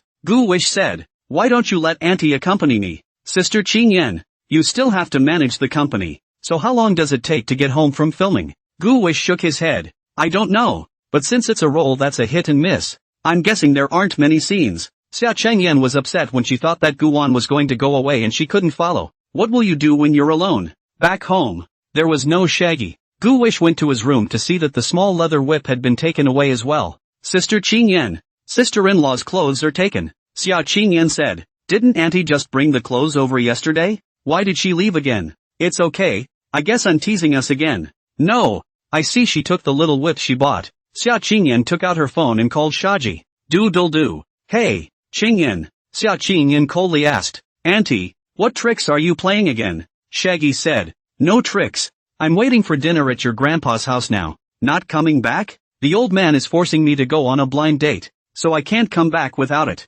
Oh, Chant, sister-in-law, it's about time you got married. Where's Gu Wan? I want to talk to Gu Wan. Auntie, I'm here. Gu Wish shouted. Xia Ji said. Gu Wish sister-in-law is not in these days. You have to work hard to update do not eunuch, do not break, the best daily 10,000. Otherwise, I'm going to kill back. I bought a small whip you see? At that time, hey. Gu Wan swallowed a mouthful of saliva and sucked in a breath of cool air. Auntie, you really do know everything. Gu Wish should have thought of it. Ever since that day when he saw Xiaji by the small leather whip, things were not right. Shaggy said. That's right. Your sister-in-law, I'm incredibly smart. What don't I know? No more. Hang on. I have to tongue-tie. Shaggy hung up the phone and someone on this side of the room pushed the door open. Mom and Dad. Big brother. Second brother. Third brother. Daughter. Mom has introduced you to someone. The other party is the second son of the Tsuweihu group. Young and talented. And now also the vice president in charge of the group's marketing business. Our two families have already discussed. Tomorrow you go to meet. The old lady who spoke, full of kindness and grace, with doting eyes, was none other than Xiaji's mother, Huangfu Longju. Xiaji said stiffly. Discussion? Which one of you asked me for a discussion? Did you ask my opinion? I've told you all many times that I'm not marrying or dating. Humph. It's not up to you. I've already discussed this with old Wang. You guys have to watch Get Along. Little Wang I've also seen. He's a nice young man. This spirited old man in a tang suit is Xiaji's father. Xia Fengxian. Yes, that's right. He took the name Fengxian because Xiaji's grandfather liked Xiao Fengxian's place back then. So he gave his son this name. The Xia family has been based in Tianhai for 100 years. And if it wasn't for the Little Red Riding Hood incident 50 years ago, the Xia family would certainly have the strength of the top 3 in Tianhai. But the skinny camel is bigger than a horse. And the Xia group is now ranked in the top 6. Xia Ji wrapped her arms around herself and bristled. Wang Fun's reputation is loud and clear in the circle. Who doesn't know that he is a playboy and a cunning villain? Dad, are you going to give up your daughter's lifelong happiness for the sake of a family marriage? Shaggy pressed. Xia Fengxian lowered her head. It's nothing for a man to be a bit bumbling when he's young. He'll tune out when he's married. And Wang Fen has promised me that if he marries you, he'll treat you with sincerity. Huangfu Longzhu glared at Xia Fengxian and said, so this Wang Fen that my daughter is talking about is a dude? This kid is pretending to be a good guy in front of my mother. Nah. Bah, that can't be married. To hell with the last name. Xia Ji hugged Huangfu Longzhu and cried, Ma, you are still good. Xia Fengxian sighed, then what do you say? This niece is 30, and she herself doesn't talk about falling in love. Is she going to be single for the rest of her life? Boss Xia said, little sister is still young. It's okay to play for 2 more years. Xia Laoer said, Dad, little sister is so pretty. Finding a date might as well be a breeze. Xia Laosan said, little sister, why don't brother introduce you to one? But he's divorced with a child. Shaggy's mouth twitched twice. Mom, look at Sango. Huangfu Longzhu scolded, go. Net out of bad ideas. You kid introduced the object with you all the way goods. Xia Fengxian said, no, this kiss still needs to be made. Tianhai has plenty of men. Wang Fen can't. There are other men. Starting today you can't leave the house. You have to be home at 10 o'clock every night. Your mom and I will set you up on a blind date. And when you find a date, that's when it's over. Boss Xia said, Dad, it doesn't have to be Tianhai's. How about Kyoto's? Xia Laoer said, Kyoto? Forget it. Isn't it Kyoto that the fourth sister is looking for? The fourth sister, naturally, was Xia Qingzi, Xia Qingyan's old mother. Back then, the Tianhai Xia family and the Kyoto Xiao family were joined in marriage. Xia Qingzi was unhappy when she married and then divorced, and within a few years of the divorce, Xia Qingyan's dad died. Xia Qingzi took Xia Qingyan back to live in Tianhai and never went back. Huangfu Longzhu asked, Haruko has been abroad for so long, why hasn't she returned home yet? Shaggy said, she's having fun on her own. Where's Qingyan? Can you take care of yourself? Boss Xia was pleased. Mom, Qingyan's company is doing well and has a bright future. Huangfu Longzhu sighed. Qingyan is only 19. Would it be too tiring for her to support a company all by herself? Shaggy said, I'm not tired. It's quite comfortable every day. Xia Qingyan had Gu Wen's care, and Gu Wen's cooking was still delicious. The two of them must be comfortable at home by themselves now. Xia Fengxian said, we haven't gone to see Qingyan for a long time either, so we'll go take a look some other day. Xia Ji was afraid that her family would find out that Xia Qingyan had adopted Gu Wish, and hurriedly said, forget it. When I came back Qingyan told me that she wanted to be alone for a while, and that she was quite busy at work every day. Huangfu Longzhu pulled Xia Ji's hand. No more talking. Let's go. Go downstairs and eat first. Xia Laoer said, Mom, your daughter-in-law has returned to her mother's home with her child. Do you think you should help me put in a good word to persuade them to come back? Huangfu Longzhu got angry and said, Mom, all you know all day long is Mom. Can you not cause trouble for me? Live your life in peace and harmony, just like I did with your father. Xia Fengxian thought in her heart, not to make peace cannot be not to make peace will be drained of pollen, cannot stand you must be dishonest again. I don't care, as long as she doesn't put a hat on you. Xia Laoer. Xia Qingyan ate with Gu Wan and came upstairs. Sister Qingyan, I can't code today. Gu Wish looked at Xia Qingyan and said, why? Xia Qingyan was puzzled. Gu Wish said, Auntie should be back soon. I want to draw a picture for her. Yeah, what do you want to draw? I'll have to think about it. Gu Wish asked. Sister Qingyan, do you have any paint brushes and oils at home? Yes, I'll find it for you. Gu wished to get the drawing board to a corner of the living room. If it is in the room I am afraid to get dirty. Xia Qingyin helped him move things, and then he turned on the TV. And Gu Wish was drawing in the back while Xia Qingyin was watching the TV. She changed the channel to Princess 6, which was showing Victoria 1. The movie paints a somewhat strange picture. Xia Qingyin looked at it with a clouded mind. Seeing the back of it, though, it's not right. The place in the middle was even more dazzling to Xia Qingyin. She hurriedly changed the channel and turned around to see that Gu Wish hadn't noticed the place and was still drawing seriously. Xia Qingyan turned off the TV and walked behind Gu Wan to watch him draw. Gu Wan's technique was very professional, which made Xia Qingyan a little strange. He grew up in an orphanage and shouldn't have learned how to create oil paintings. Xia Qingyan asked, Gu Wish, what's this you're drawing? Gu Wish said, sunrise. Gu Wish, you really haven't learned? I've seen it on TV. Honestly, in terms of what Gu Wan was showing right now, Xia Qingyan felt that she was more professional than her mom. If Xia Qingzi knew that Gu Wish was just casually drawing, and that anything she casually drew was better than what she had subconsciously created, she would probably be furious. Gu Wish crooked her neck. So tired. That's enough for today. We'll paint tomorrow. Halfway through the drawing, Guwon stopped and put down his brush. Come on. Let's go to bed. Xia Qingyan tried to take Guwon's hand. I have dirty hands. It's okay. Coming upstairs, Gu Wish said. Sister Qingyan. Sister-in-law is gone now, so I'll go back to my room and sleep today. Xia Qingyan grumbled. You dislike me? Xia Qingyan's lips held in movement, wanting to say something more, but did not say anything. She just stared straight at Guwon. He. How could I possibly dislike Sister Qingyan? Sister Qingyan's body can smell so good. I don't know how comfortable it is to sleep next to Sister Qingyan. Gu Wish said. It's just that. I'm not a kid anymore, and it's not good to sleep in the same room as Sister Qingyan all the time. Xia Qingyan looked Guwon up and down inside. Here we go again. In my eyes. You're just a little kid. Gu Wish said. Sister Qingyan. There are quite a few 8-year-old villains. Xia Qingyan said. Ha! You finally admit it. You're a little badass inside. Okay. If you don't sleep, don't sleep. We won't force you. However, if you are scared at night, don't beg me. I won't be soft. Xia Qingyan waved her hand and went back to her room alone. Returning to her room, Xia Qingyan sat on her own bed and froze for a while. She looked at the door, expecting Gu Wang to knock, but Gu Wang never went over to knock. She sighed, her eyebrows knitted slightly, and twisted her head to see the large red umbrella behind the door. Got up and walked over to take it, then drew the thin sword inside and performed a sword dance. Stinky brother, stinky brother, stinky brother. Tired of juggling, Xia Qingyan stuck the sword back in and put it on her bedside, then started to undress and went into the bathroom to take a shower. Gu Wish laid down on the bed and went straight to sleep without taking a bath. Although his soul was 30 years old, his body was 8 years old, and he was very sleepy after a tiring day today. He lay on the bed and closed his eyes, thinking that this body strength is still not enough. He has to seize the time to exercise at least not to repeat the mistakes of his previous life and die on the body weakness.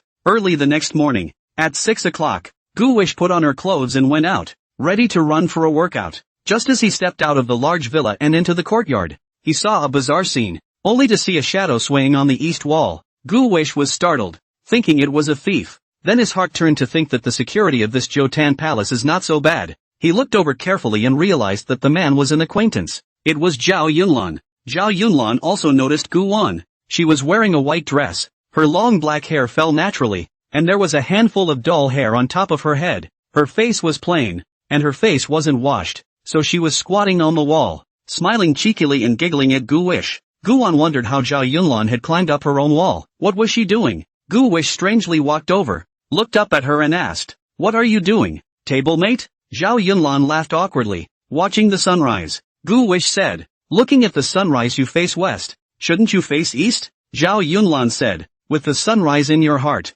it's actually the same in whichever direction you look." In fact, it was Zhao Yunlan who didn't dare to move. She was afraid of falling down. After all, the yard was quite tall, 3 meters high. "I think I'll break my face if I fall." Guwon asked again, "Why don't you sit on your balcony and watch?" "Instead, you had to run to my house wall to watch?" Zhao Yunlan lied. "You can see clearly from your house wall." Gu Wish knew that she had other plans, though he didn't know exactly what she was up to. Gu Wish said, "That's fine. Take your time and wait. I'm going for a run. Come back." Zhao Yunlan called out to him. Guwon turned around. "What's wrong?" Zhao Yunlan said, "My ladder fell down. Can you help me pick it up?" Gu Wish looked around. The ladder should have fallen over the wall. "Wait for me." Gu Wish walked to the wall, looked at the fallen ladder, and scratched his head. "Tablemate, it's so heavy. How did you lift it?" Zhao Yunlan turned his back to Guwon and said, "I called out to my father to carry it over." Uncle Joe? It was hard to imagine how Zhao Yunlan had convinced Zhao Changkuan, the richest man in Tianhai, to do such a thing. Father's little coat, a little pampering? Can you stop pointing your ass at me, tablemate? Turn around and look at me. Otherwise it feels weird. Zhao Yunlan said, "My feet are numb."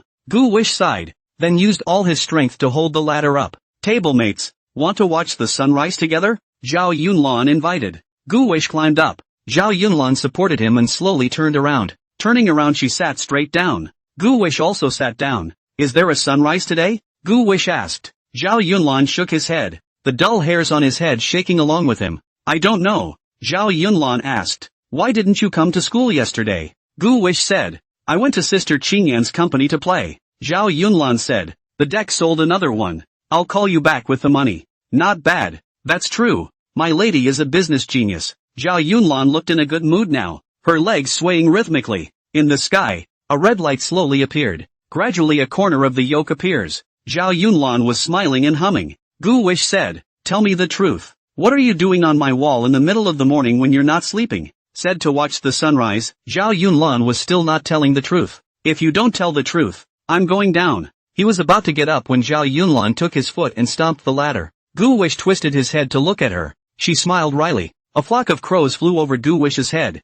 gargling. He sighed helplessly and sat down again. Zhao Yunlan pulled out a handful of black beanies from his pocket. Hand it to Gu Wish. Gu Wish looked at the black beans and saw at a glance that it was dog food. Zhao Yunlan said, "I'll treat you to something delicious." "Who gave it to you?" Gu Wish asked in surprise. Zhao Yunlan said, "I switched with Sister Zihan and used grilled fish." Gu Wish, "Have you eaten yet?" Zhao Yunlan said, "Eat? Oh, really think it's delicious? Yummy." Gu Wish said, "Do you know what this?" Zhao Yunlan said, "What?" Gu Wish said, "It's dog food." "What?" Zhao Yunlan looked at Gu Wan with a horrified expression. Her face twitched. "I can't believe I ate dog food myself." She reached out to pick at her throat with her fingers. "Vomit, vomit, vomit. Trying to throw up what I ate yesterday too." The daughter of the richest man in Tianhai had eaten dog food, and if it was spread out, wouldn't it be laughed off? Zhao Yunlan hurriedly threw away the rest. "Yesterday, I had put the dog food in the desk."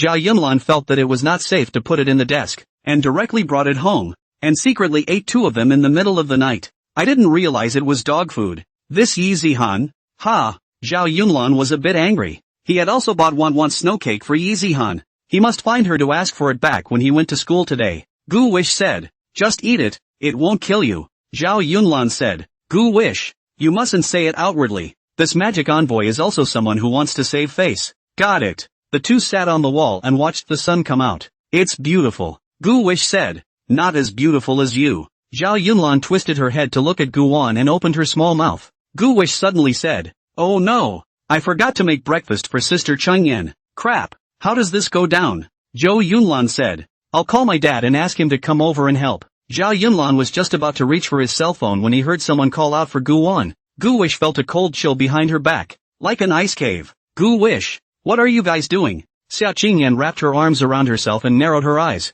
Gu Wish mechanically turned back and squeezed out a smile to face the cold-faced Xia Qingyan. "Sister Qingyan, you're awake. But it's not just waking up. The sun is out. The two of you are making a date to watch the sunrise?" Xia Qingyan spoke in a strange tone, but her eyes still showed her concern for Gu Wan. With such a high wall, will Gu Wan be in danger? Gu Wan was about to turn around, cautiously, when Xia Qingyan called out to stop. "Don't move. It's too dangerous." "Not dangerous. Gu Wish, you are not worried about your safety at all, are you? It's okay to climb so high. I'll see how you get down," Gu Wish said shyly. Zhao Yunlan accidentally stomped the ladder. "Where's the ladder?" "Outside the wall." Xia Qingyan sighed helplessly as she glared at Gu Wan. "Wait for me." Xia Qingyan turned around and walked out of the villa courtyard. Zhao Yunlan looked at Gu Wish and said, "Oh, exempt. Sister Xia is angry." "I know." Zhao Yunlan moved his butt and moved a little closer to Gu Wan, then grabbed Gu Wan's sleeve. Gu Wish twisted his head and stared at her with unblinking eyes, watching her clumsy movements and holding back a bit. "What are you doing?" Zhao Yunlan said bluntly. "I want to get a little closer to you, and then move a little more intimately, and see if Sister Xia will be even more angry when she sees it." Omega. Gu Wish said, "Oh, you want to do the green tea job, do you?" Zhao Yunlan asked. "What is green tea? The kind my dad drinks?" Gu Wish said, "It's the girl sitting behind you like that." The girl sitting behind Zhao Yunlan's seat was a beautiful-looking green tea. Several times before, she tried to strike up a conversation with Gu Wan. Zhao Yunlan thought back to what her back table had done, and she understood. She also has green tea among her little moms. "Gu Wish, do you like green tea?" Zhao Yunlan asked with a serious face. Gu Wish honestly said, "Like it. Green tea is not only pretty, it's also understanding." Zhao Yunlan said, "But you know she's a bad woman." Gu Wish said, "It's not like I'm marrying her." Zhao Yunlan's face twitched. "Gu Wish, you must be a scumbag when you grow up too. Hey, why are you using also?" Zhao Yunlan was about to say something when Xia Qingyan came around in a circle. She looked at Zhao Yunlan grabbing Gu Wan's clothes and said, "If you're so scared, why are you still climbing so high?" Xia Qingyan said, hurriedly picking up the ladder. All she wanted was for Gu Wish to hurry down. "Careful, huh? Take your time," Gu Wish said. "Table mate, you go down first." "Good." Zhao Yunlan went down the ladder. Her feet were already numb and a bit soft. When she landed, she almost fell, but it was Xia Qingyan who helped her. Thank you, Sister Xia. Xia Qingyan was not smiling. Guan locked eyes with Xia Qingyan, and he saw a gust of coldness in Xia Qingyan's eyes. He grinned a silly grin. Come on down. Xia Qingyan held onto the ladder. Gu wished to come down slowly. Is the sunrise nice? Xia Qingyan asked. Gu wish said. General. Zhao Yunlan said. Gu wish. Sister Xia. I'll go home first. Whose ladder is it? I don't want it. Zhao Yunlan scattered his legs. Guan and Xia Qingyan looked at each other. Then, the two of them began to carry the ladder home. Don't want it for nothing. Gu wish said. Sister Qingyan. I'm not actually accompanying her to watch the sunrise. I'm listening. Keep up the sophistry. Xia Chang's smoke did not look back. It was me who got up in the morning to exercise and saw Zhao Yunlan sitting furtively on the wall not knowing what she was doing, so I climbed up too, wanting to get a word in edgewise, but who knew that she had accidentally stomped the ladder? Xia Qingyan said. What is she doing climbing the wall of our courtyard? I don't know. Xia Qingyan said. Go back and I'll adjust the surveillance to take a look. Guan and Xia Qingyan pulled up the surveillance. An amazing sight to see, only to see the gray sky. Zhao Yunlan alone carrying a ladder to the wall. She climbed up, but also to carry the ladder to the inside of the wall, but no strength, resting and accidentally stomped the ladder, and then cannot go down. 3 meters high courtyard wall she did not dare to jump down. Sat for almost half an hour. Gu wished to find her figure. Gu wish said. Crap, this ninny's strength isn't small. A man carries a ladder to the wall. Before, she lied and said that she was letting Zhao Changkuan carry her through. Now the lie doesn't break. How could Zhao Changkuan, the richest man in Tianhai, do such a thing? Xia Qingyan was puzzled. What does she want to do? Steal something? No way. She's not that stupid.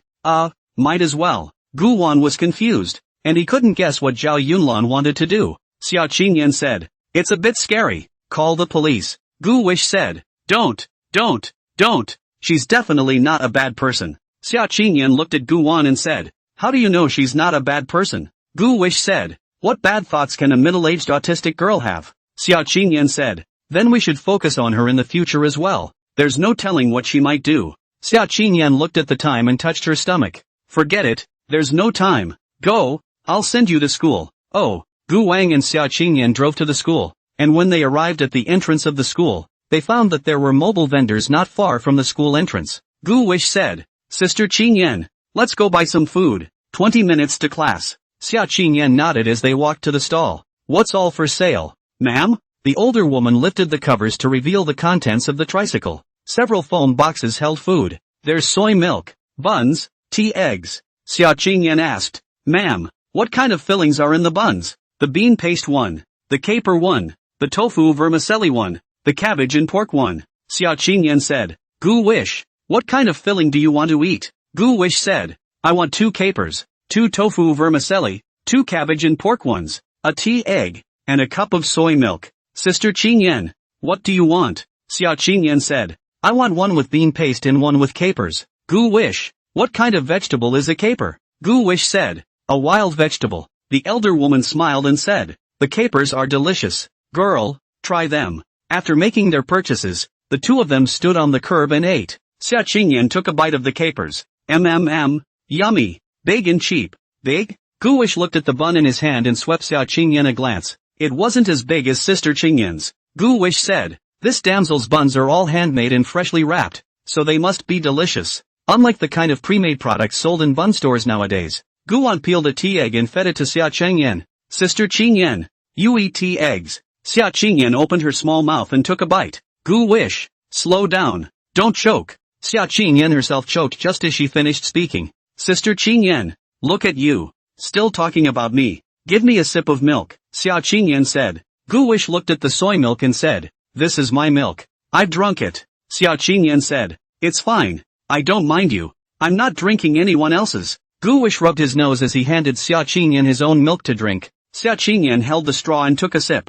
Guan stared at Xia Qingyan as her throat squirmed and she swallowed the milk a little. A small breeze picked up in the morning and blew Xia Qingyan's freshly done hair. As she ate, she tucked her hair behind her ear. Cars continued to arrive in front of the school, and students step onto the campus, laughing and joking. The two of them were almost done eating, and Guan was ready to go into the school. At the entrance of the school, Gu Wish and Xia Qingyan parted ways. Gu Wish came to the class and Zhao Yunlan was already sitting there. He had just sat down when Zhao Yunlan reached out toward him. What for? Gu Wish asked. Zhao Yunlan said, what about today's update? My 19-year-old female tenant. I want to see it. Gu Wish said, I didn't write yesterday. Wait and show you later. Why are you slacking off? I want to see it. Zhao Yunlan couldn't wait for the subsequent episodes. She wanted to know the end of the Cloudland dynasty. Gu Wish said, I really didn't have time to write yesterday. Zhao Yunlan pulled out his cell phone and transferred $5,000 to Guan without saying a word. Hit the money and press for more. Gu Wish collected the money and gave Zhao Yunlan a thumbs up. Awesome. Don't worry, tablemate. I'm sure it won't be too unique and suck. It'll just be a slower update. Zhao Yunlan said, there's no rush. You write slowly. Is Sister Xia angry? Gu Wish said, no. You're worried she won't give you an autograph later, aren't you? Zhao Yunlan nodded. Right. Don't worry. I'm here. By the way, I'll give you my cut of the card sales. Zhao Yunlan transferred another $50,000 to Guan. Gu Wish looked at the balance of change and was very satisfied. Just before he could be happy for a moment, he received a greeting from Shaggy. Gu Wish, what do you want? Where's last night's update? Causing me to wait most of the night without an update. Pissed me off. You'll break even more once I'm gone. Won't you? Does it want a taste of my little whip? Gu Wish replied. No, Auntie. I really didn't have time last night. Auntie Haruko should be back soon. I was preparing her gift last night. What gift? She doesn't need it. Xia Ji replied. My sister is just a cold and heartless woman. She won't like anything you send her. Always with a stern face. Guan said. What about me? Gu Wish replied. No more. Auntie, I'm going to class. Shaggy replied. Yard me hard when you have time. The first class was Xiao Feishue's class. Xiao Feishue stood on the podium. She was overflowing with smiles. Students, there's still a week to go before the final exam, so hurry up and study. Although she was wearing a smile, Gu Wish could tell from Xiao Feishue's eyes that she wasn't actually happy. What's wrong with Mr. Xiao? After class, Guan wanted to go find Xiao Feishue to chat, but as soon as class ended Xiao Feishue ran out. Gu Wish got up and left his seat, heading to his office. In the office, there was also no figure of Xiao Feishue, only by Qingxian and Zhang Shi. Zhang Shi saw Guan and greeted him with a smile. Gu Wish, Mr. Zhang, long time no see. Zhang Shi asked, you're looking for Feishue? She's not in. Gu Wish said, then I'll go out first. He raised his head and happened to lock eyes with Bai Qingxian. Gu Wish wanted to ask Bai Qingxian if Tangware was okay. Before, Gu Wish really hadn't thought that Bai Qingxian was actually a half-sister to Bai Jie. Bai Qingxian looked at Guan, didn't say anything, and lowered her head to work again. The next class was a piano class, so Gu Wish left the office and went straight to the piano classroom. Went inside and sat in his seat. Zhao Yunlan wasn't there. Seeing this, Dian Wenxiao, Zhao Yunlan's back table, smiled and sat next to Guan. Hi, Gu Wish hello. Dian Wenxiao made a pretense of greeting. This ninny doesn't look innocent, but Gu Wish liked this kind of girl. Gu Wish nodded. Hello, Mr. Bien. Dian Wenxiao handed Guan a note. My parents aren't home on weekends, so you can come over to my house to play. Gu Wish didn't move and put the note away. It's not good for me to go by myself, is it? Dian Wenxiao said. What's the? Classmates just help each other learn. I'll have to take more lessons from prodigies like you in the future. At this time, Zhao Yunlan came in, holding 2 grilled sausages. When she saw Guan sitting and talking with Dian Wenxiao, she was instantly unhappy. This stinking Gu Wish, knowing that this woman, Dian Wenxiao, was green tea, she still talked to her. Dian Wenxiao didn't dare to mess with Zhao Yunlan. She turned around and saw Zhao Yunlan come in and hurriedly left her seat and returned to her own. He also gave Guan a wink before leaving. Guan watched Zhao Yunlan come in and immediately reached out for a grilled sausage. Thanks. Zhao Yunlan grimaced. Didn't buy you. Gu Wish said. 2 meat sausages. You can't eat them. I can eat. Zhao Yunlan stuffed 2 grilled sausages into his mouth, then slurred. See, it's stuffed, said, with drool running down the corners of her mouth. Gu Wish snorted out a laugh. He pulled out the toilet paper he carried from his pocket and helped Zhao Yunlan wipe the corners of his mouth. Zhao Yunlan pulled out the grilled sausage. His face was burning. His ears were red. It was so embarrassing. Gu Wish took a grilled sausage from her hand. Zhao Yunlan's ears turned even redder. She didn't bite into that grilled sausage, but it had her saliva on it. Gu Wish. You. Guan took the grilled sausage and took a bite. What's wrong? Zhao Yunlan swallowed his saliva. No, it's nothing. Her face burned even hotter. Gu Wish. The two of them pretended to eat as if nothing had happened. Halfway through the meal, class was over. Miss Fan has a bright smile and is full of happiness. Her smile would be different from Xiao Feishue's smile. She was happy from the bottom of her heart. Gu Wish speculated from this that Mr. Fan should be in love. And, on her finger, she wore a gold ring. It was not on hand before. I think her boyfriend bought it for her. Gu Wish whispered to Zhao Yunlan, "Tablemate, Mr. Fan is in love." "How do you know?" Zhao Yunlan asked. "Hey, I just know. Don't you believe me? Let's make a bet." Zhao Yunlan asked. "What's the bet?" Gu Wish said. "If I win you will shout 3 times Brother Gu Wish is great. Brother Gu Wish is really great, right? It's like playing house." "What, are you crazy? I'm not going to yell." Gu Wish said. "I don't necessarily win either. If I lose, I'll shout 3 times that Zhao Yunlan is the most beautiful, Zhao Yunlan is the prettiest." "That's fine," Zhao Yunlan agreed after some thought. After class, Zhao Yunlan called out to Ms. Fan. When all the students had left, Teacher Fan smiled and asked, "Yunlan, what exactly is your problem? Why don't you ask?" Zhao Yunlan asked in a low voice. "Mr. Fan, are you in love?" Teacher Fan looked at Zhao Yunlan in surprise and said, "How did you know?" Gu Wish said, "Really talk?" Mr. Fan smiled and nodded. Zhao Yunlan hung his head and got up. Gu Wish smiled and said, "Congratulations to Mr. Fan." "Ah, thanks." Gu Wish to see the words written on Mr. Fan's cell phone case. "Be faithful and guard the fan flower." This should be a customized phone case. Looks like Mr. Fan is happy. Gu Wish asked, "Mr. Fan, what does he do?" Mr. Fan smiled with his eyebrows and said, "He, writes novels." "Writing a novel?" Zhao Yunlan glanced at Gu Wan without thinking. Gu Wish was also a bit surprised. "Mr. Fan, where does he write his novels?"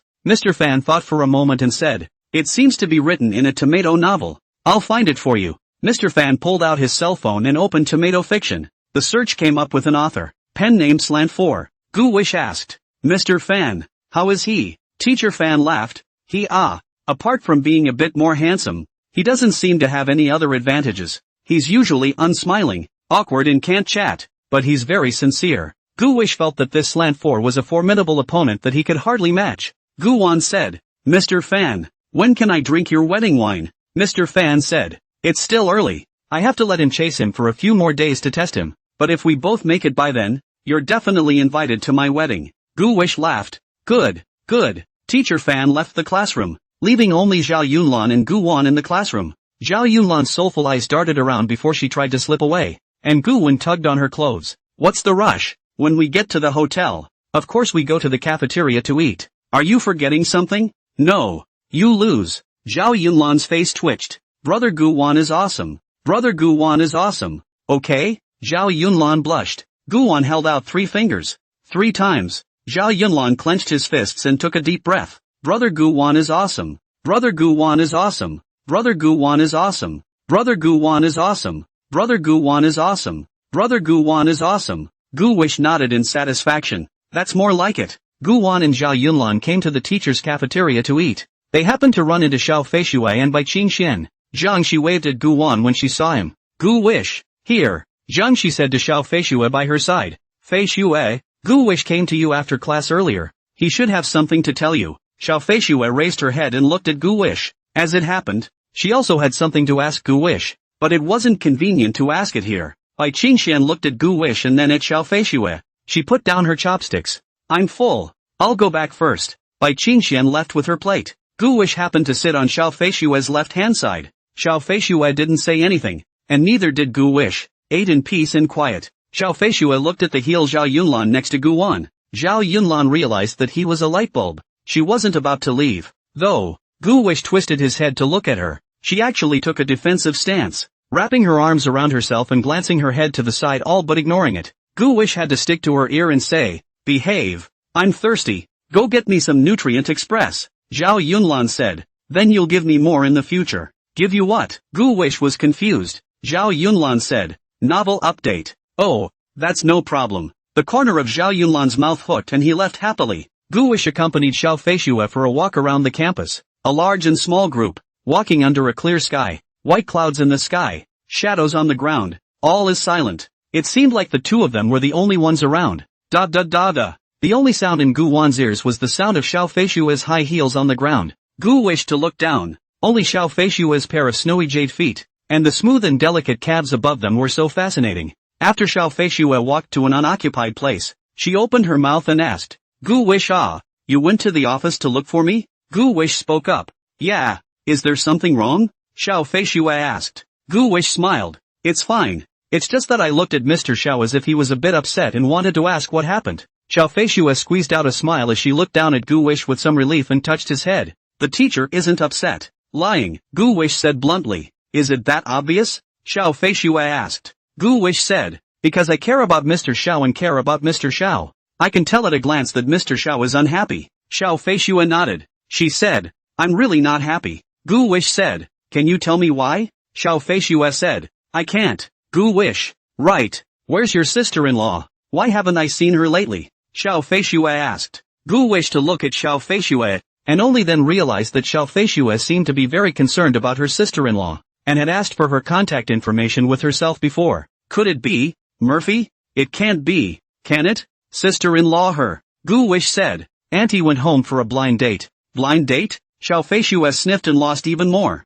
No wonder Shaggy didn't reply when he messaged her on Green Bubble. Xiao Feishue pondered for a long time and finally took a deep breath. So much for ending this buried relationship. It's time to run off to a new life. Shaggy had talked to herself before, all night long. They talked a lot. Shaggy had been trying to correct this hazy feeling of hers. Xiao Feishue was aware of it. Now, finally, she was somewhat awake. Since Shaggy is not orange, then don't be an orange yourself. Xiao Feishue looked down at Gu Wish. Gu Wish, you're so small. Gu Wish scratched his head. Mr. Xiao, I'm only 8 years old. Can I not be small? Xiao Feishue suddenly smiled a moving smile. Gu Wish, are you sure you can surpass Xiao Yunlan in the final exam? If you come in first place on the final exam, your teacher has a reward for you. What reward? Gu Wish was a bit expectant. Of course I can't tell you now. Anyway, cheer up. Xiao Feishue clenched her hands into fists to cheer Gu Wish on. Thank you for today. Teacher has things to do, so I'll go back first. Oh,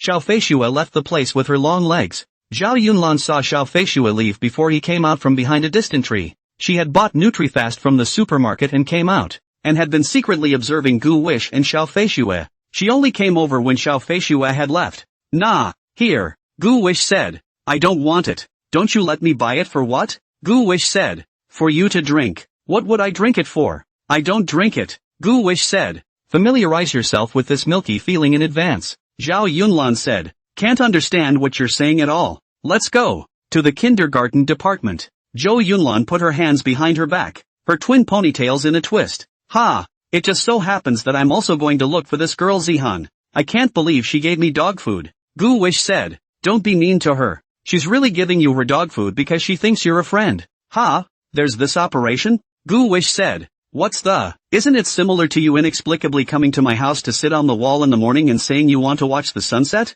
Zihan. She loves dog food, so she's sharing it with you. And she brought it to me last time I was at her house. So did you eat? Of course I didn't eat it. But Sister Emily Smoke ate some. Ha ha ha ha. Zhao Yunlan cracked a smile. Don't say that in front of Sister Qingyan. It'll kill you. Gu Wish reminded her not to talk nonsense. Zhao Yunlan hummed. I'm not that stupid. They came to the kindergarten section and stood outside the fence. Gu Wish swept around the park and didn't find Yi Zihan's figure among these playing children. Gu Wish saw Ms. Xiaoyu. Sister Xiaoyu. Sister Xiaoyu. Nia Xiaoyu walked over and bent down to look at Gu Wan and said, Gu Wan, you're looking for Zihan, right? Aha, why haven't we seen her? Nia Xiaoyu said, this girl Zihan ate her stomach, and the head gardener led her to the bathroom. As he was talking, Yi Zihan was pulled out by the head gardener's hand to bask in the sun. Her whole body wilted, but when she saw Gu Wan coming over, her whole body regained its spirit and ran towards Gu Wan with her legs spread out. Yi Zihan aggressively pouted.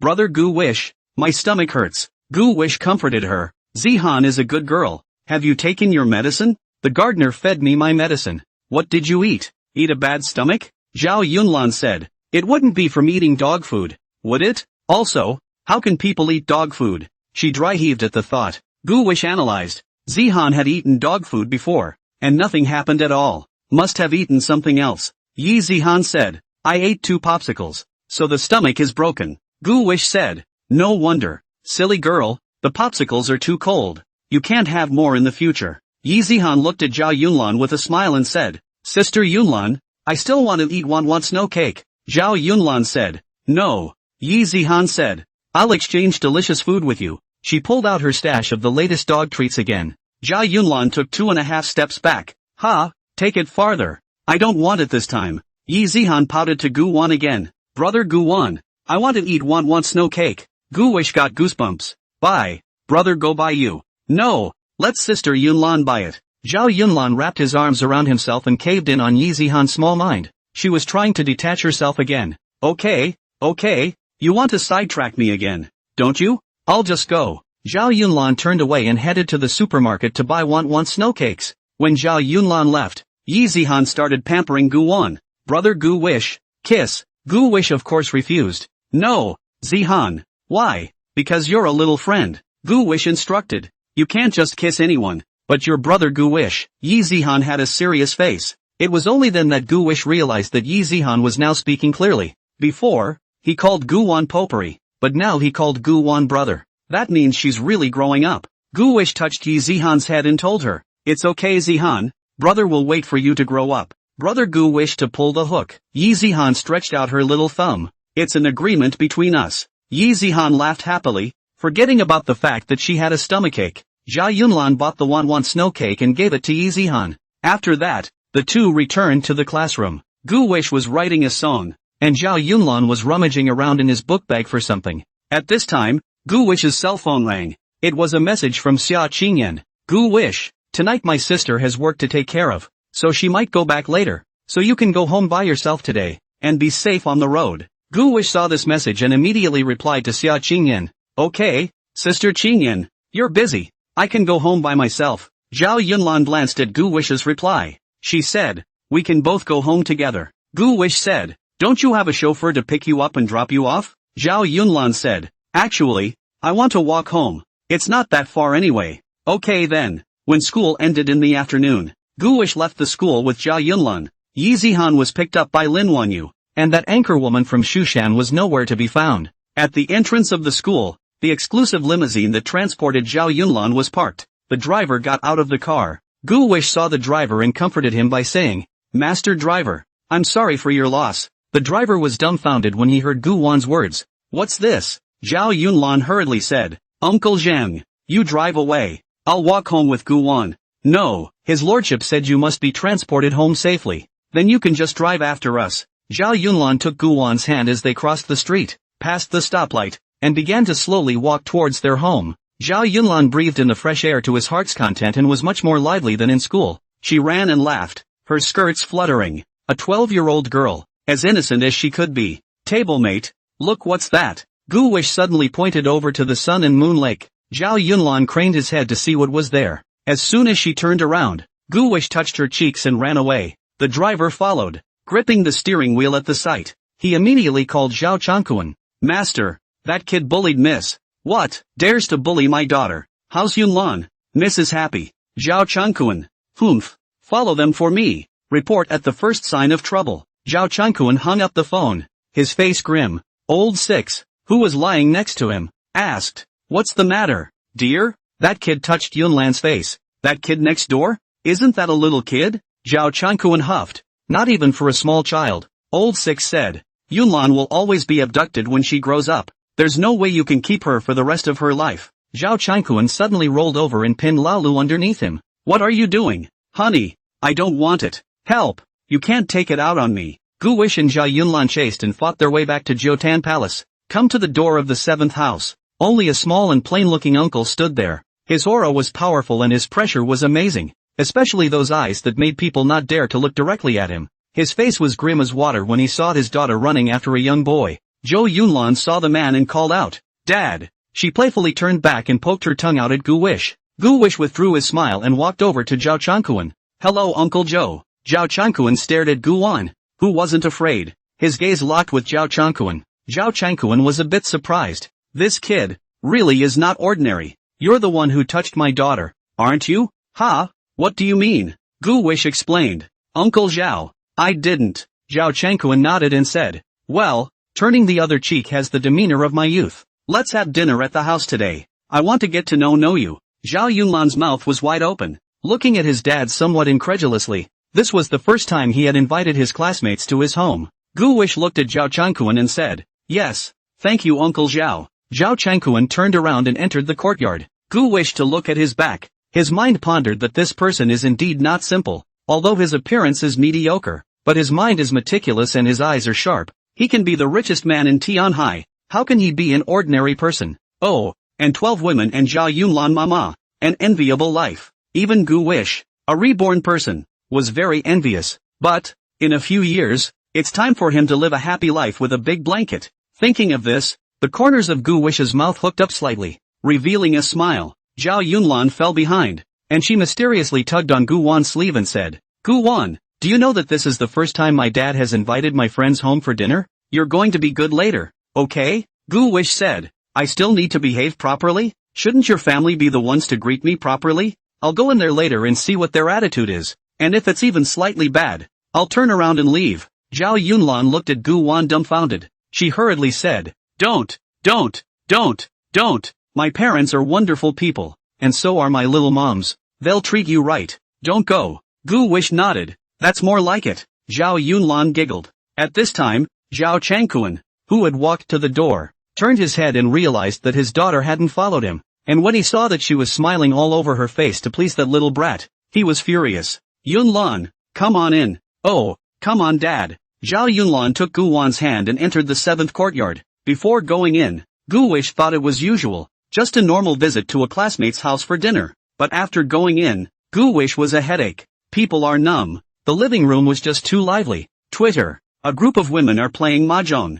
Zhao Yunlan's mama is watching TV. To the side, Zhao Changquan lowered his head and said something to Zhao Yunlan's mama. Zhao Yunlan mama's eyes flinched and her brows furrowed. And this? At this time, Zhao Yunlan pulled Gu Wan through the door. Zhao Yunlan got up numbly and came over with a smile. Daughter is back. Zhao Yunlan looked at Gu Wan numbly. This child she had seen last time. The boy looks quite delightful. It's just that there's a few years difference in age from Zhao Yunlan. But age is not a big issue now. Gu Wish expressed his shock as he looked at the scene in the living room. It is the previous life of him, although for their own lovers hand to hand, but also not like Zhao Changquan so, dealt with so harmonious and harmonious. At this moment, his admiration for Zhao Changquan went to another level. Gu Wish showed a smile and pretended to be formal and shy. Hello auntie. Hello. Zhao Yunlan walked over numbly and took Gu Wan's hand. Come with me and meet the ants. Zhao Yunlan numbly took out the aura of a long woman. What are you guys doing? Can't you see we have guests in the house? Come over and get acquainted. After that, those pretty ants put down their mahjong and came to Gu Wan. Kid, I've seen you before. Zhao Yunlan introduced Gu Wan. Gu Wan, this is my 5th mom. You guys met last time. This is 7th mother. This is 10 mom. This is 11 mom. 4th mom. Gu Wan smiled and nodded. Hello ants. Hey there. They clambered over and grabbed Gu Wan for a hug. Maybe it's a mother's love flood. In a short while, Gu Wish was kissed into a pig's head by them, and her face was covered in lipstick marks. Zhao Yunlan mama coughed twice and the noise stopped. Okay, put the baby down. It's time to pass out. Zhao Yunlan numbly walked over and supported Gu Wan. Boy, are you okay? Gu Wish smelled Zhao Yunlan mama's perfume, and it smelled somewhat good. Looking at her kind eyes, it felt like looking at my mother-in-law. Auntie, I'm fine. Come here and talk to your aunt. Zhao Yunlan numbly pulled Gu Wan to the sofa and sat down. Zhao Yunlan sat next to her mama. Zhao Changquan also wanted to sit down, and Zhao Yunlan mama said in a bad mood, go play with them. Zhao Changquan didn't dare to disobey his wife and scratched his head, somewhat embarrassed. The richest man of his generation is also a wife-beater. Order the kitchen to cook more tonight. Be good. Zhao Changquan said. Don't worry, I've already ordered it down. Zhao Yunlan mama's smile returned as she looked at Gu Wish. Gu Wish, I heard Yunlan say you were at the same table with her? Yes auntie. You're only 8 years old and you're already in the 6th grade, so it looks like you're a little genius. Auntie is flattering. I'm just a bit more studious than the average person. Zhao Yunlan said. What I've never seen him study. Yunlan, just because people didn't let you see them doesn't necessarily mean they didn't study. Zhao Yunlan said. But Gu Wish is indeed a minor genius. He's good at everything. Know a lot too. Sometimes I wonder if this guy isn't a kid. He's an adult. Zhao Yunlan said numbly. Isn't this just the same as when I first met your father? At that time, your father also knew astronomy and geography, and I was the one who was tricked by him at that time when I was young and ignorant. Gu Wish, I also heard that you were adopted? Zhao Yunlan said. Ma, don't talk about this. Gu Wish will be sad and upset. Gu Wish laughed. It's nothing that can't be said. I am indeed an orphan. I grew up in an orphanage. It was Qing Yan's sister who saw my pity and adopted me. I have never been sad because of this. Because I believe that although people can't choose their own origin, they can fight for a future they want with their own efforts. Zhao Yunlan Mama was clearly impressed by Gu Wan's words, and she immediately looked at Gu Wan in a high light. Well, well, well, well, well, well, well, well, well, well, well, well, well, well, well, well, well, well, well, with ambition. Different little children indeed. Can Miss Summer take care of you on her own, when she usually has to work? I'll take care of myself. Sister Qingyan isn't too busy with her work. Well, if she doesn't have time, you can come to our home and make it your own. And each one of us aunts will take good care of you. Don't worry. Gu Wish laughed. Auntie, I won't fake it then. Ha ha ha ha ha. You kid. The more I look at you, the more I like you. Zhao Yunlan's mama took Zhao Yunlan's small hand, and then took Gu Wan's small hand and put them together.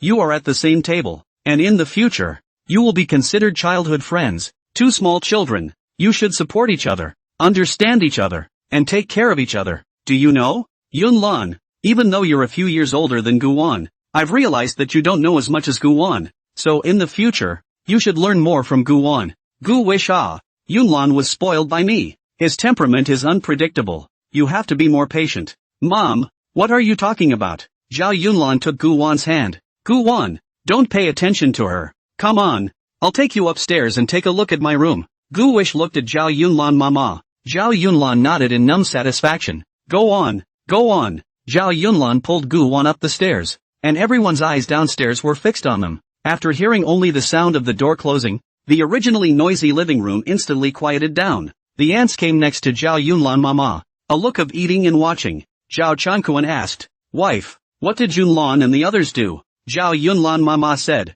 went to Yunlan's room and played. What? Zhao Changkuan clenched his fists. The father, can't even go into her room, and she drags a classmate she just met in there to play? Old Ten said, yes, we aunts aren't allowed in either. Go go go, let's go see what they're doing in there, shall we? Hey, walk, shoo, all keep your voices down, Zhao Changkuan commanded. Zhao Yunlan said numbly, come back, they're kids playing, what are you guys doing? Old Ten teased, big sister, in case they're playing some kind of house game in the house, don't you want to hear about it? Going through the motions? Zhao Yunlan Mama sniffed and tiptoed up as well. The crowd went together to the door of Zhao Yunlan's room and leaned over the door to eavesdrop. Gu Wan surveyed Zhao Yunlan's princess room. This room is like something out of a fairy tale. Very dreamy, unimaginably fantastic. That bed, Gu willingly didn't even want to lie down for fear of ruining the atmosphere. Growing up in a family like this, it was normal for Zhao Yunlan to have a bit of secondary fantasies.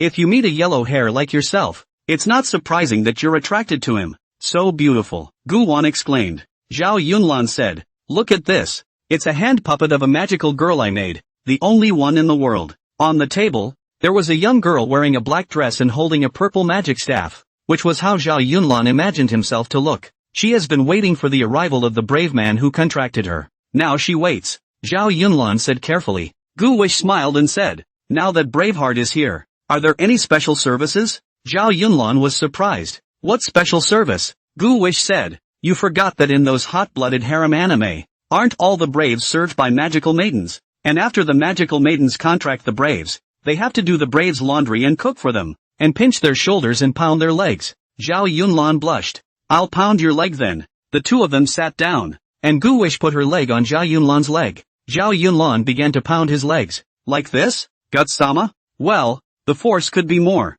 Outside, Zhao Changkuan listened carefully. No, what are they doing? Old 11 said. It seems like Yunlan is whacking Gu Wan's leg. Zhao Changkuan was furious. What? This brat? How dare he ask my Zhao Changkuan's precious daughter to give him a leg massage? Don't you want to die? He tried to rush in and was pulled back by Zhao Yunlan Mama. Kids are playing. What are you doing? Wife, Yunlan hasn't even whacked my legs. Zhao Changkuan commiserated. Zhao Yunlan Mama accused. You as a father and properly accompanied his daughter for a few days? At this time, old 12 and 13 came back from shopping. They saw a group of people surrounding the entrance of Zhao Yunlan's room, and quietly touching up. What are you doing? Big sister? Zhao Yunlan Mama jumped in shock and covered his chest. Scared the hell out of me. How come you guys walk without a sound?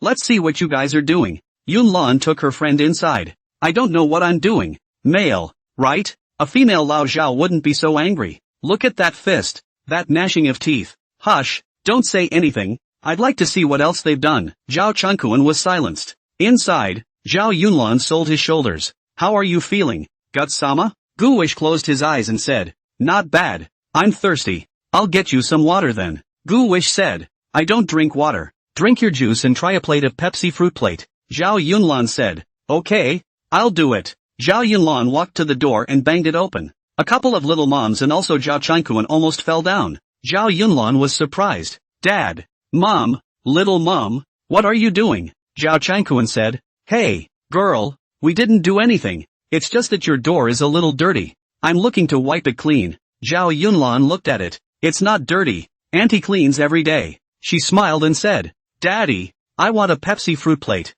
Go make it for me. Do you want it or does he want it? We'll both eat together. Zhao Yunlan pinched his waist. Zhao Chunkuan's face was full of smiles. Well, my daughter wants to eat. Dad will go and do it. He craned his neck to look at Gu Wish inside. Gu Wish stood there honestly with a harmless smile. Zhao Yunlan closed the door, and Gu Wan sat down again. A completely different person. Just a moment, Guts-sama. I ordered my father to do it. Well, go on. Rub my temples here. Yes, Guts-sama. Zhao Chunkuan huffed and puffed to the kitchen and asked the cook to prepare 100 patchwork fruit plate. The 100 pieces fruit platter, as the name suggests, is a platter made up of a variety of fruits. The chef started to get busy. Zhao Chunkuan's heart was dripping blood. The little cotton jacket, after all, is leaking. While Zhao Yunlan was giving Gu Wan a massage, Gu Wan wasn't idle and took out her cell phone to start coding. No peeking, haha. I know. Zhao Yunlan agreed obediently. After a while, Zhao Chunkuan came up with a tray and knocked on the door.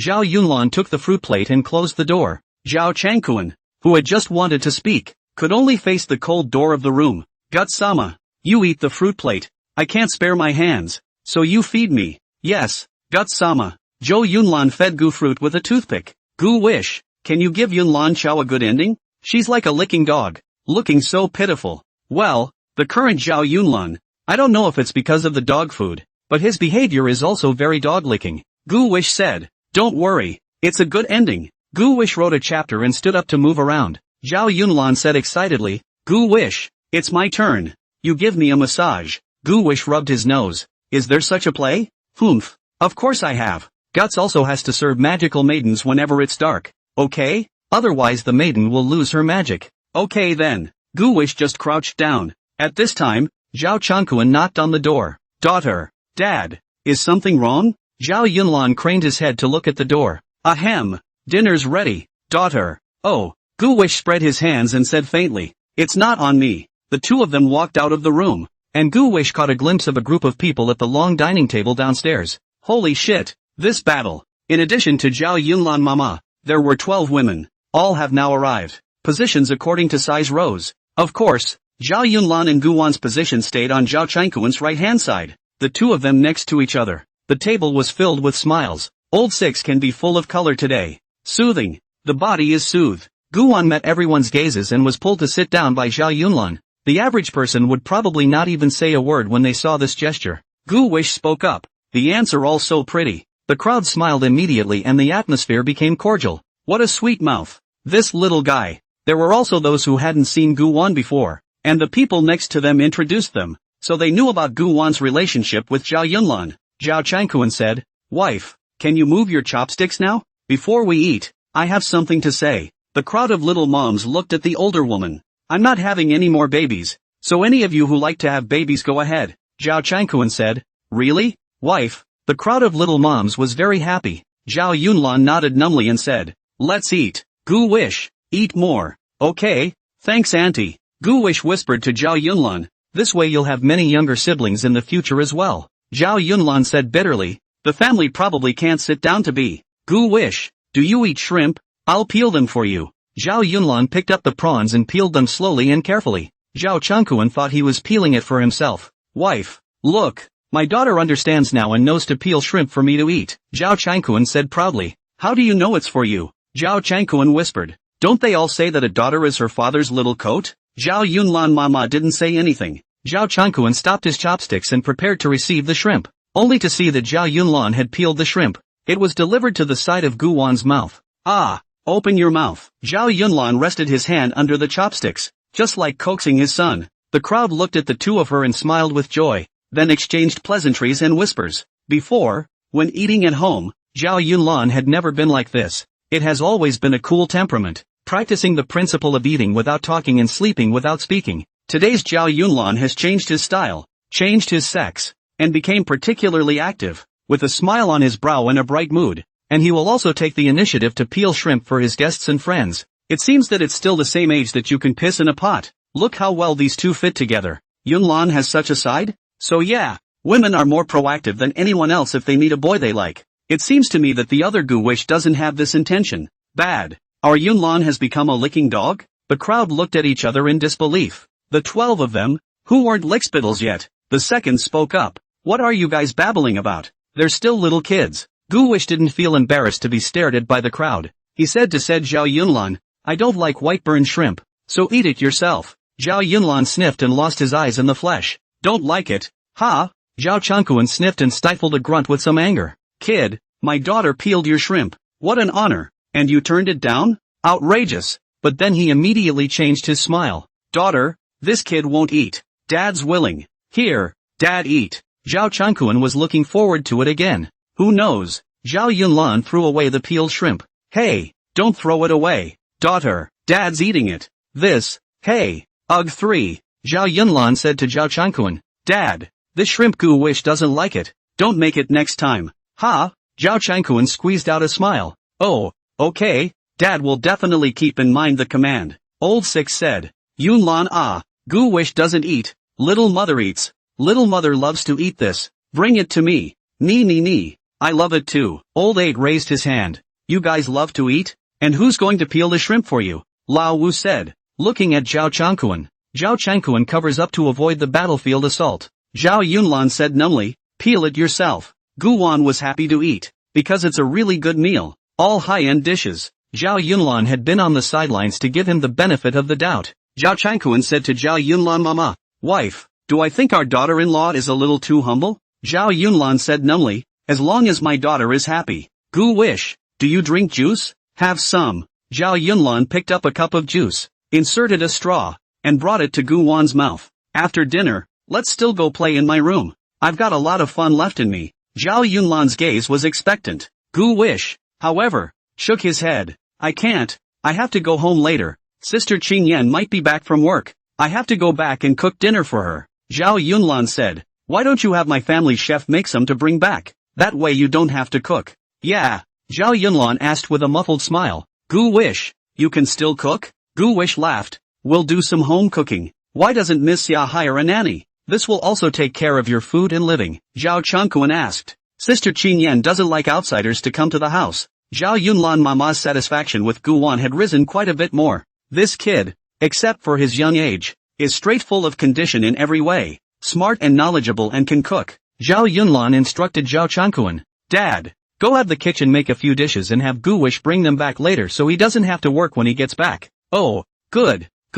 After eating, Zhao Yunlan pulled Gu Wan upstairs again. The two played house for a while. This time it was Zhao Yunlan's turn to call out to his father. Knock knock. Zhao Changkuan knocked on the door. Daughter, the meal is ready. Got it. Gu Wish got up with a sniff. Tablemate, it's getting late. I'm going back. So early? Play some more. No. If Sister Qing Yan comes home and realizes I'm not there, she'll be anxious. Okay. Zhao Yunlan put his fingers in front of his belly and twirled them around, clearly not wanting Gu Wan to leave. Gu Wan left Zhao Yunlan's room, and Zhao Changkuan was waiting outside the door. Uncle Joe, I'm going home. Hey, good. Then Uncle won't see you off. Go.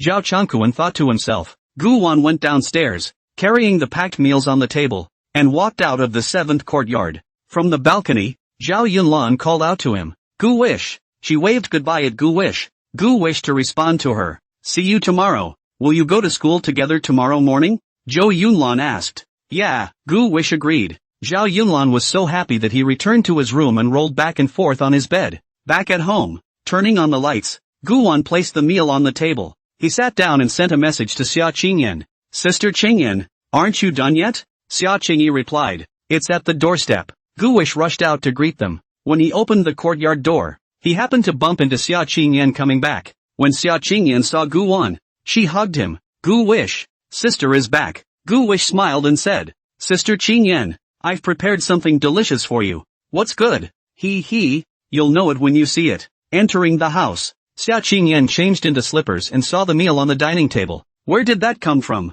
You didn't make it, did you? I brought it from Zhou Yunlan's house. Why did you go to her house? Xia Qingyan said suspiciously. Gu Wish said, I happened to run into Zhao Yunlan's dad after school today. He had to invite me to his house for dinner. As soon as I thought Sister Qingyan wasn't home, it was no fun to come back. So I went. Holy shit, they have a big family dinner party. Gu Wish deliberately pretended to be surprised. Xia Qingyan said, you wait until I go upstairs to change my clothes. Xia Qingyan went upstairs, and Gu Wan opened all the meals. There's abalone, huevos rancheros, lotus seed soup, and 8 treasure rice. Xia Qingyan changed into her pajamas and came down, sat down and started eating. Are you tired, Sister Qingyan? Let me rub your shoulders. A little tired. Sore neck. Gu Wan got up, walked behind Xia Qingyan, and began to rub her shoulders. This meal is sumptuous, isn't it? Gu Wan asked. As Xia Qingyan ate her meal, she tasted it and said, it's not as good as what you made.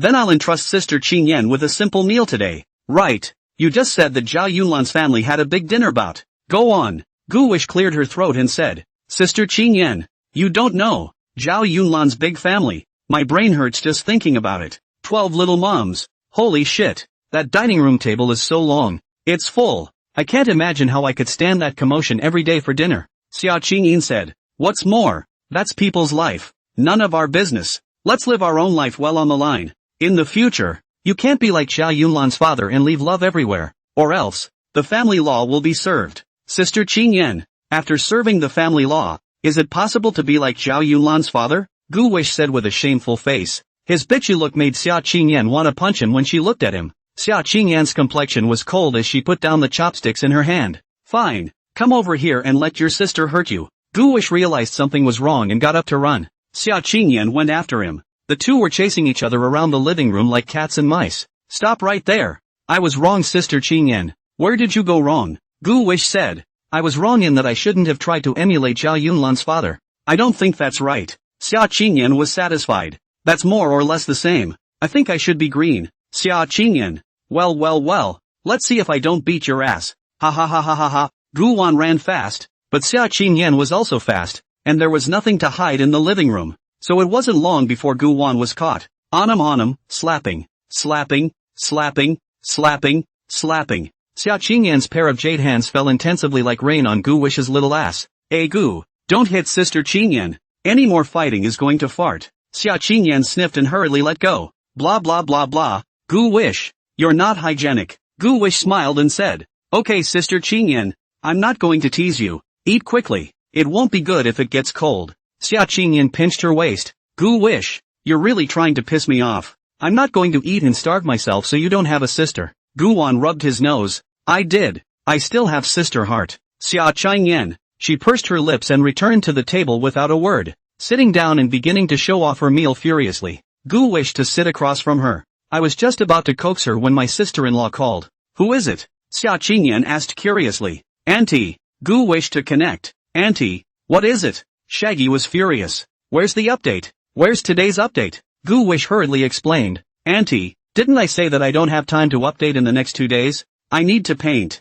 Auntie will buy you a good one. You're only responsible for updating the novel. Gu Wish said. That won't do. It seems insincere. Shaggy pouted. But I want to read a novel. She rolled on the bed in a hurry. Please, take the time to update a chapter. I'll give you a reward. Just transfer the money directly to me. No more bounties. And the bounties have to be split in half for the website. Shaggy said. Okay, I'll transfer the money to you later. Update soon. Gu Wish said. Got it, Auntie. Just after hanging up the phone, my sister-in-law transferred $10,000. Gu Wish immediately collected it and sent a love emoticon to Xia Ji. Shaggy sent a bloody blade. Gu Wish smiled and prepared to put her cell phone away, only to receive a video call from Little Gold. Xia Qingyan asked. And who is this? Yao Xinyu? Xia Qingyan was on alert. Gu Wish said. No, it's Little Gold. Gu wished to connect the video call. Across the room, a large face of Little Gold appeared. What's up, Goldie? Jean Guangyi smiled and said cheekily. He, nothing much. See how you're doing. Kanamitsuchi deliberately revealed the watch on his wrist. Geez, what time is it? Yo, it's already 9 o'clock. Guwish laughed at this scene. Little Goldie, you've come to show off with me, haven't you? Jingwanji hemmed and hawed. No, let me show you. This is the watch my sister-in-law bought me. My sister-in-law didn't just buy me a watch, also bought. Before Jin Guanyi could finish his sentence, Gu Wen hung up on him. Xia Qingyan asked, Gu Wish, why did you hang up suddenly? This is very impolite, you know? Gu Wish said. Almost let him get loaded. Xia Qingyan laughed. If he flaunts it, he can flaunt it. If you want it, sister will buy it for you too. Gu Wen shook his head. I don't want it. I just need Sister Qingyan. Xia Qingyan narrowed her eyes. Oily mouth. Kanamitsuchi hit again. Gu Wish to connect. My sister-in-law even bought me a new school bag. Gu Wish, how about it? Envious? Gu Wish said. Not envious, because your sister-in-law isn't as good-looking as my sister Qingyan, Epsilon.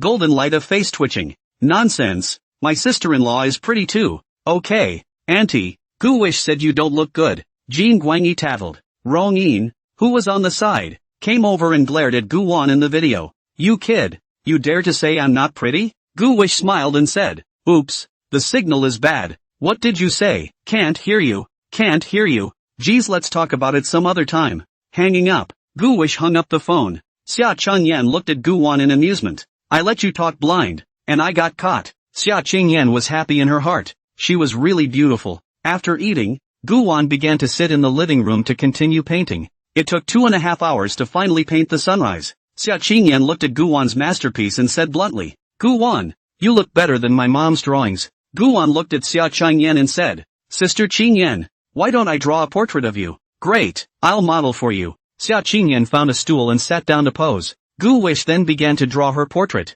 Just drawing just an outline out is beautiful. Breathtakingly beautiful. Gu Wish drew very carefully and meticulously. He walked over to Xia Qingyan's face and scrutinized every detail. Xia Qingyan asked, why are you coming so close? Gu Wish said, I want to draw a Sister Qingyan, who is a beautiful woman. Nonsense. Where is there any dumping? Xia Qingyan said shyly, but the eyes that looked at Gu Wan were exceptionally bright. Gu Wish said, but in my eyes, Sister Qingyan is just as beautiful as the country. No one can compare. Xia Qingyan did not speak. Her eyes lowered and the corners of her mouth rose slightly. Xia Qingyan looked at the time. Gu Wish, it's late today. Rest early and paint tomorrow. Aha, okay. Gu Wish put down the brush and the drawing board was placed there. He rushed back to his room to wash up. After washing up, he laid down on the bed and didn't go to Xia Qingyan's room to sleep. Xia Qingyan lay on the bed, waiting for Gu Wan to pass by, but was delayed until Gu Wan knocked on the door and came in. What's this kid doing? Xia Qingyan wanted to go over and shout at him, but she couldn't pull her face down. Gu Wish was lying on his bed, and he was about to check the stock trend when he received a friend verification message. After Gu Wan opened it, he realized that it was no one else. It was none other than Jin Guangyi's sister-in-law Romin. Gu Wish instantly recalled the Romin he saw that day with dyed milk gray hair and dull hair. In her previous life, her own lover was an imperial type, and they were so different from each other that they didn't reasonably look like the same person. But there was probably only one person in the world with the surname Rom, and from Kyoto, who was also called Romin. The odds are that young In is his former lover, and possibly the only one who has given herself a daughter. Gu Wish didn't hesitate and directly nodded his assent. Over there, Romin sent a message in seconds. Gu Wish, make it clear. Am I not pretty? Gu Wish replied. Sister Romin, you're very pretty. Very pretty. In your Tianhai University, it's also at the school flower level. Romin was satisfied. That's more like it. The Sister Qingyan in your mouth. Is that the one who stood next to you last time?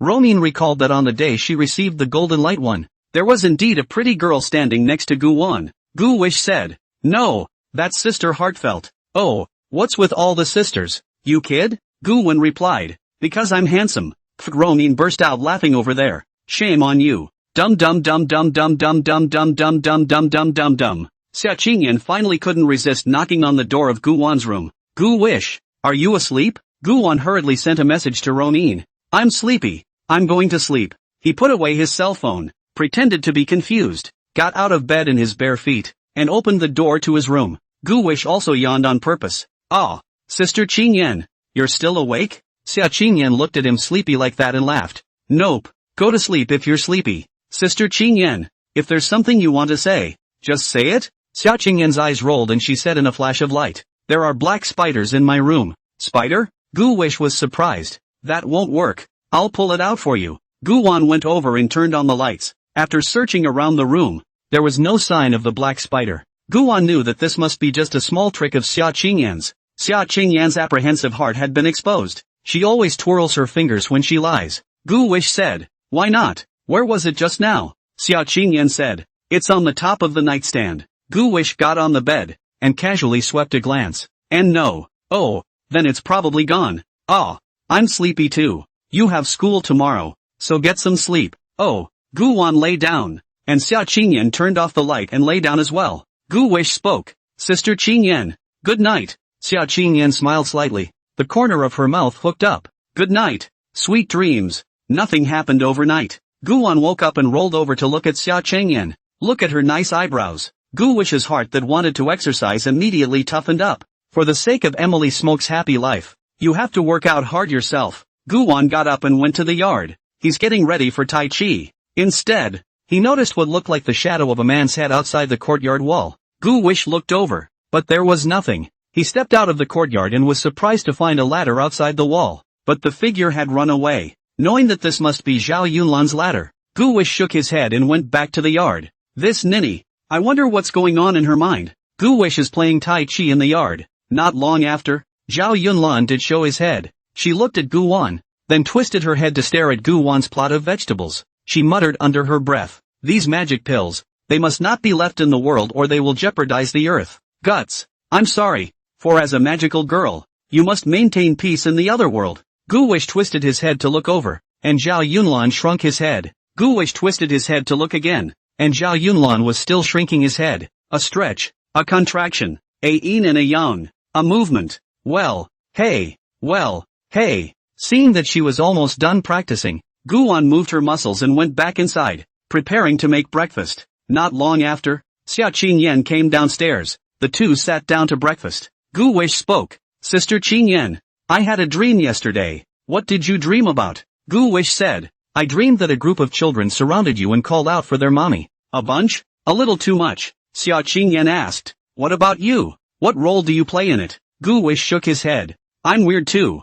I woke up when those kids were about to yell for me." Xia Qingyan didn't say anything and ate silently. After dinner, Xia Qingyan sent Gu Wan to school. When he walked outside Zhao Yunlan's door, Zhao Yunlan was already waiting under the tree. So the three of them went to school together. Two people can talk about nothing. Three is like a movie. Silence. All the way to the school's entrance. Xia Qingyan waved goodbye to Gu Wan. School was always fast and slow. The morning passed. Gu Wish didn't talk much to Zhao Yunlan. She was becoming bored. Promise. Gu Wish is planning to write a screenplay in addition to writing songs. He was planning to copy all those dramas that were big hits in his previous life. Only after pondering over the first copy of whatever it was, and settling on a name, did I start writing? The first play he copied was Operation Icebreaker. Gu Wish remembers a famous line from it. "Uncle Dong is happy that you're able to make this call to him, but the tone of your voice just now, Uncle Dong doesn't like it." A copy of this, followed by such classic crime dramas as Honor, Nevermore, Serious Crimes Unit 6, Red Spider, and Winged Escape. This kind of drama investment is small, and good scripts are scarce, and can focus on current social issues. As long as the production is basically online, the ratings are very stable, and the TV station purchases also have a very good. Every station is short of this kind of drama. By noon, Gu Wan and Zhao Yunlan had eaten and were about to go find Yi Zihan to play. Halfway there, I suddenly saw someone arguing in front of me. Gu Wish meowed, and the crowd, of course, included by Qing Xian. He hurried over with Zhao Yunlan to see what was going on. A woman facing three men is arguing. Should all be parents of students. The boy next to the woman has an injured arm. The woman protects her child. This is supposed to be bullying. The three men's children were the bullies and the woman's children were the bullied. Shouldn't this sort of thing always be resolved in the principal's office? What's all the fuss about on campus? Gu Wish listened for a while and realized that it should be this woman who was not satisfied with the school's handling of the situation. The school's punishment for the three bullies was only to pay for the medical bills and give a verbal warning, not even an apology, and this kind of thing should be expelled according to the school rules. But all three boys' parents are foreign executives and very rich. They gave the school a $5 million maintenance fund. Principal Ma Jingjun is ready to settle the matter by making a big deal out of it. Who knew that the parent of this bully was so angry that he stopped the three bullies and their parents here to demand justice? The school escort naturally arrived. Bai Qingxian couldn't do much. The woman could only be persuaded to calm down. The woman cried. I can't be calm. My son is being bullied. And as a mother, how do you expect me to calm down? I didn't think CYO was handling it like this. My son was injured and they three demons burned my child with cigarettes? How can that parent stand it? Not even an apology. Some parent of a bully said, my child is still in shock? Haven't I sued you for moral damages yet? You shrew. This is a civilized age. Everything is spoken for by the law. And it is not the case that you can solve the problem by making a fuss here. Get out of the way. Yeah, get out of the way. Security. What are you doing? More and more students gathered around them and they blocked the security guard. That mom cried and said to her own child, son, mom would rather visit you in jail than burn paper money for you at your grave. We can't just think we'll be okay after a beating. These people are evil. It's bad in the bones. If we hold our tongue, people will only give us an inch. Bai Qingxian said, how mom? Don't worry. The school will definitely give you a satisfactory answer. Bai Qingxian had only just learned of the principal's handling of the matter, and she was so indignant that she planned to take Hao Hao's mom to the principal again to inquire about the matter. But Hao Hao's mom clearly didn't believe in the school's handling of the matter anymore. The students next to him were righteously indignant. They are also afraid that they will be the next person to be bullied. If you don't speak up at this point, when you are bullied, others will stand by and do nothing. What gives you the right to hit someone? Apologize. Yes, you must apologize. The head escort shouted. That's enough. All of you go back to class. Stay out of this, or I'll call the parents. That's a setup that clearly doesn't work here. These children, all of them, were children from elite families, and they grew up with an elite education. Saying something like that from the chief of the escort might scare off a child from an ordinary family. But here, everyone would treat him as a fart. The parents of the three bullies were so furious that they yelled, if you keep this up, I'm going to call the police. Trying to get us to apologize? No way. I'm telling you epileptic women. I'm going to hire the best lawyers to sue you guys. Tianqing's partner is a friend of mine. Gu Wish suddenly spoke. Don't you know that Tiansheng's founder, Gao Yi,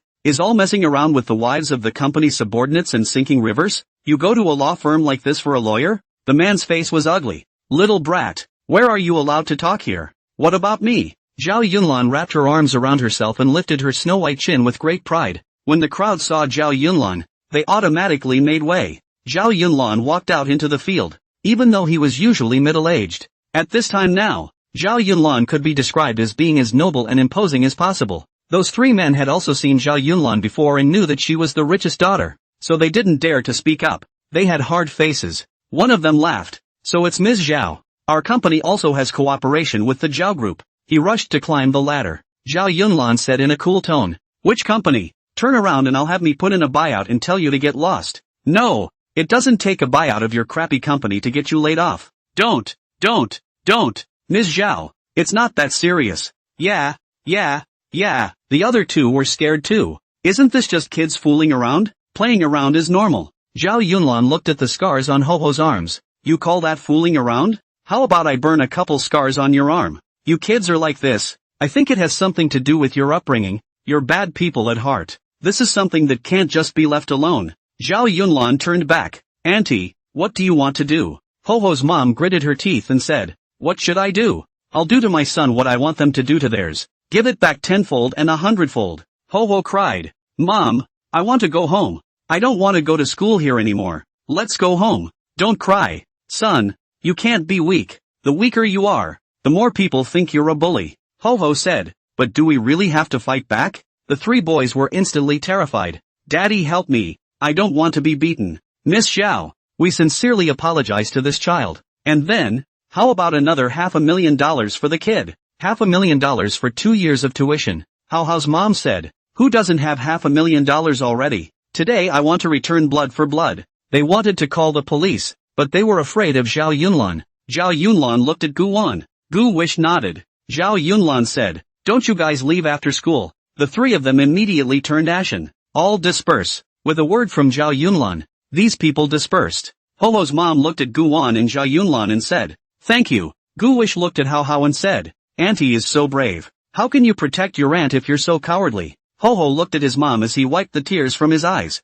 Mom, I'm going to protect you. The words were spoken in a voice that threw back the words, and his eyes hardened. From this moment, the boy grew up. Ho-Ho's mom looked at Gu Wan with admiration. It's just not easy for her to live as a single mom with a child. Zhao Yunlan took out his cell phone next to him, dialed Zhao Changquan's number. She pouted. Hey, Daddy, what is it? Good girl? What are your orders? Daddy, someone is bullying me. What? Which ungrateful person bullied my Zhao Chinkuan's precious daughter? I'll be right over. No dad, just send me 20 bodyguards over to protect me. Yeah, just have them all meet me at the back of the school. Bye dad. Zhao Yunlan hung up the phone, and Gu Wish gave her a thumbs up. Mazinger arrived late at this time. What's wrong? What's wrong? Don't things all work out? Ho ho mom, didn't I pay for your medical bills? Why are you making trouble again? If you do that again, you'll see to it that Ho Ho's schooling is taken care of. Won't you? How Ho's mom looked at Ma Zhangjun and said, you old colorful skin,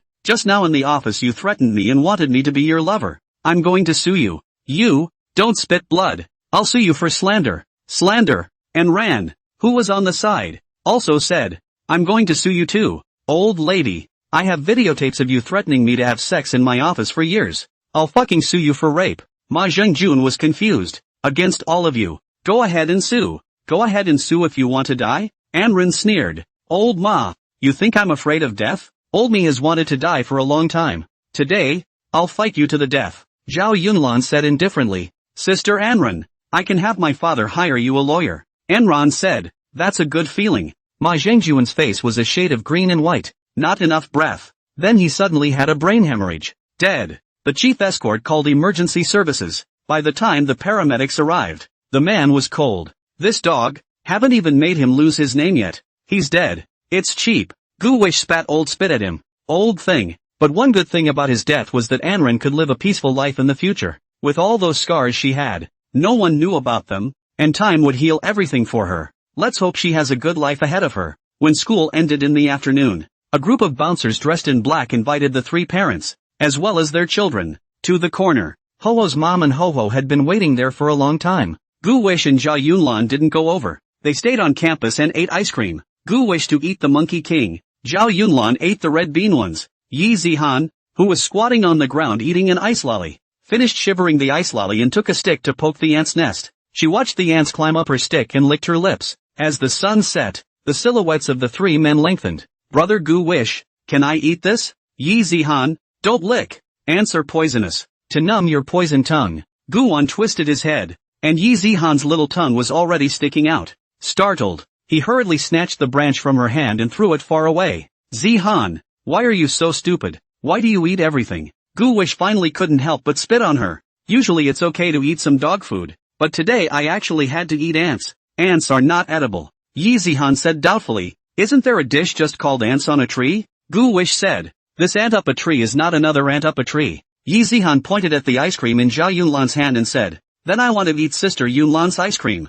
Zhao Yunlan looked at his red bean ice cream and said, this is mine. If you want to eat it, let your brother Gu Wan buy it for you. Gu Wish looked at Zhao Yunlan and said, you forgot. This is the only one left of the red bean ice cream, and we almost toppled the supermarket freezer to find this one. Zihan, can we get another one? Monkey King's is delicious too, with a chocolate crust. Yi Zihan smiled and said, then I'll eat brother Gu Wish's. I ate half of this one. I'll buy you a new one. No, I'm going to have this piece. Yi Zihan shook her head and pestered for Gu Wan's. Seeing this, Zhao Yunlan immediately said, come, sisters for you. You eat, I'm not eating. Zhao Yunlan handed Yi Zihan his ice cream. Yi Zihan ate it proudly. Zhao Yunlan looked at Gu Wan and snatched Gu Wan's ice cream without saying a word. Gu Wish was dumbfounded. What's this girl up to? Gu Wan was about to teach her a lesson when Xia Qingyan and Lin Wanyu arrived. They happened to meet at the school gates and walked into the school together. When they came to the playground, they saw Gu Wan and the others.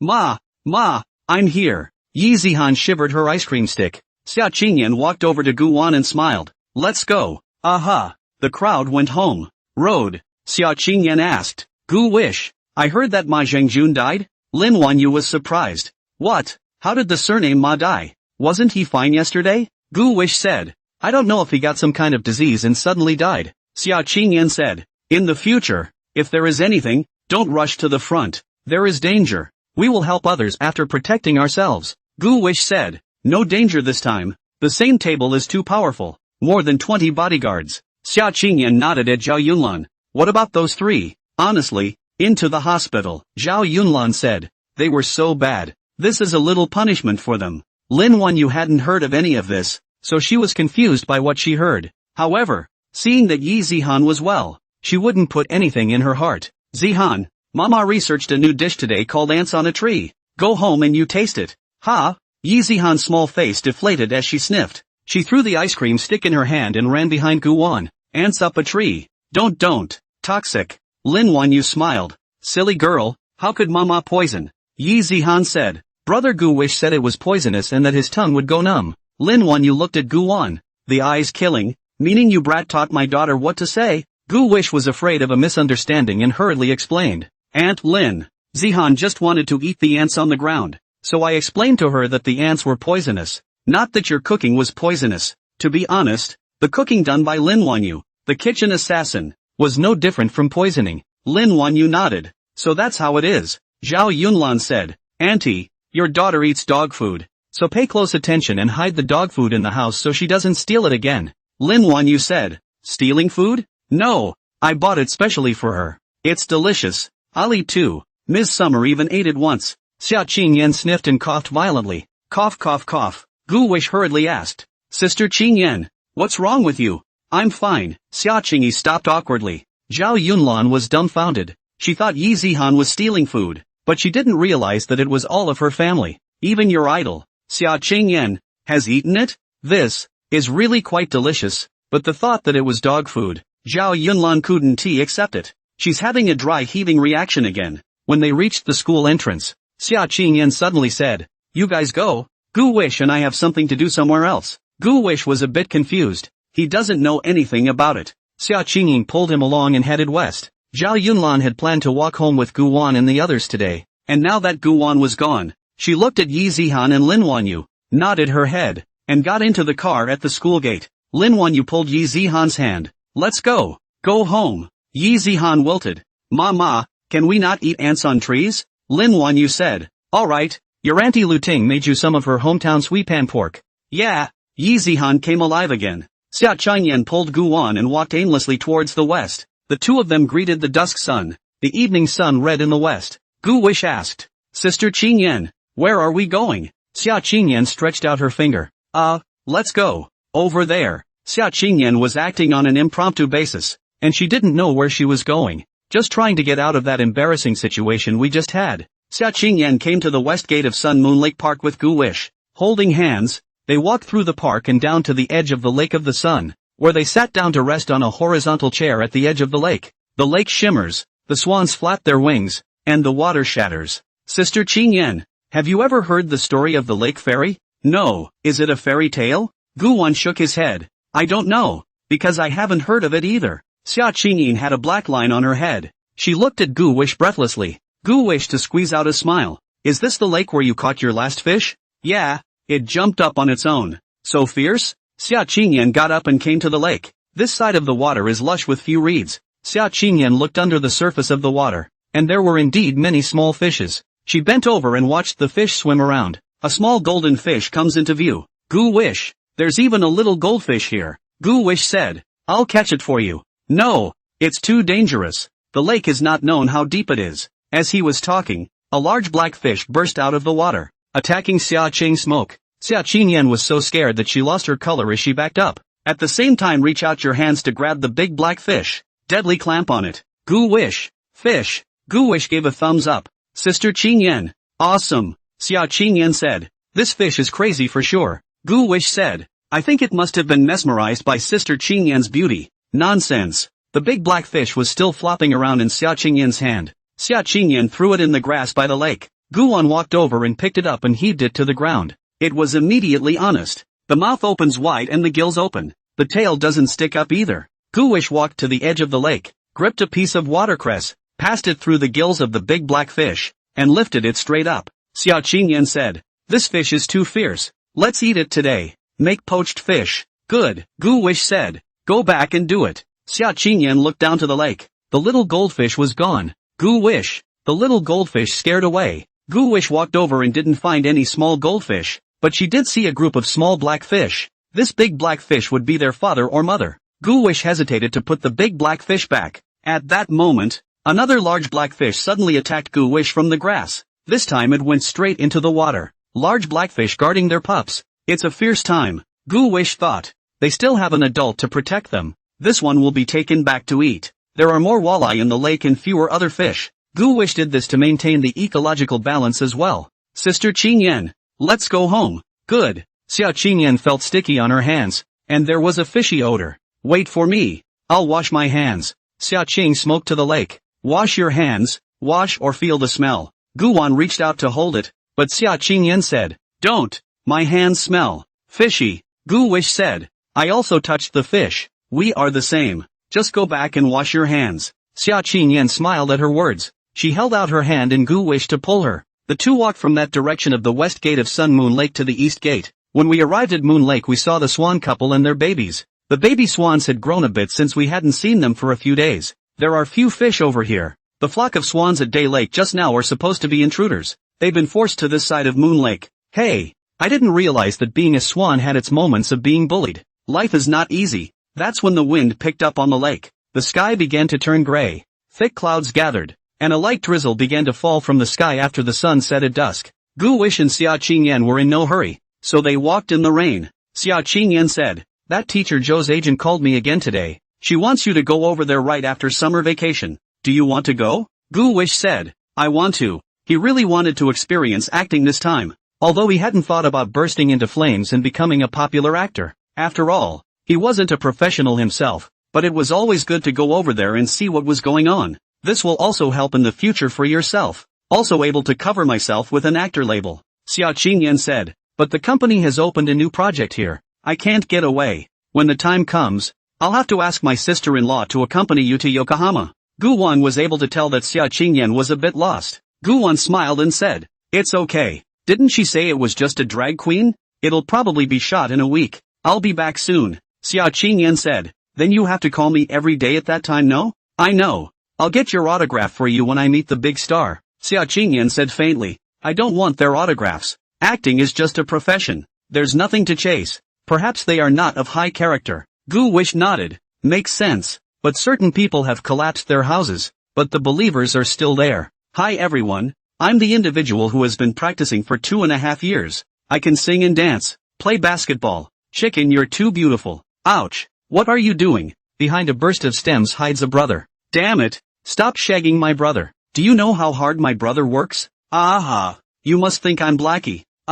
Yeah. I'm the little black guy. Gu Wish asked again. Sister Qingyan, if I become a big star in the future, do you want my autograph? Xia Qingyan laughed. You people are mine. What signature do you need? Gu Wish, huh? Xia Qingyan changed her words and said, I mean we are family. Oh, to the 9 Tantalums Palace. Xia Qingyan suddenly started running. Guwan froze in place. What's this about? Seeing that Guwan was unmoved, Xia Qingyan hooked her finger. Guwan, come chase me. Gu Wish smiled lewdly as he hemmed and hawed. Don't you run, Sister Qingyan. Gu Wish chased after her with the big black fish in his hand. Chasing him to his home, Gu Wish entered. The living room was dark and quiet. Summer Qingyan is hiding. Sister Qingyan, are you going to play hide and seek with me? Then you have to hide well. Gu Wish didn't turn on the light as he walked to the kitchen to put the big black fish in the basin, then went out to look for Xia Qingyan. Guwan first went to the bathroom on the first floor and didn't find Xia Qingyan. After searching around the living room, there was no sign of Xia Qingyan. Sister Qingyan, where are you hiding? How come I can't find you? Gu Wish stroked his chin. Now there was only the utility room on the first floor that he wasn't looking for. Just now, Xia Qingyan ran into the house calculating the time. It was impossible for her to run upstairs, so she must be in the utility room. Gu Wish deliberately said that he couldn't find her. Xia Qingyan was currently hiding behind the door of the utility room and snickering. She waited for Guwan to freak out later, then went out to coax it. Let Gu Wish to cling to himself. That's a great idea to hit. Still, she had forgotten that Gu Wish had grown up in an orphanage, and had grown up not afraid of the dark, not afraid of being alone, and bold as hell. Gu Wish deliberately didn't go to the utility room and turned around to go upstairs. Sister Qingyan, you must be upstairs, right? I'm going to find you. Guwan went upstairs and went to look in Xia Qingyan's room. A random turn and out. Then as soon as he turned around, he bumped into someone. She was soft on her. Fragrant. It has a ripe flavor. Guwan was familiar with this feeling, because he had tasted a lot of it in his previous life. Guwan knew that this person was not Xia Qingyan. A woman. In her home, and the keys to her home. Who is she? Gu Wish already had an answer in his heart, but he didn't want to pick a fight right now. Gu Wish hugged the woman as soon as he could, then rubbed his head against her. The woman was obviously stunned as well, her body suddenly tightening. Gu Wish pouted and shouted, "Sister Qingyan, why have you come out? I haven't found you yet. Sister Qingyan, you smell so good." The woman's aura suddenly went cold and she looked down at Gu Wish. Gu Wish felt the breath around him drop below zero. Unmoved, he continued to rub it in. He believes that friction creates heat. The temperature will go up. Sure enough, it rubbed off for a while. Gu Wish felt her face heat up. It turned out to be the woman who touched Gu Wan's face. Downstairs, hidden in the storage room, Xia Qingyan was confused. What's going on? I'm downstairs. Then who is Gu Wan talking to? It can't be this brat Gu Wish trying to trick me into going out, can it? Humph. I'm not falling for that. Xia Qingyan continued to hide. She'd like to see what this Gu Wan kid wants to do. Gu Wish was touched in the face by the woman, and he smiled and said, "Sister Qingyan, don't you want to eat boiled fish? I'll go cook it." The woman spoke coldly. "So you did the cooking." The voice, it rhymes, seems pretty good except for being a bit cold. Gu Wish pretended to be alarmed and took 2.5 steps back. "You're not Sister Qingyan. Who are you? Sister Qingyan, where are you?" The woman said coldly, "This is my house. Why do you think I'm here? Hasn't Qingyan ever told you about me?" Gu Wish pretended to be surprised. "Are you Auntie Qing?" At this time, Xia Qingyan, who was hiding in the utility room, heard the conversation between the two and rushed out of the utility room and turned on the lights in the living room. Then the whole hall brightened up. At this time, Gu Wish also finally saw the face of the woman he had just hugged. She has a head of beautiful black hair. Look, and Xia Qing smoke has 7 points similar, more than Xia Qing smoke mature charm, and looks more cold. Even lipstick are cold tone. A black dress to show the figure. The eyes revealed sharp as well as a special sense of misanthropy. This is Ms. Haruko Natsu, Natsu Qingyan's mother. She should have seen the message sent by Xia Qingyan and immediately rushed back. Sure enough, every human mom worries about her kids, even if she was acting detached and cold before. Xia Qingzi lowered her head and wrapped her arms around herself, her eyes staring at Gu Wan with interest, but her face was serious and cold. Gu wished to squeeze out a smile. "Auntie, you are so beautiful. You are the most beautiful woman I have ever seen." Xia Qingzi snorted coldly. "Little bastard, trying to curry favor with me, aren't you? I don't eat that. Let me ask you, why are you in my house?" Before Gu Wan could answer, Xia Qingyan smiled and shouted, "Mom, why are you back?" Xia Qingyan saw Xia Qingzi, some happy joy. After all, Ms. Xia Qingzi has been away from home for several months, mother and daughter living together since childhood, dependent on each other, separated for so long really miss each other. As soon as she took hold of Xia Qingzi's arm, she pouted very intimately. "Mom, I missed you so much." Xia Qingzi faintly said, "Miss me? I don't think so. You've been having fun these days I'm not at home?" Xia Qingyan heard awkwardly. She smiled sarcastically and said, "Mom, how do you say it? I didn't play. I've always had a good job. And now the company is going smoothly." Xia Qingzi sneered. "Still arguing with me? What is this? Where did this child come from? Why is it in our house? You've been having quite a fancy time while I've been away, haven't you? If I don't come back, I'm afraid there won't be a place for me in this family. Will there?" Natsu Haruko said a lot in one breath, her words carrying strong resentment. But looking closely at her own daughter, it seems that she looks better. Her face is rosy, and she has gained a little weight, and she is doing quite well, so the worry in her heart is much less. Xia Qingyan said, "You have always been a good mother to me. This family will always be yours. How could there be no place for you?" Natsu Haruko said, "You also know that I'm your mom? Then tell me what's going on. This kid just came up and hugged me. That's skillfulness. I'm afraid it's not the first time. Is this how you guys usually get along? He wouldn't be the child husband you raised, would he? Mom's not feudal and open-minded though, but you can't be too far off the mark. He's still a child." Xia Qingzi swept a glance over Gu Wan. Xia Qingyan stomped her feet anxiously as she hurriedly explained, "Mom, what are you talking nonsense about? What a child husband? Gu Wish is my adopted child." Xia Qingzi sniffed and said angrily, "Adopting a child is such a big deal, and you didn't even discuss it with me? I don't agree. Wherever he leads from, send it to me." Xia Qingyan was a bit anxious and panicked for a moment. She didn't know how to explain it to Natsu Haruko. Gu Wish spoke up at this time. "Auntie Qing, Sister Qingyan, why don't we sit down and talk? I'll make you a cup of tea and talk slowly." Xia Qingzi glanced at Gu Wish again with a wary look in her eyes,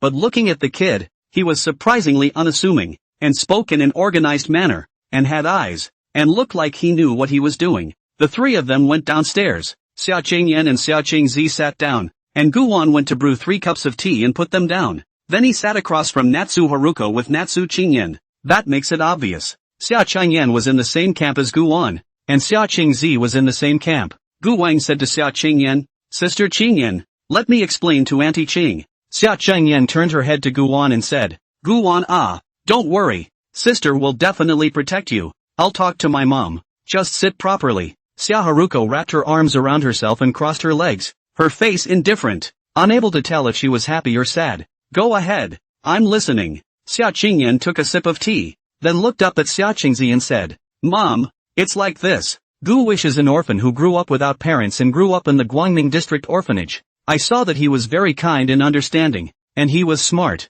so I adopted him. Now, Gu Wish is family with us. I'm his guardian." Natsu Haruko said, "There are so many kind and understanding children. Why him?" Xia Qingyan said, "It's probably fate sent from heaven." Natsu Haruko said, "Okay, let's say it's fate as you say. But how old are you? Have you thought about it? You're only 19. You can't even take care of yourself, and you haven't even been in a relationship. What about marriage later? What's he going to do?" "Mom, I told you, I don't fall in love or get married. It's fine just the way it is," Xia Qingzi said. "Qingyan, you are too impulsive. You are still young now. After 3 to 5 years ideas change. What are you going to do then?" "No, I won't change." Xia Qingyan's eyes were firm. "Mom, Gu Wish is really nice and understanding. You try spending 2 days with him and you'll see." Natsu Haruko said, "Even more understanding? He is still a child. You want to help him? Just fund his schooling. There's no need to have to adopt him." Xia Qingyan directly said, "I have adopted. Raw rice, cooked rice, all." Natsu Haruko was confused. "What's raw and ripe? It can't be, can it?" "Qingyan, you lied to me, didn't you?" Xia Qingyan said. "Really? I signed the adoption agreement." Gu Wish had been sitting there with a face that was neither sad nor happy, and no talking. The gaze was terrifyingly calm. Xia Qingzi looked at Gu Wan and said, "Your name is Gu Wan, isn't it?" "Yes, Auntie Qing." Gu Wish nodded. Xia Qingzi asked, "Aren't you afraid? What if your Qingyan sister doesn't want you anymore, and you'll have to go back to living in the orphanage again?"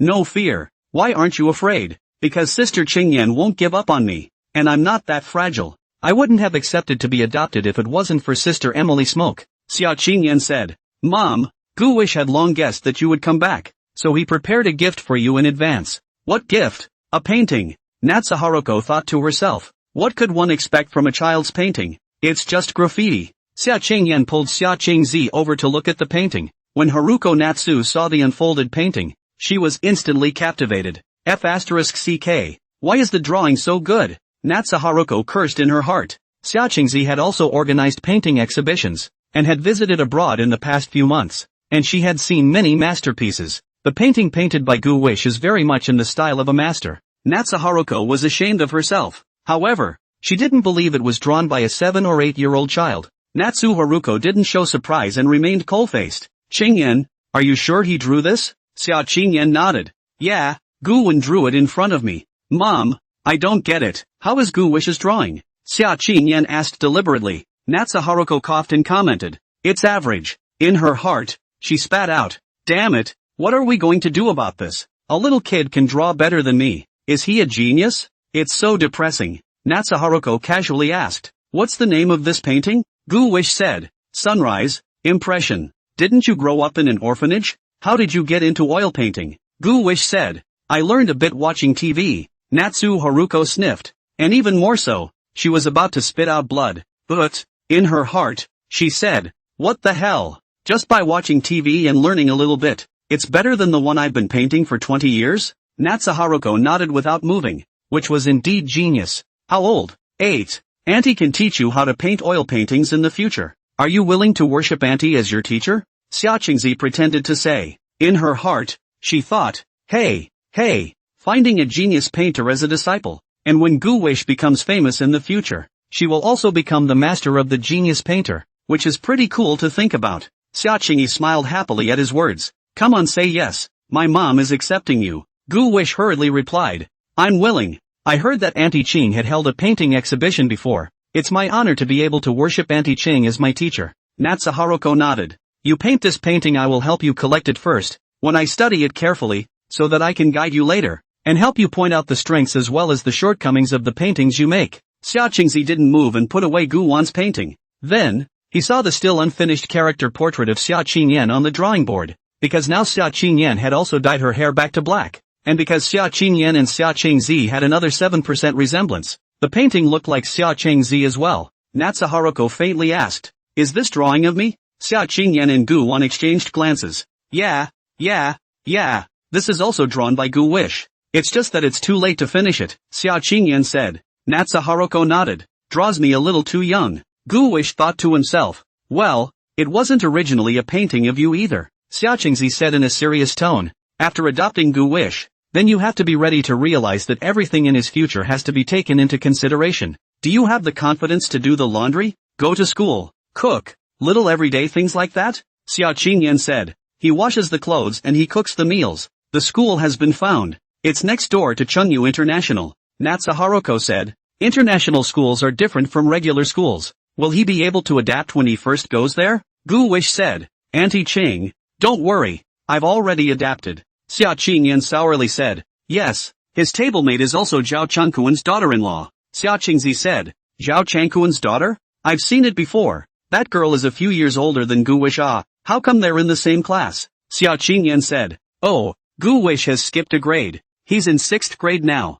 and he'll be in 7th grade once summer break is over. Xia Qingzi was very shocked in her heart. This kid was really a genius. It's just that kids who are too smart and understanding don't really open up easily. He'll be wearing a protective film. I don't know if Gu Wish is like that. Xia Qingyan held Xia Qingzi's arm and said intimately. Mom, you're back. Why didn't you call me, so I could go to the airport to pick you up? How else is it going to be a surprise attack? Natsu Haruko said. I just got back not long ago too. Did I send you that I have a son and you can't sit still? Natsu Haruko said. No, it's that I was going to come back. It's still not as good outside as it is at home. I'm not going back to that shithole in Fiddlesticks. Xia Qingyin said. Mom, are you hungry? Let Gu Wish cook and eat for us. We caught a big black fish on the way back. You caught them yourselves? Natsu Haruko asked. No, it jumped out on its own. Xia Qingzi looked at Gu Wan and said. It was Gu Wan who cooked before, wasn't it? How are you going to make him cook when he's so young? Xia Qingyan straightened up and said.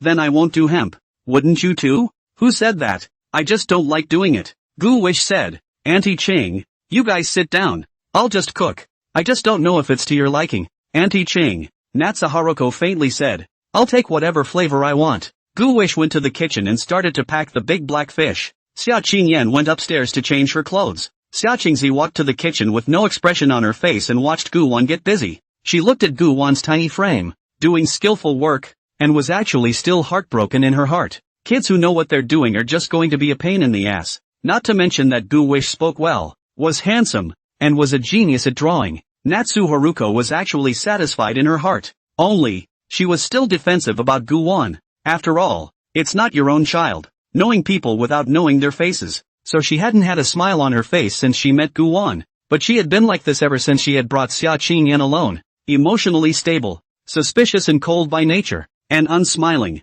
Natsu Haruko's inner drama, though, is still very rich and wonderful. Xia Qingzi faintly said. I can't let you be busy by yourself either. Let me cook a dish. Gu Wish said. Yeah. She scanned the kitchen. Then draw 3 cucumbers, picked little yellow flowers, rinse into the faucet, one on top of the other. Jerk the spines off the cucumber. Xia Qingzi took the cucumber and said to Gu Wan. Gu Wan, do you know why there are thorns on this cucumber? Gu Wish rubbed his nose as he smiled sarcastically. I don't know. Natsu Haruko explained in a serious manner. Because this is a cucumber with thorns. A cucumber with thorns has thorns. And a cucumber without thorns doesn't have thorns. That's why this kind of cucumber is also called a thorny cucumber. Gu Wish listened with a black line. 10,000 grass mud horses raced past in his heart. Haruko Natsu knows crap literature. Saying so, Natsu Haruko played with the cucumber. She used a cucumber to plug the faucet, then bared Gu Wish's face. Natsu Haruko's eyes were flustered, but her expression remained cold. Gu Wish sighed inwardly. No matter what age the woman is, they all like to play with cucumbers so much. Gu wished to put the cut fish into the pot. That's when he got a call from Shaggy. Hello, Auntie, Xia Ji said in annoyance. Gu Wish, when will you update tonight? Gu Wish said. I don't know. Auntie Haru is back. Who's back? Auntie Haru. Hang up. Shaggy hung up in shock. Xia Qingzi was puzzled. Gu Wish, don't you have a sister-in-law here? Why don't you live with your sister-in-law? Gu Wish said. It's Shaggy. Haruko Natsu. Xia Qingzi looked at Gu Wan with a calm face. So it turned out that Xia Ji had already known about Qingyan's adoption of the child. This dead girl actually didn't tip herself off. It's really grown up and stiff-winged. Seeing how sweetly Gu-won called his sister-in-law, the three of them should already be very familiar with each other. Humph, that's outrageous, Natsu Haruko asked. Gu-wish how is Natsuji-shi? Gu-wish laughed. Auntie is fine. Pretty people and good personalities, too. Yeah, then call her to dinner. I haven't seen her in months either. Gu-wish nodded. Good. Auntie Ching, you make the call. I have to watch the pot here. Haruko Natsu took out her own cell phone and made a video call to Shaggy. Shaggy refused for a second. Hit again. Reject again. Hit again. Reject again. Natsu Haruko gets angry and messages Natsuime. Give it to me or die. The result is a red exclamation point. Shaggy has defriended Haruko Natsu. Ha! Xiaoqingzi straightened up and said, Gu-wish, call from your phone. She deleted me. Gu-wish said with a surprised look on her face. Auntie Ching, why did she delete you? Auntie Xiao? Natsu Haruko said. Why? Because she wants to get beat up. Hasn't seen me in months. And wants me to come home and get close to her with the best of intentions. Gu-wish. Gu-won watched the fish in the pot was almost done. So he turned off the heat and then called Shaggy on the video call. Shaggy picked it up in seconds. The video shows her sneaking around, looking a little scared, hiding in a dark room. Auntie, why don't you turn on the light? Shaggy whispered. Shoo, keep it down. You're alone now, aren't you? That woman isn't with you, is she? That woman, naturally, was Natsu Haruko. Xiaoqingzi's eyes signaled Gu-won, who smiled and said, Auntie Ching is not here. She was relieved to hear Gu-won say that Xiaoqingzi was not around. Xia-ji said, Gu-wish, let me tell you, that woman is very vicious. Be careful when you're at home by yourself. Try to make her angry as little as possible. Forget about it. Why don't you come to Auntie's place? Don't stay with that woman. Gu-wish heard Xia-ji say bad things about Xia Haruko and tried to eyeball her to signal her to say less. But it turned out that the more Xia-ji spat, the more she came on. A sentence-by-sentence list of Natsu Haruko's flaws. Next to her, Natsu Haruko was listening to the 7 orifices, but her face remained indifferent, just wrapping her hands around her head and listening with her ears sideways. Gu-wish said, Auntie, why don't you take an early rest today? I'm not tired.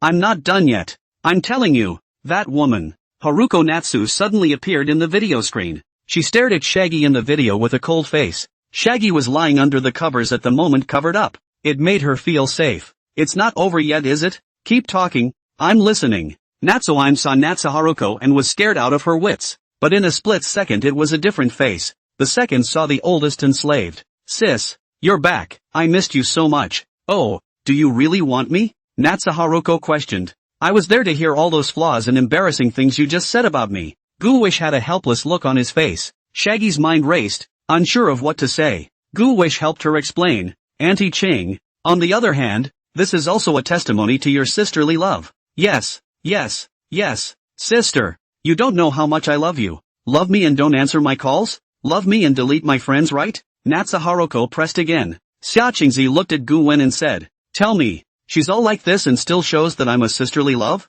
Gu-wish laughed. Auntie Ching, think about it. Auntie Xiao Xiao remembers in her heart so many things you guys went through when you were kids and remembers the details clearly, including your likes and dislikes. She wouldn't have remembered these things if she didn't love you. Xia Ji quickly said, Sister, I just ordered wrong. I'll add it back. Xiaoqingzi faintly said, Fine. Then today I'm back. Are you coming to my reception banquet? Shaggy hesitated. Hey, I'd love to go, but isn't it raining now? I won't go. Some other day. Hang up, all old sister. Gu-wish bye. Gu-wish waved. Auntie bye. Gu-wish collected her cell phone, and Xiaoqingzi remained cold-faced. This dead ninny. Sooner or later, I'll clean her up. Natsu Haruko sniffed the pot. It smelled a bit good. She had watched the video that Xia Qingyan had posted before, and those meals she made looked so delicious. She just didn't realize that they were made by an 8-year-old child. It felt like Xia Qingyan had not adopted a child, but had adopted herself a child husband plus a nanny. But Natsu Haruko thought again. Gu-wish this child is an orphan. From a young age know how to work. Will work. How much suffering must be eaten in order to become such an excellent appearance now? Her motherly love flooded her instantly. But it was impossible for an aunt like her, cold on the outside and fiery on the inside, to show it. Even, it wouldn't compliment Gu-wish on his delicious cooking. Gu-wish said, Auntie Ching, well, let's eat. This cucumber? Natsu Haruko said, the cucumbers are also washed, so we'll have one for each of us later. I don't like processed. I like to eat natural and cruelty-free. Gu-wish, It was the first time he'd seen it put so refreshingly clear that he couldn't cook and didn't want to. Natsu Haruko carried the boiled fish to the dining table, and Gu wished to serve the rice. At this time Xia Qingyan washed up and changed into her pajamas and went downstairs. She could smell it from a distance. Wow, that smells good. Gu-wan, you're great. Xia Qingyan gave Gu-wan a thumbs up. Unlike Xia Qingzi, Xia Qingyan's just didn't mince words when it came to praising Gu-wan. The Xia Qingyan of a few months ago wasn't like this. Natsu Haruko sensed the change in her daughter these days. A small child of 8 years old made such a big change in his daughter's personality. Xia Qingzi felt that as long as Xia Qingyan came out of her own protective shell, this was good. Her own failed marriage had brought a bad influence on Xia Qingyan. If there was such a person who could bring her out of the shadows, it would definitely be a ray of light in her life. Natsu Haruko looked at Gu-wish once again. Well, 8 is a bit young, but the light is not big or small. There is no substitute for even a pinpoint of light like a pinprick. The three sat at the dining room table. Natsu Haruko also felt the warmth of home after a long time. Honestly, the house hasn't been this lively in a long time. Xia Qingyan raised the juice. Mom, let's have a toast. The three men raised their glasses, drinking together. You won't leave this time, right? Xia Qingyan said. Xia Qingzi said, not going. There's nothing to play in foreign countries. Mom, try Gu-wan's cooking. It's delicious. Natsu Haruko nodded and picked up her chopsticks. She took a tender piece of fish and brought it to her mouth. Gu-wish said, it's just some home-cooked food. I didn't know that Auntie Qing was coming back today, or else I would have prepared more. On the table, there were only 3 dishes, poached fish, 3 cucumbers, and scrambled eggs with tune. Xia Qingyin laughed. Let's eat as a family. No need to be so formal, just eat casually. After eating, Xia Qingyan and Gu-wan brushed the kitchen dishes, and Natsu Haruko just sat there watching the two get busy. A special feeling came over her. When the two of them finished brushing the dishes, Xia Qingyan pulled Gu-wan and said, Mom, Gu-wan and I will go back to our room first. How can Gu-wish sleep with you? No, this child is also older. He can't sleep with you. He'd better sleep with me, Xia Qingyan said. Why? When I say no, I mean no. Natsu Haruko's tone was irrefutable. Gu-wan smiled and said, just let me sleep with Auntie Qing. Xia Qingyan said helplessly, alright then, but do you want to play a game tonight? She asked Gu-wish. Natsu Haruko frowned. What game are you two playing? Xia Qingyan said, the game developed by our company. Xia Qingyan actually wanted Gu-wan to go to her room to write her novel in peace, because if she went to the next room, Xia Qingzi would definitely find out. If she found out that Gu-wan, an 8-year-old child, could write novels and songs, she would definitely suspect Gu-wan. Given her suspicious and vigilant nature, it was better not to let Natsu Haruko find out now. Natsu Haruko said, don't play too late. Aha! Xia Qingzi turned around and went back to the house, and after she returned to her room, she took the oil painting that Gu-wan had painted and studied it carefully. The use of color, the layers, the layout. It's clearly a master. Compare that to what you've painted on your own wall, and the highs and lows are obvious. Xia Qingzi was calculating in her heart that she would make Gu-wish a talented oil painter in the future. There's still an unfinished portrait of the character, so Gu will come in later and tell him to guide him. Gu-wan returned to the house with Xia Qingyan, and the two of them sat on the gaming chairs. Just as he sat down, Young-in sent a message. Young-in, is it in? Gu-wish replied, not in. Young-in replies, playing games no? Gu-wish replied, not available. When are you free? Gu-wish replied, I don't know. You're busy. Ha? Rong-in said with some loss. Gu-wish replied, yeah, finals are coming up soon, and it's important to study for them. Okay, Young-in, yell at me to play games when you're not busy. Ha? Got it. Rong-in put down the phone, looked at the side while eating snacks. While playing the game of Jingguangi, hated the iron is not steel said, you look at others Gu-wish, now so late in the evening is still studying, you know all day to eat. Jingguang said with an innocent face, Gu-wen rejected you, didn't she? Sister-in-law? Auntie, let's be honest, you can't take it out on me when you get rejected. Besides, you believe what Gu-wen said? He's learning my ass. I've never seen him study, and just so you know, he's a genius. And me, hey, I'm a talent. We're not from the same world. Am I not a rich second generation now? I don't need to study. Just lie flat and be happy for the rest of my life and be done with it. Rong-in was speechless. Who told you it's the rich kids who have to lie down? It's only right that you make yourself better. Look at sister-in-law. Didn't she also get into the finance department of Tianhai University by her own efforts? Jing Guangdao said, Auntie, I'm just struggling again. What else can I do with Chu's group in this life? The plates are big and easy to break. It's easy to choke on too much. It's not very safe. Just settle down for life. Ronin shook her head. You kid. However, Ronin thought about it according to Jin Guangyi's words, and it was indeed like that. Maintaining the status quo would be nice. Ronin sent another message to Guan. Good night. Ronin didn't know why she had sent those 2 words. She didn't feel presumptuous, though, but rather that it was a former habit. However, this was the first time Ronin had met Guan. It's like they've known each other for years. Not long after, Gu Wish also replied. He also replied with 2 words. Sweet dreams smiley face. Ronin revealed a smile as she put down her cell phone,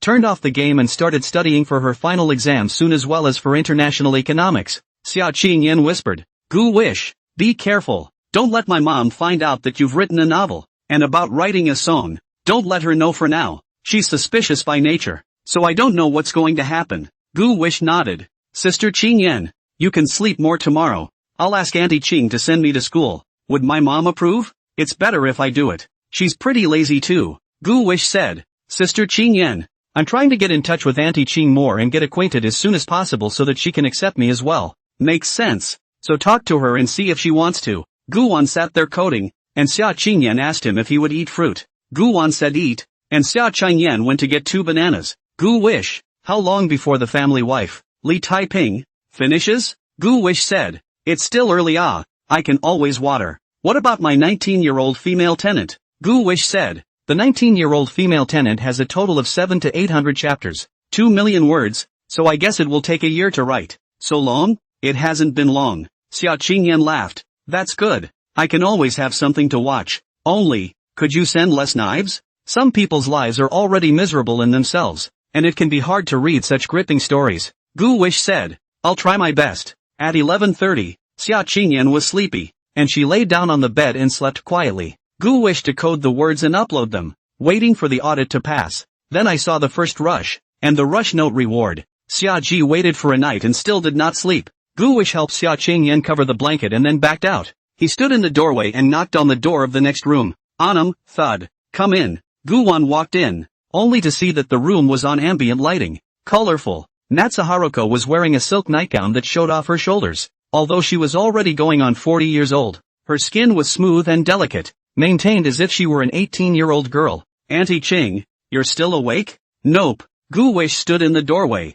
pretending that she was too constrained to walk over. In fact, inside, he already wanted to lie in Natsuharuko's arms to find comfort. Natsuharuko faintly said, go to bed and rest. Don't we have school tomorrow? Oh. Guan walked over and took off his shoes to climb into the corner of the bed. The body pretended to lie straight and taut. Xia Qingzi saw this and said, what for? Are you afraid that Auntie will eat you? No. Then sleep with your eyes closed. Guan closed his eyes for a moment. Xia Qingzi opened her eyes as she rolled over, resting her cheek in one hand as she looked at Gu Wish. He helped Gu Wish to cover the blanket, then murmured, little one, how come your name is the same as the one I dreamed about in my previous dream? What's between you? I don't write that kind of drama. Don't even think about it. You guys. This book is sick, but it's not as sick as you think it is. It really scared me. Summer Haruko had been having a strange dream off and on for the past 3 months that she had been traveling abroad. The dream had no beginning or end, and it always included a man whose face could not be seen.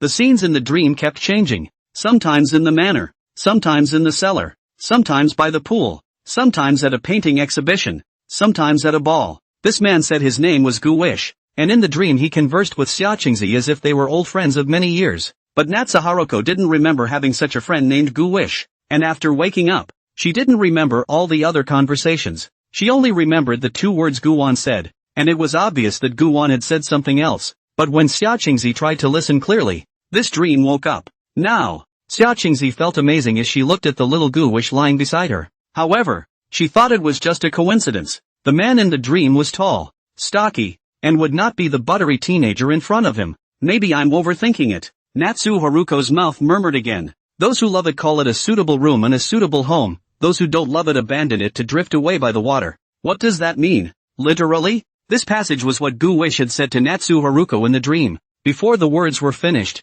the dream was gone. Obviously, there's the second half of the sentence. What the hell does that mean? Natsu Haruko was curious to know. She fell into a deep sleep. Gu Wish opened his eyes. In fact, he hadn't been asleep just now, because he was always alert. It felt bad to be watched and he couldn't sleep. Of course, he heard Natsu Haruko murmur. He mentally searched for what was going on. Natsu Haruko actually dreamed of a man named Gu Wish. No way. So many coincidences in this world. Letting yourself collide with all of them. How come every woman is more or less involved with herself? And that inexplicable comment she made. Isn't that Princess Duan's line from the harem drama Legend of Concubine Jinhuan? Favorite known as a good home and family. Do not love the abandoned by the water drift. In fact, each flower into each eye. Right and wrong is only in the heart. This is about peach blossoms. It means how the ones who like you and how the ones who don't like you. Gu Wish couldn't figure it out, so he stopped thinking about it. He went to sleep and dreamed too. Then the dream of the last LW began.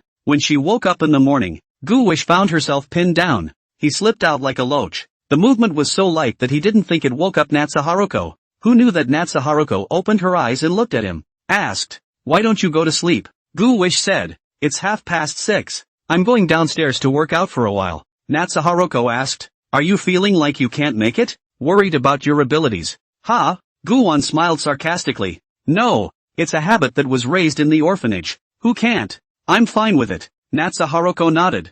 "I'll accompany you. No need Auntie Haru, just rest a little longer." Natsu Haruko said, "I'm full of sleep." He stretches, crooks his neck, and gets up. When she got up, a pair of long white legs were the first to step out of bed, putting on her white slippers, her silk pajamas slipping down to her knees, and her head of green silk falling behind her. "Wait for me. I'll change." Guwon went out first, and he pushed open the door to find Xia Qingyan standing in the doorway. "Sister Qingyan, you're awake? Why did you wake up so early today? I'm worried about you." Xia Qingyan whispered. "Is my mom awake?" "Awake. Did you sleep well last night?" "Not bad. What are you doing to go?" Xia Qingyan asked. "Go downstairs and work out." "I'll go too," Gu Wish said. "Sister Qingyan, go sleep some more. I can see you didn't sleep well last night." Xia Qingyan yawned, then helplessly said, "Alright then. I'm going back." Xia Qingzi changed her clothes and came out, following Gu Wan downstairs. They went out for a run together and ran to the door just in time to run into Zhao Yunlan, who was waiting early. Zhao Yunlan's breath hitched when he saw Natsu Haruko. For some reason, she was very afraid of this aunt. Xia Haruko was a bit surprised to see Zhao Yunlan. However, remembering what Xia Qingyan said yesterday, Gu Wish was a classmate of the richest girl, so that would make sense. The two are presumably scheduled to work out together. Unfortunately, that's not the case. It was Zhao Yunlan who made a fool of himself by rushing up to meet Gu Wan by chance. Xia Qingzi faintly said, "Gu Wish, I'm not interrupting you guys, am I?" No. The three of them were running in the 9 Sandalwood Palace and didn't speak all the way. After running a few laps, Zhao Yunlan realized that he really didn't have a chance to be alone with Gu Wan, so he said goodbye to her when he reached his own doorstep. Gu Wish and Xia Qingzi returned to the 9th house, and the two of them were doing exercises in the courtyard. Stretching exercises. In the morning light, the vegetable seedlings in the backyard garden have broken through the ground, tender and green, arching the soil above their heads. Gu Wan was playing Taijiquan, and Xia Qingzi hadn't done it before, but she followed Gu Wan's lead and learned to play. She felt that this lifestyle of Gu Wan's was a bit too nurturing. "Gu Wish, why are you acting like an old man?" Gu Wish said. "I learned all this from Grandpa Dean, so that I'm healthy and don't get sick." Natsu Haruko didn't ask much. "When are you going to finish that painting? I'll be around to give you some pointers when the time comes." Gu Wish said. "Auntie Ching, is it okay to come back later in the evening?" "Good." Gu Wan finished his Tai Chi and went back inside to take a shower, then go downstairs and make breakfast. Xia Qingzi followed Gu Wan's ass. "This kid, he's so hardworking and understanding." Gu Wan grilled meat sausage and fried eggs. Xia Qingzi said, "Why is Qing Yin so lazy? I'll go shout at her." Haruko Natsu came upstairs and knocked on the door. "Qing Yin, it's time to eat. It's time to go to work early after dinner." "Mom, I want to go to bed and not go to the office." "You have to eat breakfast even if you don't go to the office. Come on, don't make me go in there and lift the covers." Natsu Haruko said and turned to go downstairs. Not long after, Xia Chengyan came down in a daze. The three Natsu Harukos sat down. Gu Wish distributed grilled sausages and a fried egg to Natsu Haruko, and poured a glass of milk. The milk was fresh. "It's thick." Natsu Haruko looked at the grilled sausage and asked coldly, "This isn't a starch sausage, is it?" Gu Wish said, "No. Aha. I don't eat starchy sausage. I only eat meat sausage." "What happened to the starch intestines?" Xia Qingyin wondered. Natsu Haruko said, "You're too young to understand. The starchy sausage tasted flavorless, unfeeling, and didn't have enough texture. And starch sausages are generally soft and not hard enough to bite into." Gu Wish has a black line. "What's all this? Ms. Haruko Natsu has an unusual brain circuit." 2. It's still plain meat sausage that tastes good. It's full of meat and has a pleasant texture. Xia Qingyan asked. Mom, are you really going to send Guwan to school? Yeah, isn't that next to Nikeo? Aha, and I can send him to Mars? Xia Qingyan laughed and didn't dare to speak again. Guwan ate in silence, still drinking the wolfberry tea she had brewed. Xia Qingzi said, Gu Wish, are you really incapable? Nice guy, so young to be arranging for goji berry tea. Gu Wish explained. Grandpa Dean said that drinking this can make the body strong. Natsu Haruko said breathlessly, that means your Dean can't. Gu Wish, I'm sorry Grandpa Dean, your reputation is in tatters. I'm the one who spread it. After eating breakfast, Xia Qingyan returned to the house to sleep. Gu Wish and Xia Qingzi left the Nine-Tang Palace. Zhao Yunlan didn't dare to travel with her anymore.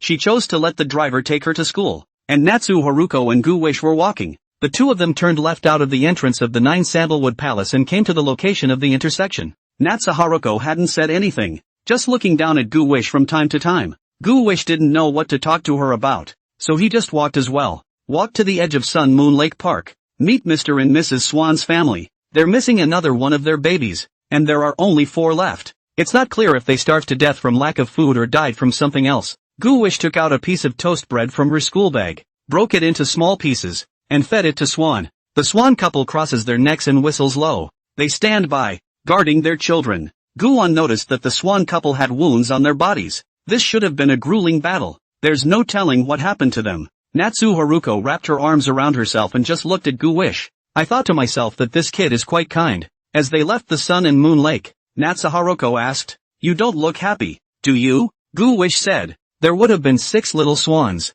2 have died in the last few days. Mr. and Mrs. Swan should be very sad and upset. Natsu Haruko said, they're animals, how can they be sad and upset? Gu Wish said, animal sadness may not be the same kind of emotion we humans express, but I guess it must be there too. Swans still shed tears. Natsu Haruko said, take care of yourself first. If you can't take care of yourself, how are you going to feel sorry for someone else? Xia Qingzi asked. Gu Wish can Auntie ask you something? Auntie Qing, you say it. Guwon laughed. I'll know what I'm talking about. And I'll know what I'm talking about. Natsu Haruko asked. It's nothing. Auntie quizzes you on one thing. What? Gu Wish immediately remembered that it should be the half-sentence that came out of Xia Qingzi's mouth last night. It's the line that Princess Tuan said. Why would Haruko Natsu know that line? That's a problem. It was a question of whether Gu wished to answer her real answer herself. Natsu Haruko inquired. Those who love it say it is suitable for a family, and those who don't love it abandon it to drift away by water. You're so smart and a prodigy.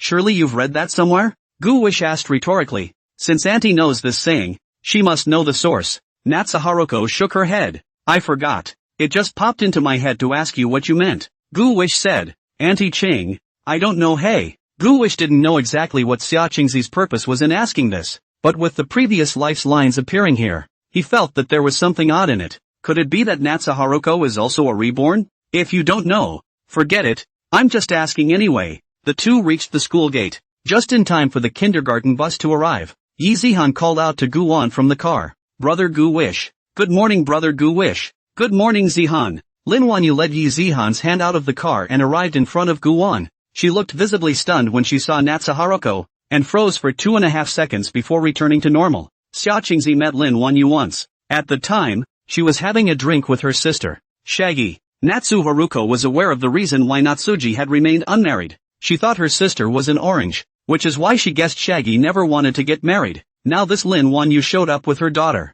Natsu Haruko wondered what Natsuhan thought when she saw it. Gu Wish introduced, Auntie Qing, this is Sister Zihan, and Auntie Lin. Xia Qingzi was also surprised as to why Guwon knew the two of them, mother and daughter. Natsu Haruko was unsmiling and cold-faced, just nodding. Lin Wanyu also nodded her head in a gesture. Yi Zihan looked at Xia Qingzi and timidly called out, hello beautiful grandmother. What? Xia Qingzi mechanically lowered her head and looked at the cute and soft Yi Zihan with a confused face. What did she call herself? Did you hear me right? How dare this girl call herself grandma? Natsu Haruko was so scared that she hurriedly touched her face. Are you old yourself? One is obviously only 40 years old. Why are you being called grandma? Although she put the word pretty in front of it. Still, Natsu Haruko couldn't accept it. She held her breath. Gu Wish hurriedly told Zihan to change her name. Zihan, don't call grandma, call auntie. Yi Zihan said. Oh, hello pretty auntie. My name is Yi Zihan. The future is brother Gu Wish's wife.